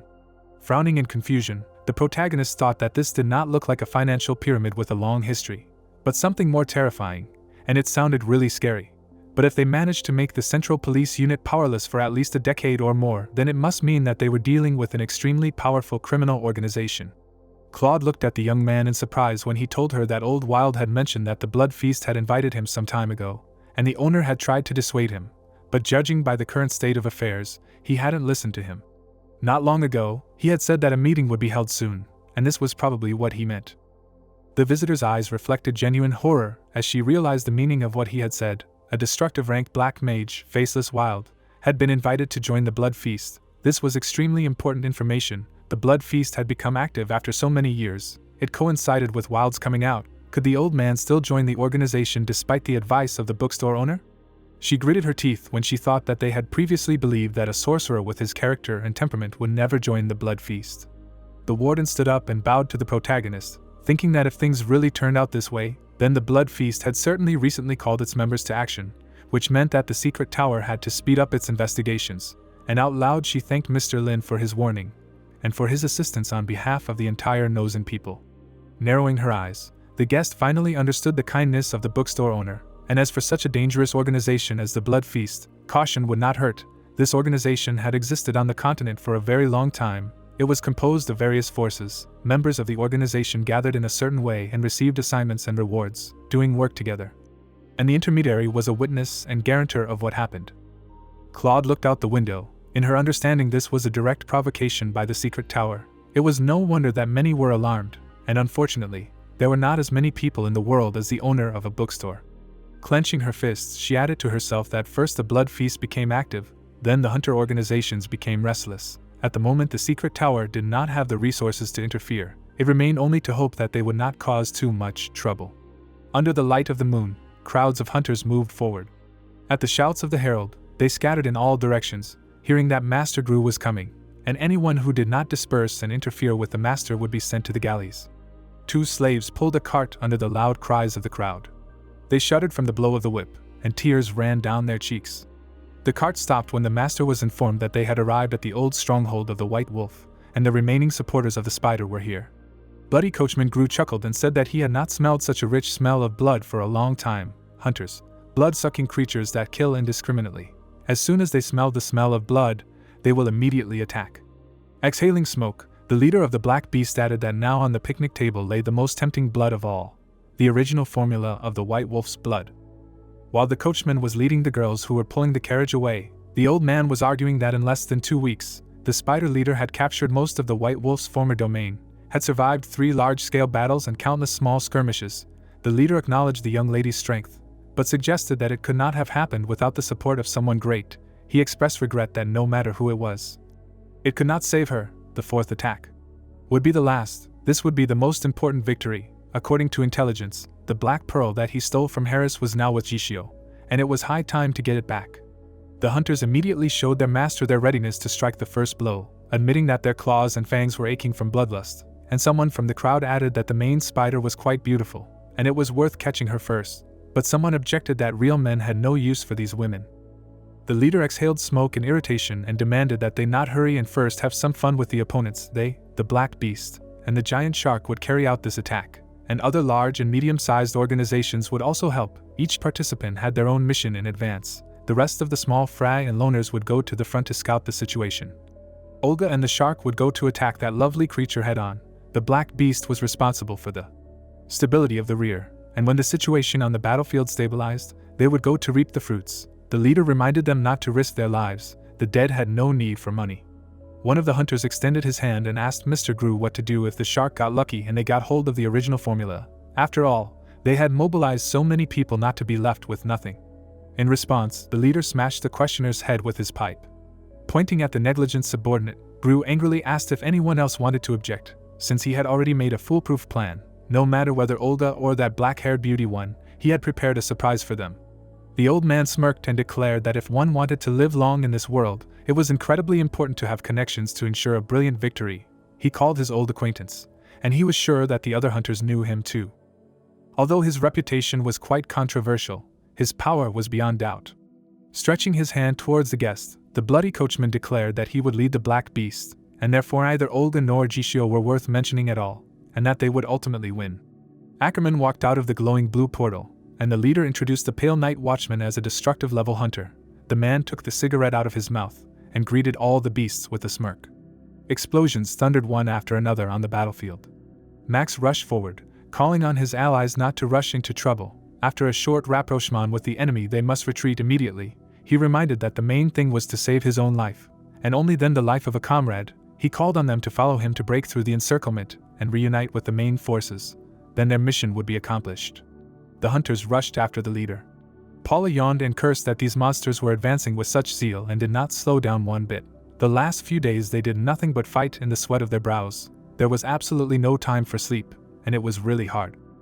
Isaac adjusted his hat and asked his battle girlfriend to stop complaining. They had to fight, get stronger and fight for their place in the sun to survive. They had taken over the White Wolf's territory, as well as the original formula of dirty blood. Of course, other hunter organizations could not come to terms with this so easily. This battle could not be avoided. If they won, then Spider would be able to strengthen his position, and if they lost, there would be nothing left, including their lives. Making big eyes, the guy added that if they slowed down now, not only would they not be able to complete the mission, but they would all die. The girl giggled in response, said that she understood everything, but could the commander borrow that thing for the eyes from the leader, because the expression on his face spoiled the atmosphere, to which Max replied that he would not give it. A big guy from the Black Beast jumped out at them, and the one running in front told his friends to stop wasting time on bickering. There was chaos all around and it was better to focus on controlling the environment. He reminded them that they were still surrounded by the enemy, and even a second's lapse in vigilance could cost them their lives.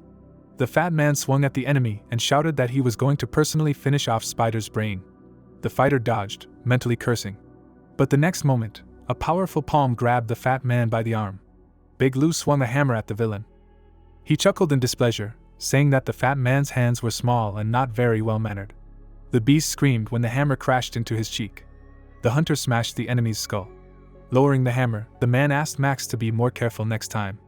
After which he straightened up to his full height and asked if the guys were okay. He said that the rest had already reunited with the main forces, so the boss sent for them. At that moment, a whole crowd of opponents jumped out of the forest at the hunters. The enemies ran at the spiders, shouting that the little spiders did not know how to fight normally, but ran fast, expressed regret that they had offended the shark, and therefore should die. But if they gave the original recipe, they would make their death painless. Lou clenched his teeth and moved towards the enemies, grumbling that it was useless to talk to them. The opponents continued to advance when the man hurried them with the attack, but a female voice was heard from behind, objecting that there was no need to rush, because magic took time, and skeletons climbed among the ranks of the opponents. The dead grabbed the villains by the legs until they could not understand why they could not move. Black Pearl stepped forward and asked if the friends liked the gift for their first meeting, as it only took a drop of dark magic to enjoy. Fallon licked her lips and added that it was the magic of the dead, obedience of bones, which of course could not be compared with Murphy's destructive level magic, but it would be enough for them. Spreading her arms, the girl noted that they were just about to attack her precious new brothers and sisters, and apologized for having to kill them all in that case, but there were so many enemies that she would be exhausted dealing with them, so this little trick was used. Putting her palms together, the huntress smiled and suggested that the opponents die. The skeletons felled the hunters one by one while they screamed. One of the beasts, sobbing in pain, recognized this girl. Another, looking at her new opponent in horror, called her a woman necromancer hunter. The heads of the villains flew in all directions. Before the girl's head flew off, she called out the name of the Black Pearl. The flying head was smashed by the big man Lu's hammer. Having bumped fists with her friend, a satisfied Fallon declared that her little sister had outlived them again and urged her to continue in the same spirit, assuring that everything would work out next time, to which the big guy grumbled that she had taken up the old tricks again. Instead of comparing, it would be better to quickly take away Mr. Max and the others. While the rescued spiders listened to this dialogue in shock, the girl shouted that they would, of course, carry out the mission assigned by the boss. But even Lu did not want to call her an older sister, and this was too much, to which the warrior replied that their conversation would be misunderstood. Although Paula thanked her with all her heart for saving her, Pearl was delighted, but her comrade did not understand why he was the master, although his sister was older. The necromancer stroked the blue-haired hunter's head and said that she wanted to take her for herself, but for the latter it sounded like an invitation, to which she replied that she had a rather large house, and Lu was forced to interrupt the girls, which is why he was called a bore. The hunter stretched out her hand and said that the sharks would be back now, and therefore, for safety purposes, she decided to use the rest of the ether to leave them a small gift. But after that she would not have the strength even for a walk, so her brother had to help her, although he said that she should go herself. With relief, looking at this squabble, Max thought that this time they managed to avoid trouble only thanks to these two new confidants. They were not only trustworthy, their fighting power was not inferior to Harris's power. Miss really managed to gain such talents. Under the leadership of Miss, Spider must overcome this obstacle. And then they will become a powerful organization, dominating all the organizations of Nozen hunters. A bony hand remained sticking out behind the backs of the departing hunters. A wave of ether covered the opponents with their heads. The hunters raged and shouted that it was a mistake. No one could have thought that the spider would have such a monster. The sortie clearly did not go in vain, because, according to rumors, only night elves possessed such magic. A huge figure of bones, the funeral keel of great sorrow, scattered the villains, after which it flew into the air. But it seemed that the enemies were only amused by this. They laughed, despite the fact that their forces were insufficient. Another group of hunters, in the mood for a cheerful slaughter, joined the villains. As if not noticing the remains of an ally under the tree, they were surprised that there was only one enemy. The dying hunter shouted to the commander that this monster was created by the Black Pearl. She was seen recently, and it seems that she and Iron Hand joined the spiders, but they should not be here now. The last living fighter left the smoking battlefield. The dying hunter, before his eyes closed, whispered that it is worth listening to his dying comrade. Let the commander go and exterminate all of the shark's enemies. The giant shark organization has always been considered the strongest organization of hunters in Nozen. The members of this organization are famous for their bravery and cruelty, and once they start a battle, they fight until the very end. They will not mourn the death of a team member, they will immediately go into battle, and until their last breath they will do everything to win that person, who now rushed into battle, and breathed a similar spirit into the shark members. The great commander of the Shark Emperor Olga. With his signature move, he split the giant summoned by the necromancer.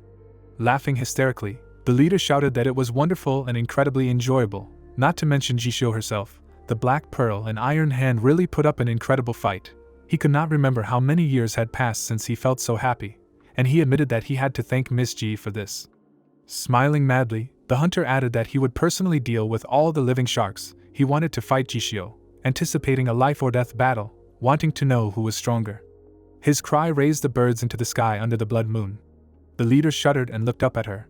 Glancing at her assistants, she announced that the enemies were very close. Hanging upside down, Fallon announced that she could no longer feel the ancient dragon's etheric breath, and expressed concern that that bastard Olga had done it. Lu rolled his eyes and began to curse at the shark leader that a spell of such a scale was already difficult to cast. That bastard did not care about the feelings of others. The girl echoed him, that if she had not used up all her ether, she would have definitely come back and beat that bald man's ass. And even the big guy asked her to stop being angry, since he was not here, and in general, very soon they would appear before the boss. Why not the lady walk on her own 2 feet? The group approached the tower. Jishio turned to her comrades, greeting them. She praised them for their good work and asked if everything was okay. Lu knelt down in a bow, and while the girl rushed to the boss, he reported that everything was okay, and the encirclement was successfully broken through. Waving her tail, Fallon squealed that they had carried out the order, brought the guys and killed a couple of sharks, and in general, let the leader not worry, all her enemies will be exterminated, for which she received pats on the head. The leader touched the girl's collar and asked if she wanted to get rid of it, because she was no longer a slave of the Black Beast, and not a prisoner of Harris, but her important ally. But she put her palm on the boss's fingers and said that everything was fine. With a smile, she remembered that she had been captured by accident and thought that she would be sacrificed by the White Wolf, but she had saved her. Then she had sworn that her body and soul belonged entirely to the boss. She had become her only deity. The pride of the dark sorceress had been completely trampled by the Black Beast, and every day with the onset of night, the faith in the mother of spiders had grown into despair.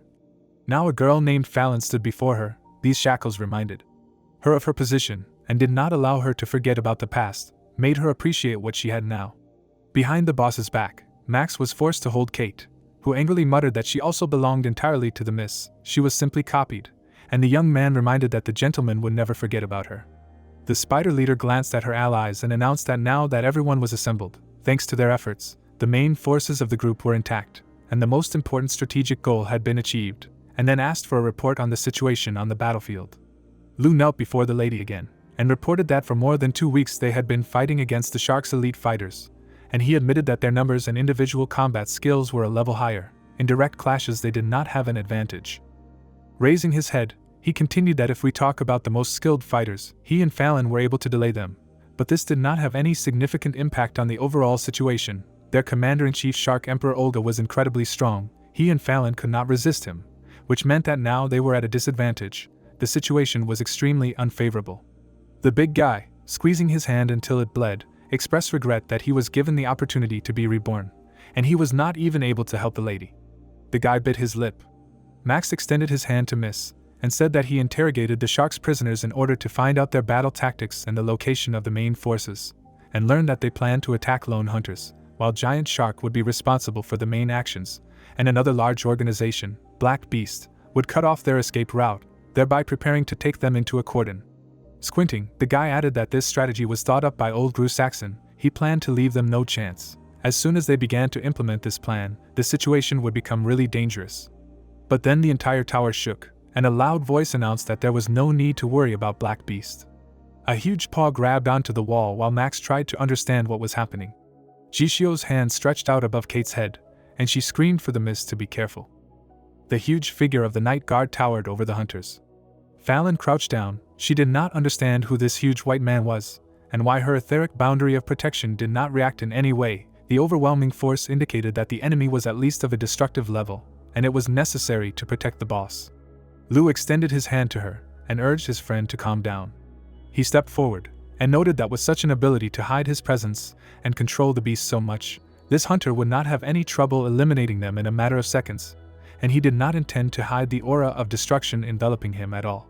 But looking closely at the giant, he added that he himself did not know why, but did not feel a drop of murderous intent towards them, to which the guardian noted that the warrior's composure was worthy of the nickname Iron Hand. Opening up in the chest area, the monster recognized the black pearl, and noted that it seemed that Miss G had gathered quite outstanding individuals. Emerging from the body of his beast, the man continued to say that this was simply amazing. Such leadership qualities made it clear why he valued this girl so much. The guard gradually descended. Getting ready to return to the human, the hunter introduced himself, and announced that from this day on, he officially renounced his status as a lone hunter and became a member of the Spider. Jishio stepped forward, and noted that they had not seen each other for a long time. With a smile, she admitted that she had been waiting for you for a long time, noting that he looked great. The hunter sank to his feet next to the leader. They shook hands, and the girl welcomed him into her ranks. The hunters gathered in a small crowd. Max decided at first that it was a joke, Did the Pale Night Watchman really want to join them? This was great news. Who would have thought that at a critical moment they would have such a strong ally considering his abilities? The combined power of the spider was no longer inferior to the power of the shark, and the rest admitted that they did not expect less from the boss. Burton snapped his fingers and suggested getting down to business. It just so happened that he had a small gift, and he hoped that they would like it. His beast bulged an eye from its mouth. Then it opened its jaws. It released its huge tongue all the way to the floor. A familiar head was found on it. Kate opened her mouth in shock. She recognized the leader of the black beast crew. It was impossible to believe, because there were many who wanted to get his head, and no one had managed to do it yet. Max added that this old man was famous for his cunning and caution, because he controlled most of the black market and had significant financial resources and connections. That's why he did everything he wanted, knowing that nothing would happen to him. And while the girl muttered that on the black market they offered even more for him than for Wald, the boss's assistant asked how Burton managed it with such security of the black beast. The hunter grinned and replied that he really couldn't have done it alone. It was worth admitting that this old man was really incredibly sneaky. He had a whole bunch of plans for retreat, but someone noticed him, and then he could no longer leave. The man said that not only the leader, but all the members of the Black Beast had fallen into the beast's field of vision. Over time the entire organization had become its victim, and since there were many victims, the reward was also appropriate. With the current level of transformation, he could use it 4 or 5 times without any consequences. At this moment, Pearl's ear perked up. She ran up to the boss and reported that they were here.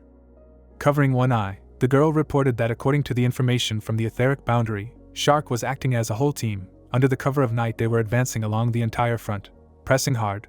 The outer defense of the stronghold was broken, the defense line was broken. And this time, this whole crowd did not come with good intentions. A wave of suffocating ether passed over the tower. Burton spread his arms and declared that these scoundrels were completely out of place. He asked if he should take action, and promised to give the brave men who dared to interfere with the bookstore owner's grand plan an unforgettable night. But the girl extended her hand and asked him not to worry. The leader threw off her coat and announced that now that everyone was in place, it was time to tighten the encirclement.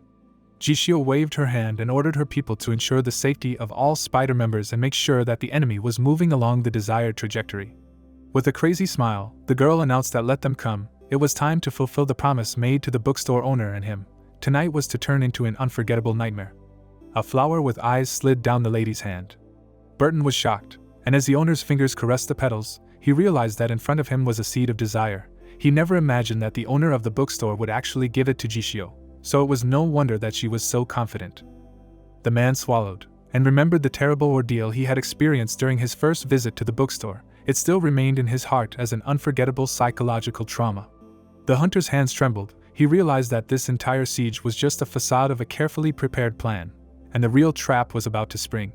The step of a heavy boot left cracks in the stone. Olga walked around the area, asking why the hell it was so quiet here and where all the spiders were. He felt disappointed. He wanted to see fear in their eyes when they retreated. It would be more fun to kill everyone like that. The leader began to get his people going with words about the enemy's fear, that they surrounded them, and now the spider would not be able to get out. Today they would kill every single one. And they would experience such hellish pain that they would regret being born at all. At that moment, the ground began to shake, knocking down the shark hunters. A huge thorny vine burst out from under the ground. The leader's eyes widened at the sight of the huge toothy plant, and panic began among his people. The frightening aura of the flower enveloped its enemies. The shark's limbs shook with fear at the sight of such a monster. The vines of the flower began to envelop the guys' bodies. The main bud, opening its mouth, growled furiously. When its vines got tangled, eyes appeared in them. The roots of the flower penetrated the eyes, nose, and mouth of the shark's members. They were all shaking in fear at the sight of such horror. They were being blown up and turned into huge chunks of screaming meat, begging for it all to stop, because it was too painful for them. Olga couldn't move, hearing the screams of his comrades. The swords in his hands were shaking, and he thought about how his hands were completely unresponsive to him, adding that he needed to regain control and quickly deal with this disgusting monster. Because he was the leader of the Shark Emperor, something so insignificant could not stop him. Cold sweat was pouring down his face, and his eyes were full of horror, and he added that he had nothing to fear, absolutely nothing. He remembered how he had picked up a sword a long time ago, and was told that even if he was destined to die on the battlefield, he should not let go of his blades. Leaving the memories of him constantly holding his sword up, the man gritted his teeth and said that all his life on the battlefield, he was feared by his enemies, but not the other way around. but this feeling should be the same as always, so he should. But before he could finish, his pupils shrank to a small dot from what he saw. A huge flower hung over him, opening several mouths at once, and Olga wondered what he should do. When suddenly he opened his mouth and grinned, saying to himself that he no longer needed to fight. After these thoughts, his blades fell to the ground. Immediately after, the huge flower swallowed him. Screams full of pain were heard, and blood splashed in all directions. Chishio, spreading her arms to the sides, said that everyone should have fun, dance and sing, and enjoy this dance of death to the fullest. Red petals fluttered in the wind, and the girl continued to say, "Let the bloody song flow, just a bloody song." With these words, she took a step forward. A huge monster flower loomed over the remaining members of the shark. Chishio waved her hand and added that it was a wonderful feeling and she felt an indescribable joy again. At that very moment, the flower engulfed the enemy. The flower entangled her left hand and she continued to sing that it was time to dance this bloody dance. No words, just a smile on her face. The monster continued to tear people apart. The girl walked forward elegantly. The flower devoured all the unwanted ones. Chishio placed her hand on the stone slab and a powerful aura emanated from the red flower.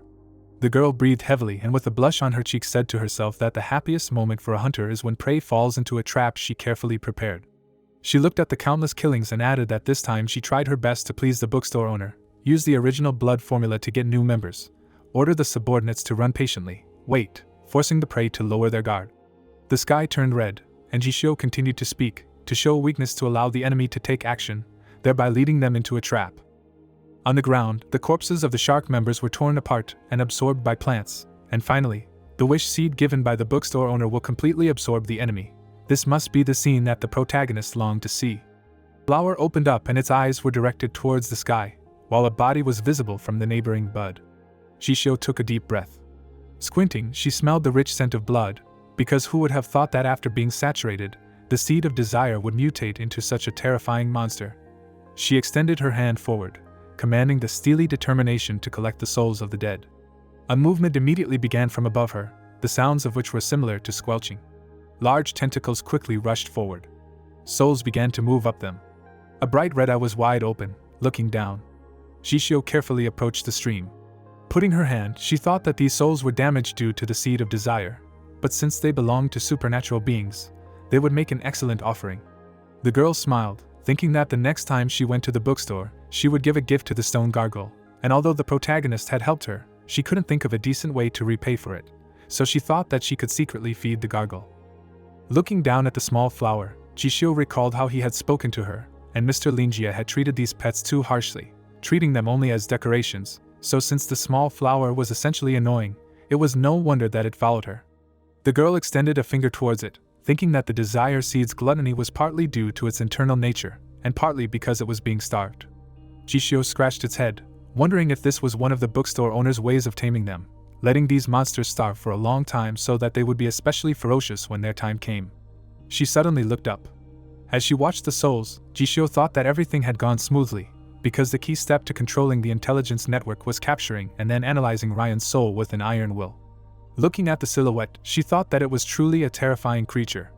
Putting her trembling hand on the ledge, Chishio thought that now, looking back, she felt gratitude and a certain trepidation, and she was afraid that Ryan had sworn allegiance to her only to deceive her with his invalid mark and continue to hide as the underground emperor.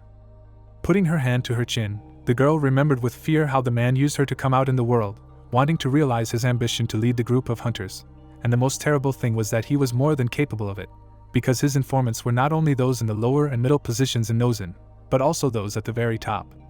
And if the protagonist had not taken decisive action and allowed the gargoyle to kill Ryan, her fate would have been no better than those in front of her.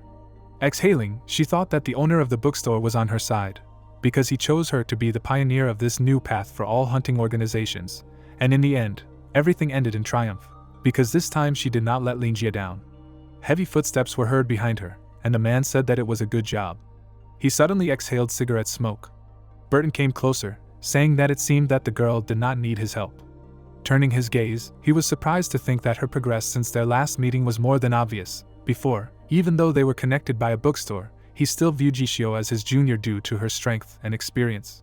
Looking ahead, he thought that now she had completely destroyed the invaders without any help from him, and Linjia must have valued her ability to lead well, so it was time to look at her from a different perspective. Jishio frowned, saying that she still had a lot to learn. After all, her original plan was to lure all the enemies into a circle and then use the seed of desire. But the leader of the Black Beast did not participate in the siege. He decided to lie low and conserve his strength before dining on the fruits of victory, meaning that no matter what action she took, one could never rule out the possibility that the enemy leader would escape or cause serious damage to her people. She turned her gaze to the man, thanking him for his help, as his experience had helped her avoid unexpected losses. Jishio extended her hand, adding that she would rely on him more in the future, and that was all, but there was a more important matter that required his help. Burton put out his cigarette, asking her to continue. He bowed, saying that he would serve her for the sake of the common cause of hunters. Jishio smirked, saying that there was no need for pleasantries, since they were guests of the bookstore, so they understood well. Her gaze changed when she said that all their actions, Burton smiled, continuing, were subordinated to the realization of the will of the bookstore owner. At the same time, Linjia was sleeping in his bed, muttering something under his breath about misbuying. An insanely powerful aura emanated from the huge flower monster. Far away from him, there were many people in the forest. Iron Hand carried Fallon and told Max that it seemed like he had finished here quickly, adding that the war that involved the 3 largest hunting groups in Nozino had ended, so he thought that no one other than the boss could have ever predicted such an outcome. Max extended his hand and replied that no one would have thought that the boss would have such an ace up his sleeve, adding that this time they were facing the elite of 2 other hunting organizations. Once their forces were destroyed, the situation changed dramatically, and while the remaining hunter forces were acting in concert, when suddenly, the partner next to him suddenly fell down, causing him to turn around in shock and scream, asking if she was injured. But the girl with shaking legs folded her hands and said that Miss was really incredible, and so amazing, to which Max calmly said that she just had problems with her head, so there was no need to worry about her. While people nearby were carrying boxes, he continued to say that after these enterprising guys cleared the battlefield, they could begin collecting more trophies and deal with the prisoners. Because most of them were old, sick and disabled, they were simply used as cannon fodder. In the world of hunters, this cannot even be called cruelty. Hunting the weak is the basis of survival. But how ironic. It was precisely because they were useless on the battlefield that they survived. Iron Hand remembered how one of the old men and others like him said that the shark monsters treated them like trash. They were so scared that they treated them like saviors, although they were their enemies. But most of them were injected with low-quality blood, and even if they turned into beasts, they would never return. So from now on they will worship Miss G. And it is better for them to die at her hands than at the hands of thieves and murderers. After which, leaving the memories, the guy said that he asked the boss about what to do with them, and she ordered to gather the survivors, and then she will personally tell them the good news. Veins spread along his arm, and he added that it reminded him of the time when he was in a hopeless situation. A smile appeared on Iron Hand's face, and he added with burning eyes, "Do not be proud of victory, and do not mock some of the defeated. Only then will everyone be treated equally." A powerful aura enveloped him, and the guy finished saying that the boss valued both people and monsters equally. It was incredible, because such generosity was worthy of admiration. Fallon also smiled widely and exclaimed that everything was right. The boss was simply amazing, adding that no one could have thought that one day she would meet such a hunter, a huntress, whom she would want to follow and to whom she would dedicate her entire life. Having said this, she tightly clenched her hand into a fist. Then, drawing her eyebrows together, the girl added that she thought that under her leadership, hunters would one day be able to manage their own lives. As she said this, Iron Hand threw her off his hand, saying that until that day came, she could not even get off him, because she was a little heavy. Hearing this, Fallon began to hit her comrade with a red face. Max looked down and remembered how some time ago he and the other hunters spent all their time in battle, but this memory was followed by another one full of his friends and comrades. The girl with long pink hair raised her eyebrows in surprise and asked if he was crying, but he firmly answered no with his hand clenched into a fist. Then, spreading his arms out to the sides, Max said that with this seed of desire and the support of Mr. Burton, Spider would become a powerful organization that could change the balance of power in Nozin, and then everyone would reckon with them. But in the future, Miss would face even greater problems, and as her subordinates, they must share this burden with her. And they must be collected and cool-headed like Mississippi, formerly the stronghold of the White Wolf, now the living room of the Spider. A red moon floated across the sky. Jishio entered the room, followed by Burton. A man in a hat approached them from the side and greeted them. It was Isaac. He put his hand on his chest and said that under her orders, they had prepared the chambers for Mr. Haywood, and he was currently waiting for her. Jishio looked up and saw a smile on the guy's face, and his eyes were shining. The girl froze in shock at what she saw. After a short pause, she extended her hand and asked what happened. How were his eyes? To which he replied that the gentleman said that he could not look at him, and then poked his finger into his eye, and then recited a spell and said that it would be better this way, and he also said that she had to put up with the fact that he was so useless. Paula, embarrassed by the captain's appearance, turned away excitedly and asked him not to look at her and stay away, while saying to herself that he was too handsome, adding that he had attracted her with his heroic deeds before, but now he was also handsome, so she could not look at him, because her heart would not be able to bear it. Suddenly, Jishio's eyes lit up. The eye that was flying above the mansion noticed a powerful surge of energy. Jishio stretched out her hand forward, saying that she needed to discuss something with him. He was in the room further down the corridor, so she asked Burton to come with her. Smiling, she asked him not to worry, because Mr. Rod was a powerful white wizard. He could do a lot, and it was hard to resist him, and he was her father's special guest, loyal to the money of the Rawl Company, so he was not an outsider. Burton grinned slightly. Looking at the girl, he answered, "I understand." A bright red eye was glowing behind him. A man was sitting on a chair in the room. He stuck out his finger and picked up the cup. He spat out the drink and shouted at how vulgar it was. Rod cast a stern look at the tea and said that this tea that a wealthy father's daughter was serving to a noble white wizard was simply awful, and the servant's eyes looked strange, and ever since the man arrived, everything had not gone according to plan. Rod grimaced and thought that considering how much her father was paying him, he would have to turn a blind eye to it. But if there was something like this next time, he would definitely not come here. The door swung open and the girl apologized for keeping him waiting. Jishio walked in and said that it seemed like he was not very pleased with the reception, since his expression showed that he was truly disgusted. The girl smiled and said that this was the best she could offer, so she asked for her forgiveness. Rod smiled, thinking menacingly that the girl had been spoiled beyond measure, but for the sake of her father he would remain silent, after which he waved his hand, replying that he had heard that she needed him for a new brand of loyalty. Jishio narrowed her eyes. The air rushed quickly around her staff. She smiled broadly. Hitting the staff on the floor, the girl said, to be more precise, she wanted Rod to put the brand of loyalty on himself. The man clenched his teeth. The cup of tea fell to the floor, shattering into small pieces. Hitting the table, he menacingly asked what she meant and whether she realized who she was talking to, because for a white mage this sounded like an insult and provocation. Rod pointed his index finger forward and shouted, even if her father hired him, it didn't mean that the gap between them had narrowed in any way, because even her father wouldn't dare to treat an authoritative white mage like that. The girl folded her hands on her staff, while the man added that she was grooming dirty animals and thought of herself as an authority figure. He slammed the floor and shouted that he heard her. Putting his hand on his hip, Rod said that he was leaving, so he would report this to her father. Passing by Jishio, he said that she had no choice, because when she prepared a proper explanation and apology, then he would come and listen to her, and if his salary was increased, he would let the girl get away with this behavior. A light suddenly flashed near his face. Burton pressed a knife to his neck, when Jishio suddenly asked menacingly if he was finished. Sweat beaded on Rod's face, and he suddenly thought that he had not sensed Burton's presence at all, since even a permission-level creature was not capable of something like this. Burton leaned over, whispering that this noble man strongly advised him not to do anything stupid or resist, and if the man still thought that this thing in the shadows would save him, then he could safely discard that thought, since he had already killed one along the way. Still holding the knife, he asked if Rod would be safe hiding in the shadows, and if he seriously considered this his trump card, since he was the only one who spoke so unflatteringly about hunters. Jishio slammed her heel on the floor, saying that the man really thought so, and it must have been so tiring for him to serve ordinary people, but fortunately, all this would soon be over. Coming closer, the girl asked Rod if he valued his reputation or his life. Wild fear was visible in the man's eyes. Burton's gaze lit up brightly. Rod put his palm forward, saying that he said all this out of emotion, because he didn't really think that way, so he asked for another chance, if only because he had served faithfully for so many years. Jishio bared her teeth. She slammed her staff on the floor, asking why loyalty lost its effectiveness for no reason.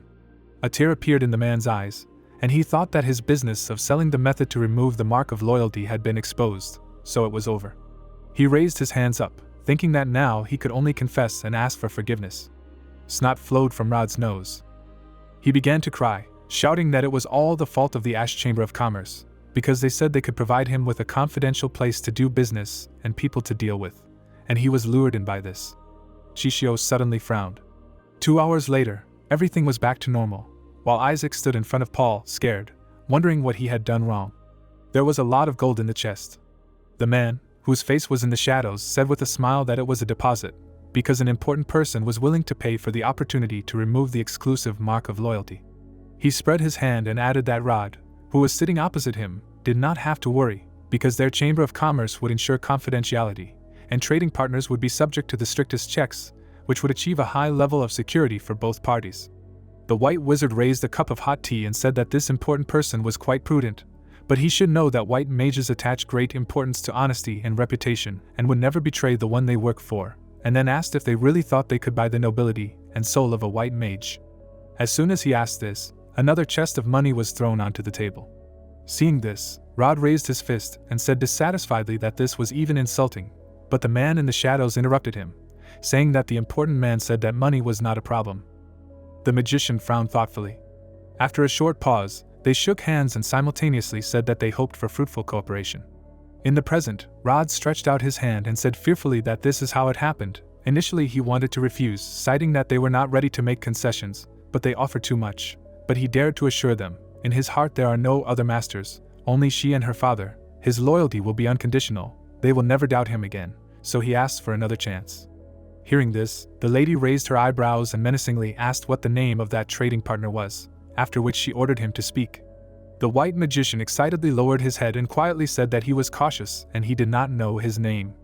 Looking up at the lady, he added that after everything he felt a little uneasy, and tried to find out who he was, and eventually he managed to get hold of the information that this mysterious man was the heir of the Chapman family.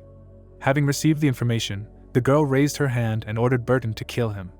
Turning away, she gritted her teeth and asked herself if the Chapman family was really the Chapman family. But if you think about it, it makes sense. And at this time Rod was shouting behind her back, begging her to think better of it, because he could still be useful, and he also made a significant contribution to the development and prosperity of her family. Chishio put her hand to her chin, remembering that Max had previously managed to get information about the Chamber of Commerce sending people to the bookstore, and she hadn't paid much attention to it at the time. But now it all fits together, so it's hard to say that it was all a coincidence, deliberately bribing the G family's trusted people and sowing the seeds of discord. Fortunately, she was able to get advice from the bookstore owners in time, and all this didn't lead to a disaster, but she spent too much time and effort looking for clues, and she took advantage of this to pay a visit to the bookstore owner, and not only did this hurt her and the Roll Company, but Mr. Lingjie's favor towards her also increased significantly. It was a brilliant victory for her. Biting her finger, the girl added that the most offensive thing was that even if she exposed the spy, due to the conflict of interests between the Ash Chamber of Commerce and Raw Resources, she could of course say that she didn't know anything about it. Moreover, they were guests of the bookstore, so she couldn't ask for help in fighting her. Perhaps the protagonist would even condemn her. Imagine in your head, Cherry, she exclaimed with displeasure that this old temptress knew what she was doing, and judging by the information provided, Mr. Lingjie sympathized with this witch, and their relationship could be described as friendly, but she was already over 100 years old. But she pretended to be young so skillfully, so she needed to find some way to stop this before she completely bewitched the protagonist, because if one day this happened, it would be bad. At this time, in Cherry's house, the mistress was trying to use the skill on Edmund, and Bella, standing nearby, said that if she mastered this skill, she would be able to subjugate the hearts of other people.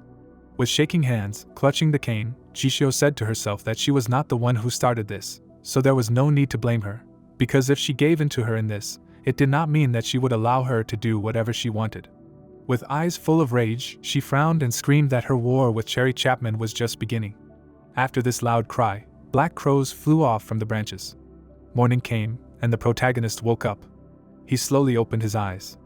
Getting up, the guy stretched and said that he slept very well, adding that over the past few days with explosions and terrorist attacks, it was surprisingly such a calm night, adding that it would be good to rest like this every night. He thought about what else a simple, kind-hearted citizen like him needed. The most important thing was a peaceful sky above his head. Coming out of his room, the protagonist saw Maoan working hard, who immediately wished him a good morning. Lingjie slowly walked up to the counter. He suddenly raised his eyebrows in surprise. Then he grabbed the handle of the drawer. Sitting at the table, the guy opened the drawer. From there, he took out the register journal. At the same time, the protagonist remembered how, spreading his hands, he told Joseph that he had no information about Frank's address, adding that the next time he came, he would definitely tell everything. The guy exhaled with a smile, mentally asking Joseph for forgiveness, because he had to lie, but protecting the privacy of customers is a must for any business, and although he was just studying folklore, Opening a bookstore means that he needs to follow certain rules. The protagonist reached for a piece of paper. Lifting it, he noticed all the information about Frank on the other. Linjia crossed his legs and thought that his street was not far from the lower district. The old man lived so far away that it must be difficult for him to get here.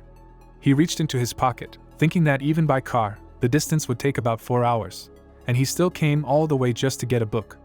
Looking at the phone screen, the guy said that he was becoming increasingly worried about him, because when a person has nothing to hope for, he can succumb to someone else's influence, and it's good that he has a kind-hearted friend like Linjia. His gaze dropped down. Putting his hands on the table, the protagonist decided not to call for now, because he still does not know how much Frank is connected to this bloody feast, and if he called without a reason, he could alarm the man. Reaching for the mug, the guy thought that it would be better to wait a little and observe the situation, and then decide what to do, and do what would be best.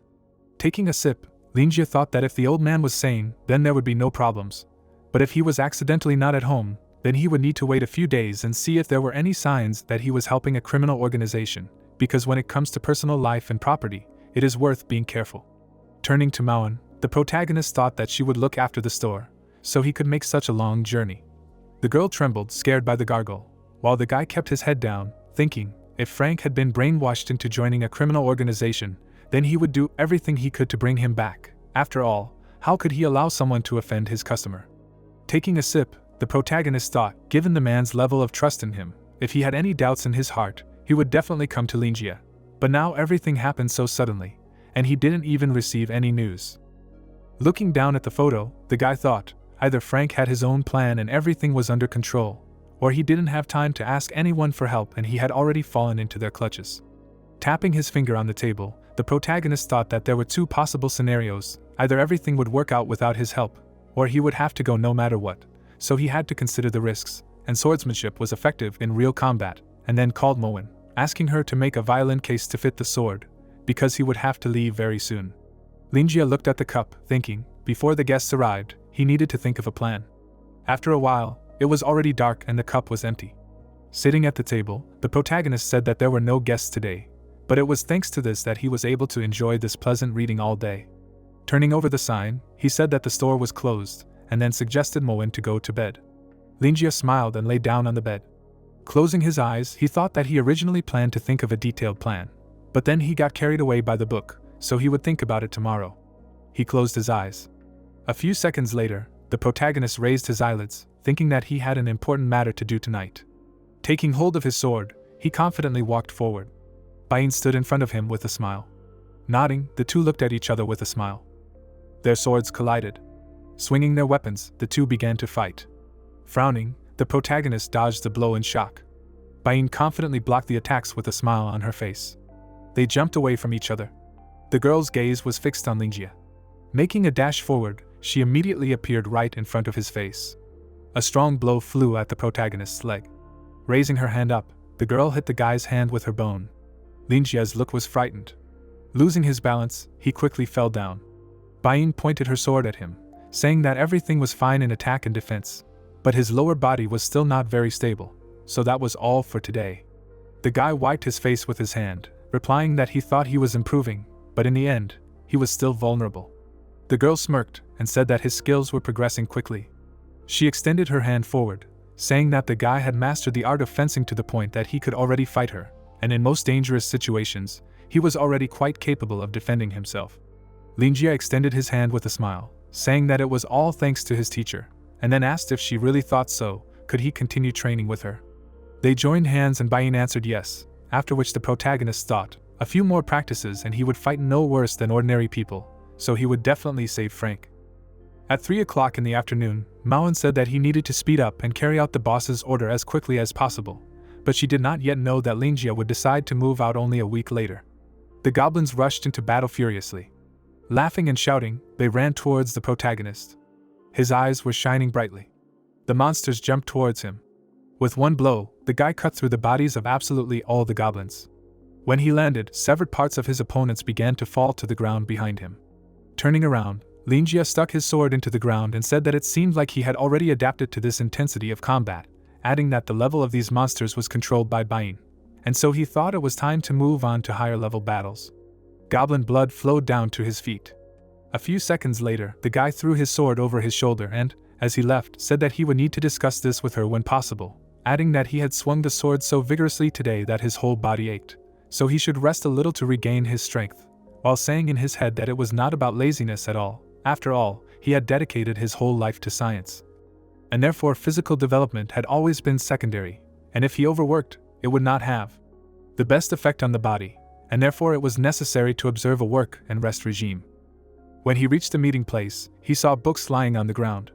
Looking at them, the protagonist raised his eyebrows and said in surprise that this was very strange, because usually Bain always waited for him to finish training here, but she was not in her dream, and this was the first time. With these words, he sat down next to her and said that perhaps she was busy with something and he should wait a little. Having said this, Linjia raised his hand up. Leaning back on the massive tree trunk, he added that only now, when he was all alone here, it became so obvious. It was very quiet here, spending time in silence and solitude, enjoying the beautiful, but seemingly frozen scenery. He looked at the foliage of the tree, saying that it was not at all surprising that she was lonely. The protagonist suddenly said, spreading his hand to the side, that if he thought about it, those words of his about friendship must have hit her in the heart, and since they met, she had helped him a lot, adding that his body had changed a lot after he ate that fruit, and he felt that he had become much stronger, but that was all for now, and once she taught him swordsmanship, she would tell him the true history of the Second Era. And he was really looking forward to it. At this time, Bain was carefully reading the book Journey to the West. Magical energy appeared in the guy's hand, and he said that there was a problem with the accumulation of ether. Looking at his hand, he added that she was saying that he needed to create his own dream, but progress was slow. With a pitiful frown, he said to himself that from the very beginning, he had suspicions about whether she had given him the most difficult method on purpose, and so, at the first opportunity, he asked her about it. That day, he raised his hand and reminded Bain of the method he used to create his dream, adding that dreaming was easy, but creating a crystal clear dream just like hers was a difficult task, and asked if there was an easier way. The girl then turned to him with a smile on her face and thought for a moment before replying that she actually didn't know how humans sensed and used ether, so she was teaching him her own method. She extended her index finger and added that he didn't need to worry at all, because she was confident that he could do it, and that it would be very easy for him, and it wouldn't take much time. After leaving his memories, Linjia put his hand to his face and quietly asked why she was so confident in him, adding that she was the most irresponsible teacher he had ever seen, while silently saying to himself that they also now knew that she wasn't human, but she still hadn't said who she really was, so it was better not to go into it further. With these thoughts, he raised his head and said that, however, she helped him discover a completely new world. While Bain was on the other side of the massive tree, the boy continued to say that sometimes he could not even believe that a mortal like him was honored to have the opportunity to meet such a beauty in his dreams. She was not only willing to teach him swordsmanship, but also actively shared her unique knowledge. It was a great happiness to have such an amazing companion. Hearing this, the tips of the girl's ears turned red. Linjia put his hand to his chin and said with a smile on his face that if he thought about it, she was now instructing him, and therefore, he should call her teacher or master. Continuing to look at the foliage of the trees, he added that this was usually used for older people in authority. But how should he address Bain then? And what kind of address would be appropriate for such a beautiful girl? Lowering his head, the protagonist said that he should choose his words carefully, because if Bain heard this, she would definitely get angry. But she was always so collected and thought quite maturely, so she should not be angry, while the girl covered her face with the book out of embarrassment. She suddenly put it down on the ground. Peeking out from behind the tree, Bain waved her hand at the guy, saying that it seemed like he had passed the test successfully. Linjia turned to her with a smile, saying that he had been waiting for her, and had already adapted to the basic level, so he could demonstrate. The girl smiled, saying no need, because she believed every word he said, and now he understood how to fight ordinary monsters. After that, she closed her eyes. Suddenly, Bain snapped her fingers. The ground began to shake as the dream realm began to expand. A white tentacle suddenly burst out. Spreading her arms, the girl said that it was time to move on to the next stage. A look of horror appeared on Linjia's face. His body began to tremble, and suddenly the guy said that he felt like the level of these opponents was a little bit different from his. Bain waved her hand, saying that it was nothing like that, because the level of these creatures was slightly higher than the previous ones, and everything that happened in the dream would partially be reflected in reality. She raised her finger, adding that it was some kind of motivation. The protagonist pursed his lips, saying that he had a strange premonition, and then asked if she was angry. Bain closed her eyes and said that there was no reason for that, and then asked what he had said that could have made her angry, while sweat was pouring down the guy's face like a river. The girl smiled, meeting his gaze, and said that he would be able to handle this simple test. Linjia gripped the sword tightly and replied that he would try. He gritted his teeth. Leaping forward, the protagonist swung his sword hard. As he approached the monster closer and closer, he thought that after that day, the idea that he should be careful with his words and never anger Bain had become ingrained in his mind. His arm was completely bent. After falling off the bed, the guy said through his strength that it was as if all his bones had been broken. Rolling his eyes, he thought that the girl was merciful and that these monsters were not invincible, and in fact, their combat power was roughly equivalent to Candela's, which was quite solvable. But of course, he was far from him, and it was not worth even giving this example. Hearing the door swing open, Linjia told Maoan that he was not feeling well and it would be better to take a day off at the store and start work tomorrow. After a while, the girl watched the boss sleeping at his workplace. In the guy's mind, he stood with Bain in front of the huge monster. They stood together on the jaws of the stricken monster. Linjia lay on her lap as she stroked his head.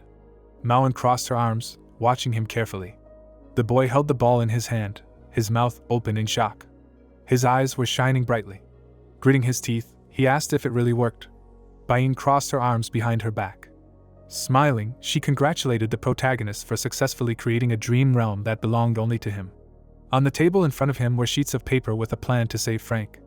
A week later, the red sun rose at dawn. The protagonist put on a new jacket. He lowered his hat on his head. Finally, the boy adjusted his tie. Raising his hand, he said with a smile on his face that all the preparations were finally finished, and it was time to go save the old man, a little later than originally planned, but this was not critical. Because of working on his swordsmanship and building his dream realm at night, it had been extremely tiring lately, so after some thought, he decided to rest during the day, which he did, which made it seem like he was a lazy slacker who was always sleeping.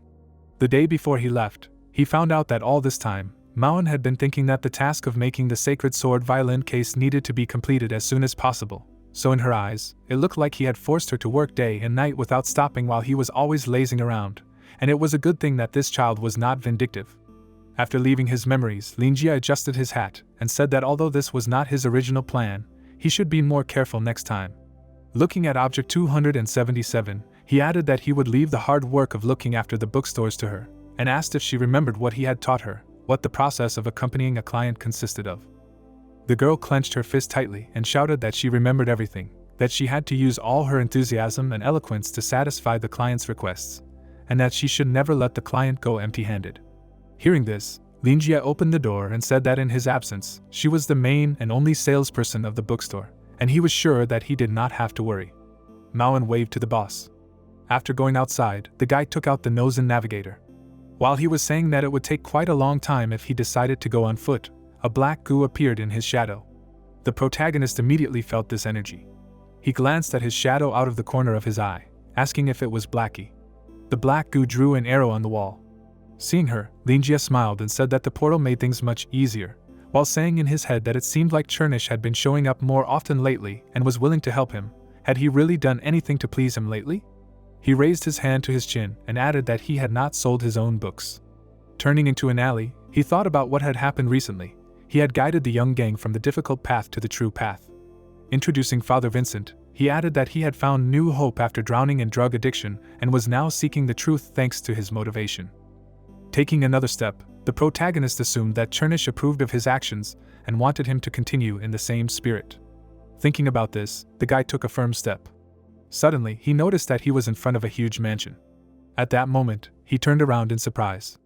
The Lackey behind him began to disappear, and Linjia stretched out his hand and said to himself that it seemed that the Lackey had used the same power that he had used to bring him to this world, but first he needed to check on old Frank. With these thoughts, he knocked on the door. Inside, there were skulls and bones on the table. On another table, there was a demonic book and many flasks with liquid. Worms were crawling out of a dead and festering corpse.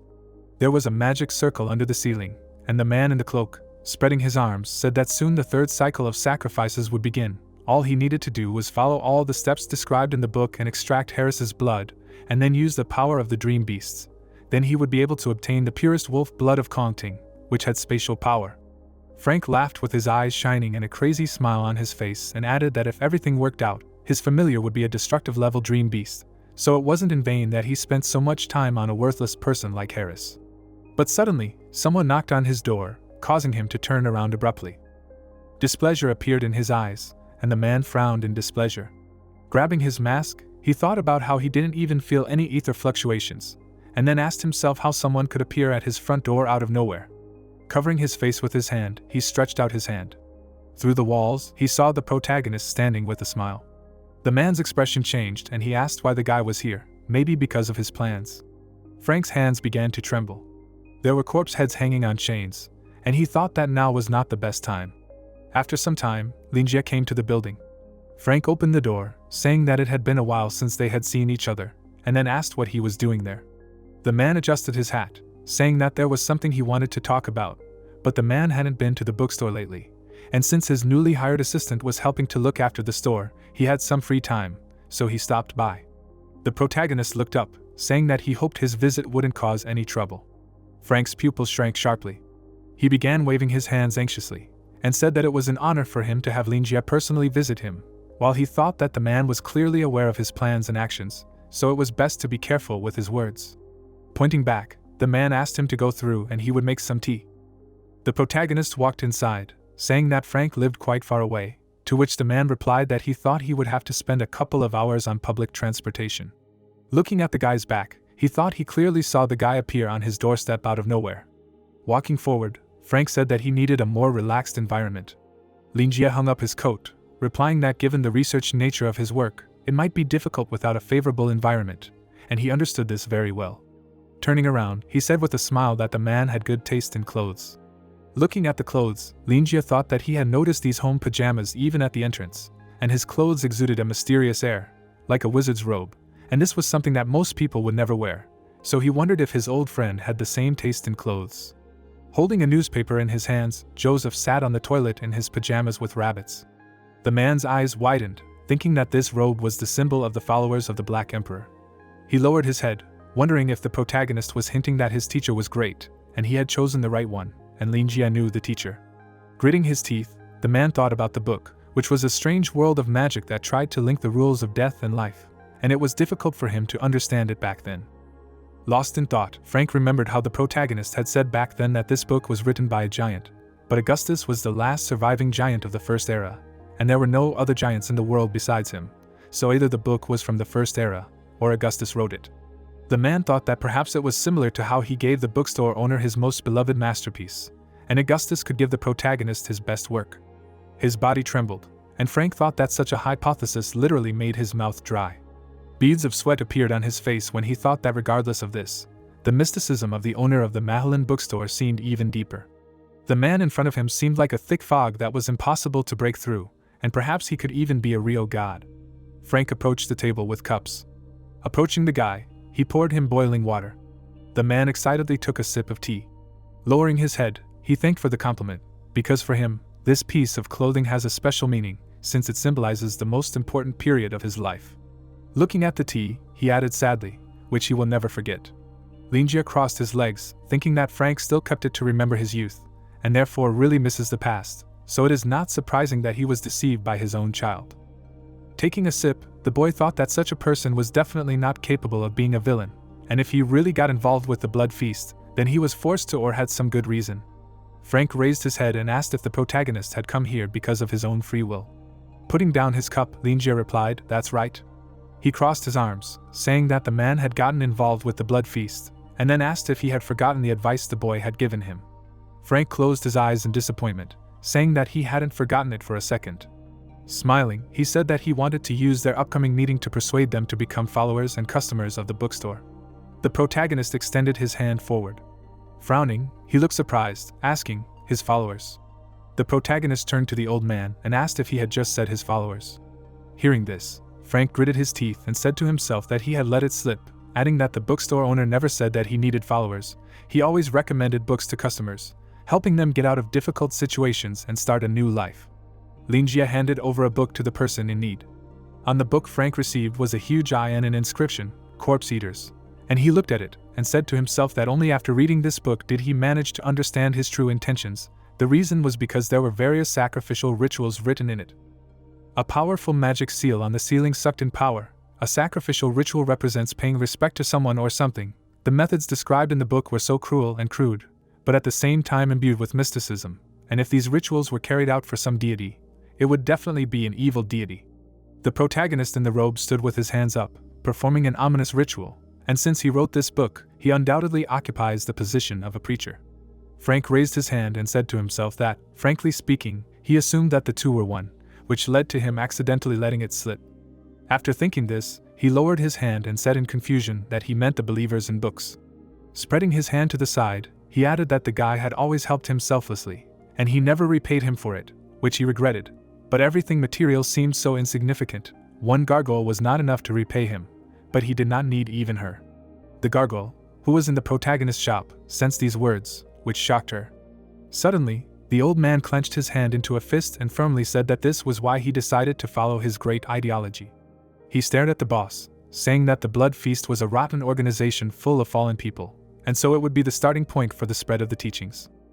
Symbols appeared in his eyes, and he shouted that this would allow the lost to find the true meaning of life, and also make them listen to the guy's teachings. Linjie, hearing this, silently sipped the contents of his cup. Tears appeared in his eyes, and he said to himself that he never thought that this was the reason why old Frank joined the Blood Feast. He imagined the old man among the people in white robes, and added that this could not be considered joining. This was infiltration to provoke a rebellion and destroy this organization from within, which would allow the lost to find the true meaning of life. It was so pompous, his instructions did not go to waste. His hands were shaking and he was saying to himself with tears in his eyes that while his other clients were still waiting for enlightenment, he had almost gotten rid of the regrets of the past, and what's more, he had inherited its will and decided to lead the fallen people, giving them a chance to find a new life. Incredibly simple, boundless gratitude. To make them listen to his teaching, it was simply caressing to the ear. The protagonist imagined himself standing on the podium and added that not only did he study well and put his knowledge into practice, he understood his attitude towards all the simpletons, towards all the clients thirsty for knowledge. Linjie clenched his fist and with a blush on his cheeks continued to say that it was precisely for this reason that he did not hesitate, risked himself to bring criminals to the bookstore, give them knowledge and guide them to the true path. He was his soulmate. His 2 years of work and guidance were not in vain, but it was too dangerous for a man of his age, so he needed to give him friendly advice. After these thoughts, the guy exhaled heavily and turned to the old man. Suddenly, shock appeared in his eyes, and he froze in place. He stared at the end of the corridor. A bloody trail led to one of the rooms.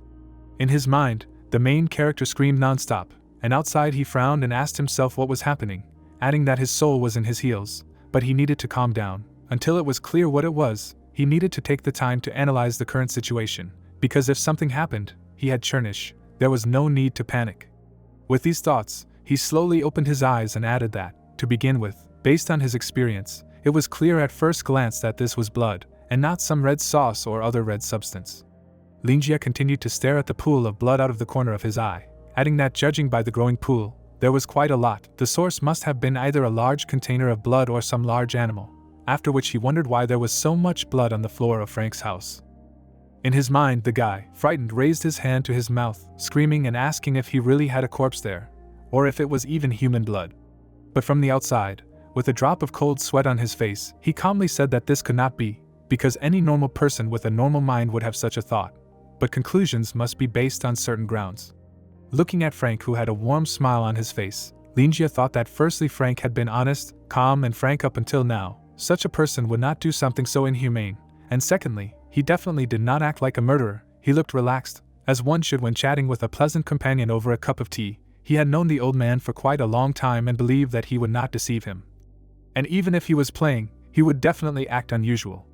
After a short pause, the protagonist exhaled heavily and added that the most important thing was that he was just a lonely disabled old man, and it was not easy to get rid of a corpse, and he couldn't even hold a knife in his hand. Such a kind-hearted person who couldn't believe his adopted son's betrayal could not do something so terrible, if you think about it, given his connection with the bloody feast. This blood could be their doing too if they were doing something to harm him. Thinking about this, the guy slowly lowered his hand. Without taking his gaze off the corridor, he thought that today he would use the blade art that Bayin taught him to cleanse their filthy hearts. But before accepting anything, he needed to find out the truth. With these thoughts, Linjie slowly opened his mouth. Then he pointed his finger at the pool of blood and coldly said that Frank's intentions were commendable, and then asked, "But what is this?" The man turned his frightened gaze back. He quickly stood up from his seat, shouting loudly that he was terribly sorry. Frank ran to the mop, shouting that he was cleaning in a hurry and did not expect it to turn out like this, and he was sincerely sorry for the guy to see such a sight. The protagonist smiled in confusion, thinking that the man was acting so naturally, as if there was nothing strange about this, and he had done this many times before, then stretched out his hand and asked what was wrong with the blood. Frank lowered his head, thinking that it was all over, because Linjia was unhappy. He remembered how he licked his lips and followed the sacrificial ritual according to the corpse-eating sect, the rites and ceremonies that the protagonist himself wrote, and something that should be a sacred and elegant ritual was made so obscene. But he is a black magician who often kills and exterminates, so next time he will pay more attention to the ritual. The man covered his face with his hands, thinking awkwardly, when no one is watching, everything is fine, but when this crude technique is exposed in front of the boss, it is simply embarrassing, and Linjia's words are a punishment for his carelessness. Frank slowly turned around, saying that after reading his work, he diligently tried to try out some of these rituals. Crossing his arms, he added excitedly that it was difficult, because it is difficult to understand the meaning of some of them, and even more difficult to reproduce. The man lowered his hands, saying that everything turned out this way. A stupid smile appeared on Linjia's face. Putting his hand to his chin, he thought that his book was mainly about Chinese folk customs, and it touched on some rituals from ancient times. The guy remembered how he processed quite a lot of information at that time. For example, the ancient emperors often held a ritual in which they sacrificed a cow, a sheep, and a pig to the gods, and the lower officials sacrificed a sheep and a pig. He thought that in ancient beliefs, the 3 kinds of deer were the 3 sacrificial animals that the deities ate with pleasure, but there were other rituals, and in order to make the book more interesting, and also because ancient Chinese sacrificial ceremonies were related to food and culture, he often added some customs and cooking methods, so that the content of the book would not be too boring. Linjia slapped his hand on his face, thinking that the old man was very inquisitive, because who would have thought that he would not limit himself to simply reading, but would try to imitate the rituals described in the book. Beads of sweat appeared on the protagonist's face when he imagined Frank waving a knife, cutting up a poor chicken, duck, or maybe even a pig, then bleeding and taking out the entrails. Leaning on the table, the guy thought that everything written in his book was Chinese food, and even a Chinese person with no cooking experience would have a hard time, let alone a person like Frank. Turning to the side, Linjia thought, as someone who has lived in Nozen for 3 years, he can say that the quality of the food is close to Chinese food, and he can almost imagine the dirty and miserable scene behind the wall. There was a huge amount of blood and corpses on the floor. Lowering his head, the protagonist asked him what he could say. He put his hand on the table, saying since he was here. Standing up, Linjia added that he would teach him how to do it. Frank put his palms forward, shouting loudly that what he did was too unsightly and might disgust him. The protagonist smiled, thinking that he understood the feelings of a novice chef who wanted to hide his failures, so he replied that he would just stay here and give instructions from a distance. Turning to the man, the guy asked where he had stopped. Shortly before the main character appeared in Frank's house, the central district of the Norton estate, the moonlight illuminated a large mansion. The guy with an eye patch raised his hand and asked the gentleman how he was doing, adding that in fact, there had been problems with the supply of goods recently, but they should have leftovers from the last batch. Before he could finish speaking, the new head of the Norton house, Jeffrey, raised his hand and laughed, saying that he wanted to buy back the goods from the customers who had previously sold to him. It seemed that he had really been cornered, adding that after Gru's death, chaos would reign, and the goods on the black market were exorbitantly expensive, so he was afraid that until order was restored on the black market, these insidious dark magicians would not produce such precious medicines. On the tray the servant had 2 of the potions the fat man had spoken of, a precious potion that made people lose their minds and led their souls astray, a potion of debauchery. Frankly, he did not understand why he was so interested in them, because he himself only had 2 bottles left, and he did not like to suffer losses.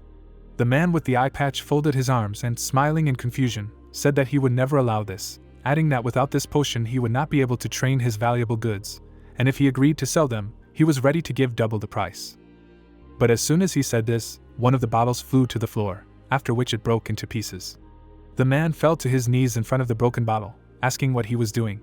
Jeffrey, with a crazy smile on his face, extended his hand and said that as far as he could understand, due to unforeseen circumstances, there was only 1 bottle left, and if he did not want to deliver such a valuable product to important people, then what would happen to it at all? So he wanted payment in tenfold. After a while, the doors from the hall opened. A man with an eye patch and a bottle in his hand walked down the corridor, cursing at the new head, that as soon as he became one, he immediately tried to get rich on someone else's misfortune, but there must be some limit to human greed, adding that it was necessary to quickly clear out the old stocks and start looking for new resources, only it sounds simple, but where can he look for such wonderful, outstanding children? While he was talking about how they needed to get back quickly and give the ordered goods to Mr. Hodge, and that this potion needed to be used quickly, adding that she was already 12 years old, but despite all her training, she was still unable to please noble people in bed, and therefore had to spend such precious products, a man appeared next to him and struck him in the neck. Before the bandit could finish speaking, his head flew off his shoulders. Frank caught the last bottle with the help of snakes. At this time, Jeffrey was drinking wine. Raising his glass, he laughed and shouted that this wine was a wonderful refreshment, just what was needed after earning some money, and now he had everything, adding that this all-consuming feeling of power intoxicated better than wine, and in the future he would make an even bigger fortune, after which he ordered the glass to be filled again, because he wanted to drink to a bright future. But when he didn't get an answer, he turned around with a blush on his cheeks, asking the servant if he hadn't heard his order. But his eyes were filled with horror after Jeffrey saw his servant covered in blood. The glass broke at that moment. Frank leaned towards the fat man's ear with a crazy smile on his face, and said that he must have a great feeling, because he had taken control of the entire noble family.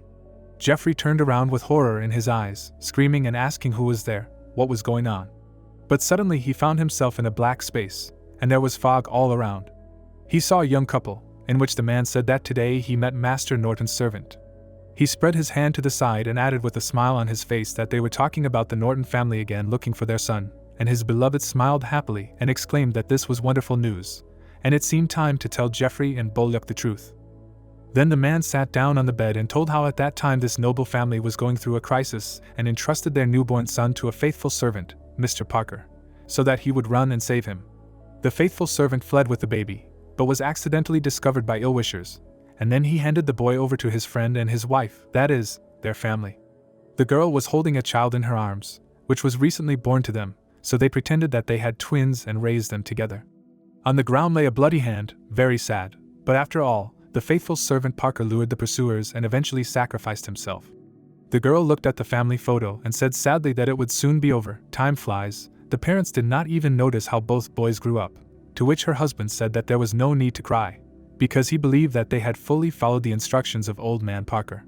All this time, Jeffrey stood behind the door with a crazy smile on his face, listening to his father say that there was no need to worry, because no one knew about it. The boy only had to bring the family mark with him, and even if they did not raise him, this would be enough for Mr. Norton to recognize him, adding that the servant also shared that the other heirs were killed during the riots.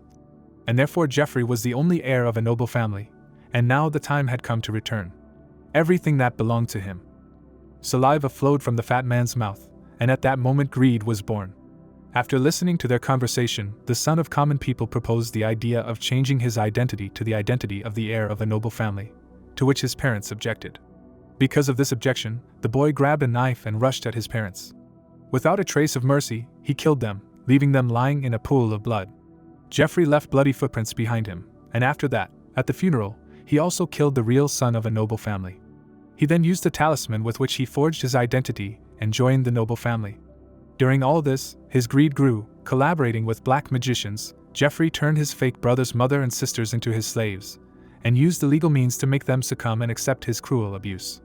Smiling maliciously, the man also killed everyone who might know the truth, and cruelly treated them until their death. Sitting on the throne, his ambition and greed became completely uncontrollable. In the end, he also managed to kill the old patriarch of the family by inciting the dark wizard to do this, whom he then poisoned himself, and removing all obstacles, he managed to appoint himself the new patriarch and take control of the entire noble family. Jeffrey fell to the floor with all his might. He looked up in fear, hearing that His Majesty was such a wonderful person. Frank, covered in manna, loomed over him, saying that such a rich life experience was rare, and even he was enriched with new knowledge. Looking down, the man said that such a sinner as Jeffrey would be an ideal victim.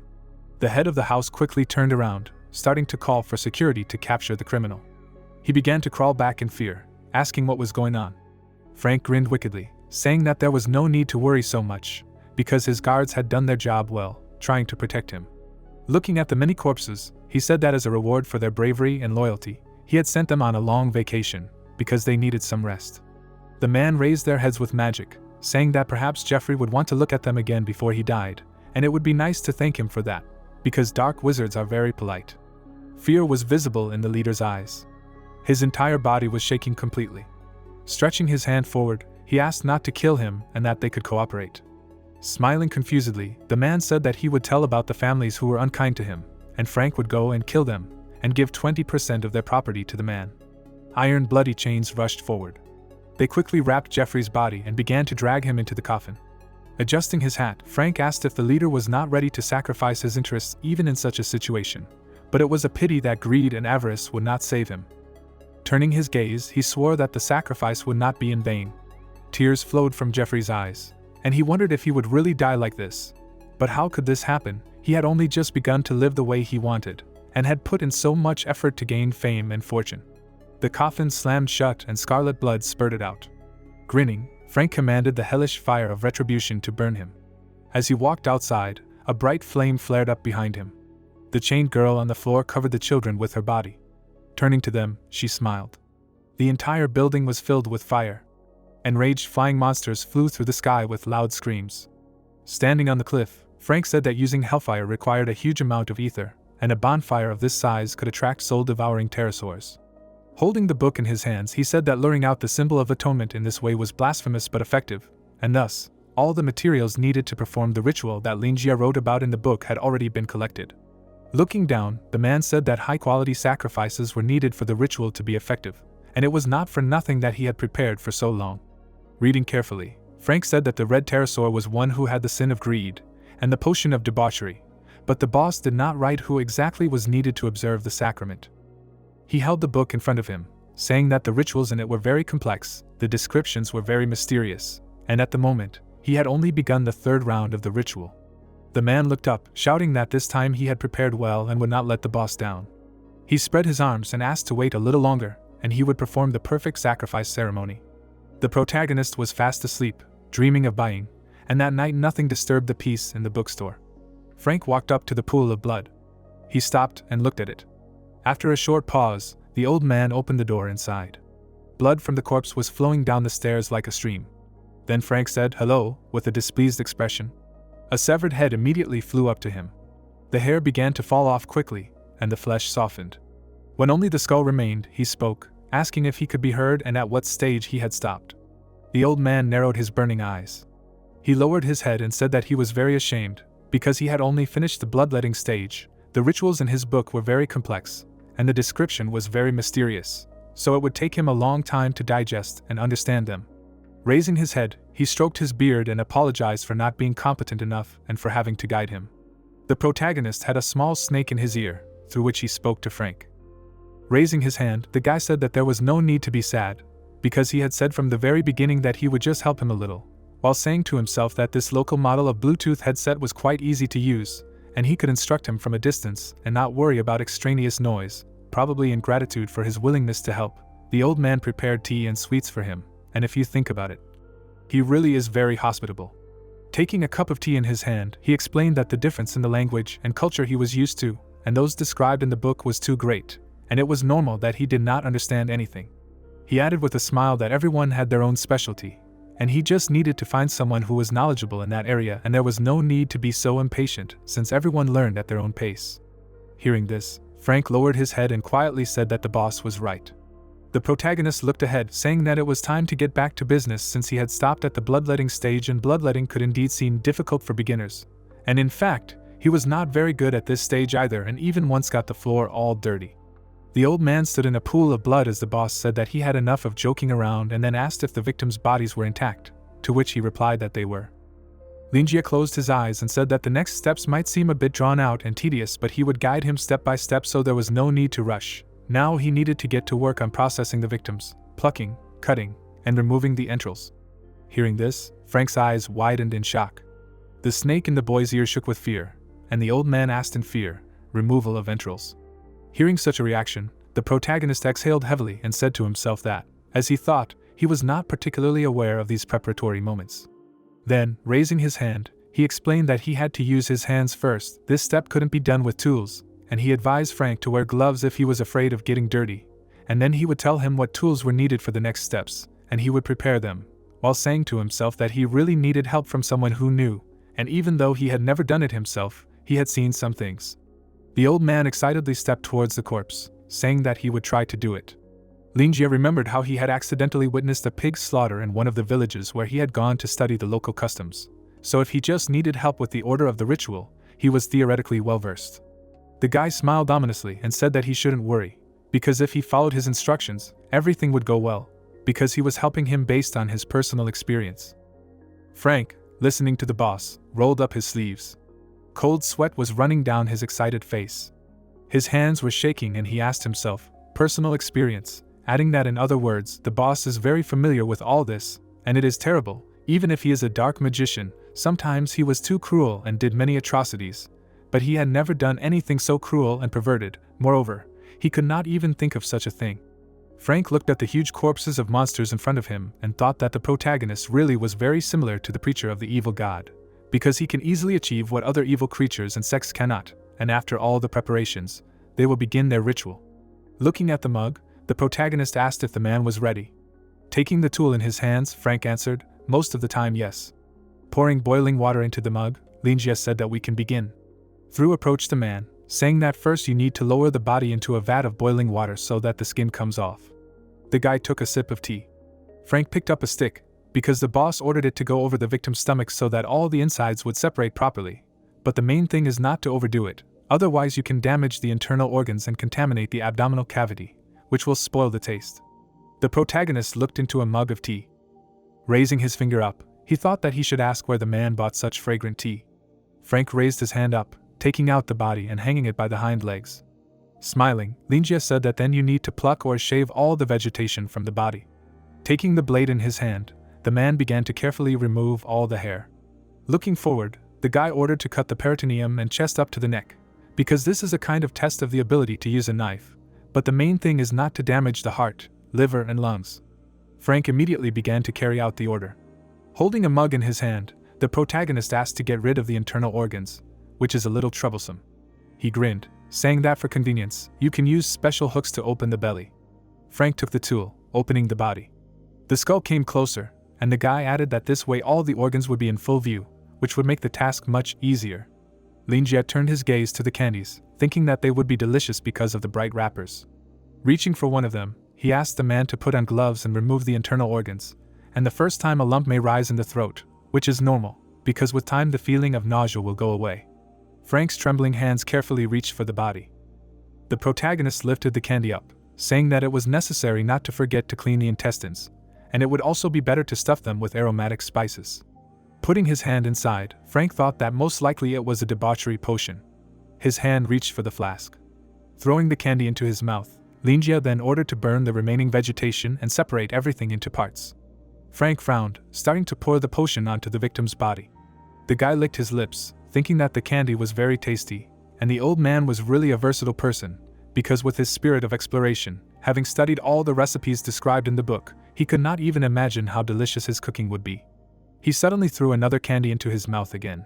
Looking at the victim, the man immediately said that he was finished, after which the protagonist raised his hand, saying that now that the entrails were ready for use, he would teach him an interesting ritual, after which he asked him to cut a large piece of boneless meat, then use only 4 thin wooden sticks and stick them into the 4 corners of the meat, and then put the intestines inside and roll them into a ball. Linjia wiped his mouth with a napkin with a smile. Frank opened his mouth in horror, then pursed his lips. Opening another candy, the guy asked what this ritual meant. Looking around, the man thought that this cruel ritual that smelled of blood had an ancient barbarity, unusual, insidious, and terrifying. Linjia smiled, saying that this troop was to pray for blessings, and it could bring good fortune and favor from others, and this was a special sacrificial ceremony from a certain region that he wrote about in his book, and then asked if it was not interesting. Frank's body trembled with horror, and then he smiled broadly, saying, "Very interesting," thinking that perhaps this ceremony was from the boss's hometown. After all, his books described the folk customs specific to his area, and in the future, he would definitely find an opportunity to recommend his books to his guests. He spread his arms out, and wondered if this was a blessing from the corpse eaters, since they were handling the offerings so casually, as if they were just toys, and then shouted that it was so interesting that he felt like he had just opened a door to a new world. The protagonist raised his hand with the candy. At the same second, he threw it into his mouth. He stuck out his tongue in pleasure, and happily said to himself that the old man must be arranging the offerings now so that they could be used properly, but due to the current circumstances, the old man had not had time to prepare many of the necessary items, adding that he could not even understand some of the words mentioned in the book, and therefore he had to translate them so that a person from his ear could understand. But because of this, the current ceremony was different from the original. The boy reached out his hand to the candy and added that he had foreseen this problem, which was why he had recommended this book to him from the very beginning to familiarize himself with the culture before he began learning the language. But who would have thought that he would be so engrossed in reading it that he would even practice the rituals written in it? So he could only say that his zeal was commendable, and anyway. The special local customs described were quite fascinating. His hand reached out to the candy as he spoke about how everything was like these chocolates. You never knew what kind of taste and texture would be waiting behind the wrapper. Imagining the globe, Linjia thought that in any country there were many mysterious customs and ceremonies hidden deep within the earth, just waiting for people to discover and explore them, and that was why he liked folklore. He tossed the candy in his hand and added that although Frank could not understand the whole meaning of what was written, but he saw such interest, and therefore he could only patiently explain and instruct. For example, when processing materials, he wanted to say sticks. Having brought the candy to his mouth, the protagonist continued to say that then the old man realized that Nozen's people had never used sticks and did not know what they were, so he had to rephrase a little. But this was not a problem, you just need to prepare several wooden sticks. But what other important stages are different? At this time, Frank stretched out his hand and ordered the gravedigger to appear. At the same second, a wooden monster began to crawl out of the pentagram on the floor. A huge monster with a bunch of burning eyes looked at the old man. It suddenly screamed furiously, but there was not a drop of fear or doubt in Frank's eyes. A few seconds later, only coals remained from the wooden monster, and the black magician said that although all this was done in a hurry, but fortunately, this did not affect the quality in any way. Then he took out a shiny blade and said to himself that all the materials had been sorted out and cleaned, so it was time to prepare for the final stage, adding that under the boss's guidance, everything should work out. The protagonist, taking another candy, heard screams. Looking at the door from which these screams came, he thought that from the very beginning it was restless there. Although these were just the sounds of food being cooked, nothing unusual. Those who did not know what was happening there might think that someone was being brutally killed there. But he knew that it was about cooking a dish. With these thoughts, he threw the candy into his mouth and said to himself that no one is perfect, and it is normal if everything does not work out the first time. But he trusts Frank, and that is enough. When Linjia reached for the teacup, the old man said that he was almost done. Hearing this, the boy put his hand to his head and said that he almost forgot about it, and then asked if the sacrifice was ready. Frank was breathing heavily with a mad smile on his face. His eyes were shining with pleasure. In front of him was a small meat box. Around the old man were torn body parts and organs. The contents inside the meat box began to burn. The intestines wound around the sticks began to change structure. After a few seconds, a bright purple glow appeared inside the meat box, and blood was dripping from the corpse that was above it. It dripped into this box. The reaction when they mixed created a powerful energy release. Seeing this, Frank smiled madly and said that everything was ready. He looked at the result of his work, happily saying that he seemed to understand the true meaning of this ritual. Up and down are the same as heaven and earth. In his hand, he held a carving knife covered in blood, adding, with such a parallel, this is a truly worthy sacrifice, and it is no wonder that the ritual has the ability to increase luck. The protagonist, holding a cup of tea, said contentedly that he was glad. Raising his eyebrows, he suddenly asked with a wide smile on his face if the old man had collected the blood he had drained. Frank looked to the side and firmly answered yes. He looked at the bucket of blood and added, not all that had spilled, but most of it had been collected. Then Linjia smiled and explained that it did not matter, and now he would teach him a little trick. When Frank approached the bucket of blood, the protagonist told him to add water and salt to the blood, then boil it, and then freeze it so that the blood hardened. After that he could cut it into pieces and use it as a sacrifice. The man's hands trembled as he thought that this was indeed a very convenient way to store blood, because with this approach, the sacrificial ritual could be performed at any convenient time and in any place. On the floor in a magic circle lay a tied girl. Covering his face with his hand, Frank remembered how in the past there were many cases when dark wizards wanted to perform a sacrificial ritual, but they had to look for materials on the spot, and in addition to the fact that the process was very drawn out, such rituals had to be performed in extremely dangerous situations, and the risk of being caught was great. So he did not understand how it was possible not to think of this before. A bright light began to shine behind him. Bright red mana was rising from the coffin. It was approaching the body suspended from above on chains.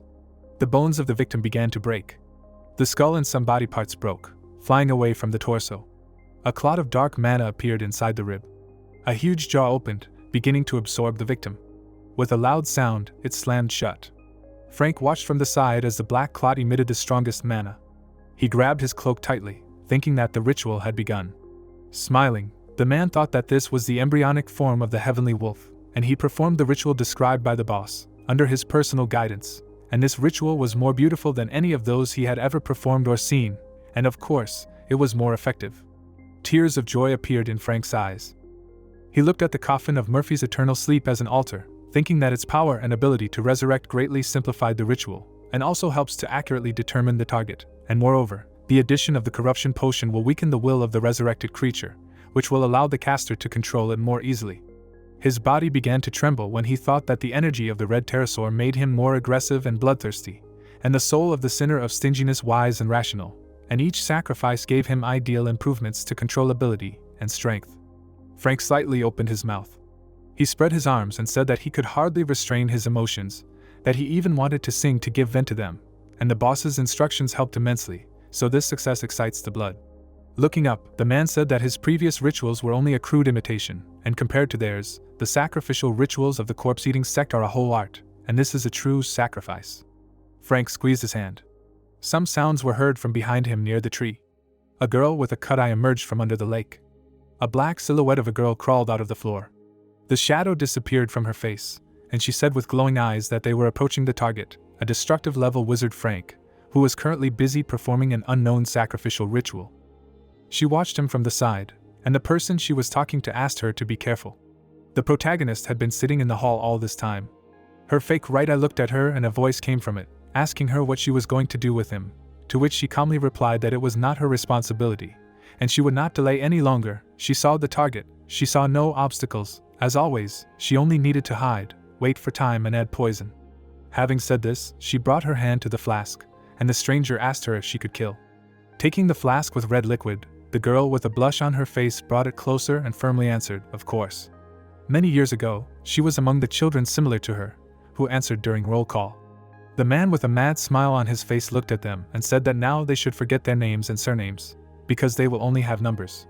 Spreading his hand to the side, he added that they should remember that now they are the best killers, specially trained in this craft by the organization. Their purpose is to be a tool, they are a weapon.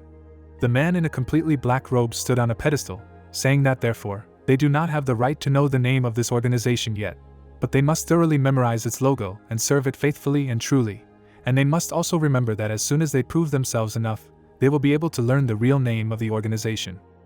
The children clenched their hands into fists while their boss said that those standing here had already endured long years of grueling training.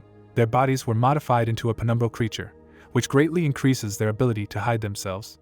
The face of the man who said this was not visible, and he leaned over and asked if they harbored a grudge against the organization for what happened. Deborah, including her comrades, raised her head and shouted that there was only pride in their hearts.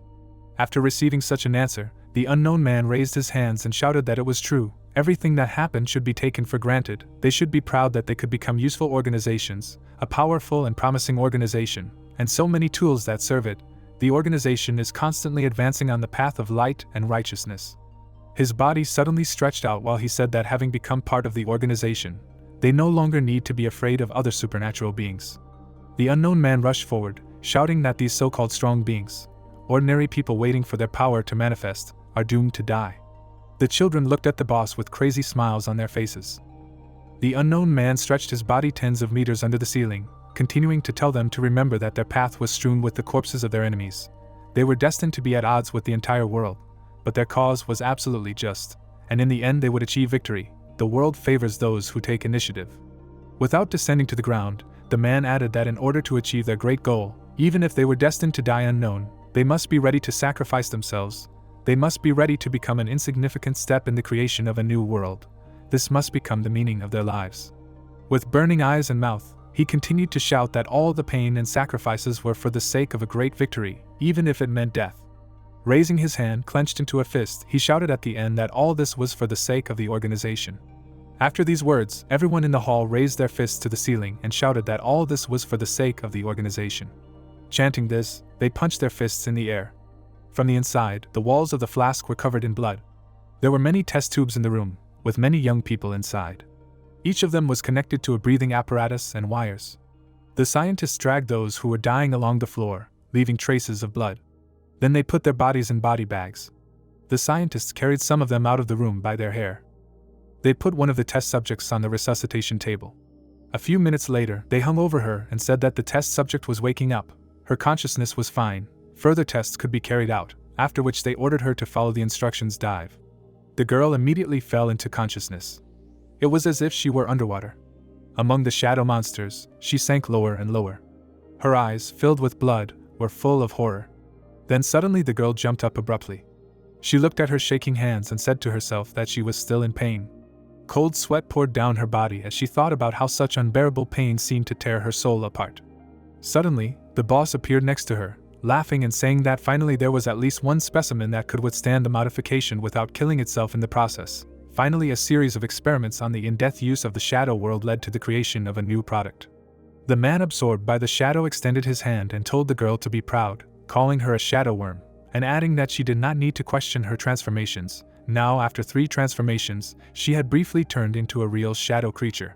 Bringing his hand to himself, he added that as for the definition of a shadow creature, he did not need to explain it to her. The girl looked at the boss in fear, saying that between reality and dreams, there was a special gap known as the shadow realm, in which shadow creatures could temporarily live. The boss lowered his hand and replied that it was true, adding that shadow creatures were usually not aggressive and were like plankton, spending all their time jumping around in the shadows, feeding, merging, and constantly being born. Living shadows came from both of them. They did not fit into the real world, and only a few magicians could manipulate them. But it boiled down to changing the shape of their shadow or forcing the shadow creature to leave the shadow. A shadow creature could not leave the shadow realm, just as a fish could not stay out of water for long. Summoning these creatures was useless, and over time they ceased to be an object of attention for others. But the organization had nothing to do with these short-sighted creatures. Now that they had discovered the convenience of the shadow world and shadow creatures, they certainly had to learn to use all of this. And now the girl, a product of the fusion of a human body with a shadow creature. In the outside world, such mysterious killers are called shadow killers.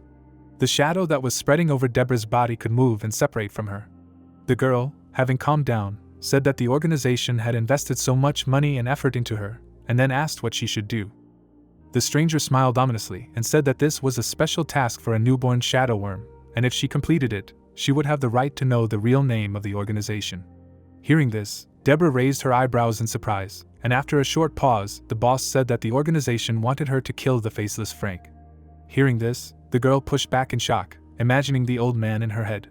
The stranger raised his hand and explained that he had a scary reputation, but there was no need to be afraid, because a wizard of the destructive level did not pose any threat to the organization.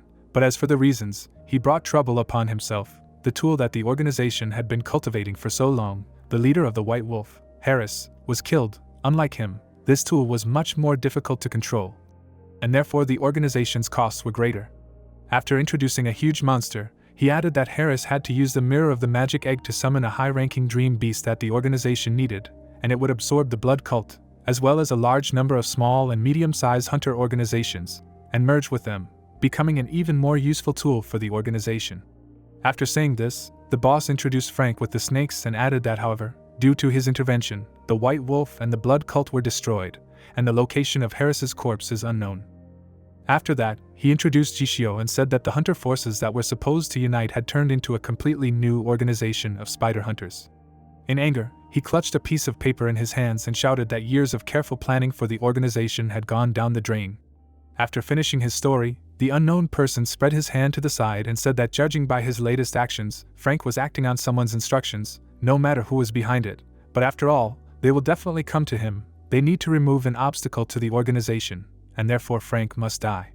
As soon as he said this, the shadow slowly disappeared from his shoulders.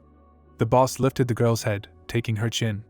Revealing his true form, he added that she can now move freely between reality and the shadow world. Her mobility and stealth are far superior to other users of shadow techniques. But she will have to pay for such skills. Heartbreaking pain will accompany her. One of his eyes was closed, and he kept saying that it was all for the sake of the organization, and therefore any sacrifice was worth it. Simple pain would not be able to shake her will, and to help her better perform the task and register information, she had a transplanted right eye.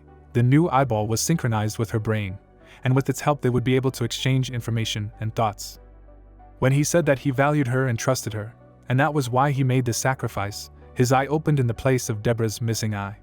The stranger hovered over her, saying that whatever it was for the common goal. Those who were undesirable to the organization must die, and if Frank was exposed to the voice of doomsday, his end would be very sad. It would dissolve Frank's thoughts and mind. At first there should be a sensation of ants crawling on his scalp, and then they would penetrate the cerebral cortex and the brain itself. A strong itch would destroy his will and make him start scratching until he tore off his scalp, gnawed into the skull and finally excavated the already dry brain.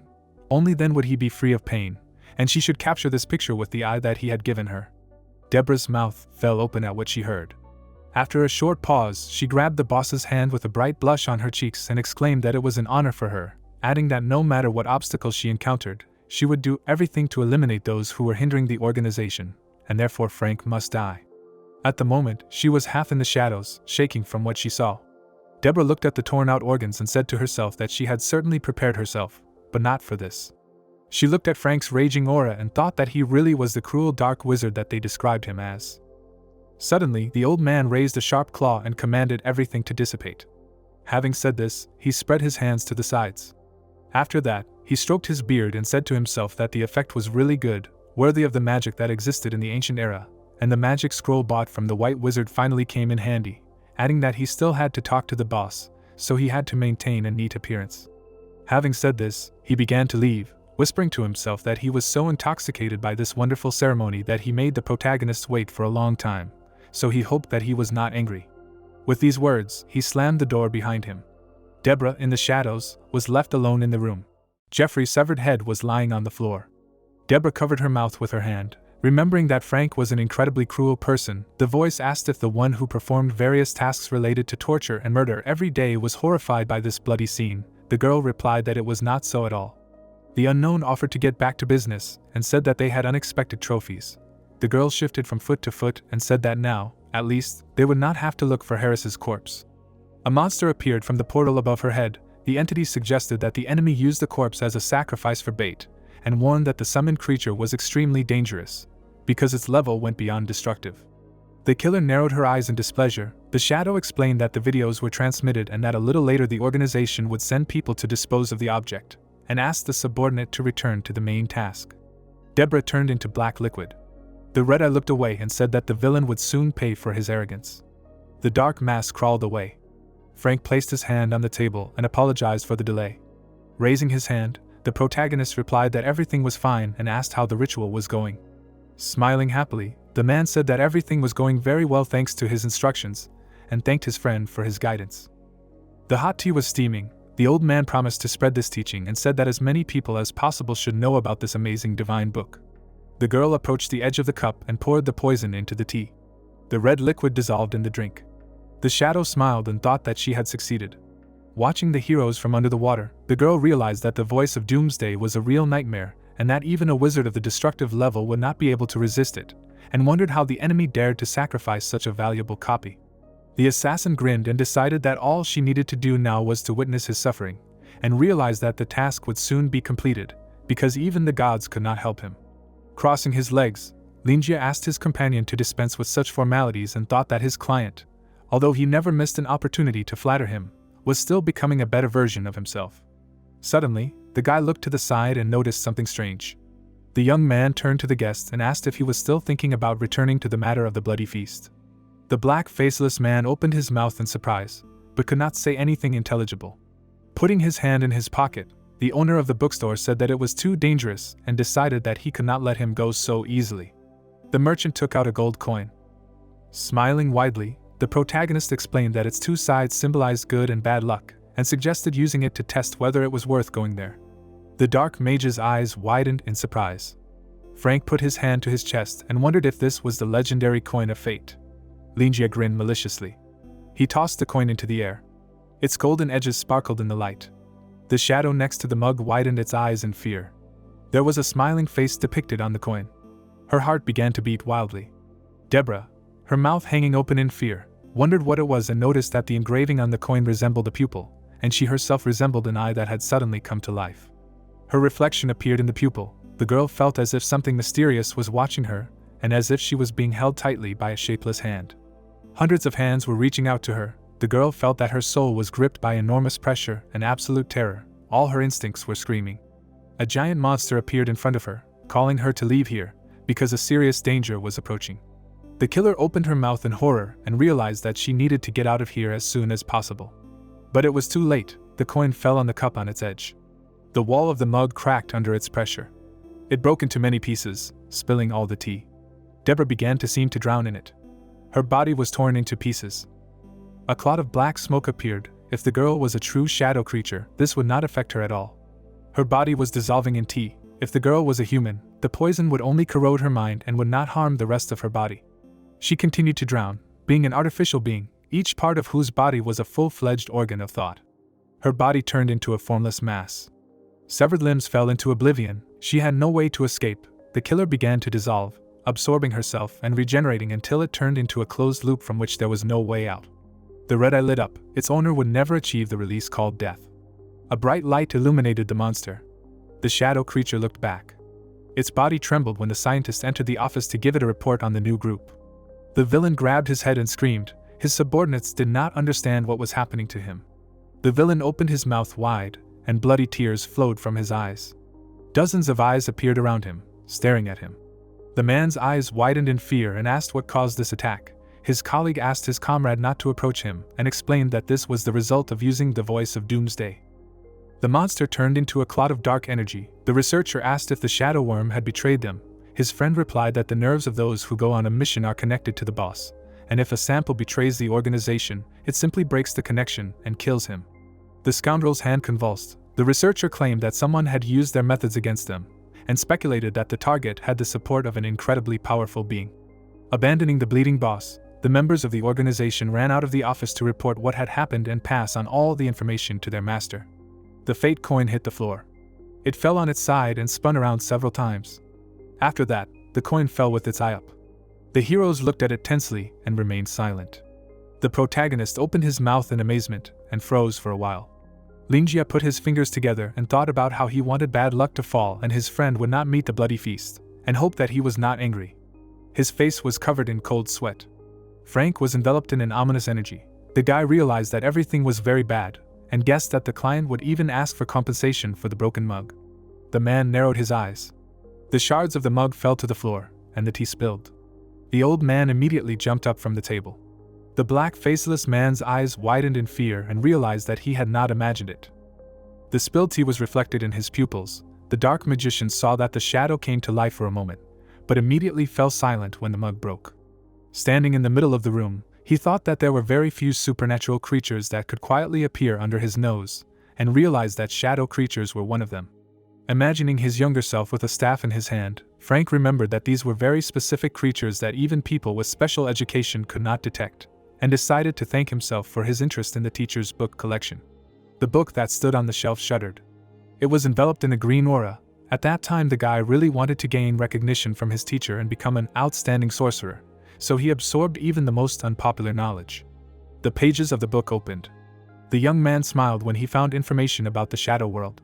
Standing on a giant book, the giant's apprentice read that this special space existed at the junction of reality and the dream realm, and realized that he could make the shadow realm open, but he still had no way to go in and study it. The young wizard's eyes widened in surprise, wondering why anyone would want to summon a shadow creature, and decided to return to creating the gargoyle.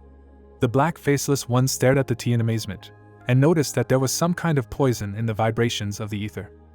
Looking at his reflection, the dark mage concluded that someone had used the shadow creature to poison the tea, and realized that he was very lucky that the owner of the bookstore had come to visit him. Frank looked up and assumed that his companion had known about everything in advance. The merchant smiled awkwardly. The man remembered that he himself had shown him how to properly perform this sacrificial ritual, and decided that even the gods were not so merciful and generous.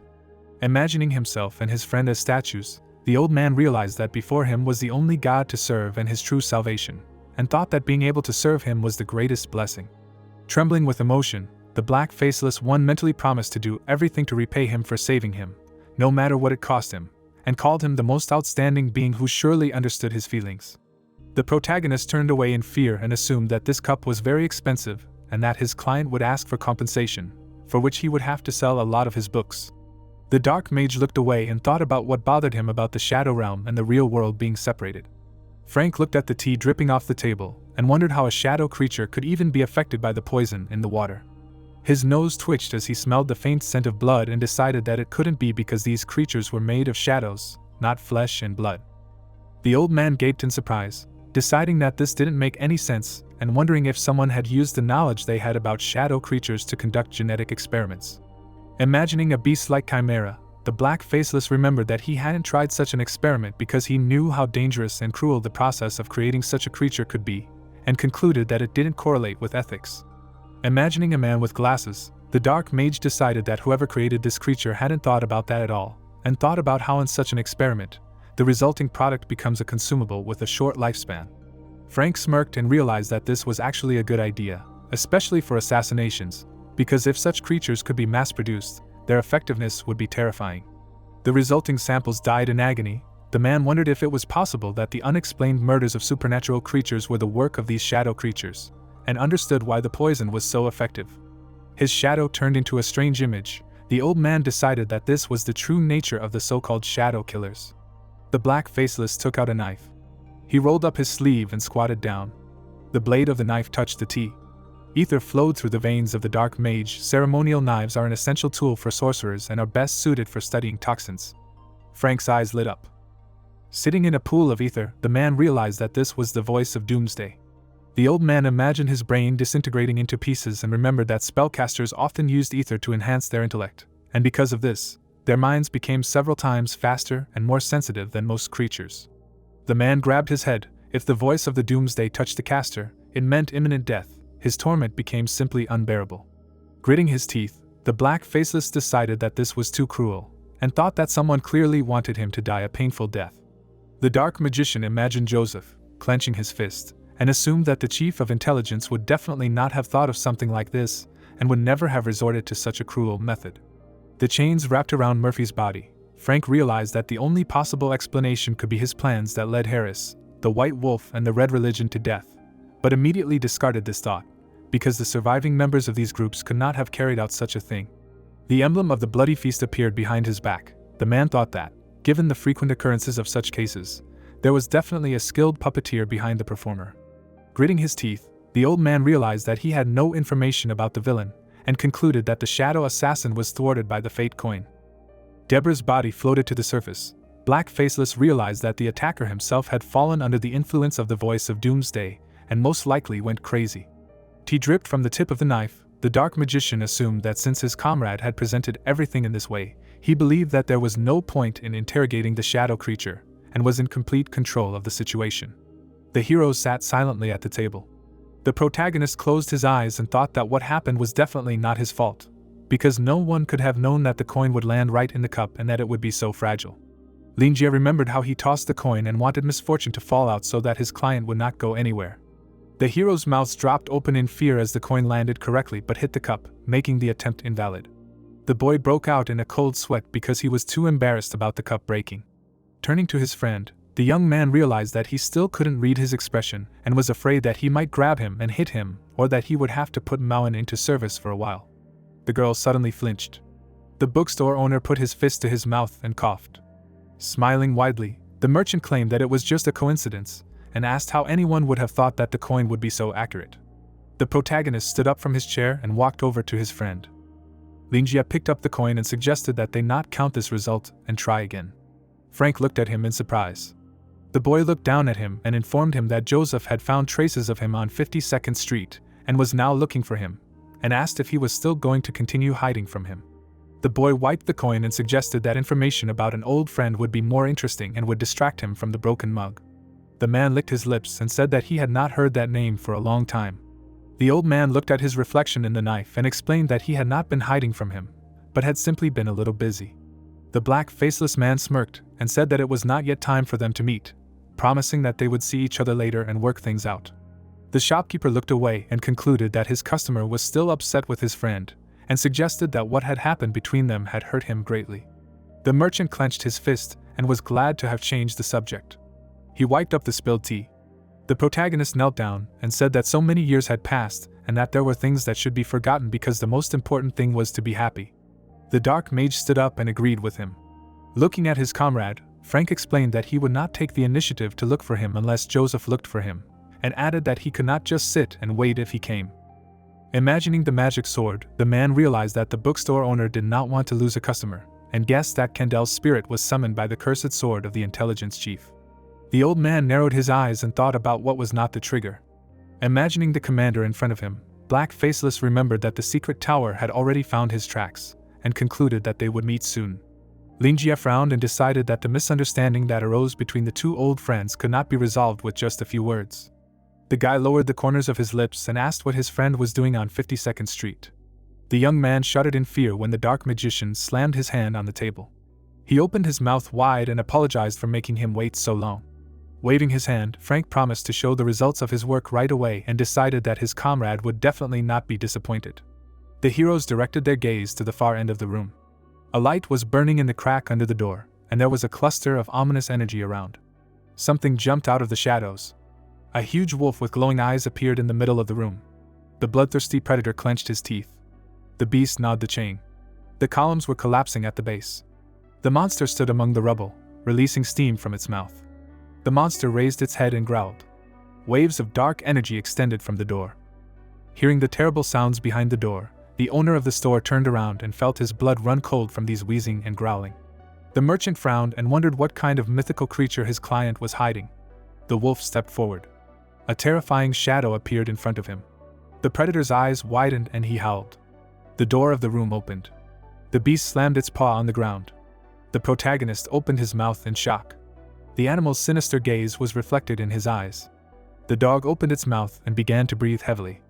Linjia saw its kind blue eyes and realized that it was a husky, one of the stupidest sled dogs. The guy smiled and thought that this was a stupid but loving breed, but its strength should not be underestimated. The dog had a huge mouth with sharp teeth and a large tongue. Its long fluffy tail swished from side to side. The young man noticed its round, glowing eyes and decided that this stupid expression on its face betrayed its funny character. The predator looked at the smiling shadow. The owner of the bookstore concluded that it was a higher mythical creature, because it was twice the size of an ordinary husky and resembled a ferocious wolf. The merchant introduced the swordsman with the dog and recalled that the Siberian husky is a primitive breed of dog with a pedigree close to the wolf, and that even in films and TV series they often play wolves. Raising his hand, the protagonist noted the animal's energetic character and asked if his client had bought it on 52nd Street.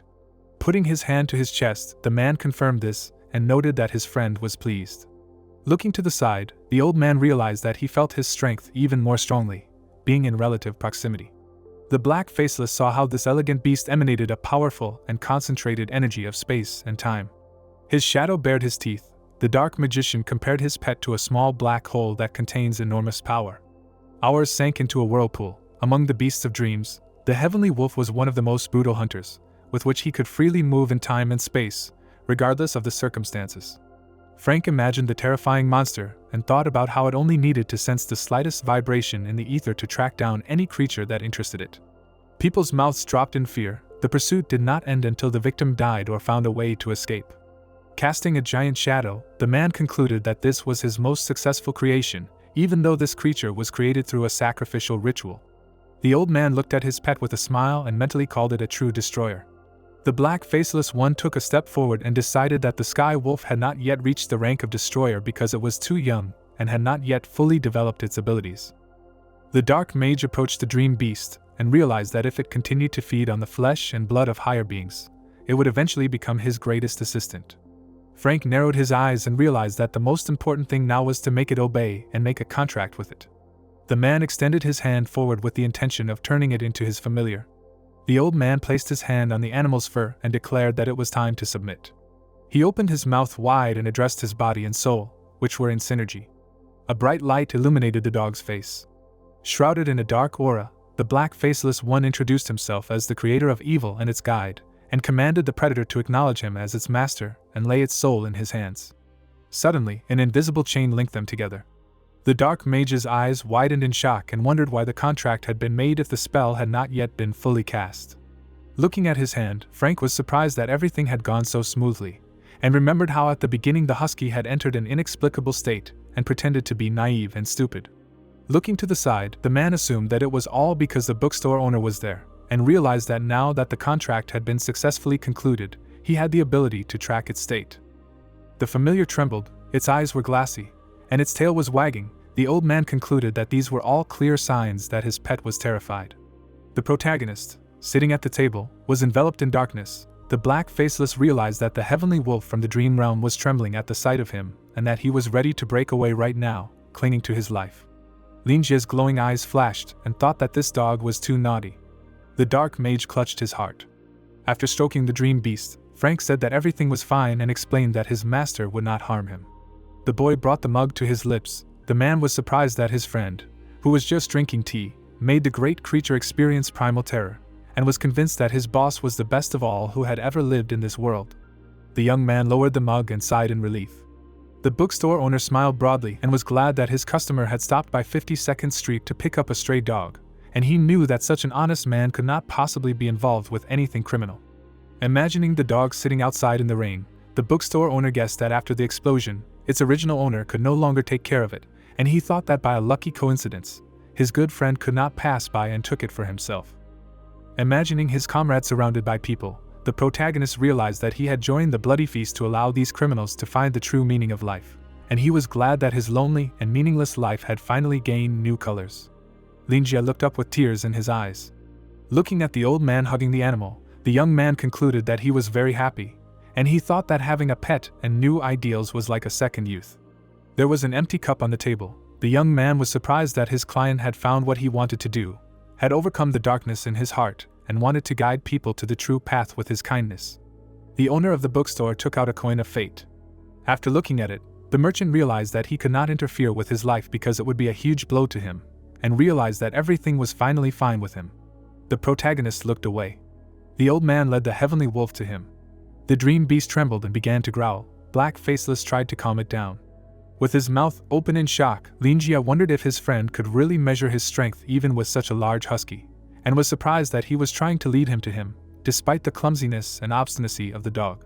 Looking at him, the predator was trembling. The guy concluded that his client was full of talents, and assumed that even if he encountered the bloody feast, everything would end well. The dog lay down on the floor on command. The young man with burning eyes wanted to touch him at least once. The owner of the bookstore extended his hand. The beast looked at it in fear. The animal's eyes widened in horror when the merchant placed his hand on his head. The protagonist smiled and said that he had a very cute name. Introducing the furious monster, the dark mage said that the name Grady suited him very well, and remembered how he sacrificed the sinner of stinginess, which caused his familiar to experience an insatiable thirst for blood. Linjia stroked the embarrassed heavenly wolf. The guy grinned and called him very obedient. The dream beast watched his every move with horror. Closing his eyes, the young man thought that this was a much more obedient and sweet dog than he thought, and declared that it was actually very suitable for the role of a pet. Watching it, Frank said that he had a great sense of humor, and decided that only a boss would call such a great creature of destructive level a pet. The owner of the bookstore smiled broadly and praised the animal. The predator opened its mouth in fear. The merchant extended his hand and asked him to give him a paw. Grinning viciously, Grady was indignant at being treated with such disdain, and mentally promised to track him down when the right time came. The sky wolf realized that it was hopeless, and placed its paw on his hand.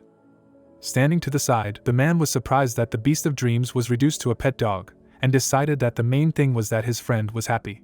The protagonist extended his hand again and repeated the command. The beast bowed its head and did it. Linjia smiled broadly and asked to give him the other paw.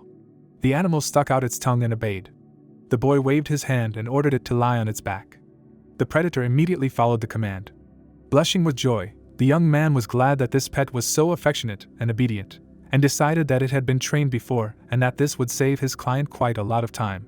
The owner of the bookstore grinned and called the dog very obedient and smart. Looming over it like a menacing shadow, the merchant assumed that someone really liked to eat, and said that he really wanted to bite off a piece of this soft and round belly. Grady shed tears and mentally asked his owner for help. The old man closed his eyes. The black faceless one folded his arms into his sleeves and pretended not to notice anything. The heavenly wolf stared at him in fear. The dark magician raised his thumb and asked him to just be patient for a little while. The dream beast raised its ears in surprise. Raising his hands, the protagonist invited him to play a little more and said that his unique technique works on both cats and dogs. The husky opened his mouth in horror. Linjia asked him not to resist because he would definitely like it. The birds outside the window rose into the sky when a loud howl was heard. The dog stuck out its tongue in pleasure. The boy wiped his forehead and thought that in 3 years in Nozin, He had never been able to pet anyone like this. Squinting, the young man decided that this dog seemed like a suitable pet for such an old man, and guessed that he would have to spend a lot on food because such a large dog needed quite a lot of food. Suddenly, the owner of the bookstore looked up. He looked at his customer and asked if Grady had eaten those victims. Frank nodded and confirmed this. Imagining the heavenly wolf tearing the meat into pieces, the merchant was upset that his friend had left him unattended and said that all his efforts had been in vain. The protagonist's mouth dropped open in surprise when the man explained that he fed them to him because they were of the highest value. The old man smirked and said that this sacrifice was originally carried out for the sake of the dream beast. In the other room, there were corpses lying on the floor. Linjia raised his eyebrows and realized that his companion understood everything himself and that he did not need to be reminded of this. The boy narrowed his eyes and mentally called him a very prudent person. The black faceless one stood in front of the familiar. Satisfied, the youth assumed that he studied the habits of this breed well before making such a decision and taking responsibility for someone else's life. The bookstore owner pinched the dog's cheek and said that he was worried that his customer wouldn't get along with it, but he figured it was fine. The merchant stood up and said that from the information he had, the blood feast wasn't that simple. Raising his hand, the protagonist explained that his friend had only managed to learn one side of them, and added that he should bring Grady along if he went there. The black faceless one closed his eyes and said that he understood. Linjia sat down in a chair and asked him to forget his grudges and ask Joseph for help if he needed it, because the intelligence chief had recently been investigating the blood feast. The dark mage's eyes widened and he whispered his name. Placing his hand on the table, the young man realized that his grudge was still strong, and he thought that he should have voiced this suggestion because they were old friends. The young man narrowed his eyes and remembered that he had been invited by a group of idle people who were always having fun. The bookstore owner introduced the commander and assumed that his comrade thought that the blood feast was a pyramid scheme run by these people, but in reality, it was a dangerous criminal organization. In the memory, Claude was sitting behind a rock when the explosion occurred. The merchant remembered the sounds that came from the other end of the phone during the conversation with him, and decided that it said a lot about the level of tension in the situation. The protagonist put his hand to his chin and concluded that this indicated that this organization had an offshoot that worked in plain sight to attract new members, but in reality, it was a dangerous armed group. Linjia narrowed his eyes. The pages of books swirled around Frank. The guy assumed that his client was interested in the blood feast because of his linguistic specialty, and that they needed an expert who could decipher the writing or translate other languages. Grady rolled on the floor. The young man realized that if this was true, then the danger was not that great, but he still had to be careful. The sky wolf placed a paw on his master's leg. The man sat down next to him and stroked him. The old man looked down tensely. He closed his eyes and said that he understood everything. Standing in front of his familiar, the black faceless promised to be careful and thought that his boss was right about the danger only increasing with each step. Imagining the shadow creature, the dark mage realized that he had become its target the moment he entered the blood feast, and assumed that it was due to his manipulation of Harris, which caused the members of the White Wolf and the Red Religion to exterminate each other. Frank imagined the members of the different factions and figured that someone inside the blood feast might have realized that he had other plans and that this could lead to the demise of the organization. Someone had stabbed his picture, and the man realized that these two guesses contradicted each other. The old man stood silently in front of his pet. Imagining the people in robes, the black faceless thought that someone inside the blood cult could be a link that controlled some entity, and remembered that this group had quickly become active after the incident with the egg of the magic mirror. The dark mage looked away and concluded that now that the boss had spoken about it, it was clear that his assumptions were correct. The owner of the bookstore was sitting in his chair. Frank clenched his fist and noticed that his friend kept reminding him to be careful. The dream beast trembled. The man thought that his enemy could be stronger than he seemed, and that today's assassination attempt would not be the last, so he either needed to hide his identity or prepare to face the enemy face to face. The old man imagined the menacing look of Joseph and his apprentice and decided that the secret tower was concerned about the existence of this organization, and therefore could become a perfect target. The black faceless grinned and understood the hints of his boss. The dark magician dipped his hand into the water and assumed that something large-scale was coming. The people in robes opened their mouths wide when the bloody feast was scattered, and he lured his followers to his side. This information would get to the secret tower and become their headache. Claude ran to Caroline. Frank decided to take advantage of the moment when both organizations entered into confrontation. The man imagined how people fought each other and wanted to find out who was behind it. The bookseller put his hand to his face and grinned maliciously. The old man trembled and realized that this insidious plan, which required incredible wisdom and cunning, could only have come up with his boss. The black faceless man placed his hand on the husky's head and thought that his foresight and understanding of the overall situation simply amazed him. The dark mage stroked the dog and was glad that he had figured out his plans. Imagining how he and Joseph were arguing, Frank felt that he could no longer bear the hatred towards the man and decided to take the opportunity to arrange a meeting of old friends as his comrade had said and let go of the grudge. With his hand on the pet's head, the man promised to listen to the protagonist's advice and be very careful, and stated that he would not disappoint him. Linjie smiled and said that this was great. Raising his hand, the boy explained that the bookstore had not been very busy lately and that he did not want to lose old customers, and said that his safety should be a priority. Frowning menacingly, the youth said that he had to wait quite a long time for him to revive, and added that he did not want to witness his death again. The old man placed his hand on his chest and bowed. The bookstore owner took out a coin and asked him not to take everything so seriously. The merchant looked at the coin carefully. Clenching it in his fist, the protagonist decided to toss it again to give his friend confidence, and wondered if it was possible to make a mistake twice. Smiling, the black faceless agreed, and he himself felt the blood run cold in his veins. The coin lay on the altar during the ritual. The dark magician remembered that it was a powerful witchcraft tool that could change destinies, and that usually, in order to use it, it was necessary to gather a large number of followers who would offer sincere prayers to the goddess. The priest spread his arms. A large amount of ether was required to activate the artifact, so after the ritual, spellcasters fell into an extremely weakened state and could even be on the verge of life and death. The man fell to the ground, which is why using this tool was an unspoken taboo in the magical world. Frank wondered how it could be used so easily. The man trembled when Linjie tossed the coin, and he guessed that this was the god of fate himself, since he was able to activate it the second time with such ease, as if it were nothing. The boy caught the coin in midair. He narrowed his eyes. The old man looked at him sternly. Grady frowned tensely. Holding the coin in his hand, the boy grinned. The owner of the bookstore opened his hand. Smiling widely, the merchant said that he had luck, and concluded that everything would go well. The shadows of the heroes began to laugh. The protagonist wished his customer good luck and promised to introduce him to his new assistant the next time he came to the store. Pippedaster shook off the dust. Mauen looked around and said that she had cleaned the great hall. The girl froze in place when no one answered her.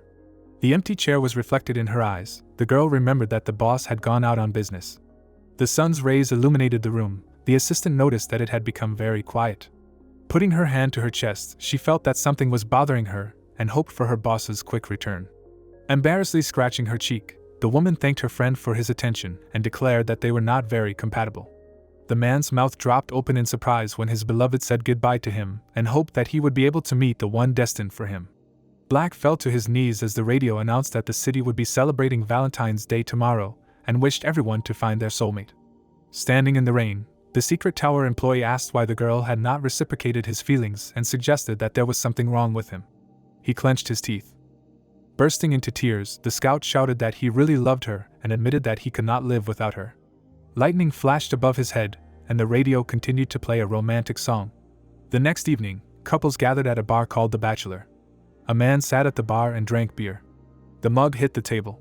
Black closed his eyes and expressed outrage at being surrounded by couples in love and asked if they really had to celebrate this stupid holiday and hurt lonely people.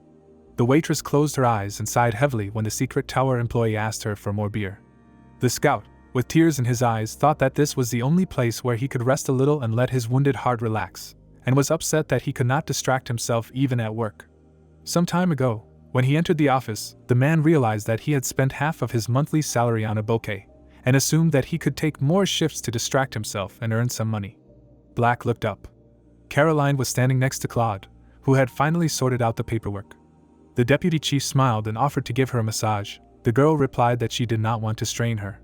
The logistics department employee blushed and said that they should help each other. She stretched her hands forward. The woman began to knead her colleague's shoulders and laugh. The knight narrowed her eyes. Her hands touched her friend's collarbones. The supervisor blushed deeply and asked her not to touch the collarbones. The secret tower employee watched in horror as his colleagues arranged to meet after work. The intelligence officer gaped at how well they were doing and wondered why he still didn't have a partner.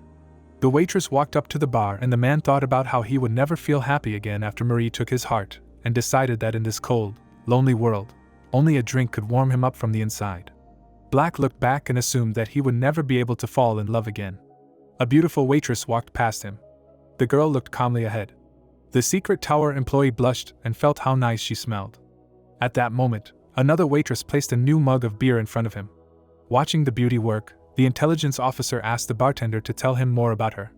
Closing his eyes, the old man explained that she was their temporary employee and added that over the past 2 days, she had already acquired regular customers. The woman was chatting with the customers. The bar worker told her that he wanted to hire her on a permanent basis, but she clearly voiced her desire to earn a little extra money. The man smirked, thinking that her name sounded like a symphony, and decided that this was his chance. Sophie turned around when Black called out to her. At that moment, an explosion occurred in the bar.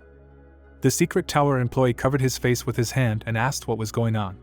Someone opened his mouth wide and announced that he had finally gotten rid of the people from the central police station. The bully entered the bar and ordered everyone present to remain seated and put all their jewelry and valuables on the bar. People began to rush around the bar, begging for help. The scout gritted his teeth and wondered why this happened now. The villain was clutching an old woman in his hand. It turned out that he was a very cunning criminal who always chose the backward areas of the city for his actions and took hostages, so that the police could not cope with him. Zabling pushed up his glasses. The villain looked at the waitress's dress and was surprised that he had found such a cute flower in these slums. The girl looked back and opened her mouth in fear. The man looked away and noticed that the thief was staring at her. He drank his beer in one gulp. Black raised his hand and ordered the enemy to stop. Pointing at himself, the secret tower employee asked if the villain was only capable of offending the weak, and said that in that case he would have to deal with him. The scout frowned menacingly and added that he would not let the villain lay a finger on this woman. At that moment, the thug hit him on the cheek with his hand. His body flew to the side. The waitress called out to him. Another barmaid immediately ran up to the fallen customer and asked if he was okay. Looking up, the man replied that everything was fine and realized that at this rate the criminal would grab his beloved. The thief walked up to Sophie and said that no one would stop them now. Black wondered how she knew his name. Zabling narrowed his eyes. The girl trembled with fear. Sitting on the floor, the woman urged the villain to stop hurting innocent people and promised to give him her consent if he let the old woman go. With tears in her eyes, the waitress added that otherwise she would never agree, even if it cost her her life. Having released the hostage, the villain said that he liked her character and invited her to his place. The criminal grabbed Sophie by the hand. Having picked her up from the floor, the thief called her a wonderful gift for Valentine's Day, and decided to feel her first. Blushing, Jabling said that among all his women there were no such charming creatures, and promised that she would like everything. At that moment, the girl grabbed his hand. She opened her mouth and sighed heavily. The waitress grinned and said that she could hardly restrain herself from doing so. Sophie looked at the enemy with crazy eyes and asked if he did not want to play with him. The villain opened his mouth in shock. The barmaid immediately kicked him in the lower jaw and wished him death. The villain fell to the floor. The woman said that he could be taken away.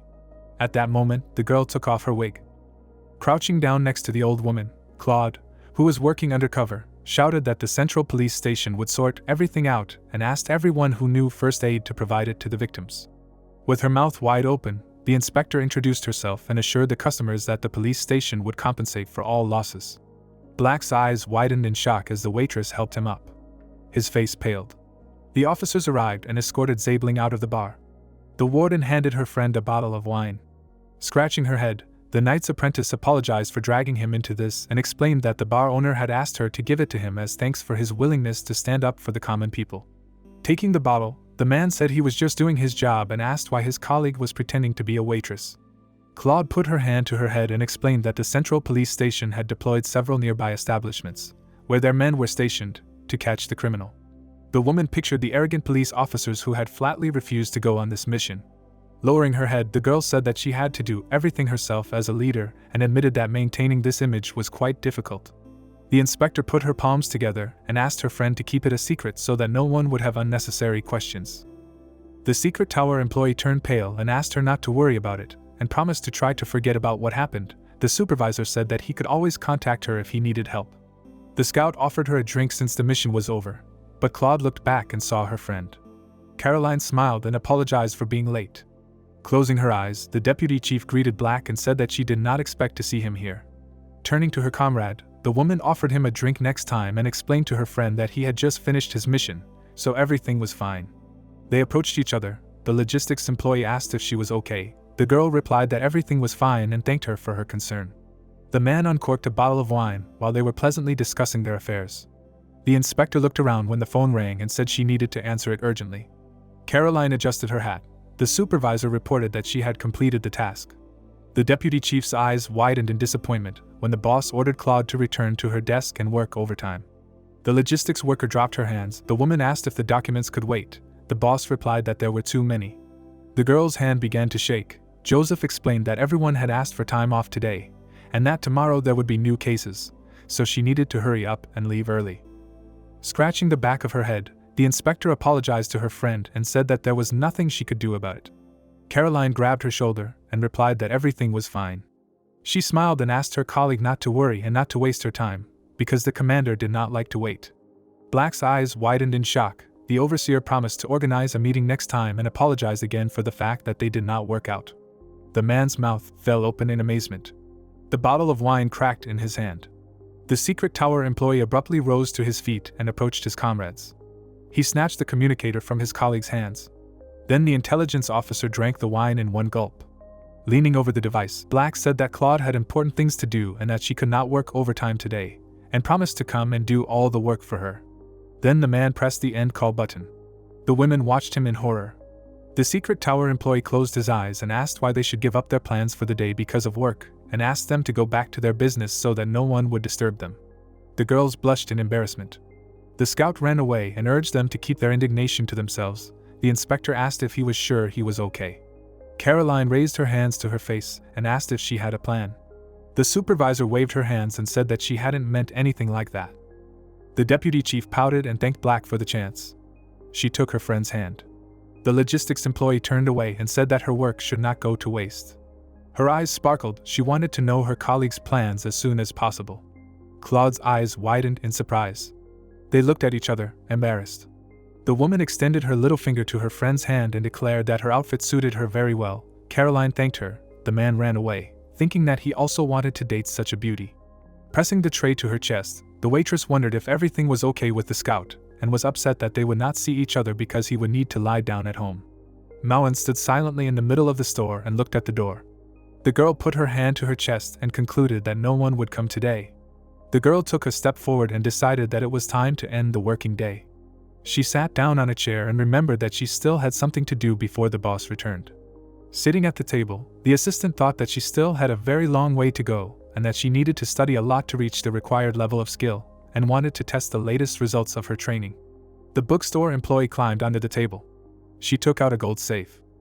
Looking at her reflection in it, Mauen realized that she still couldn't figure out what the runes on the box meant, and decided that she could open it herself, because she had spent a lot of time studying the relevant materials. Her eyes lit up. Golden chains burst out of the cube. The girl pressed the sigil. The first stage was successfully completed. The edge of the box lit up. The second stage was successfully completed. The box opened. All the secret keys were selected. The girl's mouth opened in surprise and realized that she had succeeded. She picked up the safe and wanted to quickly tell her boss about her success. Closing her eyes, the assistant hoped that the boss would pat her on the head and praise her, and mentally asked him to come back. The bookstore employee lowered her gaze. Her eyes closed from extreme fatigue.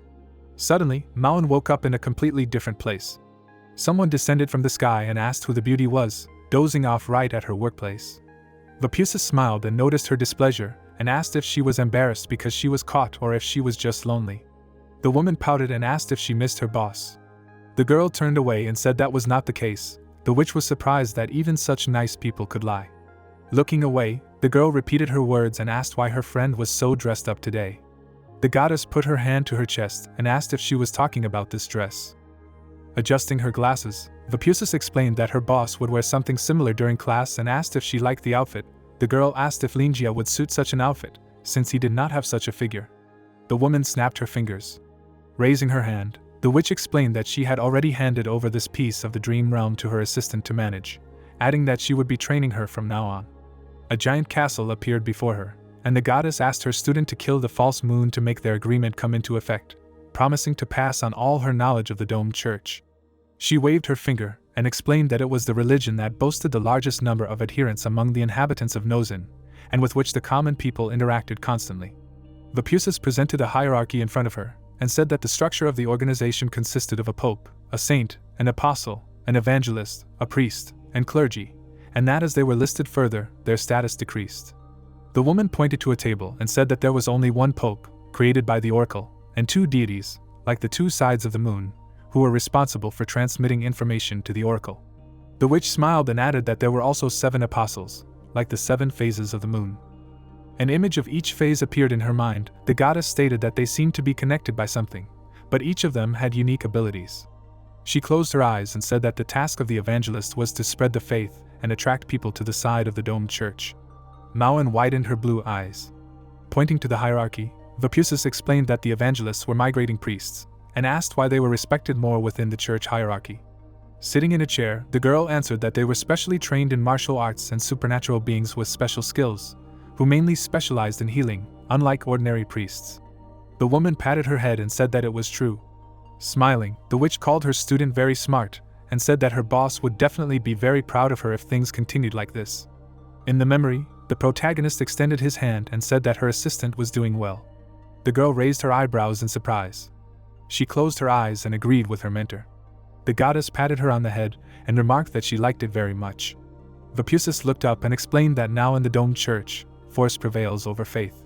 The bookstore worker's mouth opened in shock when the woman said that, according to the higher-ups, priests were no longer useful and could only be exiled for the purpose of spreading the faith, and they did not care about the clergy and nuns at all.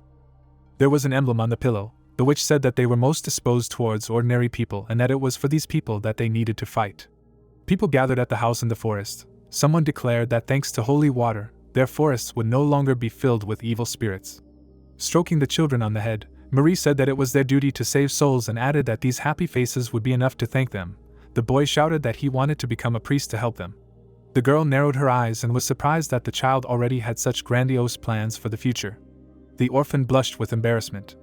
The woman stroked him and asked him not to forget this in the future.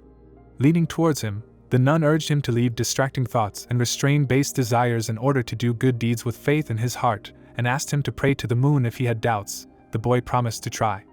The members of the domed church walked along the path. One of them said that next time they would need to enlist the help of priests. Her friend agreed and suggested finding a couple of young and good-looking guys. Marie asked what the connection was between appearance and faith. Another nun smiled and asked how she was getting on with that priest.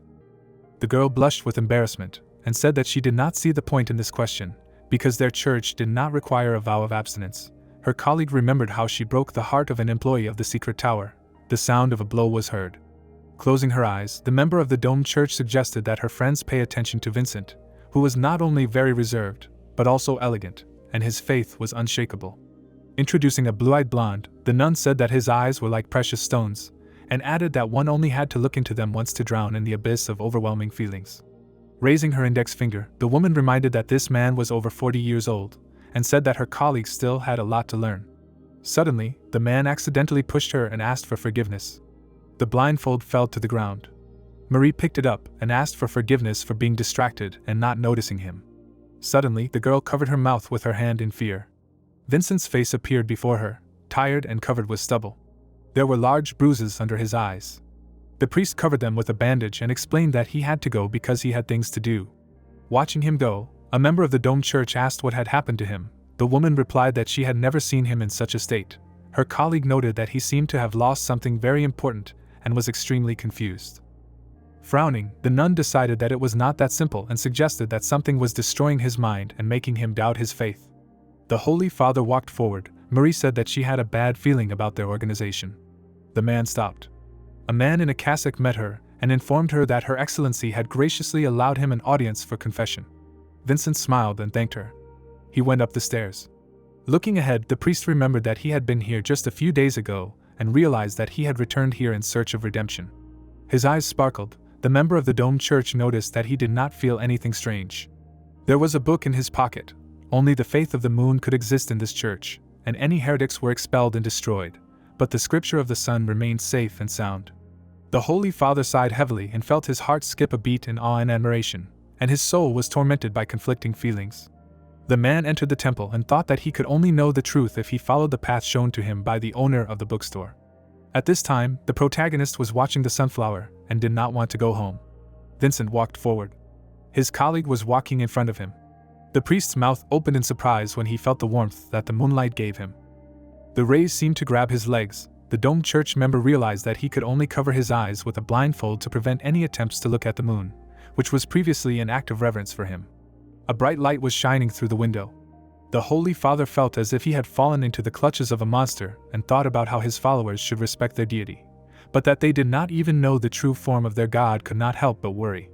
The moonlight in his head took on monstrous forms. The man decided that they were worshipping the moon and calling on it, and he wondered if they could be sure that this was what they were worshipping. Suddenly he froze. The book in his pocket began to glow.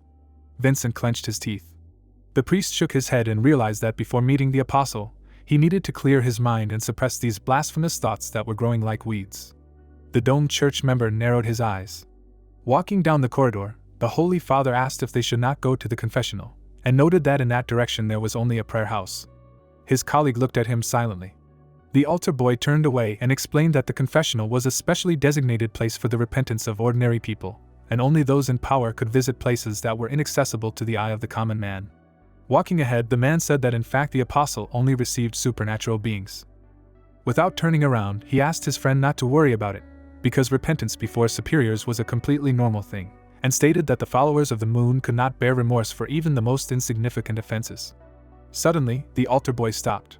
The minister pointed to the door and asked his comrade to speak only the truth, because before the gaze of the moon it was impossible to hide one's sins. Vincent raised his head and asked the moon for a blessing. Then he entered the prayer house. In front of him, in the center of the star, stood Vanessa. The girl looked back. She raised her hand and greeted the guest.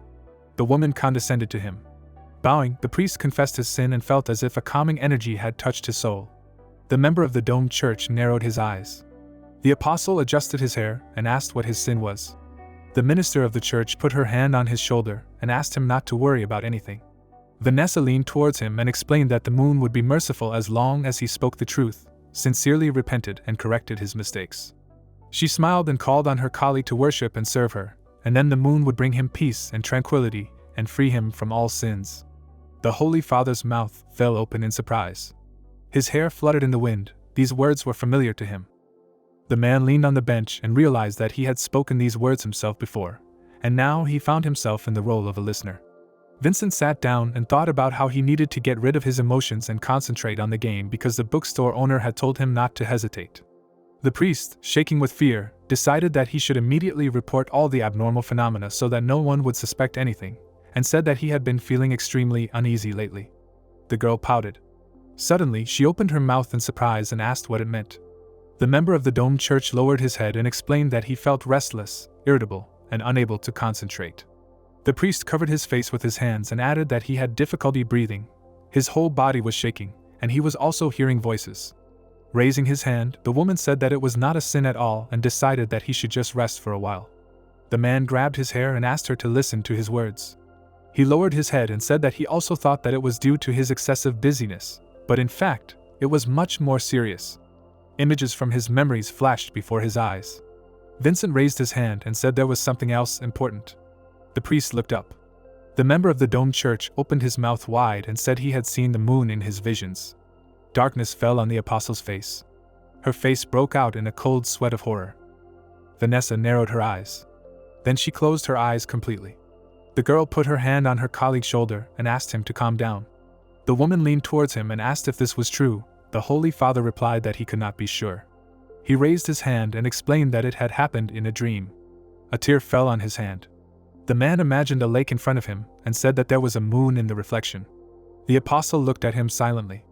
Vincent raised his hands and asked what he should do now and whether his faith was not enough. The minister of the church smiled and asked him not to worry because it did not matter. Vanessa extended her hand to him and explained that it was just a figment of his imagination, a mere illusion. The girl placed her finger on her colleague's forehead. Her eyes lit up. The woman declared that he could not see the real moon. A bright flash lit up the prayer house. Standing in front of her comrade, the apostle asked him to just have a good rest. The priest looked at her, puzzled. Streams of ether penetrated his heart. His eyes sparkled. The minister of the church, enveloped in flames, asked if he was not among those who received the holy essence of the moon not long ago. Smiling, she asked him to use the essence more often if he was tormented by anxiety, and decided that he had already managed to feel its effectiveness. Vanessa placed her hand on his shoulder and urged him to ask the essence to guide him to protect the moon. The member of the domed church trembled and thanked her for her help. At this time, someone was standing behind the column. The Holy Father squeezed his shoulder. He covered his face with his hands and bowed. The girl watched him go. Soon the doors of the prayer house slammed shut. The woman pursed her lips. She peeked out from under her blindfold and called out to her subordinate. The apostle raised her head and asked him to bring her Vincent's notes, so she could check what he had been doing lately. The altar boy brought out a tray with a red pillow. On it lay a snow-white pearl. A crescent moon shone in the sky. The priest stood by the window. He had a menacing look. The member of the domed church looked at his hand and concluded that the church worker had not guessed anything. Lowering his head, the man thought that even within the church, gossip spread at an unprecedented speed, and remembered the identity of the new seventh apostle. The woman was shrouded in black shadows. The previous apostle died fighting an invasion of dream beasts, so the goddesses and the Pope chose the preacher as the seventh apostle. Vanessa smirked. Her induction process was relatively easy because she was the disciple of the previous apostle. Her shadow narrowed her eyes in disdain. The girl immediately took the place of her predecessor after her death and began to work. A circle of light appeared. According to one of the ministers of the church, this woman was vindictive, harsh, and intolerant. The new apostle spread her arms. Her feigned softness and confidence were only a deception to mislead the followers. This was due to her ability domain of silence, which allows people to relax and feel peace of mind. Vincent put his hand to his face and thought about how using this power at full power was actually scary. An image of a battlefield appeared in his mind. The silent domain could completely block all ether and enslave the weak-willed, turning into a universal deadly weapon. Trembling with fear, the priest guessed that Vanessa would have locked him up if she had guessed his true feelings, and called on the preachers to get rid of the problem, to avoid damaging the reputation of the temple. Narrowing his eyes, the domed church member remembered that the girl had simply consoled him and told him to continue using the holy essence of the moon, and realized that he still could not worry about it. The Holy Father gritted his teeth and decided that such a reaction was understandable. A drop fell to the floor. Leaning against the wall, the man realized that something was definitely wrong with this essence, and guessed that there were many such people in the temple, judging by this woman's methods. His shadow smirked. Vincent thought about how the moment he answered her question, the silent domain had been activated, and that the apostle was still trying to use his power to make him obey. The book in his pocket was radiating energy. The priest realized that she had not expected that when her power touched him, the scripture of the sun would completely absorb her, and he remembered how quickly he had come to his senses after a short stupor. The member of the domed church pressed his hand to his chest and realized that the owner of the bookstore was right about them being deceived for so long. The Holy Father looked out the window and decided that he could not renounce his past and the faith he had been in since infancy. The man frowned tensely and wondered what he should do now and if he would be able to deal with the consequences. Vincent walked down the hallway. Leaving behind light traces, he thought about going to the monastery and thinking about the plan of further actions tomorrow, and was glad that Vanessa did not doubt him. The girl touched the pearl. Taking it in her hand, the woman suggested that her colleague's negative reaction to the essence was caused by his high sensitivity to the moon, and said that they needed to be more careful and make sure that no one guessed about these anomalies. The apostle waved her hand and asked her subordinate to leave. The pearl sparkled. The minister of the church ran her fingernail over it.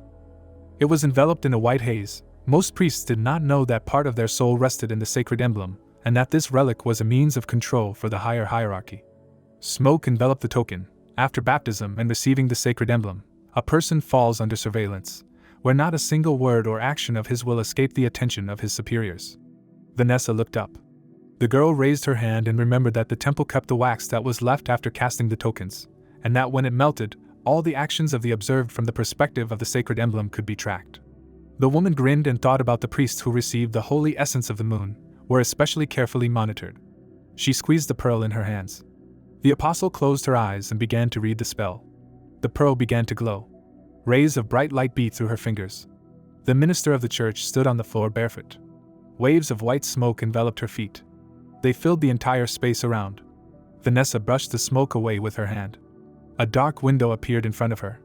In the memory, the teacher stroked Vincent's head. The girl raised her hand and decided to move on, because there was nothing interesting here. She squinted tensely. Memories flashed before her. In one of them, the priest sat in front of her during a mass sermon. Suddenly a monster appeared in her thoughts. The woman realized that this was an exorcism session. Then the member of the domed church met his senior comrade. The Holy Father was walking down the street. In his hand appeared a player with prayers. With her mouth open in surprise, the apostle realized that this was his last assignment, and remembered how the owner of the video store sent a request to exorcise an evil spirit. The minister of the church pouted and said that this man called the owner of the neighboring store an evil spirit. In front of her appeared a bookstore, which, at first glance, did not have anything special. Vanessa lowered her hands and assumed that her fears could have failed her. The girl put her hand to her chin and thought that this could be a simple physical reaction to the fact that the man absorbed too much holy essence of the moon. The woman imagined a pack of cigarettes and decided that if she let him use them a few more times, but over a longer period of time, it should work. Black static appeared in front of her. The memory of the bookstore became blurry. A black shadow fell on the floor. Darkness enveloped the room. Dozens of red eyes surrounded the disfigured image of the protagonist. The apostle opened her mouth in fear. She gritted her teeth and wondered what it was. Her pupils narrowed. Looking at the terrible monster, the church minister realized that the man behind the counter was not a human at all. Vanessa backed away. Looking at the memory, the girl wondered what was going on here. The woman's eyes widened in fear. A black silhouette with the outline of a man was sitting in the chair with Lingia. A strong tremor ran down the apostle's back. She opened her mouth in fear. The church minister turned her head. Her eyes sparkled. The priest was sitting in front of the bookstore owner. Vanessa did not understand how this was possible. The member of the domed church smiled, talking to the toothy shadow. There was a gargoyle on the counter. The girl wondered if her subordinate really didn't feel anything unusual. The statue's eyes lit up. The Holy Father touched the stand. The woman trembled with fear and thought that even the slowest person would have guessed that something was wrong here. The guy put the client's hand on the gargoyle. The apostle realized that this was some kind of warning. The man opened his mouth wide and screamed. Blood gushed from the mouth of the church minister. She took a step back. Watching the conversation between her colleague and the shadow, Vanessa saw a gargoyle of a nightmare level and a seed of desire devouring people and concluded that this was not an ordinary store, but a real demon's lair. The girl's eyes widened and decided that her friend was able to clearly determine what these objects were, and therefore could not hold back and screamed in horror. The owner of the shop handed the guest a fanged flower. His mad eyes lit up. The woman realized that Vincent did not fully understand that what was right in front of him was the most terrible thing. Bloody tears poured from her eyes. Gritting her teeth, the apostle thought about how she would die if she continued to watch this, and she realized that she could not just stay here and wait for her death. Hugging herself, the minister of the church decided that this could not be happening and that this was some kind of illusory spell, and realized that she only needed to neutralize all the ether in the area for the spell to dissipate. Waves of light poured out from under her fingertips. Red-eyed shadows filled the bookstore. They were illuminated by a bright flash. A terrifying monster appeared behind Vanessa. The world around her cracked. A giant bloodthirsty creature fell on the meeting house. It directed its slimy tentacles towards the girl. They wrapped around her arms. Her legs were immobilized. The monster completely enveloped her body. The woman could still see the priest sitting in the bookstore. The merchant slowly approached him. The tentacles opened their red eyes. A white haze descended on the apostle, not allowing her to breathe. Her eyes were bloodshot. The minister of the church mentally asked for help. The protagonist approached her. As he approached, Vanessa was enveloped in impenetrable darkness, as if the abyss itself, vast and formless, was looking at her. Horrible images of unknown creatures appeared inside her. The darkness swallowed everything around. The girl dug her nails into her palms and wondered what it was. The tentacle covered her mouth. She thought that compared to this man, all monsters were trifles that were not even worth paying attention to. The mist-shrouded woman realized that she would have lost consciousness and gone mad long ago if not for the blessing of the moon, and wondered why the Holy Father could communicate with this creature. Lingia approached the visitor, but the apostle could not hear what they were talking about, as if some unknown force was preventing her from hearing these terrible sounds. The member of the domed church grabbed his head. He covered his face with his hands. The shadow opened its toothy mouth and screamed. The boy handed the client a book. Through the smoke that covered her face, the minister of the church realized that she had never felt such a bright hope. Vanessa began to cry and decided that she should at least know the name of this book. Darkness touched the ground. The tentacles released the girl and dissolved into thin air. She fell on all fours. The woman raised her head and realized that the power had just been activated. The apostle covered her mouth with her hand to suppress the urge to vomit. The minister stood in the middle of the temple, shaking with fear. A tear fell to the floor. Vanessa stuck out her tongue and began to breathe heavily. Wiping her chin, she thought about those blasphemous creatures trying to desecrate her body and soul, and she felt as if they were urging her to break the rules, desecrate the faith, and fall as low as possible. The girl imagined a young man holding a book in his hands and wondered if he was a dream beast, an ancient monster, or even an evil god. The moonlight illuminated the house of worship. The woman realized that she could not think about it anymore. On all fours, she asked the moon to give her strength, to show mercy and cleanse her soul. Bright rays illuminated her. The apostle lowered her gaze. She felt a little calmer. The minister deduced that Vincent knew everything and that he had been specially instructed to come here. Adjusting her kerchief, Vanessa assumed that he still had the book and realized that she still felt extremely uneasy about this feeling of hope. The girl smiled and said that she had to do something about it. The woman raised her hand and asked the spirit of the moon to bring her subordinate to her. A huge shadow fell on the floor of the meeting house. Cayman took a step forward. He knelt down on one knee in front of the lady. The apostle pouted. She raised her leg and declared that their colleague had betrayed the moon, had been bewitched by evil forces, had accepted a gift from an evil god and had become his servant. With a sly wink, the minister said that she would not allow apostates to roam this world and ordered her subordinate to kill the traitor. Vanessa placed her foot on his head.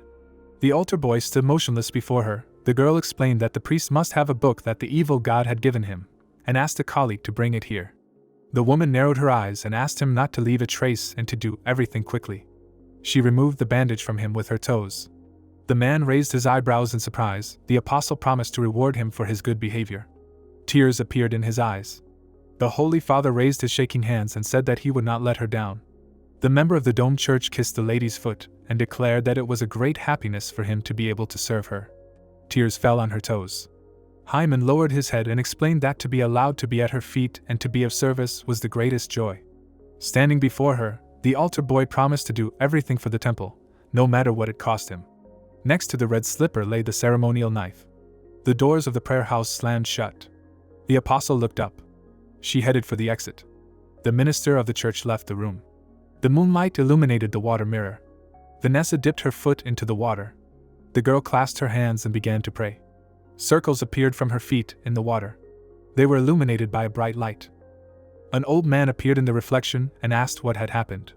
The woman folded her hands in front of her and reported that something unusual had happened. Vincent clasped his hands. He was kneeling and praying. The man looked down and realized that he could no longer enter a meditative state. Next to him lay the scripture of the sun. The priest raised his head and wondered if it was because his faith in the moon was no longer so unconditional and selfless. The member of the domed church looked away. The Holy Father put his hand to the half-open doors and knocked on them. He clenched his teeth and concluded that his time had not yet come. Vincent took off his cassock and decided that he should go to bed early and rest. There was a noise behind the door next to him. Cayman glared through the crack. The altar boy placed his hand on the door and thought about waiting for the apostate to fall asleep. His shadow smirked. The villain remembered that his lady had enough work to do since taking office, so he should not create additional difficulties for her. The assassin took out a knife and mentally asked the traitor to enjoy his last beautiful sleep to the fullest. The villain licked the blade of the knife and wondered what he would dream about. A full moon shone over the city. A man lay on a bed. Someone called him. The priest frowned in his sleep. He opened his eyes when someone asked him to do so. A member of the domed church rose from the ground and asked who was there. The Holy Father's eyes widened in shock and wondered what this place was. The stars shone above his head, and Vincent realized that this was the realm of dreams. Someone had descended from the heavens to him. The stranger held the sun and the moon in her hands. Her eyes sparkled. Her feet touched the ground. The heroes looked at each other. The girl pursed her lips and called the man the chosen one. She rose into the air again. The woman looked up and said that the chosen one had finally come. The priest opened his mouth in surprise and wondered what this all meant. Suddenly, he clutched his chest. The member of the domed church remembered how the protagonist handed him the book and decided that the bookstore owner had chosen him when he recommended the scripture of the sun to him. The Holy Father put his fingers to his lips and noticed that the stranger's glory sounded too unnatural. Vincent frowned and thought that her face looked very familiar. The girl opened her mouth in surprise. In the memory, Mauen appeared with a dark face. The man looked away. A burning sun appeared in front of him. The priest noticed that it was blazing with explosive energy, while the moon was calm and emitted a weak, soft light, and thought that both celestial bodies had their own life energy. The member of the domed church squinted and decided that this was strikingly different from the cold and silent moon he had dealt with all his life. His hand trembled. His legs were enveloped in green ether. The Holy Father realized that one look at this clear moon was enough to understand that the divine power of the previous moon was mold, which caused a feeling of nausea. The heroes looked at each other in silence. Vincent lowered the corners of his lips and asked who she was.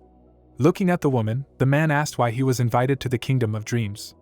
The stranger opened her mouth and said that he did not need to know her name. Holding the sun in her hand, the girl explained that she invited him here because they had a common enemy. She widened her eyes and asked the guest to use his heart to find out who it was. The priest frowned tensely. He looked at the moon in her hand and decided that it was about her. Dark energy enveloped the followers of the religion. The member of the domed church realized that all this time one moon was real and the other was false. Stepping back, the Holy Father realized that he had to expose the false moon, and wondered if this could be the real moon goddess. Vincent's mouth dropped open, thinking about her control over the night itself, and wondered if the primordial legend was true. His eyes lit up, and he felt like he could not think about it anymore. The priest reached out with trembling hands to the sun, unable to suppress the desire to touch it, as if all his instincts were focused on this. The woman's blue eyes flashed, and she explained that getting it was his only goal. The stranger handed the guest the sun. It went straight into the hands of the member of the domed church. The girl said that with its help one can use the power of the sun. The mistress of the kingdom of dreams raised her hand and declared that there would be no way back. The Holy Father extended his hand to the solar core and realized that he could no longer control himself, although his mind told him to refuse. An inexplicable force spread through his veins, not allowing him to resist. The sun appeared in his hand. Vincent clenched his teeth. He frowned sternly and thanked Baptist. The girl looked at him in surprise. She crossed her arms over her chest and bowed her head. The man grabbed the sun and squeezed it in his hands. A bright flame burst from under his fingers. The irises of his eyes seemed to turn into liquid. A bright flash flashed. The priest felt as if he had become the sun, which radiated endless light and warmth. The rays illuminated the dark space. Cayman approached the sleeping apostate. The altar boy's eyes widened in madness, and he knew it was time to act. He pulled out a knife.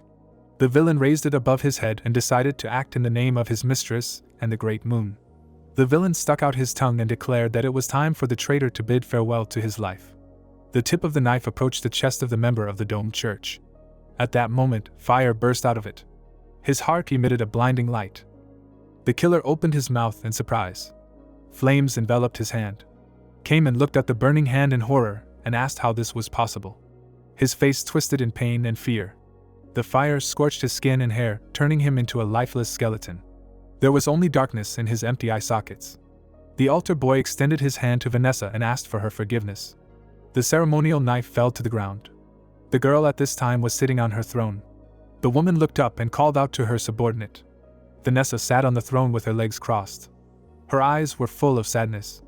Suddenly, the doors to the church swung open, and a black silhouette of a girl screamed that she had bad news. The servant, breathing heavily, screamed that the life energy of the servant Cayman had just disappeared from the star map. This apostate, apparently, possessed some hidden power. Vanessa, resting her head on her hand, coldly replied that this was so, adding that he was simply useless, and now they would have to look for a new capable assistant. After a short pause, she slightly opened her mouth and quietly said, "Even for the best." Lowering her hand, she turned to Jessica, saying that she thought that she was quite worthy, and from now on she was her assistant.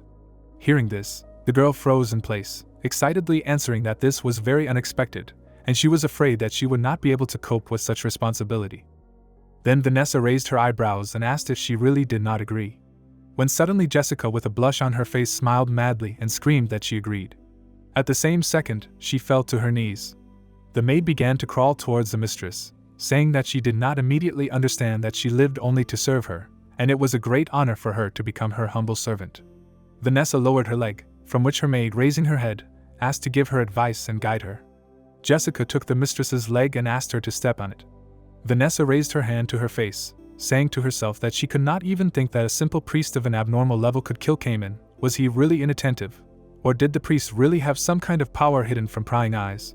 But she believed that murder was the limit of his capabilities. A priest of an abnormal level who was extremely close to the people. How could he be the cause of something so shocking? With these thoughts, she smiled and ordered Jessica to tell all the evangelists of the 7th Ward to find the apostate Vincent, who killed Cayman, and kill him on the spot. Immediately after these words, the man suddenly opened his eyes. Vincent jumped up and screamed loudly that he was very hot, although it was a dream. But suddenly he saw a burning corpse near his bed. At this sight, he grabbed his hands and screamed in horror. Pitifully knitting his brows, the man asked himself what had happened. On the hilt of the blade, he saw the name Cayman and wondered if this man was the servant of the Apostle of the Dark Moon who had escorted him during his visit. While he was thinking about this, the room was engulfed in flames. Suddenly, Vincent's ears caught a scream asking what was happening. Several people were running towards him, who realized that they were being attacked and someone was burning. They started to put out the fire and calm people down, shouting that everyone should calm down, because they would work as a single mechanism to put out the fires, take control of the situation, and whoever had the opportunity, they could start looking for the source of the fire and the culprit, because the criminal was somewhere close, and they couldn't let him escape. They had to block all the exits so that he didn't even have the opportunity to leave. Vincent, shaking with fear, looked at the flames approaching him. Gritting his teeth, he asked himself how everything had turned out like this, what he should do. Raising his hand to his temple, the man thought that in fact, everything wasn't that bad now. Frowning, he imagined Vanessa and said to himself that he, as a victim who was forced to participate in a church conspiracy, turned to the authorities with a question about the abnormal reactions of his body and mind. A fire broke out in his room, and on the floor lies the charred corpse of the assistant of the Apostle of the Dark Moon. All the clergymen kept saying that they were attacked. And he had the scripture of the sun in his hands, which was more than enough for him to be called a heretic and killed, after which he asked himself, is there any way out of this situation? With these thoughts, Vincent looked at the blade in his hand. In rage, he threw it on the floor, screaming in his head that 2 people in the room, one alive and one dead, and also this dagger lying nearby. Any normal person would imagine the most likely scenario, and he was not able to prove his case at all. He held out his hand and pictured Vanessa and thought that she must have had some suspicions or she just didn't want this uncertainty to exist, and so she just sent him to kill him, and there was no doubt which side Vanessa would be on, and he would only die if he was caught, so there was only one way out. In that second he jumped down to the floor. Without thinking twice, the man opened the window. As soon as he jumped out, there was a huge explosion behind him. Vincent did a somersault as he landed. Then he stopped gracefully. The man turned his head back and tried to catch his breath. Looking around, he noticed that he was completely on fire. Taking a step back, Vincent heard screams asking if he had escaped. Sweat began to run down his face. Knights appeared in front of the man. A dark silhouette was lying at his feet. Frowning, he wondered if they were evangelists. Vincent's pupil became much smaller. Pointing their weapons forward, the evangelists began to shout furiously that the servant Cayman had been killed, so the apostate must be killed. One of the men shouted that everyone must listen and obey, split up and flank the enemy, and inform all the clerics to cordon off the area. Vincent, holding his hand, backed away in fear. Fear was visible in his eyes. Suddenly, he pushed off the ground. The man lunged forward, shouting that they would follow him. The knights grabbed their weapons, shouting that the apostate was trying to escape. They ran forward, shouting that they must stop him, for there should be no leniency towards heretics and apostates. Throwing a frag, they shouted that there was evidence, and the situation was urgent, so they must punish Vincent and kill him. Extending his hand forward, the man began to activate the upgrades and level ups. As he jumped over the fire, he thought that with these buffs, this was his limit, and Vanessa would go with her methods, because she was worth everything they said about her. His eyes turned red with anger when he remembered how his grandfather smiled sweetly, looking straight into his eyes and smiling, and then sent Cayman to kill him. Imagining the girl, the man thought that if Cayman succeeded, the girl would be happy, because he was just an ordinary priest, who had no status or power, and the death of such people during unsuccessful exorcism sessions was a normal occurrence. And if Cayman failed and was killed, Vanessa would immediately turn the situation around and force the evangelists to kill him on the spot for committing a sin. Because she was more than capable of hiding the truth and presenting her own to everyone. Continuing to run, the man knew that the entire church was behind her. He clenched his teeth in anger. As he left his footprints on the ground, Vincent thought that no matter what he did, he would only die, and he simply couldn't believe that after such a short meeting, Vanessa had come up with a whole plan, all for the sake of killing him. Without losing his way, Vincent thought that the only thing Vanessa hadn't taken into account was the light and warmth of the sun's scripture in his hands, which was why the flames parted before him. Stopping, he thought that the owner of the bookstore had asked him to report if anything strange was found. The light made his hair shine. Remembering the girl from the dream, Vincent thought that she looked very similar to Lin Jie's assistant, and then wondered if he had guessed everything and this was part of his plan. Clutching his cloak, the man wondered if the dream in which the sun appeared in his hands indicated the power of the sun's scripture, because it was this power that saved him from Cayman's dagger and caused this fire. His foot suddenly slipped. The man's eyes widened sharply. At the same moment, Vincent fell to the ground. He quickly grabbed his trembling hand. Looking up, he thought that everything was so. Sitting on the ground, the man thought that he had not realized it before, but now he understood that he had become a chess piece in the hands of higher beings. Stretching out his hand, he thought that Vanessa quickly understood everything, but the bookstore owner knew everything in advance. Raising his head, Vincent assumed that he even figured out the motive of the church. Lowering his head, he tried to catch his breath. The evangelist ran forward, getting closer. The man's face changed, thinking that things were bad, because they had already surrounded him. Imagining himself being tortured, he thought that if nothing was done, then it was obvious how it would all end. Looking down, Vincent thought that in the 7th parish there were more than 100 evangelists from the abnormal to the frightening level, and any of them could easily kill him dozens of times, and the Inquisition was even more terrifying. His knees trembled as he thought, if it weren't for that flame, he wouldn't have lasted a minute, because now the entire territory of the 7th parish was cordoned off, and all the representatives of the clergy came out to kill him. His heart was beating wildly. The book in Vincent's hands began to glow brightly. His mouth fell open in surprise. He looked at the bright beam from the book with horror. His pupil shrank greatly when he thought that this glow seemed to contain a huge power, ready to burst out. Stretching out his hands, he thought as if a voice from inside was calling him and urging him to open. Vincent exhaled heavily. Looking up, he laughed maliciously. Opening the book, he thought that he had no other choice. His fingers began to carefully sort through the pages. The evangelists were advancing furiously. They cut the fire with their swords, shouting that they needed to quickly follow the apostate, adding that they needed to use the power of the moon to extinguish the flames and move forward, but they needed to act carefully. The guy with the scar on his face raised his hand and shouted that this flame was very strange. It seemed to be intending to set fire to the power of the moon that circulated in the body, after which he asked where this apostate got such power, specifically aimed at the power of the moon, and if this continues, it will lead to unnecessary non-combat losses. A comrade came up behind him, laughed, and said that he was being overly cautious as always, but this was a routine mission and there would be no serious consequences. The guy smiled widely, adding that if they had a couple of guys, this fire could have become a problem, but they had all the followers of the 7th Ward with them, and with so many people, they just needed to use a large amount of moon power to stop this flame, and such a large-scale attack had not happened for a long time, so he was sure that this apostate was scared to death.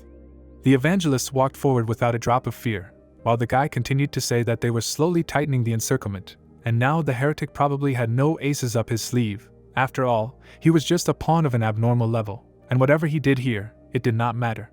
The circle quickly narrowed from the advance of the knights. There were crazy smiles on their faces. They surrounded the defenseless Vincent, saying that he had nowhere to run. The man sat by a lonely tree in the lotus position, and the evangelists, pointing their weapons at him, said that he was alone, there were no accomplices, and the last composition of the evangelists was in place, the formation was complete, the preparation was complete. Vincent kept his hand on the scriptures of the sun. One of the knights looked at him with contempt in his eyes. A few seconds later, he raised his sword and ordered to kill him. Spears, axes, and other weapons rose up. The close combat evangelists rushed to attack with shouts. The magician evangelists used magical art. A tear suddenly fell to the ground. There was sadness in Vanessa's eyes. Closing her eyes, she quietly said that what was happening now was probably the end, and she had no choice. All available forces were thrown towards the heretic. But Vincent calmly opened the book. At the same moment, a bright glow blinded everyone around and protected him from death. A powerful magical energy covered in scriptures came out of the book. They climbed up the man's arm and then hit him in the forehead. All the knowledge of the sun's scripture entered Vincent's head. The man's eyes flashed, and he screamed in terrible pain. His eyes were filled with horror, and he said to himself that the power was leaving the pages of the book and pouring into his body. But there was too much of it, and he could not stand it. Red lines began to spread across his body. Vincent felt like his body was burning, and this heat was incomparable. His skin and flesh seemed to have turned into scorched earth, and his blood into lava. His body was now like a volcano ready to erupt, but there were no channels through which this heat could find an outlet. His hands were shaking from the tension, smoke was coming from them, and their owner wondered how he could release this unimaginable power. When suddenly, powerful energy began to accumulate in his hands. Stretching out his hand, he created an insanely powerful flame. It enveloped his hand, creating a funnel. His eye lit up as he thought it was instantly lighter. He bared his teeth and smiled widely. Releasing a huge force, he screamed, and joyfully. Looking at his hands, he screamed that he shouldn't laugh, while the knights asked what this weirdo was doing. Raising their heads, they said that this ball was as dazzling as the sun. The man's eyes widened, saying that it couldn't be, because Vincent was growing, and his power was growing proportionally. The man, with his arms outstretched, rose higher and higher, while the evangelists watched him in horror. Their weapons fell to the ground. The glasses on the glasses began to crack.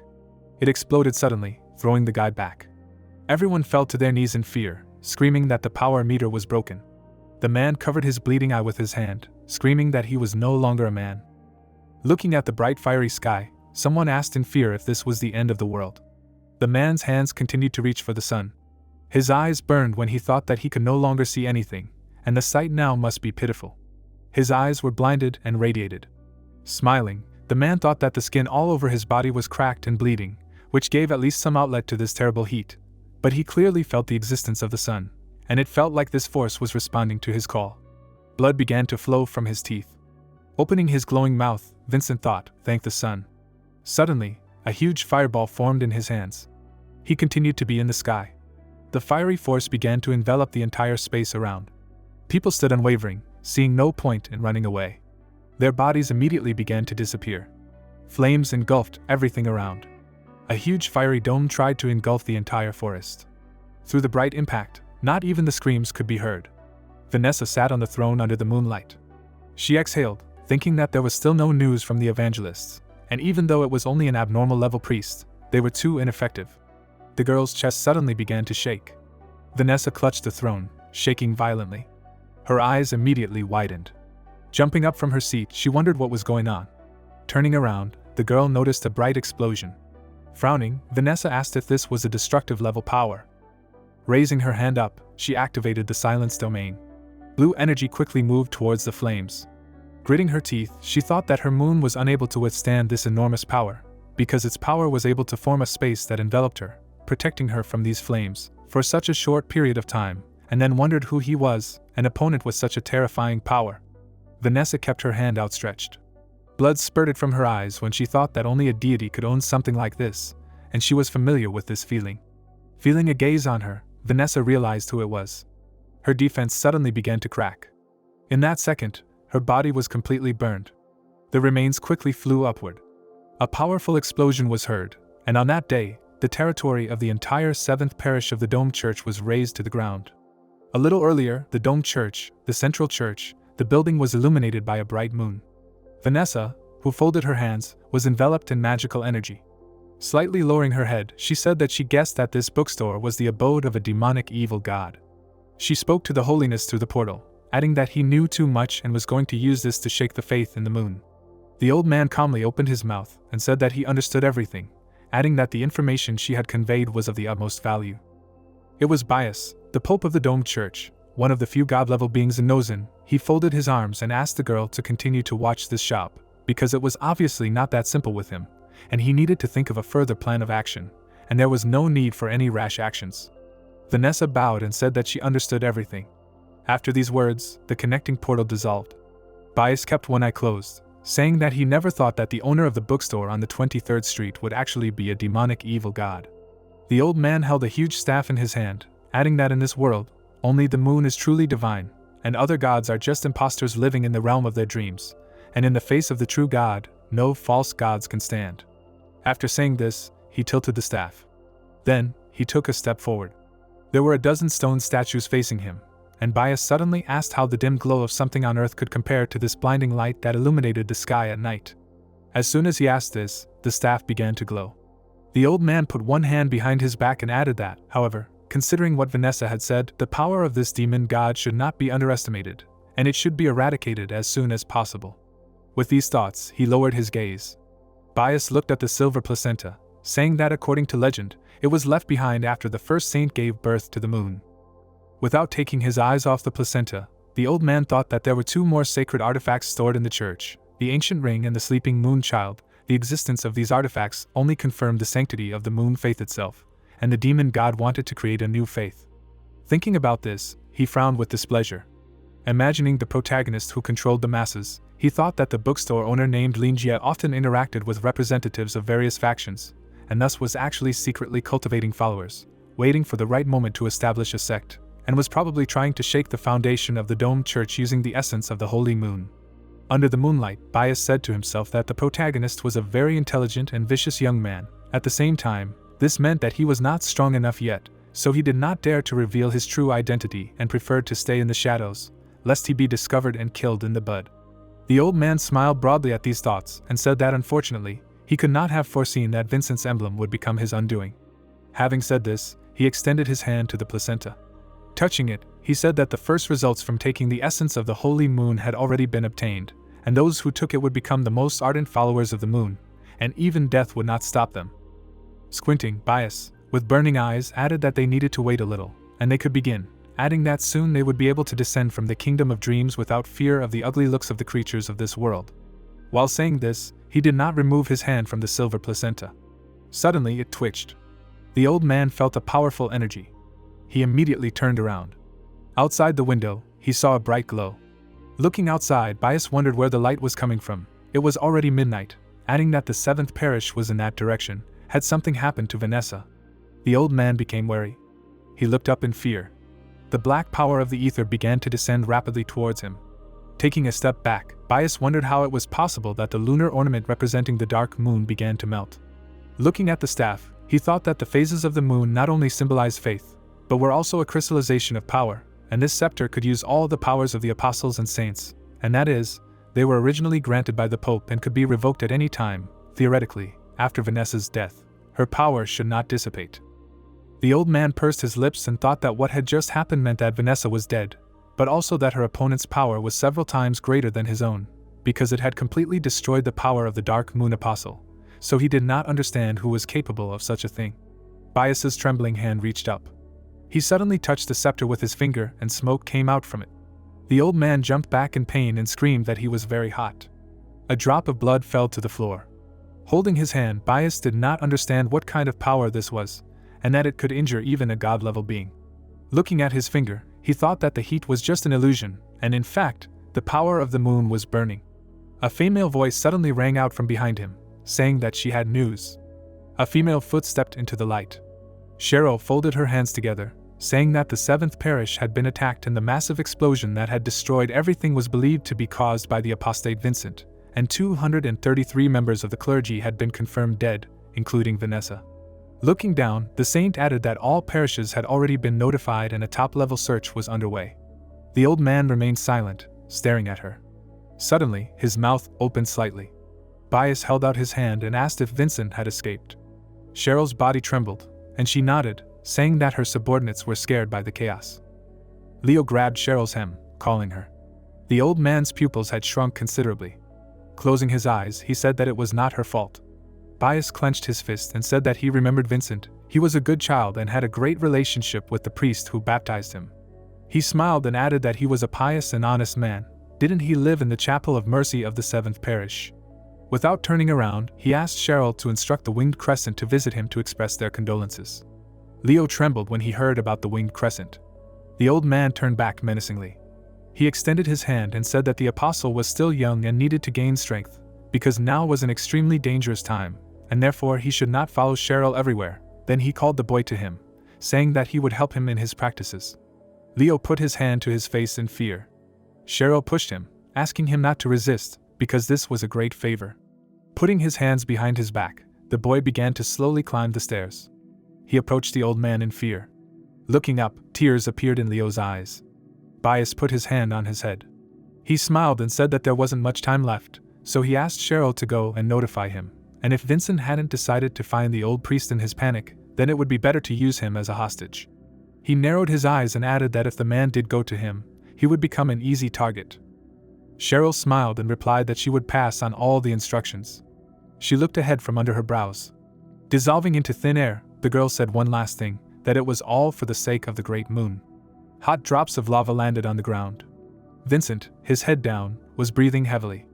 Throwing his hand to the side, he, with burning eyes, quietly said that he was finally able to get out, and then asked himself what to do next.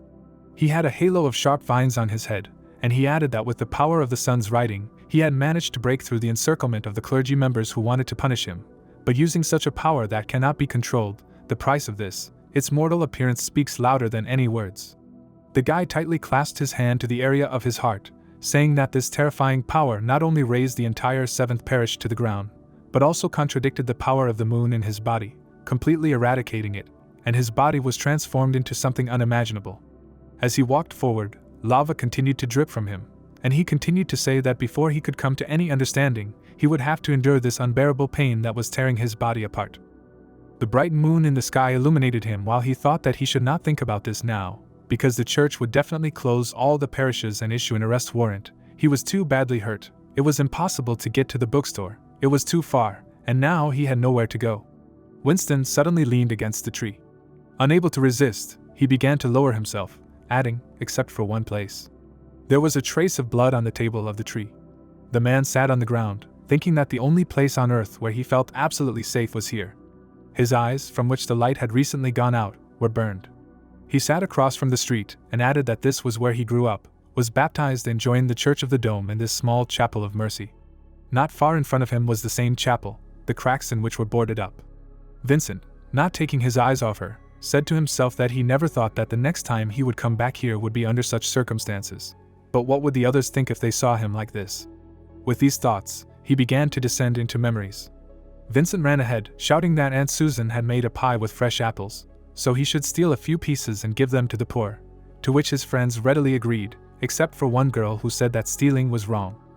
But the boy smiled broadly and shouted back that there was nothing wrong with it, because they did it to help others, and then they would simply say that a wild cat stole it, adding that in the future he would definitely become the best daddy in the dome.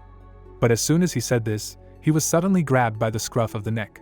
The old man picked him up and, exhaling heavily, said that he had never heard of dads who incited others to steal. Vincent's friends immediately abandoned him and ran away. The spiritual father smiled and told the boy to forget about his little friends for now, and asked him to tell him the truth, what other pranks he was responsible for. Vincent looked away in confusion, saying that in fact, nothing like that. After a short pause, he knitted his brows and told about Uncle Mark's beer cancellation, or Uncle Kuma's honey-stained clothes when the bees were still chasing him, and the laxative they gave Teacher Eddie's chicken and then ate that chicken that evening, or those pineapple chunks on top of Aunt Perry's freshly baked tradition. The spiritual father listened to the boy with a very displeased face. But as soon as he finished, he smiled warmly. Then he put the boy down on the ground and said that he had done a lot of things, but as long as he could admit and correct his mistakes, everything would be all right. The old man extended his hand and added that he would accompany him as long as he apologized to those who had suffered from his actions, and he was sure that they would be able to forgive him, and that from now on he would not do such things, and this was the last time. Patting Vincent on the cheek, the father said that besides, poor Uncle Cum still could not get out of bed because of his prank, so he must take care of him until he recovered, and this would not be a punishment. Having said this, he turned away, quietly saying that Vincent was a carefree child, but he felt that he had a pure soul and a kind heart, adding that it was already time to go to dinner, because Aunt Susan had prepared vegetable cream soup for them naughty children, and this was his favorite dish. Hearing this, Vincent's eyes shone, and he joyfully cried out that this was very good. He ran after his father, spreading his arms wide, shouting that he was very hungry and not to worry, because he would not do any more mischief. The old man walked ahead, laughing contentedly and saying that every believer should be true to his word. The moon teaches them, as long as they do good deeds with good intentions, the world will become a better place. Taking the boy by the arm, he added that if he really wants to become a pope in the future, he should pay more attention to his actions, helping people, that is what is right, to which Vincent joyfully shouted that he will definitely become the best pope of the Dome Church, and he will be proud of him. Vincent left the memories, continuing to sit by the tree. His whole body was shaking. His ears suddenly caught the sound. Standing on one knee, the man heard all the distant conversations, their worries and successes. He abruptly put his hand on the ground. Covering his face with a trembling hand, Vincent thought that the parishes were closed, and with an arrest warrant, it was quite easy to predict that public unrest would begin. The man pressed his hand on his face, thinking that these sounds were several kilometers away, but he could hear them so clearly, and even though his eyes were covered by this darkness, he could still recognize where the light was burning. Imagining the city in front of him, he thought that the rising of the sun had turned him into something different from a normal person, but this was not enough. Raising his head up, Vincent thought that he knew better than anyone what the church was capable of, and now he was the enemy of this giant. The man clenched his teeth hard, thinking that he should not involve his spiritual father in this. Leaning on a tree, he thought that his father, as a true believer, would not believe his words, so he would hide until he was healed enough to be able to move freely, and leave immediately. Starting to tear his clothes, the man thought that he should at least leave a message and tell the truth about the essence of the holy moon, so he should warn him not to be controlled by this devilry. He pulled the cloth over his forehead, hoping it wouldn't be too weird. Suddenly, A familiar voice came from behind him, making Vincent freeze in his tracks. The man turned around abruptly. Terence was standing behind him, smiling. Vincent stepped forward, asking if it was the mentor. The old man held out his hand, saying that a child in the orphanage had fallen ill with a high fever and he was helping. But that wasn't the case now, when he suddenly asked what had happened. Had he encountered a monster from the dream world, an evil spirit, or had the exorcism failed? He lowered his lips, asking excitedly if the man had stumbled upon the heretic who had closed the entire parish. Vincent's body began to tremble violently. He clenched his hands into fists. Terence came closer and grabbed his wrist. After a closer look, he said that the wounds were too serious, so he asked him to follow him. The man stopped, saying that he was fine and had something to say, and would leave immediately after. The mentor continued to hold him, asking what he was talking about. He threw the man's arm over his shoulder, saying that even if Vincent was a stranger to him, he did not need a reason to help the injured person, because he was the one the old man raised, so he could not let him go like this. Taking a few steps forward, Terence added that no matter what happened, the moon would always protect the believers, and he would be fine. Vincent walked forward slowly.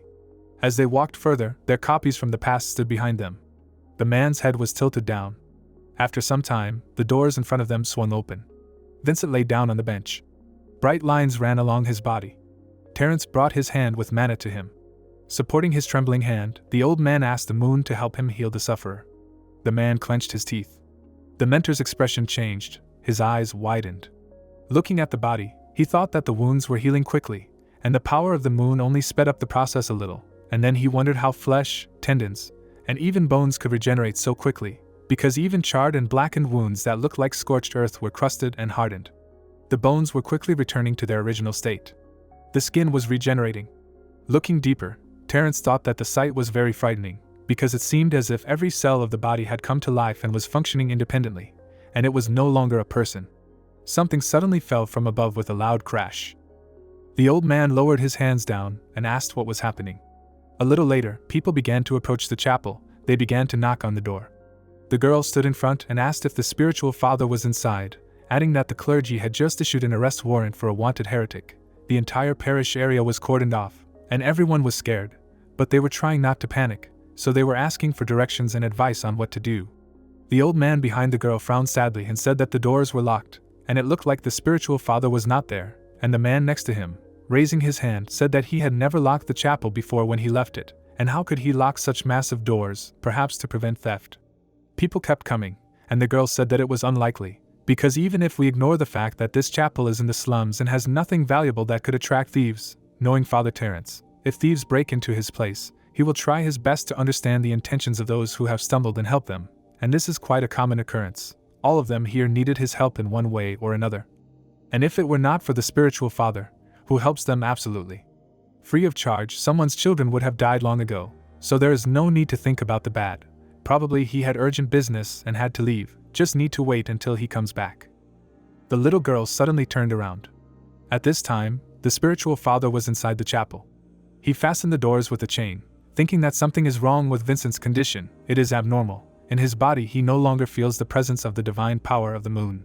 He remembered the huge fiery spots on the man's body and added that instead there was some other life force, seething and dying out in a continuous cycle. This was definitely not how a believer in the moon should look. The moon had always been dark, calm and mysterious. It had never manifested itself in such an explosive way, but really. Without finishing, the old man remembered how he had recently met a man who was throwing leaflets and shouting that a heretic with devilish power had appeared in the 7th parish. He had taken advantage of the surprise effect and killed Mrs. Vanessa, the apostle of the dark moon. Provoked that very explosion, the central diocese had issued a warrant for his arrest. We must provide all possible assistance. Leaving the memories, the father trembled and said in a shaking voice that this could not be. It was very terrible. Then he went to Vincent, asked him to tell him what was happening. The man slowly sat down on the bench.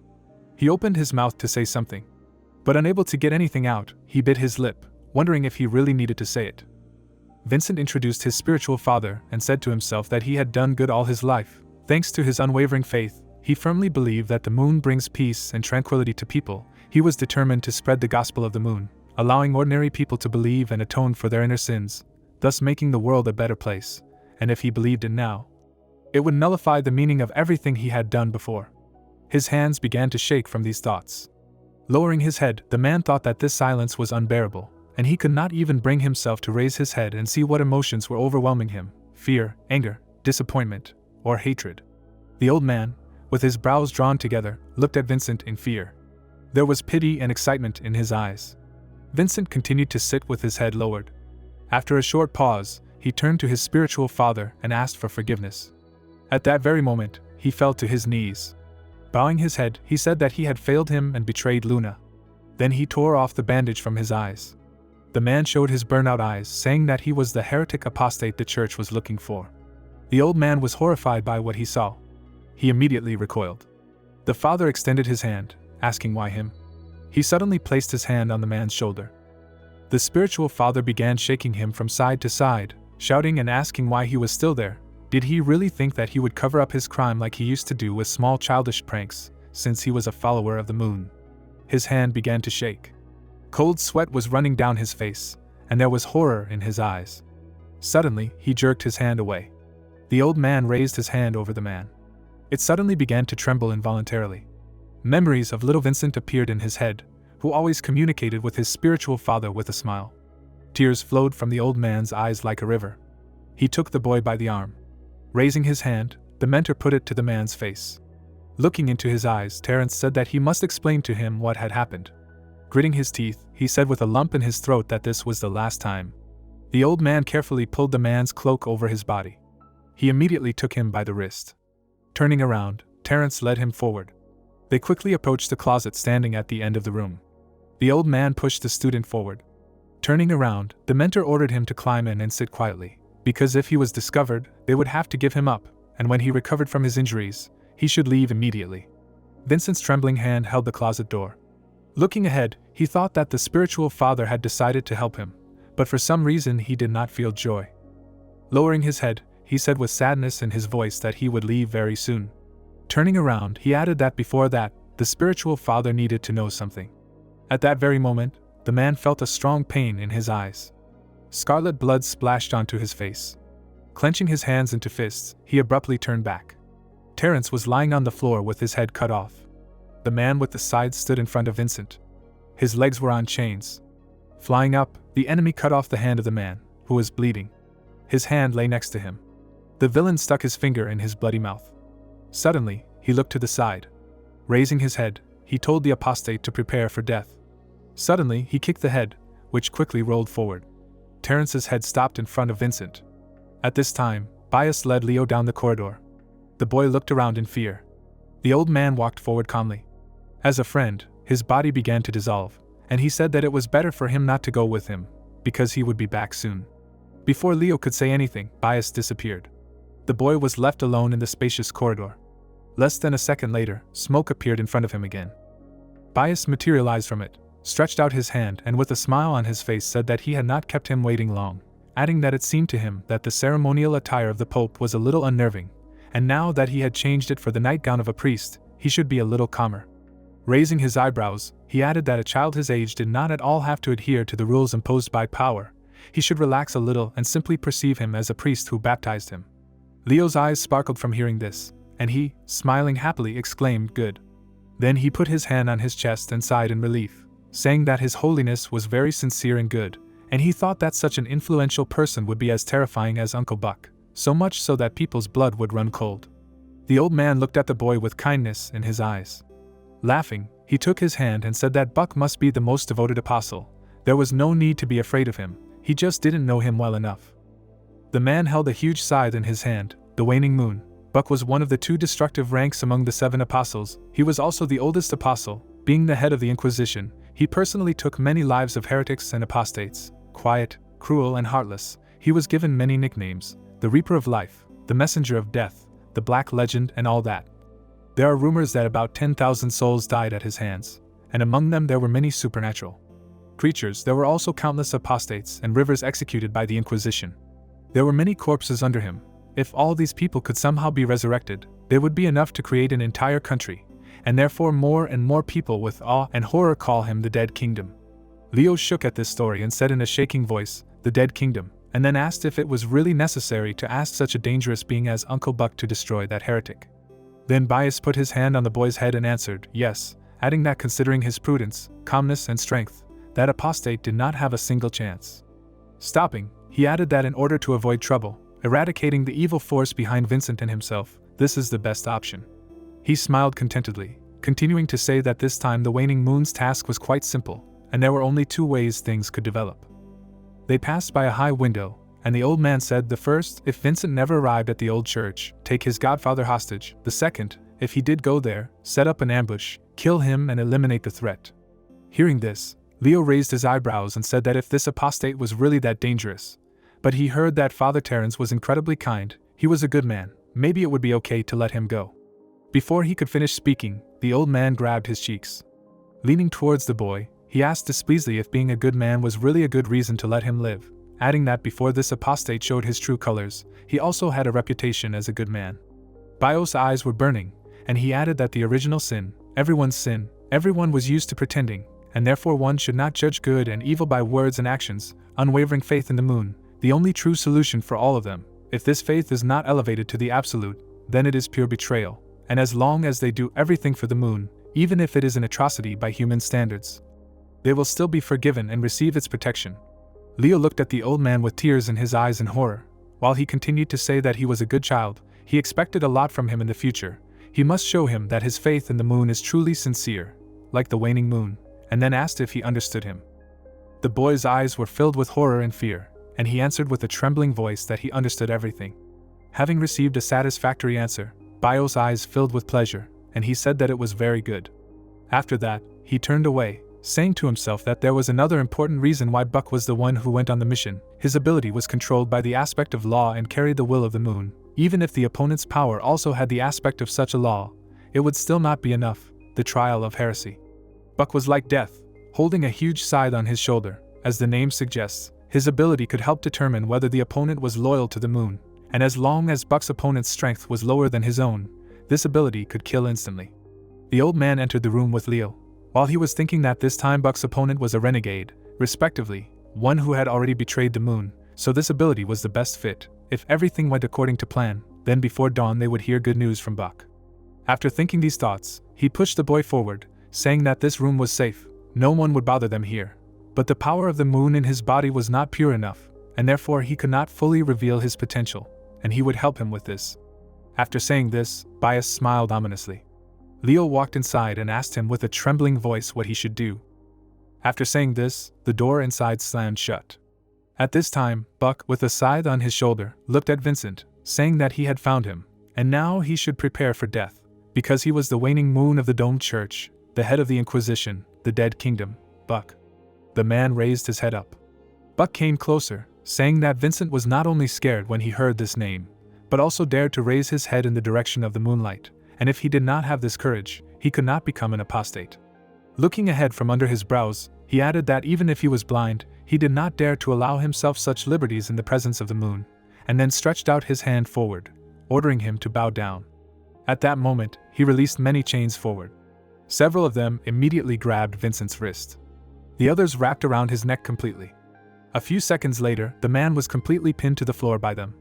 Getting closer, Buck said that he liked this much better, because the sinner should get what he deserved, and since he didn't like to talk, he would do everything quickly, so it would hurt almost nothing. Starting to tremble, the man asked why. Smirking, the villain said that the man really wanted to know why he killed his godfather, but there was no special reason, because he didn't care at all whether he lived or died.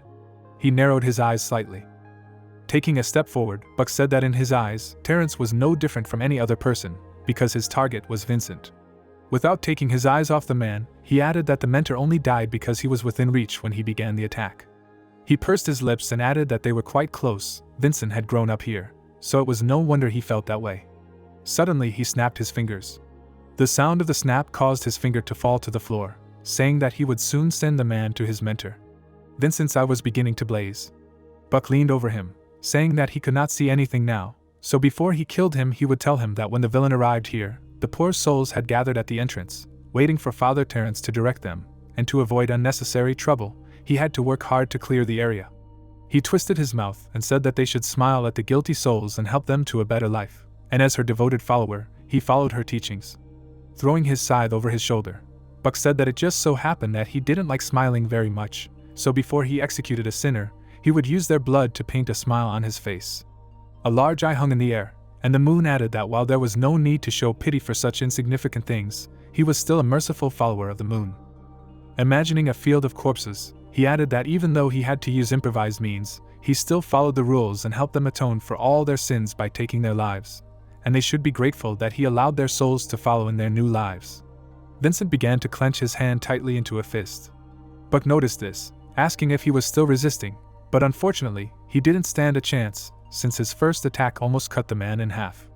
Looking at him, the villain added, given his level of ability to manipulate the ether, as well as the strength of his physical body, he did not have much time left, but he would not rush, because he should act prudently and approach the issue of his elimination with special care, and even if it was not difficult to kill him, he would do everything possible to prevent a single mistake.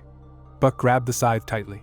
Swinging it, he asked to prepare to accept death from his second blow.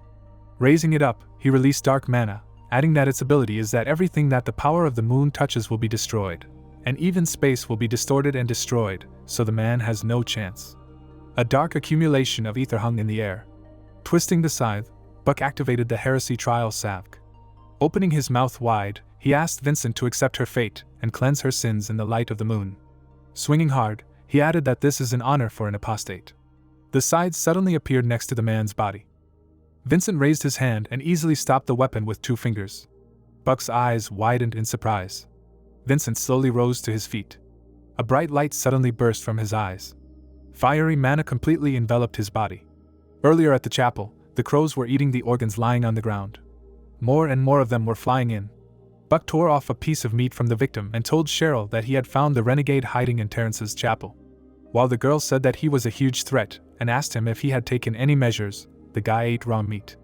Chewing until Buck answered indifferently, "Not yet," adding that he had to spend a little time to deal with the poor people who crowded around the chapel. Surprisingly, they loved the spiritual father very much, but he committed a crime by helping an apostate, thereby betraying the faith in the moon, and it turns out that these inspired ones would show sympathy towards an apostate, and therefore deserve to die. Suddenly, Cheryl pointed her finger at him and screamed, asking if he had really started eating the flesh of the fallen again, adding that she had told him many times that it was extremely unhygienic, to which he gritted his teeth and asked if she was his mother. His eyes suddenly lit up, and he firmly said that the snack was over and it was time to work. In her hand was the victim's severed finger, and Cheryl was telling him that he should be careful, because this apostate was not simple at all. They did not know what secret technique he had mastered, but at present, he used it to deal that critical blow and raise the 7th parish to the ground, and even Vanessa, the apostle of the moon, was martyred by his hands. Listening to his comrade, Buck walked forward with a glittering scythe. Approaching the chapel, he replied that there was no need to worry, because he was not completely uncouth, and before coming here, he studied the strength and behavior of the apostate Vincent based on the available intelligence, and in general, he was not his opponent. He threw the burning scythe over his shoulder and added that regarding Vanessa and her death, it could only be explained by the fact that she was too weak, and she was still an inexperienced apostle, only a frightening level, and her ability, the silence domain, was not a combat ability. She was too weak, so it was no wonder she died. There was excitement in Buck's eyes, with which he said that, judging by everything, the price of using this technique was extremely high, and he could tell that his current condition left much to be desired. He saw Vincent hiding in the closet through the massive doors, and added that it was obvious that he was suffering from the aftereffects of using this secret technique. After saying this, the dead kingdom swung, adding that he needed to concentrate and strike. He grabbed the handle of his scythe with both hands, telling himself that he had nothing to worry about, even if his opponent had destructive power. He was just a beginner who relied on some secret techniques. For him, an extremely strong and experienced creature, such an opponent was not an opponent at all. Thinking about this, he swung his huge scythe. Currently, Vincent, who was wrapped in bright flames, was holding his scythe. His hand turned bright yellow, which he used to restrain the weapon. Seeing this, Buck clenched his teeth in horror and screamed, asking how this was possible. How could he still move? In the same second, he swung his hand, releasing the chains. They rushed towards the opponent, who was regenerating his severed arm. But these chains quickly melted from the incredible heat of Vincent. Flames were shooting out from the man's unseeing eyes. Buck was very scared from what he saw, and his scythe quickly heated up. Feeling the heat, the dead kingdom shook in fear, wondering how high the temperature was. But what kind of power was this, adding that he needed to get away from here. With these thoughts, he dropped his weapon from his hands. Without thinking twice, he started to run. In flight, Buck entered his own space. Inside, he stretched out his hand and shouted that it seemed like he had underestimated his secret techniques after all, so he had to do his best, because if he activated the heresy trial at full power, he would have no chance. Suddenly, shock appeared in his burning eyes. He saw Vincent, who was walking behind him, leaving behind flames. The guy's eyes were burning furiously. At that moment, a loud explosion was heard, causing the sticks to fly apart. Buck frowned, wondering if the enemy was really attacking head-on, and where did he get such courage from? Baring his teeth, he screamed, asking if the man really thought he could doubt his strength, so he would make him pay for his arrogance. He swung his arm, wishing death on the renegade, because he would execute him right now. Vincent's hair was shining brightly with fiery mana. He stretched out his hand, rushing forward. Grabbing his opponent's face, the renegade flew forward with the help of ether. Buck's eyes widened in horror, thinking that this was impossible. His icon shrank as he wondered in horror if all his powers were not working. Vincent's face changed and with a smirk asked if Luna knew why his power was useless. Suddenly, his mouth opened slightly. Frowning, the man menacingly added that the moonlight was just a reflection of the sun. Continuing to squeeze the enemy's face, he said that he was right. Looking at Buck's widened gaze, Vincent added that the proof would be the fact that the power of the moon that circulated in his body would be ignited by the power of the sun in an instant. Drops of blood began to flow down the villain's face. With his mouth wide open, the renegade said that Buck was killed by his own belief in the moon. With great force, he continued to release energy into the enemy's face. A bright beam of light began to illuminate the space. Their bodies were suddenly completely absorbed by the light. Releasing more mana, Vincent stopped hearing the loud screams of the villain. A few seconds later, a loud bang was heard, breaking the ground. Standing in space, Vincent held Terrence's head in his arms. Dark energy surrounded his head. After a while, it evaporated from the man's hands. Lowering his hands, he raised his head up. Golden stripes appeared on his body. Golden tears flowed out of his black eyes. The renegade continued to look up, causing the tears to drip onto the floor. The protagonist menacingly stomped his foot on the floor. Turning around, he exclaimed in fright. Grabbing the book, Linjia wondered why it was so bright outside. Walking to the window, the guy opened the curtains. Looking into the distance, he noticed a bright light. The protagonist's mouth dropped open in shock. Without moving, he suddenly asked if this was another gas explosion. A bright flash was reflected in the protagonist's glasses. Raising his hand to his chest, he said to himself that he didn't even know why, but looking at this, he had an inexplicable feeling. Gritting his teeth, he said that his conscience was clear. It must be just because he was a kind-hearted person, because the last 2 times it happened very close, and he thought it was because he was cursed, but this time it happened a few streets away, and he probably had nothing to do with it. Then the boy remembered that last time he had casually said that he hoped that everything would be fine, and that same night there had been a gas explosion on the street across the street, which had turned the entire street into ruins. But it was just a coincidence, but it was somehow too lucky. Linjia raised his eyebrows in fear and said to himself that he had been careful with his words lately. With these thoughts, he closed the curtain, saying that he hoped that everything would be fine with the people. As he walked towards the table, the protagonist thought that he didn't understand why constant gas explosions had become something commonplace for Nozin. He had heard something like this almost every month for the past 3 years. Some gas plants exploded from time to time. He even began to suspect that these plants weren't producing gas at all, but explosives, of course. This was just a figment of a sick imagination. But some publications, representatives of the Yellow Press, went even further in their speculations. Some even voiced guesses that the so-called gas plants were actually secret weapons factories of the Roll Company. Linjia pushed back his chair and added that accordingly, each explosion was actually a test of a new weapon. Several more reliable media outlets said that they had secretly questioned the corporation's senior management and received information that this gas was actually an unstable new energy that was discovered in the lower district of the city. It was still in the experimental stage, and therefore accidents were a common occurrence. The protagonist imagined a blindfolded man being questioned, then imagined the political leaders and said to himself that opinions were divided, and the topic of constant explosions became one of the urban legends of Nozin. In any case, the leadership of the central district always gave only one answer: it is not worth paying attention to, it is just a gas explosion. Having left his thoughts, the guy exhaled heavily and said that let competent people deal with such issues, and ordinary citizens will just read. He opened the book on the bookmark, thinking that he usually goes to bed early, but getting the book Dark Ages, Rise and Fall of the Elfords was not easy. He was so fascinated that he lost track of time, and if not for the shaking of another gas explosion, he would probably sit up until dawn. His eyes were fixed on the book, and now that he is distracted, he realizes how much he wants to sleep. He very rarely sits up so long. Having thought about this, the protagonist, lowering his head, exhaled heavily. Lin Jie opened the book and said to himself that it was worth mentioning that this book described the history of the Elford Kingdom quite well. The author's style was different from all the scholarly notes he had read before. It was simply readable in one breath. Why? Imagine a small army. He said to himself that the part of the book he had already read described the last king of the Elfords, Candel. He imagined a man with long hair and a burning sword, saying that his history, especially his good deeds at the beginning of his reign, so far everything coincided with what he had seen in his dream earlier. The church minister placed a crown on Candel. The guy sat quietly with his eyes closed, and the protagonist thought that it could be said that the contents of the book basically reflected the real state of affairs. A small lamp dimly lit the room, and Lin Jie continued to say that a lot of time had passed, and therefore it was impossible to verify all this. He suddenly smiled, saying that he wanted to see the Elven Kingdom with his own eyes. Remembering how Doris looked, he thought that judging by her cosplay, it could be said that the characteristics of the elven culture in Nozen were not lost. If her cosplay looked so good, he was afraid to even imagine how beautiful the real elves were. His eyes lit up, and he thought with a crazy smile on his face that if he could immerse himself in the real life of the elves, he could accurately study the foreign culture, and as a man of science, if he could only conduct such research, it would be extremely valuable even after death. While reading, he was constantly amazed by the magical and fantastic images created, which made it feel like this book was a perfect combination of ancient Chinese myths and history.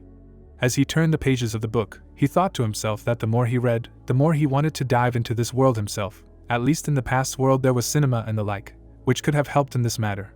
But it was really a pity, after which he asked himself, which Chinese would not be fascinated by these mysterious creatures described in the book. He exhaled heavily, adding that there were so many interesting cultures in the world. Before he was transported to Nozen, unfortunately, he was unable to experience the charm of many authentic cultures, and perhaps in that time and space there were similar works, but he did not have the chance to learn about them, which he truly regretted. As the fly flew around the lamplight, Lin Jie thought that he should not think about this now. He would sort out his notes and get ready for bed, and now he read to the place where it said that a dark era had come. According to the description in the book, the sun and moon were swallowed by darkness, and Azir was plunged into darkness. On the page, he saw a drawing of a huge monster and said to himself that it was a little strange, because the sun and moon were still above them as expected, and it didn't look like they were swallowed by the darkness. But this darkness, maybe this figure of speech, and whatever the case, it was written rather strangely. After a short pause, he calmly said without any emotion that the sun went out in silence, and the moon was gnawed by animals, after which he thought about the possibility that the sun and moon symbolized certain deities, which meant that for some reason they died together. The protagonist raised his eyebrows excitedly and said that if that was the case, then this darkness was also a god, and then wondered if the act of devouring was a metaphor or if it was literally the moon being gnawed by animals. The dissatisfied Lackey watched his master continue to say that there was no data to support his guess. Such a strange and ambiguous description concealed too many versions of events, and the only thing that could be sure of was that this darkness was definitely not good. After saying this, he stretched and said that there was no point in thinking about it now.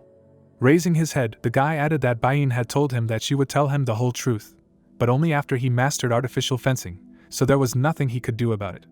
After saying these words, he turned off the lamp and thought that creating a dream realm was an even bigger problem. He was still very little informed about it. With these thoughts, the guy walked towards the bed. He put his glasses on the nightstand next to him. Then he lay down on the bed and thought that he had already created the basis of his first dream realm, but still, the progress was too slow. In the dream realm it was very difficult to create objects that could be believed to be real. Slowly opening his eyes, Lin Jie said to himself that he had been thinking for a while now and something had come to his mind. Closing his eyes, he thought that if this worked, he could reduce the difficulty and make it easier to create a dream, so he should try it. A drop fell on the water, creating a splash. Putting his hands in his pockets, the protagonist looked forward seriously. He stretched out his palm. Starting to accumulate mana, Lin Jie thought, while it was in this state, an endless space filled with tiny darkness. The guy took a step forward. Leaving traces, the protagonist thought that he could only walk in circles aimlessly. Moving further and further, he thought that he could not think of another way, so he simply placed all the ether he had collected into this dream realm. He had shown it to Bayin earlier, but he did not receive any response. Perhaps she thought that he had collected too little, and only in a dream could he enter a special state where he could see and feel the ether. Smiling, Lin Jie said that he could practice a little. The guy stretched his hand forward. Swinging, he touched the ground. Suddenly, a table appeared in front of him. Looking closely, the main character noticed some objects. Grinning, he happily thought that he had finally succeeded. Linjia tapped the table and thought, since they needed real objects, they should use familiar objects as reference. Placing his hands on the table, the guy leaned back sharply. His hand immediately landed on the armrest. Relaxing, Linjia lay down on the chair. Opening his eyes, he thought that the chair was comfortable and there was a familiar ceiling in front of him. His gaze was directed upward. The protagonist turned his gaze to the side, noticing a bookshelf. Looking forward, he noticed a window. Linjia folded his hands together and thought that everything was as he planned. Not far from the desk, sunlight was shining through the window and dust was flying in the air. Looking out the window, the protagonist noticed the lush green leaves of the tree outside the window, swaying and rustling in the wind. Crossing his legs, he thought that he was sure that if he opened the window, he would see ivy vines crawling on the wall, and if he opened the door on the other side, he would see a long corridor leading to the stairs, saying that he was back. A joyful smile appeared on his face. Continuing to look forward, Linjia said that his own house where he had lived for more than 20 years before moving to the new world would be nostalgic. He suddenly pointed his finger forward. The window suddenly swung open. Smiling, the protagonist said that his first dream realm was ready. Looking up, the guy said that it took him so long to think of this, and Bain tried so hard to teach him, so he hoped that she would not be disappointed. Looking at the butterfly on his finger, Linjia said that he finally succeeded, thinking that he had a feeling that in the future, it would not be difficult to create any object. The butterfly suddenly flew up and landed on the picture frame. The protagonist carefully picked it up. Sitting on the chair, he began to examine it. His face became gloomy, after which he thought about creating people in the dream realm. There was melancholy in his gaze. Suddenly, Linjia closed his eyes. Putting the photo aside, the guy thought that he shouldn't think about it. In the frame was a photo of a guy with an old man. A butterfly slowly crawled next to his eye. Women's legs walked on the water. Vapusis suddenly stopped. She slightly opened her mouth. Stretching out her hand, she touched the material. A moon appeared in front of her, and the protagonist appeared in the reflection of the water, and the girl said that the moon is not heartless, it is a beautiful creature, and the sooner you understand this, the sooner you can become one. There is no need to rush in this matter. In the morning, Linjia had breakfast and said that today is a day off, the store will be closed, and Maon tried so hard, cooked so many delicious things, so you need to relax and enjoy it to the fullest. He tied an apron on himself. Pulling on gloves, the guy said that he himself had eaten well, and he could leave the washing of the dishes to him, because the girl had already helped him clear the table, and now she could rest. After these words, he began to wash the dishes. Maon looked down sadly and said to herself that there must have been some hidden meaning in the boss's words, which meant that she really should rest more. He was so wise. With his level of knowledge, it was sometimes extremely difficult for her to understand him, so she needed to study more. She clutched the hem of her dress in her hand. Raising her head, she firmly said that even if not everything was accessible to her knowledge, at least she managed to understand 3 things. While cleaning the table, the girl said to herself, the first, the moon and the sun are interconnected, and also the words about the meaning of the existence of the moon in the context of the moon and the sun. The main concept is transformation. This is the core of her power. She uses the power of the outside world and transforms them into her own. Maon picked up the dirty dishes and added that, moreover, in fact, it was not limited to the sun, but covered the entire galaxy. It was just the sun's influence that was the most significant, and of course, the boss knows all about it. He understands the relationship between the 2 celestial bodies well. At this time, the protagonist was humming something to himself with a smile on his face. The girl stepped towards him, thinking that this was exactly what Vapusis was talking about.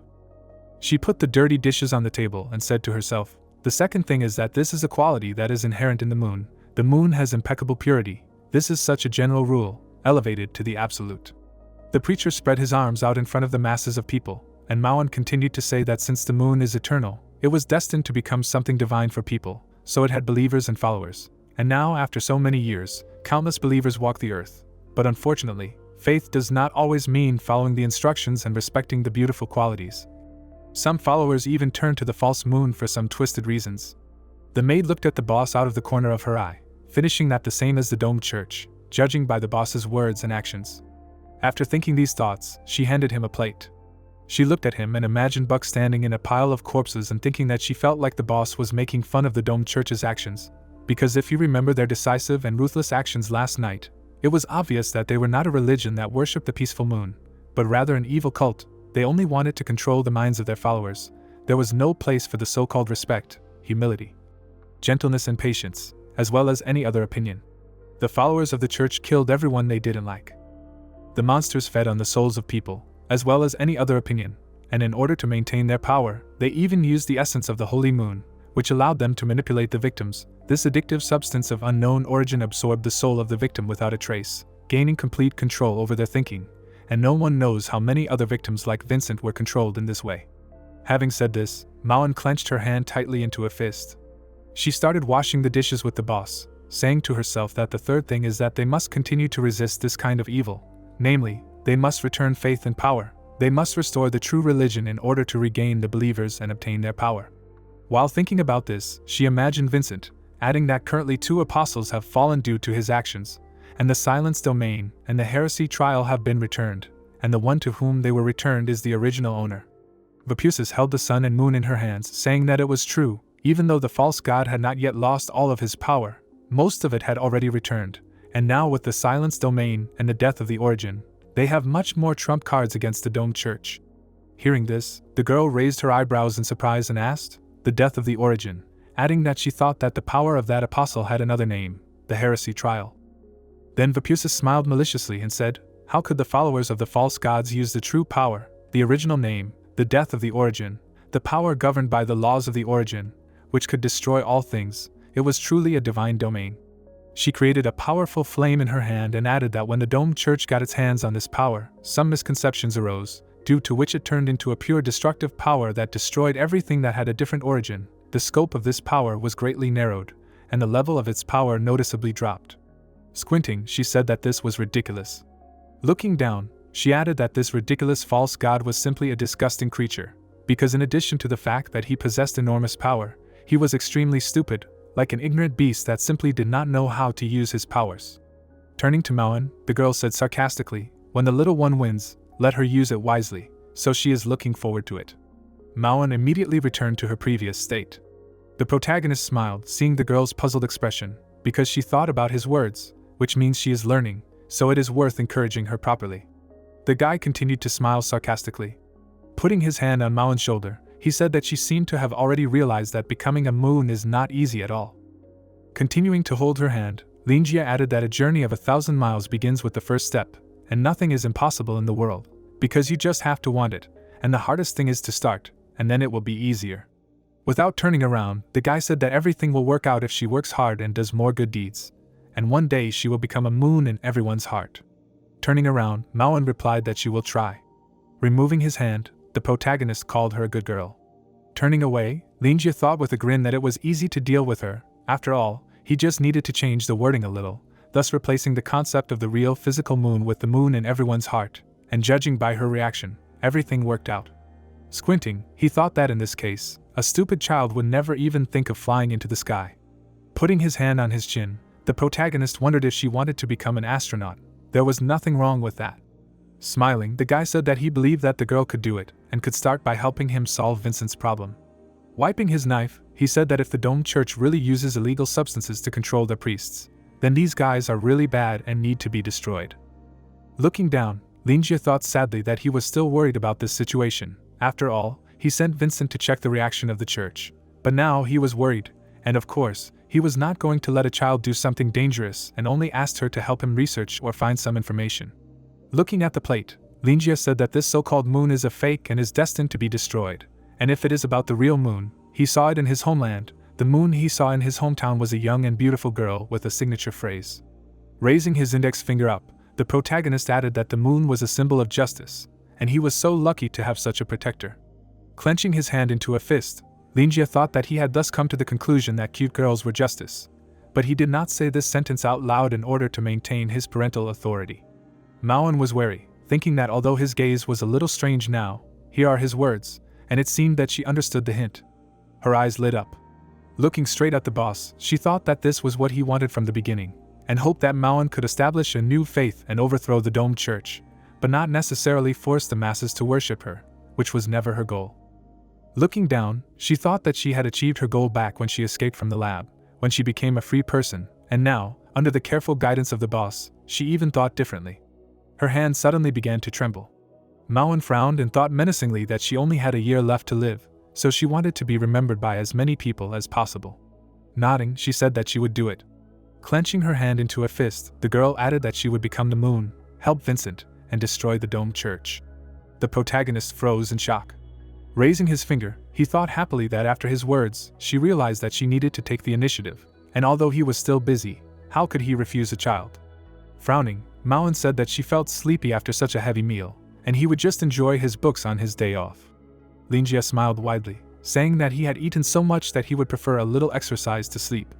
Mauen carefully stepped forward. Raising her head forward, she called out to Vapusis. Suddenly, the girl's eyes widened. On the crescent moon, she saw the silhouette of a girl. Vapusis was looking forward with a smile. She playfully swung her legs back and forth. The witch lightly touched the water. She suddenly leaned her head on her hand. Winking, Vapusis said, "In the name of the moon," or something like that. Mauen stood behind her, confused. Beads of sweat appeared on her face from excitement. Mauen raised her eyebrows in surprise, frozen in place, saying to herself, "Young beauty." When suddenly she narrowed her eyes, quietly saying that this is very strange. She looked at Vapusis, who was humming something to herself with a blush on her cheeks, and wondered if she was really so excited because the boss said that the moon was beautiful, the young girl adding that she was superior to the moon and the sun according to the rules of this world. She just personally played the role of the moon for some time to relieve a little boredom over these long years, so with some stretch she could be considered the moon. Vapusis moved gracefully, and Mauen, looking at her, said to herself that she was really very beautiful. Her beauty surpassed human in any established limits, she was almost perfect, and therefore could make the heart of any person tremble. But what relation did she have to the words of a young girl? From these thoughts, cold sweat poured down Mauen's face, and she lowered her gaze. After imagining the insanely terrifying monsters, she said to herself that the primordial witches were the most ancient intelligent beings that were born at the beginning of the primordial chaos of Azir. They had great power and controlled all things. In terms of age, she was slightly older than Azir, but no one knew what the true appearance of the primordial witches was. The current appearance was only needed to integrate into human society.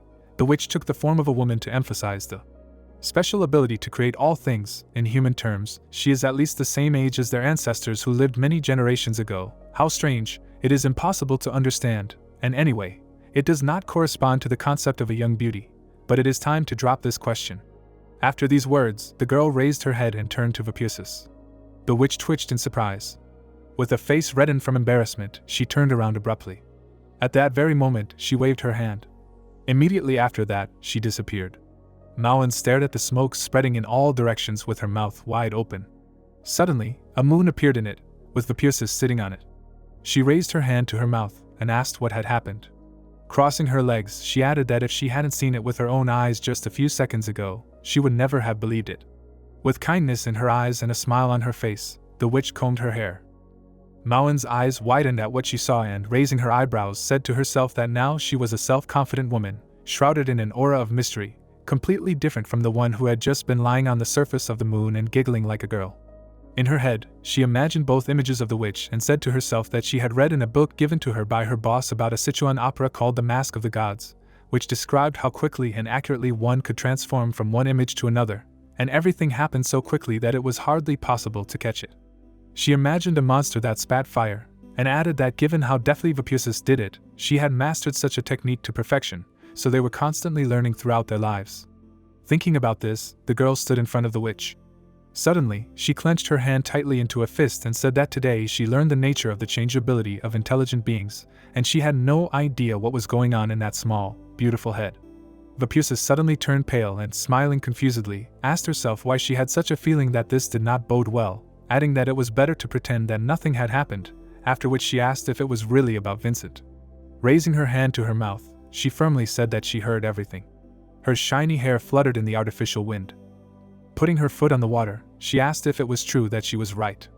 The witch took a step towards Mauen, saying that her boss was expecting this. He was waiting for her to take the initiative, so he would definitely agree with what they were going to do next. Her eyes lit up, and she added that in fact it was he who helped them with this issue. Spreading her hands to the sides, the girl added that this was his goal, everything he himself wanted to achieve, then they need to wait for Vincent. She looked at the guest with a sneer in her eyes, saying that they would cooperate with him and begin the second stage of the plan, and then asked if she understood. Mauen looked at her interlocutor in silence. Clenching her hand into a fist, she quietly answered yes. Without taking her eyes off Vapusis, she said that in the name of justice, the domed church must be destroyed. Hearing this, the witch smiled contentedly. Then she put her hand to the girl's cheek, saying that since she did not want to found a new faith and did not want others to worship her, Vincent would be the most suitable person. She imagined a man in her mind with a raging fire around him and said that they should just let the religion of the sun take the place of the domed church. Mauen looked down in disappointment. The witch grabbed her cheeks, when suddenly the girl asked if they really had to found a new faith. Vapusis was confused. Smiling, she asked what Mauen thought. The girl's eyes widened in surprise. Looking at her, Vapusis thought that they would return to this question, to make her think a little, because soon the little one would not have her help. Looking down, she thought that her time was running out, because the power of the night and the final light would pass to the new moon, and this dream realm and power would be Mauen. Looking ahead, the witch thought that her essence was becoming weaker with the loss of life force, and in her it was already beginning to manifest.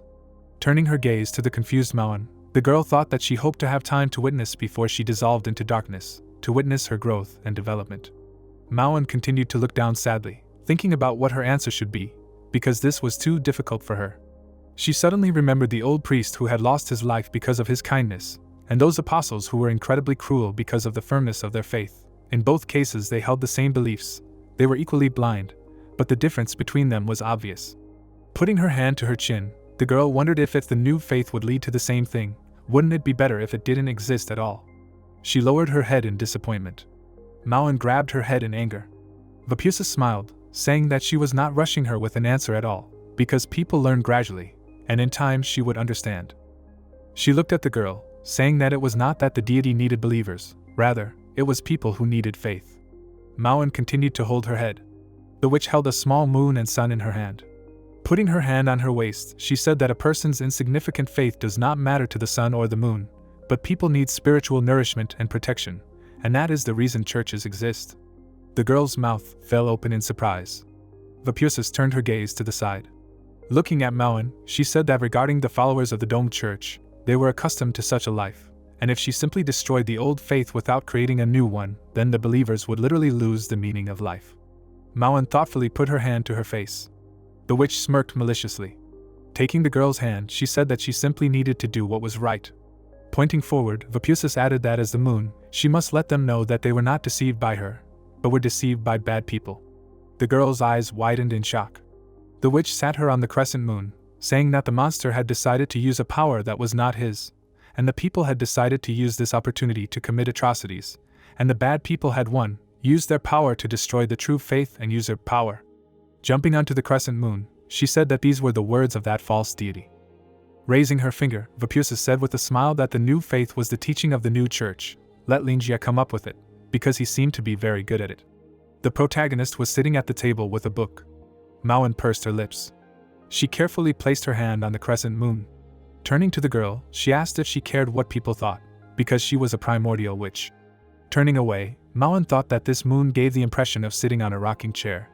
Vapusis smiled, answering that it was more a matter of destiny. Turning away, she added that she had made a pact with humanity to protect such weak beings in times of darkness, and it was a promise she could not break.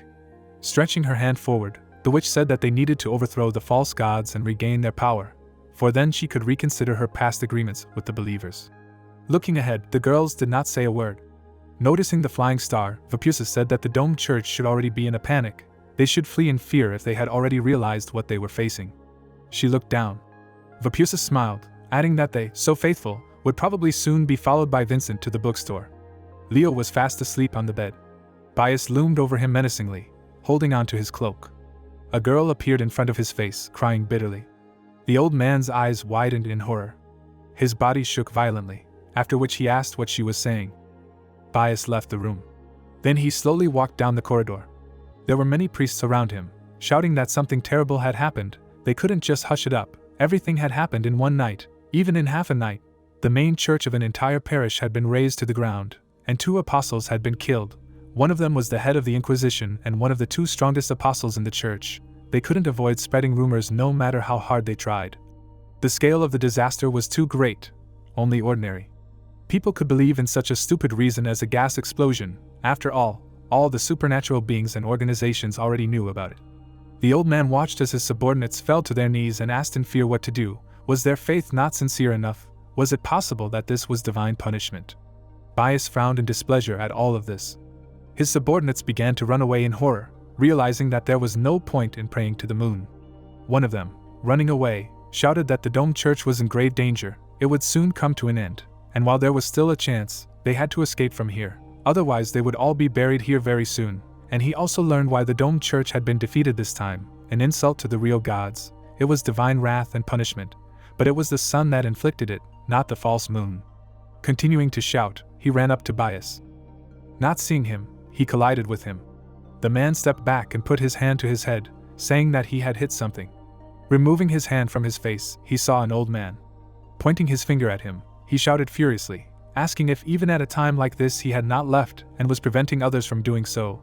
Did he really think he was still strong enough to resist him? His comrade tried to dissuade him, but the priest continued to shout that he was no longer the priest of the domed church and he no longer needed to pretend, and the old man looked at him emotionlessly. The man continued to shout, frowning, that he had no time to waste on him, so he should consider himself lucky and pray that they would never meet again. But before he could finish speaking, Bias grabbed his head. He raised it above himself, saying that this was enough, and smoke began to come out of it. A robe appeared on him. A staff appeared in his hand. With disdain in his eyes, he looked at the priest and asked how much longer he would have to endure this farce. Everyone in the hallway was horrified when they saw Bias. The old man frowned and said that spreading rumors could sow confusion in people's hearts and also shake their faith, and then asked if he was ready to face the consequences of this. Tears began to appear in the man's eyes. With shaking hands, he grabbed the hand holding him and asked for forgiveness, because he simply did not recognize him. He was simply stunned and could not show due respect. He did not do it on purpose and he will never do it again. Hearing this, Bias bared his teeth and said that he didn't seem to understand what there was to truly fear. They should be afraid of the power of a heretic. But who would have thought that his methods would be much more cruel? After saying this, his power began to tear apart his subordinate, who screamed in horror. The old man turned his body into a pile of meat. The comrade of this priest looked on in fear at the death of his friend. The man was torn to pieces while begging for help. Everyone else froze at this sight. Bias filled the entire hall with terrifying energy. The old man suddenly relaxed his hand. Putting his fist behind his back, he said that this is the fate of apostates. Even if Vincent managed to win the battle, in the end the result will be just like this. And as for the ridiculous rumors, very soon they will all be refuted. With a changed face, he shouted with a crazy look that you just need to continue to believe. The position of the domed church is still stable. There is nothing to be afraid of. The people looked at him with their mouths wide open. The old man suddenly opened his mouth. The servants swallowed their saliva in fear. They all fell to their knees. The people raised their hands and began to shout that only the moon was the true deity, that this vile apostate's days were numbered, and then asked for guidance. Looking at the saint, they shouted that it was just a rumor. When they first heard it, they felt like the world had turned upside down, but with them, His Eminence, they were safe. The apostle's hand began to shake. Pointing to the side, Bias ordered them to go and get down to business. Since the situation had caused too much noise, an order for detention would be given as soon as possible, and the most important thing now was to track his location. The eagles flew over the forest. Lowering his head, the man said that they were there, and this was where the church once stood. Tout took out his weapon, saying that the damage done by the apostate was truly astounding. Father Terence had been faithful all his life, but he had raised such a brat. There was a discussion behind him, where they said that the apostate had destroyed the church he grew up in. It was inhumane, he was a real monster, but it had been a day already, and the fire was still blazing just as fiercely. As they approached, people wondered what to do, because the higher-ups had ordered an investigation, but with such flames, it was impossible. Tout looked forward, saying that there was no need to worry, because he would try it himself. The man raised his hand up, activating a stream of fire. A huge red sword appeared in his hand, and Tout said that this flame was directed at everything that contains the power of the moon. It uses it as fuel, and as long as they believed in the moon, they would not be able to cope with the flames. Turning his gaze, he explained that this flame was the sworn enemy of the moon believers, but the one who created it was strong enough to defeat Buck, and this apostate must at least have a frightening level of strength. The people were shocked, saying that Jishio had the same level of strength. She was among the known beings that already greatly surpassed most supernatural beings, and the man then took a step forward, saying that there was nothing for them to do here. Lowering his hand, Tout said that they had no way to get to the epicenter of the explosion, and the apostate would not be able to stay there for a long time. Moreover, even if they managed to locate him, they would not be able to control him, and it would only result in unnecessary casualties. Raising his head, he added, so for now, they should do what they can. The man waved his hand and suggested that they split into two groups. One would go to restore the emotional state of the affected parishioners. Regardless of how strong their faith was, they would provide them with all possible help, and the rest would follow him, find survivors and help them. A question was heard in the crowd, whether anyone could have survived after something like this, when suddenly Tout kicked the ground, menacingly asking who said that there could not have been survivors. Turning around, the man said that if they followed the orders, they could lose precious time, resulting in the loss of lives that could have been saved, and at the moment their priority was to help those in need. Frowning, he added that if the higher-ups did not like something, he would be held accountable for it, and now, to carry out the order. The people began to smile happily. Everyone immediately dispersed to the sides, when suddenly the leader shouted that they needed to quickly finish everything, wait until the flames died down, and then return to carry out restoration work. The fire was blazing. There was a deep hole in the middle of the flames. A black accumulation of mana appeared inside it. At the same second, fire burst out from it. Drops of water began to fall to the ground. Less than a minute later, it began to rain. Fire appeared in the deep hole. It rose higher and higher, burning the living beings that were nearby. A man flew out of the hole. His body was covered in fire. Lava was flowing down his burning skull. Vincent, in the air, with burning eyes, said that it was a bit hot, but fortunately, these flames were directed at the divine power of the moon, and so he did not allow the followers of the domed church to come closer. He restored his appearance, and said that he managed to survive the critical moment. He stretched out his hand and created fire in it. Looking at it, the man thought that it was equivalent to overusing his life force for the purpose of healing, which is why it had decreased so much. But until he completely adapted to this power, he should avoid using the profound energy of the core. He should thank the night for such a gift. His eyes recovered, and he added that the scripture of the sun that the bookstore owner gave him was not that powerful. But after receiving the core of the sun, it was like adding fuel to the fire, and it flared up, breaking out of control. He imagined the book he received, and holding the core of the sun in his hands, he said that it immediately raised him to a frightening level. The fire swirled around him, while Vincent said to himself that he never thought that a simple priest could reach a level that greatly exceeded that of many supernatural beings. But compared to truly powerful beings, he was still small fry, and he also understood very well that the current advantage was a temporary illusion. The main thing now was to master the power he had received. With these thoughts, he clutched the core tightly in his hand. Smoke came out of his mouth. As he fell to the ground, he thought about how his body had been completely transformed by the core of the sun. Vincent remembered how he extended his hand, creating the core of the sun in front of him, and said to himself that he had also mastered the knowledge contained in the book, which allowed him to understand what changes his body had undergone, and the first scripture of the sun became one with him. The runes that came from the pages of the book were the power of the sun.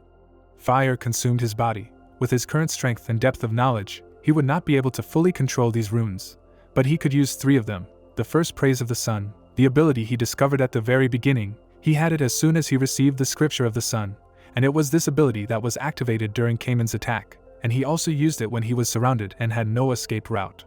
Saying this, he remembered Cayman's burning corpse next to his bed. Remembering Vanessa, who tried to protect herself from his power, he continued that even then he received the energy granted by the sun in the form of a huge fireball, which he killed her with. The second ability, dominance, is the source of natural suppression of the divine powers of the moon. What a pity that he blew up this bastard from the inside, and even this robe did not help him. Otherwise, perhaps, he could have held out a little longer. The moon granted strength to its followers, but the power of the sun was in the very heart of Vincent, granting him incredible power. Vincent crouched to the ground. Suddenly, a glint appeared in his eyes. A small mound immediately appeared from under the ground. Grabbing it, the man sharply pulled up. He looked down. Lifting the cloak, he saw many magical seals under it. A malicious grin appeared on his face. Vincent frowned and said that when this ability was activated, it would not be difficult to destroy a destructive ranked creature, but after that, he would enter a special state for a certain period of time, and it would take longer to recover. Looking ahead, he thought menacingly that this was not enough. At best, he could compete with a destructive ranked creature, but in the domed church, there was not only a saint of light and a saint of darkness. A bright beam of light erupted from his gaze. He knew that there was also a god-ranked pope. They were currently inactive due to fear of the consequences, and if they found out that I was not really that strong, they would immediately try to kill him. Raising his head, the man thought that his strength was not enough to carry out his revenge. He should remain calm and become stronger. The red liquid began to drip quickly onto the ground. Clutching his cloak, Vincent thought that innocent people should not die. Raising his cloak, the man thought that he should just explain what happened. As he flashed back in time, he saw Terence being told to take a few days off and just pray to the moon. The boy walked forward in the rain. As he walked along the flames, he heard the words in his head that the doors were always open for him. Sitting on the bench in front of his father, he asked if he could wear the cassock after the baptism. Vincent gritted his teeth in pain. Hot liquid dripped onto his legs. Terence walked with his father, who laughed, saying that it was not about clothes at all, but the most important thing was the desire to help others. Young Terence continued to walk through the fire. Walking hand in hand with his father, the old man said that his bones were only getting weaker with each passing day, so he was afraid that he would not live long enough, to which the boy happily replied that good people live many years. Standing in a huge wall of fire, Terence was called from behind. Approaching the door, he was told that they had left a child, but no adults were nearby. The boy turned around, asking how many months old he was. The man extended his trembling hand forward. Terence placed his palm on the child, saying that he was left without parents when he was very young. Vincent's hand continued to tremble. Taking the baby in his arms, he said that from now on he would raise him, and first, he needed to be given a name. Smiling, the apostle said that his name would be Vincent. The man trembled with sadness. His finger continued to tremble, and he said that he swears by this name. Clenching his hand into a fist, a golden liquid dripped from it. Terence held the child in his arms, while the crowd said that it was a real blessing for the child to be raised by such a wonderful man, and that he would become such a wonderful priest. Terence looked down at the child, answering that he did not say anything about a blessing. After all, he was an ordinary person. Stroking his cheek, the apostle wondered what kind of person he would grow up to be. Looking into each other's eyes, Terence said that he would make this decision on his own and he would not interfere. Smiling, he only hoped that the baby would be healthy and live a happy life. Shedding tears, Vincent shouted loudly that the domed church would pay for this. Lightning flashed loudly in the sky. Pulling up his hood, the man said that he had to go. Turning around, he said that he would finish what he had to and would definitely come back. Vincent walked away from the grave, whispering, "Father." The boy with green hair, opening his mouth, shouted with all his might that he had important news. He waved newspapers from the country to the side, shouting that there was a massive gas explosion in the 7th parish of the domed church, killing 2 apostles and many clergy. The causes are currently unknown. The central government has sent an investigation team and a rescue team to the site of the explosion. The incident was initially ruled out as a major industrial accident. Just over 48 hours have passed since the explosion. The fire is still not extinguished, adding that their reporters will continue to monitor the situation and inform them. The residents took the newspapers and said that it was just a nightmare, another gas explosion in Nozin, and even the domed church was damaged this time. Just think, an entire parish. At one table, a very calm man was sitting and drinking tea. Isaac put down his mug and said that when he made the decision to follow the boss, he never thought that there would be such activity in Nozin, another gas explosion, so many years, and these stupid knights from the tower really continued to stick to the same version. Frowning with displeasure, he added that if all this news were left to the common people, the world of supernatural beings could not be calm, this time the Church of the Dome. Paula sat opposite him, embarrassed. A second later, the girl tucked her hair behind her ear. Ether appeared on Isaac's hand. Then he ran it over a sheet of newspaper. From what he saw, shock appeared in his eyes. Tearing off his glasses, he screamed, asking if the Church of the Dome had really issued the highest order of arrest, adding that this could not be. Was everything really that serious? He continued to shout, his eyes wide, that the domed church hadn't issued a high-level wanted person in hundreds of years, and that they were targeting just one person, and then asked if this whole mess was really that big, and for one apostate, it seemed like something really serious had happened, so that Nozin's supernatural powers would be shaken up and changed like that. They needed to report to the higher-ups immediately. They needed to prepare in advance if they wanted to deal with the aftermath. Paula frowned piteously at what she heard. The guy suddenly turned around and shouted that they would have to end their day off earlier than planned. Now she had to change quickly, because they needed to report to the higher-ups immediately. The evening sun was shining on the city, and the girl was asking the captain to put on his glasses. The domed church issued a high-level arrest warrant without wasting a minute, and for a while, all the supernaturals were still unable to recover from this shock. One morning, when ordinary people were still discussing the gas explosion that happened the day before in amazement, a dangerous situation was brewing in the world of supernatural beings. The protagonist was drinking tea and reading the newspaper. Andrew was lying in bed and reading the newspaper. Doris, sitting on the sofa, was also reading the newspaper. Various big players in the larger world were waiting, but the loners had already begun to act. Frank was brewing a spell and reading the newspaper. Joseph, using the power of ether, was also reading the newspaper. Anyway, Little was known about such an insignificant person. Cherry was sleeping soundly, and Bella was standing next to her bed, reading the newspaper. Right now, Vincent suddenly found himself in the center of attention of all the outstanding beings of Nozin. A shiny shoe stepped on the floor. A man in black clothes looked at the egg. The girl with glowing eyes lowered her gaze and said that according to the available information, he was the guard dog of the bookstore owner. Looking at the wanted poster, she said that this was the second time he interfered with the organization. It seemed like it was time to resolve the issue as soon as possible. Looking down at the reward, she thought that this guy was a huge threat to the domed church. The blindfolded guy turned to the team, saying that there were too many organizations and individuals working secretly or openly these days, and their goal was to get the highest reward offered by the church. Jisho smiled, saying that Vincent had indeed made quite a stir, thinking that back then, when she ran into him at the entrance of the bookstore, he was just a weak holy father, but now he was a supernatural being of a frightening rank that was capable of wreaking such havoc and destruction. He was probably close to the permissive rank. The girl was a little annoyed, thinking, even compared to her, so much time has passed, her powers have reached the destructive rank, and she still hasn't done anything special. Even the juniors are doing such great things, maybe she's useless to the bookstore owner. Burton looked at the papers, saying that the domed church was incredibly generous this time. He would say even too generous. Moreover, even the informants are getting a good deal. He frowned, saying if they could find a way to get this reward, it would be great for the organization's image. F.A. Lin scratched her head, saying if there was any information needed, they should leave it to them, then asked if the boss wanted them to go, to which the man replied that there was no need.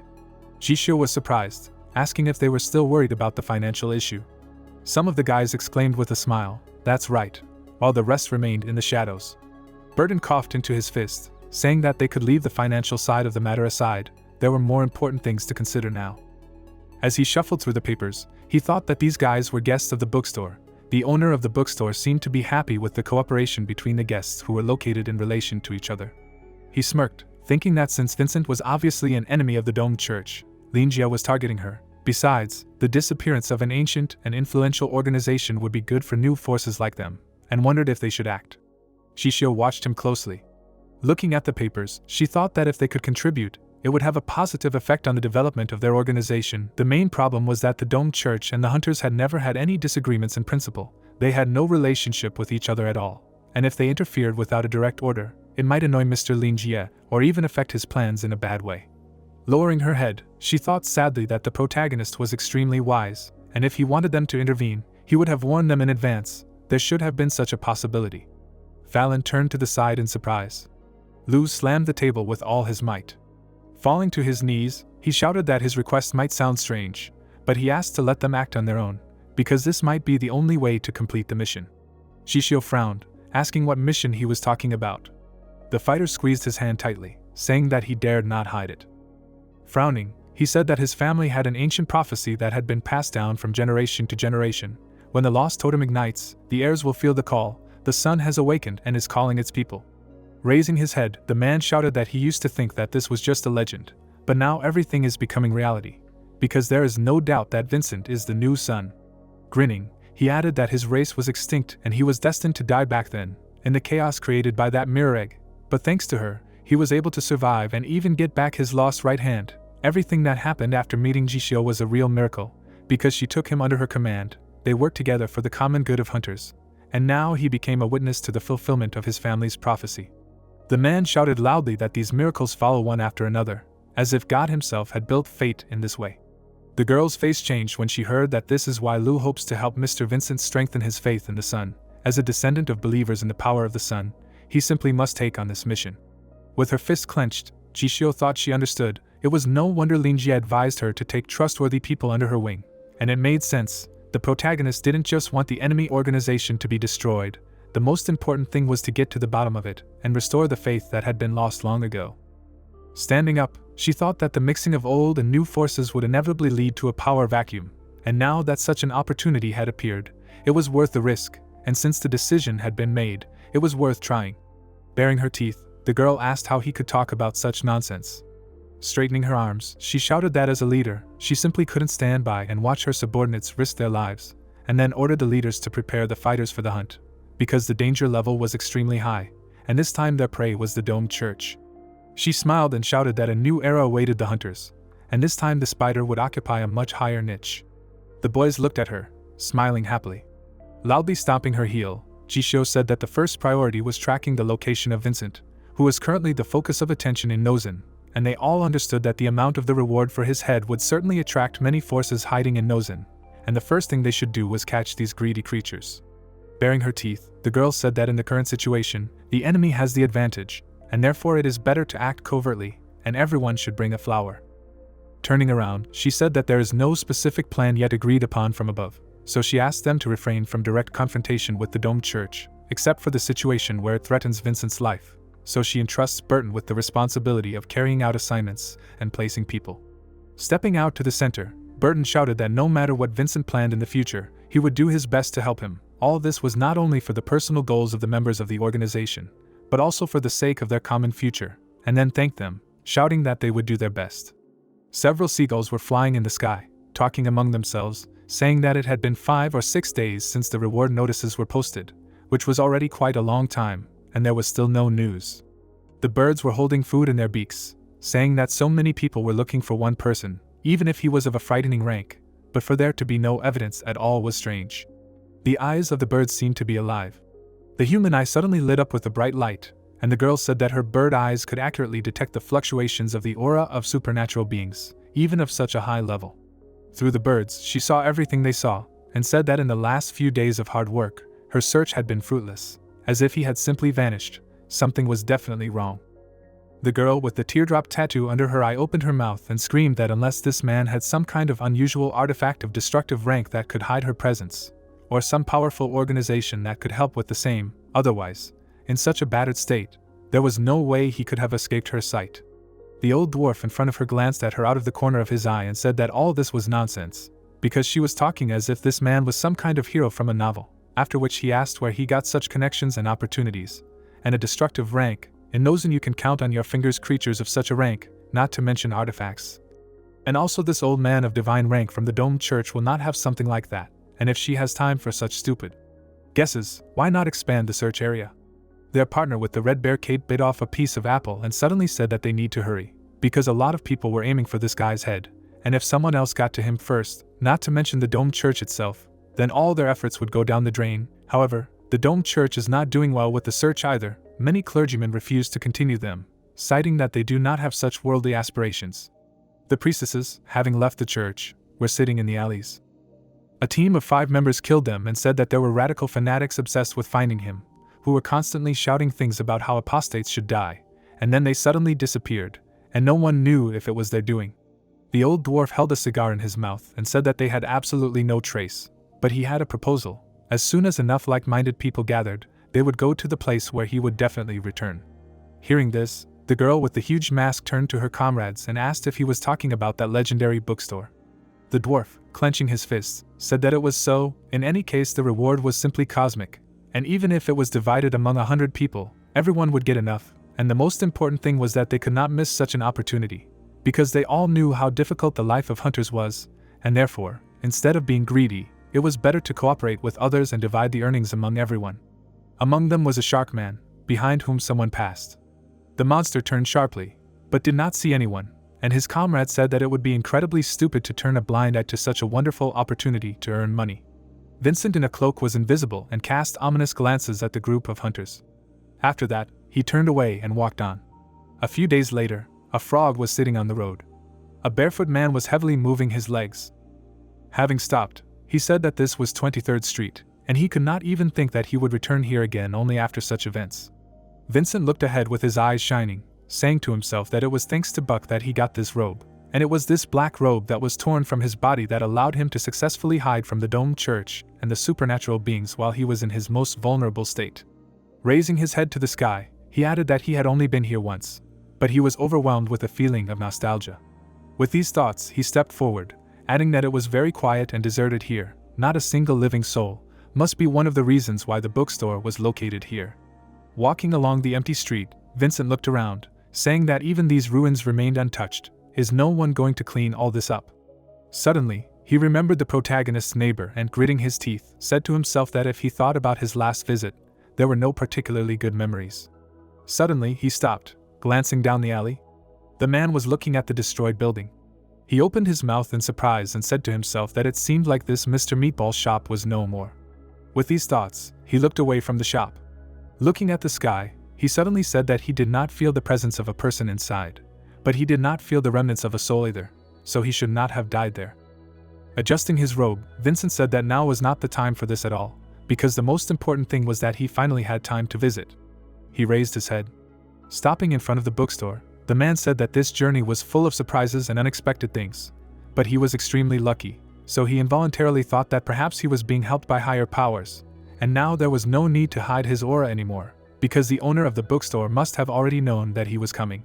Having said this, he took out a small headband. Tying it around his hair, he said that he had been hiding for so many days, he had not had the opportunity to properly take care of himself, so he hoped that he would not be embarrassed by his appearance. He also blindfolded his eyes along with his hair because he thought it was worth covering them since they were emitting light and warmth. After that, Vincent exhaled steam. After a few seconds, he reached out to the door. The bell rang in the store. The man opened the doors inward with a bright light, and the protagonist, reading a book, greeted him. Hearing this, Vincent couldn't help but sigh in relief as he stood at the door. Through the blindfold, he looked at the protagonist with tears in his eyes, saying that his soul was now at peace. Vincent watched the guy reading a book carefully and didn't understand where this feeling came from. Just the thought of the store owner's warm and friendly smile made him feel at peace, even though he was being besieged from all sides. His hands began to shake. Standing at the threshold, the man thought that only a few days had passed since he was last here, but it seemed like it was in a past life. The protagonist sat on a chair, waiting for the guest to come in. Vincent carefully moved along the door. Suddenly, he felt a terrible pain in his knee. The man frowned, thinking that he had no strength at all.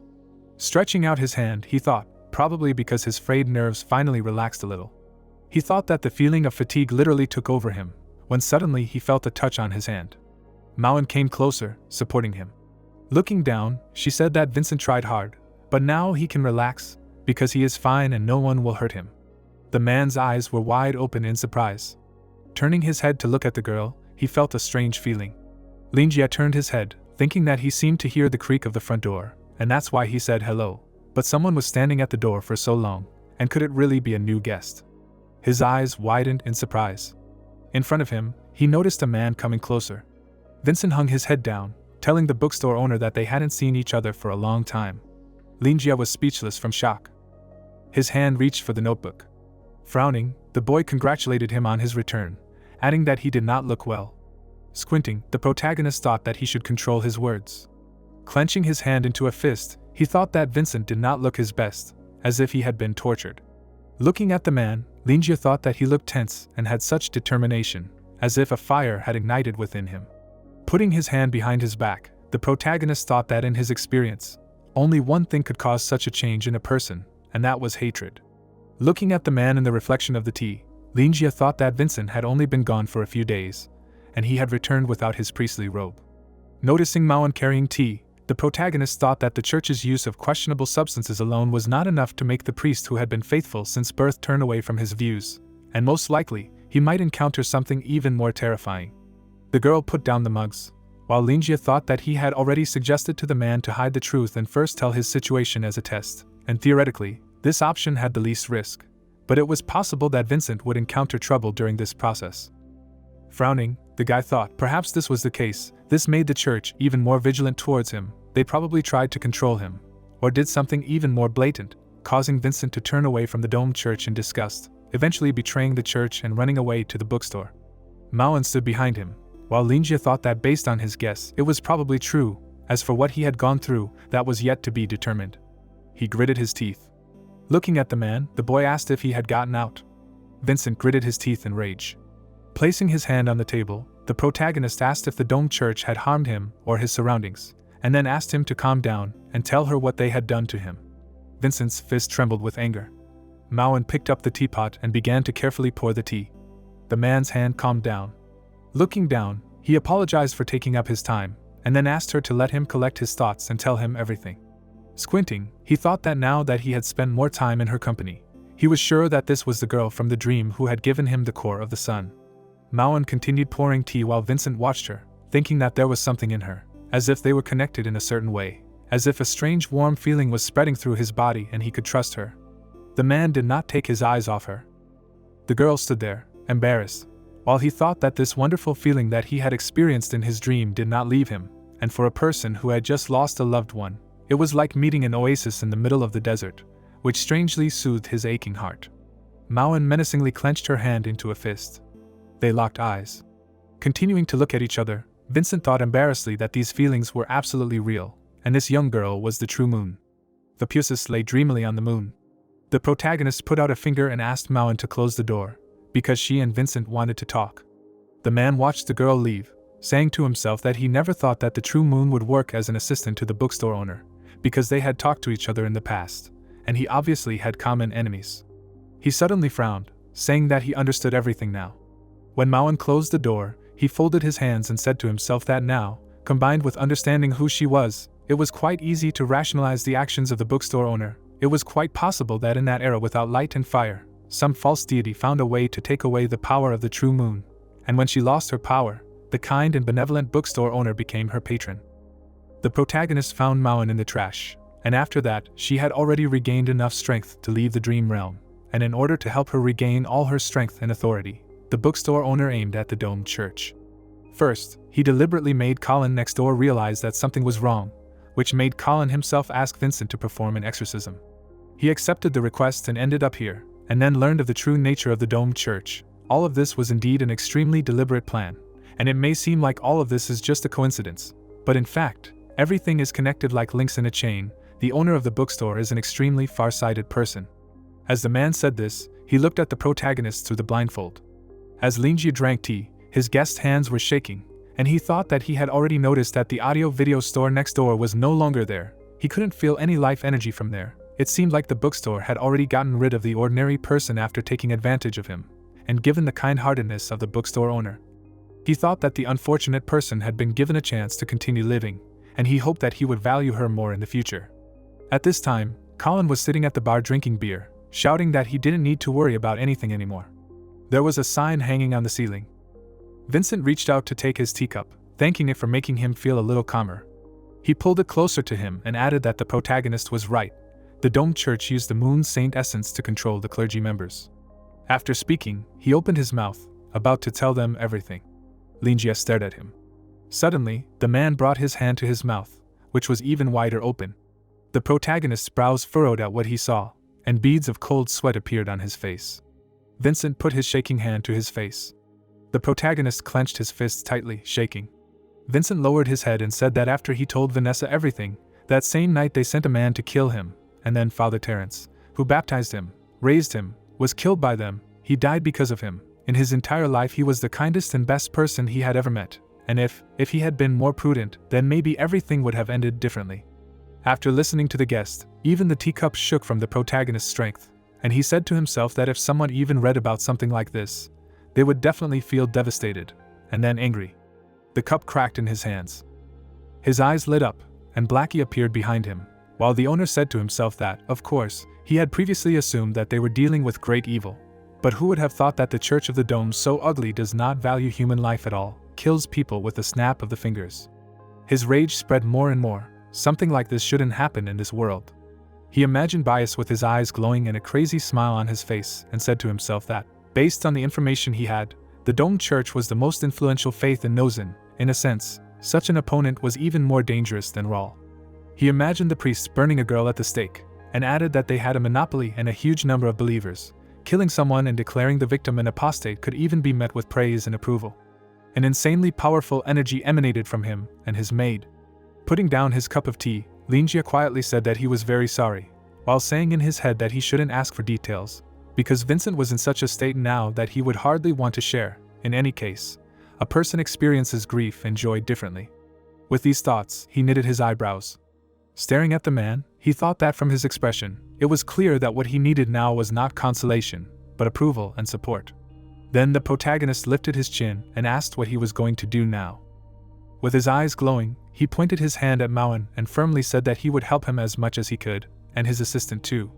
Showing a grin, Linjia added displeasedly that the Dome Church was capable of something like this, and obviously they must have many secrets. They were deceiving not only the clergy, but also the believers of Nozin. Vincent, with a face blue with fear, listened to the master. Cold sweat poured down his face, and he silently opened his mouth. The protagonist tightly clenched his hand into a fist.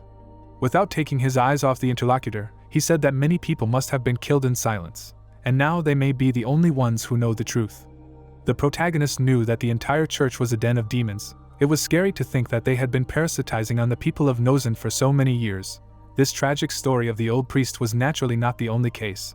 The number of crimes that had been committed and not solved was incredibly large, and how many innocent people had fallen victim to these demons over the years. Lowering his head, Linjia thought that he, a simple citizen, had encountered such terrible forces, but comparing himself to something like this, he could definitely say that he was a person with normal views, and therefore simply could not close his eyes to everything that was happening.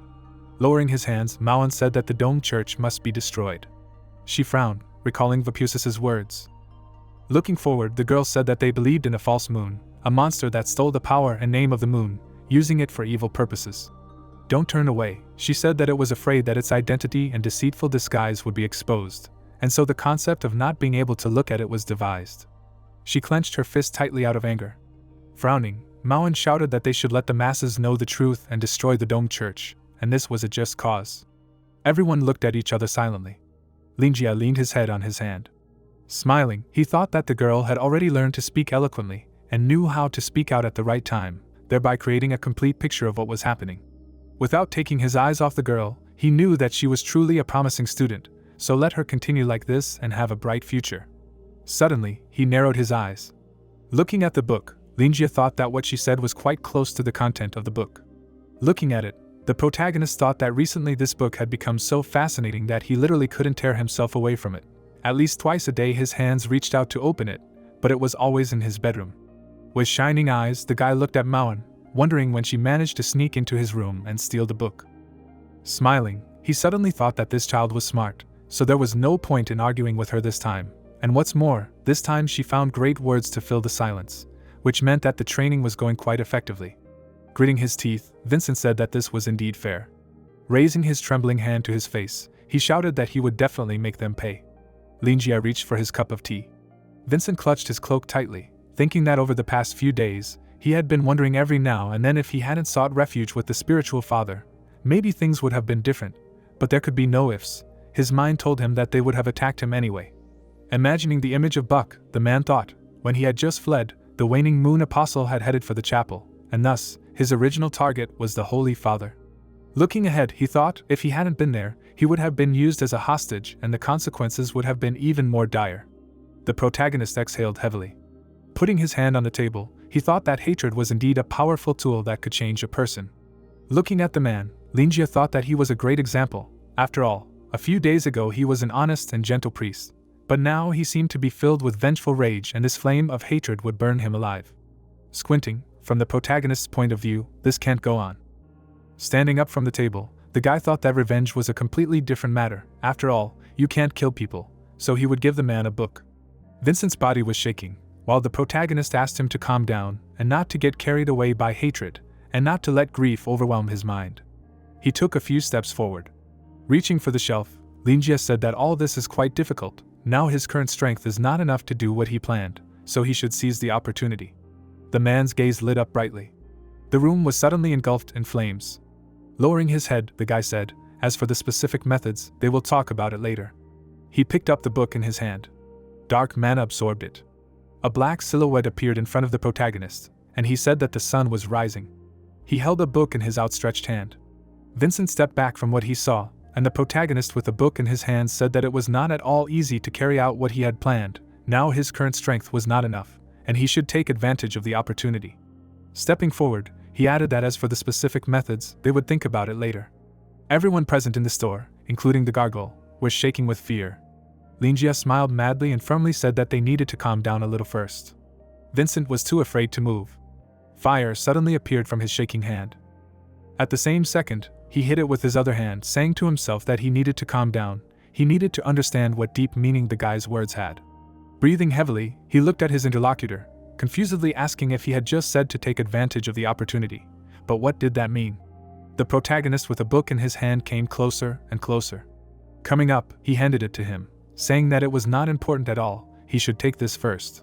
Vincent saw the huge monster behind Linjia, saying that as he had said earlier, he needed to calm down now.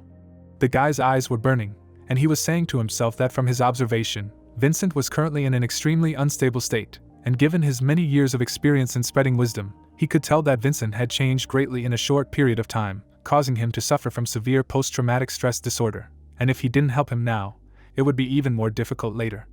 His glowing red eyes were burning into his interlocutor.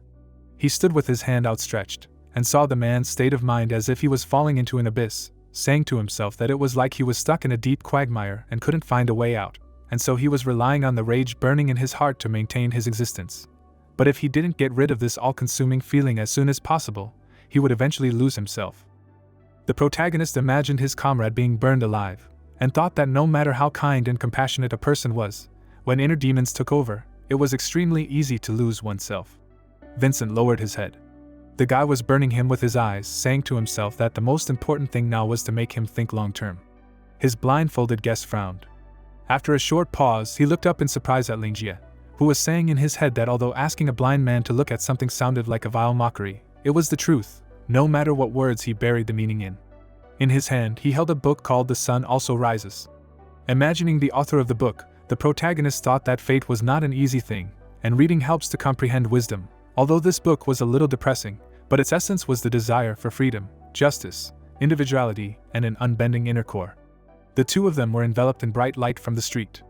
Lackey was hovering over Vincent with a crazy smile on his face, while his master was thinking that his guest was an intelligent person and would understand its meaning. Vincent slowly placed his hand on the book. Then the guy leaned towards the man's ear and quietly said that he should take care of himself now by finding his purpose. Straightening up, he added that it may seem like he has already found it, but this is only an illusion, and when he carries out his revenge, he will be at a loss. He must remember that no matter how all-consuming hatred is, it is not worth making it the meaning of his life. Having said this, he placed his hand on the shoulder of his interlocutor. Standing next to him, the protagonist added that he should also think about this before choosing his further path. Saying this, he looked at the ceiling. Waving his hand, Lingjie said that he needed to find something that would become his support in the future. As he left, he said that in the end, even the darkest night ends and the sun rises. Hearing these words, Vincent opened his mouth in shock, saying in his head that the sun was rising. He held a book in his shaking hand. Opening his mouth in surprise, the man thought that this was an incredible shock, because during the entire time the protagonist spoke, he was unable to calm his heart, but at the same time, there were so many doubts and strangeness. Drops of sweat flowed down his face. One of them dripped onto the cover of the book. Black mana suddenly began to emanate from the book. Frightened, Vincent put his hand forward. His mask was erased, and the man asked if the book was really burning. A few seconds later, he was completely naked. The dark mana continued to absorb him. The bright red eyes bulged, carefully watching the dark ball flying past. The man frowned in surprise, and then the ball spun in a funnel. After spinning, the mana returned it to its place. The man narrowed his eyes in surprise. His hand trembled as he thought in fear that he barely touched the cover and it was not an illusion at all, and then wondered what kind of terrifying power it contained. Vincent swallowed his saliva excitedly. Turning around, he wondered if the protagonist really thought that this book would help him calm down and was definitely not trying to push him to destroy the domed church. Lingjie's bright eye was pointed forward. His hand was on the Doomsday Book. Coming to his senses, Vincent suddenly said that he needed to find something, so he asked the guy if he would be his support. The owner smiled maliciously. Reaching for a cup of tea, he answered yes. Turning around, Lingjie thought that everything was ready, because he really was a master of pulling the wool over the man's eyes, and he really felt like he had saved another lost soul. Opening his mouth, he thought that he had just helped the man make the right choice. Raising his hand, the protagonist asked him not to dwell on hatred, because it should not become the meaning of his life. He explained that there were many beautiful things in the world, while Maon listened attentively. Looking at the man's blindfold, Lingjie said that if he was blinded by hatred, he would definitely miss them all. Smiling, the guy said that life was more than what was in his field of vision. Opening his mouth, Vincent heard the phrase that sooner or later the sun rises. Frowning, the protagonist asked him to look at the situation from a different angle, then his life will be better. His eye lit up with a bright light. Lingjie opened his mouth wide and said that they should deal with that bunch from the domed church, let the dead rest in peace. Vincent frowned. Sitting on a chair, the protagonist told the man to read this book first. It would help him, he would come to his senses a little, and then they would return to this topic. Vincent pursed his lips, thanking him for his instructions. His heart was beating wildly. He stretched out his hand, thinking that he could not disappoint the owner of the bookstore, so it was time to make a decision.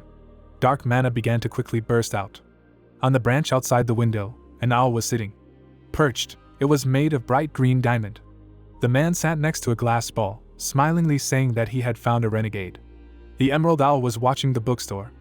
Everything it saw was transmitted through the ruby. Bias stood in front of the egg, and not far from him stood a priest who reported that he had managed to find traces of it. The fat man smiled and added that everything was as he expected. It was the evangelist of the 7th Ward, Jean, the deputy director of the orphanage of the 7th Ward. He spoke with his hand outstretched. He watched this apostate, and in the end he returned to the bookstore. The old man, without turning around, asked if he really saw it with his own eyes as he entered there. The fat man continued to smile, answering that it was so. His familiar was never wrong in establishing the target. He still wore Baka's cloak. Everything was as he thought.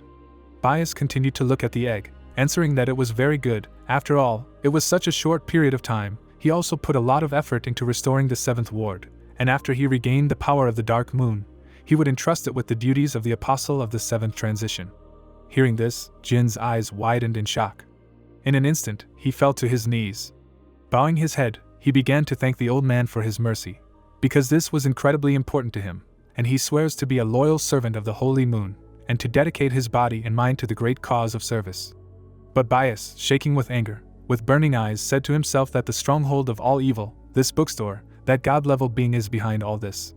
Then he introduced Vincent, who burned all his servants, and added that, as he said, he is an ordinary holy father. Where could he have such incredible power, moreover, having a certain purpose, and at the same time, he had suspicions about the essence of the Holy Moon. All this is very similar to what Vanessa said before her death. The old man imagined the image of the protagonist with a mad smile on his face, and added that the owner of this bookstore was none other than an evil deity, or a servant of an evil deity, and was trying to eradicate the Dome Church's power and establish his own. Bias clutched his staff in rage, thinking that if that was really the case, such despicable methods would not be enough. Grinding his teeth, he suddenly shouted that this was all some kind of stupid joke, adding that he would let him, a small and insignificant creature, see the true legacy of the Dome Church, and if he was a deity, did he really think he could do whatever he wanted? His eyes were filled with rage and hatred, and he continued to shout that he was also a god rank. After shouting that, he turned his gaze to the staff.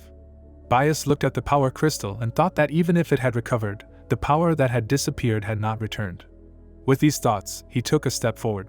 Approaching the egg, he said that he had no other choice. He would have to use the artifact of the Child of the Sleeping Moon to fill the power vacuum. It was something akin to the descendant of the moon that possessed a part of its power, and asking for its mercy was tantamount to overspending the possible potential. But the situation was really critical, so it had to be done. Inside the metal egg was a smaller yellow egg. Stretching his hands towards him, the old man said many flattering words. With a mad smile on his face, he added that he took the liberty of disturbing his sleep. Throwing up his hands, he said that recently unworthy creatures desecrated the sacred moon and stole part of the power that belonged to him. So he asks to grant his humble servants the appearance of the dark and killing moons so that the unbelievers would be punished. Bias's eyes lit up, and he asked for them to be returned to him. The yellow egg began to glow. The power of the ether began to emerge from the metal egg. It rose to the old man's staff. The ether entered the rings that were in orbit. Seeing this, Bias said with burning eyes that it was wonderful. Lowering his hands, he turned to the staff and said that it would be eternally faithful to him, and his request for his mercy would serve the brave cause of eradicating the enemies of the great moon. The light in his eyes went out, and the old man, raising his head, said that now the power of the dark moon would be transferred to the chosen one. At the same second, powerful magical energy fell on Jean. Surprised, raising his head, he shouted that he felt the power. Suddenly, a magical clod appeared in her hand, and he added that she was finally in his hand, after which he asked if this was really the power of the dark moon that belonged to her. After these words, he activated the domain of silence, and a barrier began to grow around him. It quickly approached the old man. But Bias suddenly put out his index finger. The man extended his finger forward, releasing some ice. Bias frowned, saying that when he became the new apostle of the dark moon, he must use the powers granted to him to restore the 7th parish. After that, the temple will hold an official succession ceremony, and he has already recovered from the pain of losing his wife and is ready to work, so he must contribute to the development of the Dome Church. And he is very sorry that she passed away so early and unexpectedly for everyone, because it was a great loss. Jean bowed, thanking him for his trust. He smirked, saying that accidents happen and it was really painful. He was lost in the memory of how he joyfully ran to his wife. Stretching out his hand, the man handed her a cross. Taking it, the woman quickly ran out of the house. A large number of demons showed interest in the amulet. Hugging the young girl, Jean happily lay with her on the bed, watching through the ball as his wife was tormented. The old man happily followed the young girl. Suddenly, a sharp knife appeared in front of his face. Kaiman leaned over him, aiming the weapon. The nuns were bowing, while Jean was kneeling behind them. The girl turned around and laughed maliciously. Blood was coming out of the old man's eyes and mouth from anger. He grinned and said that he was still alive, and therefore he could inherit her strength and position, do everything that she did not have time to do, and from this point of view, her sacrifice, as well as Vanessa's, were not in vain. Without getting up, he added that earlier, he and his wife worked hard to create and develop an orphanage in the 7th Ward so that young orphan girls had a place to live, and when they grew up, they all joined the church.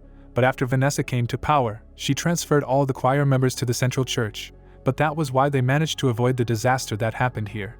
The man laughed maliciously and said that the 7th Ward was currently short of hands, and then asked if the Holy Father could allow those pure and innocent creatures to return to his care and recreate the warmth of home. Bias turned his head back slightly.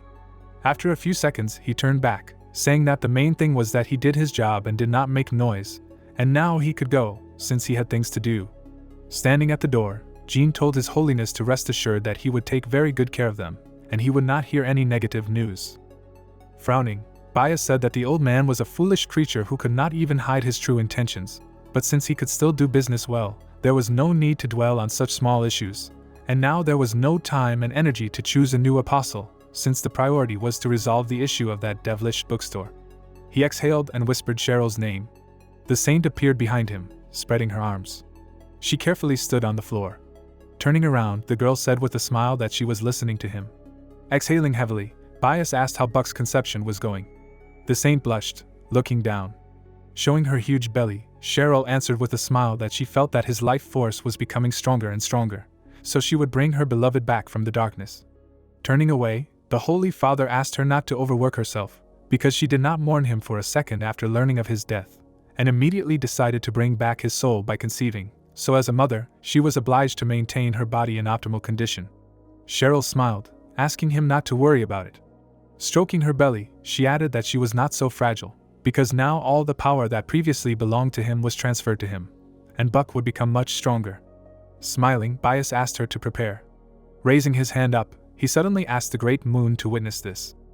The saint folded her hands together, when suddenly a voice was heard behind her, for the moon to return the power of the waning moon to the chosen one. The hand tried to break out of the girl's stomach. Gritting her teeth, Cheryl tried to hold on to her stomach tighter. With her hand, she began to cover the bleeding wound that had appeared. Screaming loudly in pain, she began to writhe.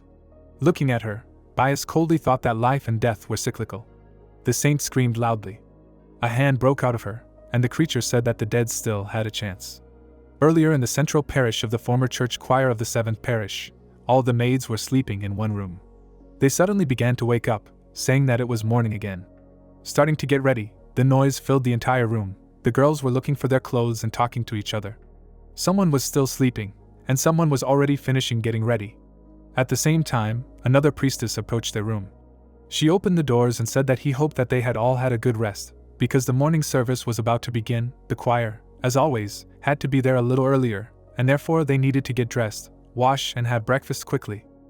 The leader of the former choir of the 7th Ward, Jane, a 19-year-old servant, 152 centimeters tall, was breathing heavily and adding that, as they all knew about the recent events, the members of the Church of the Dome were seized with panic, the faith of many was shaken, and therefore they were facing more global tasks.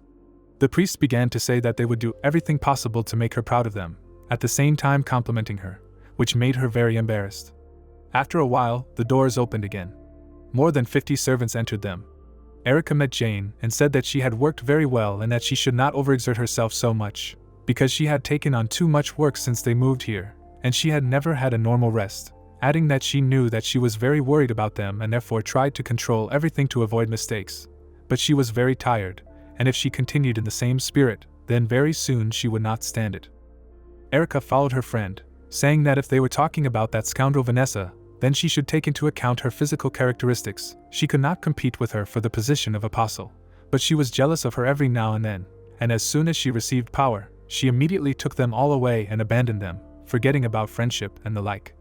This vengeful scoundrel also ruined the reputation of Mother Jean, and it is very good that she died so quickly. Jane raised her head and asked her interlocutor to be quiet, because she knew that you either speak well of the dead or not at all. But she was right. They were Mother Jean's pupils, and therefore they could not defame her good name. After these words, their hands intertwined. Mother Jean now looked at them from the sky with a smile on her face, and the girls looked back at her, saying that she gave them a chance at life, instilled principles and faith in the moon, and if it were not for her, most of them would not be alive, so they should continue to do what they believe is right, even if sometimes it is quite difficult, because she believes that she would have done the same. Erica looked at her friend with a warm smile on her face. Jane looked away in embarrassment, saying that as for her condition, she knew better than anyone about it, so she hoped that she could support her as much as she could, to which Jane replied of course with a blush on her cheeks, adding that she hoped that she would rely on her more. Jane, letting go of her friend's hand, said that there was no need to worry, because she would always be with her and would not allow anything to hurt her. The girls went their separate ways, saying that since everyone was in position, it was time to get ready.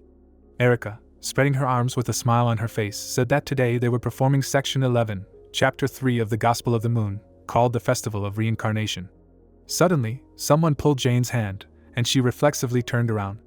The girl with pink hair opened her mouth and addressed her. Tears were pouring out of her eyes, and she quietly asked when they could go home. Jane saw sadness and sorrow in the girl's eyes. She bit her lip as she heard the girl say that after Mother Jean left, the evil Sister Vanessa did not allow them to return. Father Ram did not care about them either, and now she was the only one with them. She hugged herself, adding that Sister Jane worked hard for them, so she should not be capricious. But, lowering her head, the girl said that she really wanted to go home, because after they left, she could not shake the feeling that someone bad was watching them. Jane put her palm on Namo's head, asking her not to cry. The girl's eyes widened. Jane smiled, adding that they would definitely return someday, and even though Mother was not with them, Father was still waiting for their return, and there was no need to reproach him for not paying attention to them lately. For such an honest and family man, the loss of his wife was a big blow. The girl hugged her and said that their bad days would soon end. They just needed to believe in the moon, because even on the darkest night it rises. Namo began to wipe tears from her eyes. Jane turned to the girls, asking them to put their hearts into the song. Let the moon definitely hear their prayers and grant their wishes. Putting their hands together, the girls suddenly began to sing a song to the moon. Jane did not let go of the book, continuing to sing. Bias stood in the center, watching Cheryl's body lying on the floor. Her eyes were red and her smile was crazy. The Holy Father continued to stand unwavering. The wounded man tried to catch his breath. With a smile on his face, he crawled forward, singing that one must let go of hatred and show compassion. Kneeling, he began to move faster. He raised his hands to the bright magical seal on the ceiling. Turning around, the man headed down, to the chorus of girls, that life and death are cyclical, the dead can get another chance. The door inside immediately swung open. Jane turned back in horror. Smiling, she was very happy about the return of Ram's father. Suddenly, the girl's face changed, her mouth open. Smiling maliciously, Ram came closer and closer to her. Saliva flowed from his mouth. Jane's reflection was visible in a large red pupil, while the girls sang that they hoped that the noble moon could forgive them for the sins that she had the chance to see. The notebook with papers fell to the floor, and a photo of the orphanage of the 7th Ward flew out of it. But suddenly another hand crawled out of the body of the dead Cheryl. The old man looked at this without a drop of surprise. Buck stepped forward, and a new hand rested on the floor. Cheryl's body began to shake uncontrollably. A head crawled out of her mouth. A few seconds later, a girl's face with a blush on her cheeks appeared from there. She continued to tear her into pieces. Having gotten out, her intestines were scattered all over her body. Just above her chest was the eye of the dead Cheryl. The girl who appeared exhaled heavily. Clothes began to appear on her body. Less than a minute later, Saint of Darkness Angelina, one of the 2 saints of the Dome Church, appeared in black robes. She stuck out her tongue and exclaimed that she finally got out, then asked if the old man was still alive. When did he become so strong, although they had not seen each other for more than 10 years, and now she should probably call him His Eminence, then asked if the second resurrected one was the dead kingdom. At the same second, she laughed madly, shouting that he was always very strong, how could anyone defeat him? But the 2 stood with their heads down, because they missed the dead Cheryl. After a short pause, Bias raised his head and said that enough greetings. Raising his hand, he said that he was glad that Buck and Angelina were back, then asked how the guy felt after being resurrected. Did anything hurt? Buck smiled madly and replied that he felt just great, better than ever. He, the apostle of the waning moon, the dead kingdom of Buck, in the form of the dark side, put his hand to his head and added that it was truly wonderful, as if he was not bound by shackles, and allowed his true essence to come out, the manifestation of the form of the dark side he had been waiting for a long time. Having received such an answer, the old man chuckled and said that the loss of the light side would entail the loss of human qualities. But he would gain something more important that would be useful in battle, and with his mind he probably already felt the changes. At the same moment, Buck, smiling madly and raising his hand, shrouded in ether, replied that since the moment he woke up, he felt how his body was filled with ether, and it was incredible. Life force was simply oozing out of his body. Clenching his hand tightly into a fist, he exclaimed that he knew the reason for all this. He and the saint gave this body all the power that was at their disposal. Looking at Bias, he thanked him, because he had not felt such inspiration for a long time. When suddenly his eyes filled with blood, and he, baring his teeth madly, shouted that he was now looking forward to the opportunity to avenge his shame, to wash it away with the blood of his enemy, and it seemed that the shackles called the destructive rank no longer bound him. Spreading his arms, the resurrected one showed his terrifying power, and shouted that they could no longer restrain him. After that, he knelt down on one knee and added that he made the old man wait. His most loyal subordinate, a follower of the holy moon and the strongest avenger, the apostle of the waning moon, Buck, returned to him again. The bright light of the moon fell on him, and he continued to say that he was very grateful to the great moon for the opportunity to take revenge, and he swears that this body is at his disposal and will serve his good name. Angelina stood behind him all this time, her face red with embarrassment, looking at her comrades, but Bias put his hands behind his back and said that now Buck's power had increased significantly, and by this method it had practically reached the divine level, and this was practically irreversible, after which he asked if he understood what this meant. Blood filled the guy's eyes. He broke the floor under himself with the pressure of his hand and firmly answered yes. Raising his head, he shouted that this time he would never let them down. His eyes lit up, and emitting powerful energy, he swore by his name and title, his dignity and pride, that he would make the enemies pay for insulting the Church of the Dome. Hearing this, pleasure appeared in the old man's eyes. He looked at the resurrected man who was kneeling on one knee with his head down, and thought that this was the right decision. Buck was worthy of being called the strongest apostle. He had absorbed power in such a short period of time. He was almost perfected. The vibrations of his ether were like a blazing fire. He was literally absorbing the space around him. After thinking these thoughts, he slowly opened his mouth and said that his subordinate understood everything perfectly. Luna would praise his aspiration and ensure his safety. Without moving from his place, he added that this time he had to put in a lot of effort to resurrect him, so he should not disappoint him. And what about the target that was to be dealt with? Buck raised his head and said that it was unnecessary to say. With his mouth wide open, he shouted that this was of course that disgusting apostate who fully deserved it. But before he could finish speaking, Bias forcefully slammed his staff on the floor and shouted that this was wrong. Kicking his foot, the Holy Father said that the apostate must die. If it were not for him, they would not have lost the virtuous father priest, and what he did to the seventh parish, and sooner or later he will have to pay for it. But if it takes almost all of his strength to destroy him, it will not be enough.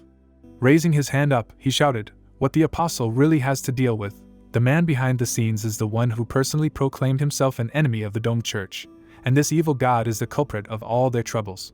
Stretching his hand forward, Bias asked if it were not for him who granted Vincent power, how could a simple priest cause a disaster of such a scale? Buck menacingly raised his head up. Pointing his finger forward, the father said that his task is to destroy the protagonist and make him suffer before death, because let everyone else understand what the fate of all those who dare to encroach on the honor of the Dome Church is. Lowering his head, Buck asked if they really needed the owner of the Lingia bookstore. Bias slammed his staff on the ground and replied that this being had god-level strength, so it would be difficult to deal with. But the apostle should not forget that the Holy Father had no less strength. He extended his hand and said that even if the boy encountered the most evil god, he would not be able to defeat him so easily, and then asked if Buck had any doubts. Taking the photo in his hands, the apostle replied that it was not that he had doubts, but there was one thing he could not agree with. Frowning, he said that he understood that the owner of the bookstore had incredible strength. Pointing his finger forward, the boy added that for the moon followers, he was the main enemy that needed to be dealt with urgently. Frowning, he suddenly shouted that he could not accept that this being was a god, because in this world, there was only one true deity, the holy moon. Bias turned to him. A wicked smile suddenly appeared on his face. The Holy Father, spreading his arms wide, shouted that these were the words of a true follower of the moon, and then asked how a coward who hid in his hovel and acted through others could be called a god. Opening his mouth wide, He shouted that this creature had tried to desecrate the good name of the moon, and therefore they simply had to get rid of it, because the moon was the highest truth, and therefore its followers were always right. Grabbing his staff, he ordered that this creature be sacrificed to the holy moon. Raising it up, Bias added that he would give something that would help in this difficult matter, and then ordered the magistrate to rise up and let those who did evil receive what they deserved. A bright ball appeared in the air. Raising his head up, the old man said that they wanted to fight evil and asked for light to be shed, and the protagonist had no right to exist, because their deity was true and the thoughts of the wicked were futile. Evil people do evil, but the moon can rid the world of them, judge the wicked and purify the world. Angelina crossed her arms, while the Holy Father asked not to let them continue to commit lawlessness. A sharp arrow flew into the ground next to Buck's leg. He began to examine it with horror. Putting his hands on his hips, Bias replied that this was the legendary sacred spear Alfred, pierced the body of the moon and stained with her blood. This weapon, named after the first explorer of light of the First Era, once belonged to the first pope of the Church of the Dome. The old man narrowed his eyes and said that his power, the power of the saint, and the power of this spear, all of this should help the guide deal with the owner of the bookstore, and this spear is sealed in the body of the saint, and in order to release it, she needs to completely rid her body of the power of the moon. Buck frowned when he heard that this was currently the strongest combat artifact in the possession of the domed church. Angelina pressed herself against the wall, saying that she had no strength at all. Bias smiled and said that tonight, the traitor's power was directed against the power of the moon, but he was wasting too much effort on using it. Gritting his teeth, the old man added that he was in an extremely weakened state right now, so he assumed that he would not be able to recover enough before tonight, and besides, he had been on the run for many days, so he was quite exhausted. He would let his guard down, and therefore this was the best time to attack, after which Buck smiled happily. Frowning, the Holy Father shouted that the bookstore owner would be too busy with Vincent, which was also a great opportunity, so right now they had an obvious advantage. Raising his weapon, Buck said that he was right, because they had to act efficiently and purposefully, because most likely they did not expect such a quick attack. Luna gave them such an opportunity for revenge, so they could not miss it. Raising his hand up, he said that he would deal with this problem, because those who became enemies of the holy moon would no longer be able to see the sun. Grinning, the apostle added that he had nothing to fear anymore, because the moon was always with him, and this time he would definitely win. Waving his hand, Buck said that he would go to the bookstore right now, and he thought no one there would have time for all sorts of jokes. Vincent's hand was in the water. His eye lit up brightly. Looking around, he began to wave his arms excitedly. Vincent was falling down in the bright light, when suddenly he found himself in pitch darkness. He continued to fall down without stopping, when suddenly the man saw a funnel of solar cores. Suddenly he landed on his feet. After that, he raised his head in surprise. Vincent immediately began to look around. Suddenly, not far away, he saw human figures. There were 4 rows of them, and a solar hand was falling on each of their heads. The man walked towards them. He walked along the rows. Suddenly he saw how each of the statues raised the head of the one in front of him. Then Vincent put his hand under the sunlight. But unexpectedly for him, it passed right through it. From what he saw, the man opened his mouth in surprise. At the same second, he abruptly turned his gaze. Suddenly his eyes lit up. Not far ahead, Vincent saw a half-broken egg. Heat was dripping and pouring from it. The fire quickly enveloped the guest's body. The man's consciousness began to change. He saw many terrifying monsters. The sign of the sun appeared in his eyes. Vincent again felt the burning of his entire body and screamed that it was too dangerous. He was able to contemplate only a part of this entity. But even so, he was literally knocked off his feet by this terrifying aura, unbridled, cruel, unyielding, absorbing and burning everything in its path, while burning itself from the inside until absolutely nothing remained. His hair turned into fire and his eyes lit up, and he wondered if this was the true nature of the sun, adding that the huge fireballs filled with the energy of destruction were a core that was incinerating itself. The man looked at the fireballs flying around and added that the fire mist and the flames themselves seemed to be alive, growing and decreasing. Without taking his eyes off the sun, Vincent added that the raging fire that quietly roared in the eternity of the universe was fierce and unbridled, but quiet and lonely. One of his eyes emitted a warm light, and the other studied the heat and anger. His ribs lit up as the man thought if he had not become the sun, he did not think he would ever be able to witness such a sight. As he rose higher, Vincent understood that this dying sun was a truly great creation. Even though it was about to fall, it continued to radiate endless power, and in comparison to it, everything in this world was sand. In front of him, the man suddenly saw terrible grimaces, whose eyes were shining brightly in front of him. Vincent's hair and eyes began to burn. A bright beam burst out of his eye. Wrapped in fiery ether, it began to rise faster. The bright light slowly approached the open mouth of the monster. A bright light burned inside the white tentacles. Red magical fibers enveloped everything around. Burning with his head, the man saw terrifying faces in front of him. Vincent put his palm to his chest. Half burned, he screamed that he was still alive and did not understand what he was, because this was much more than just shocking, and if he looked at it again, he was afraid that his soul would not withstand such stimulation. Lowering his head, he said, "For the sake of staying sane, there is no need to try to understand the true essence of these giant shadows lurking in the chaotic void." A fiery punch quickly flew forward. Noticing this, the man opened his mouth in shock. At that very moment, several fiery threads flew into his body. Enveloped in fire, Vincent flew forward rapidly. Noticing the falling balls in the sky, he extended his palm. Catching one of them, the man realized that these were the remains of his will. Looking at the balls, Vincent said that he did not have wisdom, so these remnants of the stream of consciousness were very chaotic and consisted only of fragments of what were once thoughts. Frowning, he said that for him, as for the sun, these fragments possessed an incredibly alluring energy. He narrowed his eyes strongly. The man looked into the sly smile, saying that it was they who forced him to approach the huge fireball and set his body on fire. Traces of lava flew in different directions, and Vincent said that at the same time, allowing him to absorb the remains of his power until some kind of connection was established between them. The space began to crack, and then the man thought he seemed to understand something. Looking at the falling fireballs, he said that the sun exists to burn, destruction is its fate, predetermined in advance, and this is the end of the world. A bright outline of a face appeared in the sky. Looking at the system, the man said that the sun does not disappear, and when one sun ends its journey, it means the birth of a new one. Looking at the bright beam, Vincent said that they are born and wither, radiating eternal radiance and illuminating the universe. Seeing the dark stream, he realized that this is the eternal end of the world. With a tremor in his body, Vincent held his hand on the book, saying that the night always ends and the sun rises as usual. Sweat flowed from his hand. Linjia and Maoan watched him. The protagonist suddenly took a sip of tea. He closed his eyes. Exhaling, the boy thought that judging by the man's expression, the book was very interesting to him, and the main idea was that Vincent was a smart guy and would be able to figure everything out once he calmed down and got his thoughts in order. Lowering his head, he thought, when they were talking about revenge, the most important thing was to avoid impulsive actions. Moreover, it would not be so easy for them, ordinary people, to challenge such an influential player as the Domed Church, so they would have to think carefully before acting. They needed to stop the sparks before they spread like wildfire. Smiling, he said that Vincent seemed to have calmed down a little. Cold sweat was running down the man's forehead.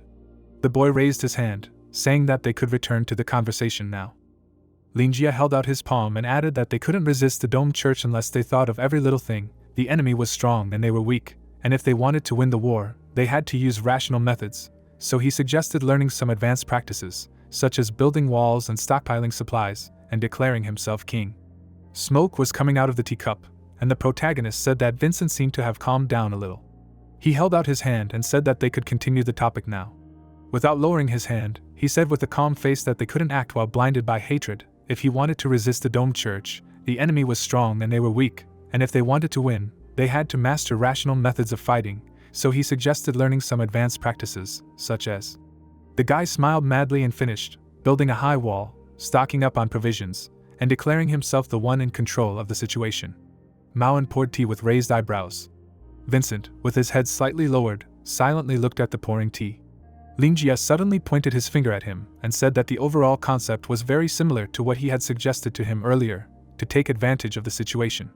Hearing this, the man knitted his brows and said that he remembered. The protagonist folded his hands and said to himself with satisfaction that everything was going smoothly, adding that even glances were enough to understand. He needed time to digest what he had heard. Very soon he would finally come to his senses. Suddenly, the man raised his head in confusion. He felt an incredibly strong pressure. His whole body began to tremble, and he lowered his gaze to the book. Vincent felt that his eyes were burning through his hair, and he thought that he had finally managed to come to his senses, and this incredibly exciting feeling was still in his heart. He imagined reaching out his hand to the burning book, and added that he had previously naively believed that his own strength was enough. With the strength he had now, he could destroy even destructive creatures, not to mention the rest. It could be said that once he completely comprehended the Sun Core and the Sun Scripture, he would be able to advance to the divine tier, the peak known for classifying strength. But the bookstore owner had literally opened up a new world for him in the Blink of an eye. In his mind, he turned around as he was eclipsed by a shadow. Vincent saw the black sun above him and realized that the divine tier was not the peak. It was merely a formulation given by worthless humans based on the limitations of their imagination. He had previously been just a fool with limited knowledge. If it weren't for the bookstore owner, he would never have been able to realize that such a long path had already unfolded before him. Without fear or hesitation, the man took a step forward, thinking that once he stepped onto this path leading to the top, there would be no chance of turning back, and if he continued to move, it would become even wider and longer. Vincent's body was enveloped in fire when he stepped onto this path. But he rushed forward without stopping, overcoming the shock, the vastness and the solar cores, and asking himself if it was possible that there would be a way to contact all the other suns, and if it was really possible, could something extraordinary happen, could one become a true god? At this moment, his hands were shaking.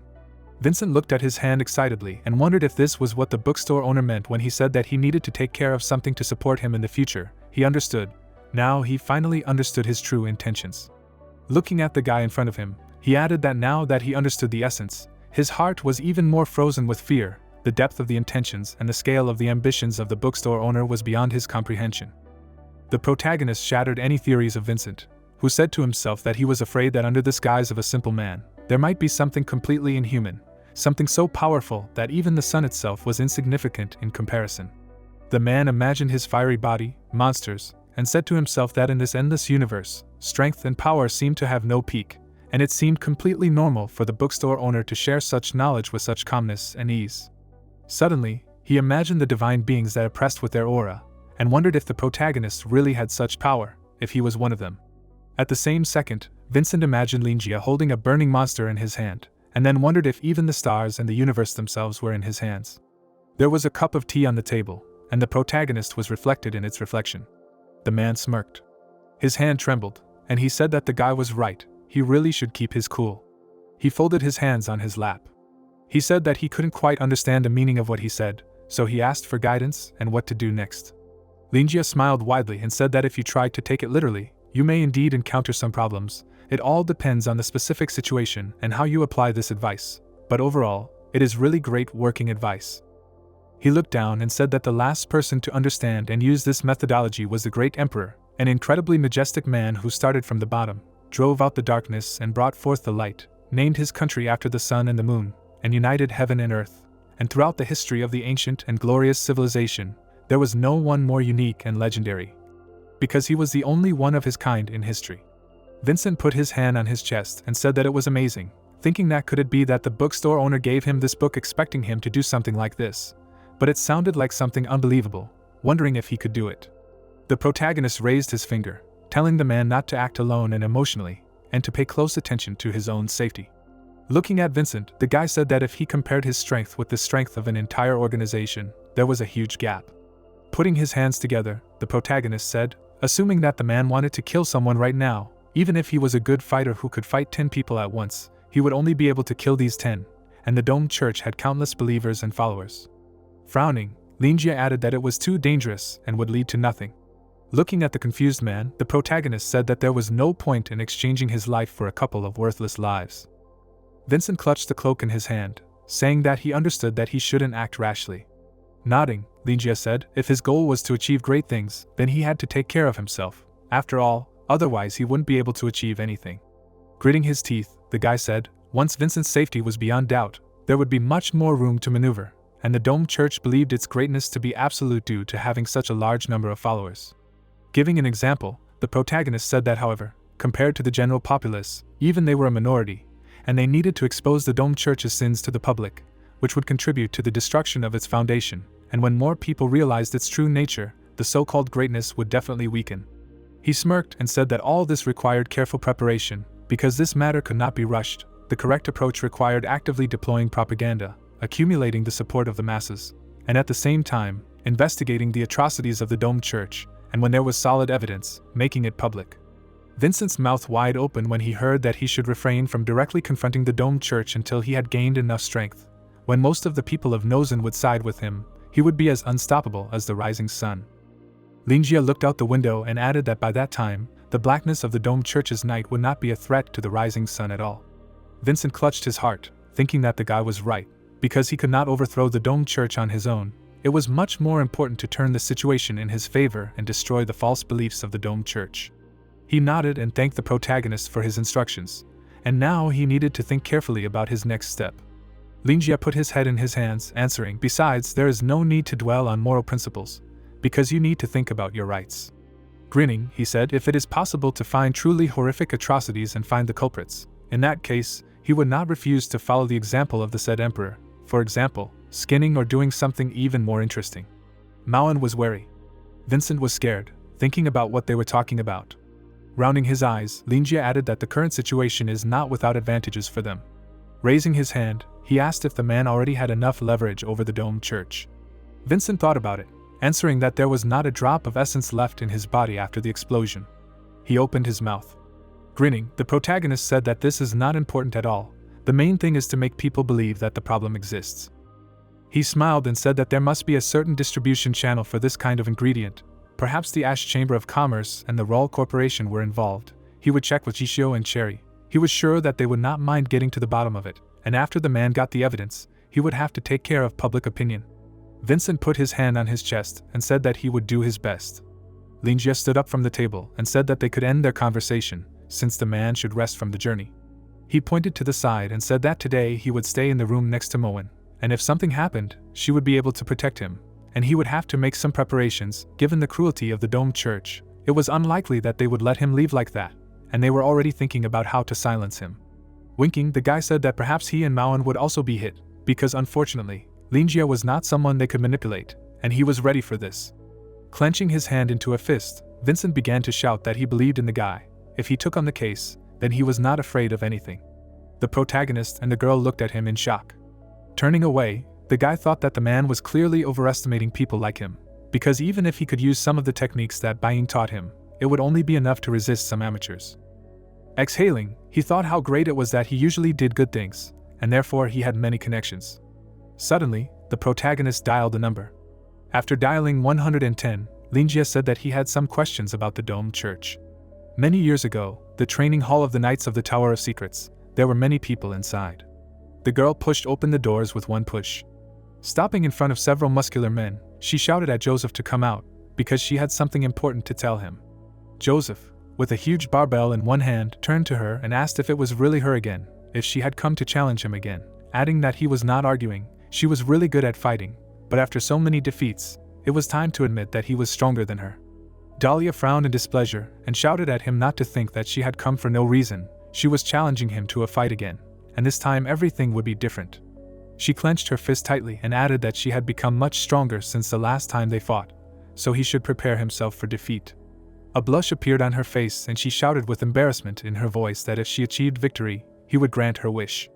As soon as Joseph heard this, he threw the medal on the floor, shouting that it was a good request, and her determination was worthy of a true warrior. Clenching his hand tightly into a fist, he shouted that they had an agreement, so she should give it her all, and if she won, he would grant her any wish.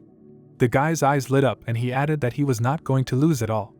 Less than a minute later, Dahlia was sitting on the floor, and Joseph, getting into a stance, laughed and said that he won again without a single blow in return. After that, he extended his hand to the girl, saying that he had won a clear victory.